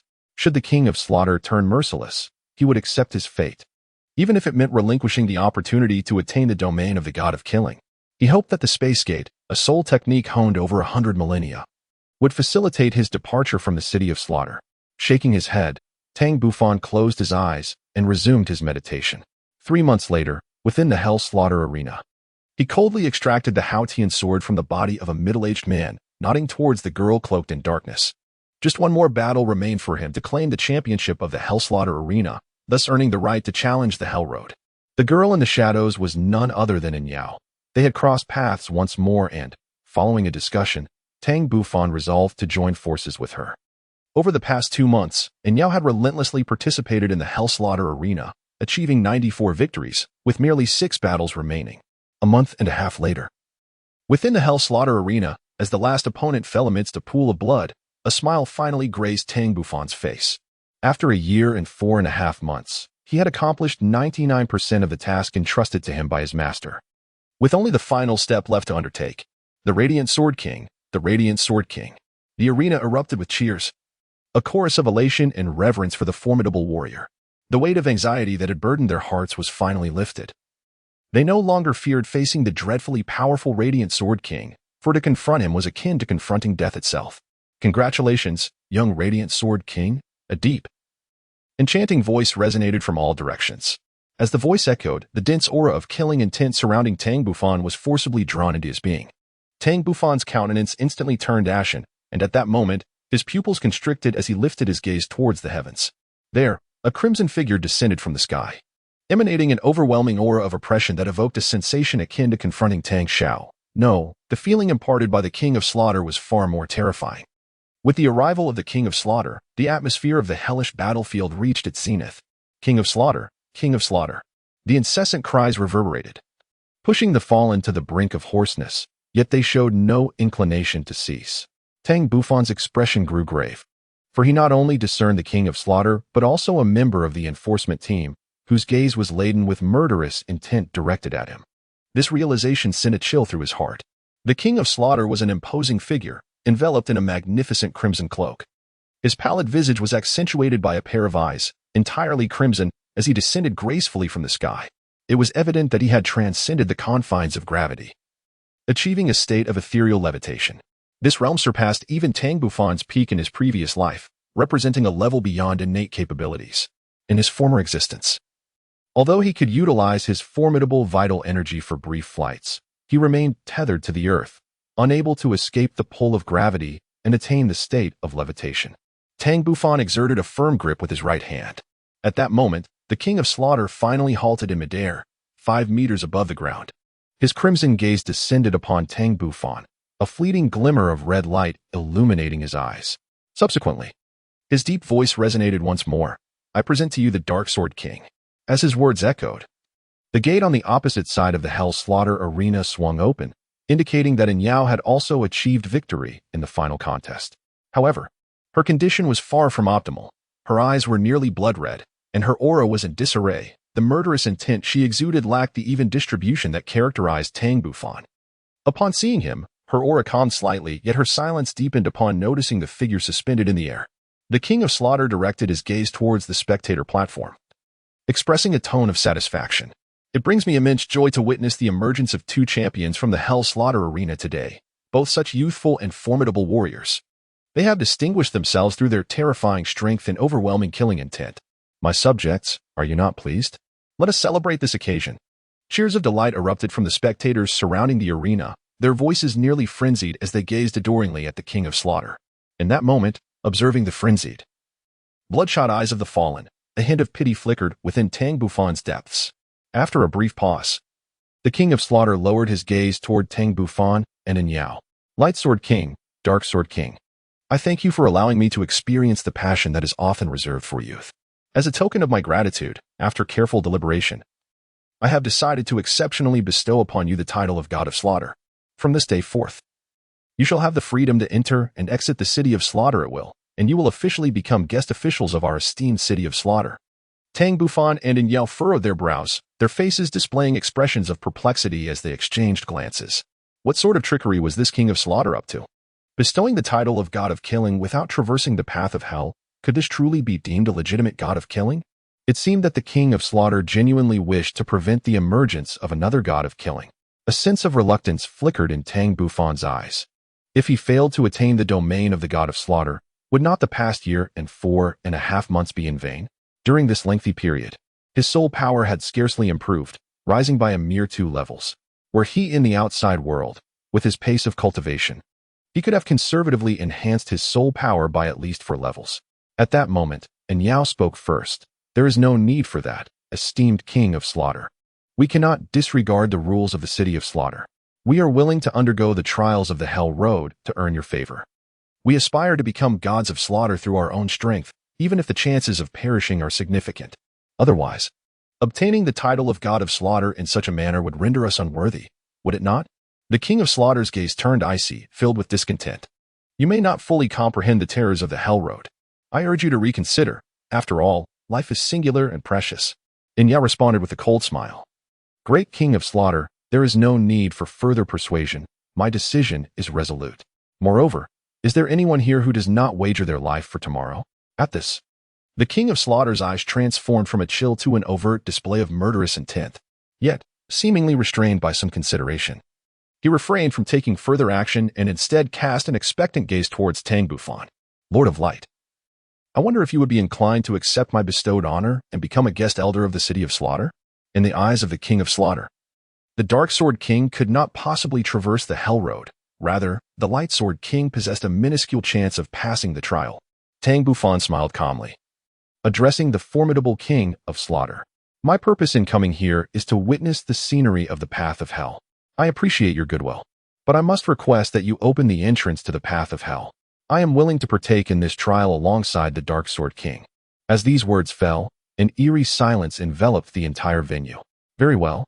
The King of Slaughter responded with a rage-fueled laugh, emanating waves of faint crimson light. Below, Tang Bufan's expression shifted as he discerned the ominous signs of an impending domain release. Could it be that the King of Slaughter intended to defy the established rules of the city of Slaughter? In an instant, his focus sharpened, poised to activate the spatial gateway at a moment's notice. After a brief interval, the crimson radiance surrounding the King of Slaughter dissipated.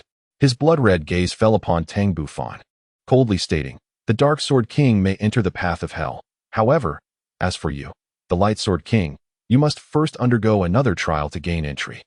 Tang Bufan's expression shifted, and he realized that the situation was far from simple.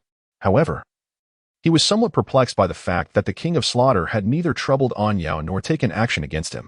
Tang Bufan took a deep breath and boldly inquired, Mighty King of Slaughter, what trial do you propose? The King of Slaughter wore a mocking smile, his gaze shifting towards a certain spot in the spectator's stand.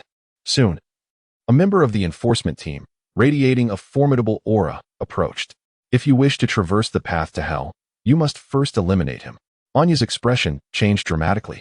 Great King of Slaughter, this is against the rules. The King of Slaughter snorted coldly. Rules? I am the embodiment of rules.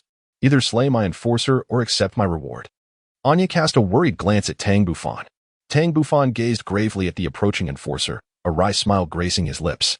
If his intuition was accurate, this individual was a soul Douluo, and moreover, one capable of wielding soul skills. Silence enveloped the atmosphere, a deathly stillness. After a prolonged moment, Tang Bufan slowly spoke. Great King of Slaughter, should I miraculously prevail, will you truly refrain from obstructing my participation in the trials of the Hell Road? The King of Slaughter regarded Tang Bufan with the gaze of one surveying the dead. You possess audacity. I can assure you, should you conquer this challenge, what promise would I hold? In his eyes, no matter how refined Tang Bufan's combat skills might be, they were but a futile endeavor against absolute power. Particularly given the youthfulness of the challenger, And Yao intended to counsel Tang Bufan, yet he had already set forth towards the battlefield. Meanwhile, the enforcer, his face a mask of disdain, regarded himself as an 84th level soul Luo, capable of utilizing soul skills. He felt no trepidation even towards a title Douluo. King of Light. King of Light. The fallen spectators on the viewing platform clamored for Tang Bufan. In the center of the battlefield, the enforcer sneered, King of Light, sword. How dare you defy the will of the great King of Slaughter? You need not venture to the Hell Road. Allow me to send you to the underworld now. No sooner had he uttered these words than 8 soul rings, 2 yellow, 2 purple, and 4 black, ascended around him. A vine materialized in his hand, his martial soul, the celestial green vine. At that moment, a flicker of ethereal light erupted from Tang Bufan's eyes, targeting the enforcer directly. The enforcer, caught off guard by the audacity of the King of Light, sword's preemptive strike, instinctively clutched his head and emitted a blood-curdling scream. In an instant, Tang Bufan propelled himself forward with extraordinary speed, and the next moment, the Haotian sword pierced precisely into the enforcer's skull, delivering a decisive blow that extinguished his life. And Yao could not suppress a gasp. If her deductions were correct, Tang Bufan had just unleashed a soul bone skill, notably a rare mental type ability. The King of Slaughter's expression shifted to one of astonishment, quickly replaced by an icy demeanor, his eyes brimming with murderous intent. He surveyed the surroundings, ultimately fixing his cold smile upon Tang Bufan, refraining from intervening personally. Chapter 101. Entering the Hell Road. Tang Bufan's mental prowess was formidable, allowing him to instinctively sense the gaze and murderous intent of the King of Slaughter. Retrieving the Haotian sword, he turned to face the King of Slaughter and declared, "Oh, great King of Slaughter, I trust one am now permitted to enter the path to hell. Such a remarkable mental attack skill. It is no wonder you dared to accept my terms." The King of Slaughter cast a fleeting glance at the corpse of the enforcer and continued, "Had it not been for this fool's carelessness, coupled with your unexpected ambush, you would have had no chance of survival given your current strength." Tang Bufan, unfazed, remarked that successfully executing a stealth attack is indeed a skill, attributing the failure solely to his opponent's lack of strength. Such a lack of strength. One can only hope that when confronted with the terrors of the road to hell, he remains equally composed. The King of Slaughter let out a cold laugh. At that moment, Yao interjected, requesting the illustrious King of Slaughter to unveil the road to hell. "Since you two refuse to acknowledge my favor, then let us journey together to the road to hell. It will provide good companionship, and I wish you both luck." The King of Slaughter's expression was grim, laced with a hint of mockery. This is the road to hell, not something easily traversed. Even with a duo or 10 united, without sufficient strength and fortune, all efforts would be in vain.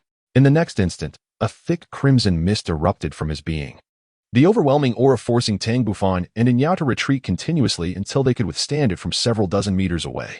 Tang Bufan gazed solemnly at the King of Slaughter, his eyes filled with perplexity.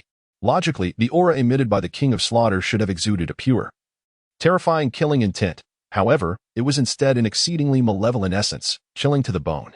It appeared evident that something had transpired with this King of Slaughter, for otherwise his aura would have been a genuinely unadulterated killing intent. Shaking his head, Tang Bufan suppressed these thoughts and continued to observe. Before long, the sinister, frigid red ripples began to diffuse, swiftly enveloping the entire arena.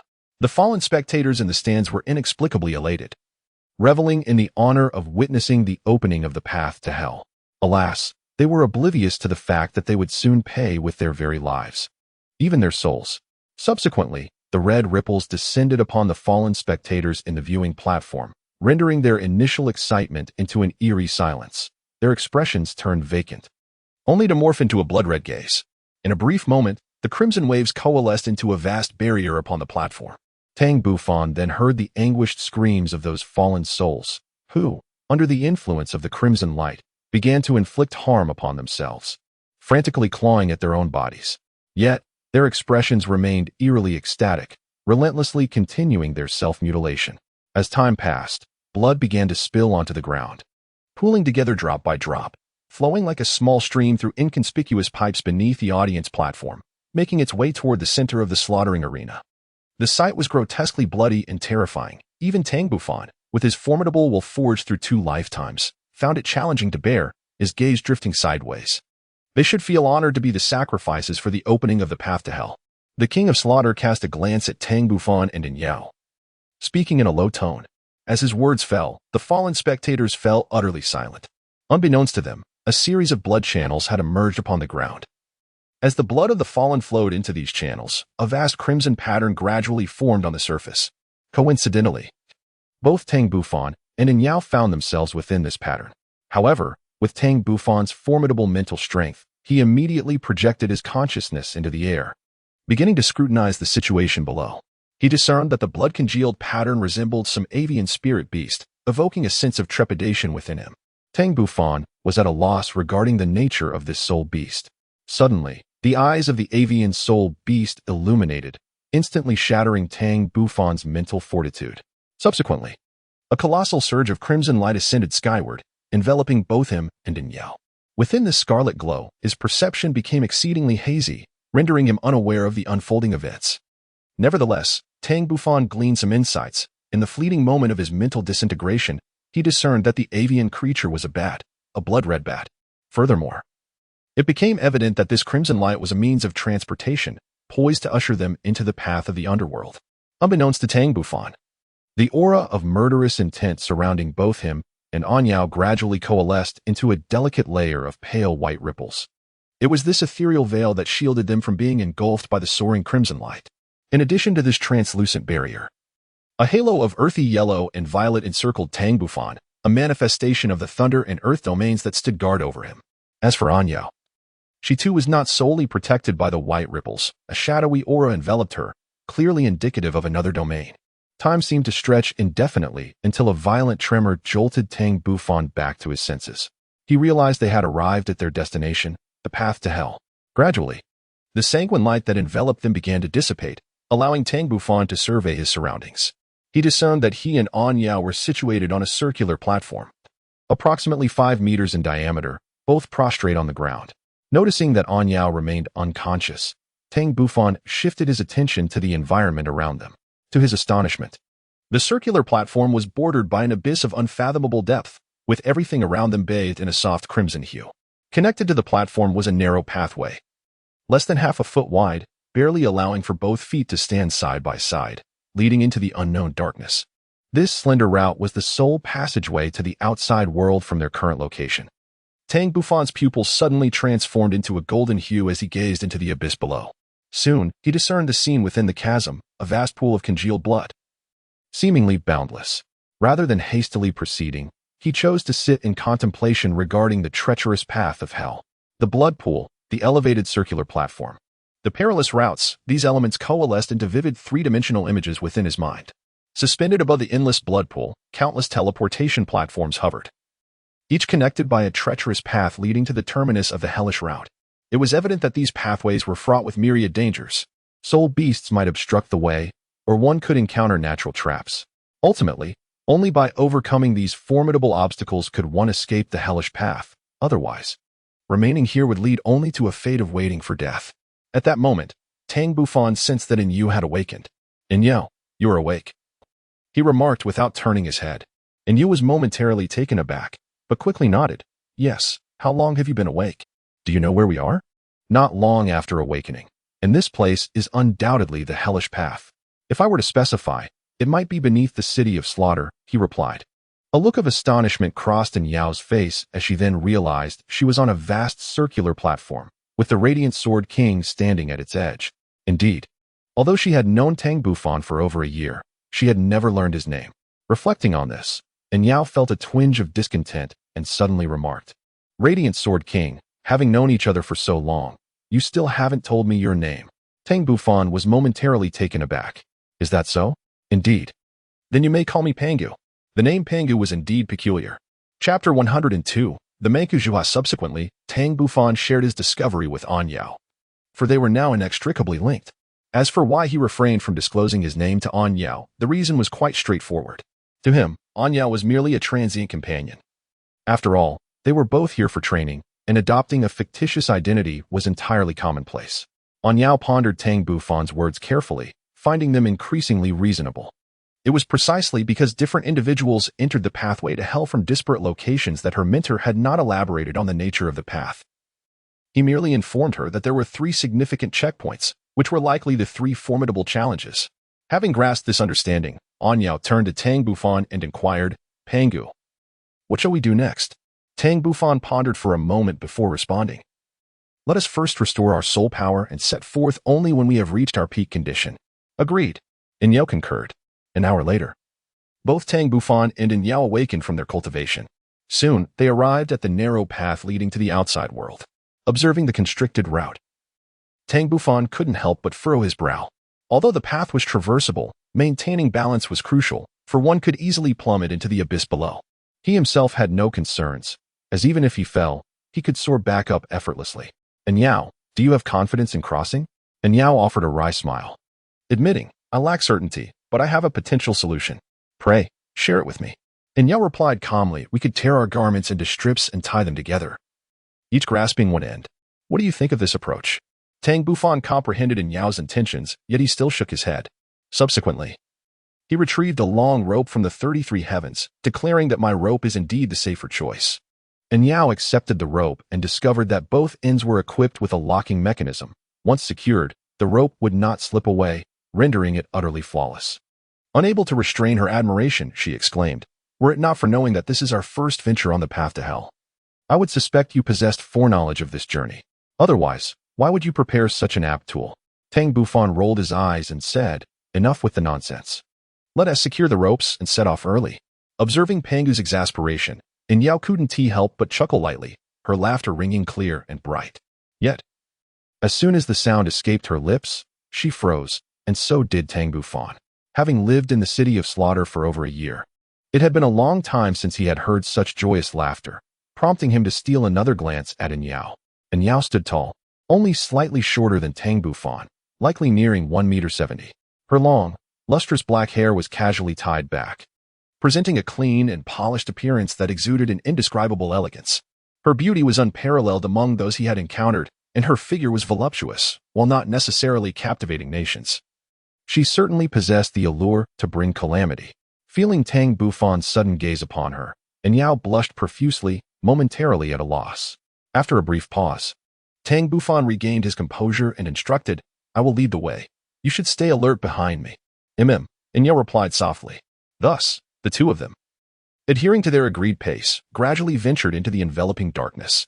In the obscurity, Tang Bufan's mental prowess revealed its exceptional utility. With his formidable spirit, he commanded a radius of 1,000 meters. Initially concerned that Anyao might struggle to adjust to the dark, he was taken aback to sense a trace of mental energy emanating from her. Though it was not particularly strong, capable of extending only several dozen meters, it was sufficient. 1 step, 2 steps. After approximately 400 steps, Anyao suddenly remarked, Pangu, do you feel it getting hotter? Tang Bufan remarked, I have long sensed that the small path beneath our feet gradually winds upward, drawing ever closer to the blood pool below. How can that be? I feel as though we are traversing a level path. Anyao responded with confusion. Tang Bufan spoke calmly. I have already probed with my spiritual energy. The circular platform from which we departed is approximately 1,000 meters above the blood pool below, and now it is merely about 900 meters away. Thus, I have made my earlier judgment. If I am not mistaken, the end of this path must lead directly to the blood pool. Perhaps even the entrance to the underworld is situated within it. And Yao was momentarily startled and was about to speak when suddenly her pupils constricted. Accompanied by a deep roar, a crimson, unidentified creature leaped from the blood pool below, blocking their path just a few meters ahead. Its voice resembled that of a bull, yet it bore a more mournful tone. This creature, resembling a toad, was an immense giant among its kind, its body exceeding 3 meters in length, entirely blood-red. Its limbs, though short, were robust and powerful, allowing it to leap from the depths of the blood pool. Strangely, its eyes sparkled with a golden light, evoking a sense of dread. Ahead, Tang Bufan scrutinized the beast with a grave expression, feeling an unsettling familiarity. Suddenly, a realization struck him. He recognized this creature from an ancient tome wrapped in silver beast skin that he had obtained from Tianxia's song. The book described it as an ancient exotic soul beast, entirely blood-red, with eyes that shimmered like gold and a voice akin to that of a bull. Hence it was named Manga Zhuha. It is a rare soul beast endowed with an extreme venom.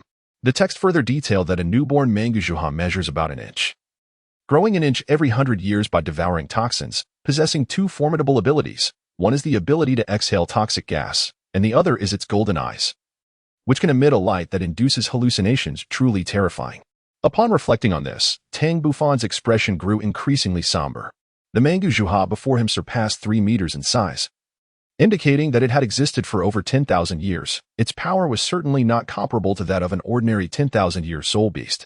And Yao, with a hint of worry in her voice, asked, Pangu, do you recognize this soul beast? Tang Bufan's gaze flickered with a hint of excitement upon encountering the Mangu Zhuha. A soul beast renowned for its lethal poison. Be exceedingly cautious of its poisonous gas and the blinding rays it emits from its eyes during our confrontation, he warned. With that, Tang Bufan untied the rope at his waist and charged towards the Mangu Zhuha. Most of the creature's formidable abilities relied heavily on its toxic emissions, rendering its defenses notably frail. It was precisely for this reason that he dared to engage in battle. As Tang Bufan sprinted along the narrow path, he ultimately soared into the air, wielding the Haotian sword, which radiated a powerful sword aura, slicing towards the Mangu Zhuha with a fearsome intensity. An earthy golden halo enveloped him, forming a protective shield, the domain of Earth. Meanwhile, the Mangu Zhuha regarded Tang Bufan's approach with a hint of disdain in its golden eyes.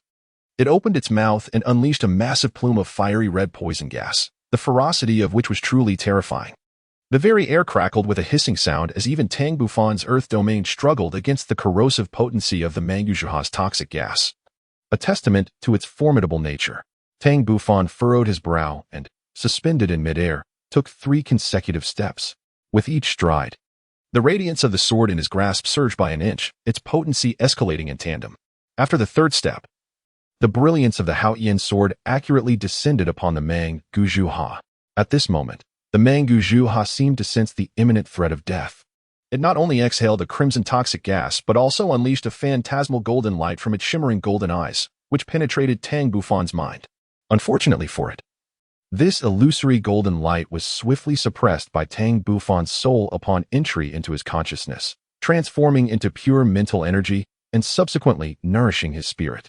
Meanwhile, the fiery red and blood-red toxins continued to spread ominously in all directions. Behind, and Yao's gaze flickered, and a veil of pitch-black light emanated from her form, effectively containing the toxic fumes within a 2-meter radius.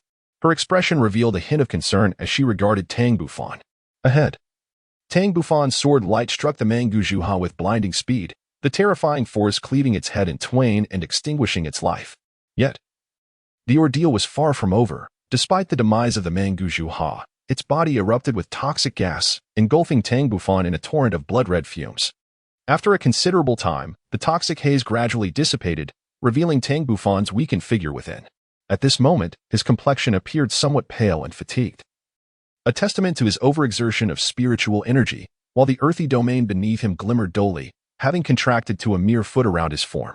Tang Bufan could not help but smile wryly. He had acted impulsively this time.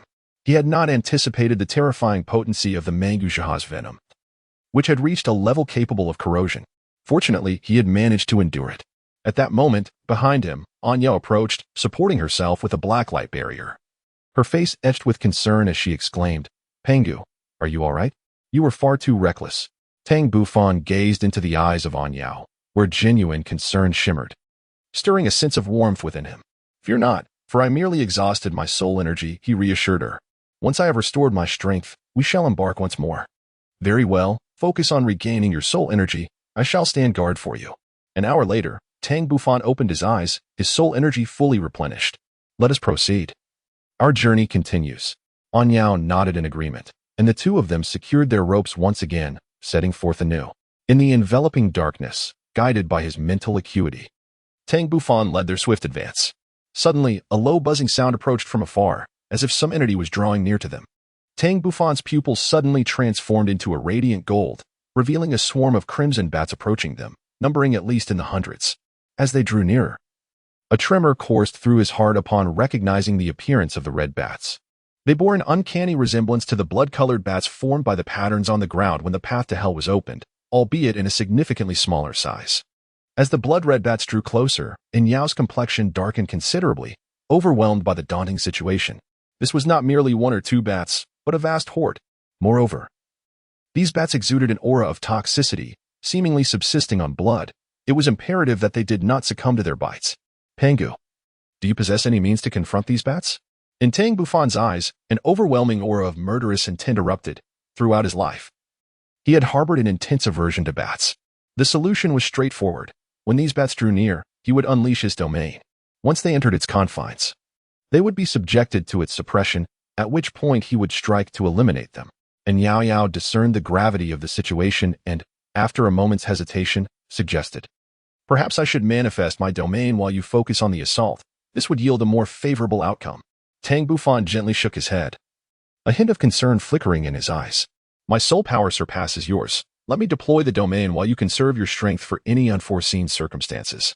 I fear these bats are merely the vanguard." The astute In Yao immediately grasped the implication of Tang Bufan's words. He was suggesting that there were more formidable bats yet to emerge. "Indeed. We should first eliminate these minor foes to avoid being caught in a pincer attack later." As they conversed, the crimson bats had already swooped down upon them, clearly having detected their presence. In an instant, thousands of these bloodthirsty creatures, with their sharp fangs and sanguine eyes, flapped their wings in unison, stirring a foul wind that swept toward Tang Bufan and In Yao, seemingly intent on dragging them into the blood pool below. However, Tang Bufan and In Yao were well prepared, standing firm as a mountain. To Tang Bufan's astonishment, the crimson bats appeared to possess a degree of intelligence after their initial probing attack failed. They did not rush to assault but instead dispersed, encircling Tang Bufan and In Yao, poised to strike at any moment. Upon witnessing this, Tang Bufan let out a cold snort and promptly activated his skull skill. Subsequently, a solid beam of golden light surged into the swarm of crimson bats, instantly annihilating several of them. Tang Bufan's actions appeared to have completely enraged the swarm of bats, which suddenly launched an assault from all directions towards him and In Yao. A faint smirk emerged on Tang Bufan's indifferent visage, for he had awaited this very moment. Suddenly, a halo of earthy yellow light radiated outward in all directions, swiftly expanding to a radius of 100 meters, encircling the blood-red bats entirely. Under the influence of this domain, the ultrasonic abilities of the blood bats were rendered ineffective, causing them to flail about chaotically like headless flies, colliding with one another. Coupled with the advanced skill of gravitational suppression from the Earth domain, these blood bats began to plummet to the ground. In an instant, Tang Bufan brandished the Haotian sword, cleaving through the blood bats with dreadful sword energy, rending their bodies apart one after another. In less than 3 minutes, he had annihilated several hundred blood bats. Coupled with the casualties inflicted by others and the blood bats slain by In Yao, the total count exceeded half. However, due to the sacrifice of these bats, and considering the limited range of attack from both Tang Bufan and his companion, the remaining bats managed to escape from the domain. This was also related to Tang Bufan retracting the domain, as maintaining it was indeed taxing on one's energy, particularly when its coverage was extensive. The original area of 100 meters was suddenly reduced to 50 meters. The remaining blood bats glared at Tang Bufan and his companion with palpable hatred. They did not flee but dared not approach the edge of the domain, having learned a harsh lesson. Tang Bufan said calmly, "On Yao, while they are still fearful, we must hasten our pace and leave this place swiftly." "Indeed, I share the same sentiment. I never anticipated your domain would be so effective against the blood bats," On Yao remarked in admiration. Subsequently, Tang Bufan and On Yao quickened their advance, yet the blood bats relentlessly pursued them. Among them, the largest blood bat emitted a series of shrill cries. As this bat screeched, the others joined in with their own piercing wails. "This is not good. Our swift retreat has alerted them, and they are calling for reinforcements." Tang Bufan's expression darkened as he quickened his pace once more. However, they had not traveled far when he abruptly halted, his golden eyes scanning the depths of darkness before settling on a narrow path ahead, where an enormous crimson creature dangled ominously. Chapter 104. The Two Bat Kings. The exit as the blood bats continued their relentless shrieking. The mysterious creature suspended in the narrow path gradually unfurled a pair of colossal crimson wings, each spanning 7 meters. Its body exceeded 5 meters in length. With its enormous claws poised on the narrow path, it gently flapped its wings, lifting its massive form into the air and revealing its full visage. To their astonishment, it was a magnified version of a bloodbat, and even more terrifyingly, it possessed 3 heads, each a deep crimson hue, exuding an aura of dread. This was likely the leader of the bloodbats, a creature that could be aptly termed the 3-headed bloodbat king. Tang Bufan then witnessed the previously screeching bloodbats soaring through the air to the rear of the 3-headed bloodbat king, emitting strange cries as if they were children returning home to report grievances to an adult. Behind him, On Yao gasped sharply, her countenance paling significantly as she gripped her black sword and dagger tightly. What kind of monstrous entity have we provoked? Tang Bufan forced a wry smile and remarked, "Allow me to caution you. Prepare yourself mentally, for we are likely confronted not merely by this solitary creature. Another one is expected to arrive imminently." As if to confirm his words, a piercing howl resonated from the darkness ahead, signaling the rapid approach of something unseen, which soon revealed its form. It was yet another colossal blood-red bat, even larger than the three-headed Bat King, for it bore 4 heads. Before its massive body drew near, an overwhelming aura surged forth, striking them with its formidable presence. By this mere aura, Tang Bufan discerned that the strength of this 4-headed blood bat king surpassed that of an ordinary 10,000-year soul beast, comparable to that of a soul beast over 20,000 years old. Although the 3-headed blood bat king was somewhat weaker, the difference was negligible. Anya's countenance paled. For had they been able to unleash their soul skills, the two of them would have had little to fear from these clearly paired blood bat kings. This 4-headed blood bat king and the 3-headed one were closely bonded, summoned by the same blood-red minuscule bats. Yet, in their current predicament, they found themselves incapable of utilizing soul skills and constrained by the terrain, facing flying soul beasts, rendering their situation exceedingly dire. At that moment, the two blood-red bat kings flapped their wings and surged towards Tang Bufan and Anyao, bringing with them an overwhelming force. Tang Bufan and Anyao immediately summoned their respective domains, which swiftly expanded outward, reaching a distance of 100 meters in an instant. A mesmerizing fusion of earthy yellow and inky black radiance intertwined, emanating an eerie glow. Even Tang Bufan could not fathom the formidable power that would arise from the convergence of such disparate realms. Simultaneously, a beam of light shot forth from each of their eyes, and Yao's was a shaft of black luminescence, while Tang Bufan shone with a golden brilliance. These two luminous streams targeted a Bat King, which was soaring towards them. The two Blood Bat Kings, caught mid-flight, were instantly struck as if by a thunderbolt, each sustaining a devastating blow that shattered their heads, causing their bodies to wobble as they entered the domains of the two. Under the oppressive force of these mighty realms, they lost all control.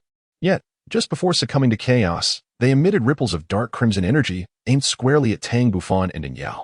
Even if they managed to evade this assault, the path beneath their feet would inevitably be obliterated.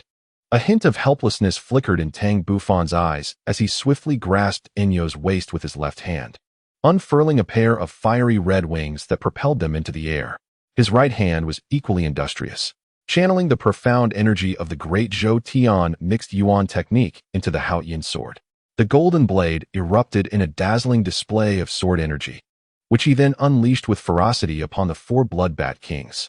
At that moment, the Blood Bat Kings remained ensnared by the dual fields of suppression, still reeling from the effects, and the sword energy swiftly cleaved through one of their heads, reducing them to a mere 2, eliciting anguished cries from their remaining forms.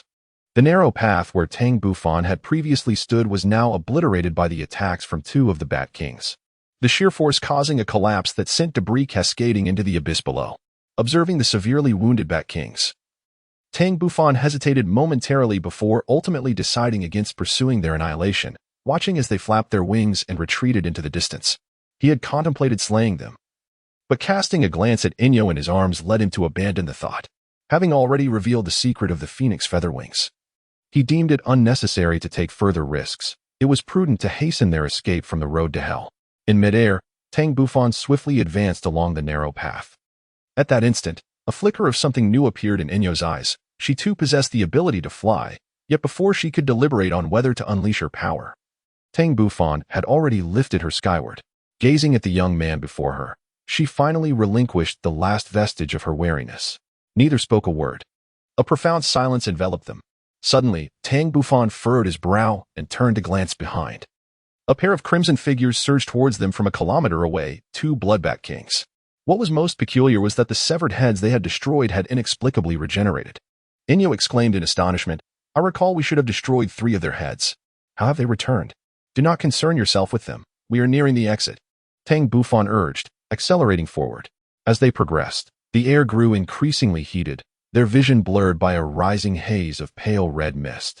Most alarmingly, they could now clearly see the dark red liquid roiling beneath them, the very blood that pooled in the city of slaughter. At that moment, Tang Bufan was soaring a mere 100 meters above the blood pool, had he not wielded the earth domain to insulate himself from the oppressive heat. The consequences would have been dire. Moreover, he had made a new discovery. The road to hell seemed to harbor a unique gas, which could be termed malevolent energy. This energy would influence every challenger who ventured into the road to hell, inciting their negative emotions. Naturally, the intensity of this influence correlated with the duration of their stay. The longer one remained, the more perilous it became. However, Tang Bufan's mind had already begun to form a nascent spirit, rendering him impervious to such levels of malevolent energy. As for Enyo, she too possessed her own means of defense.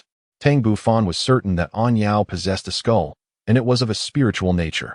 Soon, Tang Bufan arrived at the end of the blood pool, where he beheld an exit, an elliptical screen of light formed by a convergence of white radiance. Tang Bufan cast a fleeting glance at the two blood-red bat kings pursuing him from behind and addressed Anyao. The exit of hell's path is ahead. Let us part ways here. Anyao, taken aback, glanced back and urged, the exit is right in front of us. There is no need to concern ourselves with these two bat kings. You should go ahead. I have a matter to attend to. Tang Bufan shook his head resolutely and forcibly sent Anyao through the white light curtain.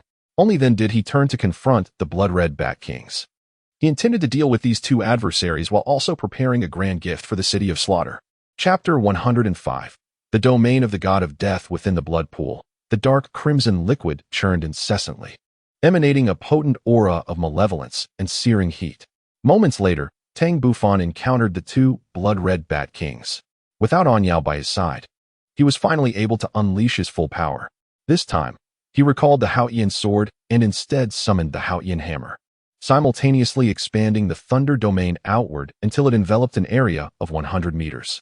True to its nature as a primary offensive domain, the thunder domain proved far more potent than the earth domain, and Tang Bufan distinctly felt the malevolent energy within dissipate. Indeed, the power of thunder could effectively dispel evil. As for the two blood-red bat kings, upon entering the domain, they were immediately affected, their bodies violently shaking. Coupled with the suppression of the lightning, they became utterly uncontrollable. Careening wildly within the confines of the domain, Tang Bufan would not relinquish this opportunity, and he bellowed, "Phoenix burning heaven."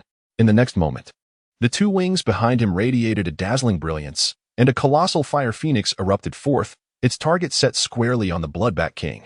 Soon, the fire phoenix collided with the two Bloodbat Kings, and the flames, capable of incinerating all, enveloped them in an instant, eliciting their agonizing cries. The fire consumed everything, leaving the blood-red bats behind them utterly incinerated, their shrieks abruptly silenced. Originally, Tang Bufan had intended to employ the chaotic cloak hammer technique, but he was taken aback by the formidable effect of the flames, which seemed particularly effective against the blood-red bats. In no time, the two blood-bat kings were reduced to mere ashes. Tang Bufan's pupils transformed into a resplendent gold, his gaze gravely sweeping over his surroundings. After a prolonged moment, he let out a cold snort, declaring that the city of slaughter was no longer the true city of slaughter. Thus, he would purify the malevolence that lingered here. With that, a single horn, intricately etched with electric patterns, emerged from his forehead. As he harnessed his power, a vast surge of lightning began to coalesce upon the horn.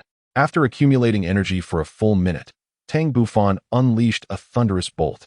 A brilliant column of lightning, as wide as a bowl, surged toward the blood pool, instantly provoking tumultuous waves within its depths.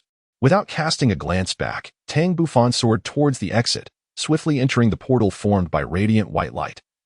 Completely departing from the path of hell, the thunderous strike he had unleashed left an indelible impact on the path of hell. It not only purified the malevolence within, but also significantly diminished its potency. As he departed, the lightning coursed through the blood, affecting a vast area, and anguished cries and moans echoed from the blood pool. However, those were matters for another time. Upon entering the realm of white light, Tang Bufan keenly sensed that everything around him was undergoing some enigmatic transformation, as though he had stepped into a peculiar world. This sensation resembled that of entering a formidable domain, albeit with subtle distinctions that eluded his immediate understanding. Surrounding him was an expanse of boundless void, blanketed in pure white. In this realm, his own powers were thoroughly suppressed, and his body was beset by an icy chill. This frigid sensation only intensified, as if some unseen force was continuously converging within him, then releasing outward, resulting in excruciating, bone-chilling pain. Within this white domain, Tang Bufan endured wave after wave of cold. Yet his consciousness remained alert. At that moment, he would have preferred to lose consciousness, for the piercing chill was utterly terrifying, causing his body to tremble uncontrollably. He soon deduced the source of this numbing sensation. It was, without a doubt, the essence of pure slaughter. The cold he had previously felt was a reaction to this malevolent energy infiltrating his being. Clearly, this white world was a powerful domain, vastly superior to his two innate realms, rendering any form of resistance futile. Undoubtedly, the legends surrounding the formation of the City of Slaughter were indeed true. The Land of Slaughter is a domain left behind by a powerful being who has transcended the 100th level. Or perhaps it serves as a trial ground for selecting a successor. Clearly, the earlier experience was bestowing upon him the domain of the God of Slaughter, which is why he felt the chilling aura of killing intent. However, this coldness differed from that which the King of Slaughter had once unleashed.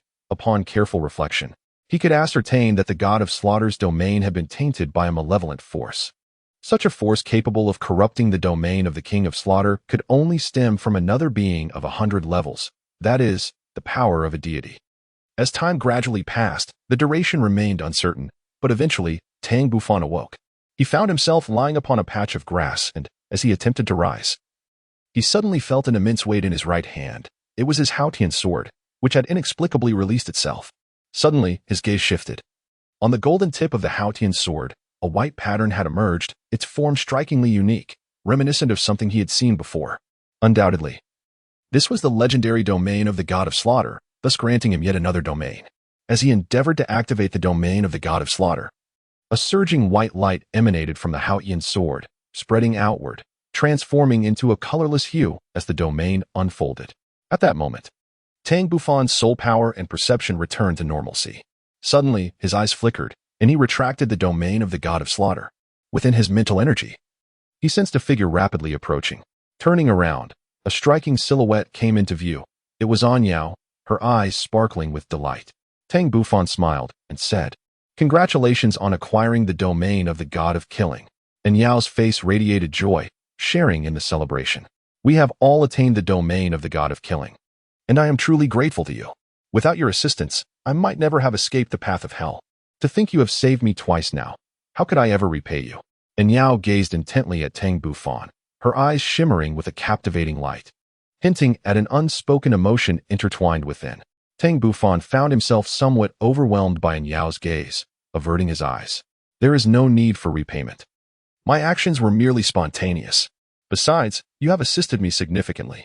The King of Slaughter did not pursue my demise entirely, and your influence may indeed be a factor." In truth, Tang Bufan had long harbored suspicions that the King of Slaughter was wary of the presence behind Anyao. Coupled with her extensive knowledge of the City of Slaughter, it was likely that at least a titled Douluo-level deity stood behind her. As for Anyao's true identity, he had some conjectures, yet he could not ascertain the truth. Anyao's eyes reflected a hint of disappointment, yet she replied, "Even so, I still owe you a life, and I shall forever hold this in my heart."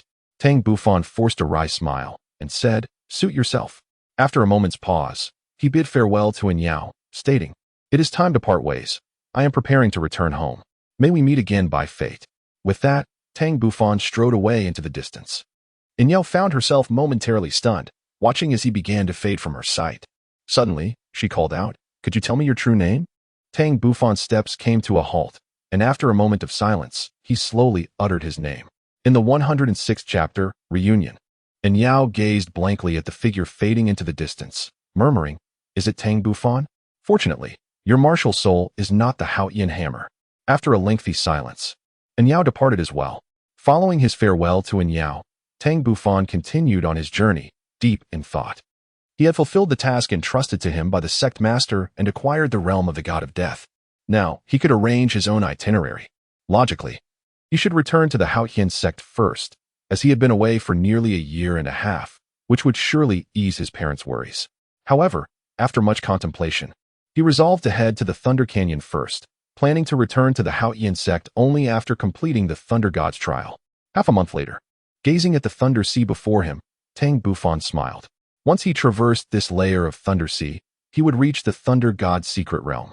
It had been over a year since he had last been there, and he wondered if Tang Ming and the others had managed to break through the 40th level of soul power. With the thunderous mark on his forehead glowing, Tang Bufan stepped directly into the Thunder God's secret realm. In the Thunder God's secret realm, the three-eyed thunder leopard, which had previously kept its eyes closed, suddenly opened them wide, its gaze filled with surprise as it looked towards the entrance of the forest, where a handsome young man was slowly approaching. Moments later, Tang Bufan arrived at the starting point of the Thunder God Road. The three-eyed thunder leopard exclaimed with excitement, "Your Highness, you have finally returned. I never anticipated that you would be gone for over a year.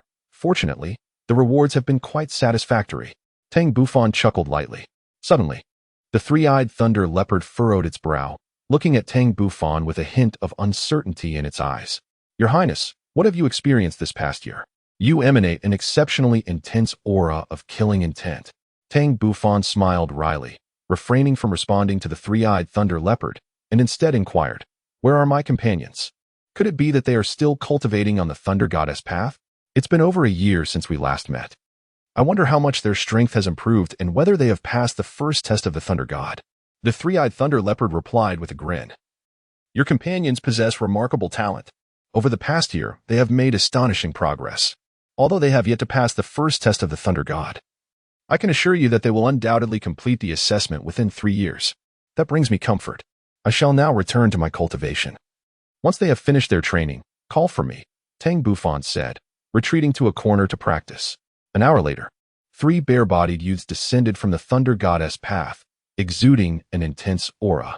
Their skin bore numerous cracks, with traces of blood dotting their surfaces. Yet, the faces of these 3 youths radiated joy. One of them exclaimed excitedly, "This Thunder Goddess path is truly miraculous. It not only strengthens the body but also accelerates the cultivation process. It is nothing short of a sacred site for training, indeed a treasure created by the divine." "Absolutely. I heard from Senior Lei that reaching the end of the Thunder Goddess path grants one the Thunder Realm bestowed by the Thunder God. Alas, we do not possess Thunder attribute martial souls, making it quite difficult to reach the end of the path." "Tang Feng, that is where you are mistaken. Let us not dampen our spirits. Did not Senior Lei say that as long as we put in the effort, we still have a chance to attain the Thunder Realm?" The 3 youths were none other than Tang Ming, Tang Feng, and Qi Shan. Soon, they returned to the ground. Suddenly, Tang Ming's gaze froze, and he excitedly stammered, "Boss." Beside him, Tang Feng and Qi Shan followed his line of sight, and indeed, it was Tang Bufan. Though he was presently engrossed in his cultivation, the three-eyed thunder leopard cast a glance at Tang Ming. "All right, keep your voice down. Do not disturb His Highness during his training." Tang Ming cast a timid glance at the three-eyed thunder leopard, promptly silencing himself and respectfully approaching. "Senior, may I inquire when the master will return?" "His Highness has been back for an hour. You may rest aside for a while," replied the three-eyed thunder leopard, once again closing its eyes. After half an hour, Qingyu and Zihan descended as well. Another half hour passed before Tang Bufan concluded his meditation. Opening his eyes to spot Tang Ming and the others engaged in light conversation in the distance. Tang Ming, Tang Feng, Brother Qin Shan, Qingyu. "Zihan, it's been a long time. How have you fared over the past year?" Upon hearing Tang Bufan's voice, the 5 quickly gathered around him. "Boss, we thought we'd never see you again. You've been gone for over a year. We've endured quite a hardship here, surviving on nothing but wild fruits. And I'm about ready to lose my lunch." This candid expression from Tang Ming elicited hearty laughter from the group, yet their faces bore a trace of bitterness thereafter. Tang Bufan's gaze swept over the crowd, and in the span of more than a year, each individual had undergone significant transformations. Tang Ming has grown taller, now exceeding 1.70 meters, slightly taller than those around him. Tang Feng's height has now matched that of Tang Bufan, reaching approximately 1.80 meters. The youthful innocence that once adorned their faces has diminished significantly, replaced by a newfound resoluteness. As for Qi Shan, the eldest among them, he is now nearing the age of 16, exuding an air of maturity and authority. Meanwhile, Qingyu and Zihan have also grown considerably, their features blossoming into increasing beauty. After a brief moment, Tang Bufan remarked, "One must endure hardship to rise above others. Now, do share with me the events that have transpired over the past year." Tang Ming's face radiated with a proud expression as he exclaimed, "Boss, can you guess what level my soul power is at now?" Tang Bufan replied indifferently, "Approximately level 40. Tang Ming exclaimed in astonishment, "Boss, you truly are remarkable. You guessed it perfectly. I reached level 42 months ago, and not just me. Tang Feng, Qingyu, and Zihan have also attained level 40. Brother Qin Shan is even nearing level 50. Tang Bufan was somewhat astonished. Since you have already reached level 40, you should be able to obtain a divine soul ring, should you not? Could it be that Lei did not bestow it upon you? The three-eyed thunder leopard repeatedly asserted, Your Highness, I have long since granted them the divine soul ring. It is they who have chosen not to absorb it. Tang Bufan inquired with a hint of confusion, Since Lei has bestowed upon you the divine gift soul ring, why have you not absorbed it? Tang Ming smiled enigmatically. Boss, why not take another guess as to why we refrain from absorbing the divine bestowed spirit rings? Tang Bufan pondered for a moment before ultimately shaking his head. Tang Feng exclaimed, Elder brother, we have all contemplated this matter. Since the path of the Thunder God can refine our physique, we aspire to strengthen our bodies further before absorbing the divine gift soul rings. By doing so, we can attain rings with greater longevity. And we even wish to absorb rings that exceed our current level. As he concluded, Tang Feng's eyes sparkled with enthusiasm. Tang Bufan displayed a look of realization and sighed lightly, Very well. However, I urge you to absorb the divine soul rings as soon as possible. My return is primarily to undertake the trial of the Thunder God. Once I have completed it, I intend to take you all back to the Haotian Sect. Qingshan expressed his astonishment. Bufan, have you already fulfilled the task entrusted to you by the sect leader? At the mention of this, a slight smile graced Tang Bufan's face. Although the journey was somewhat arduous, I have indeed accomplished the mission bestowed upon me by the sect leader. Chapter 107. The assessment. After an hour of conversation, Tang Bufan finally grasped the circumstances of everyone present. After a moment of silence, he looked at them earnestly. I plan to ascend the path of the Thunder God tomorrow. Once I conclude this endeavor, I shall return to the Haotian Sect to report our recent developments, so as to alleviate any concerns the sect leader and your parents may harbor. Tang Ming hastily exclaimed, Boss, what shall we do? You may remain here and cultivate in peace. I shall return shortly, Tang Bufan replied calmly. Subsequently, Tang Bufan retrieved a meal that had long been prepared from his belt. This gesture moved Tang Ming and the others to the point of tears. Once you have finished this meal, prepare yourselves to absorb the divine bestowed soul rings. Prolonging your wait will not significantly enhance your physical prowess. Rather, it would be counterproductive. Elevating your soul power is the most prudent course of action, as it will expedite your passage through the Thunder God assessment. After careful contemplation, Qingshan and the others concurred with Tang Bufan's wisdom and resolved to absorb the divine bestowed soul rings immediately. Following half an hour of adjustment, Tang Ming, Tang Feng, Qing Yu, and Zihan finally readied themselves, producing the Thunder God orbs. With a soft pop, the Thunder God orbs shattered, enveloping the four in a swirling purple mist. Meanwhile, Tang Bufan and Qingshan engaged in casual conversation. Brother Qingshan, your soul power must be nearing level 50. Am I correct? I reached level 49 2 months ago. I anticipate achieving level 50 within the next fortnight. At that point, I will absorb a divine bestowed soul ring, officially becoming a soul king. A joyful smile graced Qingshan's lips. By the way, Bufan, you've been gone for over a year. You must have ascended to the rank of Soul Emperor by now. Tang Bufan gently shook his head. My soul power barely reaches level 60. I have yet to obtain the 6th soul ring. How could that be? I recall that before you left, your soul power had already reached 58. How could you have only advanced by 2 levels in over a year? Unless you have not practiced at all. A look of disbelief appeared on Qingshan's face. Tang Bufan remained silent, directly unleashing his martial soul. 5 soul rings, 2 purple, 2 black, and 1 red, floated around his body. It was only then that Qingshan believed, yet immediately afterwards, an overwhelming sense of doubt enveloped him. Tang Bufan replied indifferently. Over the past year, my focus has primarily been on the task assigned to me by the sect leader, hence I have not devoted much time to cultivation, resulting in only a 2-level increase in my soul power. Qingshan, instantly intrigued by the task entrusted to Tang Bufan by the sect leader, couldn't help but inquire, Bufan, would it be convenient for you to share the task that the sect leader assigned to you? Tang Bufan smiled faintly. Convenient. The task bestowed upon me by the sect leader is to venture into the city of slaughter to obtain the title of God of Killing? God of Killing? Tang Bufan's gaze sharpened as he secretly activated the God of Death domain. Instantly, an overwhelming aura of death enveloped Qingshan, whose complexion turned pale and body trembled uncontrollably, devoid of any desire to fight. Soon, Tang Bufan retracted the God of Death domain and explained, what you just experienced was the God of Death domain, a unique talent possessed by every individual who has earned the title of God of Death. It took a considerable moment for Qingshan to recover, exclaiming, Bufan, acquiring such a title surely cannot be an easy feat. Tang Bufan offered a wry smile, acknowledging the arduous journey. As time gradually passed, Tang Ming and his companions swiftly absorbed the energy of the divine bestowed soul rings, thus forming their respective fourth soul rings and officially attaining the rank of soul sect. It is noteworthy that, although their fourth soul rings remained classified as millennium rings, a hint of black subtly permeated the purple hue, indicating that the quality of the fourth soul rings approached that of a 10,000-year ring.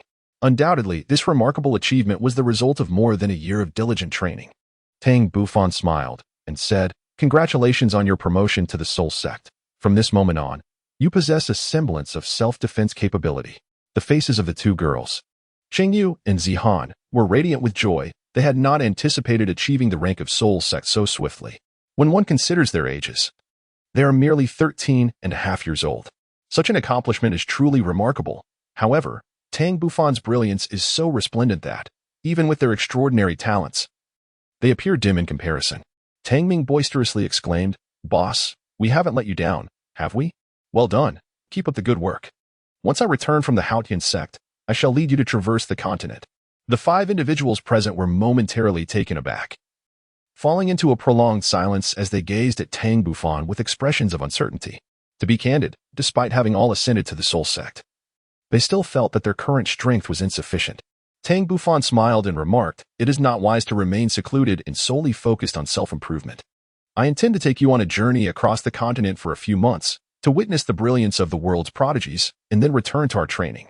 Our leader is truly wise. Long live our leader." Tang Ming exclaimed, his face alight with excitement. Soon, the others reacted similarly, their expressions brimming with eager anticipation. The night swiftly passed. On the following day, at the starting point of the Thunder God's path, Tang Bufan embarked on his solitary journey. Behind him, Tang Ming and the other 5, along with the three-eyed thunder leopard, gazed at him with expectant eyes. Tang Bufan ascended with unwavering determination, swiftly reaching the 100th step. Suddenly, a bolt of lightning descended from the void, striking directly at him. Unfazed, Tang Bufan endured the onslaught, as the electric force rent his garments, revealing his robust back. Scars of various origins, knife wounds, sword cuts, and gunshot marks marred his skin, each telling a tale of past battles. Below, Tang Ming and the others gasped in astonishment, their pupils contracting in disbelief at the harrowing sight of Tang Bufan's back. It was only after he vanished from their view that they regained their composure. Qingyu and Zihan, the 2 young women, were unable to suppress their anguish, pondering the tribulations that their elder brother Tang had endured over the past year, leaving him with such a multitude of scars. Tang Ming and Tang Feng appeared somewhat pallid, yet their expressions were predominantly marked by bewilderment. Tang Ming expressed his disbelief, saying, "Tang Feng, could it possibly be on his back?" Tang Feng remained silent, merely nodding earnestly. Indeed, the scars were unmistakable, numbering no less than 20. How could such a formidable individual suffer such extensive injuries? It was utterly perplexing. Qin Shan's heart stirred. It was no wonder that Tang Bufan had once responded to his inquiries with a bitter smile. This city of slaughter was undeniably terrifying, even with his strength. He had endured so many assaults. It was unimaginable what perils he had faced. Yet, Tang Bufan had persevered, ultimately emerging with the domain of the god of slaughter. In that moment, Qin Shan felt a profound admiration for Tang Bufan. It was no surprise he had achieved such remarkable feats at this tender age. Noticing her elder brother's silence, Qingyu ventured, "Brother, what are your thoughts?" Qin Shan finally snapped back to reality, "I am uncertain. But these injuries must have been incurred in the city of slaughter." The city of slaughter? Upon seeing the puzzled expressions of those around him, Qin Shan shared what little he knew, prompting a chorus of sighs. Deep within the Thunder God's path, Tang Bufan once again arrived at the 700th step. As he gazed ahead at the incessant cascades of lightning and the palpable violet mist, a sense of gravity enveloped him. Previously, he had exerted every ounce of his strength merely to reach this point. Were it another Soulmaster of the Thunder attribute, they would likely need to attain the rank of Soul Emperor to arrive here. After all, he had achieved this feat with the support of 2 domains and several soul bones. It is worth mentioning the Yu brothers. They had been cultivating in this location for 2.5 years, but coincidentally returned to their blue electric tyrant dragon sect just before Tang Bufan's arrival. According to Qin Shan, Yu Tianhing had reached the 48th level of soul power, while Yu Tianxin had attained the 47th level, marking a significant surge in strength compared to over 2 years prior. However, they still fell short of completing the examination. Shaking his head, Tang Bufan stepped forward. His body immediately enveloped by the violet mist as lightning rained down upon him. He pushed his mental acuity to the utmost, vigilantly observing the fluctuations of the lightning.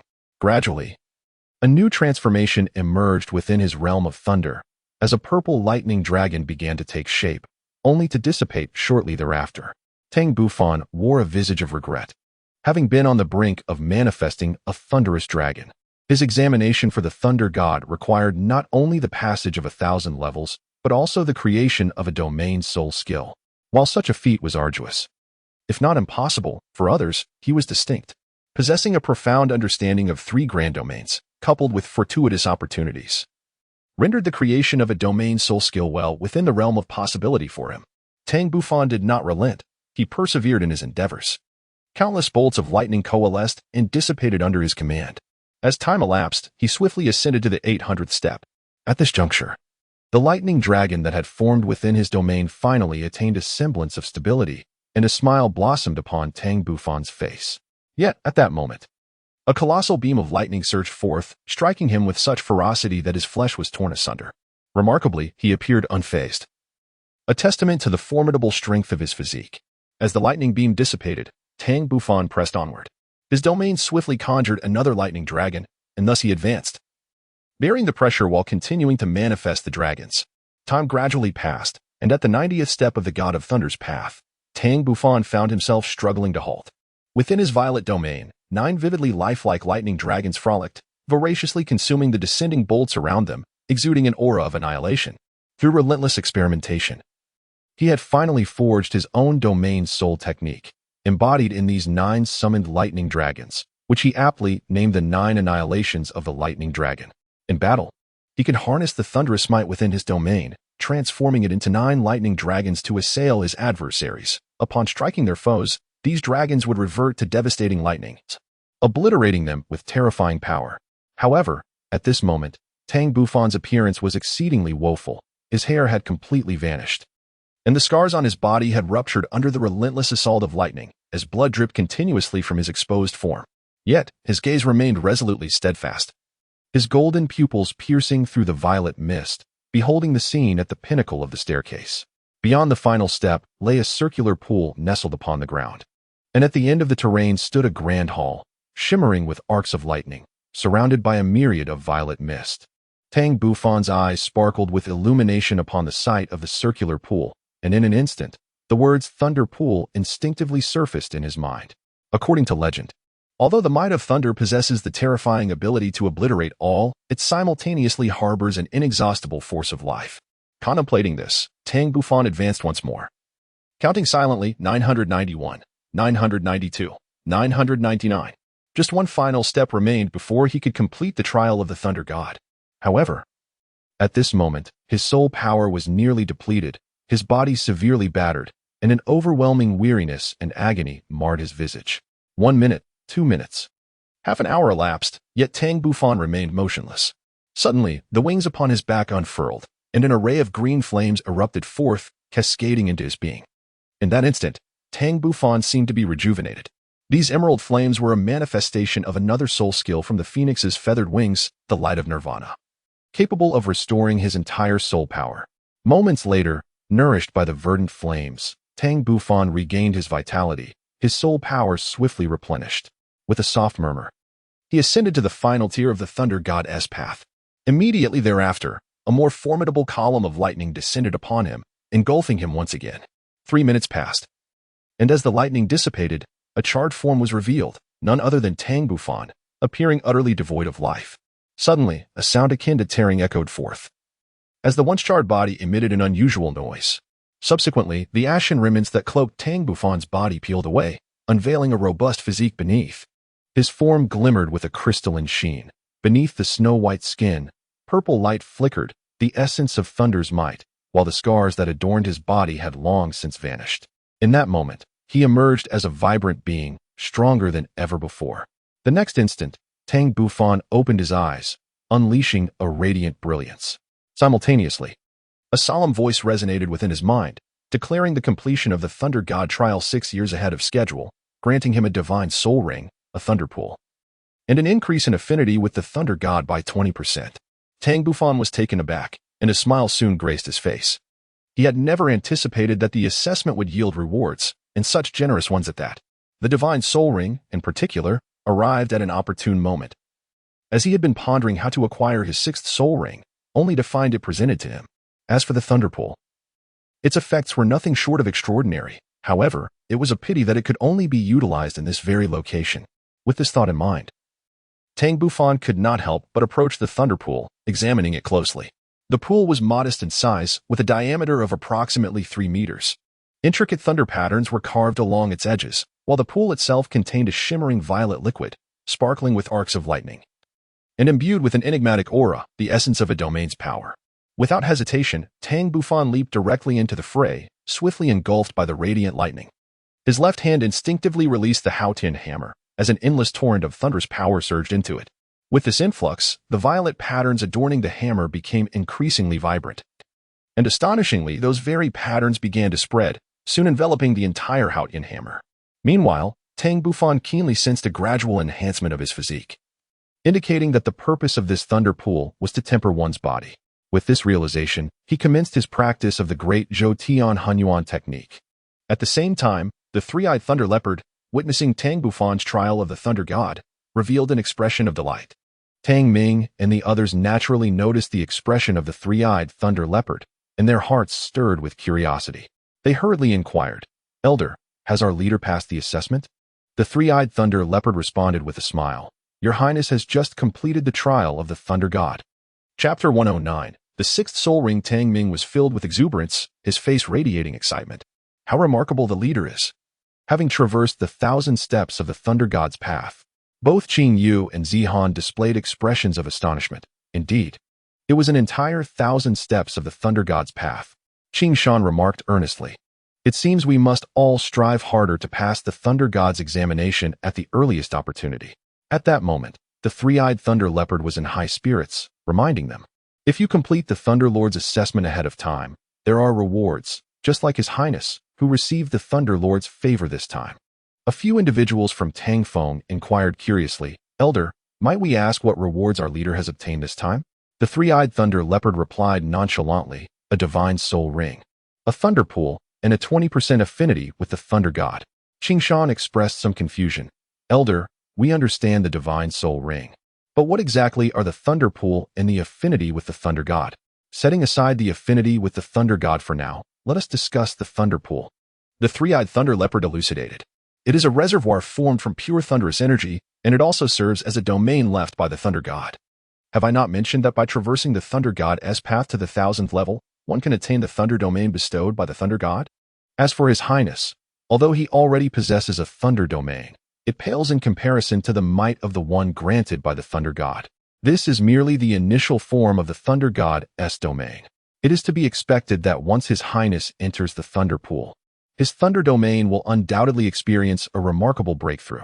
Furthermore, this thunder pool is a supreme treasure for tempering the body, allowing his physical form to be further refined within it, progressing towards a divine physique.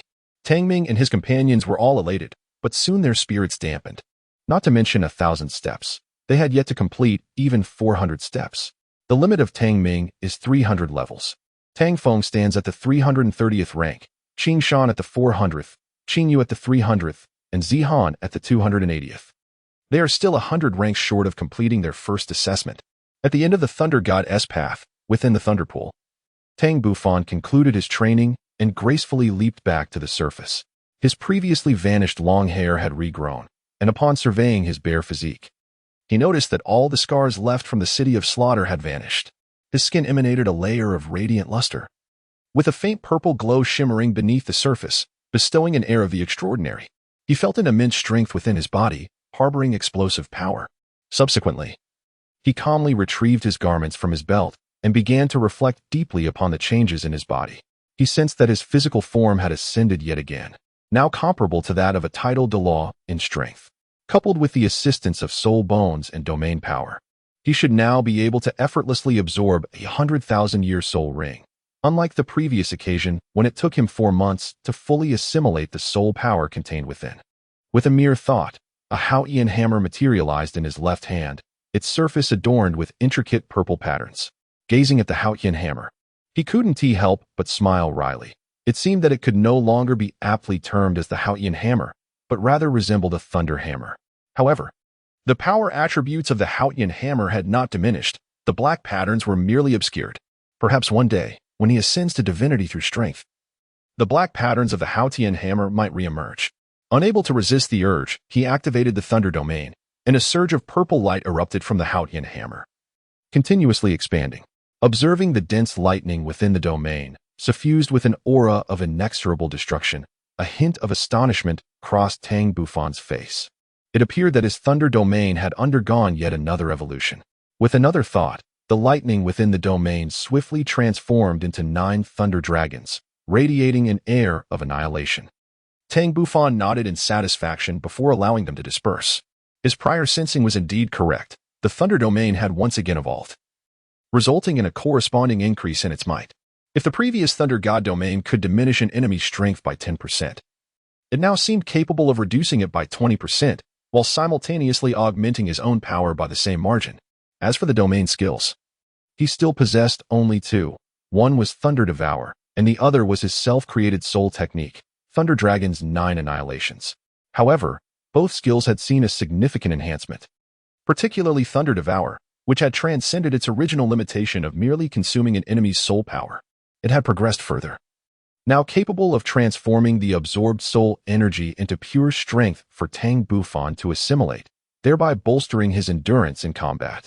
With this skill alone, Tang Bufan felt confident in challenging a soul Douluo within the domain. Suddenly, his expression shifted slightly as the thunderous mark on his forehead signaled the task for the second assessment of the Thunder God, to break through to level 70 in soul power within 2 years. Tang Bufan was slightly taken aback. It appeared that the second trial of the Thunder God was considerably easier than the first. Achieving the rank of Soul Sage within 2 years was not an insurmountable challenge. It was certain that his 6th soul ring was of the 100,000-year caliber, and once he absorbed it, his soul power would undoubtedly increase by at least 5 levels. Shaking his head, Tang Bufan cast a lingering glance at the Thunder Pool, realizing it was prudent to first exit the Thunder God's path and report his safety to everyone. 10 minutes later, Tang Bufan returned to the starting point, unscathed. The 5 members of the Qing Shan group immediately surrounded him, gazing at him with astonishment. "Boss, we heard from Senior Lei that you passed the first trial of the Thunder God?" "Indeed, I have successfully completed the first trial," Tang Bufan replied nonchalantly. The expressions of the group turned to confusion, observing his demeanor. "But you seem so well-rested and full of vitality, you hardly appear to have just completed a rigorous trial. Even if your strength is formidable, one would think you would be exhausted. The path of the Thunder God truly tested my limits, and I did endure significant injuries. However, with the assistance of the Thunder Pool, I have fully recovered," Tang Bufan clarified. "Well then, I am preparing to absorb my 6th soul ring. If any of you have matters to discuss, let us save them for later." Tang Ming and the others initially wished to inquire further about the scars on his back. However, upon hearing Tang Bufan speak, they reluctantly swallowed their myriad of questions. The 3-eyed Thunder Leopard hastily presented the divine gift soul ring, exclaiming, "Your Highness, congratulations on your ascension to the rank of Soul Emperor." Tang Bufan accepted the divinely bestowed soul ring with a faint smile and said, "Lei, you have worked hard." The 3-eyed Thunder Leopard quickly shook its head and replied, "Your Highness, I am well aware of the formidable challenges that await in the final 300 steps of the Thunder God's assessment. By the way, Your Highness, would you consider postponing it for a while?"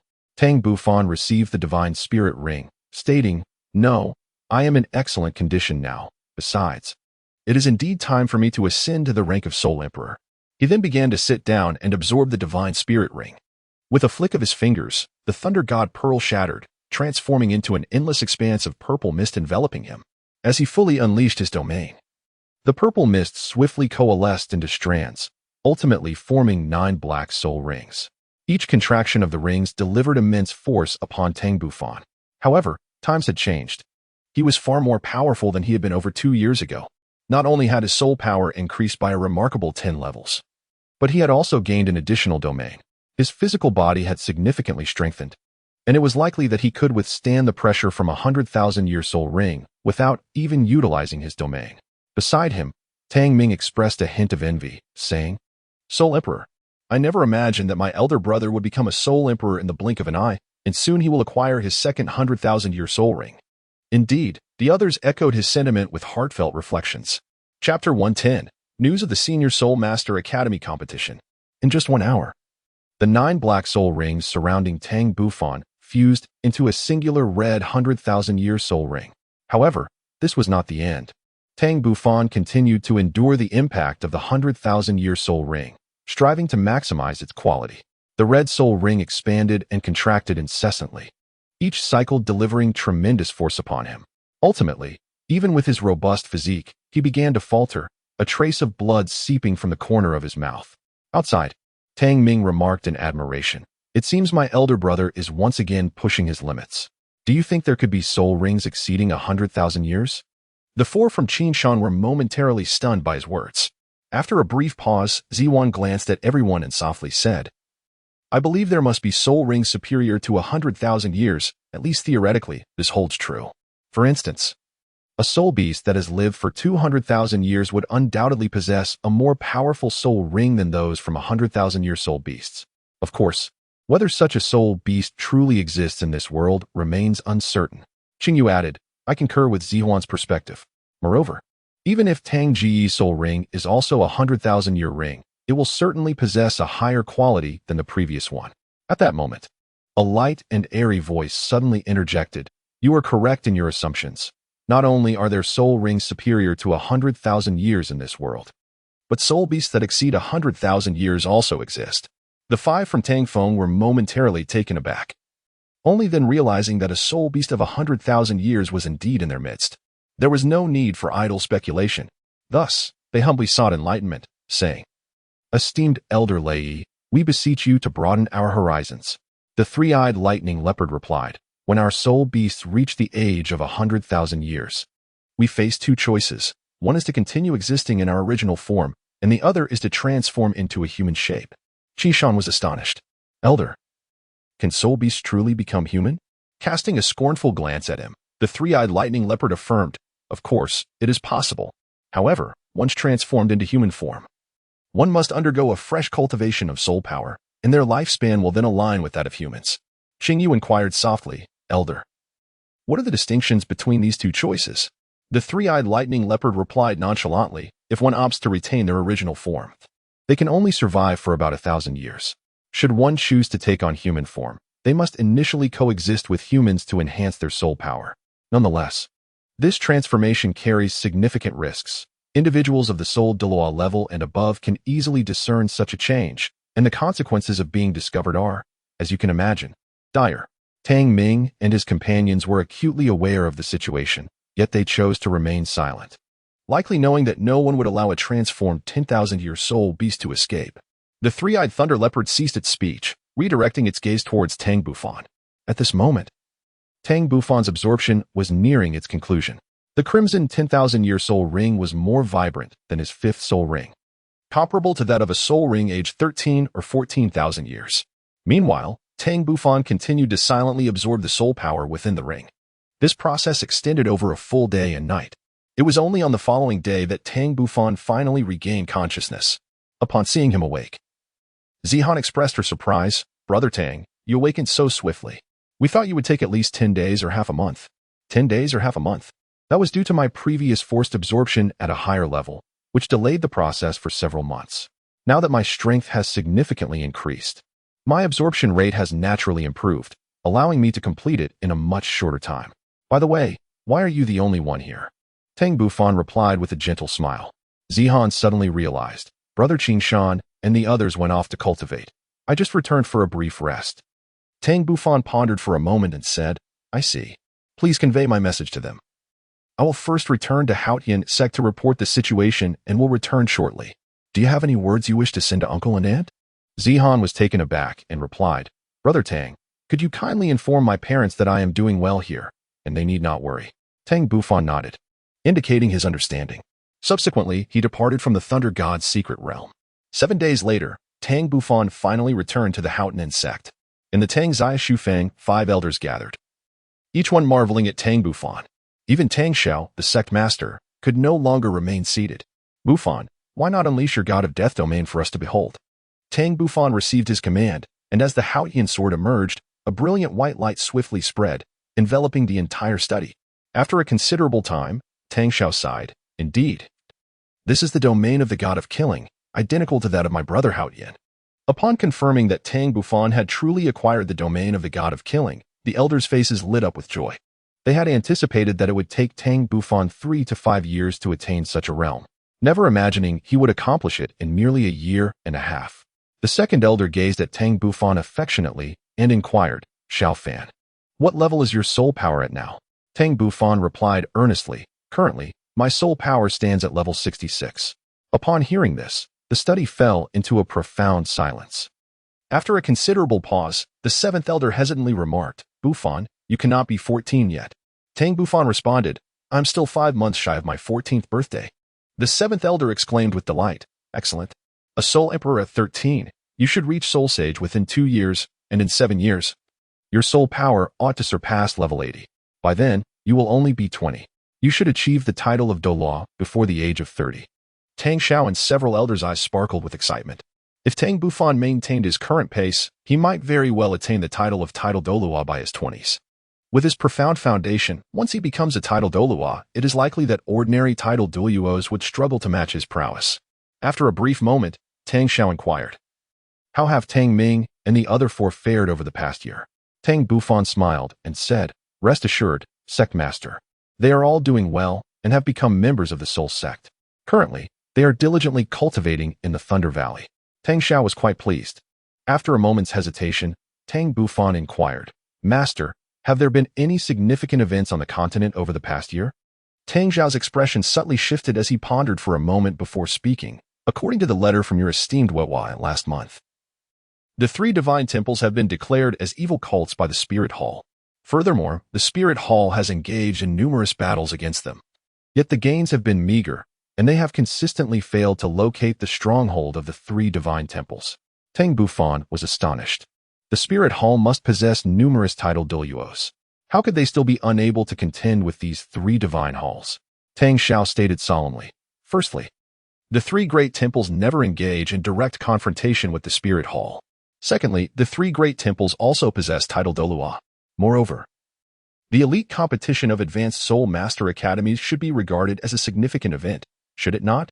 Tang Xiao elucidated that this grand competition, organized by 2 great empires with the Soul Hall as a co-sponsor, is renowned throughout the continent, and it is rumored that the rewards are exceedingly generous. Tang Bufan's face revealed a look of intrigue. What reward?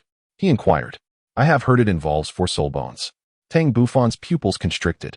Master, are you certain it is 4 soul bones? Chapter 111. Movements from all sides. Tang Bufan's pupils contracted in astonishment as he couldn't help but exclaim, Sect Master, does the Spirit Hall truly dare to offer 4 soul bones as rewards? Tang Xiao smiled faintly, reluctant to part with it. However, it is rumored that several prodigies have emerged from this generation of the Spirit Hall. Who will represent the Spirit Hall in the upcoming elite competition of the continent's advanced Soul Master Academies? Tang Bufan, possessing remarkable intelligence, immediately comprehended the implications behind the words of the sect leader and could not help but let out a soft hum. Sect leader, are you aware of the caliber of talent present in this generation of the Spirit Hall? The 7th elder scoffed. The age limit for the elite competition of advanced Soul Master Academies is 25. The most that the geniuses of the Spirit Hall can achieve is merely Soul King. Tang Bufan was taken aback. Could the Soul King truly guarantee victory? Wasn't that a touch presumptuous? What if they failed to clinch the championship? That would be a significant loss.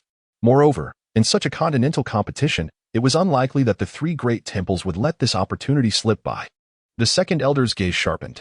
Little Fan, are you suggesting that the 3 great temples will also participate in the Advanced Soul Master Academy tournament?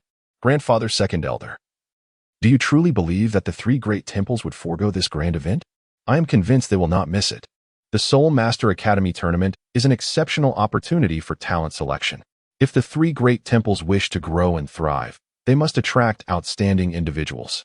Furthermore, if the teams they dispatch achieve commendable rankings in this competition, it would undoubtedly showcase the strength of their temples, thereby enticing more Soul Masters to join their ranks. After a brief pause, Tang Bufan continued, the 3 great temples are still operating from the shadows. Yet they will undoubtedly seek opportunities to establish their legitimacy as reputable Soul Master organizations. Therefore, they will surely participate in the Advanced Soul Master Academy tournament.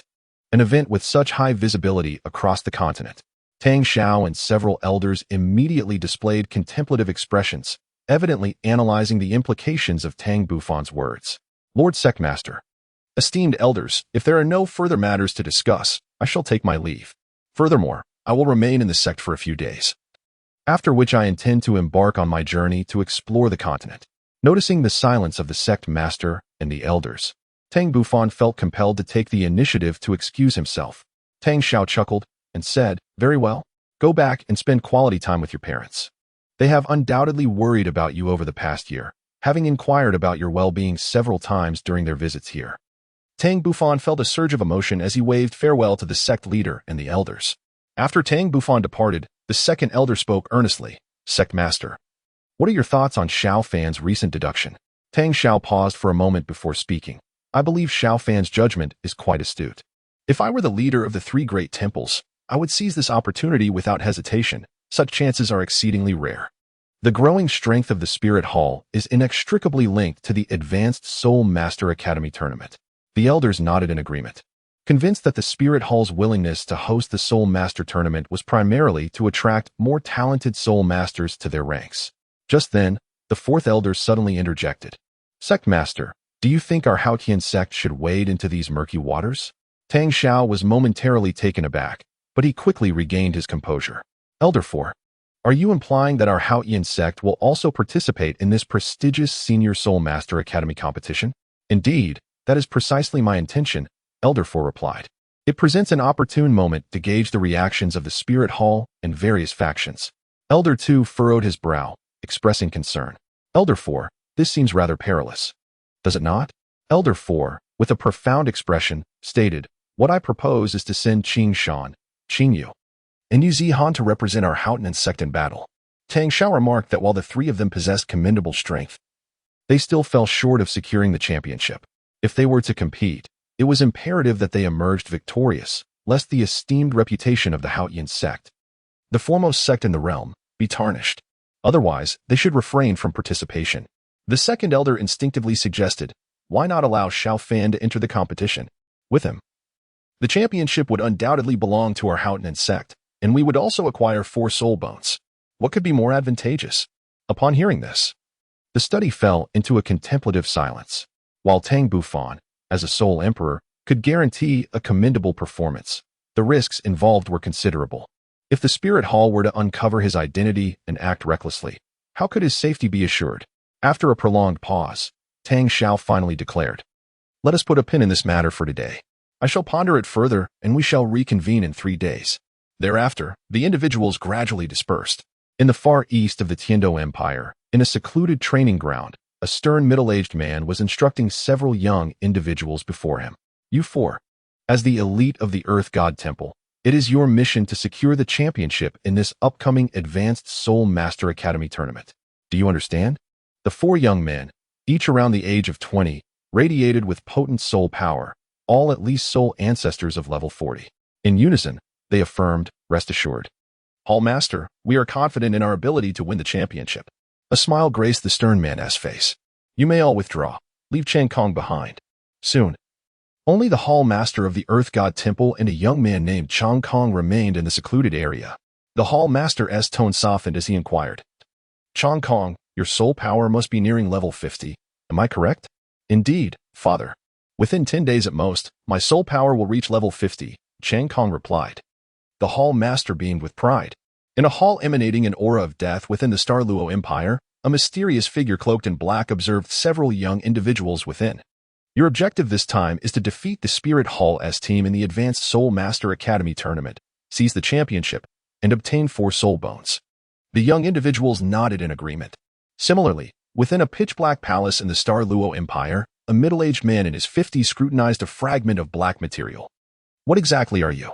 Could you be a fragment of a divine artifact, capable of facilitating the evolution of martial souls and accelerating cultivation speed? No matter how many pieces you shatter into, I shall find you." Back at Haotian Sect, Tang Bufan first made rounds within the sect to convey messages to Tang Ming and their parents, alleviating their worries. Subsequently, he returned home with his father, Tang Zheng. In the living room, Tang Zheng expressed his concern. "Xiao Fan, have you encountered any dangers over the past year? Are you unscathed?" Father, my strength is comparable to that of a soul sage. How could anything harm me? Tang Bufan fibbed without a hint of hesitation. He had no intention of revealing his experiences in the city of slaughter to his parents, as those events were now behind him. Tang Zheng chuckled lightly and said, "Indeed. How long do you intend to stay this time?" Tang Bufan expressed with a hint of remorse, "Father, I am truly sorry. I estimate that my stay this time will only last a few days, after which I shall once again descend the mountain to continue my training." Tang Zheng's expression revealed a hint of disappointment, yet he maintained a facade of magnanimity as he said, "A true man should aspire to the world beyond. In your youth, remaining at Haotian Sect would only stifle your talents. Your mother and I will wholeheartedly support you." "Thank you, Father." Tang Zheng laughed heartily and said, "Silly boy. Your father is in high spirits today. How about joining me for a drink later?" Tang Bufan nodded gently. Chapter 112, Departure. In the following 3 days, Tang Bufan reduced his training time, making a concerted effort to spend more moments with his parents. He had a premonition that this time, after leaving the Haotian Sect, it might be a considerable while before he returned. On this particular day, while Tang Bufan was engaged in light conversation with his cousins, Elder 7 approached. "Xiaofan, come with me." Tang Bufan's gaze was laced with curiosity as he pondered the purpose behind the 7th Elder's summons. Nevertheless, he bid farewell to several clan brothers and followed the Elder. Along the way, he could not restrain himself from inquiring, "Grandfather 7th Elder, may I ask what brings you to seek me?" The 7th Elder replied with an air of mystery, "We have deliberated on a matter. Are you not preparing for your journey of cultivation across the continent? Allow me to assign you a task." Before long, they arrived at Tang Zhao's study. Upon seeing the assembly of elders gathered, Tang Bufan felt a slight surprise.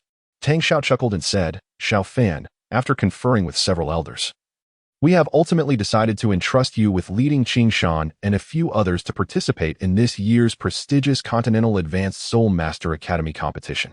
Tang Bufan was slightly taken aback, but soon voiced the confusion that lingered in his heart. "Masters, elders, did you not mention that the Soul Masters participating in the competition are primarily those with the cultivation of the Soul King? This contest seems to hold little practical significance for me." Tang Xiao shook his head gently. "Xiaofan, this Soul Master competition is a team event, not a display of individualism. Your strength is undeniably formidable, yet your understanding of martial souls and the Soul Masters across the continent is rather limited. Hence, we have decided to allow you to participate in this competition. However, I urge you to minimize your involvement to avoid revealing your identity. Furthermore, your soul ring configuration is astonishing. Should it be exposed, it would thrust you into the limelight. Moreover, this prestigious finals of the Advanced Soul Beast Academy will take place at the headquarters of the Spirit Hall. Master, I comprehend your intentions. I will refrain from taking action unless absolutely necessary, and even then, I shall strive to avoid employing my martial soul." Tang Bufan pondered for a moment before responding. The 2nd Elder chuckled, "Xiaofan, there is no need for excessive concern. When the time calls for action, one must act. After all, the champion of this competition will be awarded 4 soul bones. We have no reason to forfeit. Additionally, both the 4th Elder and I will discreetly accompany you until the conclusion of the competition." Tang Bufan was taken aback and couldn't help but glance at Tang Xiao. "Master, does the Soul Master competition require the presence of 2 elders for protection?" Tang Xiao solemnly stated, "Each of you represents the future hope of our Haotian Sect, especially you. It is imperative that nothing unforeseen occurs." Tang Bufan felt a surge of emotion within. He truly wished to reveal to the sect leader that he possessed a means of self-preservation, yet the words lingered on his lips, ultimately swallowed back. Suddenly, an inquiry struck him. "Sect leader, if I recall correctly, you mentioned that this is an elite competition exclusively for advanced Soul Master academies. How then are we to participate?" "Indeed, only advanced Soul Master academies are permitted to enter the competition," Tang Xiao replied with a light chuckle. "Therefore, I intend to enroll you in a Soul Master Academy, allowing you to compete under its banner." The 2nd Elder, with a knowing glance, remarked, "Although our Haotian Sect has remained secluded for over a decade, the connections we forged in the past still endure. Moreover, considering your exceptional talents, which academy would dare to turn you away?" A glimmer of understanding flashed in Tang Bufan's eyes. The Advanced Soul Master Academy, indeed. He was on his way. Early the next morning, Tang Bufan bid farewell to his parents and departed with 2 elders from the Haotian Sect. Along the journey, he began to inquire about the Advanced Soul Master Academy from the 2 elders. "Masters, which Advanced Soul Master Academy are we intending to join?" He asked eagerly. The fourth elder replied casually, "Over 20 years ago, I rescued a young man, who now serves as the dean of an advanced Soulmaster Academy. Remarkably, he possessed quite exceptional talent, having attained the rank of Soul Sage by the age of 50. Given a few more decades, he should be able to ascend to the status of a titled Douluo. Our purpose this time is to have you attend his academy. Are we certain we can gain admission to this academy, fourth elder? Even though you saved his life, he is still the dean. And I suspect they have already selected the participants for the upcoming Soulmaster competition. Surely, those selected will not accept us lightly." Tang Bufan expressed his concerns. At this moment, the second elder interjected firmly, "Young Bufan, there is no need for such apprehension. All you must do is triumph over those students with your strength. If they refuse to accept their defeat, it is merely a testament to their inferior skills. You are too kind-hearted. This time, learn well from us." Tang Bufan let out a soft exclamation. The second elder continued, "First, bring out Tang Ming and the other four, and then we shall set off together." Tang Bufan understood. "Elders, let us set forth." Thus, the trio of Tang Bufan swiftly made their way towards the city of Haian. 7 days later, in a certain inn within Haian city, the second elder and the fourth elder withdrew their gazes from Tang Ming, Tang Feng, Qing Shan, Qing Yu, and Yi Zihan, revealing expressions of considerable satisfaction. Tang Ming is characterized by his vivacity, displaying a hint of self-congratulation. How did the two venerable elders perceive this? Over the past year, we have not been idle. We have all ascended to the Soul Sect. The second elder and the fourth elder exchanged glances, their faces beaming with joy. For the cultivation levels of Tang Ming and his companions were not easily concealed from them. Tang Ming, a member of the 42nd level Soul Battle Sect. Tang Feng, a 34th level Battle Soul Sect member. Qing Yu, a 42nd level Battle Soul Sect member. Zihan, a 42nd level Soul Sect member. Qing Shan, a 51st level Battle Soul King. Among the five, Qing Shan's performance truly astonished them, considering he is merely 16 years old, a 16-year-old Soul King. Although not as prodigious as Tang Bufan, is nonetheless remarkable. Moreover, Qing Shan possesses a top-tier beast martial soul, the Fire Qilin. And it is certain that he will one day attain the title of Douluo. As for Tang Ming and the others, they too should not be underestimated. Having achieved the rank of Soul Sect before the age of 14, showcasing extraordinary potential. Although the second elder was pleased, he maintained a stern expression and remarked, "Mediocre. You must continue to strive for improvement. Of course, if you were to possess even half of Xiao Fan's strength, then consider my words as unspoken." Tang Ming, with tears streaming down his face, lamented, "Second elder, your expectations are exceedingly high. Who can possibly compare to such a monster as the eldest? However, when juxtaposed with others, we harbor no fear whatsoever." For reasons unbeknownst to him, Tang Bufan's thoughts drifted to Anyao, whose prowess was formidable, possessing two extraordinary talents. Should they encounter her in the Soulmaster competition, it would likely prove a daunting challenge for Tang Ming and his companions. After some contemplation, Tang Bufan deemed it necessary to offer a cautionary reminder. "Now, Tang Ming, do not underestimate the world and its inhabitants. As the saying goes, there are always greater talents beyond our comprehension, and the absence of certain prodigies from your experience does not imply their non-existence." The second elder's gaze shifted slightly. "Bufan, have you perhaps encountered any extraordinary soul masters?" "Indeed, I met a gifted young lady in the city of Slaughter. Like myself, she has earned the title of God of Slaughter, signifying her mastery over the domain of slaughter. Her strength is immensely formidable. I dare say even Brother Qishan may not stand a chance against her." Upon hearing this, both the second elder and the fourth elder were genuinely astonished. Little Fan. Could it be that she is also a Soul King? Otherwise, it seems implausible for Qishan to be bested by her. Meanwhile, Qishan, feeling quite indignant, turned his gaze towards Tang Bufan, eagerly anticipating an explanation. After all, he held considerable confidence in his own abilities. Chapter 113. The Advanced Soul Master Academy of Tianling. Tang Bufan cast a fleeting glance at everyone, his gaze ultimately resting upon Qishan, followed by a gentle sigh. "I am uncertain of her precise strength, yet her combat experience is exceptionally rich, having emerged alive from a place like the City of Slaughter. Her soul power is likely around level 50. Most importantly, she possesses the domain of the God of Killing, the potency of which Qingshan must have felt most acutely." Qingshan's expression grew grave. If the opponent truly wielded the domain of the God of Killing, it would indeed pose a significant challenge. At that moment, Qing Yu, seemingly unfazed, remarked, Brother Tang, isn't it fortunate that you are here? No matter how formidable she may be, she surely cannot surpass your prowess. Tang Ming was instantly filled with excitement. Indeed. Boss, with you by our side, we fear no adversary. Tang Bufan's face displayed an expression of helplessness.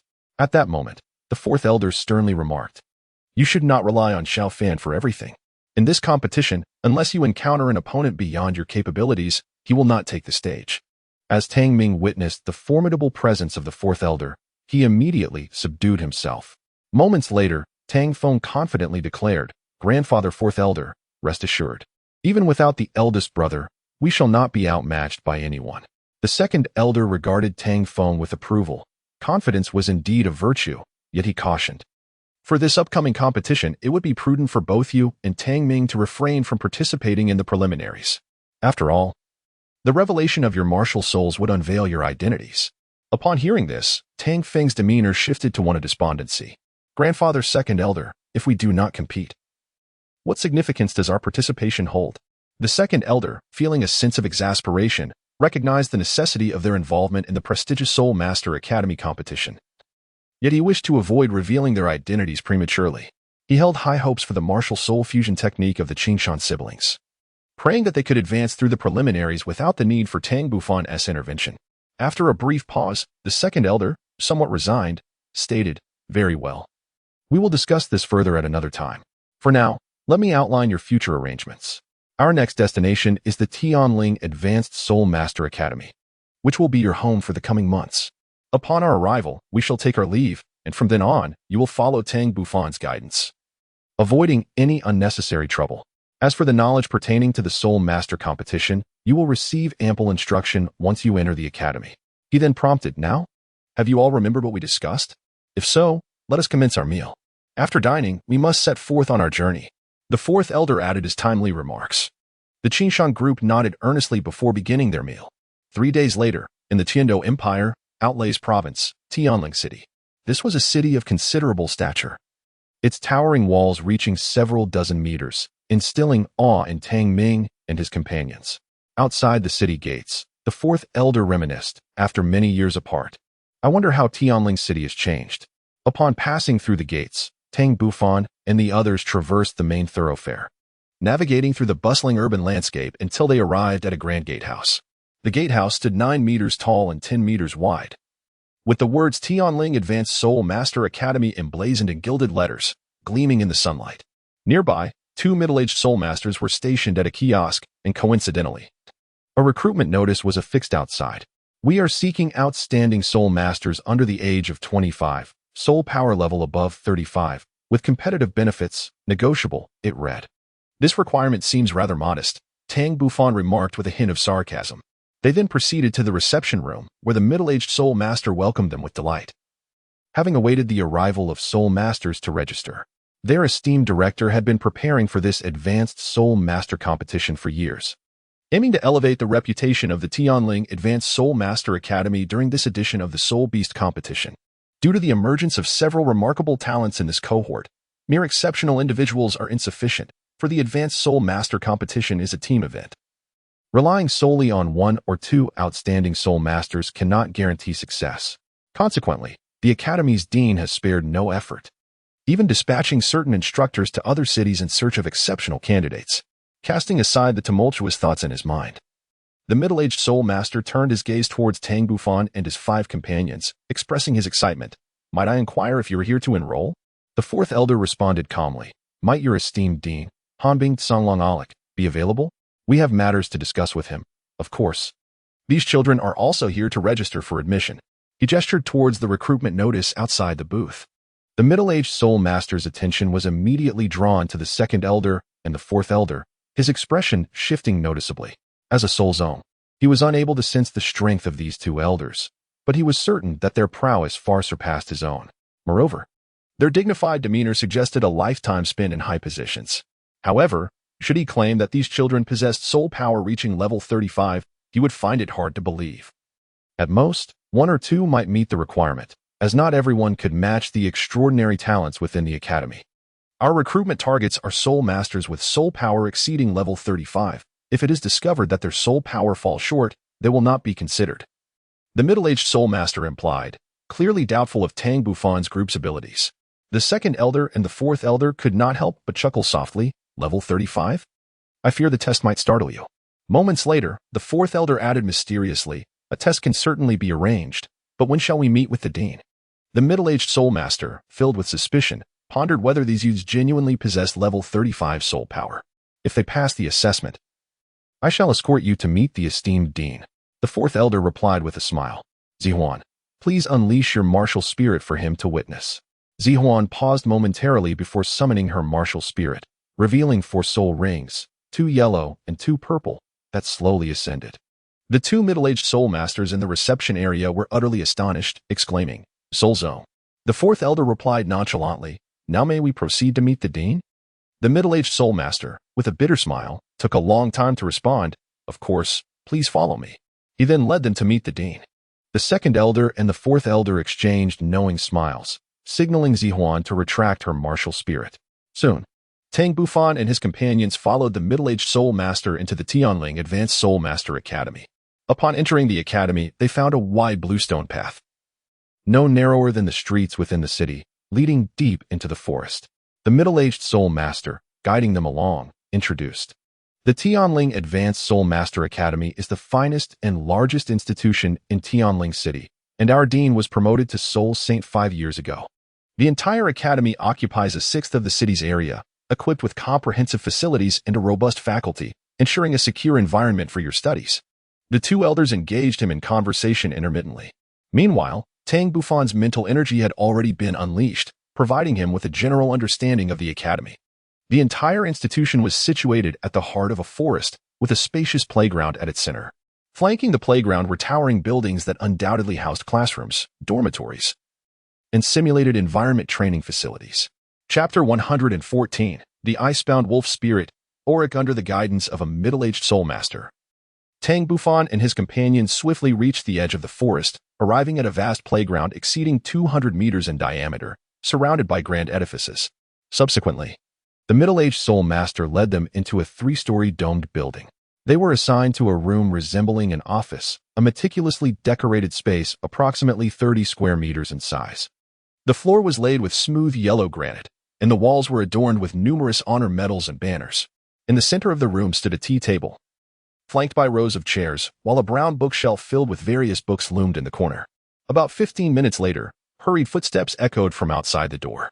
In the next moment, a handsome middle-aged man, seemingly in his 40s, appeared before Tang Bufan. He was tall, with bronzed skin and distinct, deep-set features, and his long blue hair cascaded down his back, emanating a chilling aura that froze all in its path. Was this the transformation brought about by the icebound wolf spirit? The middle-aged man was none other than Auric, the esteemed headmaster of the Advanced Soulmaster Academy, a formidable rank 73 attack system soul sage. Upon hearing from the duty instructor about the enrollment of a genius soul master at the soul sect level, he had immediately set aside his tasks to rush over, even disregarding the instructor's mention of someone seeking him. As he entered his office, his pace slowed, and he soon laid eyes on Tang Bufan and his companions. The second and fourth elders, with their keen senses, glanced over with smiles directed at Auric. Initially perplexed, Auric quickly recalled something and exclaimed, Senior Tang, after so many years, I never expected to see you again. I had intended to visit and express my gratitude years ago, but I was unaware that Haotian Sect had moved from its original location. By the way, what brings you to Tianling City? The fourth elder chuckled lightly, surprised that the impetuous youth of yesteryears had now become a soul sage, nearly catching up to this old man. Auric hastily replied, Senior Tang, you flatter me. How could a younger generation like myself compare to you? Nonetheless, Auric was inwardly astonished. Senior Tang's aura seemed even more formidable than it had been over 20 years ago, and the elder beside him exuded an even deeper presence. As a commoner who had achieved such success through sheer effort, Auric understood all too well the challenges faced by those striving to rise above their circumstances. He had always sought a pillar of support, and naturally, the Haotian Sect was his first choice. However, over a decade ago, the Haotian Sect abruptly relocated from its ancestral grounds, leaving him in uncertainty and extinguishing his hopes. As his gaze flickered, a myriad of thoughts surged within Auric. The fourth elder scrutinized Auric closely. This young man was quite remarkable, proving that his efforts in saving him years ago were not in vain. Young Auric, I have come to discuss the arrangement of several junior disciples to study at your academy, subsequently participating in this year's prestigious Soulmaster Academy competition. What say you?" Auric's heart soared with joy. He had been lamenting his inability to forge a connection with the Haotian Sect. Unexpectedly, when opportunity knocked, a pillow was offered to him. He feigned modesty, saying, "Senior Tang, you are too kind. Without your intervention all those years ago, I would not be who I am today. Moreover, your juniors must undoubtedly be extraordinary talents. By the way, after all this conversation, you have yet to introduce your esteemed companion," he added. The fourth elder beamed with delight. It seemed Auric was no ingrate. "This is my second brother." Auric was taken aback. Senior Tang's second brother must surely be an elder of the Haotian Sect. He quickly bowed respectfully. Junior Auric pays his respects to Senior Tang. The second elder's eyes narrowed, and he spoke with significance. "Auric, is it? You are quite impressive. Your praise humbles me, Senior. I still have much to learn from both esteemed elders. As the saying goes, there is no time like the present. I shall prepare a warm welcome for you both." A glimmer of joy shone in Auric's eyes. As a keen observer, he instantly recognized that the elder was signaling something significant to him. The second elder waved his hand. "Young Auric, just prepare a modest meal at home. We prefer to keep our visit discreet. Do you understand?" Auric nodded earnestly. "I shall comply with your wishes." At that moment, two young individuals barged into the office. Auric was startled and immediately reprimanded. "Leave at once. Do you not see that I am entertaining guests?" The expressions of the two youths shifted to one of dismay. They had merely come to glimpse the so-called young soul sect leader. The fourth elder, surprised, noted that Auric's children had grown considerably. He swiftly intervened. "Young Auric, they are but children. There is no need to be so irate." Auric's countenance softened as he addressed the two youths. "Orlant, Annie, should you not express your gratitude to Grandpa Tang? Otherwise, you will face a proper reprimand for your lack of decorum." Orlant and Annie, somewhat confused yet astute, quickly chimed in. "Thank you, Grandpa Tang." The fourth elder smiled as he observed the two young ones before him, realizing that they were quite remarkable. The soul power has astonishingly surpassed level 40, and the individual is not yet 20 years of age. At such a tender age, this level of prowess is indeed remarkable. Auric, observing the countenance of the fourth elder, was taken aback to find that not only did the fourth elder display little astonishment, but even the second elder beside him appeared only mildly surprised. This left him puzzled, for his children were undoubtedly his greatest pride, one at 18 years achieving level 45 in soul power, and the other at 16 reaching level 41. He dared to assert that they were rare gems across the entire continent, yet the two elders of the Haotian Sect's reaction seemed rather lackluster. Were they perhaps feigning composure? After a brief moment, the fourth elder exclaimed, "Little Auric, your children are exceptionally talented. May I inquire their ages?" "Auric is 18, and Annie is 16. He replied with considerable pride. The fourth elder and the second elder exchanged glances, both revealing surprise in their eyes. Moments later, the fourth elder addressed Tang Bufan, stating, "Young Bufan, you and your companions may take a stroll. We have important matters to discuss with Dean Auric." "Understood." Grandfather second elder, Tang Bufan nodded. Auric hastily urged his children, "Auric, Annie, what are you two dawdling for? Quickly take these classmates on a tour of our Celestial Spirit Advanced Soulmaster Academy. Introduce them well, for they will be studying with you for the coming months and participating in this year's elite competition of Advanced Soulmaster Academies. You must cultivate a good rapport." Soon enough, Auric and Annie complied and departed with Tang Bufan and the others. Chapter 115. Provocation subsequently. The Auric siblings escorted Tang Bufan and the 6 others away from the office. Auric was remarkably handsome, possessing an innate air of aloofness, complemented by his tall stature and flowing azure hair, which rendered him highly attractive to young women. His sister, Annie, was equally impressive, with delicate features and a gentle visage that exuded warmth. Her long, emerald green hair cascaded down to her waist, radiating an extraordinary charm.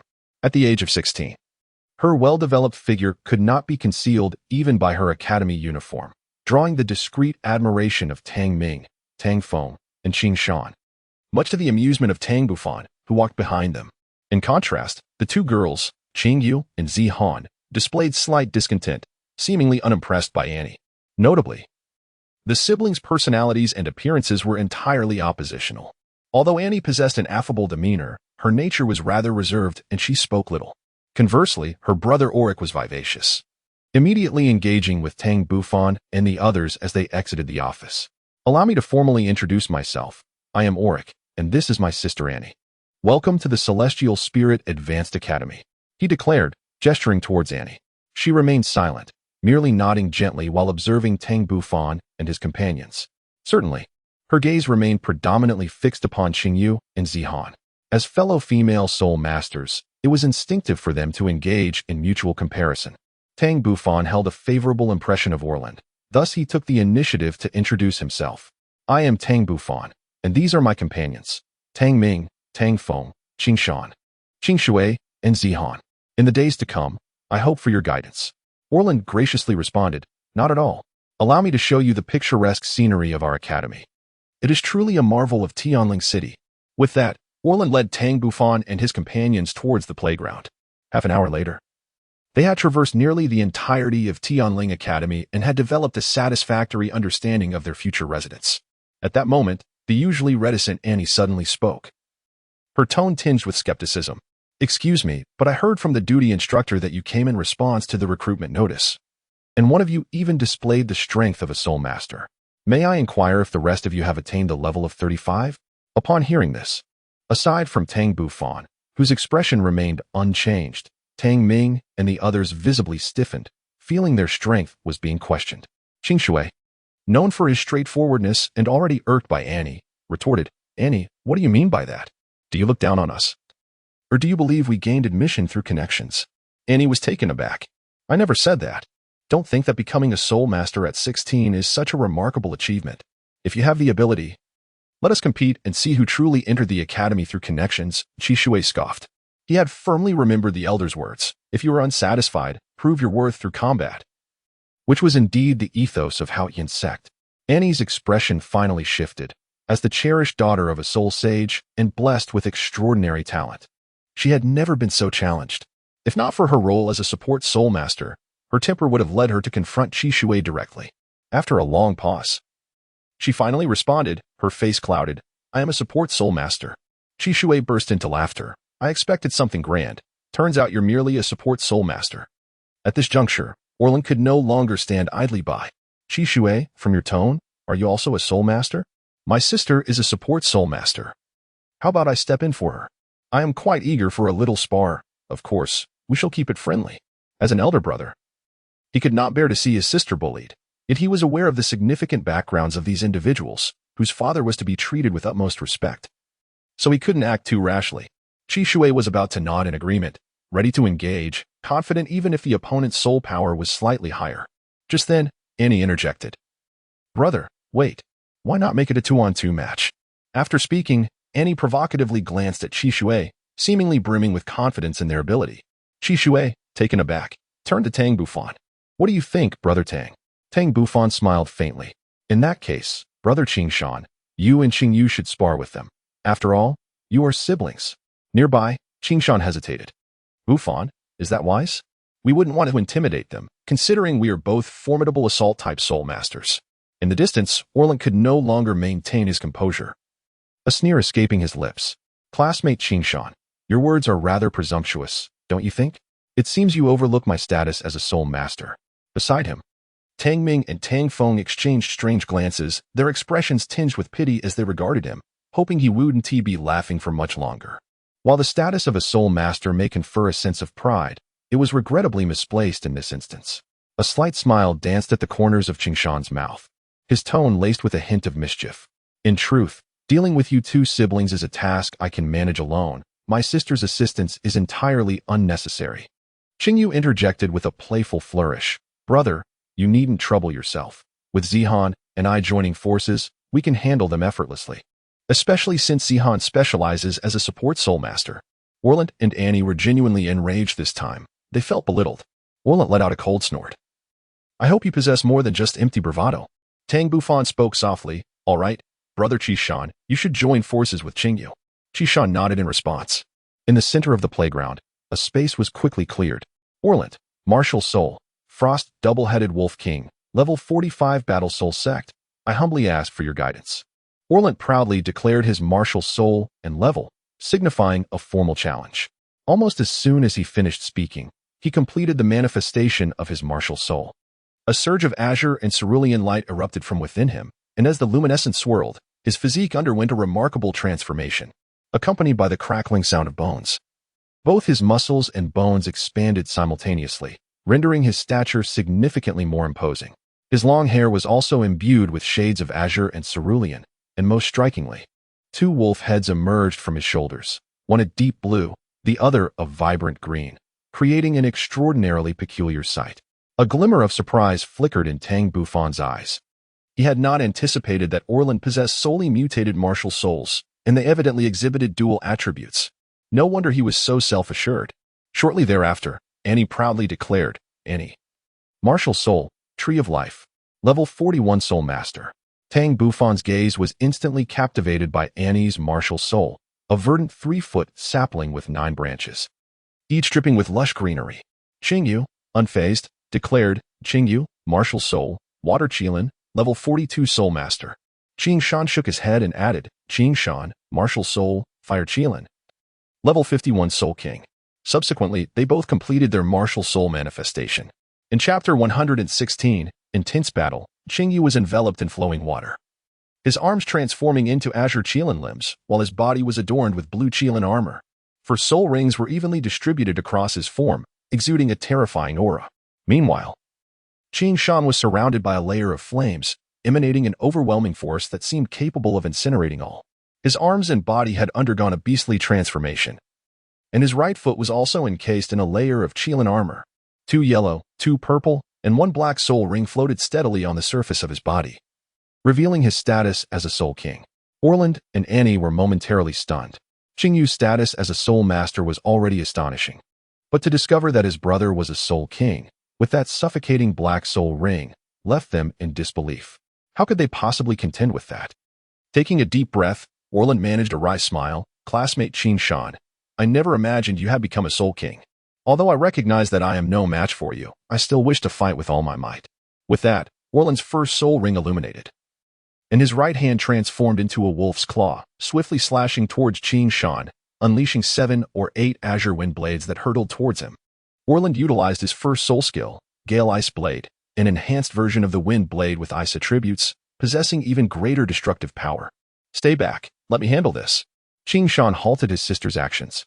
In the next moment, Qing Shan's first soul ring glowed, and a massive claw of flame shot forth, colliding violently with Orland's Gale Ice Blade.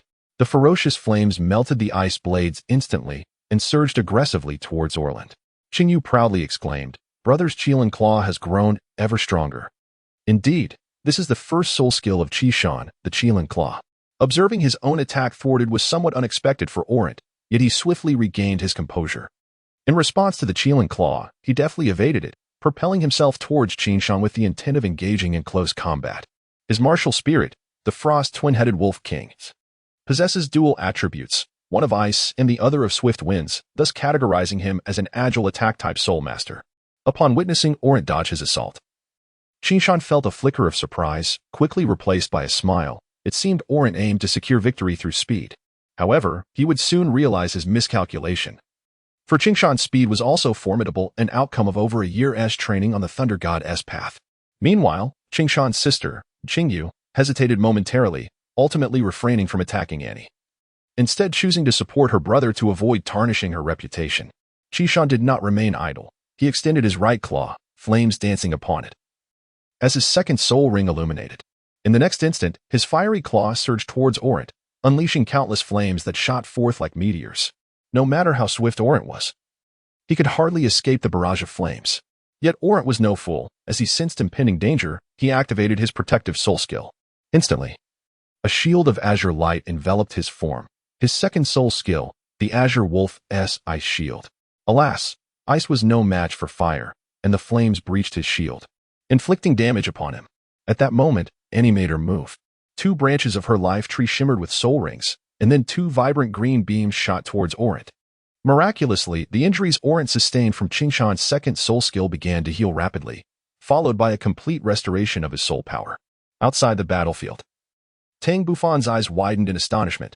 The auxiliary capabilities of this life tree were remarkable, capable of not only healing wounds but also replenishing soul power. Orant, sensing his injuries healed and his soul power restored, chuckled lightly. Another round. Qing Shan furrowed his brow, this time opting for the offensive as he darted towards Orant. Unfazed, Orant charged forward as well, his hands never pausing as he unleashed his first soul skill, the Gale Ice Blade, relentlessly targeting Qingshan. Qingshan responded by swinging his arms to deflect the icy blades. Regrettably, he underestimated their sharpness, resulting in cuts along his arms. Soon, the two collided, accompanied by a screech and a cloud of white mist. Orant was the first to falter, being pushed back several meters, clearly outmatched in strength by Qingshan. The latter's physical prowess surpassed not only that of a Soulmaster but even that of many Soul Kings, a testament to his training on the Thunder Goddess path. Though Qingshan had repelled Orant, he felt a slight ache in his arms, and the flames surrounding him diminished. Orant, witnessing this, laughed heartily. Qingshan, did you expect this? My Frostwolf shield is impervious to the flames that adorn your form, unless you resort to your soul techniques. Qingshan, having suffered a covert setback, coldly snorted, do not revel in your triumph. Allow me to demonstrate my fourth soul skill. With that, the fourth soul ring around Qingshan illuminated, and flames surged around him. In the next instant, a fiery Qilin erupted from his being, soaring directly towards Orant. Orant, with a sinister grin, gazed at Qingshan, causing the latter to feel an unsettling chill. Tang Bufan observed as Annie once again employed a soul technique. A vibrant green tendril bursting forth with a radiant emerald glow that enveloped Orlant, subsequently forming an emerald light shield before him. A smile graced Annie's lips. This was his fourth soul technique, the Shield of Life. As long as his soul power remained intact, the shield would not falter. And similarly ranked soul techniques found it arduous to breach this protective barrier. Unfortunately, Qingshan's fourth soul technique, the Fire Qilin, possessed formidable power, capable of shattering such defenses. Behind the Shield of Life, Orlant's expression shifted slightly as he swiftly evaded, his fourth soul ring illuminating. Concurrently, the two wolf heads upon his shoulders emitted light, unleashing a combined azure and cerulean beam towards Qingshan. At that moment, Qingshan, having just employed his fourth soul technique, was caught off guard and unable to react in time. Just as he was on the verge of suffering a grievous blow, a melodious cry resounded nearby, and he beheld a colossal water Qilin emerge from his sister, colliding with Orlant's assault and shielding him from the impending strike. Incensed, Qingshan resolved to teach Orlant a lesson. His fifth soul ring ignited, and a grand illusion of a fire Qilin materialized behind him, merging with his form and elevating his aura dramatically. He then unleashed a fiery column towards Orlant. Instantly, Orlant sensed an overwhelming danger and hastily summoned all his soul power to deploy his second soul technique, the Tsong Wolf's Ice Shield. Simultaneously, Annie's countenance turned pale as she invoked the Shield of Life once more, desperately channeling her soul power into the light shield. Regrettably, Qingshan's fifth soul technique was extraordinarily potent. After a brief moment, it shattered Annie's Shield of Life, and just as it was about to strike Orlant, a thunderous dragon suddenly soared in from the side, diverting the fiery beam from its original path and saving Orlant from impending doom. Chapter 117. The rules of the Soulmaster competition. A cacophony of explosive sounds erupted across the arena, the terrifying force leaving a gaping crater in its wake. The surrounding earth charred black, a testament to the flame's might. Orlant's face drained of color, and he collapsed onto the ground in shock. In the distance, Qingshan seemed to have realized the severity of his earlier actions, acknowledging that he had nearly inflicted mortal harm upon his opponent, and cast a grateful glance towards Tang Bufan. Indeed, it was Tang Bufan who had intervened at the critical moment, hastily summoning the Thunder Domain to conjure a thunder dragon that deflected Qingshan's attack. Had he not acted, Orlant would undoubtedly have suffered severe injury, perhaps even faced a life-threatening situation. Orlant, are you all right? A gentle voice reached Orlant's ears. Upon looking up, he saw Tang Bufan. I'm fine. Thankfully, someone unleashed a thunder dragon to save me, or it would have been disastrous.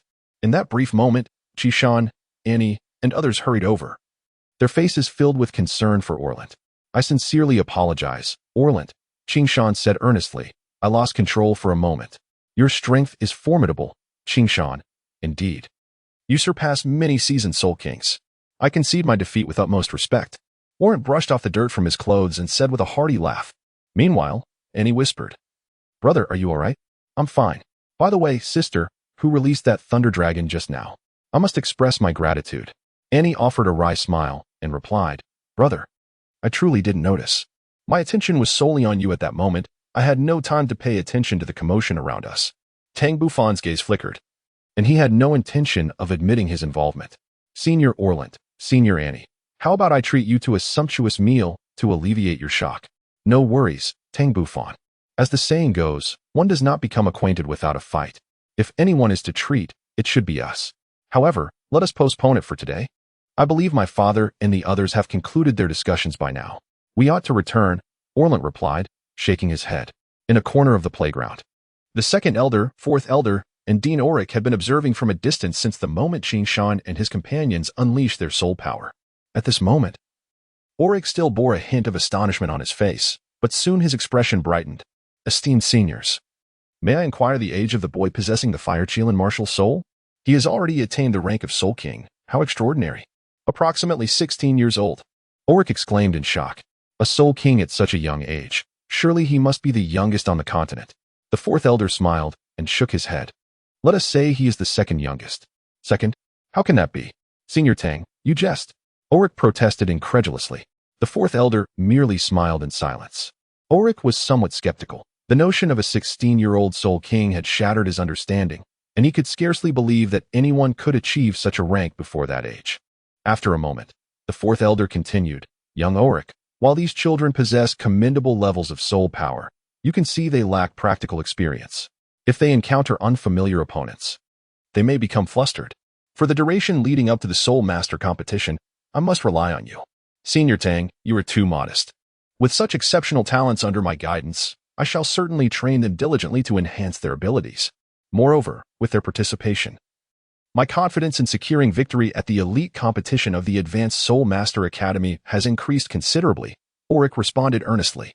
At that moment, the second elder interjected, Young Auric, it seems both your son and daughter possess variant martial souls, neither inheriting your Ice Wolf martial soul. Indeed, I find it quite regrettable. However, the mutation of martial souls is beyond anyone's control.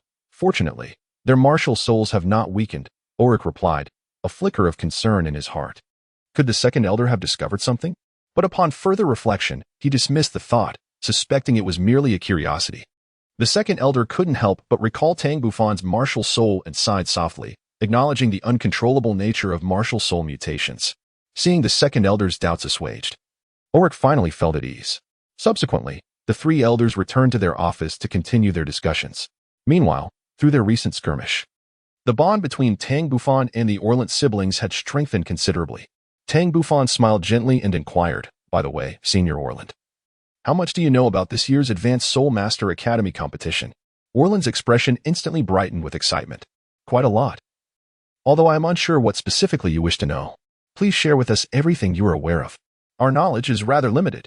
After a moment of careful contemplation, Orland began to articulate. The Advanced Soulmaster Academy competition is a grand event initiated and organized by the Heaven Do Empire and the Star Luo Empire, with the Spirit Hall serving as a co-organizer. The competition spans approximately 3 months, from preliminary rounds to the finals. 3 months? Is that not rather lengthy? Tang Ming questioned, a hint of confusion evident in his voice. Orland cast a glance at Tang Ming before providing clarification. Is 3 months truly excessive? You must understand that all Advanced Soulmaster Academies across the continent will participate in this grand affair. Are you aware of the total number of Advanced Soulmaster Academies throughout the continent? Tang Bufan shook his head repeatedly, for they were utterly unaware of such information.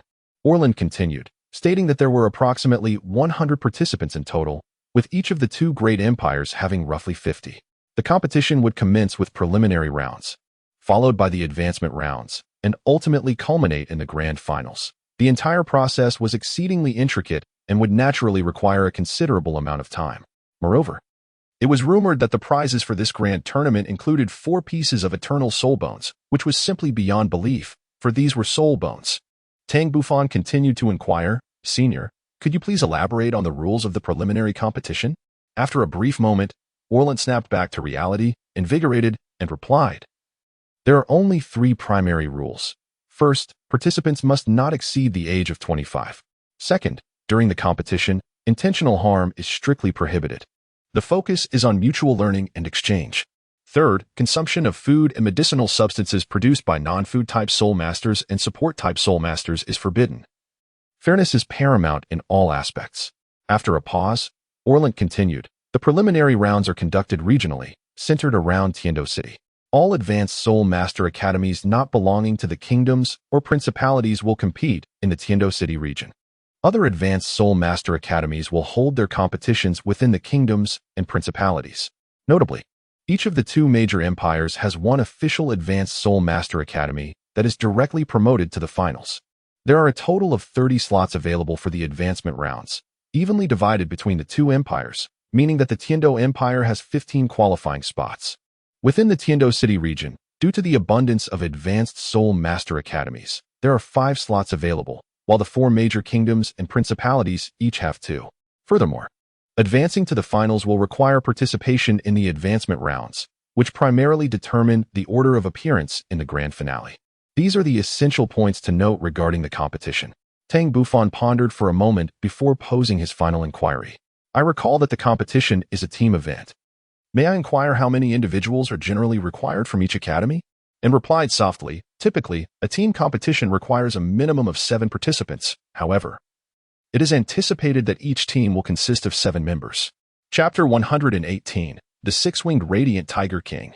Upon hearing In's response, a profound silence enveloped the group. After a brief pause, Tang Ming voiced a question that weighed heavily on their minds. Senior Orant, could you enlighten us on how much time remains until the Soulmaster competition commences? This inquiry instantly captured the attention of the others, as they were genuinely unaware of the competition's start date and turned their gaze towards the Orant siblings with curiosity. Orant contemplated for a moment before responding. There are approximately 9 months left. You need not worry. This duration is ample for us to cultivate our synergy. However, it is worth noting that a considerable number of participants from our initially planned team will have to withdraw. At this juncture, a spark of inspiration ignited in Orant's mind. He realized he was still unaware of the soul power levels of the other participants and turned his gaze towards Tang Bufan, who appeared to be the focal point of their group. Bufan, having known each other for some time now, would you be so kind as to share your respective soul power levels? Upon hearing this, even and directed her attention towards him. Tang Bufan was momentarily taken aback. You are already aware of the soul powers of Brother Qingshan and Qingyu. As for the 4 of us, we all possess cultivation levels above that of the Soul Sect. Orant's expression changed dramatically as he exclaimed in astonishment. Bufan, you must be jesting. This is truly unbelievable. We are talking about 6 young Soul Sect members. Tang Bufan wore a smile tinged with helplessness, yet he nodded earnestly. By the way, Senior Orland, how is the caliber of this year's students at the Celestial Spirit Academy? It must be quite commendable. Our academy categorizes students into 4 distinct classes: Heaven, Earth, Mystic, and Yellow. Among them, the Yellow class is for those who are newly enrolled or possess a soul power below level 20. The Mystic class comprises Great Soul Masters below level 25, while the Earth class includes students with soul power ranging from 25 to 30. The Heaven class, where we currently reside, requires a minimum soul power of 30, classifying its members as soul venerables. You 6 entered directly into our Heaven class upon your enrollment, Orland elucidated. A glimmer of light flickered in Tang Bufan's eyes as he pondered the number of Soul Masters in the Tianzi class. Orland could not help but cast a disapproving glance at him. My dear Bufan, do you truly believe that Soul Masters are as common as cabbages? Unlike the 6 of you, who are utterly extraordinary, there are merely 3 of us, including my sister. As for the others in the class, although some possess soul power nearing level 40, they are all over 20 years of age. Curious, Qingshan inquired further, who else is a Soul Master? Annie's face betrayed a hint of intrigue. His name is Jiang Tung. He is 17 this year, and his martial soul is the 6-winged Radiant Tiger King, a formidable 44th level battle soul master, endowed with the ability to fly. The 6-winged Radiant Tiger King? Tang Bufan's eyes shimmered with interest. Orland elaborated, indeed. It is the 6-winged Radiant Tiger King. In terms of martial soul quality, it surpasses my Frost twin-headed Wolf King, and his strength exceeds mine as well. Tang Bufan fell into deep contemplation. The concepts of tempest, life, and light seemed to hold a peculiar significance. Subsequently, Orland and Annie guided Tang Bufan and his companions through the dormitories and classrooms of the Celestial Spirit Academy. Time passed swiftly, and the afterglow of the setting sun bathed the campus in warmth. That evening, Auric hosted a welcoming dinner for Tang Bufan and his companions at his residence. It remained unclear what the second elder and Auric had discussed, but throughout the meal, Auric exhibited an extraordinary warmth, his gaze intensely fervent. An hour later, the banquet finally came to a close. Tang Bufan and his companions were arranged to stay at the residence of Auric, awaiting the allocation of their dormitories the following day. As the dean, Auric resided in a separate building within the academy. In a room on the second floor, the second elder looked at Tang Bufan and advised Xiao Fan. Tomorrow, I and the fourth elder will be departing. From now on, focus on your cultivation. Dean Auric is a trustworthy individual. He is aware of our true identities. Does Dean Auric know my capabilities? Tang Bufan inquired, expressing his concerns. The fourth elder shook his head, saying, we have not disclosed that information to him. However, he is remarkably astute and will undoubtedly seek opportunities to assess your strength. You should be vigilant. Your soul ring configuration is extraordinarily impressive. If it were more ordinary, it would be inconsequential to reveal it to him. Even if he becomes aware, it matters not, as you possess the strength to easily overpower him at present. The second elder remarked nonchalantly, well, there is nothing more to discuss. We anticipate your victory in the elite competition of the Advanced Soulmaster Academy. Tang Bufan and his companions responded in unison. In the study of Auric on the first floor, a similar scene was unfolding. Orlant, Annie, did you truly engage in a confrontation with the members of the Haotian Sect today? How could two of you lose to one? Orlant retorted, Father, Qingshan is a soul king and possesses the formidable fire Qilin martial soul. It is no disgrace to lose to him. Annie chimed in, indeed, Father. Do not blame my brother. Qishan employed a 10,000-year soul skill. How could we possibly stand against him, especially with his sister supporting him? Auric scoffed lightly, as your father. I am not unaware of the circumstances. I was present on the playground at that time. Knowing the opponent was a soul king, it was utterly foolish to confront him head-on. You should have utilized your speed and engaged in guerrilla tactics, together with your sister. You would surely have been able to defeat Qingshan. It was evident that he lacked practical combat experience, having fought primarily against direct descendants of the Haotian Sect. Orlant suddenly realized, Father, if Qingshan's martial soul is the fire Qilin, is he truly a disciple of the Haotian Sect? Indeed, Auric replied. Among the 6 who entered the academy, only 3 are direct descendants of the Haotian Sect, Tang Bufan, Tang Ming, and Tang Feng. As for Qishan, and Zihan, they are disciples sought out by the Haotian Sect, endowed with talents surpassing yours. Annie's face fell, clearly displeased. Auric sighed softly, Annie, it is not my intention to diminish your spirit, but do you know the true ages of these 6 from the Haotian Sect? Orlant, being more mature than his sister, interjected, Father, their ages should be comparable to that of my sister, right?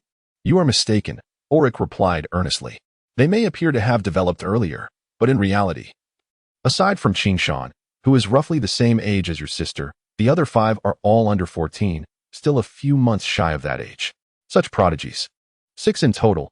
Can you imagine how powerful the Haotian Sect will become as they mature?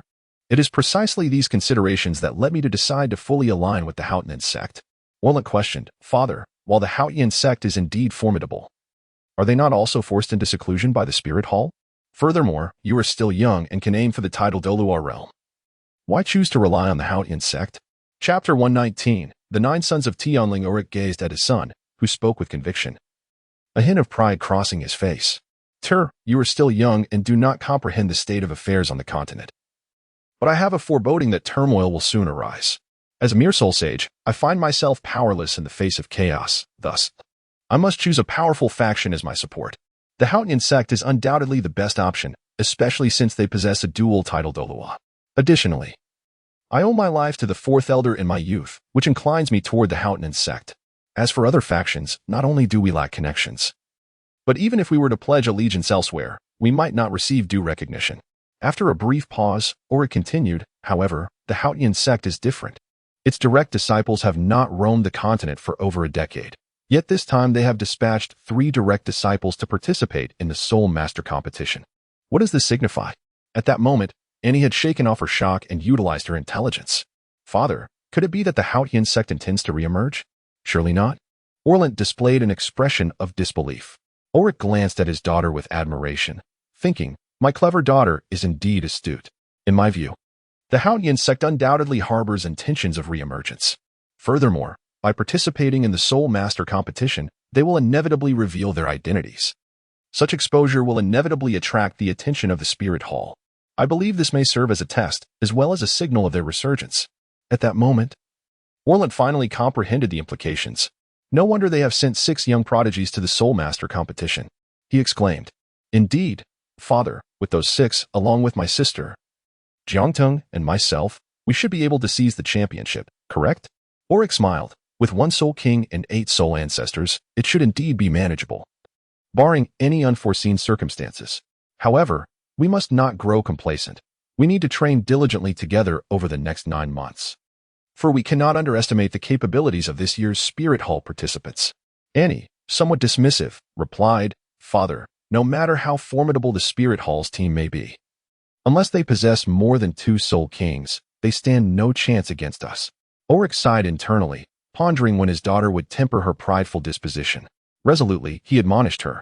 Annie, remember my words. Never underestimate your opponents, especially the Spirit Hall, the foremost power of the continent. Their depth is unfathomable. Father, do you have some insider knowledge?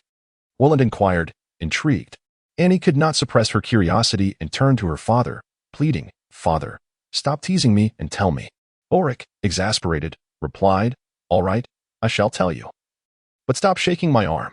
Annie rolled her eyes at her father. You, a dignified soul sage, can hardly have your arm broken so easily. Taking a deep breath, Ulrich said, according to a certain bishop of the Spirit Hall, this generation has produced 4 exceptionally gifted soul masters, heralded as the Golden Generation. 4? The Golden Generation? Orland murmured quietly.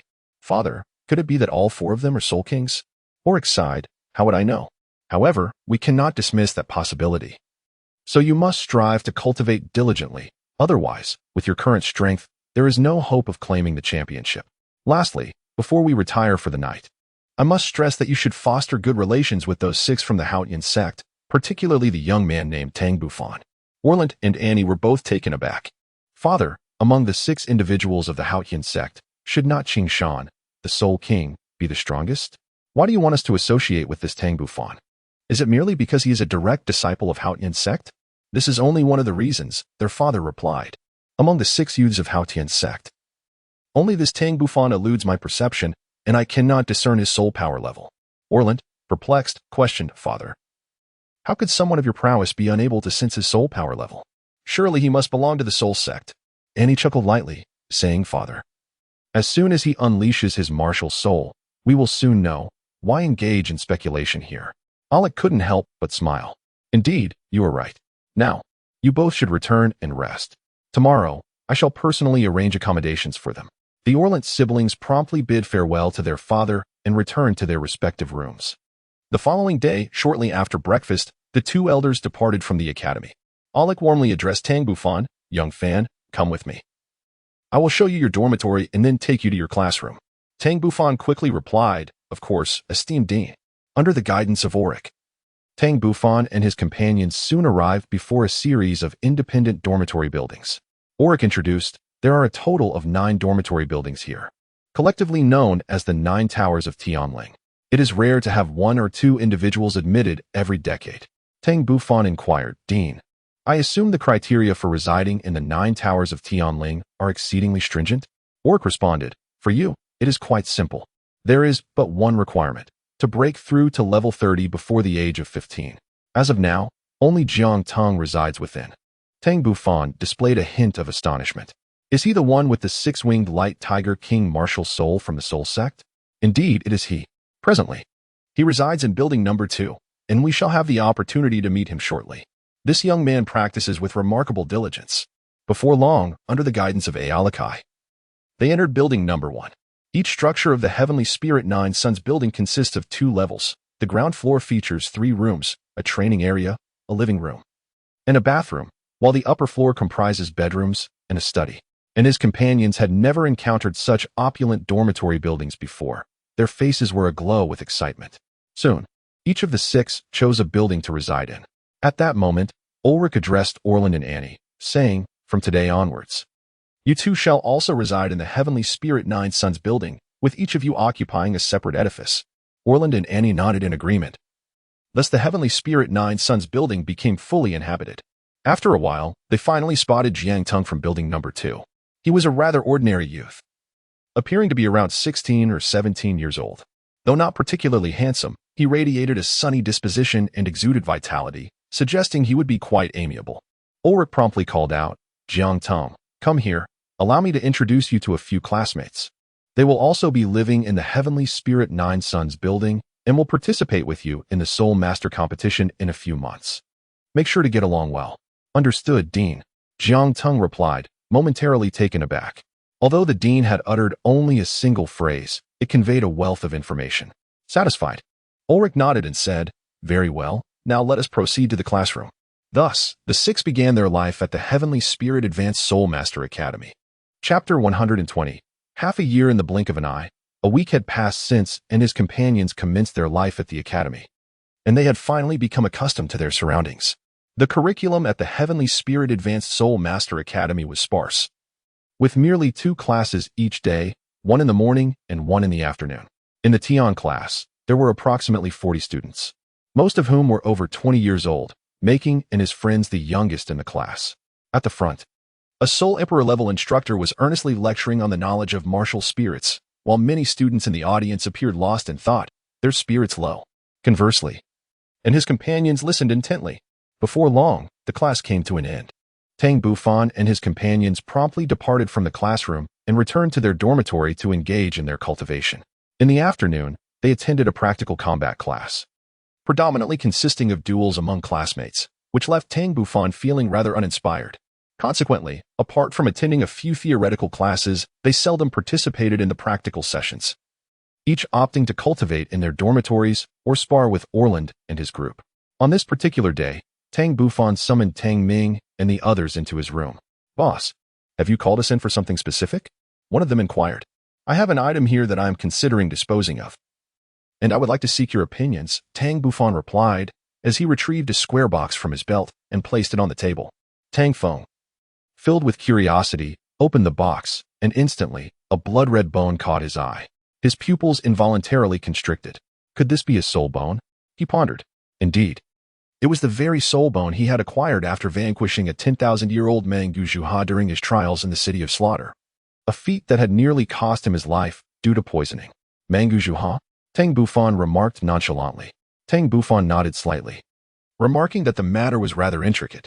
In essence, it was a highly toxic soul beast. However, its soul bone was a treasure of great value. According to ancient texts, absorbing its soul bone would render one immune to all poisons henceforth, and it would also allow the wielder to manifest poison-based soul techniques. Qishan, filled with curiosity, inquired, Bufan, since it is a soul bone that you have acquired, why not absorb it directly? Tang Bufan displayed a wry smile, expressing his frustration. Do you think I do not wish to absorb it? The issue lies in the fact that I have already absorbed a fragment of a right arm bone, rendering me unable to take in more. Thus, I can only allow one of you to absorb it. Boss, the soul bone belongs to you. Simply designate who should absorb it, and we shall not hold it against you, Tang Ming interjected. Qingshan added, Indeed, Bufan. If you believe any of us is suitable for the absorption, please proceed to decide. Seeing the consensus among his companions, Tang Bufan spoke earnestly. I believe Zihan is the most suitable candidate to absorb this soul bone. Zihan was taken aback, not expecting that Brother Tang would choose her for this responsibility. Brother Tang. Why? Because you are a support Soulmaster, and only by your absorption can its true value be realized. Tang Bufan articulated his perspective. Beside him, Qingyu urged, Zihan, do not hesitate any longer. Absorb it swiftly. Trust in Brother Tang, he is undoubtedly correct. Ultimately, Zihan nodded earnestly and began to assimilate the bone of the Mangujuha's right arm. After half an hour, Zihan reopened her eyes. Qingyu, brimming with excitement, inquired, Zihan, how do you feel? What abilities has the soul bone bestowed upon you? After a moment of contemplation, Zihan replied, the mist of the Mangujuha. It is a chronic toxic mist. Those who come into contact with it will lose their ability to move after 1 minute and succumb to its effects half an hour later. However, I possess the ability to save those who are poisoned. A smile appeared on Tang Bufan's face, and he remarked, Indeed, indeed. This soul skill perfectly complements your martial soul. He then cast a glance at Tang Ming and the others, assuring them, rest assured, once we secure the championship in the Soulmaster competition, I shall forego the prize. You shall divide it amongst yourselves, with each receiving a piece of soul bone. Tang Ming chuckled, Big brother, you said it, don't regret it later. I have always been a man of my word. When have I ever gone back on my promises? Tang Bufan shot a glare at Tang Ming, causing everyone to burst into laughter. Half a year later, on the grounds of the Celestial Spirit Senior Soulmaster Academy, an intense duel was unfolding. In the sky, Jiang Teng unleashed a column of milky white light that collided with the blue qilin of Qingyu, accompanied by a terrifying explosion. Ultimately, the milky white beam pierced through the blue qilin, and the residual energy struck Qingyu, securing victory. Observing this, Annie immediately cast a healing light over Qingyu, and within a minute, his injuries were fully mended. Subsequently, she employed another soul skill to restore both Qingyu and Jiang Teng's soul power. Tang Bufan could not help but exclaim, "Dean, An's Tree of Life is truly formidable. It not only possesses healing properties and the ability to restore soul power, but also offers formidable defense. In my opinion, its auxiliary capabilities are certainly on par with the Seven Treasures' glazed tile pagoda." A proud expression emerged on Auric's face. Indeed, An's Tree of Life boasted exceptional supportive abilities, yet it was regrettably an isolated case, incomparable to the legacy martial souls of the Seven Treasures' glazed sect. By the way, Xiao Fan, you have been at the academy for half a year now, and I have yet to witness your combat prowess. Allow me to see your strength, so that I may appropriately arrange your appearance in the upcoming Soulmaster competition. Tang Bufan laughed heartily. Dean, this time in the Soulmaster competition, neither Tang Ming, Tang Feng, nor I will likely take the stage, unless we encounter opponents they cannot handle. Aorich felt an overwhelming sense of frustration for 3 months. He had been unable to gauge Tang Bufan's true strength, as he had consistently declined to engage. Meanwhile, Qingyu gazed at Jiang Teng with a hint of discontent, for she had lost to him in every competition, which left her quite vexed. Not only did Jiang Teng possess a higher soul power, but he also had the ability to fly, placing her at a distinct disadvantage in every battle. In terms of strength, he ranked only behind his brother among the 9 sons of Tianling. If it came to an actual fight, even Qing Shan would find it difficult to contend with him due to his aerial advantage, though exceptions were made for Tang Bufan. At that moment, Jiang Teng approached Tang Bufan once more and challenged, "Bufan, let us have a match." Tang Bufan sighed helplessly. "Do you truly wish to engage in combat with me?" "Naturally. I have already challenged the others, and you are the last one remaining." Jiang Teng gazed at Tang Bufan with fervent eyes. "Come back to challenge me once you have defeated brother Qing Shan." In the end, Tang Bufan resolutely declined. A look of helplessness flickered in Jiang Teng's eyes. Defeating Qing Shan, how could that be possible? As a soul sect, how could he possibly triumph over a soul king? Although he could evade Qing Shan through flight, he was equally incapable of overcoming Qing Shan. After a prolonged silence, Jiang Teng finally voiced his curiosity. Why? The answer was simple. Bufan is undeniably stronger than I am. If you cannot even defeat me, do not harbor delusions of challenging him. At that moment, Qing Shan approached slowly from the distance, offering a response that left Jiang Teng incredulous.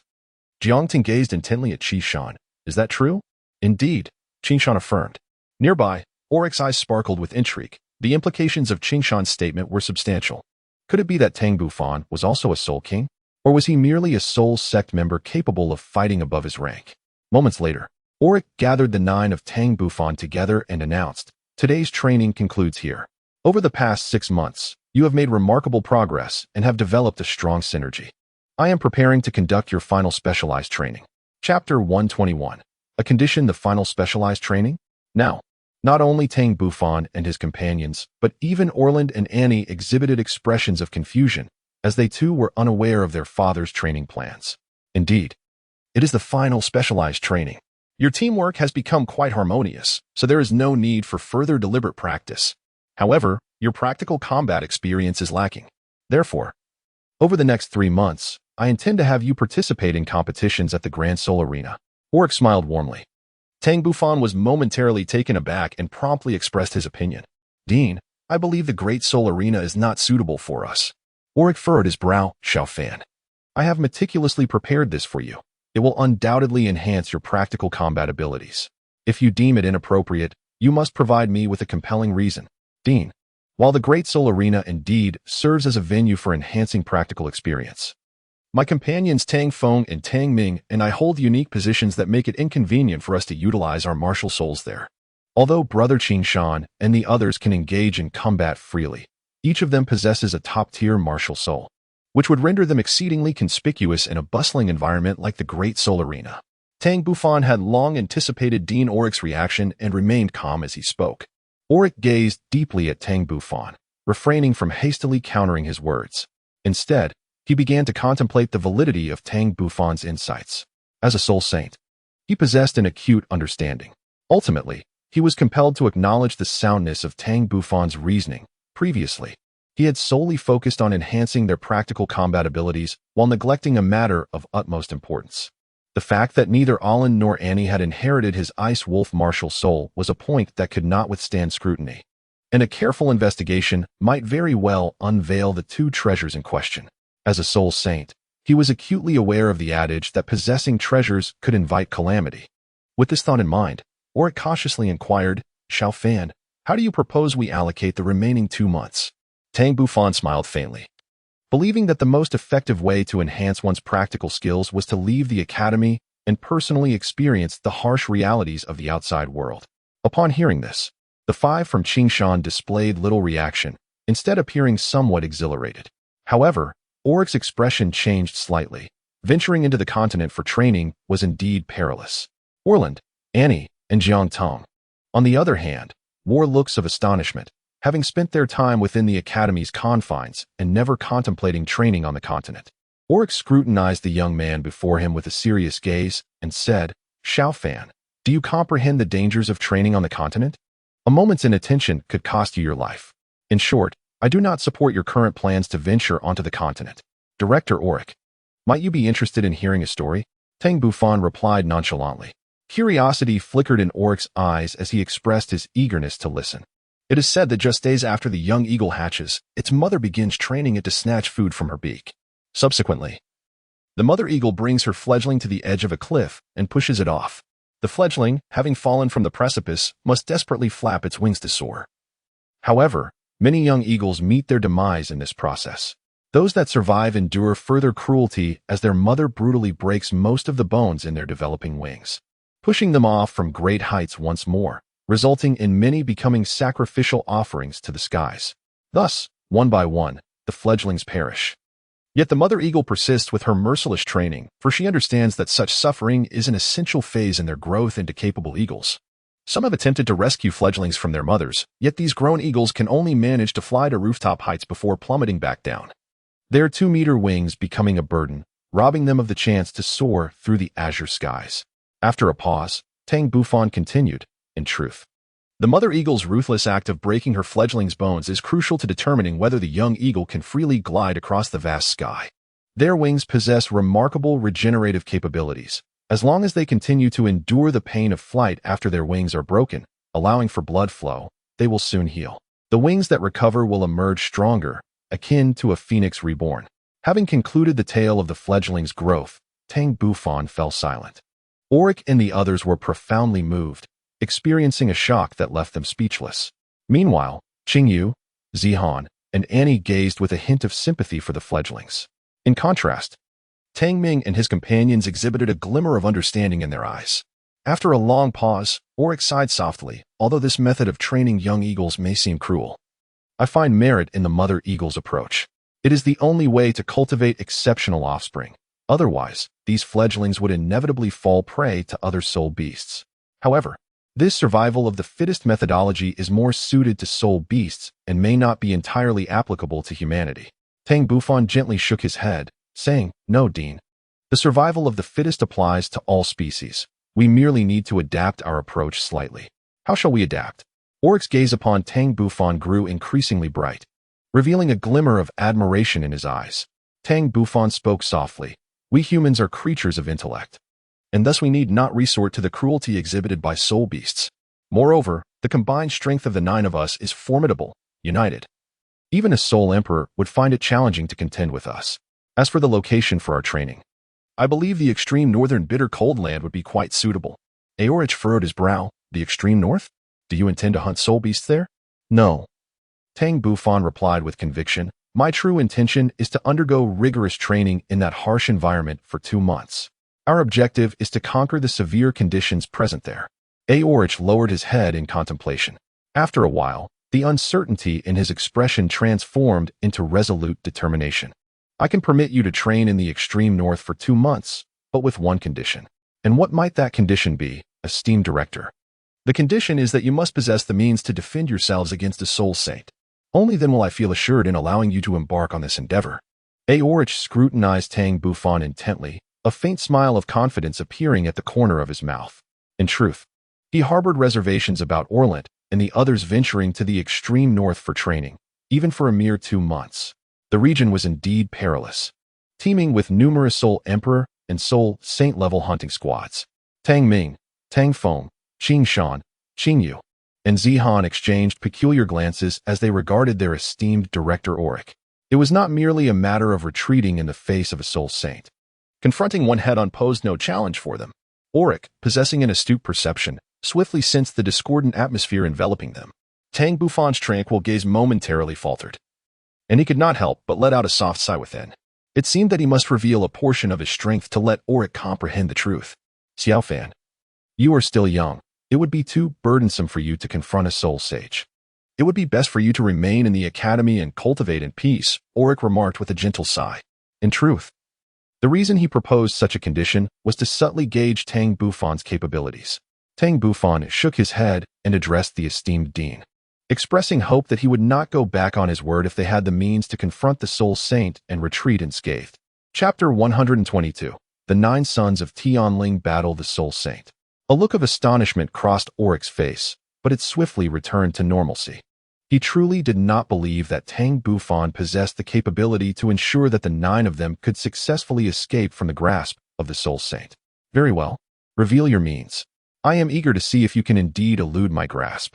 Tang Bufan mystically smiled and said, Esteemed Dean, how about we 9 join forces to challenge you? Auric, slightly dismissive, replied, Very well. Take your time to devise a strategy. I too am eager to gauge your strength. Dean, if you wish for me to make a move, it will depend on whether you possess the capability, Tang Bufan retorted with a hint of arrogance. What a presumptuous young man. Let us hope your prowess is as formidable as your words, Auric scoffed lightly. After a brief moment, Tang Bufan led the other 8 to the other side of the training ground. Orant was the first to voice his concern. Bufan, my father is a formidable assault-type battle soul saint. How can we possibly hope to defeat him with just the 9 of us? Tang Ming gazed at Orant and reassured him, Rest assured, as long as you adhere to the leader's directives, you will undoubtedly triumph over the dean. And in Jiang Tong were momentarily taken aback, their initial reaction one of disbelief, followed by an eager glance at Tang Bufan, silently hoping for an elucidation. Tang Bufan paid no heed to Annie and Jiang Ting, merely instructing with a calm demeanor, When the time comes to act, Zihan, you shall employ your 4th soul skill, the mist of illusion, to temporarily impair the dean's vision. Then, Jiang Tong, Orant, along with Tang Ming and Tang Feng, you 4 shall seize this opportunity to launch an assault on the dean, diverting his attention. This will afford Qing Shan and Qing Yu the time they require to execute their soul fusion technique, while I shall invoke the Thunder Domain to assist you. As for you, Annie, your role will be to restore our soul energy. The concepts of soul fusion technique and Thunder Domain left Orant, Jiang Tong, and Annie somewhat bewildered. Tang Bufan could only explain, These matters are rather complex to elucidate. I shall provide a thorough explanation later. As for the tactics I have just outlined, if you find them satisfactory, let us prepare to act. The 3 from Orlant took a deep breath and replied, Very well, we shall coordinate splendidly with you. A minute later, Tang Bufan halted with his 8 companions 10 meters from Auric, arranging themselves according to their previously discussed formation. At Tang Bufan's command, the 8 summoned their martial spirits, creating a scene of profound impact. Auric observed the 8 youths before him with a satisfied expression. Yet he soon noticed that Tang Bufan had not summoned his martial spirit, which irked him. Was this a sign of disdain? In the next moment, Auric activated his own martial spirit, manifesting 2 yellow, 2 purple, and 3 black soul rings that emanated a powerful wave of soul energy. The 4th soul ring of Zihan at the forefront suddenly illuminated, and a thick mist was released from her right hand, swiftly enveloping the entire training ground. This was Zihan's 4th soul skill, the mist of illusion, which served a singular purpose, to obscure the enemy's vision for 1 minute. Of course, she also possessed the ability to grant visibility to her allies. At that moment, Auric realized the gravity of the situation. He recognized this soul skill but had no means to counter it. Reluctantly, he summoned a Xianbing shield to protect himself. His intuition proved correct, as an ambush was imminent. However, he would not succumb easily. He unleashed his 4th soul skill, Ice Blade Storm. Instantly, dozens, if not hundreds, of azure ice blades were unleashed in a relentless barrage towards the front. Unfortunately for him, Tang Ming and his companions were fully aware of his actions and deftly evaded the ice blades, swiftly closing in on Alec. Moments later, Tang Ming and Tang Feng executed the chaotic cloak hammer technique, while Orlant and Zhang Teng employed their respective fourth soul skills. A dual-colored beam of blue and green light and a milky white beam surged towards Alec. As a soul sage, Alec possessed considerable combat experience. Although he could not see his adversaries, he adeptly deduced the incoming soul skills through sound and swiftly maneuvered to evade. Alas, the speed of the soul skills was formidable, striking the Xianbing shield surrounding his body with a thunderous explosion. Alec's heart sank slightly. Fortune was not on his side, and he had been struck. However, the Xianbing shield was his fifth soul skill, renowned for its robust defensive capabilities, and even a soul king like Qing Shan would find it challenging to breach. Just as he reveled in his own strength, an overwhelming aura of destruction suddenly enveloped him, causing his entire being to tremble involuntarily. Simultaneously, under the influence of this destructive aura, his strength seemed to be suppressed by 10%. A trace of astonishment flickered across Auric's face. After a brief moment of shock, he exclaimed, "Domain." This was swiftly followed by an endless stream of confusion, for this was a supreme soul skill only a titled Douluo could possess, requiring the activation of the ninth soul ring. Initially dismissing the possibility of Tang Bufan being a titled Douluo, he was left with another thought: a gifted domain. Among the 6 members of the Haotian clan, one possessed a gifted domain. Who could it be? Could it be Tang Bufan? At that moment, the sound of explosions ceased, and tranquility enveloped the surroundings once more. Although the azure ice light had diminished significantly, it still managed to block 2 incoming attacks. Suddenly, 2 massive black hammers crashed against the ice barrier, their terrifying force instantly shattering the barrier and hurtling towards his body. Auric's expression changed drastically. He had long been aware of the Haotian hammer's formidable power and knew he must not be struck. In a moment of urgency, he transformed into an ice wolf amidst his roar of rage. The 2 Haotian hammers then struck the ice wolf he had morphed into, inflicting upon him a wave of excruciating pain. Just as he was about to unleash his soul skill to deal with Tang Ming and Tang Feng, the surrounding mist dissipated, restoring his sight. However, at that very moment, he felt himself locked onto by an overwhelming aura, and he saw a colossal Qilin of intertwining blue and fiery red charging towards him. His heart raced. Instinctively, he knew he must not be hit. Yet he had no intention of dodging. Without hesitation, he unleashed his 6th soul skill, the Azure Ice Wind Blade, resulting in a massive blue ice blade erupting from his mouth. Unbeknownst to Auric, the moment he activated his 6th soul skill, Tang Bufan, who had long been lurking behind him, made his move. Under his command, 9 gigantic purple lightning dragons surged towards Auric. As the 9 dragons struck him, they transformed back into thunder, wreaking havoc upon him. Simultaneously, a clash of soul skills erupted before Auric, accompanied by a deafening explosion. His singular thought was one of despair. At this juncture, the others had already retracted their martial souls and gathered beside Tang Bufan, awaiting the outcome. Orlant and Annie exchanged worried glances and inquired, "Bufan, do you think father will be all right?" Tang Bufan's expression revealed a hint of difficulty. After a moment's hesitation, he remarked, "There will likely be some injuries, but it is not a significant issue." Orlant and Annie gazed with concern at the sight of the explosion. 3 minutes later, as the dust settled, the scene unveiled a rather disheveled Dean Auric. Chapter 123, The Target, the Extreme Northern Snowfield. At this moment, Dean Auric had regained his human form. Yet his aura was feeble, and his body bore numerous wounds, indicating he had sustained only minor injuries, coupled with excessive depletion of his soul power. The Orlant siblings stood in complete shock, for the father they had always viewed as immensely powerful had been defeated. Had Tang Bufan's lightning dragon soul skill truly reached such formidable heights? Moreover, what was the nature of these 9 lightning dragons? Their keen eyes could discern nothing, as Tang Bufan had not summoned his martial soul throughout the encounter. Tang Bufan regarded Dean Auric with a twinge of concern. "Are you all right, Dean?" Auric, appearing frail, gazed at Tang Bufan in silence, causing him to feel increasingly uneasy. After a brief moment, Auric erupted into a hearty laugh. "The realm of talent. The skill of the domain. Excellent, truly formidable. With these 2 abilities, coupled with the assistance of your companions, I concede that you possess the means to ensure your own safety. I shall honor your prior request. Prepare yourselves tomorrow, and you may set forth the day after." Tang Bufan's face revealed a faint smile. "Thank you, Director." Auric waved his hand. "Xiao Fan, May I inquire about the name of your ultimate soul skill? Thunder Dragon's 9 Annihilations. What a formidable Thunder Dragon's 9 Annihilations. Even a Soul King would be gravely injured by it, and a Soul Emperor would suffer significant damage as well. As for a Soul Sage, if they were to launch a surprise attack, they too would face severe repercussions. And even with preparation, it would be challenging to evade injury. Ulrich could not help but exclaim. Annie, Orland, and Jiangting were utterly astonished, unable to fathom the terrifying nature of this skill, particularly Jiangting, who at that moment finally comprehended that Qingshan had not deceived him. Indeed, Tang Bufan's prowess surpassed that of Qingshan. After their astonishment, Annie began tending to her father's injuries. Meanwhile, Ulrich's gaze shifted to Qingshan, Qingyu. The martial soul fusion technique of you two siblings is quite impressive, nearly surpassing my 6th soul skill. This single move is sufficient to elevate your strength to the level of a soul emperor. The only regret is that you have yet to fully harness the power of this martial soul fusion technique, but it is adequate for this competition. If previously I had only a 10% confidence in your victory at the Soulmaster competition, now I would say it is at least 80%. Qingshan and Qingyu, filled with excitement, asked, Director, how can we fully unleash the potential of our martial soul fusion technique? The method is simple. Your soul powers must not differ too greatly. Otherwise, it will diminish the technique's potency. The closer your soul powers are, the greater the effect.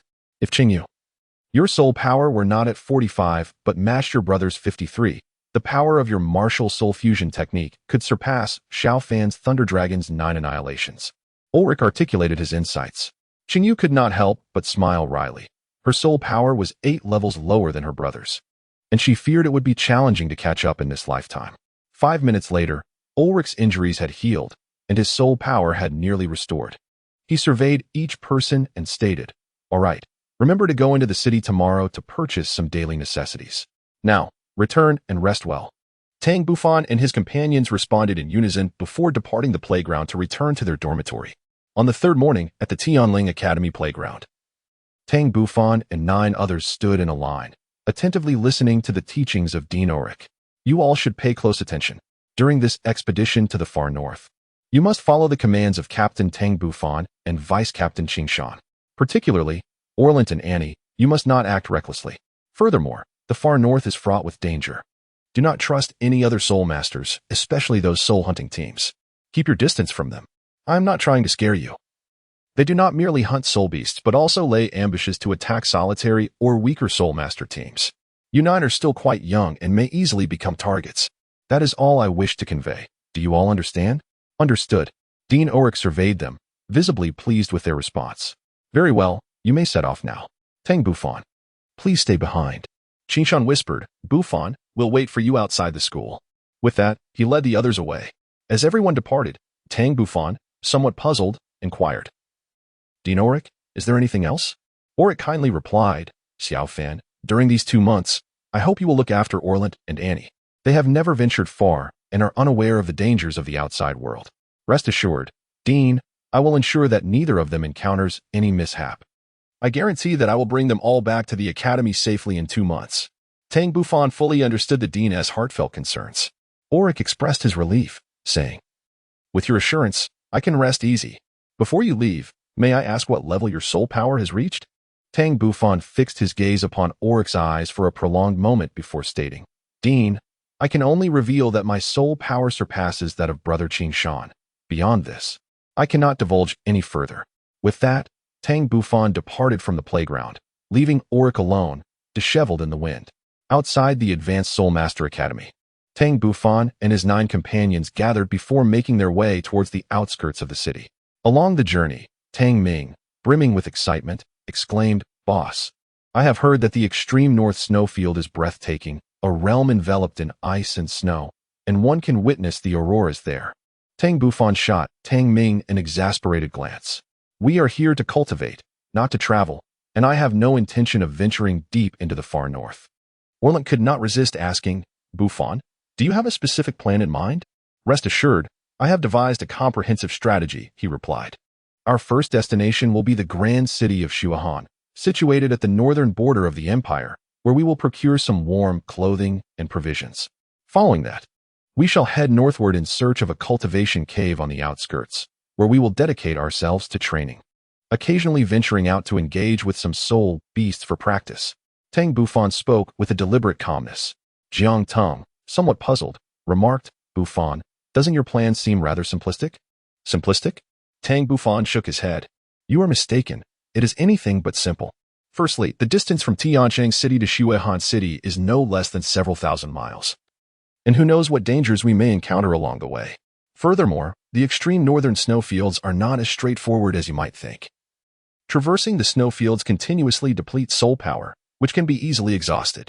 Once our soul power is excessively drained, the risk factor escalates rapidly, necessitating that we remain vigilant upon our arrival." Upon hearing this, Jiang Tong's expression shifted to one of realization. His gaze filled with admiration for Tang Bufan's meticulous and comprehensive consideration. The others also fell into contemplation, analyzing the situation at hand. Tang Bufan's gaze swept across each individual. "Do you have any further inquiries? If not, we must hasten our journey." "None. Then let us proceed towards the far north." Chapter 124. The City of Snow and Cold. Agrudge. The City of Snow and Cold, located at the northernmost point of the Tiando Empire, is a grand city. Beyond it lies the vast expanse of the northern snowfields, along with numerous forests inhabited by soul beasts, both large and small. Though it may not be the main city, this bustling metropolis thrives with vitality.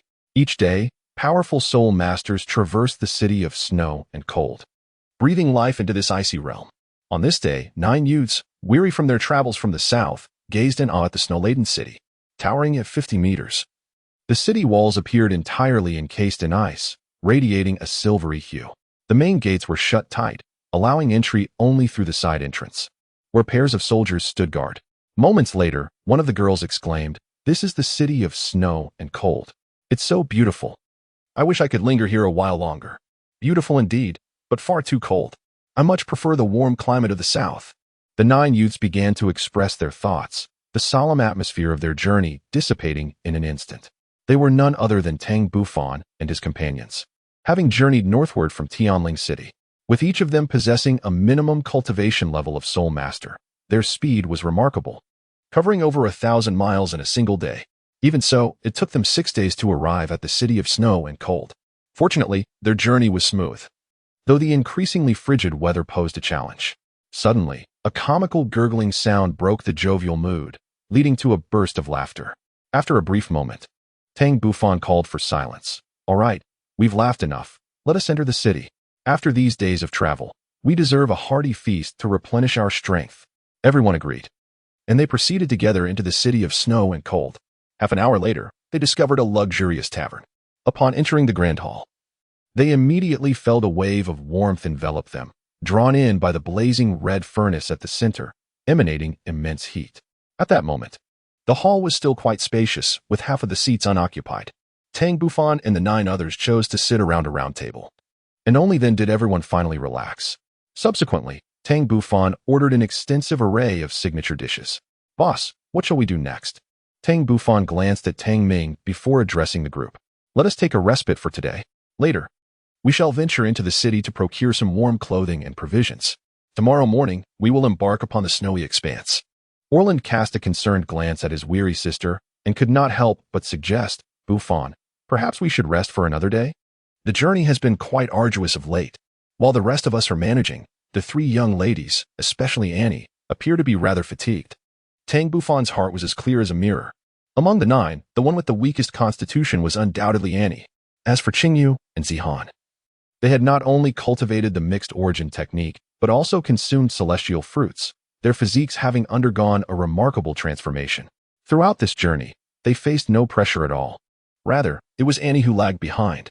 At that moment, Annie stubbornly declared, "Bufan, it is unnecessary. Let us stick to the original plan.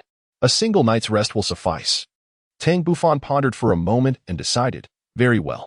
The original plan remains unchanged. We shall depart tomorrow, albeit in the afternoon." Everyone was quite pleased with Tang Bufan's decision. Soon, the server brought forth the dishes, and the group joyfully began to indulge in the delectable feast. What Tang Bufan and his companions were oblivious to was that their mere entrance into the tavern captivated the attention of the entire establishment. Firstly, their youthfulness was palpable, unmistakably resembling students of an academy. Secondly, the enchanting beauty of the trio, Zihan, Qingyu, and Annie, was so striking that it was nearly impossible for them to go unnoticed. At a table near the entrance, two young men occasionally cast furtive glances towards the three ladies, their eyes brimming with infatuation. Not only these youths, but even the middle-aged men could not conceal their astonishment at the sight. Naturally, Zihan and her companions sensed those lingering gazes, though slightly annoyed.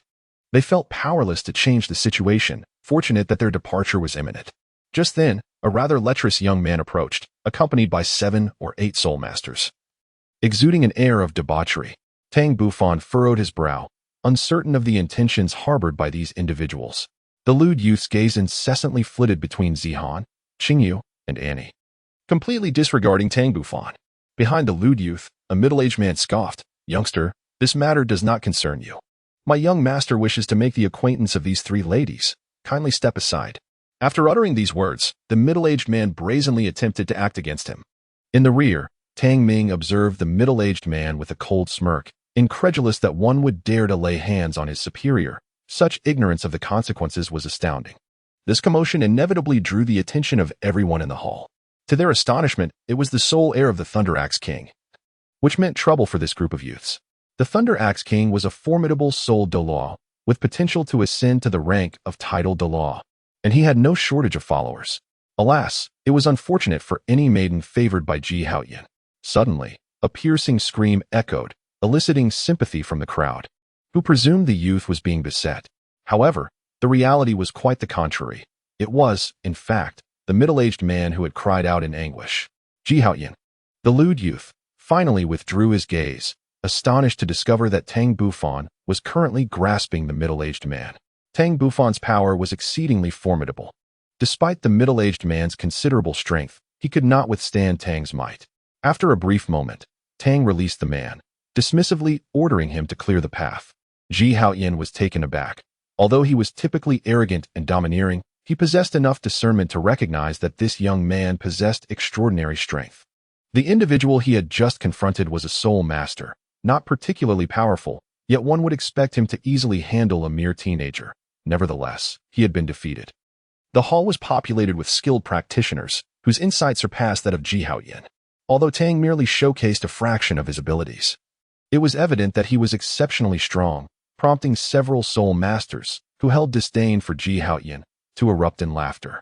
Ji Haotian, feeling utterly humiliated, seethed with anger. This young man had the audacity to attack his associates. He must be tired of living. Tang Bufan looked at Ji Haotian with scorn, daring him to make a move and see who truly was impatient with life. Ji Haotian choked momentarily, his expression fluctuating between anger and uncertainty as he glared at Tang Bufan, an aura of menace surrounding him. This brat was even more arrogant than he, igniting a desire to eliminate him, yet he was merely a Soulmaster, and the strongest among his entourage was only a Soul King. A confrontation might not guarantee victory, and this was not the right place to act.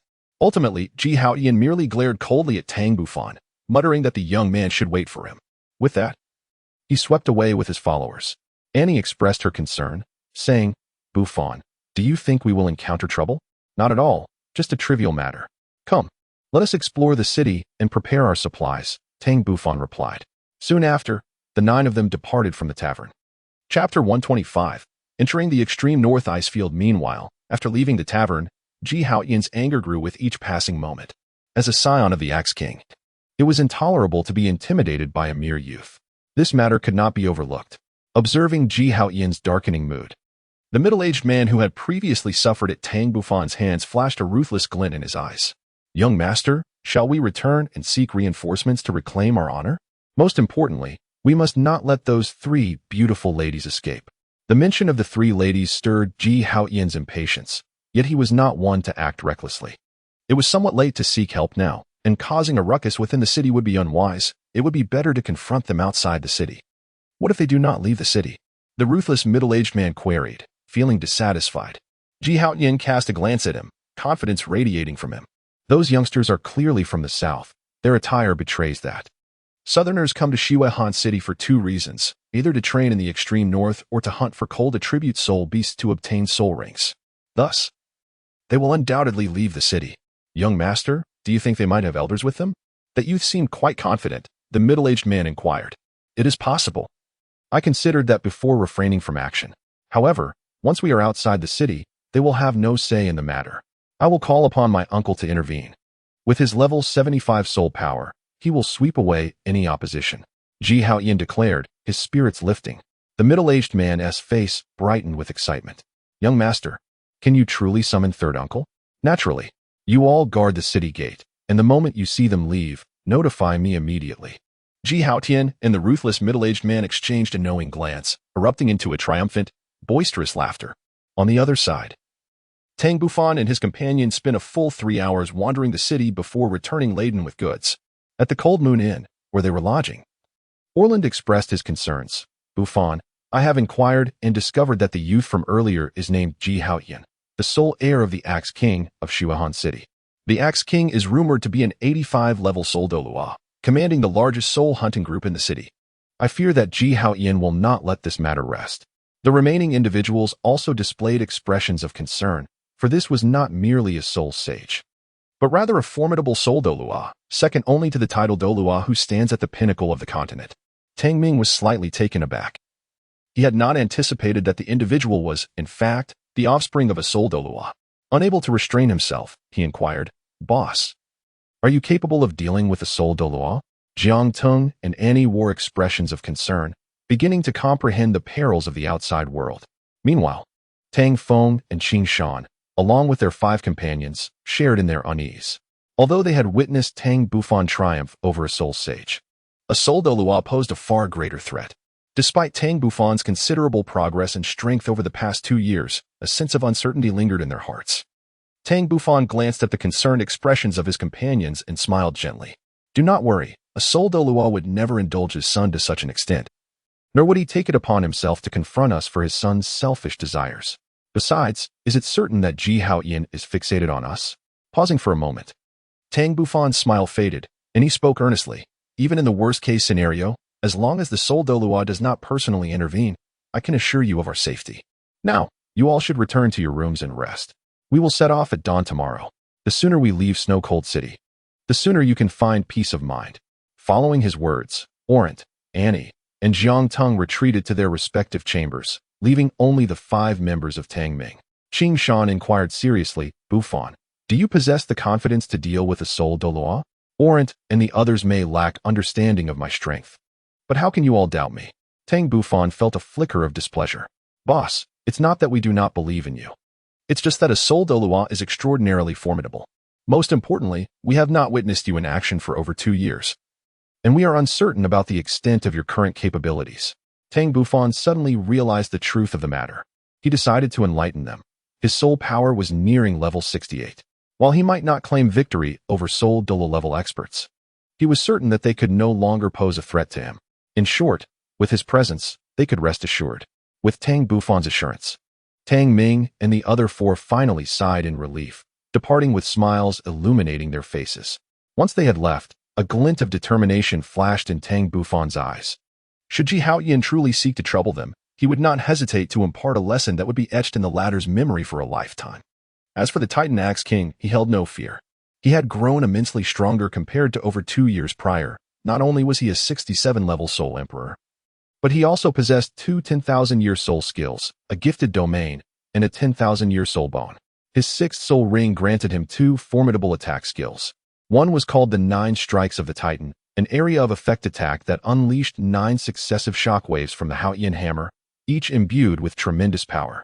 The other was Absolute Thunder Prison, which conjured a prison of lightning to confine his opponent for 1 minute. Even if his soul power fell short of the Titan Axe King's, he remained confident in his ability to prevail due to these formidable skills. Shaking his head, Tang Bufan commenced his training. The following day, at the break of dawn, he departed from Snow-Cold City with the 8 of them.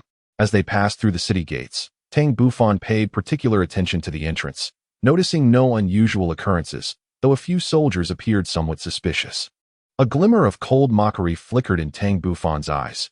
It seemed that Ji Haotian had indeed bribed the soldiers to monitor their movements. Since Ji Haotian had a death wish, Tang Bufan felt no obligation to show restraint. After departing from Shuahan City, Orant, with a relaxed expression, remarked, Bufan, it appears our concerns were unfounded. Ji Haotian has not stationed anyone at the city gate. Annie and Jiang Tung expressed their relief, recognizing that they were in the presence of a formidable soul Douluo, one whom even Dean Ulrich would not dare to offend, let alone them. However, Tang Ming and the others, reassured by Tang Bufan's promise, felt no trepidation. Very well, we should set off. We must find a suitable refuge before nightfall, for the darkness poses great dangers, Tang Bufan urged, withholding his discoveries from them. Soon, the group of 9 vanished into the vast, icy expanse. Approximately an hour and a half later, Ji Haotian arrived at the city gate, accompanied by a distinguished middle-aged man and several powerful Soulmasters. The gate soldiers hurriedly approached, ingratiatingly acknowledging, "Greetings, Third Master Ji, Young Master Ji. Those 9 youths departed an hour and a half ago." The middle-aged man's expression darkened, as if he had been deceived. Turning to Ji Haotian, he said, "Haotian, they have already left. What shall we do now? You have made me come here for nothing. Uncle, if I can just capture one of those 3 beautiful women, you may have the other 2. Besides, my soul power has just broken through to level 50 last night. Consider this as your assistance in acquiring a soul ring," Ji Haotian replied, after a moment's hesitation, masking his pain. The reason he sought his uncle's aid was that his uncle also had a penchant for the fairer sex, though he acted with more discretion, being somewhat mindful of his reputation. Ji Jinhai, Ji Haotian's uncle, displayed a flicker of delight upon hearing his nephew's proposition. "In that case, I shall take you to the frozen plains to hunt soul beasts." The 2 men quickly reached an agreement and promptly vanished into the icy wilderness. Chapter 126. The Mantis stalks the cicada. The vast northern ice field is one of the 3 major gathering places for soul beasts on the Douluo Continent. In terms of area, it surpasses the Star Doe Forest, and the number of soul beasts here exceeds that of the Star Doe Forest as well. However, the soul beasts are not as densely concentrated, and their attributes are relatively singular, due to the ice field's unique geographical position and harsh environment. Although occasional soul masters venture here to hunt, their numbers are considerably fewer compared to those in the Star Doe Forest. The icy winds howled across the expanse, with temperatures plunging to critical levels. Despite the frigid climate resulting in sparse vegetation, there remain a few deciduous and coniferous trees suitable for growth in cold regions, thus forming numerous forests of soul beasts of varying sizes across the ice field. As Tang Bufan and his 9 companions traversed the icy terrain, their pace slowed considerably, and soon, snowflakes began to drift down from the sky. Tang Bufan walked alone at the forefront, while Qing Shan brought up the rear. 3 young women flanked the center, accompanied by 4 young men on either side. Under Tang Bufan's guidance, they traversed the path with remarkable ease, encountering not a single formidable soul beast. Even the ones they did come across were merely low-level creatures devoid of threat. "Bufan, do you possess some extraordinary ability that allows us to evade those soul beasts and soul masters in advance?" At last, Orant could no longer contain the question that lingered in his mind. Tang Bufan remained silent, his mental strength continuing to probe ahead. "Orlant, my elder brother has long since manifested his mental prowess," Tang Ming declared with pride. Orlant could not help but exclaim, "Mental strength? I have heard my father mention that as soul masters enhance their abilities, their mental fluctuations grow increasingly potent. However, to truly manifest mental strength, one must at least attain the rank of soul sage, or perhaps experience some extraordinary fortune," Annie remarked, her gaze filled with astonishment. Tang Bufan was evidently not a soul saint. He must have experienced some extraordinary encounter. At that moment, Tang Bufan's footsteps came to a halt. Tang Feng could not help but inquire, "Boss, what is the matter?" Ahead lay a forest blanketed in ice and snow, with a snow valley nestled at its heart. "I find the environment rather appealing, adorned with numerous towering ice peaks, making it an ideal sanctuary for our cultivation." Tang Bufan sighed in relief. The weariness that had lingered on the faces of the 3 women, Zi Han and her companions, dissipated entirely, replaced by expressions of exhilaration, as if they were infused with newfound vigor. Jiang Tung and Orland also wore smiles of delight. They had journeyed for a full 5 hours, and even as members of the Soul Sect, they felt the strain. 10 minutes later, under Tang Bufan's guidance, they arrived at the midsection of the tallest ice peak in the snow valley. Tang Feng, somewhat perplexed, inquired, "Boss, what brings us here?" "Naturally, we are to excavate a cave within the mountain's embrace, a sanctuary for our cultivation. This will serve as our base for the forthcoming 2 months, and our subsequent activities will remain within the confines of this forest," Tang Bufan replied with a calm demeanor. Tang Ming's face was etched with a bittersweet smile. Boss, this project seems rather colossal. Can we manage it with just the few of us? And how on earth do we excavate this cave? We must find a way. Even if it seems impossible, we need to complete it before nightfall. Qingshan, Ao Land, and Jiang Teng all nodded in agreement. In this frigid expanse of the far north, a concealed refuge was essential for their safety. After extensive deliberation, they eventually devised a mutually beneficial approach and commenced their grand excavation endeavor. 300 miles away, within a forest inhabited by spirit beasts, Ji Jinhai and his party of 11 had just concluded a fierce battle, vanquishing a millennia-old ice bear. Beside the bear's carcass, Ji Haotian was fervently absorbing the soul ring, while Ji Jinhai stood guard over his nephew. They had been tracing Tang Bufan and his 9 companions' footprints. But upon reaching the vicinity, a fresh layer of snow had blanketed the ground, obscuring the tracks and causing them to lose their way. Nevertheless, they understood that Tang Bufan and his group must still be nearby, prompting them to search the area. Fortune smiled upon them, as Ji Haotian soon discovered a suitable soul ring. Half an hour later, he opened his eyes, excitement gleaming within them. Third uncle, I have become a soul king. Ji Jinhai nodded with satisfaction. Excellent. Achieving the rank of soul king at 28 surpasses my own talent. You are destined to become a soul sage in the future. Come on, third uncle, let us continue our search. Ji Haotian proclaimed with pride. Ji Jinhai nodded. And their 11-member team inadvertently advanced towards the icy forest where Tang Bufan's group resided. In the heart of the snow-laden forest, after 3 hours of dedicated effort, Tang Bufan and his companions finally unearthed a cave measuring approximately 4 meters in length, 4 meters in width, and 3 meters in height. As they surveyed their accomplishment, smiles broke across their faces. Annie promptly utilized her soul technique to restore their soul power, and soon everyone felt rejuvenated. With you assisting us, Annie, we can maintain our peak condition at all times. It is simply perfect, Tang Bufan could not help but exclaim, simultaneously comparing Annie's technique to his own soulbone skill. The results were clear. His soulbone skill was evidently more potent, allowing for swifter recovery. Annie's technique, albeit a first-level soul skill, could only restore up to 30% of their soul power and required multiple applications to fully rejuvenate them. Annie's expression bore a hint of regret. Unfortunately, it can only restore up to 30%. Sister, this is a group skill, Ao Lant remarked helplessly. Restoring 30% of soul power in a team battle can significantly alter the tide of the conflict. Amid the verdant hills, several individuals nodded in agreement. At that moment, a sudden and thunderous sound resonated from outside, prompting Tang Bufan to instinctively extend his spiritual perception. In no time, he discerned the unfolding situation beyond.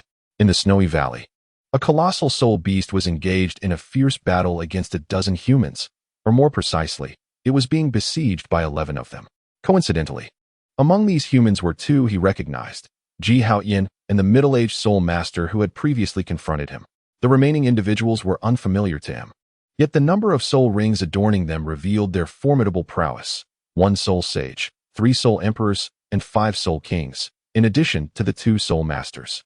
Such an assembly of strength would likely instill confidence even in the face of a soul Douluo, yet they were merely managing to subdue the soul beast, underscoring the creature's formidable nature.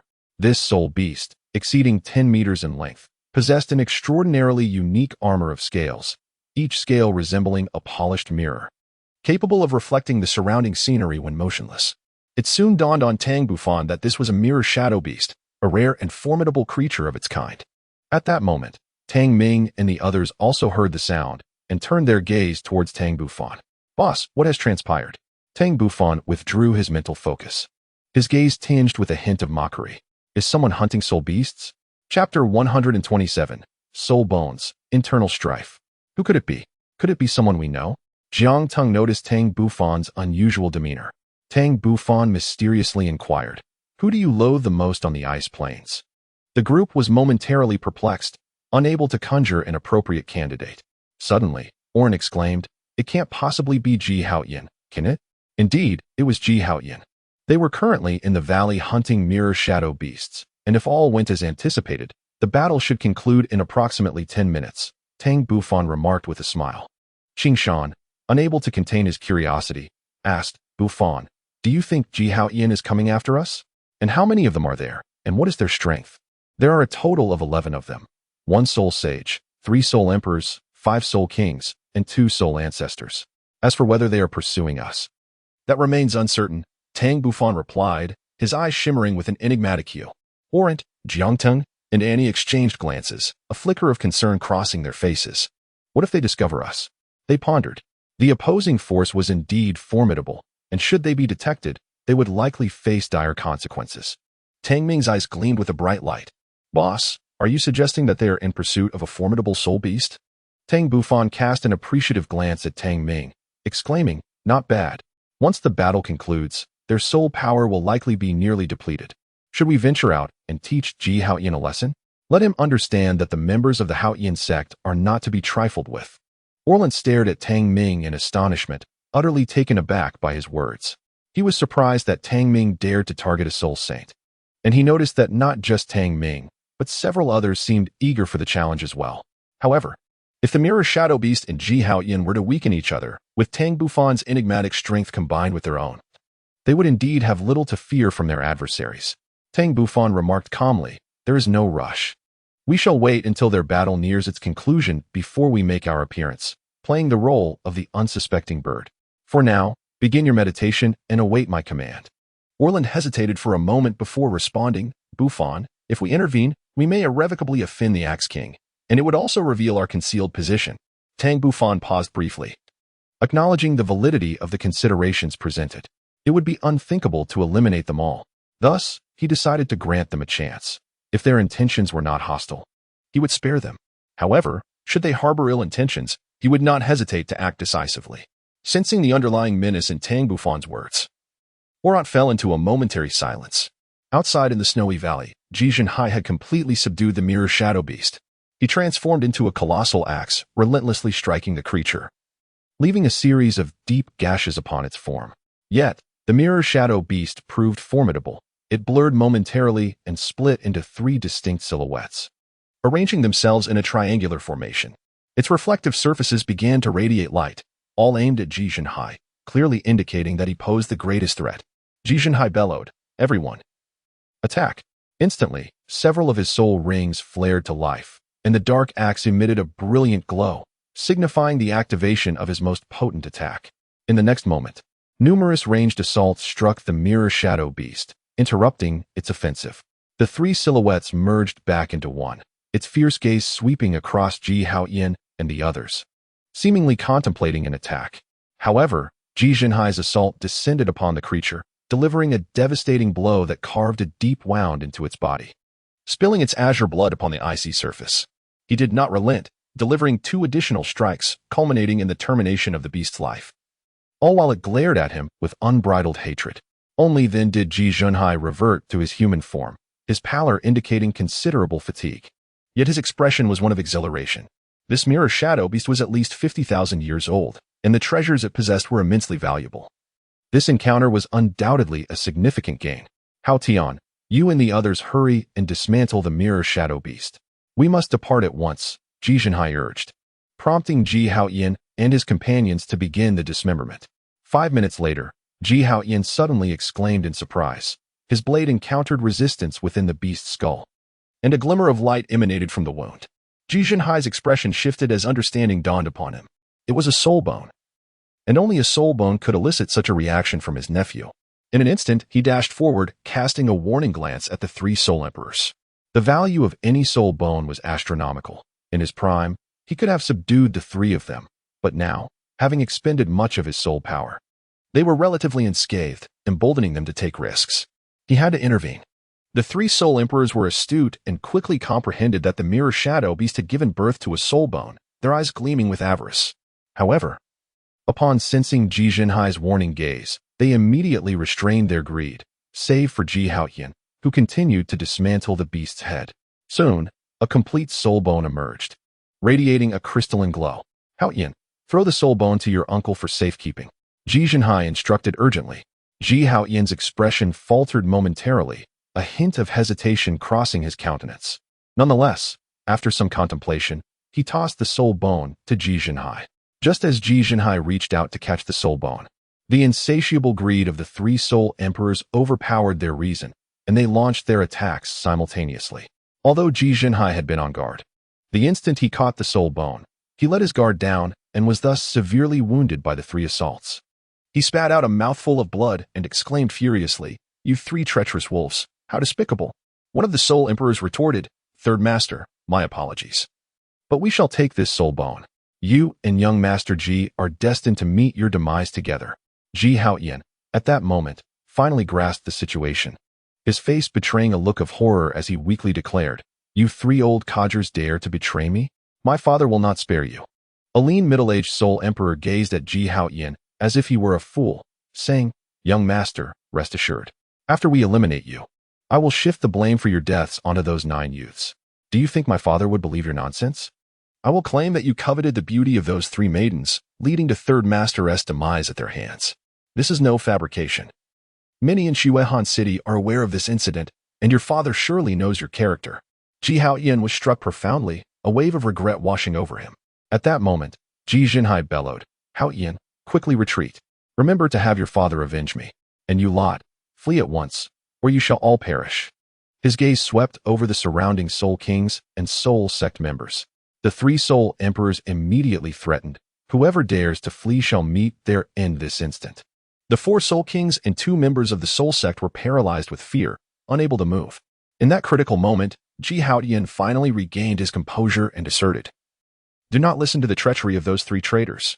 Heed my uncle's words and flee quickly, or once he deals with us, he will surely eliminate you to silence you. Make sure my father avenges my death." Ji Haotian understood that these 3 would not spare him or his uncle.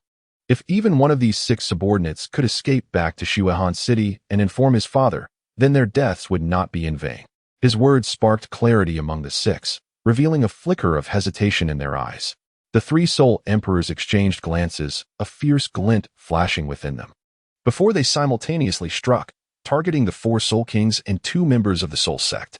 Among the 3, one was a controlling Soul Emperor whose martial spirit was the Devil's Vine, ensnaring the 6 in an instant, while the other 2 unleashed their devastating attacks upon them. Meanwhile, Ji Haotian hurriedly assisted Ji Jinhai, urging, "Uncle, we must depart swiftly." Ji Jinhai cast a surprised glance at his nephew, and without further hesitation, he made a swift retreat into the distance. The 3 Soul Emperors keenly observed the actions of Ji Haotian and his uncle, yet they refrained from immediately pursuing them. Instead, they regarded the 4 Soul Kings and 2 Soul Sect members with mocking expressions, dismissing them as a group of fools. In their eyes, Ji Haotian and his uncle were merely fish on a chopping board, futilely struggling against their fate. It was these 6 individuals who needed to be silenced to prevent any leaks of information. In the snow valley, atop a certain ice peak, Tang Bufan and his companions were engulfed in a complex swirl of emotions, their faces marked by melancholy. They had never anticipated that the mirror shadow beast would give rise to a piece of soul bone. Nor did they foresee that the 3 Soul Emperors would turn against each other over such an artifact, inflicting severe damage upon Ji Jinhai, a soul sage. Orland and Annie wore grim expressions, finally beginning to grasp why their father had repeatedly cautioned them to be wary of those soul-hunting teams. These individuals would go to any lengths for their own gain, their hearts long since frozen, devoid of any semblance of humanity. Tang Bufan remained unfazed by this.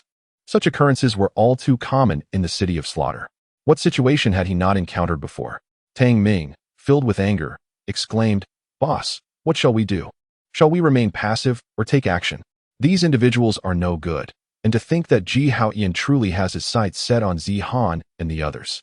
Those 3 Soul Emperors even intend to commit murder and frame us for it. This is utterly unforgivable. If it weren't for you overhearing their conversation, we would still be in the dark. Indeed, Brother Tang, you must take a stand for us." Qingyu added, her face equally filled with indignation. "Not a problem. Let us show them the might of the 9 sons of Tianling." With that, Tang Bufan led the way towards Snow Valley. Within the valley, Ji Jinhai urged, "Haotian, my injuries are too severe. You should take the soul bone and leave me behind. Otherwise, it won't be long before those 3 traitors catch up with us." "How can that be? Uncle, given my strength, if they catch up, there will be no escape for me. If only there were a healing Soulmaster here. Once your injuries are healed, those 3 Soul Emperors would pose no threat to you." Ji Haotian insisted vehemently, "I can heal his injuries." At that moment, a faint voice echoed from afar. Both Ji Jinhai and Ji Haotian were taken aback, their gazes drawn to the distance. "Who goes there? Step forward." In the next instant, Tang Bufan and his companions emerged from behind a nearby ice peak, blocking the soul exit from Snow Valley. Haotian's pupils constricted in surprise. It's you. How did you get here? Zhizhenhai was secretly astonished. Standing before them were 6 young men and 3 young women, all seemingly under 20 years of age. The males were handsome and extraordinary, while the females possessed exquisite beauty, captivating in their allure. In an instant, he recognized their identities. The 3 young women were indeed those whom his nephew had taken a fancy to. Through his senses, he detected that 8 of them possessed soul power exceeding level 40, with one even being a soul king. Most alarming of all was the final young man. He could not sense the level of his soul power at all. This revelation caused his brow to furrow deeply. Encountering them at such a critical moment surely boded ill. Tang Bufan chuckled lightly. Did I not mention it before? I can treat your uncle's injuries. Although Haotian was indeed a playboy, he was not foolish enough to believe that the other party would genuinely assist in healing his uncle's wounds. I do not believe your nonsense. Speak plainly. What is your true intention? Tang Bufan completely ignored Haotian and instead turned his gaze to Zhizhenhai. Zhizhenhai furrowed his brow, finding it somewhat difficult to fathom the youth before him. After a moment of contemplation, he inquired, Very well, how can my injuries be treated? It is quite simple. Tang Bufan replied, I can indeed heal your wounds, but you must first relinquish the soul bone of the mirror shadow beast to us. Haotian's expression shifted dramatically, and he exclaimed, Impossible. Tang Bufan completely disregarded Haotian and instead focused his attention on Zhizhenhai. The 3 soul emperors had already dealt with the 6 individuals. If you do not make a decision now, there will be no opportunity left once they catch up. Zhizhenhai was taken aback, and after a moment of hesitation, he gritted his teeth and declared, Haotian, give them the soul bone. Uncle, how can we give it to them? Haotian protested indignantly. Once my injuries have healed, I will not have to worry about those 3 traitors. Hurry and give it to them. Haotian, suddenly enlightened, reluctantly tossed the soul bone to Tang Bufan. Tang Bufan nonchalantly stored the items into the 33 heavens, simultaneously instructing Annie, tend to his injuries. Although Annie displayed a hint of reluctance, she summoned the Tree of Life to heal Zhizhenhai. A radiant emerald light enveloped Zhizhenhai, causing him to shudder as he felt his wounds rapidly mending. The injuries healing at a visibly astonishing pace. He gazed incredulously at the beautiful young lady before him, marveling at the potency of her healing abilities. Moments later, the verdant glow dissipated, leaving Zhizhenhai nearly fully recovered. Then, 2 additional beams of green light encased him once more. Meanwhile, the 3 soul emperors finally caught up.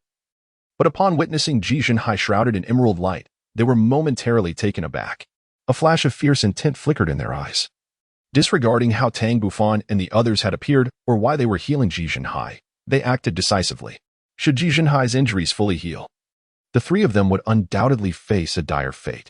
Tang Bufan immediately signaled Annie to retreat. At this moment, Zhizhenhai's injuries had nearly fully healed, and he summoned his martial spirit to sever the devil vines that had ensnared him, an awe-inspiring display of might. The 3 soul emperors gazed at Zhizhenhai with trepidation, wondering if he had not only recovered from his injuries but also replenished his soul power. Zhizhenhai, wielding an axe, coldly regarded the 3 soul emperors, his gaze unexpectedly drifting towards Tang Bufan and his companions, offering them a chance for redemption, eliminate them, or face death themselves. The 3 soul emperors exchanged glances, momentarily at a loss for how to proceed. Chapter 129. Tang Bufan takes action. The 3 soul emperors were bewildered, utterly unaware of the sudden turn of events. Just moments ago, Zhizhenhai had been amicable, yet now everything had shifted. In the distance, Tang Bufan observed Zhizhenhai with a cold smile, having already sentenced him to death in his mind. Meanwhile, Orlan's expression changed dramatically. Zhizhenhai's cruel nature was revealed, as he urged the 3 soul emperors to eliminate them. In truth, Orlan had long disapproved of allowing his sister to treat Zhizhenhai's wounds. Now that Zhizhenhai had regained his strength, it was evident he had turned his hostility towards them, and it was unlikely that he would let the matter rest even after the soul bones were returned. Tang Mingtian, undaunted by the circumstances, exclaimed, Zhizhenhai, what do you mean by this? To repay kindness with enmity. If it were not for us, both of you, uncle and nephew, would now be lifeless. Zhizhenhai's eyes glinted with coldness. Never before had anyone dared to extort him. You are the first. Furthermore, I have fulfilled our agreement by delivering the soul bone to you. Now, I present you with a choice. Surrender the soul bone and offer these 3 maidens, and I shall spare your lives. As he spoke the last words, Ji Zhenhai's gaze took on an insidious quality. The three Soul Emperors finally comprehended the situation. These youths had sought Ji Zhenhai's surrender of the soul bone under the pretense of healing his injuries. Foolish, utterly foolish. They failed to recognize their own limitations, daring to offer to mend Ji Zhenhai's wounds. Tang Bufan cast a cold smile at the three Soul Emperors, questioning whether they would truly succumb to the tyranny of Ji Zhenhai. Furthermore, did they naively believe that Ji Zhenhai would spare them? A glimmer of brilliance flashed in Jiang Tang's eyes as he suggested that the three of them join forces with him. Even if Ji Zhenhai was a soul saint, they could overpower him, especially with the burden of Ji Haotian by his side. Ji Zhenhai shot a murderous glance at Jiang Tang before turning his attention to the three traitors. Aligning with them would be tantamount to self-destruction, after all. They were merely a few Soul Sect members and a single Soul King. He was confident they would not make such a foolish decision. The three Soul Emperors gazed at Tang Bufan and his companions in astonishment, not expecting such youth to have achieved the status of Soul Sect. A testament to their terrifying talent, suggesting an extraordinary background.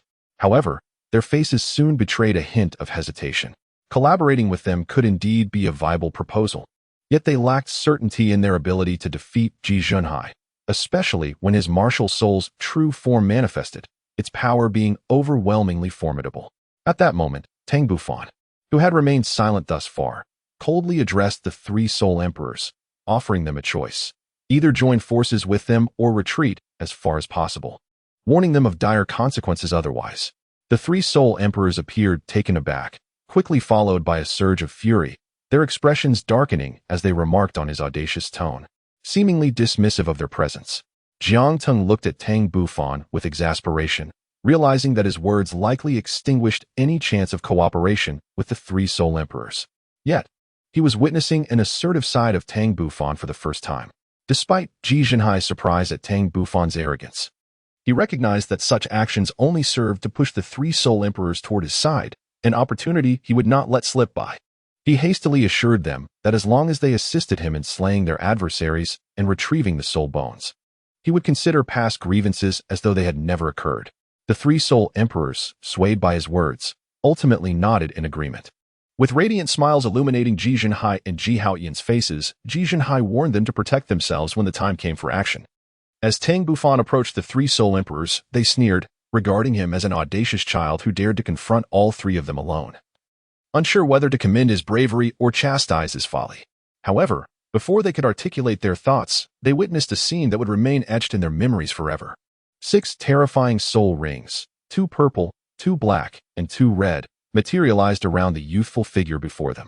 Simultaneously, a massive hammer, radiating with purple light, appeared in his grasp, enveloped by a layer of violet brilliance that emanated from him, surrounding them entirely. At the very first moment, Tang Bufan summoned his 5th soul skill, and instantly, a colossal phantom emerged behind him. With a swing of the Haotian hammer, a tremendous energy hammer was hurled towards the 3 great Soul Emperors. As the trio regained their senses from the initial shock, they found themselves ensnared by the heaven-supporting strike. And there was no further moment. Tang Bufan's strike obliterated them in an instant, leaving an enormous hammer-shaped crater in the ground. However, Ji Zhenhai, who was observing the battle, reacted swiftly and narrowly evaded disaster. Under the force of the heaven-supporting strike, even a soul sage like him would have faced unimaginable devastation. A few meters away, Ji Zhenhai's expression was still one of profound shock, his gaze upon Tang Bufan tinged with a hint of fear. This youth was, astonishingly, a Soul Emperor. What was even more terrifying was the configuration of his soul rings. While the purple and black soul rings were notable, the 2 red soul rings were bewildering. Were they the legendary 100,000-year soul rings? Furthermore, what was the nature of this layer of lightning surrounding him? He felt as though his own power was being suppressed. As for Ji Haotian, he remained enveloped in boundless astonishment, had it not been for his uncle's warning to flee. He would have perished beneath the Haotian hammer long ago. Ji Zhenhai, observing Tang Bufan's slow approach, roared, "Haotian, it seems today I must perish here. While I hold him off, you must escape swiftly." Finally, Ji Haotian regained his senses and cast a fearful glance at Tang Bufan. "Uncle, you are a soul sage. Can you not defeat a mere Soul Emperor? Regardless, heed my words and flee at once. Delay could spell doom."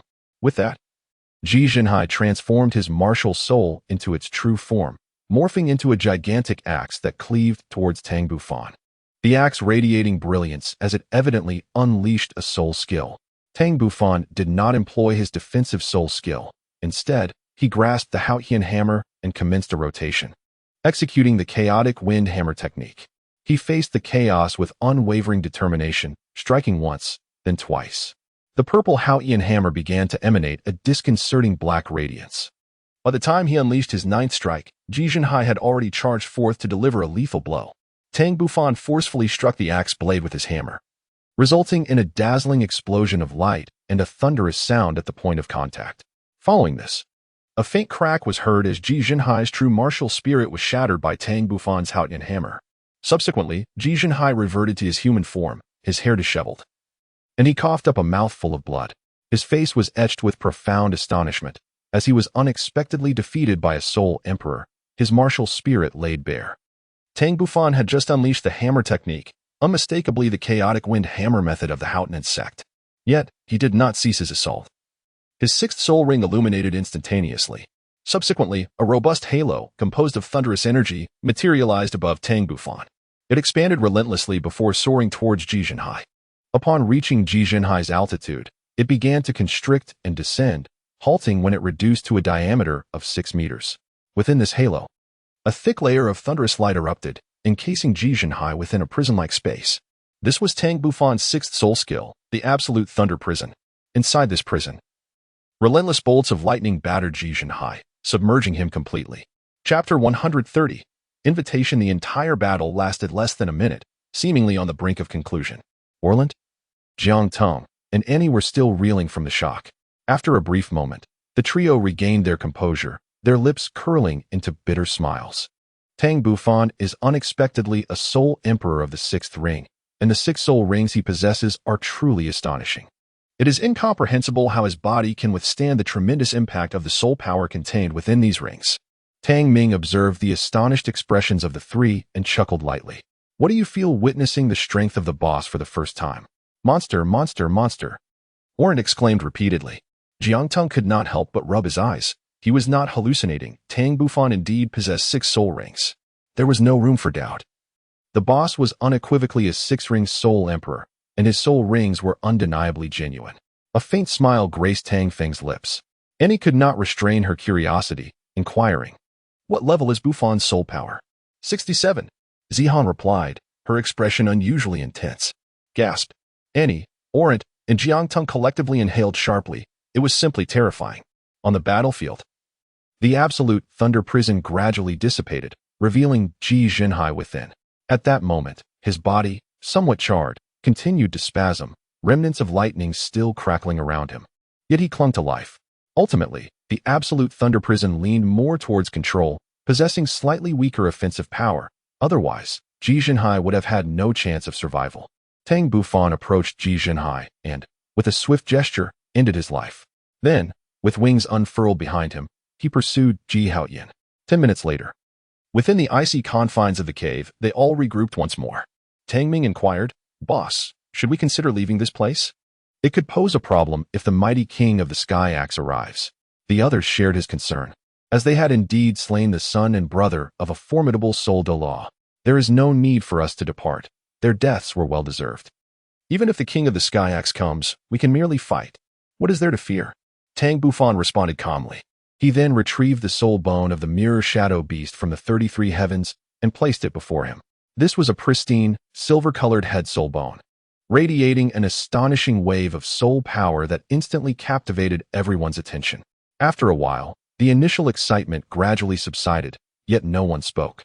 Their occasional glances revealed their unspoken yearning. "This soul bone is approximately 60,000 years old, quite exceptional. I intend for you all to absorb it," Tang Bufan remarked with a hint of regret. Tang Feng exclaimed in astonishment, "Boss, since this soul bone possesses remarkable quality, you should absorb it." A hint of helplessness appeared on Tang Bufan's face. "I have already acquired a head soul bone. Even if I wished to absorb it, it would be futile." Although the three from Orlant yearned for it, they understood that this soul bone was not meant for them. Zihan softly inquired, "Brother Tang, in your opinion, to whom would this soul bone be most suitable? Among the 9 of us, you and Annie are both support soul masters, with the latter being a healing soul master.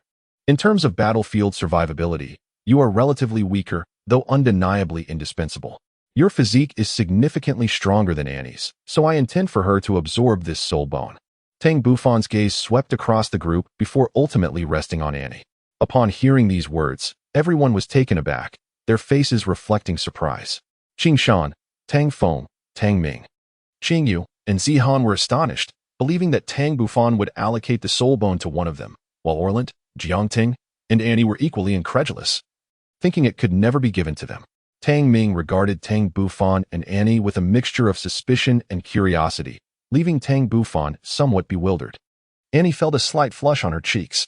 Being a girl of precocious maturity, she could not be oblivious to the implications of Tang Ming's gaze. Could it be that Tang Bufan harbored feelings for her? Yet, she felt no such inclination herself. At that moment, both Qing Yu and Zihan could not help but cast a lingering glance at Annie, their eyes shimmering with an enigmatic brilliance. Annie, acutely aware of their scrutiny, paused for a brief moment before addressing Tang Bufan, saying, "Bufan, this soul bone is far too precious. I cannot accept it." Tang Bufan was momentarily taken aback, casting a deep glance at Annie before shifting his gaze towards Orland and Jiangtang. After a brief pause, he redirected his attention. "What do you three think of our Haotian Sect?" Orland, Annie, and Jiangting were taken aback, unsure why Tang Bufan had posed such a question so suddenly. Nevertheless, they answered earnestly, the Haotian Sect is the foremost sect in the world, although it has remained reclusive for many years. The existence of a dual-souled Douluo is an undeniable fact. Moreover, now that you six are here, the future holds even greater promise, especially for you, Bufan. Your potential is beyond imagination, and you may very well break the record for the youngest Douluo established by Haotian Douluo in the continent's history. With that in mind, I formally invite the three of you to join the Haotian Sect. Orland, Annie, and Jiangting were momentarily stunned. Join the Haotian Sect? Qing Yu and Zihan exchanged glances, realizing Tang Bufan's true intention. Orland and Annie quickly nodded in agreement, which did not surprise Tang Bufan. Instead, he turned his attention to Jiangting, who appeared to be contemplating the decision. After a moment, Jiangting asked, "Bufan, may I pose a question?" "What question?" "I believe my talent is not inferior to others, yet I have only reached the 46th level. Meanwhile, you all are several years my junior. Yet your soul power is not significantly weaker than mine. Even Qing Shan has already become a soul king." Tang Bufan spoke softly. "This matter pertains to the secrets of the Haotian Sect. I hope you can comprehend. However, I can assure you that once you join the Haotian Sect, your cultivation speed will significantly increase." After a moment's hesitation, Jiangting ultimately consented to join the Haotian Sect. A faint smile graced Tang Bufan's face. "Rest assured, joining the Haotian Sect will undoubtedly be the wisest decision of your lives." He continued, "Of course, your admission into the sect requires the approval of the sect leader. Once the Soulmaster competition concludes, I shall escort you back to the Haotian Sect." With that, Tang Bufan turned his gaze towards Annie, thinking that she could finally begin to absorb the soul bone. Annie, smiling, accepted the soul bone and sat cross-legged to commence her absorption. Tang Bufan gazed at everyone, acknowledging their fatigue and suggesting they take the opportunity to rest. He declared that he would take charge from there on. Soon, all had immersed themselves in their cultivation, leaving only Tang Bufan alone. His eyes swept over the group, and he felt a deep sense of satisfaction with their soul powers. Qing Shan had reached the impressive level of 53, a remarkable lead, second only to him. Ailani's soul power stood at 47, while Annie's was at 43. And Jiang Teng had attained 46. All three had advanced by 2 levels. Qing Shan, Tang Ming, and Zihan had made even greater strides, each elevating their levels by 3 to reach 45. Tang Feng has ascended by 3 levels, his soul power reaching the impressive rank of 46. His invitation to Orland and his companions to join the Haotian Sect stems from 2 compelling reasons: their extraordinary talents and their potential possession of the Haotian sword fragments. However, it is peculiar that he does not sense the presence of these fragments within them. Chapter 131. 2 Paths to Ascendancy. Time flows swiftly. 3 days have passed in the blink of an eye. Tang Bufan gently exhaled a breath of stale air, concluding his morning cultivation. As he opened his eyes and glanced at the others who were still immersed in their practice, he rose and strode towards the cave entrance. Pushing aside the massive stone that shielded against the howling wind and snow, Tang Bufan swiftly vanished from sight. By noon, he returned to the cave, cradling a large bundle of timber, leaving the others in a state of perplexity. "Boss, you were gone all morning. You didn't just go out to collect these logs, did you?" one questioned. Surely not. I not only ventured out to explore the surrounding environment, but also managed to procure some game. Tang Bufan replied. Tang Bufan, while speaking, retrieved the meticulously prepared game from the 33 heavens. Do not just stand there in a daze. Quickly, kindle the fire and roast the meat. This is authentic snow hare and blizzard boar. Tang Ming and his companions swiftly set up the framework, skewered the game, and ignited the firewood. 10 minutes later, the group gathered around the bonfire, engaging in lively conversation. Tang Bufan gazed at Annie and inquired, Annie, having fully absorbed the soul bone, what abilities has it bestowed upon you? Annie smiled gently. This skull has granted me a skill known as mirror shadow duplication, enabling me to create 2 avatars. These avatars can also utilize my soul skills, although it is somewhat regrettable that they can only employ one of my abilities at a time. One soul skill is already quite remarkable. It will save you considerable soul energy. Furthermore, if I am not mistaken, these 2 avatars must be indistinguishable from your true self, making it exceedingly difficult for others to discern your real form. In critical moments, this could serve as an excellent means of protection, Tang Bufan analyzed. Annie, taken aback, confirmed. Indeed, that is the case. Tang Bufan gazed at his companions and began to outline the arrangements for the upcoming 2 months. In the first month, they would focus on cultivating their soul power within the cave, while the second month would be dedicated to honing their skills in the icy wilderness. After their training, they planned to return to Tianling City to prepare for the Soulmaster competition. The group unanimously endorsed Tang Bufan's proposal. As they savored the roasted delicacies, they enthusiastically contemplated their future. Thus, Tang Bufan and his companions embarked on a month-long rigorous training regimen. The weather in the icy expanse was brutally frigid, and in such an environment, their soul power was constantly drained to combat the relentless cold, resulting in an accelerated metabolism of their soul energy. However, under the leadership of Tang Bufan, the 6 members of the Haotian Sect, armed with their supreme internal cultivation technique, the Haian Gong, and each having consumed divine-grade fruits, swiftly acclimatized to the biting cold, requiring no deliberate effort to harness their internal energy against the chill. After a month, Tang Bufan was the first to open his eyes, a hint of joy illuminating his gaze as he realized that his soul power had finally ascended to level 68. Noticing that the others were still engrossed in their training, he refrained from disturbing them. Instead, he retrieved an iron box, the magical cube he had acquired from the 7 treasure glazed tile school. Over the past 2 years, through his diligent efforts, he had managed to assemble 5 of its 6 patterned faces, leaving only 1 remaining. As his fingers deftly manipulated the small cube, its pieces shifted with purpose. He sensed an inexplicable anticipation that today would be the day he unlocked the iron box and obtained the silver beast skin scroll within. As time passed, the other 8 members concluded their training and gathered around Tang Bufan. Their curiosity piqued as they observed him reassemble the intricate patterns on the peculiar iron box. They had all encountered this enigmatic artifact before and had even attempted to solve it, but its complexity had overwhelmed them, leaving them lacking the confidence to piece it together. Tang Bufan's gaze grew increasingly radiant, ultimately culminating in an uncontrollable burst of laughter. Zihan, somewhat perplexed, inquired, Brother Tang, have you truly managed to unlock the iron box? Indeed. Today I shall unveil a marvel for you all. Do observe closely. As Tang Bufan deftly maneuvered the final small cube, the surfaces of the iron box coalesced into a complete and intricate design. In an instant, with a resounding click, the iron box shattered, transforming into individual small cubes, revealing the silvery beast hide within. The faces of Tang Ming and the 8 others were adorned with expressions of curiosity. Extraordinary. Let us quickly see what is inscribed above. Tang Bufan, filled with excitement, picked up the silver beast's skin, only to discover that it was not a single piece but rather 5 complete fragments, each inscribed with an intricate array of minuscule characters. 10 minutes later, he set the silver beast's skin down, a sense of melancholy washing over him. Tang Ming and the others were at a loss, so they picked up the beast skins to read. It turned out that these 5 silver beast skins recorded the journey and insights of a titled Douluo who had reached the pinnacle of level 99. This titled Douluo was named Gu Tianyi, and his martial soul was the Ice Sword, a top-tier weapon martial soul. He possessed innate full soul power, achieving the rank of Soulmaster at 12, Soul Scholar at 15, Soul King at 19, Soul Emperor at 20, Soul Sage at 27, and Soul Douluo at 37, ultimately becoming a titled Douluo at 50.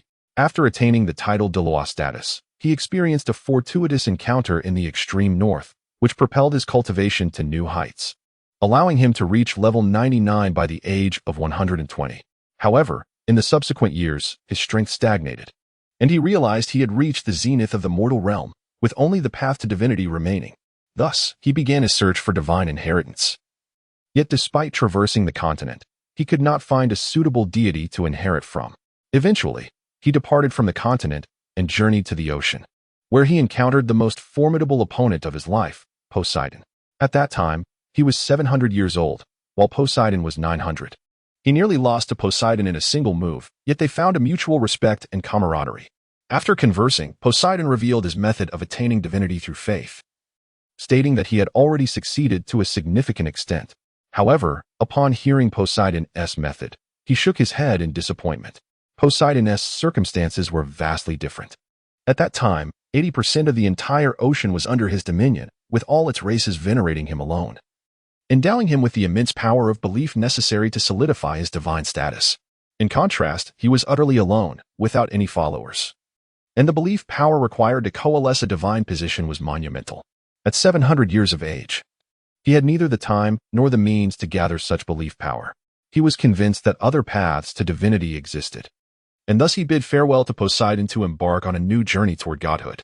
Indeed, heaven does not forsake the diligent. A century later, he discovered a weakened divine realm from another star domain that had crashed in the Douluo world, along with a severely injured deity.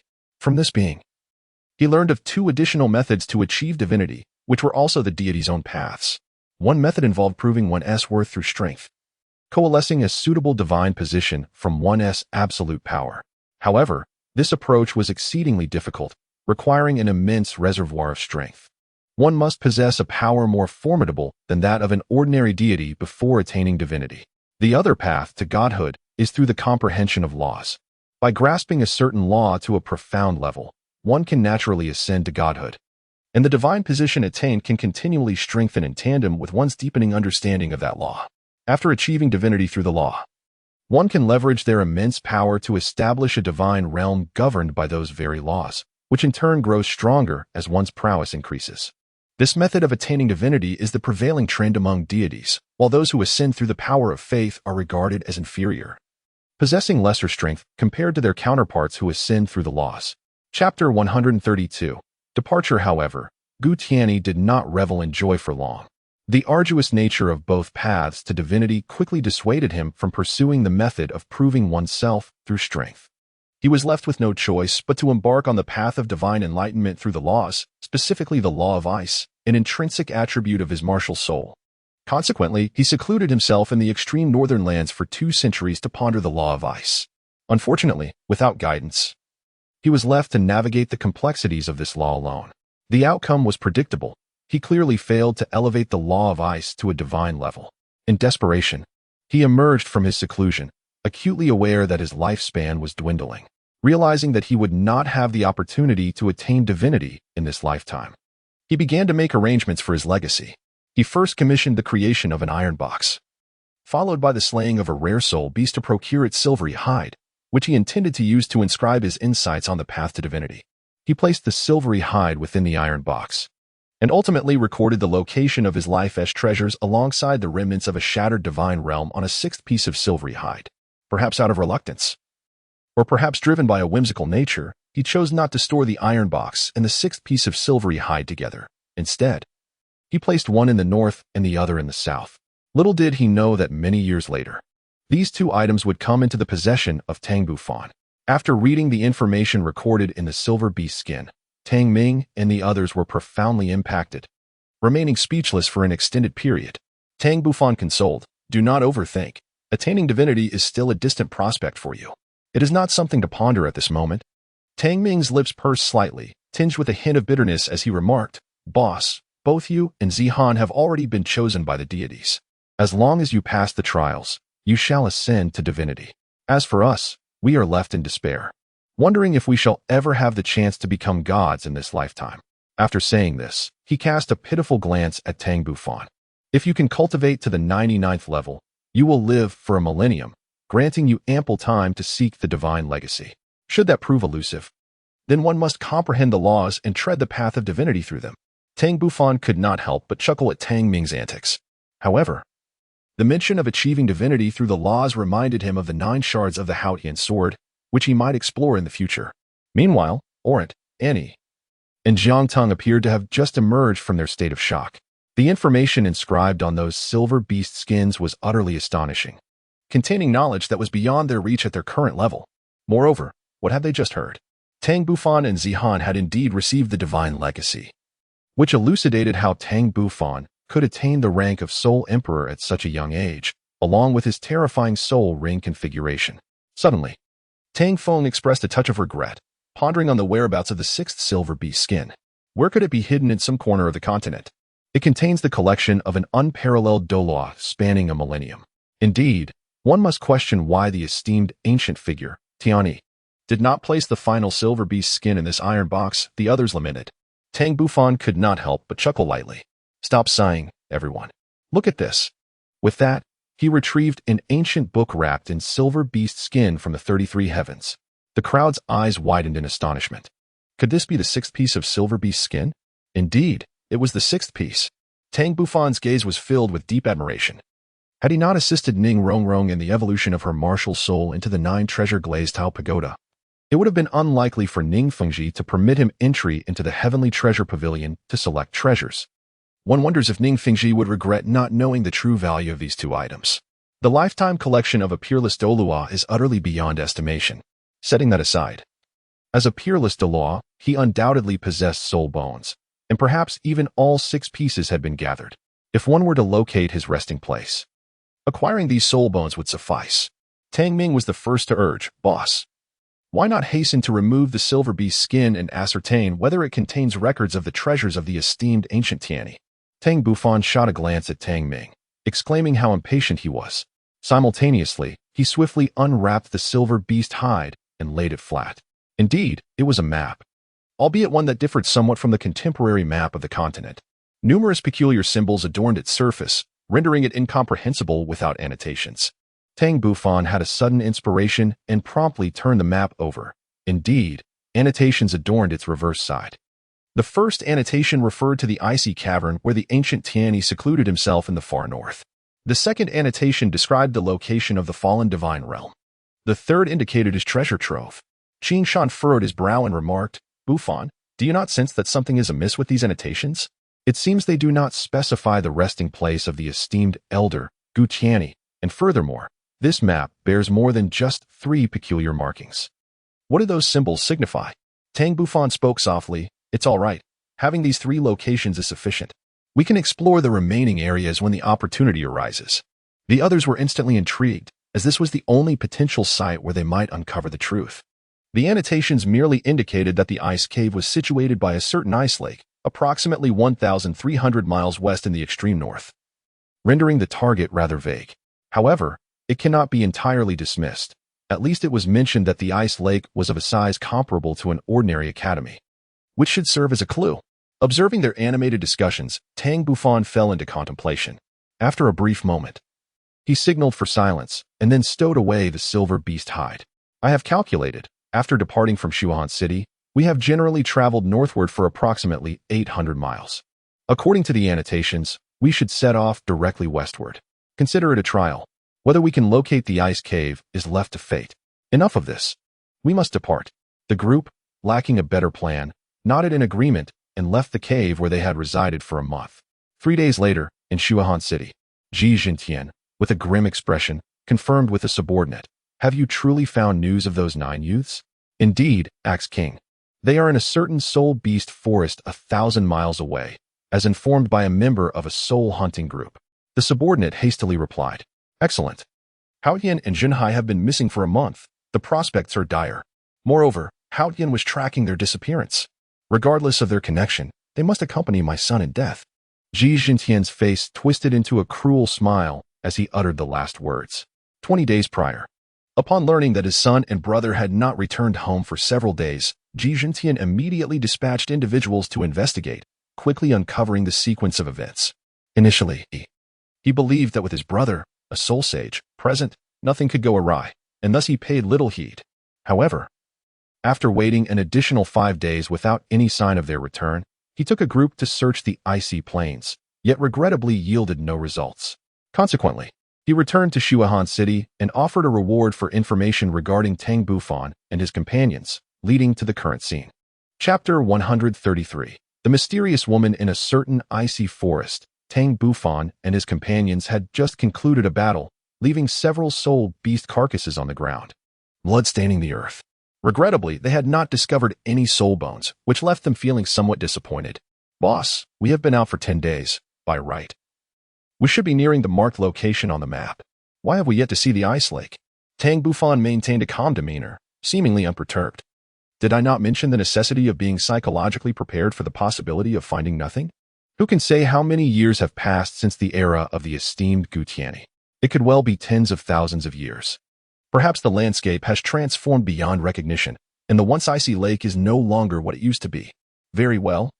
Let us take a 10-minute respite before we continue our journey. The group ceased their complaints and began to rest.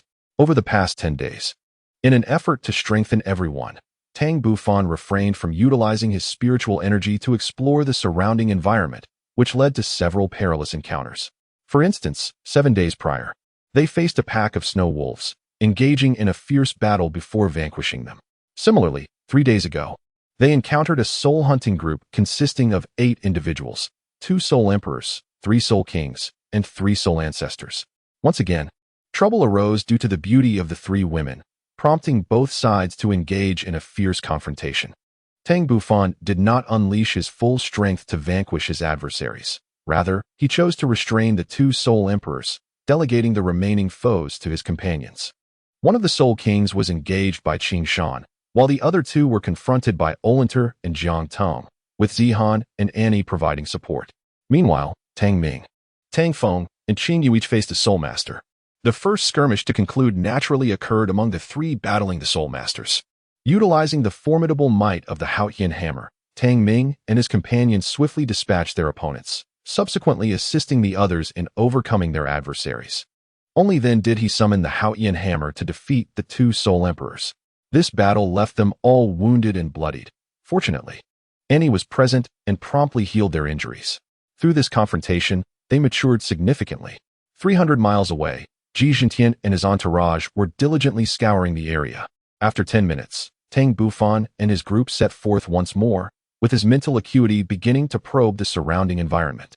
As they advanced, the temperature continued to drop, and snowflakes began to cascade from the sky. Visibility diminished to a mere 20 or 30 meters. Beyond that, everything became somewhat indistinct, with the snow accumulating to a depth of nearly a foot. Boss, the snowfall is becoming increasingly heavy. Perhaps we should seek a place to pause. Tang Ming voiced his complaint. Without turning his head, Tang Bufan continued onward, stating that ahead lay a forest teeming with soul beasts, and they should explore it. Half an hour later, the 9 of them arrived at the soul beast forest they had previously detected. This peculiar forest presented a stark contrast, while snowflakes danced heavily outside. Within its confines, not a single flake had settled, enveloping the entire area in a profound silence.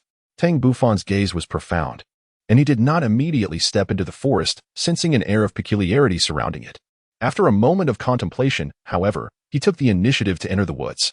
As he walked through the forest, he was surrounded by ancient maple trees, their age evident in their towering presence.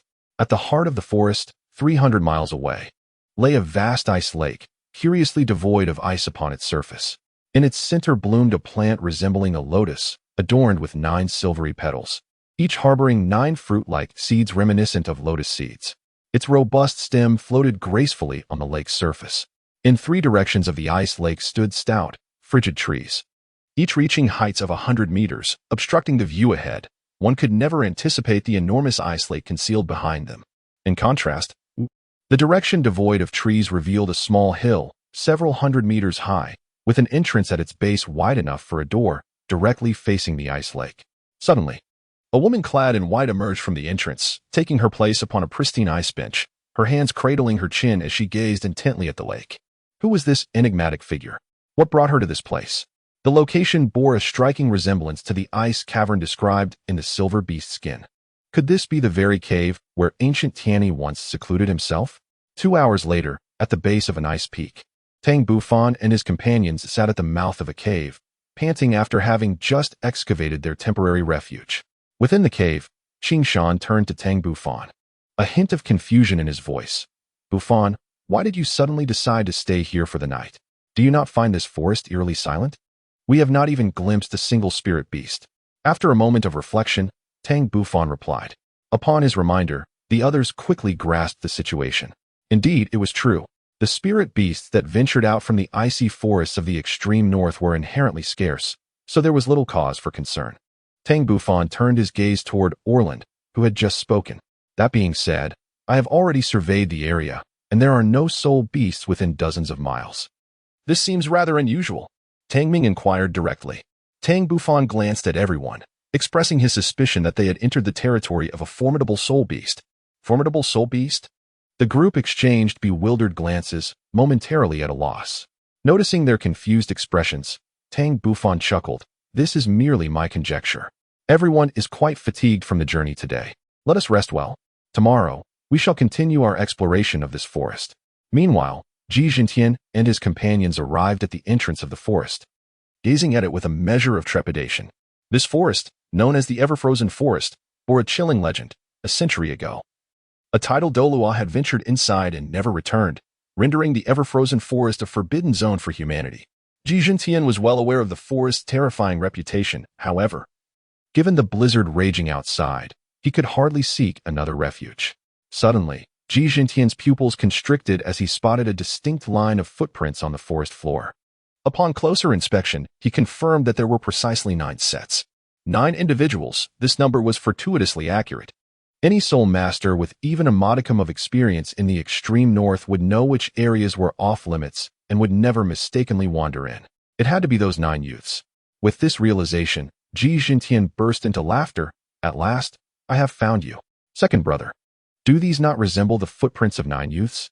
Upon hearing this, a middle-aged man, somewhat resembling Ji Jintian, approached and looked in the direction he was pointing. Indeed, there were 9 footprints, slightly shorter than those of an adult. Eldest brother, they are indeed the footprints of 9 youths, but do we truly wish to enter? Ji Jintian regarded his second brother, Ji Zhenfeng.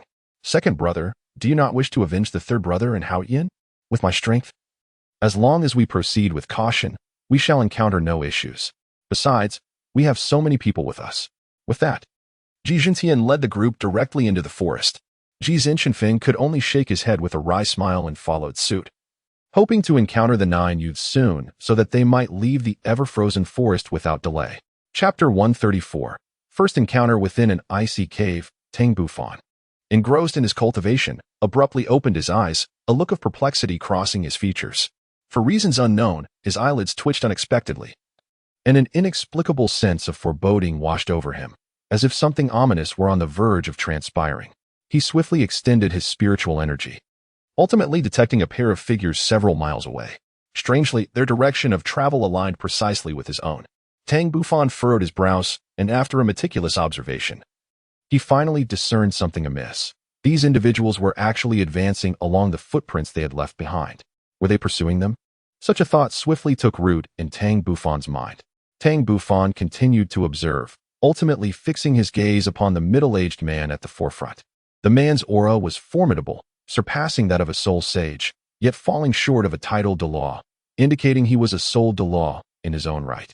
Furthermore, there was a striking resemblance between this individual and Ji Haotian, suggesting a familial connection. In an instant, Tang Bufan recalled a name, Zhen Tian, the Axe King, and father of Ji Haotian. There was no time to ponder how they had arrived. They needed to vacate the premises immediately, for danger loomed. After a careful assessment, Tang Bufan noted that Ji Jintian was accompanied by 8 individuals. Though few in number, they were all formidable warriors, 1 soul Douluo, 2 soul sages for soul emperors, and 1 soul king. With this realization, Tang Bufan promptly roused his companions who were engrossed in their cultivation. Confusion etched on their faces. They looked to Tang Bufan, questioning what had transpired. Tang Bufan's expression was grave as he declared, "The Axe King of tremendous might is in pursuit. We must depart immediately." The group looked at him with skepticism, and Tang Ming questioned, "Boss, surely the Axe King is unaware that we have slain his son? How could he possibly track us? Firstly, he should not know that Ji Haotian met his demise at our hands. Secondly, he must have followed the trail of footprints we left behind. Furthermore, Ji Jintian has brought with him 2 soul saints. for soul emperors and a soul king. In any case, we must flee without delay. Tang Bufan solemnly elucidated. Tang Ming and his companions were all struck with astonishment. The sheer power of the assembly before them was utterly formidable. Although Tang Bufan could contend with Ji Jintian, they found themselves ill-equipped to confront the remaining adversaries. Bufan, Oran expressed with concern, "What shall we do? Even if we flee immediately, our footprints will remain on the ground." Indeed, another chimed in, "We cannot fly." At that moment, a spark of realization illuminated Tang Ming's eyes. "Wait, our leader seems to possess the ability to fly." Tang Bufan smiled faintly. "I have conceived a solution. Both Jiang Tung and I possess the ability to fly. With a little effort, we can make several trips back and forth to accommodate you all." Suddenly, Zihan, feeling a tinge of regret, addressed Tang Bufan. "Elder brother Tang, my third soul skill, cloud riding, allows me to carry everyone aloft. In my regular practice, I have seldom needed to employ this skill, hence my infrequent usage of it." Tang Bufan's face brightened with joy. "A collective soul skill? Indeed, I can summon a cloud of mist, and you merely need to leap upon it to soar for a minute," Zihan elucidated. The crowd rejoiced, shedding their hesitations as they promptly departed from the cave. Within the forest, Zihan swiftly summoned her martial spirit, conjuring 7 mist-formed clouds in quick succession. The 7 individuals eagerly ascended onto the clouds, their faces reflecting a peculiar astonishment. Initially, they harbored doubts about the cloud's ability to support their weight, yet upon landing, they discovered an astonishing sensation akin to walking on solid ground. Tang Bufan was equally astonished. "All right, everyone, let us depart." In the next moment, under Zihan's command, 7 wisps of mist slowly ascended into the air and began to glide forward. However, their pace was not particularly swift. Tang Bufan and Jiang Tung exchanged glances before taking to the skies themselves. 10 minutes later, Ji Jintian and his 8 companions, following the trail of footprints, ultimately discovered the ice cave where Tang Bufan and his group had been resting. Upon observing the desolate cave, Ji Jintian's expression darkened, leaving him at a loss for words. Ji Jinfeng examined the cavern and remarked, "Look, the ground still bears residual warmth. They must have departed not long ago." Ji Jintian hastily reached down to touch the ground, and indeed, it still radiated warmth. Nevertheless, there were no footprints in sight. How had they made their exit? At that moment, the weakest among them, the Soul King, spoke up. "Axe King, second master, observe that these footprints not only lead inward but also outward. We must continue our pursuit." 5 minutes later, the footprints vanished once more. Ji Jintian's anger flared. "What is happening? Where have the footprints gone? Could it be that they can fly?" The Soul King sighed in resignation, noting that according to his tracking, the footprints had indeed ceased at this point. Ji Jinfeng then advised, "Elder brother, temper your rage. It is possible that they possess flying soul techniques and have taken to the skies." Ji Jintian nodded grimly, realizing that this was the only plausible explanation. However, it wasn't long before he sneered. Even if they wield flying soul techniques, how far could they traverse with their soul power? "Let us continue our pursuit." Several kilometers away, Zihan inquired, "Brother Tang, have they followed us?" It seemed they were not yet dissuaded, indicating that they must persist in their flight. "Do not overexert yourself. If you tire, take a moment to rest. We are all relying on you." Tang Bufan gazed at Zihan and advised her. Thus, Tang Bufan and Ji Jintian's factions engaged in a relentless chase, unknowingly drawing nearer to the heart of the forest. Suddenly, Tang Ming, suspended in midair, shivered and exclaimed, "Do you not feel an increasing chill in the air?" Upon Tang Ming's reminder, everyone nodded in agreement. Indeed, the weather had grown increasingly chill.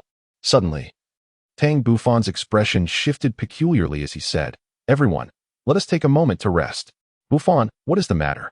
Have you discovered something?" Qing Shan inquired, a hint of surprise evident in his voice. Tang Bufan wore a slightly grave expression.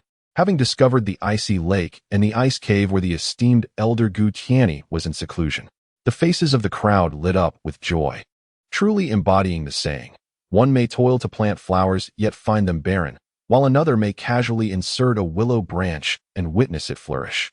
"Boss, shall we proceed directly to the ice cave?"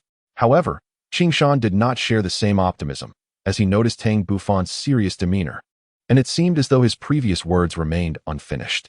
Tang Bufan shook his head. The situation was far from simple. Although they had discovered the ice lake and the ice cave, the cave had already been claimed by someone else. If someone had taken possession of the ice cave, did that not mean they had arrived too late? A look of regret appeared on everyone's faces. Tang Bufan had intended to articulate further. But suddenly his expression shifted dramatically as his gaze fixated upon the heavens ahead. In the next moment, a woman clad in white descended from the sky, embodying an aura of frigid air. The most striking feature was the pair of resplendent phoenix wings that adorned her back, which exuded a powerful chill, imparting an impression of penetrating all existence. At this moment, she and Tang Bufan exchanged a gaze across the distance. Her eyes intently focused on the phoenix feathered wings that graced his back. Tang Bufan stood as if facing a grand occasion, his eyes shimmering with a hint of astonishment. The mysterious woman, appearing to be around 20 years of age, possessed an extraordinary beauty that surpassed even that of the three daughters of Zihan by a notable margin, exuding an aura of frigid elegance that seemed to repel others from a great distance. However, at that moment, her gaze towards Tang Bufan was filled with disdain, even laced with a trace of chilling hostility. Chapter 135, Taking Action. Tang Bufan instinctively sensed the murderous intent emanating from the woman in white. Yet he was soon engulfed by a profound sense of perplexity. He did not recognize her in the slightest. Her gaze seemed fixated on his phoenix wings. Could it be that she coveted his wings, despite already possessing a pair of ice phoenix wings? Moreover, he could discern that her wings were not merely an external soul bone, indicating that her martial spirit was indeed that of an ice phoenix. After a brief moment, Tang Bufan could not help but inquire, "May I ask, fair maiden, what brings you here?" The woman in white, her expression remaining impassive, responded, "How did you come by the fire phoenix wings upon your back?" Tang Bufan felt a stirring in his heart, realizing that they were indeed after his phoenix wings. He said, "I found this in a relic. Do you believe me? Hand it over and leave the eternal frost forest, and I may spare your lives," he added. The woman in white clearly did not believe him, and, without further ado, her gaze turned icy as she spoke. Tang Bufan was momentarily taken aback, but soon a cold smile crept upon his lips. "Do not assume that just because I have fully integrated, I would ever relinquish it to you. Just because you present yourself with an air of indifference does not mean I am intimidated. I see now that beneath that facade lies nothing more than arrogance." Meanwhile, Tang Ming and the others were filled with dread, their faces betraying their concern. The sudden appearance of the woman clad in white revealed her to be a formidable soul de law.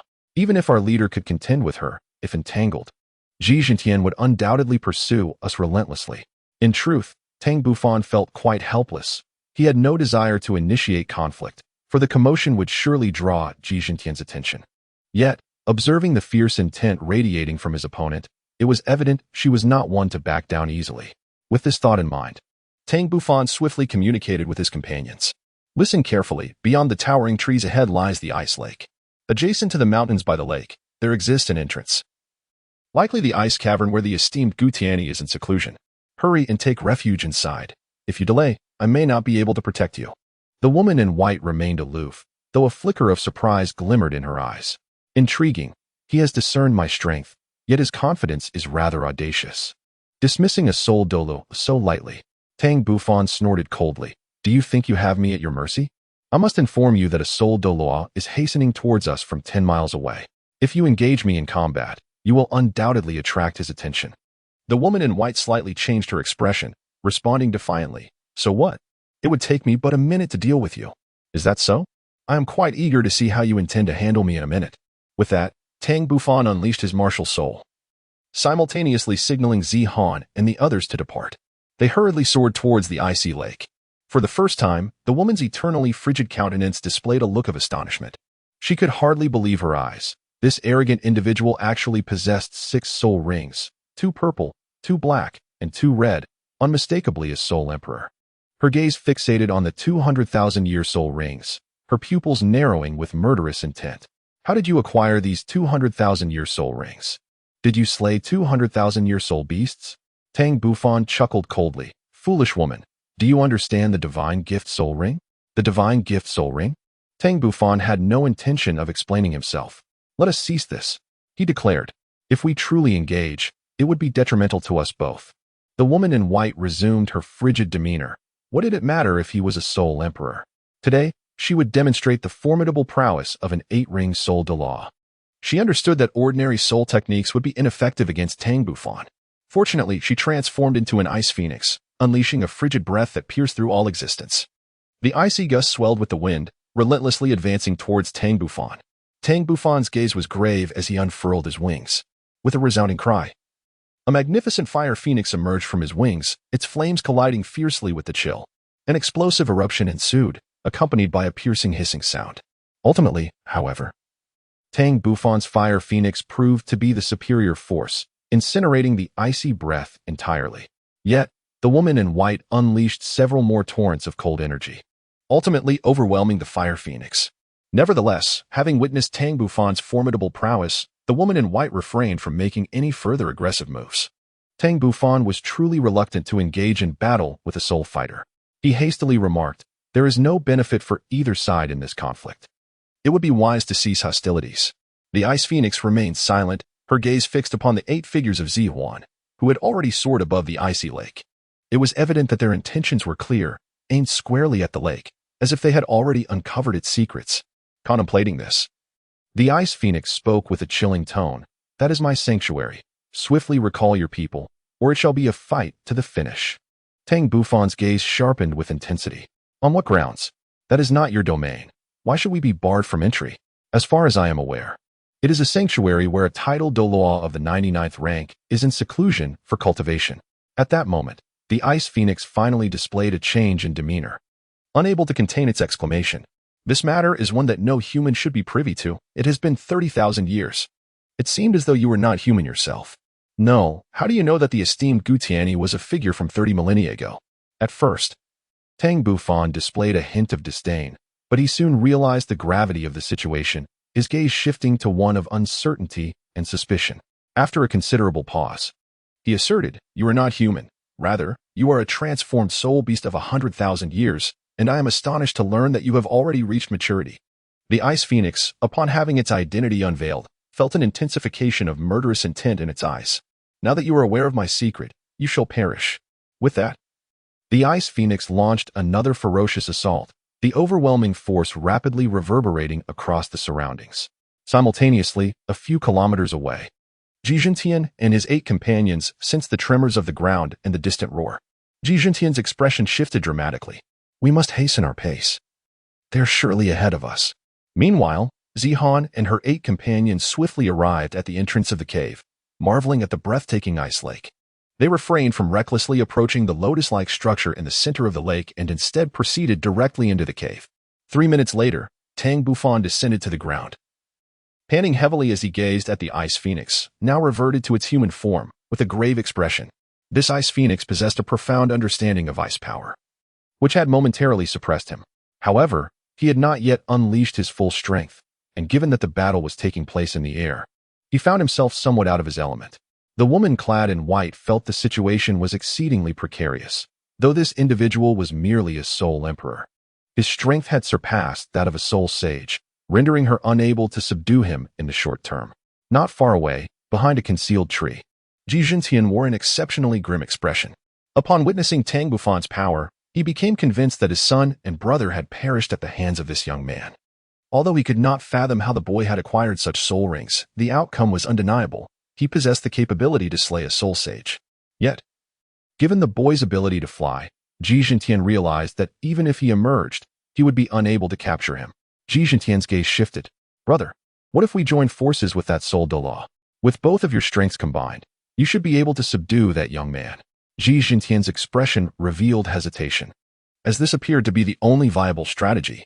Chapter 136, Alliance. At that moment, Tang Bufan cast a glance toward Jijintian's concealed position, smirking as he remarked, "The illustrious king of the Zhentian Axe, at the very least an 85-level soul Douluo, would not wish to resort to an ambush, would he?" Jijintian was perplexed as to how they had been discovered by Tang Bufan. However, upon realizing that the boy had uttered his name, it became evident that his son had most likely met his demise at the hands of this adversary. The thought pierced his heart with agony. He decided to abandon his concealment, stepping forth with unmasked hostility. The woman in white instinctively followed Tang Bufan's gaze and was indeed taken aback to see Jijintian and his 8 companions emerge from behind the tree. Upon witnessing their assembly, her expression shifted subtly. Soon, Jijintian approached Tang Bufan, stopping a short distance away. He fixed his gaze on Tang Bufan, demanding, "Did you kill Haotian and my brother?" "Indeed, they perished by my hand. After all, they sought to kill me. Their demise was well-deserved. Tang Bufan replied coldly. Despicable wretch. How can one so young harbor such malice? Tang Bufan cast a scornful glance at Ji Jintian, remarking, if we speak of malice, who could rival your son? Are you unaware of his character? Moreover, how many wrong souls have perished at your hands? Ji Jintian snorted coldly, retorting, and what of it? You wretched creature. Your demise is imminent today. He then turned to the woman in white, suggesting, my friend, shall we join forces to deal with this wretched being? The woman in white regarded Tang Bufan and Ji Jintian with indifference, realizing the depth of their entanglement. It was no wonder Tang Bufan had hesitated to confront her earlier. Perhaps allying with these individuals was a prudent choice. Her identity must remain concealed, for the titled Douluo of humanity would show her no mercy if discovered. Tang Bufan gazed coldly at the woman in white. What? Do you intend to ally with him against me? The woman in white replied disdainfully, and if so? Haha. Tang Bufan mocked with a disdainful expression. Indeed, a foolish woman. Let me pose a question. If you conspire to eliminate me, what will you do when he turns against you? Can you evade his grasp? Ji Jintian indeed harbored such intentions, yet for the moment, he needed to stabilize the situation and unite with her against Tang Bufan, ensuring that the latter did not escape, for that would lead to dire consequences. He had recognized Tang Bufan's martial soul. Despite the slight variation in the hammer's hue, it was undoubtedly the Haotian hammer. Furthermore, Tang Bufan had just demonstrated the chaotic wind hammer technique. Therefore, Ji Jintian earnestly implored, my friend, do not heed this wretched creature's nonsensical babble. Your martial soul is the ice phoenix. You could take flight at any moment. How could I possibly restrain you? The woman in white also found merit in Ji Jintian's reasoning, for she possessed the ability to soar through the skies. Tang Bufan, witnessing the disbelief of the woman in white, resorted to threats. Should you conspire with him, I will reveal your secret. Do you think Ji Jintian would hesitate to act against you? Do you dare? Why would I not? Tang Bufan, unfazed by the woman's anger, continued, if you desire my silence, you must join forces with me to eliminate Ji Jintian. A look of indecision crossed the woman's face. Although Ji Jintian was somewhat intrigued by the leverage Tang Bufan seemed to possess, he could not allow them to collaborate. Otherwise, he would find himself in dire straits today. Friend, do not fall for his deceitful words. Trust in me. Only with his demise can you ensure that you will no longer be threatened. Furthermore, I must inform you that he is backed by a titled Douluo, a force you cannot contend with. The woman's expression shifted, her demeanor becoming markedly more vigilant. Tang Bufan gazed coldly at Ji Jintian and suddenly said, let me share a secret with you, Ji Jintian. She is not human at all, but rather a transformed soul beast that has existed for 100,000 years. The expression of the woman in white changed dramatically. Her eyes fixated on Tang Bufan with an icy glare. If looks could kill, Tang Bufan would have perished countless times. She understood that her only option now was to ally with Tang Bufan, even if it might pose a threat in the future, at least for the moment. This soul Douluo represented a greater danger to her. Ji Jintian stared in horror at the woman in white, fully aware that a 100,000-year soul beast could indeed transform. However, he was utterly astonished to discover that the woman before him was a soul beast. His perception of her shifted instantly, for she represented not only a 100,000-year soul ring, but also a fragment of a 100,000-year soul bone. If he could capture her, upon reaching level 90, he would possess an immediate source for a soul ring and a soul bone. Not only he, but those behind him also displayed the same glint of desire in their eyes.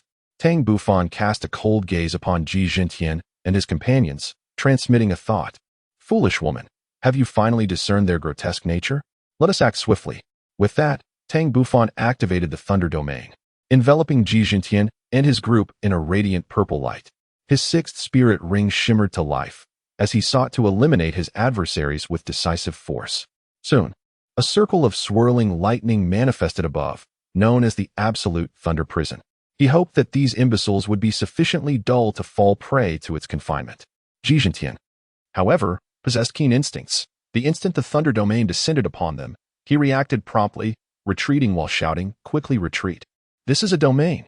The remaining elite spirit masters responded with agility, yet alas, the expanse of Tang Bufan's Thunder Domain had already extended to 500 meters, far beyond their capacity for a quick escape. Meanwhile, the Absolute Thunder Prison continued to materialize, its robust purple ring expanding as it soared overhead. Although Ji Jintian could not ascertain the precise effects of Tang Bufan's soul skill, he recognized it as a 10,000-year spirit technique and swiftly sought cover. determined not to be ensnared by the encroaching circle. Unfortunately, his speed fell just short. Under Tang Bufan's control, the absolute thunder prison swiftly ascended above Ji Jintian and his companions. This time, Tang Bufan refrained from allowing the prison to shrink. Instead, he activated the skill directly, unleashing a torrent of lightning that bombarded the eight of them. In an instant, they were engulfed by the radiant storm, though the area of effect was somewhat expansive, potentially diminishing its potency. Yet this was merely the initial wave of assault. In the next moment, a woman clad in white transformed into an ice phoenix, executing her sixth spirit skill. A terrifying chill emanated from her lips, freezing the entirety of the absolute thunder prison and transforming it into a colossal cylindrical block of ice. However, Tang Bufan gazed with satisfaction at the masterpiece created by the two. Although this strike could not vanquish Ji Jintian, it would undoubtedly inflict injuries upon him. As for the others, their capabilities would determine the outcome. Moments later, the series of explosive sounds resonated within the absolute thunder prison. First, Tang Bufan's domain was torn asunder, followed by the shattering of the icebound powers of the woman clad in white.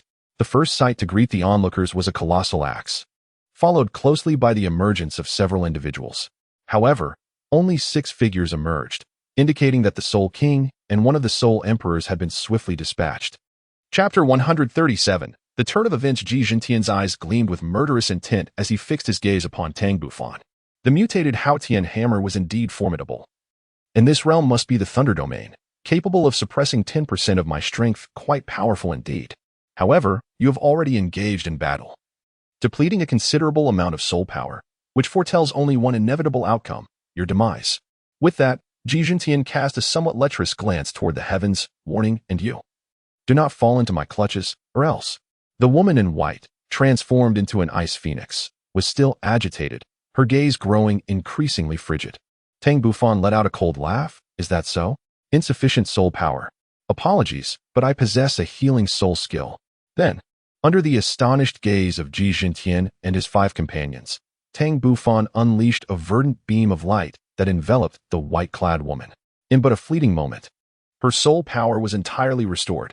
Subsequently, Tang Bufan applied a nirvana light upon himself, replenishing his own soul power completely. Ji Jintian's expression darkened significantly. Yet it soon transformed into a gluttonous greed.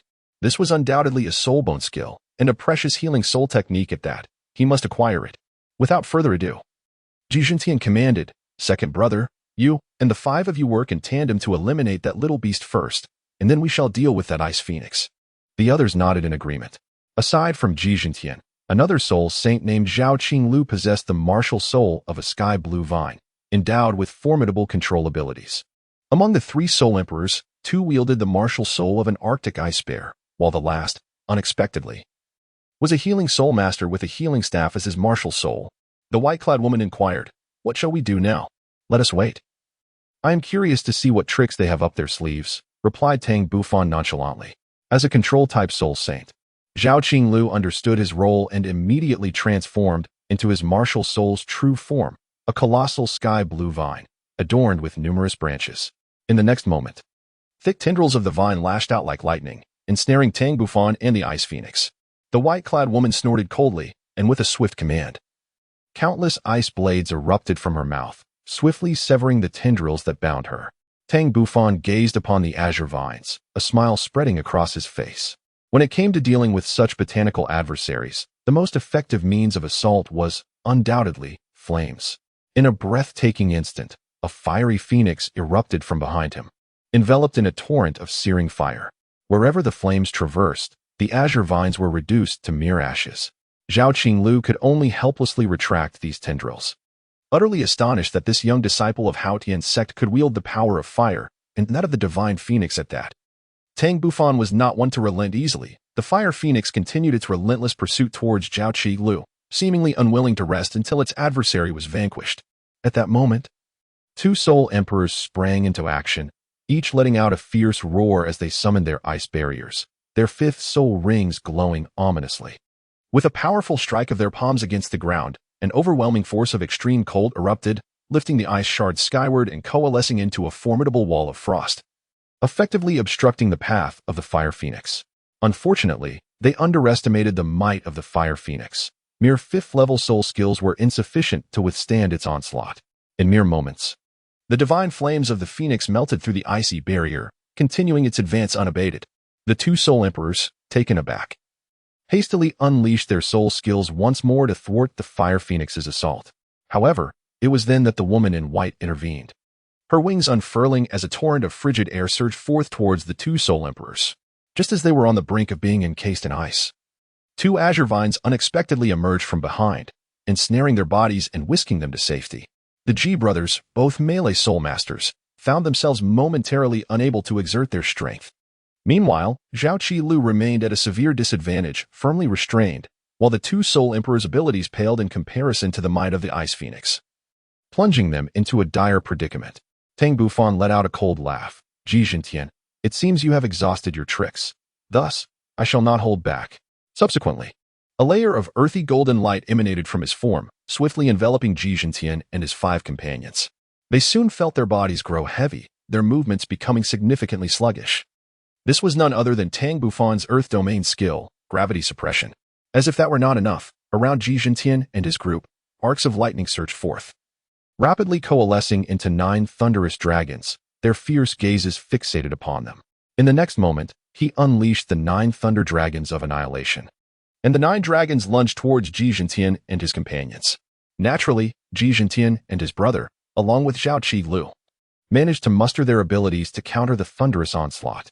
However, the 3 Soul Emperors found their powers severely diminished under the dual domain suppression, swiftly succumbing to the overwhelming torrent of lightning. Ji Jintian and his companions could only watch in helpless despair as events unfolded, each grappling with the assault of 2 thunder dragons. Tang Bufan nodded to the woman in white, signaling her to unleash her ultimate move. He activated his 6th soul skill, the 9 hits of the thunder.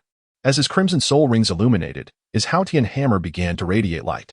Moments later, he struck the ground with a mighty blow. A series of visible shock waves emanated outward in concentric circles, precisely 9 circles, aptly named the 9 hits of the thunder. At that moment, Ji Jintian and the others, who had just vanquished the Thunder Dragon, found themselves assailed by the 9-fold shockwaves. The 4th wave alone proved fatal to the healing Soul Emperor among them, while the remaining 5 sustained significant injuries.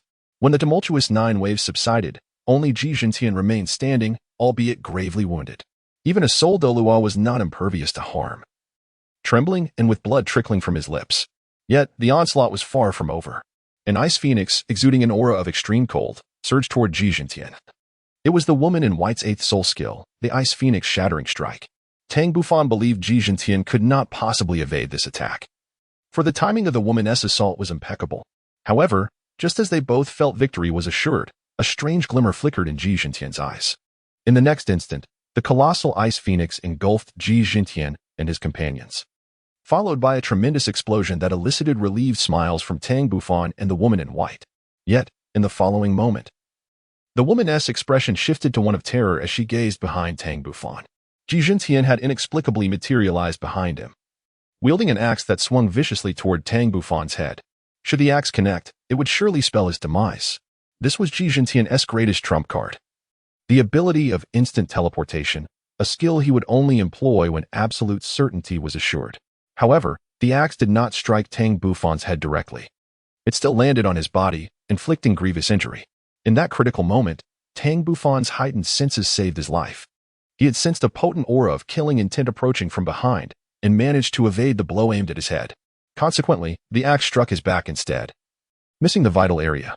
Nonetheless, the injury was severe, leaving a long and deep gash that exposed bone, a testament to his formidable physique. Had it been anyone else, they might have been cleaved in two. The immense force behind the strike sent Tang Bufan flying, crashing heavily onto the ground. Chapter 138. Instant teleportation in the skies above. The woman in white gazed in shock at the scene below. Instant teleportation. Ji Jintian had mastered such a skill, revealing the depths of his cunning, which had only now come to light. Ji Jintian, astonished that Tang Bufan had evaded his lethal strike, soon broke into a cold sneer. Indeed, you are from the Haotian Sect. To evade a fatal blow in such circumstances is commendable. However, the taste of my axe is far from pleasant. Allow me to avenge Haotian. Having spoken, Ji Jintian unexpectedly raised his axe and charged at Tang Bufan once more, intent on ending his life. At that moment, countless shards of ice descended from the heavens, aimed squarely at Ji Jintian. He halted his advance and, gazing at the sky, sneered. What? Do you still consider him a true ally? How laughable. The woman in white retorted coldly. At least I find him more reliable than you. You possess the ability to save your companions, yet you merely stand there, entranced, as they perish. A flicker of anguish crossed Ji Jintian's face. But it quickly morphed into a mask of ruthlessness. You will accompany him to the grave. Accompanying him to the grave is hardly a certainty. Previously, we were unaware of your ability to teleport, leaving us unprepared. But now, we are ready and will not allow you to succeed. Moreover, your teleportation cannot be used indefinitely. If it were, you would have employed it long ago. Tang Bufan, gritting his teeth against the pain, rose to his feet, his gaze icy as he regarded Ji Jintian. This time, he had indeed let his guard down. He had come perilously close to losing his life. Ji Jintian laughed heartily. You little beast, truly tenacious. Managing to stand once more. But I wonder if you can evade my next strike. With that, Ji Jintian's figure vanished once again. Tang Bufan's expression changed dramatically as he activated his fifth soul ring, the Haotian Guardian, enveloping himself in an energy form resembling the Haotian hammer. However, to his dismay, Ji Jintian's target was not him. A sense of dread gripped Tang Bufan. Could Ji Jintian's attack be aimed at the woman in white? Was it possible that his instantaneous movement could reach the heavens? Indeed, the next moment, a blood-curdling scream echoed from the sky. Ji Jintian had transformed into his martial spirit's true form, and his axe came crashing down upon the ice phoenix's back, unleashing a formidable force that grievously wounded the creature, causing it to revert to human form and plummet to the ground. Ji Jintian himself was not faring any better, already gravely injured. He had now summoned his martial spirit's true form and unleashed a flurry of soul techniques, depleting his soul power significantly. As he landed, his steps were unsteady. Yet, gazing at the white-clad woman groaning in pain on the ground and at Tang Bufan, who was shrouded in a defensive soul technique not far off, a triumphant smile spread across his face. With deliberate steps, he approached the woman in white, basking in his own sense of superiority. Behind her, a horrific scar, deep enough to reveal bone, marred her back, the blood staining her white attire. Her brow furrowed in agony, clearly indicating that her injuries were more severe than Tang Bufan's. Tang Bufan could not help but reveal an anxious expression. Although the Haotian Guardian possessed formidable defensive capabilities once invoked, it could not be dispelled until a certain period had elapsed. No matter the circumstances, he could not bear to witness the white-clad woman being humiliated by Ji Jintian. With this thought in mind, a plan formed in Tang Bufan's mind. Ji Jintian, would you like to know the whereabouts of your son and brother's corpses? Ji Jintian trembled violently, a pained expression crossing his face as he turned to face Tang Bufan, his eyes filled with overwhelming murderous intent. Speak, you wretched creature. Where are the bodies of my son and brother? I shall ensure you remain whole. Tang Bufan, observing that Ji Jintian had been lured over, let out a sigh of relief. Old fool, who do you think you are? If you wish to kill me, come forth. Whoever hesitates is a coward. Ji Jintian felt a surge of rage, an impulse to immediately slay Tang Bufan. However, he quickly regained his composure. The defensive spirit abilities surrounding Tang Bufan had yet to dissipate, and provoking him would be futile. At that moment, the minute elapsed, and the Haotian Guardian vanished. Tang Bufan's heart leaped with joy as he managed to stem his injuries, sealing several critical acupoints throughout his body. Though his wounds remained dire, he could still fight. Simultaneously, Ji Jintian's spirits lifted. You wretched creature, your time has come. Prepare to meet your end. With that, Ji Jintian unleashed his fourth spirit ability, the Chain Axe Light, sending forth countless axe lights towards Tang Bufan in a relentless assault.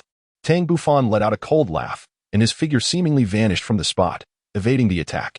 Not only that, he once again activated his domain, but this time it was not a dual domain. Rather, it was a trifold domain. As he sought to swiftly subdue Ji Jintian, radiant hues of purple, earthy yellow, and pure white erupted from Tang Bufan, enveloping Ji Jintian in a dazzling display. Ji Jintian felt his body grow heavy once more, and simultaneously, his strength was further suppressed. This time, however, it was not by 10%, but by a staggering 20%. Tang Bufan had astonishingly mastered 3 formidable domains, an alarming prospect indeed. If allowed to grow unchecked, who could stand against him in the future? He must be eliminated. His opportunity for instantaneous movement was fleeting. It had to be a decisive strike.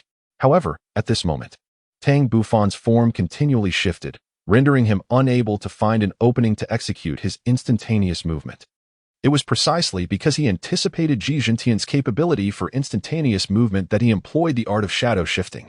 After over a decade of rigorous training, he had perfected this technique to the 8th level, and in full force, a myriad of phantoms surrounded him. He had no intention of launching a ranged attack. Instead, he opted for close combat, ensuring that Ji Jintian would have no openings to exploit. In the blink of an eye, Tang Bufan closed the distance to Ji Jintian and delivered a powerful blow. At that moment, Ji Jintian was hindered by the domain's suppression, his strength diminished by 20%. And he had no desire to engage Tang Bufan in a direct confrontation. Summoning all his strength, he narrowly evaded the devastating strike, while simultaneously swinging his axe towards Tang Bufan. Unfortunately, his speed was inadequate, and Tang Bufan effortlessly dodged the attack. In the next instant, he resumed his assault with the Haotian hammer, engaging Ji Jintian in fierce combat. With each swing of the hammer, under his deft control, he unleashed a relentless barrage upon Ji Jintian. The amplification of the domain had augmented his power, surpassing Ji Jintian's prowess. Within mere exchanges, he struck Ji Jintian. However, as a seasoned soul fighter, Ji Jintian possessed substantial combat experience, and at a critical moment, he managed to block the Haotian hammer with his axe. Yet, the might of the Haotian hammer was formidable, propelling Ji Jintian through the air. Then, luminous wings unfurled from Tang Bufan's back, and a fiery phoenix soared forth, hurtling towards Ji Jintian. Suspended in midair, Ji Jintian found himself unable to evade the impending strike due to the force of inertia. Just as the fire phoenix was about to make contact, Ji Jintian's figure blurred and vanished, evidently having activated his instantaneous movement. Tang Bufan had long anticipated the situation. He swiftly vacated his original position, continuously moving to avoid another ambush. Simultaneously, 3 towering earthen giants materialized around the white-clad woman, forming a protective barrier around her. This time, Ji Jintian refrained from ambushing Tang Bufan. Instead, he teleported directly in front of the white-clad woman, intent on destroying her. If he could not possess her, then neither should anyone else. Unfortunately for him, he had not foreseen the emergence of the elemental giants, which obstructed his advance. Chapter 139. Ancient and I Phoenix. Observing the stunned expression on Ji Jintian's face, Tang Bufan erupted into laughter. Ji Jintian, your demise is imminent. Surely, your teleportation must have a cooldown period. With that declaration, Tang Bufan surged towards Ji Jintian, while the elemental giants simultaneously launched their attacks. However, they were merely puppets, incapable of delivering effective strikes against Ji Jintian. Nonetheless, Tang Bufan held little expectation for them, as their purpose was merely to buy him some time. Before long, Tang Bufan charged towards Ji Jintian once more. Under the relentless assault of the Haotian hammer, Ji Jintian was forced to retreat step by step, ultimately having his martial soul axe shattered by Tang Bufan's onslaught. In the end, he was struck in the chest by the Haotian hammer, the tremendous force caving in his ribcage and likely breaking countless bones, leaving him barely clinging to life. Subsequently, Tang Bufan decisively ended his existence, dragging his weary body. He swiftly approached the white-clad woman, only to be taken aback by the sight of her unconscious form, devoid of awareness. Tang Bufan did not hesitate for long and unleashed the radiance of nirvana, enveloping the woman in white. The radiance of nirvana could be deemed a supreme healing soul technique. It mends wounds if there are injuries, and replenishes soul power if there are none. 3 minutes later, the wounds on the woman's back finally healed, and she gradually began to awaken. Confused, she glanced around, and her pupils dilated as they fell upon the corpse of Ji Jintian. Unable to contain herself, she exclaimed, "He is dead. Did you kill him?" Tang Bufan, feeling somewhat fatigued, remarked, "Naturally, if we do not eliminate him, it shall be us lying on the ground." "Very well. You shall guard me while I tend to my wounds." Upon uttering these words, a verdant luminescence enveloped his form. The woman in white rose to her feet, realizing that her injuries had nearly healed, though a faint ache lingered in her body. Observing the green light surrounding Tang Bufan, an expression of disbelief flickered in her eyes. The life force emanating from that glow was the unique essence of rebirth possessed by their phoenix lineage. Nevertheless, in comparison to true rebirth, Tang Bufan's version of the nirvana light was rather rudimentary, merely a simplified iteration. Yet, as a healing soul technique, it sufficed. Of course, should he encounter sufficient fortuity in the future, it was not beyond possibility for him to comprehend the true essence of rebirth, thereby granting him 2 lives. Subsequently, Tang Bufan discovered a soul bone on Ji Jintian's right leg, indicating that he had likely utilized this soul bone to perform spatial movement. The woman in white, filled with curiosity, inquired, Why do you not absorb this soul bone? If my observations are correct, its age should be approximately 70,000 years. Its quality is quite exceptional. Tang Bufan directly stowed away the soul bone, shaking his head. I have already absorbed a soul bone with spatial attributes. Absorbing this one would hold little significance. The white-clad woman appeared somewhat sorrowful, gazing at Tang Bufan with a look of hatred. Tang Bufan sighed helplessly. Do not regard me with such a gaze. This soul bone was indeed found by chance. Is it not true that the relationship between soul beasts and humans has always been thus? Each one of you bears the stain of our soul beast blood. This is unforgivable. Tang Bufan did not refute the words of the woman in white. Indeed, the reality was as she stated, and many humans had also perished at the jaws of spirit beasts. After a brief moment, Tang Bufan sighed softly and remarked, in truth, I too believe that the method of cultivating soul rings by slaying spirit beasts on the Douluo Continent is fundamentally flawed. I wonder which malevolent soul first propagated such a brutal practice. If I ever acquire the strength, I shall undoubtedly strive to alter this situation and establish an entirely new system of cultivation. The woman in white was taken aback and inquired, do you also find this method of cultivation unjust toward our spirit beasts? Tang Bufan's gaze was sincere, and deep within his heart, he felt that this approach was misguided. However, every form of cultivation and civilization possesses its unique significance, and as a descendant, it is not my place to deny its existence. In the future, should I gain the ability, I will strive to transform it. As he concluded his thoughts, Tang Bufan's eyes grew distant, suddenly recalling the earth of his past life. Perhaps one day, he might indeed illuminate the cultivation civilization of Earth with a unique brilliance within the Douluo Continent. The woman in white found herself perceiving Tang Bufan in a less unfavorable light for the first time, even experiencing a flicker of affection for him. With his prodigious talent, he might truly transcend the 100 levels and potentially alter the future of their soul beasts. After a considerable time, the two emerged from their respective reveries. Tang Bufan chuckled lightly, remarking that they had indeed become acquainted through unforeseen circumstances and inquired about her name. The woman in white appeared momentarily taken aback. Pausing in silence before responding, I am called Gu Nihuang. Gu Nihuang, it seems, you are indeed related to the esteemed Gu Tianyi. Tang Bufan gazed deeply at Gu Nihuang. Gu Nihuang did not deny it. So how did you come to know about his deeds? Tang Bufan remarked casually. I have acquired a relic left behind by the esteemed ancient predecessor. As he spoke, he produced 6 pieces of silver beast skin. Upon seeing them, Gu Huanger exclaimed, Ah, so it is this artifact. I am aware of it. Before his ascension, he specifically hunted a millennium-old silver armored beast and utilized its hide to document certain information. Tang Bufan was momentarily taken aback, exclaiming, could it be that Senior Gu Tianyi has perished in that ice cave? Upon hearing this, Gu Nianghuang's expression suddenly shifted, as if she recalled something of great significance, and she immediately transformed into an ice phoenix, soaring towards the ice cave. Observing this, Tang Bufan quickly followed suit. 4 Tang Ming and the others were within the cave. At the deepest recesses of the ice cave, there lay a peculiar pool, filled with a milky white liquid that exuded an intoxicating aroma. Overhead, an array of colossal stalactites hung down, each appearing to have taken millennia to form. Strikingly, some of the stalactites bore a coating of the milky white liquid at their bases. Tang Ming's eyes sparkled with wonder. This was undoubtedly a rare treasure from heaven and earth. However, they refrained from touching it, adhering to Tang Bufan's instructions. Had Tang Bufan witnessed this scene, he would have certainly exclaimed in astonishment. For this was a millennium stone milk, an unparalleled treasure capable of enhancing one's cultivation. Moreover, it bore no adverse effects. This vast pool must have accumulated over several hundred millennia. Aside from this extraordinary pool, the entire ice cavern housed an ice coffin, an ice bed, an ice table, and a frosty bookshelf. Tang Ming and his companions ultimately arrived beside the icy coffin and exerted their strength to pry it open. Regrettably, within lay only a skeleton, adorned with 6 peculiar bones of varying colors at its unique points, which were indeed the soul bones. Additionally, beside the skeleton rested a long sword emanating a chilling aura.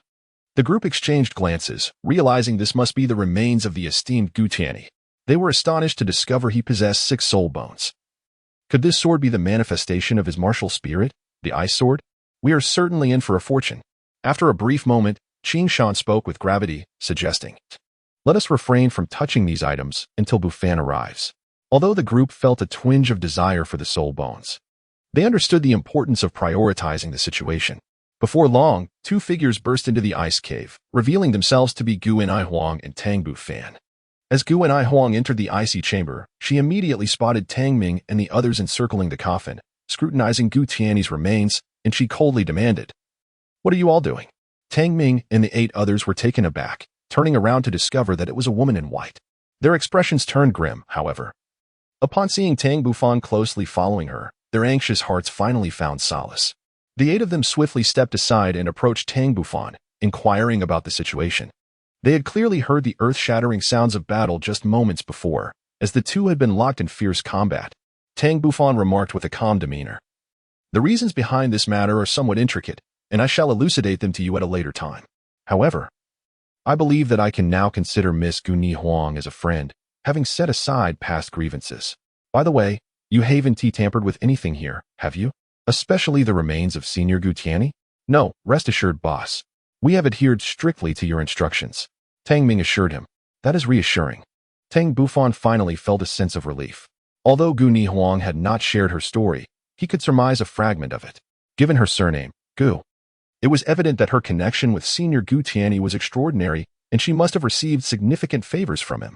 Meanwhile, Gu Huang, having confirmed that Gu Tiany's remains were intact, felt a sense of relief as she closed the ice coffin. Moments later, she approached Tang Bufan, casting a cold glance at Tang Ming and the others, and said frostily, "Now that Ji Jintian has been dealt with, it is time for you to leave my cave." In the eyes of Tang Ming and the others, a sense of unwillingness was palpable, their gazes filled with urgency as they looked towards Tang Bufan. They had traveled an arduous distance to arrive here, and after much effort, they finally located the ice cave of the esteemed Elder Gu Tiany. Now, to be asked to leave was unacceptable. Even if Tang Bufan were to consent, they would not acquiesce. Tang Bufan discerned the anxious glances of Tang Ming and the others. With a playful tone, he addressed Gu Huang, saying, "Come now, we have weathered hardships together as comrades.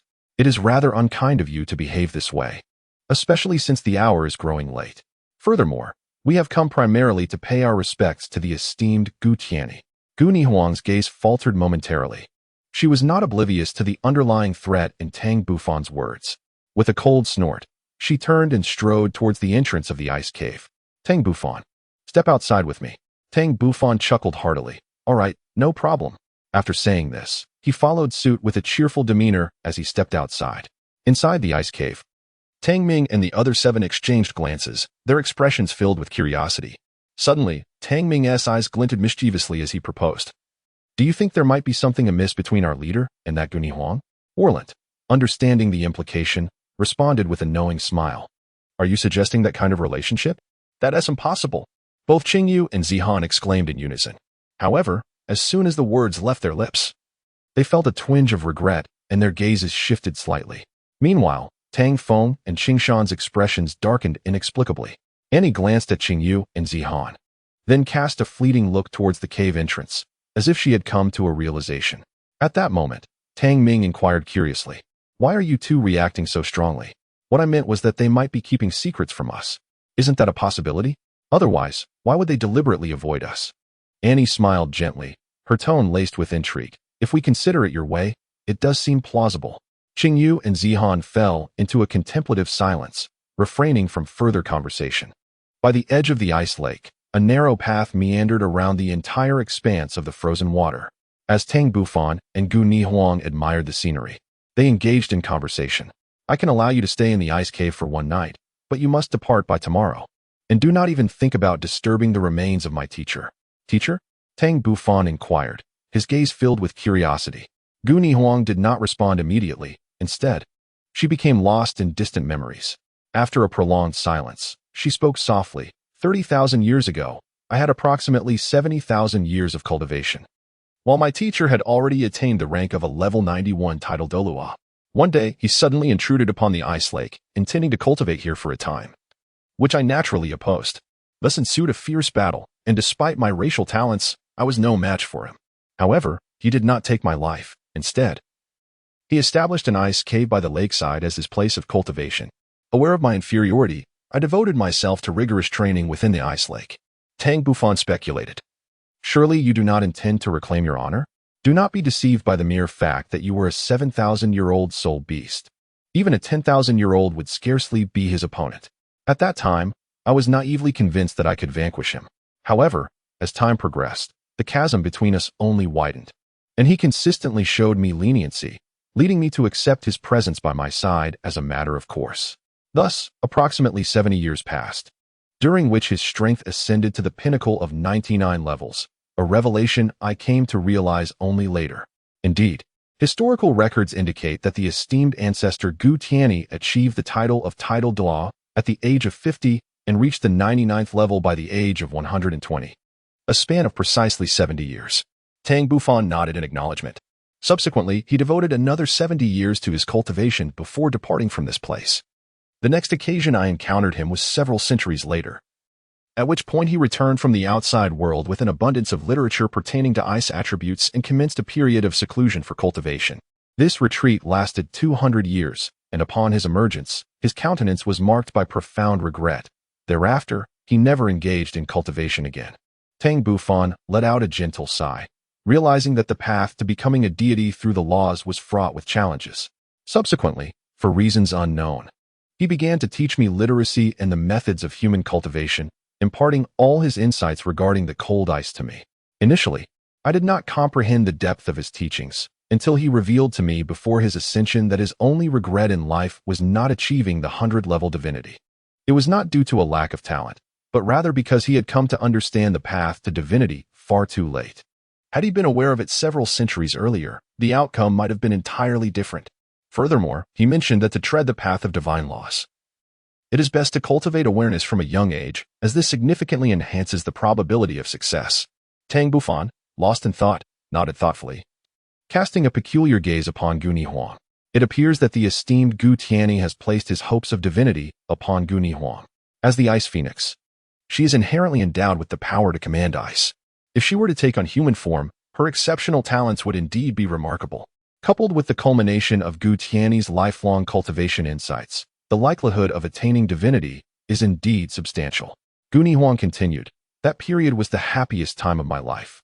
I know he has always regarded me as his disciple, even bestowing upon me my very name. Do you understand? Tang Bufan naturally understood. Speaking of which, having become a soul Douluo, you must have transformed for several decades, correct? Observing Tang Bufan's peculiar gaze, Gu Nihuang could not help but comprehend his implication. And with a cold snort, she retorted, my innate talent far surpasses that of your human race. And I shall inform you that my transformation has yet to reach 30 years. As for my exact age, that is of no concern to you. With mediocre aptitude, you will never match me.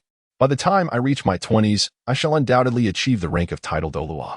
Tang Bufan provocatively remarked. Gu Nihuang was incensed. This fellow was insufferably arrogant, yet she acknowledged that he possessed the grounds for such arrogance. Subsequently, under Tang Bufan's various threats and intimidation tactics, Gu Nihuang reluctantly agreed to their request to stay in the ice cave. Chapter 141. Return half an hour later. Tang Bufan and Gu Nihuang returned to the ice cave. Upon their arrival, Tang Bufan immediately sensed an unusual atmosphere within the cave, as everyone regarded them with peculiar expressions. What is with your expressions? What has transpired? Tang Ming shook his head. Boss, have you all finished your discussions? Of course, came the reply. And I Huang has graciously consented to our stay here for the next fortnight. During this time, we must dedicate ourselves to rigorous training. After these 2 weeks, we shall return to Tianling City to prepare for the Soulmaster competition. The mere thought of accommodating Tang Bufan and his 9 companions in the ice cave left him feeling quite overwhelmed. Tang Ming exclaimed with delight, Boss, this is wonderful. Let me tell you, this ice cave is extraordinary. At its deepest point lies a mysterious liquid, undoubtedly a remarkable treasure of nature. Tang Bufan was not at all surprised. It would indeed be peculiar if this place did not harbor some extraordinary treasure capable of enhancing one's cultivation. It is utterly impossible to ascend from level 91 to level 99 within a span of 70 years solely through arduous practice. Speaking of which, Tang Bufan had yet to thoroughly examine this ice cave, prompting him to glance at Gu Nihuang. Shouldn't you, as the master, provide me with an introduction to this ice cave? Gu Nihuang cast a fleeting glance at Tang Ming, causing him to involuntarily shudder before addressing Tang Bufan. There is not much to elaborate on. The interior of the cave is rather simplistic. Upon entering, you will find an area resembling a living room, flanked by bookshelves on either side containing various tomes. To the right lies my ice bed where I usually rest, while to the left rests my master's ice coffin. At the far end, there is a treasure pool filled with a crystalline liquid, which, when consumed, can significantly enhance one's cultivation. A glimmer of interest flickered in Tang Bufan's eyes. Could you take me to have a look? Gu Huang had no choice but to lead Tang Bufan to the treasure pool. This was an irregularly shaped basin, approximately the size of 2 water jars, filled to the brim with glistening droplets. Above the treasure pool hung colossal stalactites, resembling inverted stone pillars, with their pointed tips all directed towards the pool. Some of these tips were adorned with sparkling droplets, yet to fall. Tang Bufan was engulfed in profound shock, unable to regain his composure for an extended period.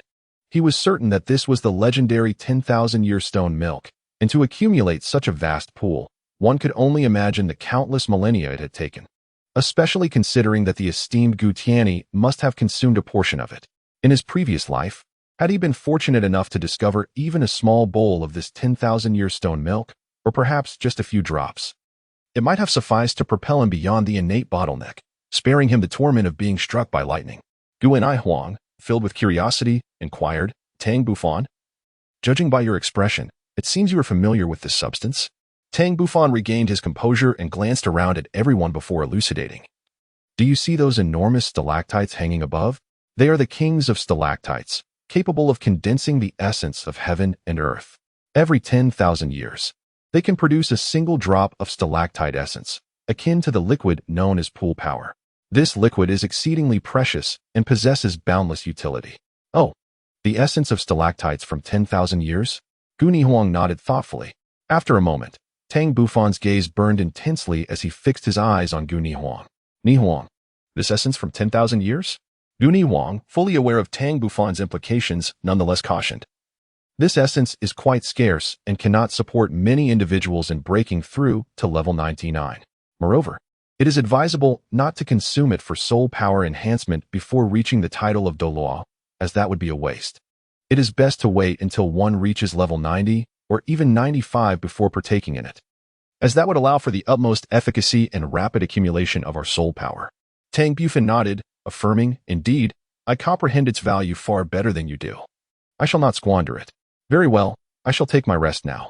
You, Tang Bufan, manage the arrangements yourself. As for food, you must devise your own solutions. With that, Gu Huang proceeded towards her icy bed. Once Gu Huang departed, Tang Ming whispered, Boss, are we truly to cultivate here for half a month? Tang Bufan nodded thoughtfully. I find this place quite satisfactory, especially with the ready-made ice cave. Is it not splendid? Orant suddenly interjected, Bufan. Within the ice coffin of the venerable Gu Tianyi lie 6 pieces of soul bones. The remainder of Orant's thoughts went unspoken. Yet he was confident that Tang Bufan would grasp the implication behind his words. Tang Bufan was momentarily taken aback. 6 pieces of soul bones were indeed an unexpected gain. I shall discuss this matter with Gu Huang. Brother Tang, what is the relationship between Gu Huang and the esteemed Gu Tianyi? Furthermore, why has she not absorbed those 6 soul bones? Zihan could not help but inquire, as the others shared her confusion. Tang Bufan furrowed his brow, finding it rather challenging to disclose that Gu Huang was not human, but rather a manifestation of a soul beast that had evolved over 100,000 years. After pondering for a moment, he slowly remarked, Gu Huang can be considered a descendant of the esteemed ancestor Gu Tianyi. The crowd was taken aback by this revelation. Yet upon reflection, it began to make sense. After all, not everyone was privy to such knowledge. Additionally, her profound concern for the ice coffin belonging to ancestor Gu Tianyi hinted at a familial connection. However, it seemed that ancestor Gu Tianyi had never mentioned any heirs. Noticing the lingering confusion among the group, Tang Bufan preferred not to elaborate further, suggesting, well then, let us find a place to cultivate. With that, he departed without looking back. Half a month later, after bidding farewell to Gu Huang, Tang Bufan set off with Tang Ming and the other 8, leaving the eternal frost forest behind as they began their journey back to Tianling City. Outside the forest, Tang Ming inquired, Boss, how did you persuade Gu Huang to relinquish ancestor Gu Tianyi's soul bones to us? With a hint of mischief, Tang Bufan retorted, curiosity is a secret. Do not pry too much, or you might find it quite bothersome. He couldn't help but shoot Tang Ming a sidelong glance. In truth, it had taken considerable communication for Tang Bufan to acquire the 6 soul bones from Gu Huang, during which he had agreed to fulfill 3 of her requests. As for the nature of these requests, Guni Wang had yet to articulate them, but they were certainly reasonable demands within Tang Bufan's capacity to meet. Despite feeling slightly taken advantage of, Tang Bufan ultimately consented, for the benefits he reaped were undeniably greater. A moment later, Tang Bufan mystically declared, "Today, I shall broaden your horizons and introduce you to my spatial vortex." The mention of a spatial vortex sparked curiosity among the group, with expressions of intrigue illuminating their faces. Tang Bufan remarked casually, Speaking of which, ever since I absorbed this fragment of bone from my right arm, I have yet to test its effects. Today is the perfect opportunity to give it a try." Upon finishing his words, a silvery glow began to emanate from his right hand, and shortly thereafter, a towering silver vortex materialized before him, its depth shrouded in darkness, leaving one to ponder where it might lead. Tang Bufan hastily called out, "Each of you, hold hands as you enter. Do not panic. I shall be there momentarily." Moments later, with a flash of brilliance from the silver vortex, the 9 of them vanished from their original spot. Time seemed to stretch indefinitely, and eventually, in a remote area of the icy plains not far from Haian City, a silver vortex suddenly materialized, followed by the emergence of 9 youths from within it. Tang Bufan used his mental prowess to scan the surroundings, quickly revealing a smile. The teleportation had been executed flawlessly. Subsequently, the 9 of them set forth in the direction of Haian City. Chapter 142. 10 days 6 days later. In the office of the president of the Advanced Soulmaster Academy of Tianling, Auric gazed at his children, safe and sound, and finally felt his anxious heart settle. "Bufan, you have returned safely at last. The 2 elders were exceedingly worried about your venture to the farthest northern reaches." Tang Bufan was slightly taken aback. Had the 2nd elder and the 4th elder arrived at the academy? Indeed, they arrived 3 days ago. However, they are currently residing at an inn. I have already dispatched someone to inform them, and I believe they will soon make their way to the academy. Auric's gaze swept over the crowd. He sensed that Tang Bufan and his companions had become significantly more composed compared to 2 months ago, exuding a certain iron-willed aura.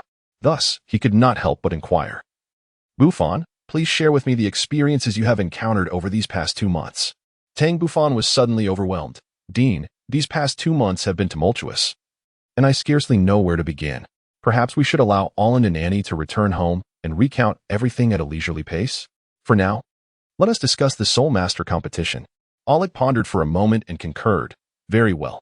As for the Soulmaster competition, there are still 20 days remaining. However, we must make haste to Tianzhou City. I have already prepared your team uniforms. Do you have any inquiries you wish to address?" Tang Bufan pondered for a moment and remarked, "As for the dean, in the upcoming preliminary rounds, it is likely that neither Tang Ming, Tang Feng, nor I will participate in the competition, which leaves us 1 member short.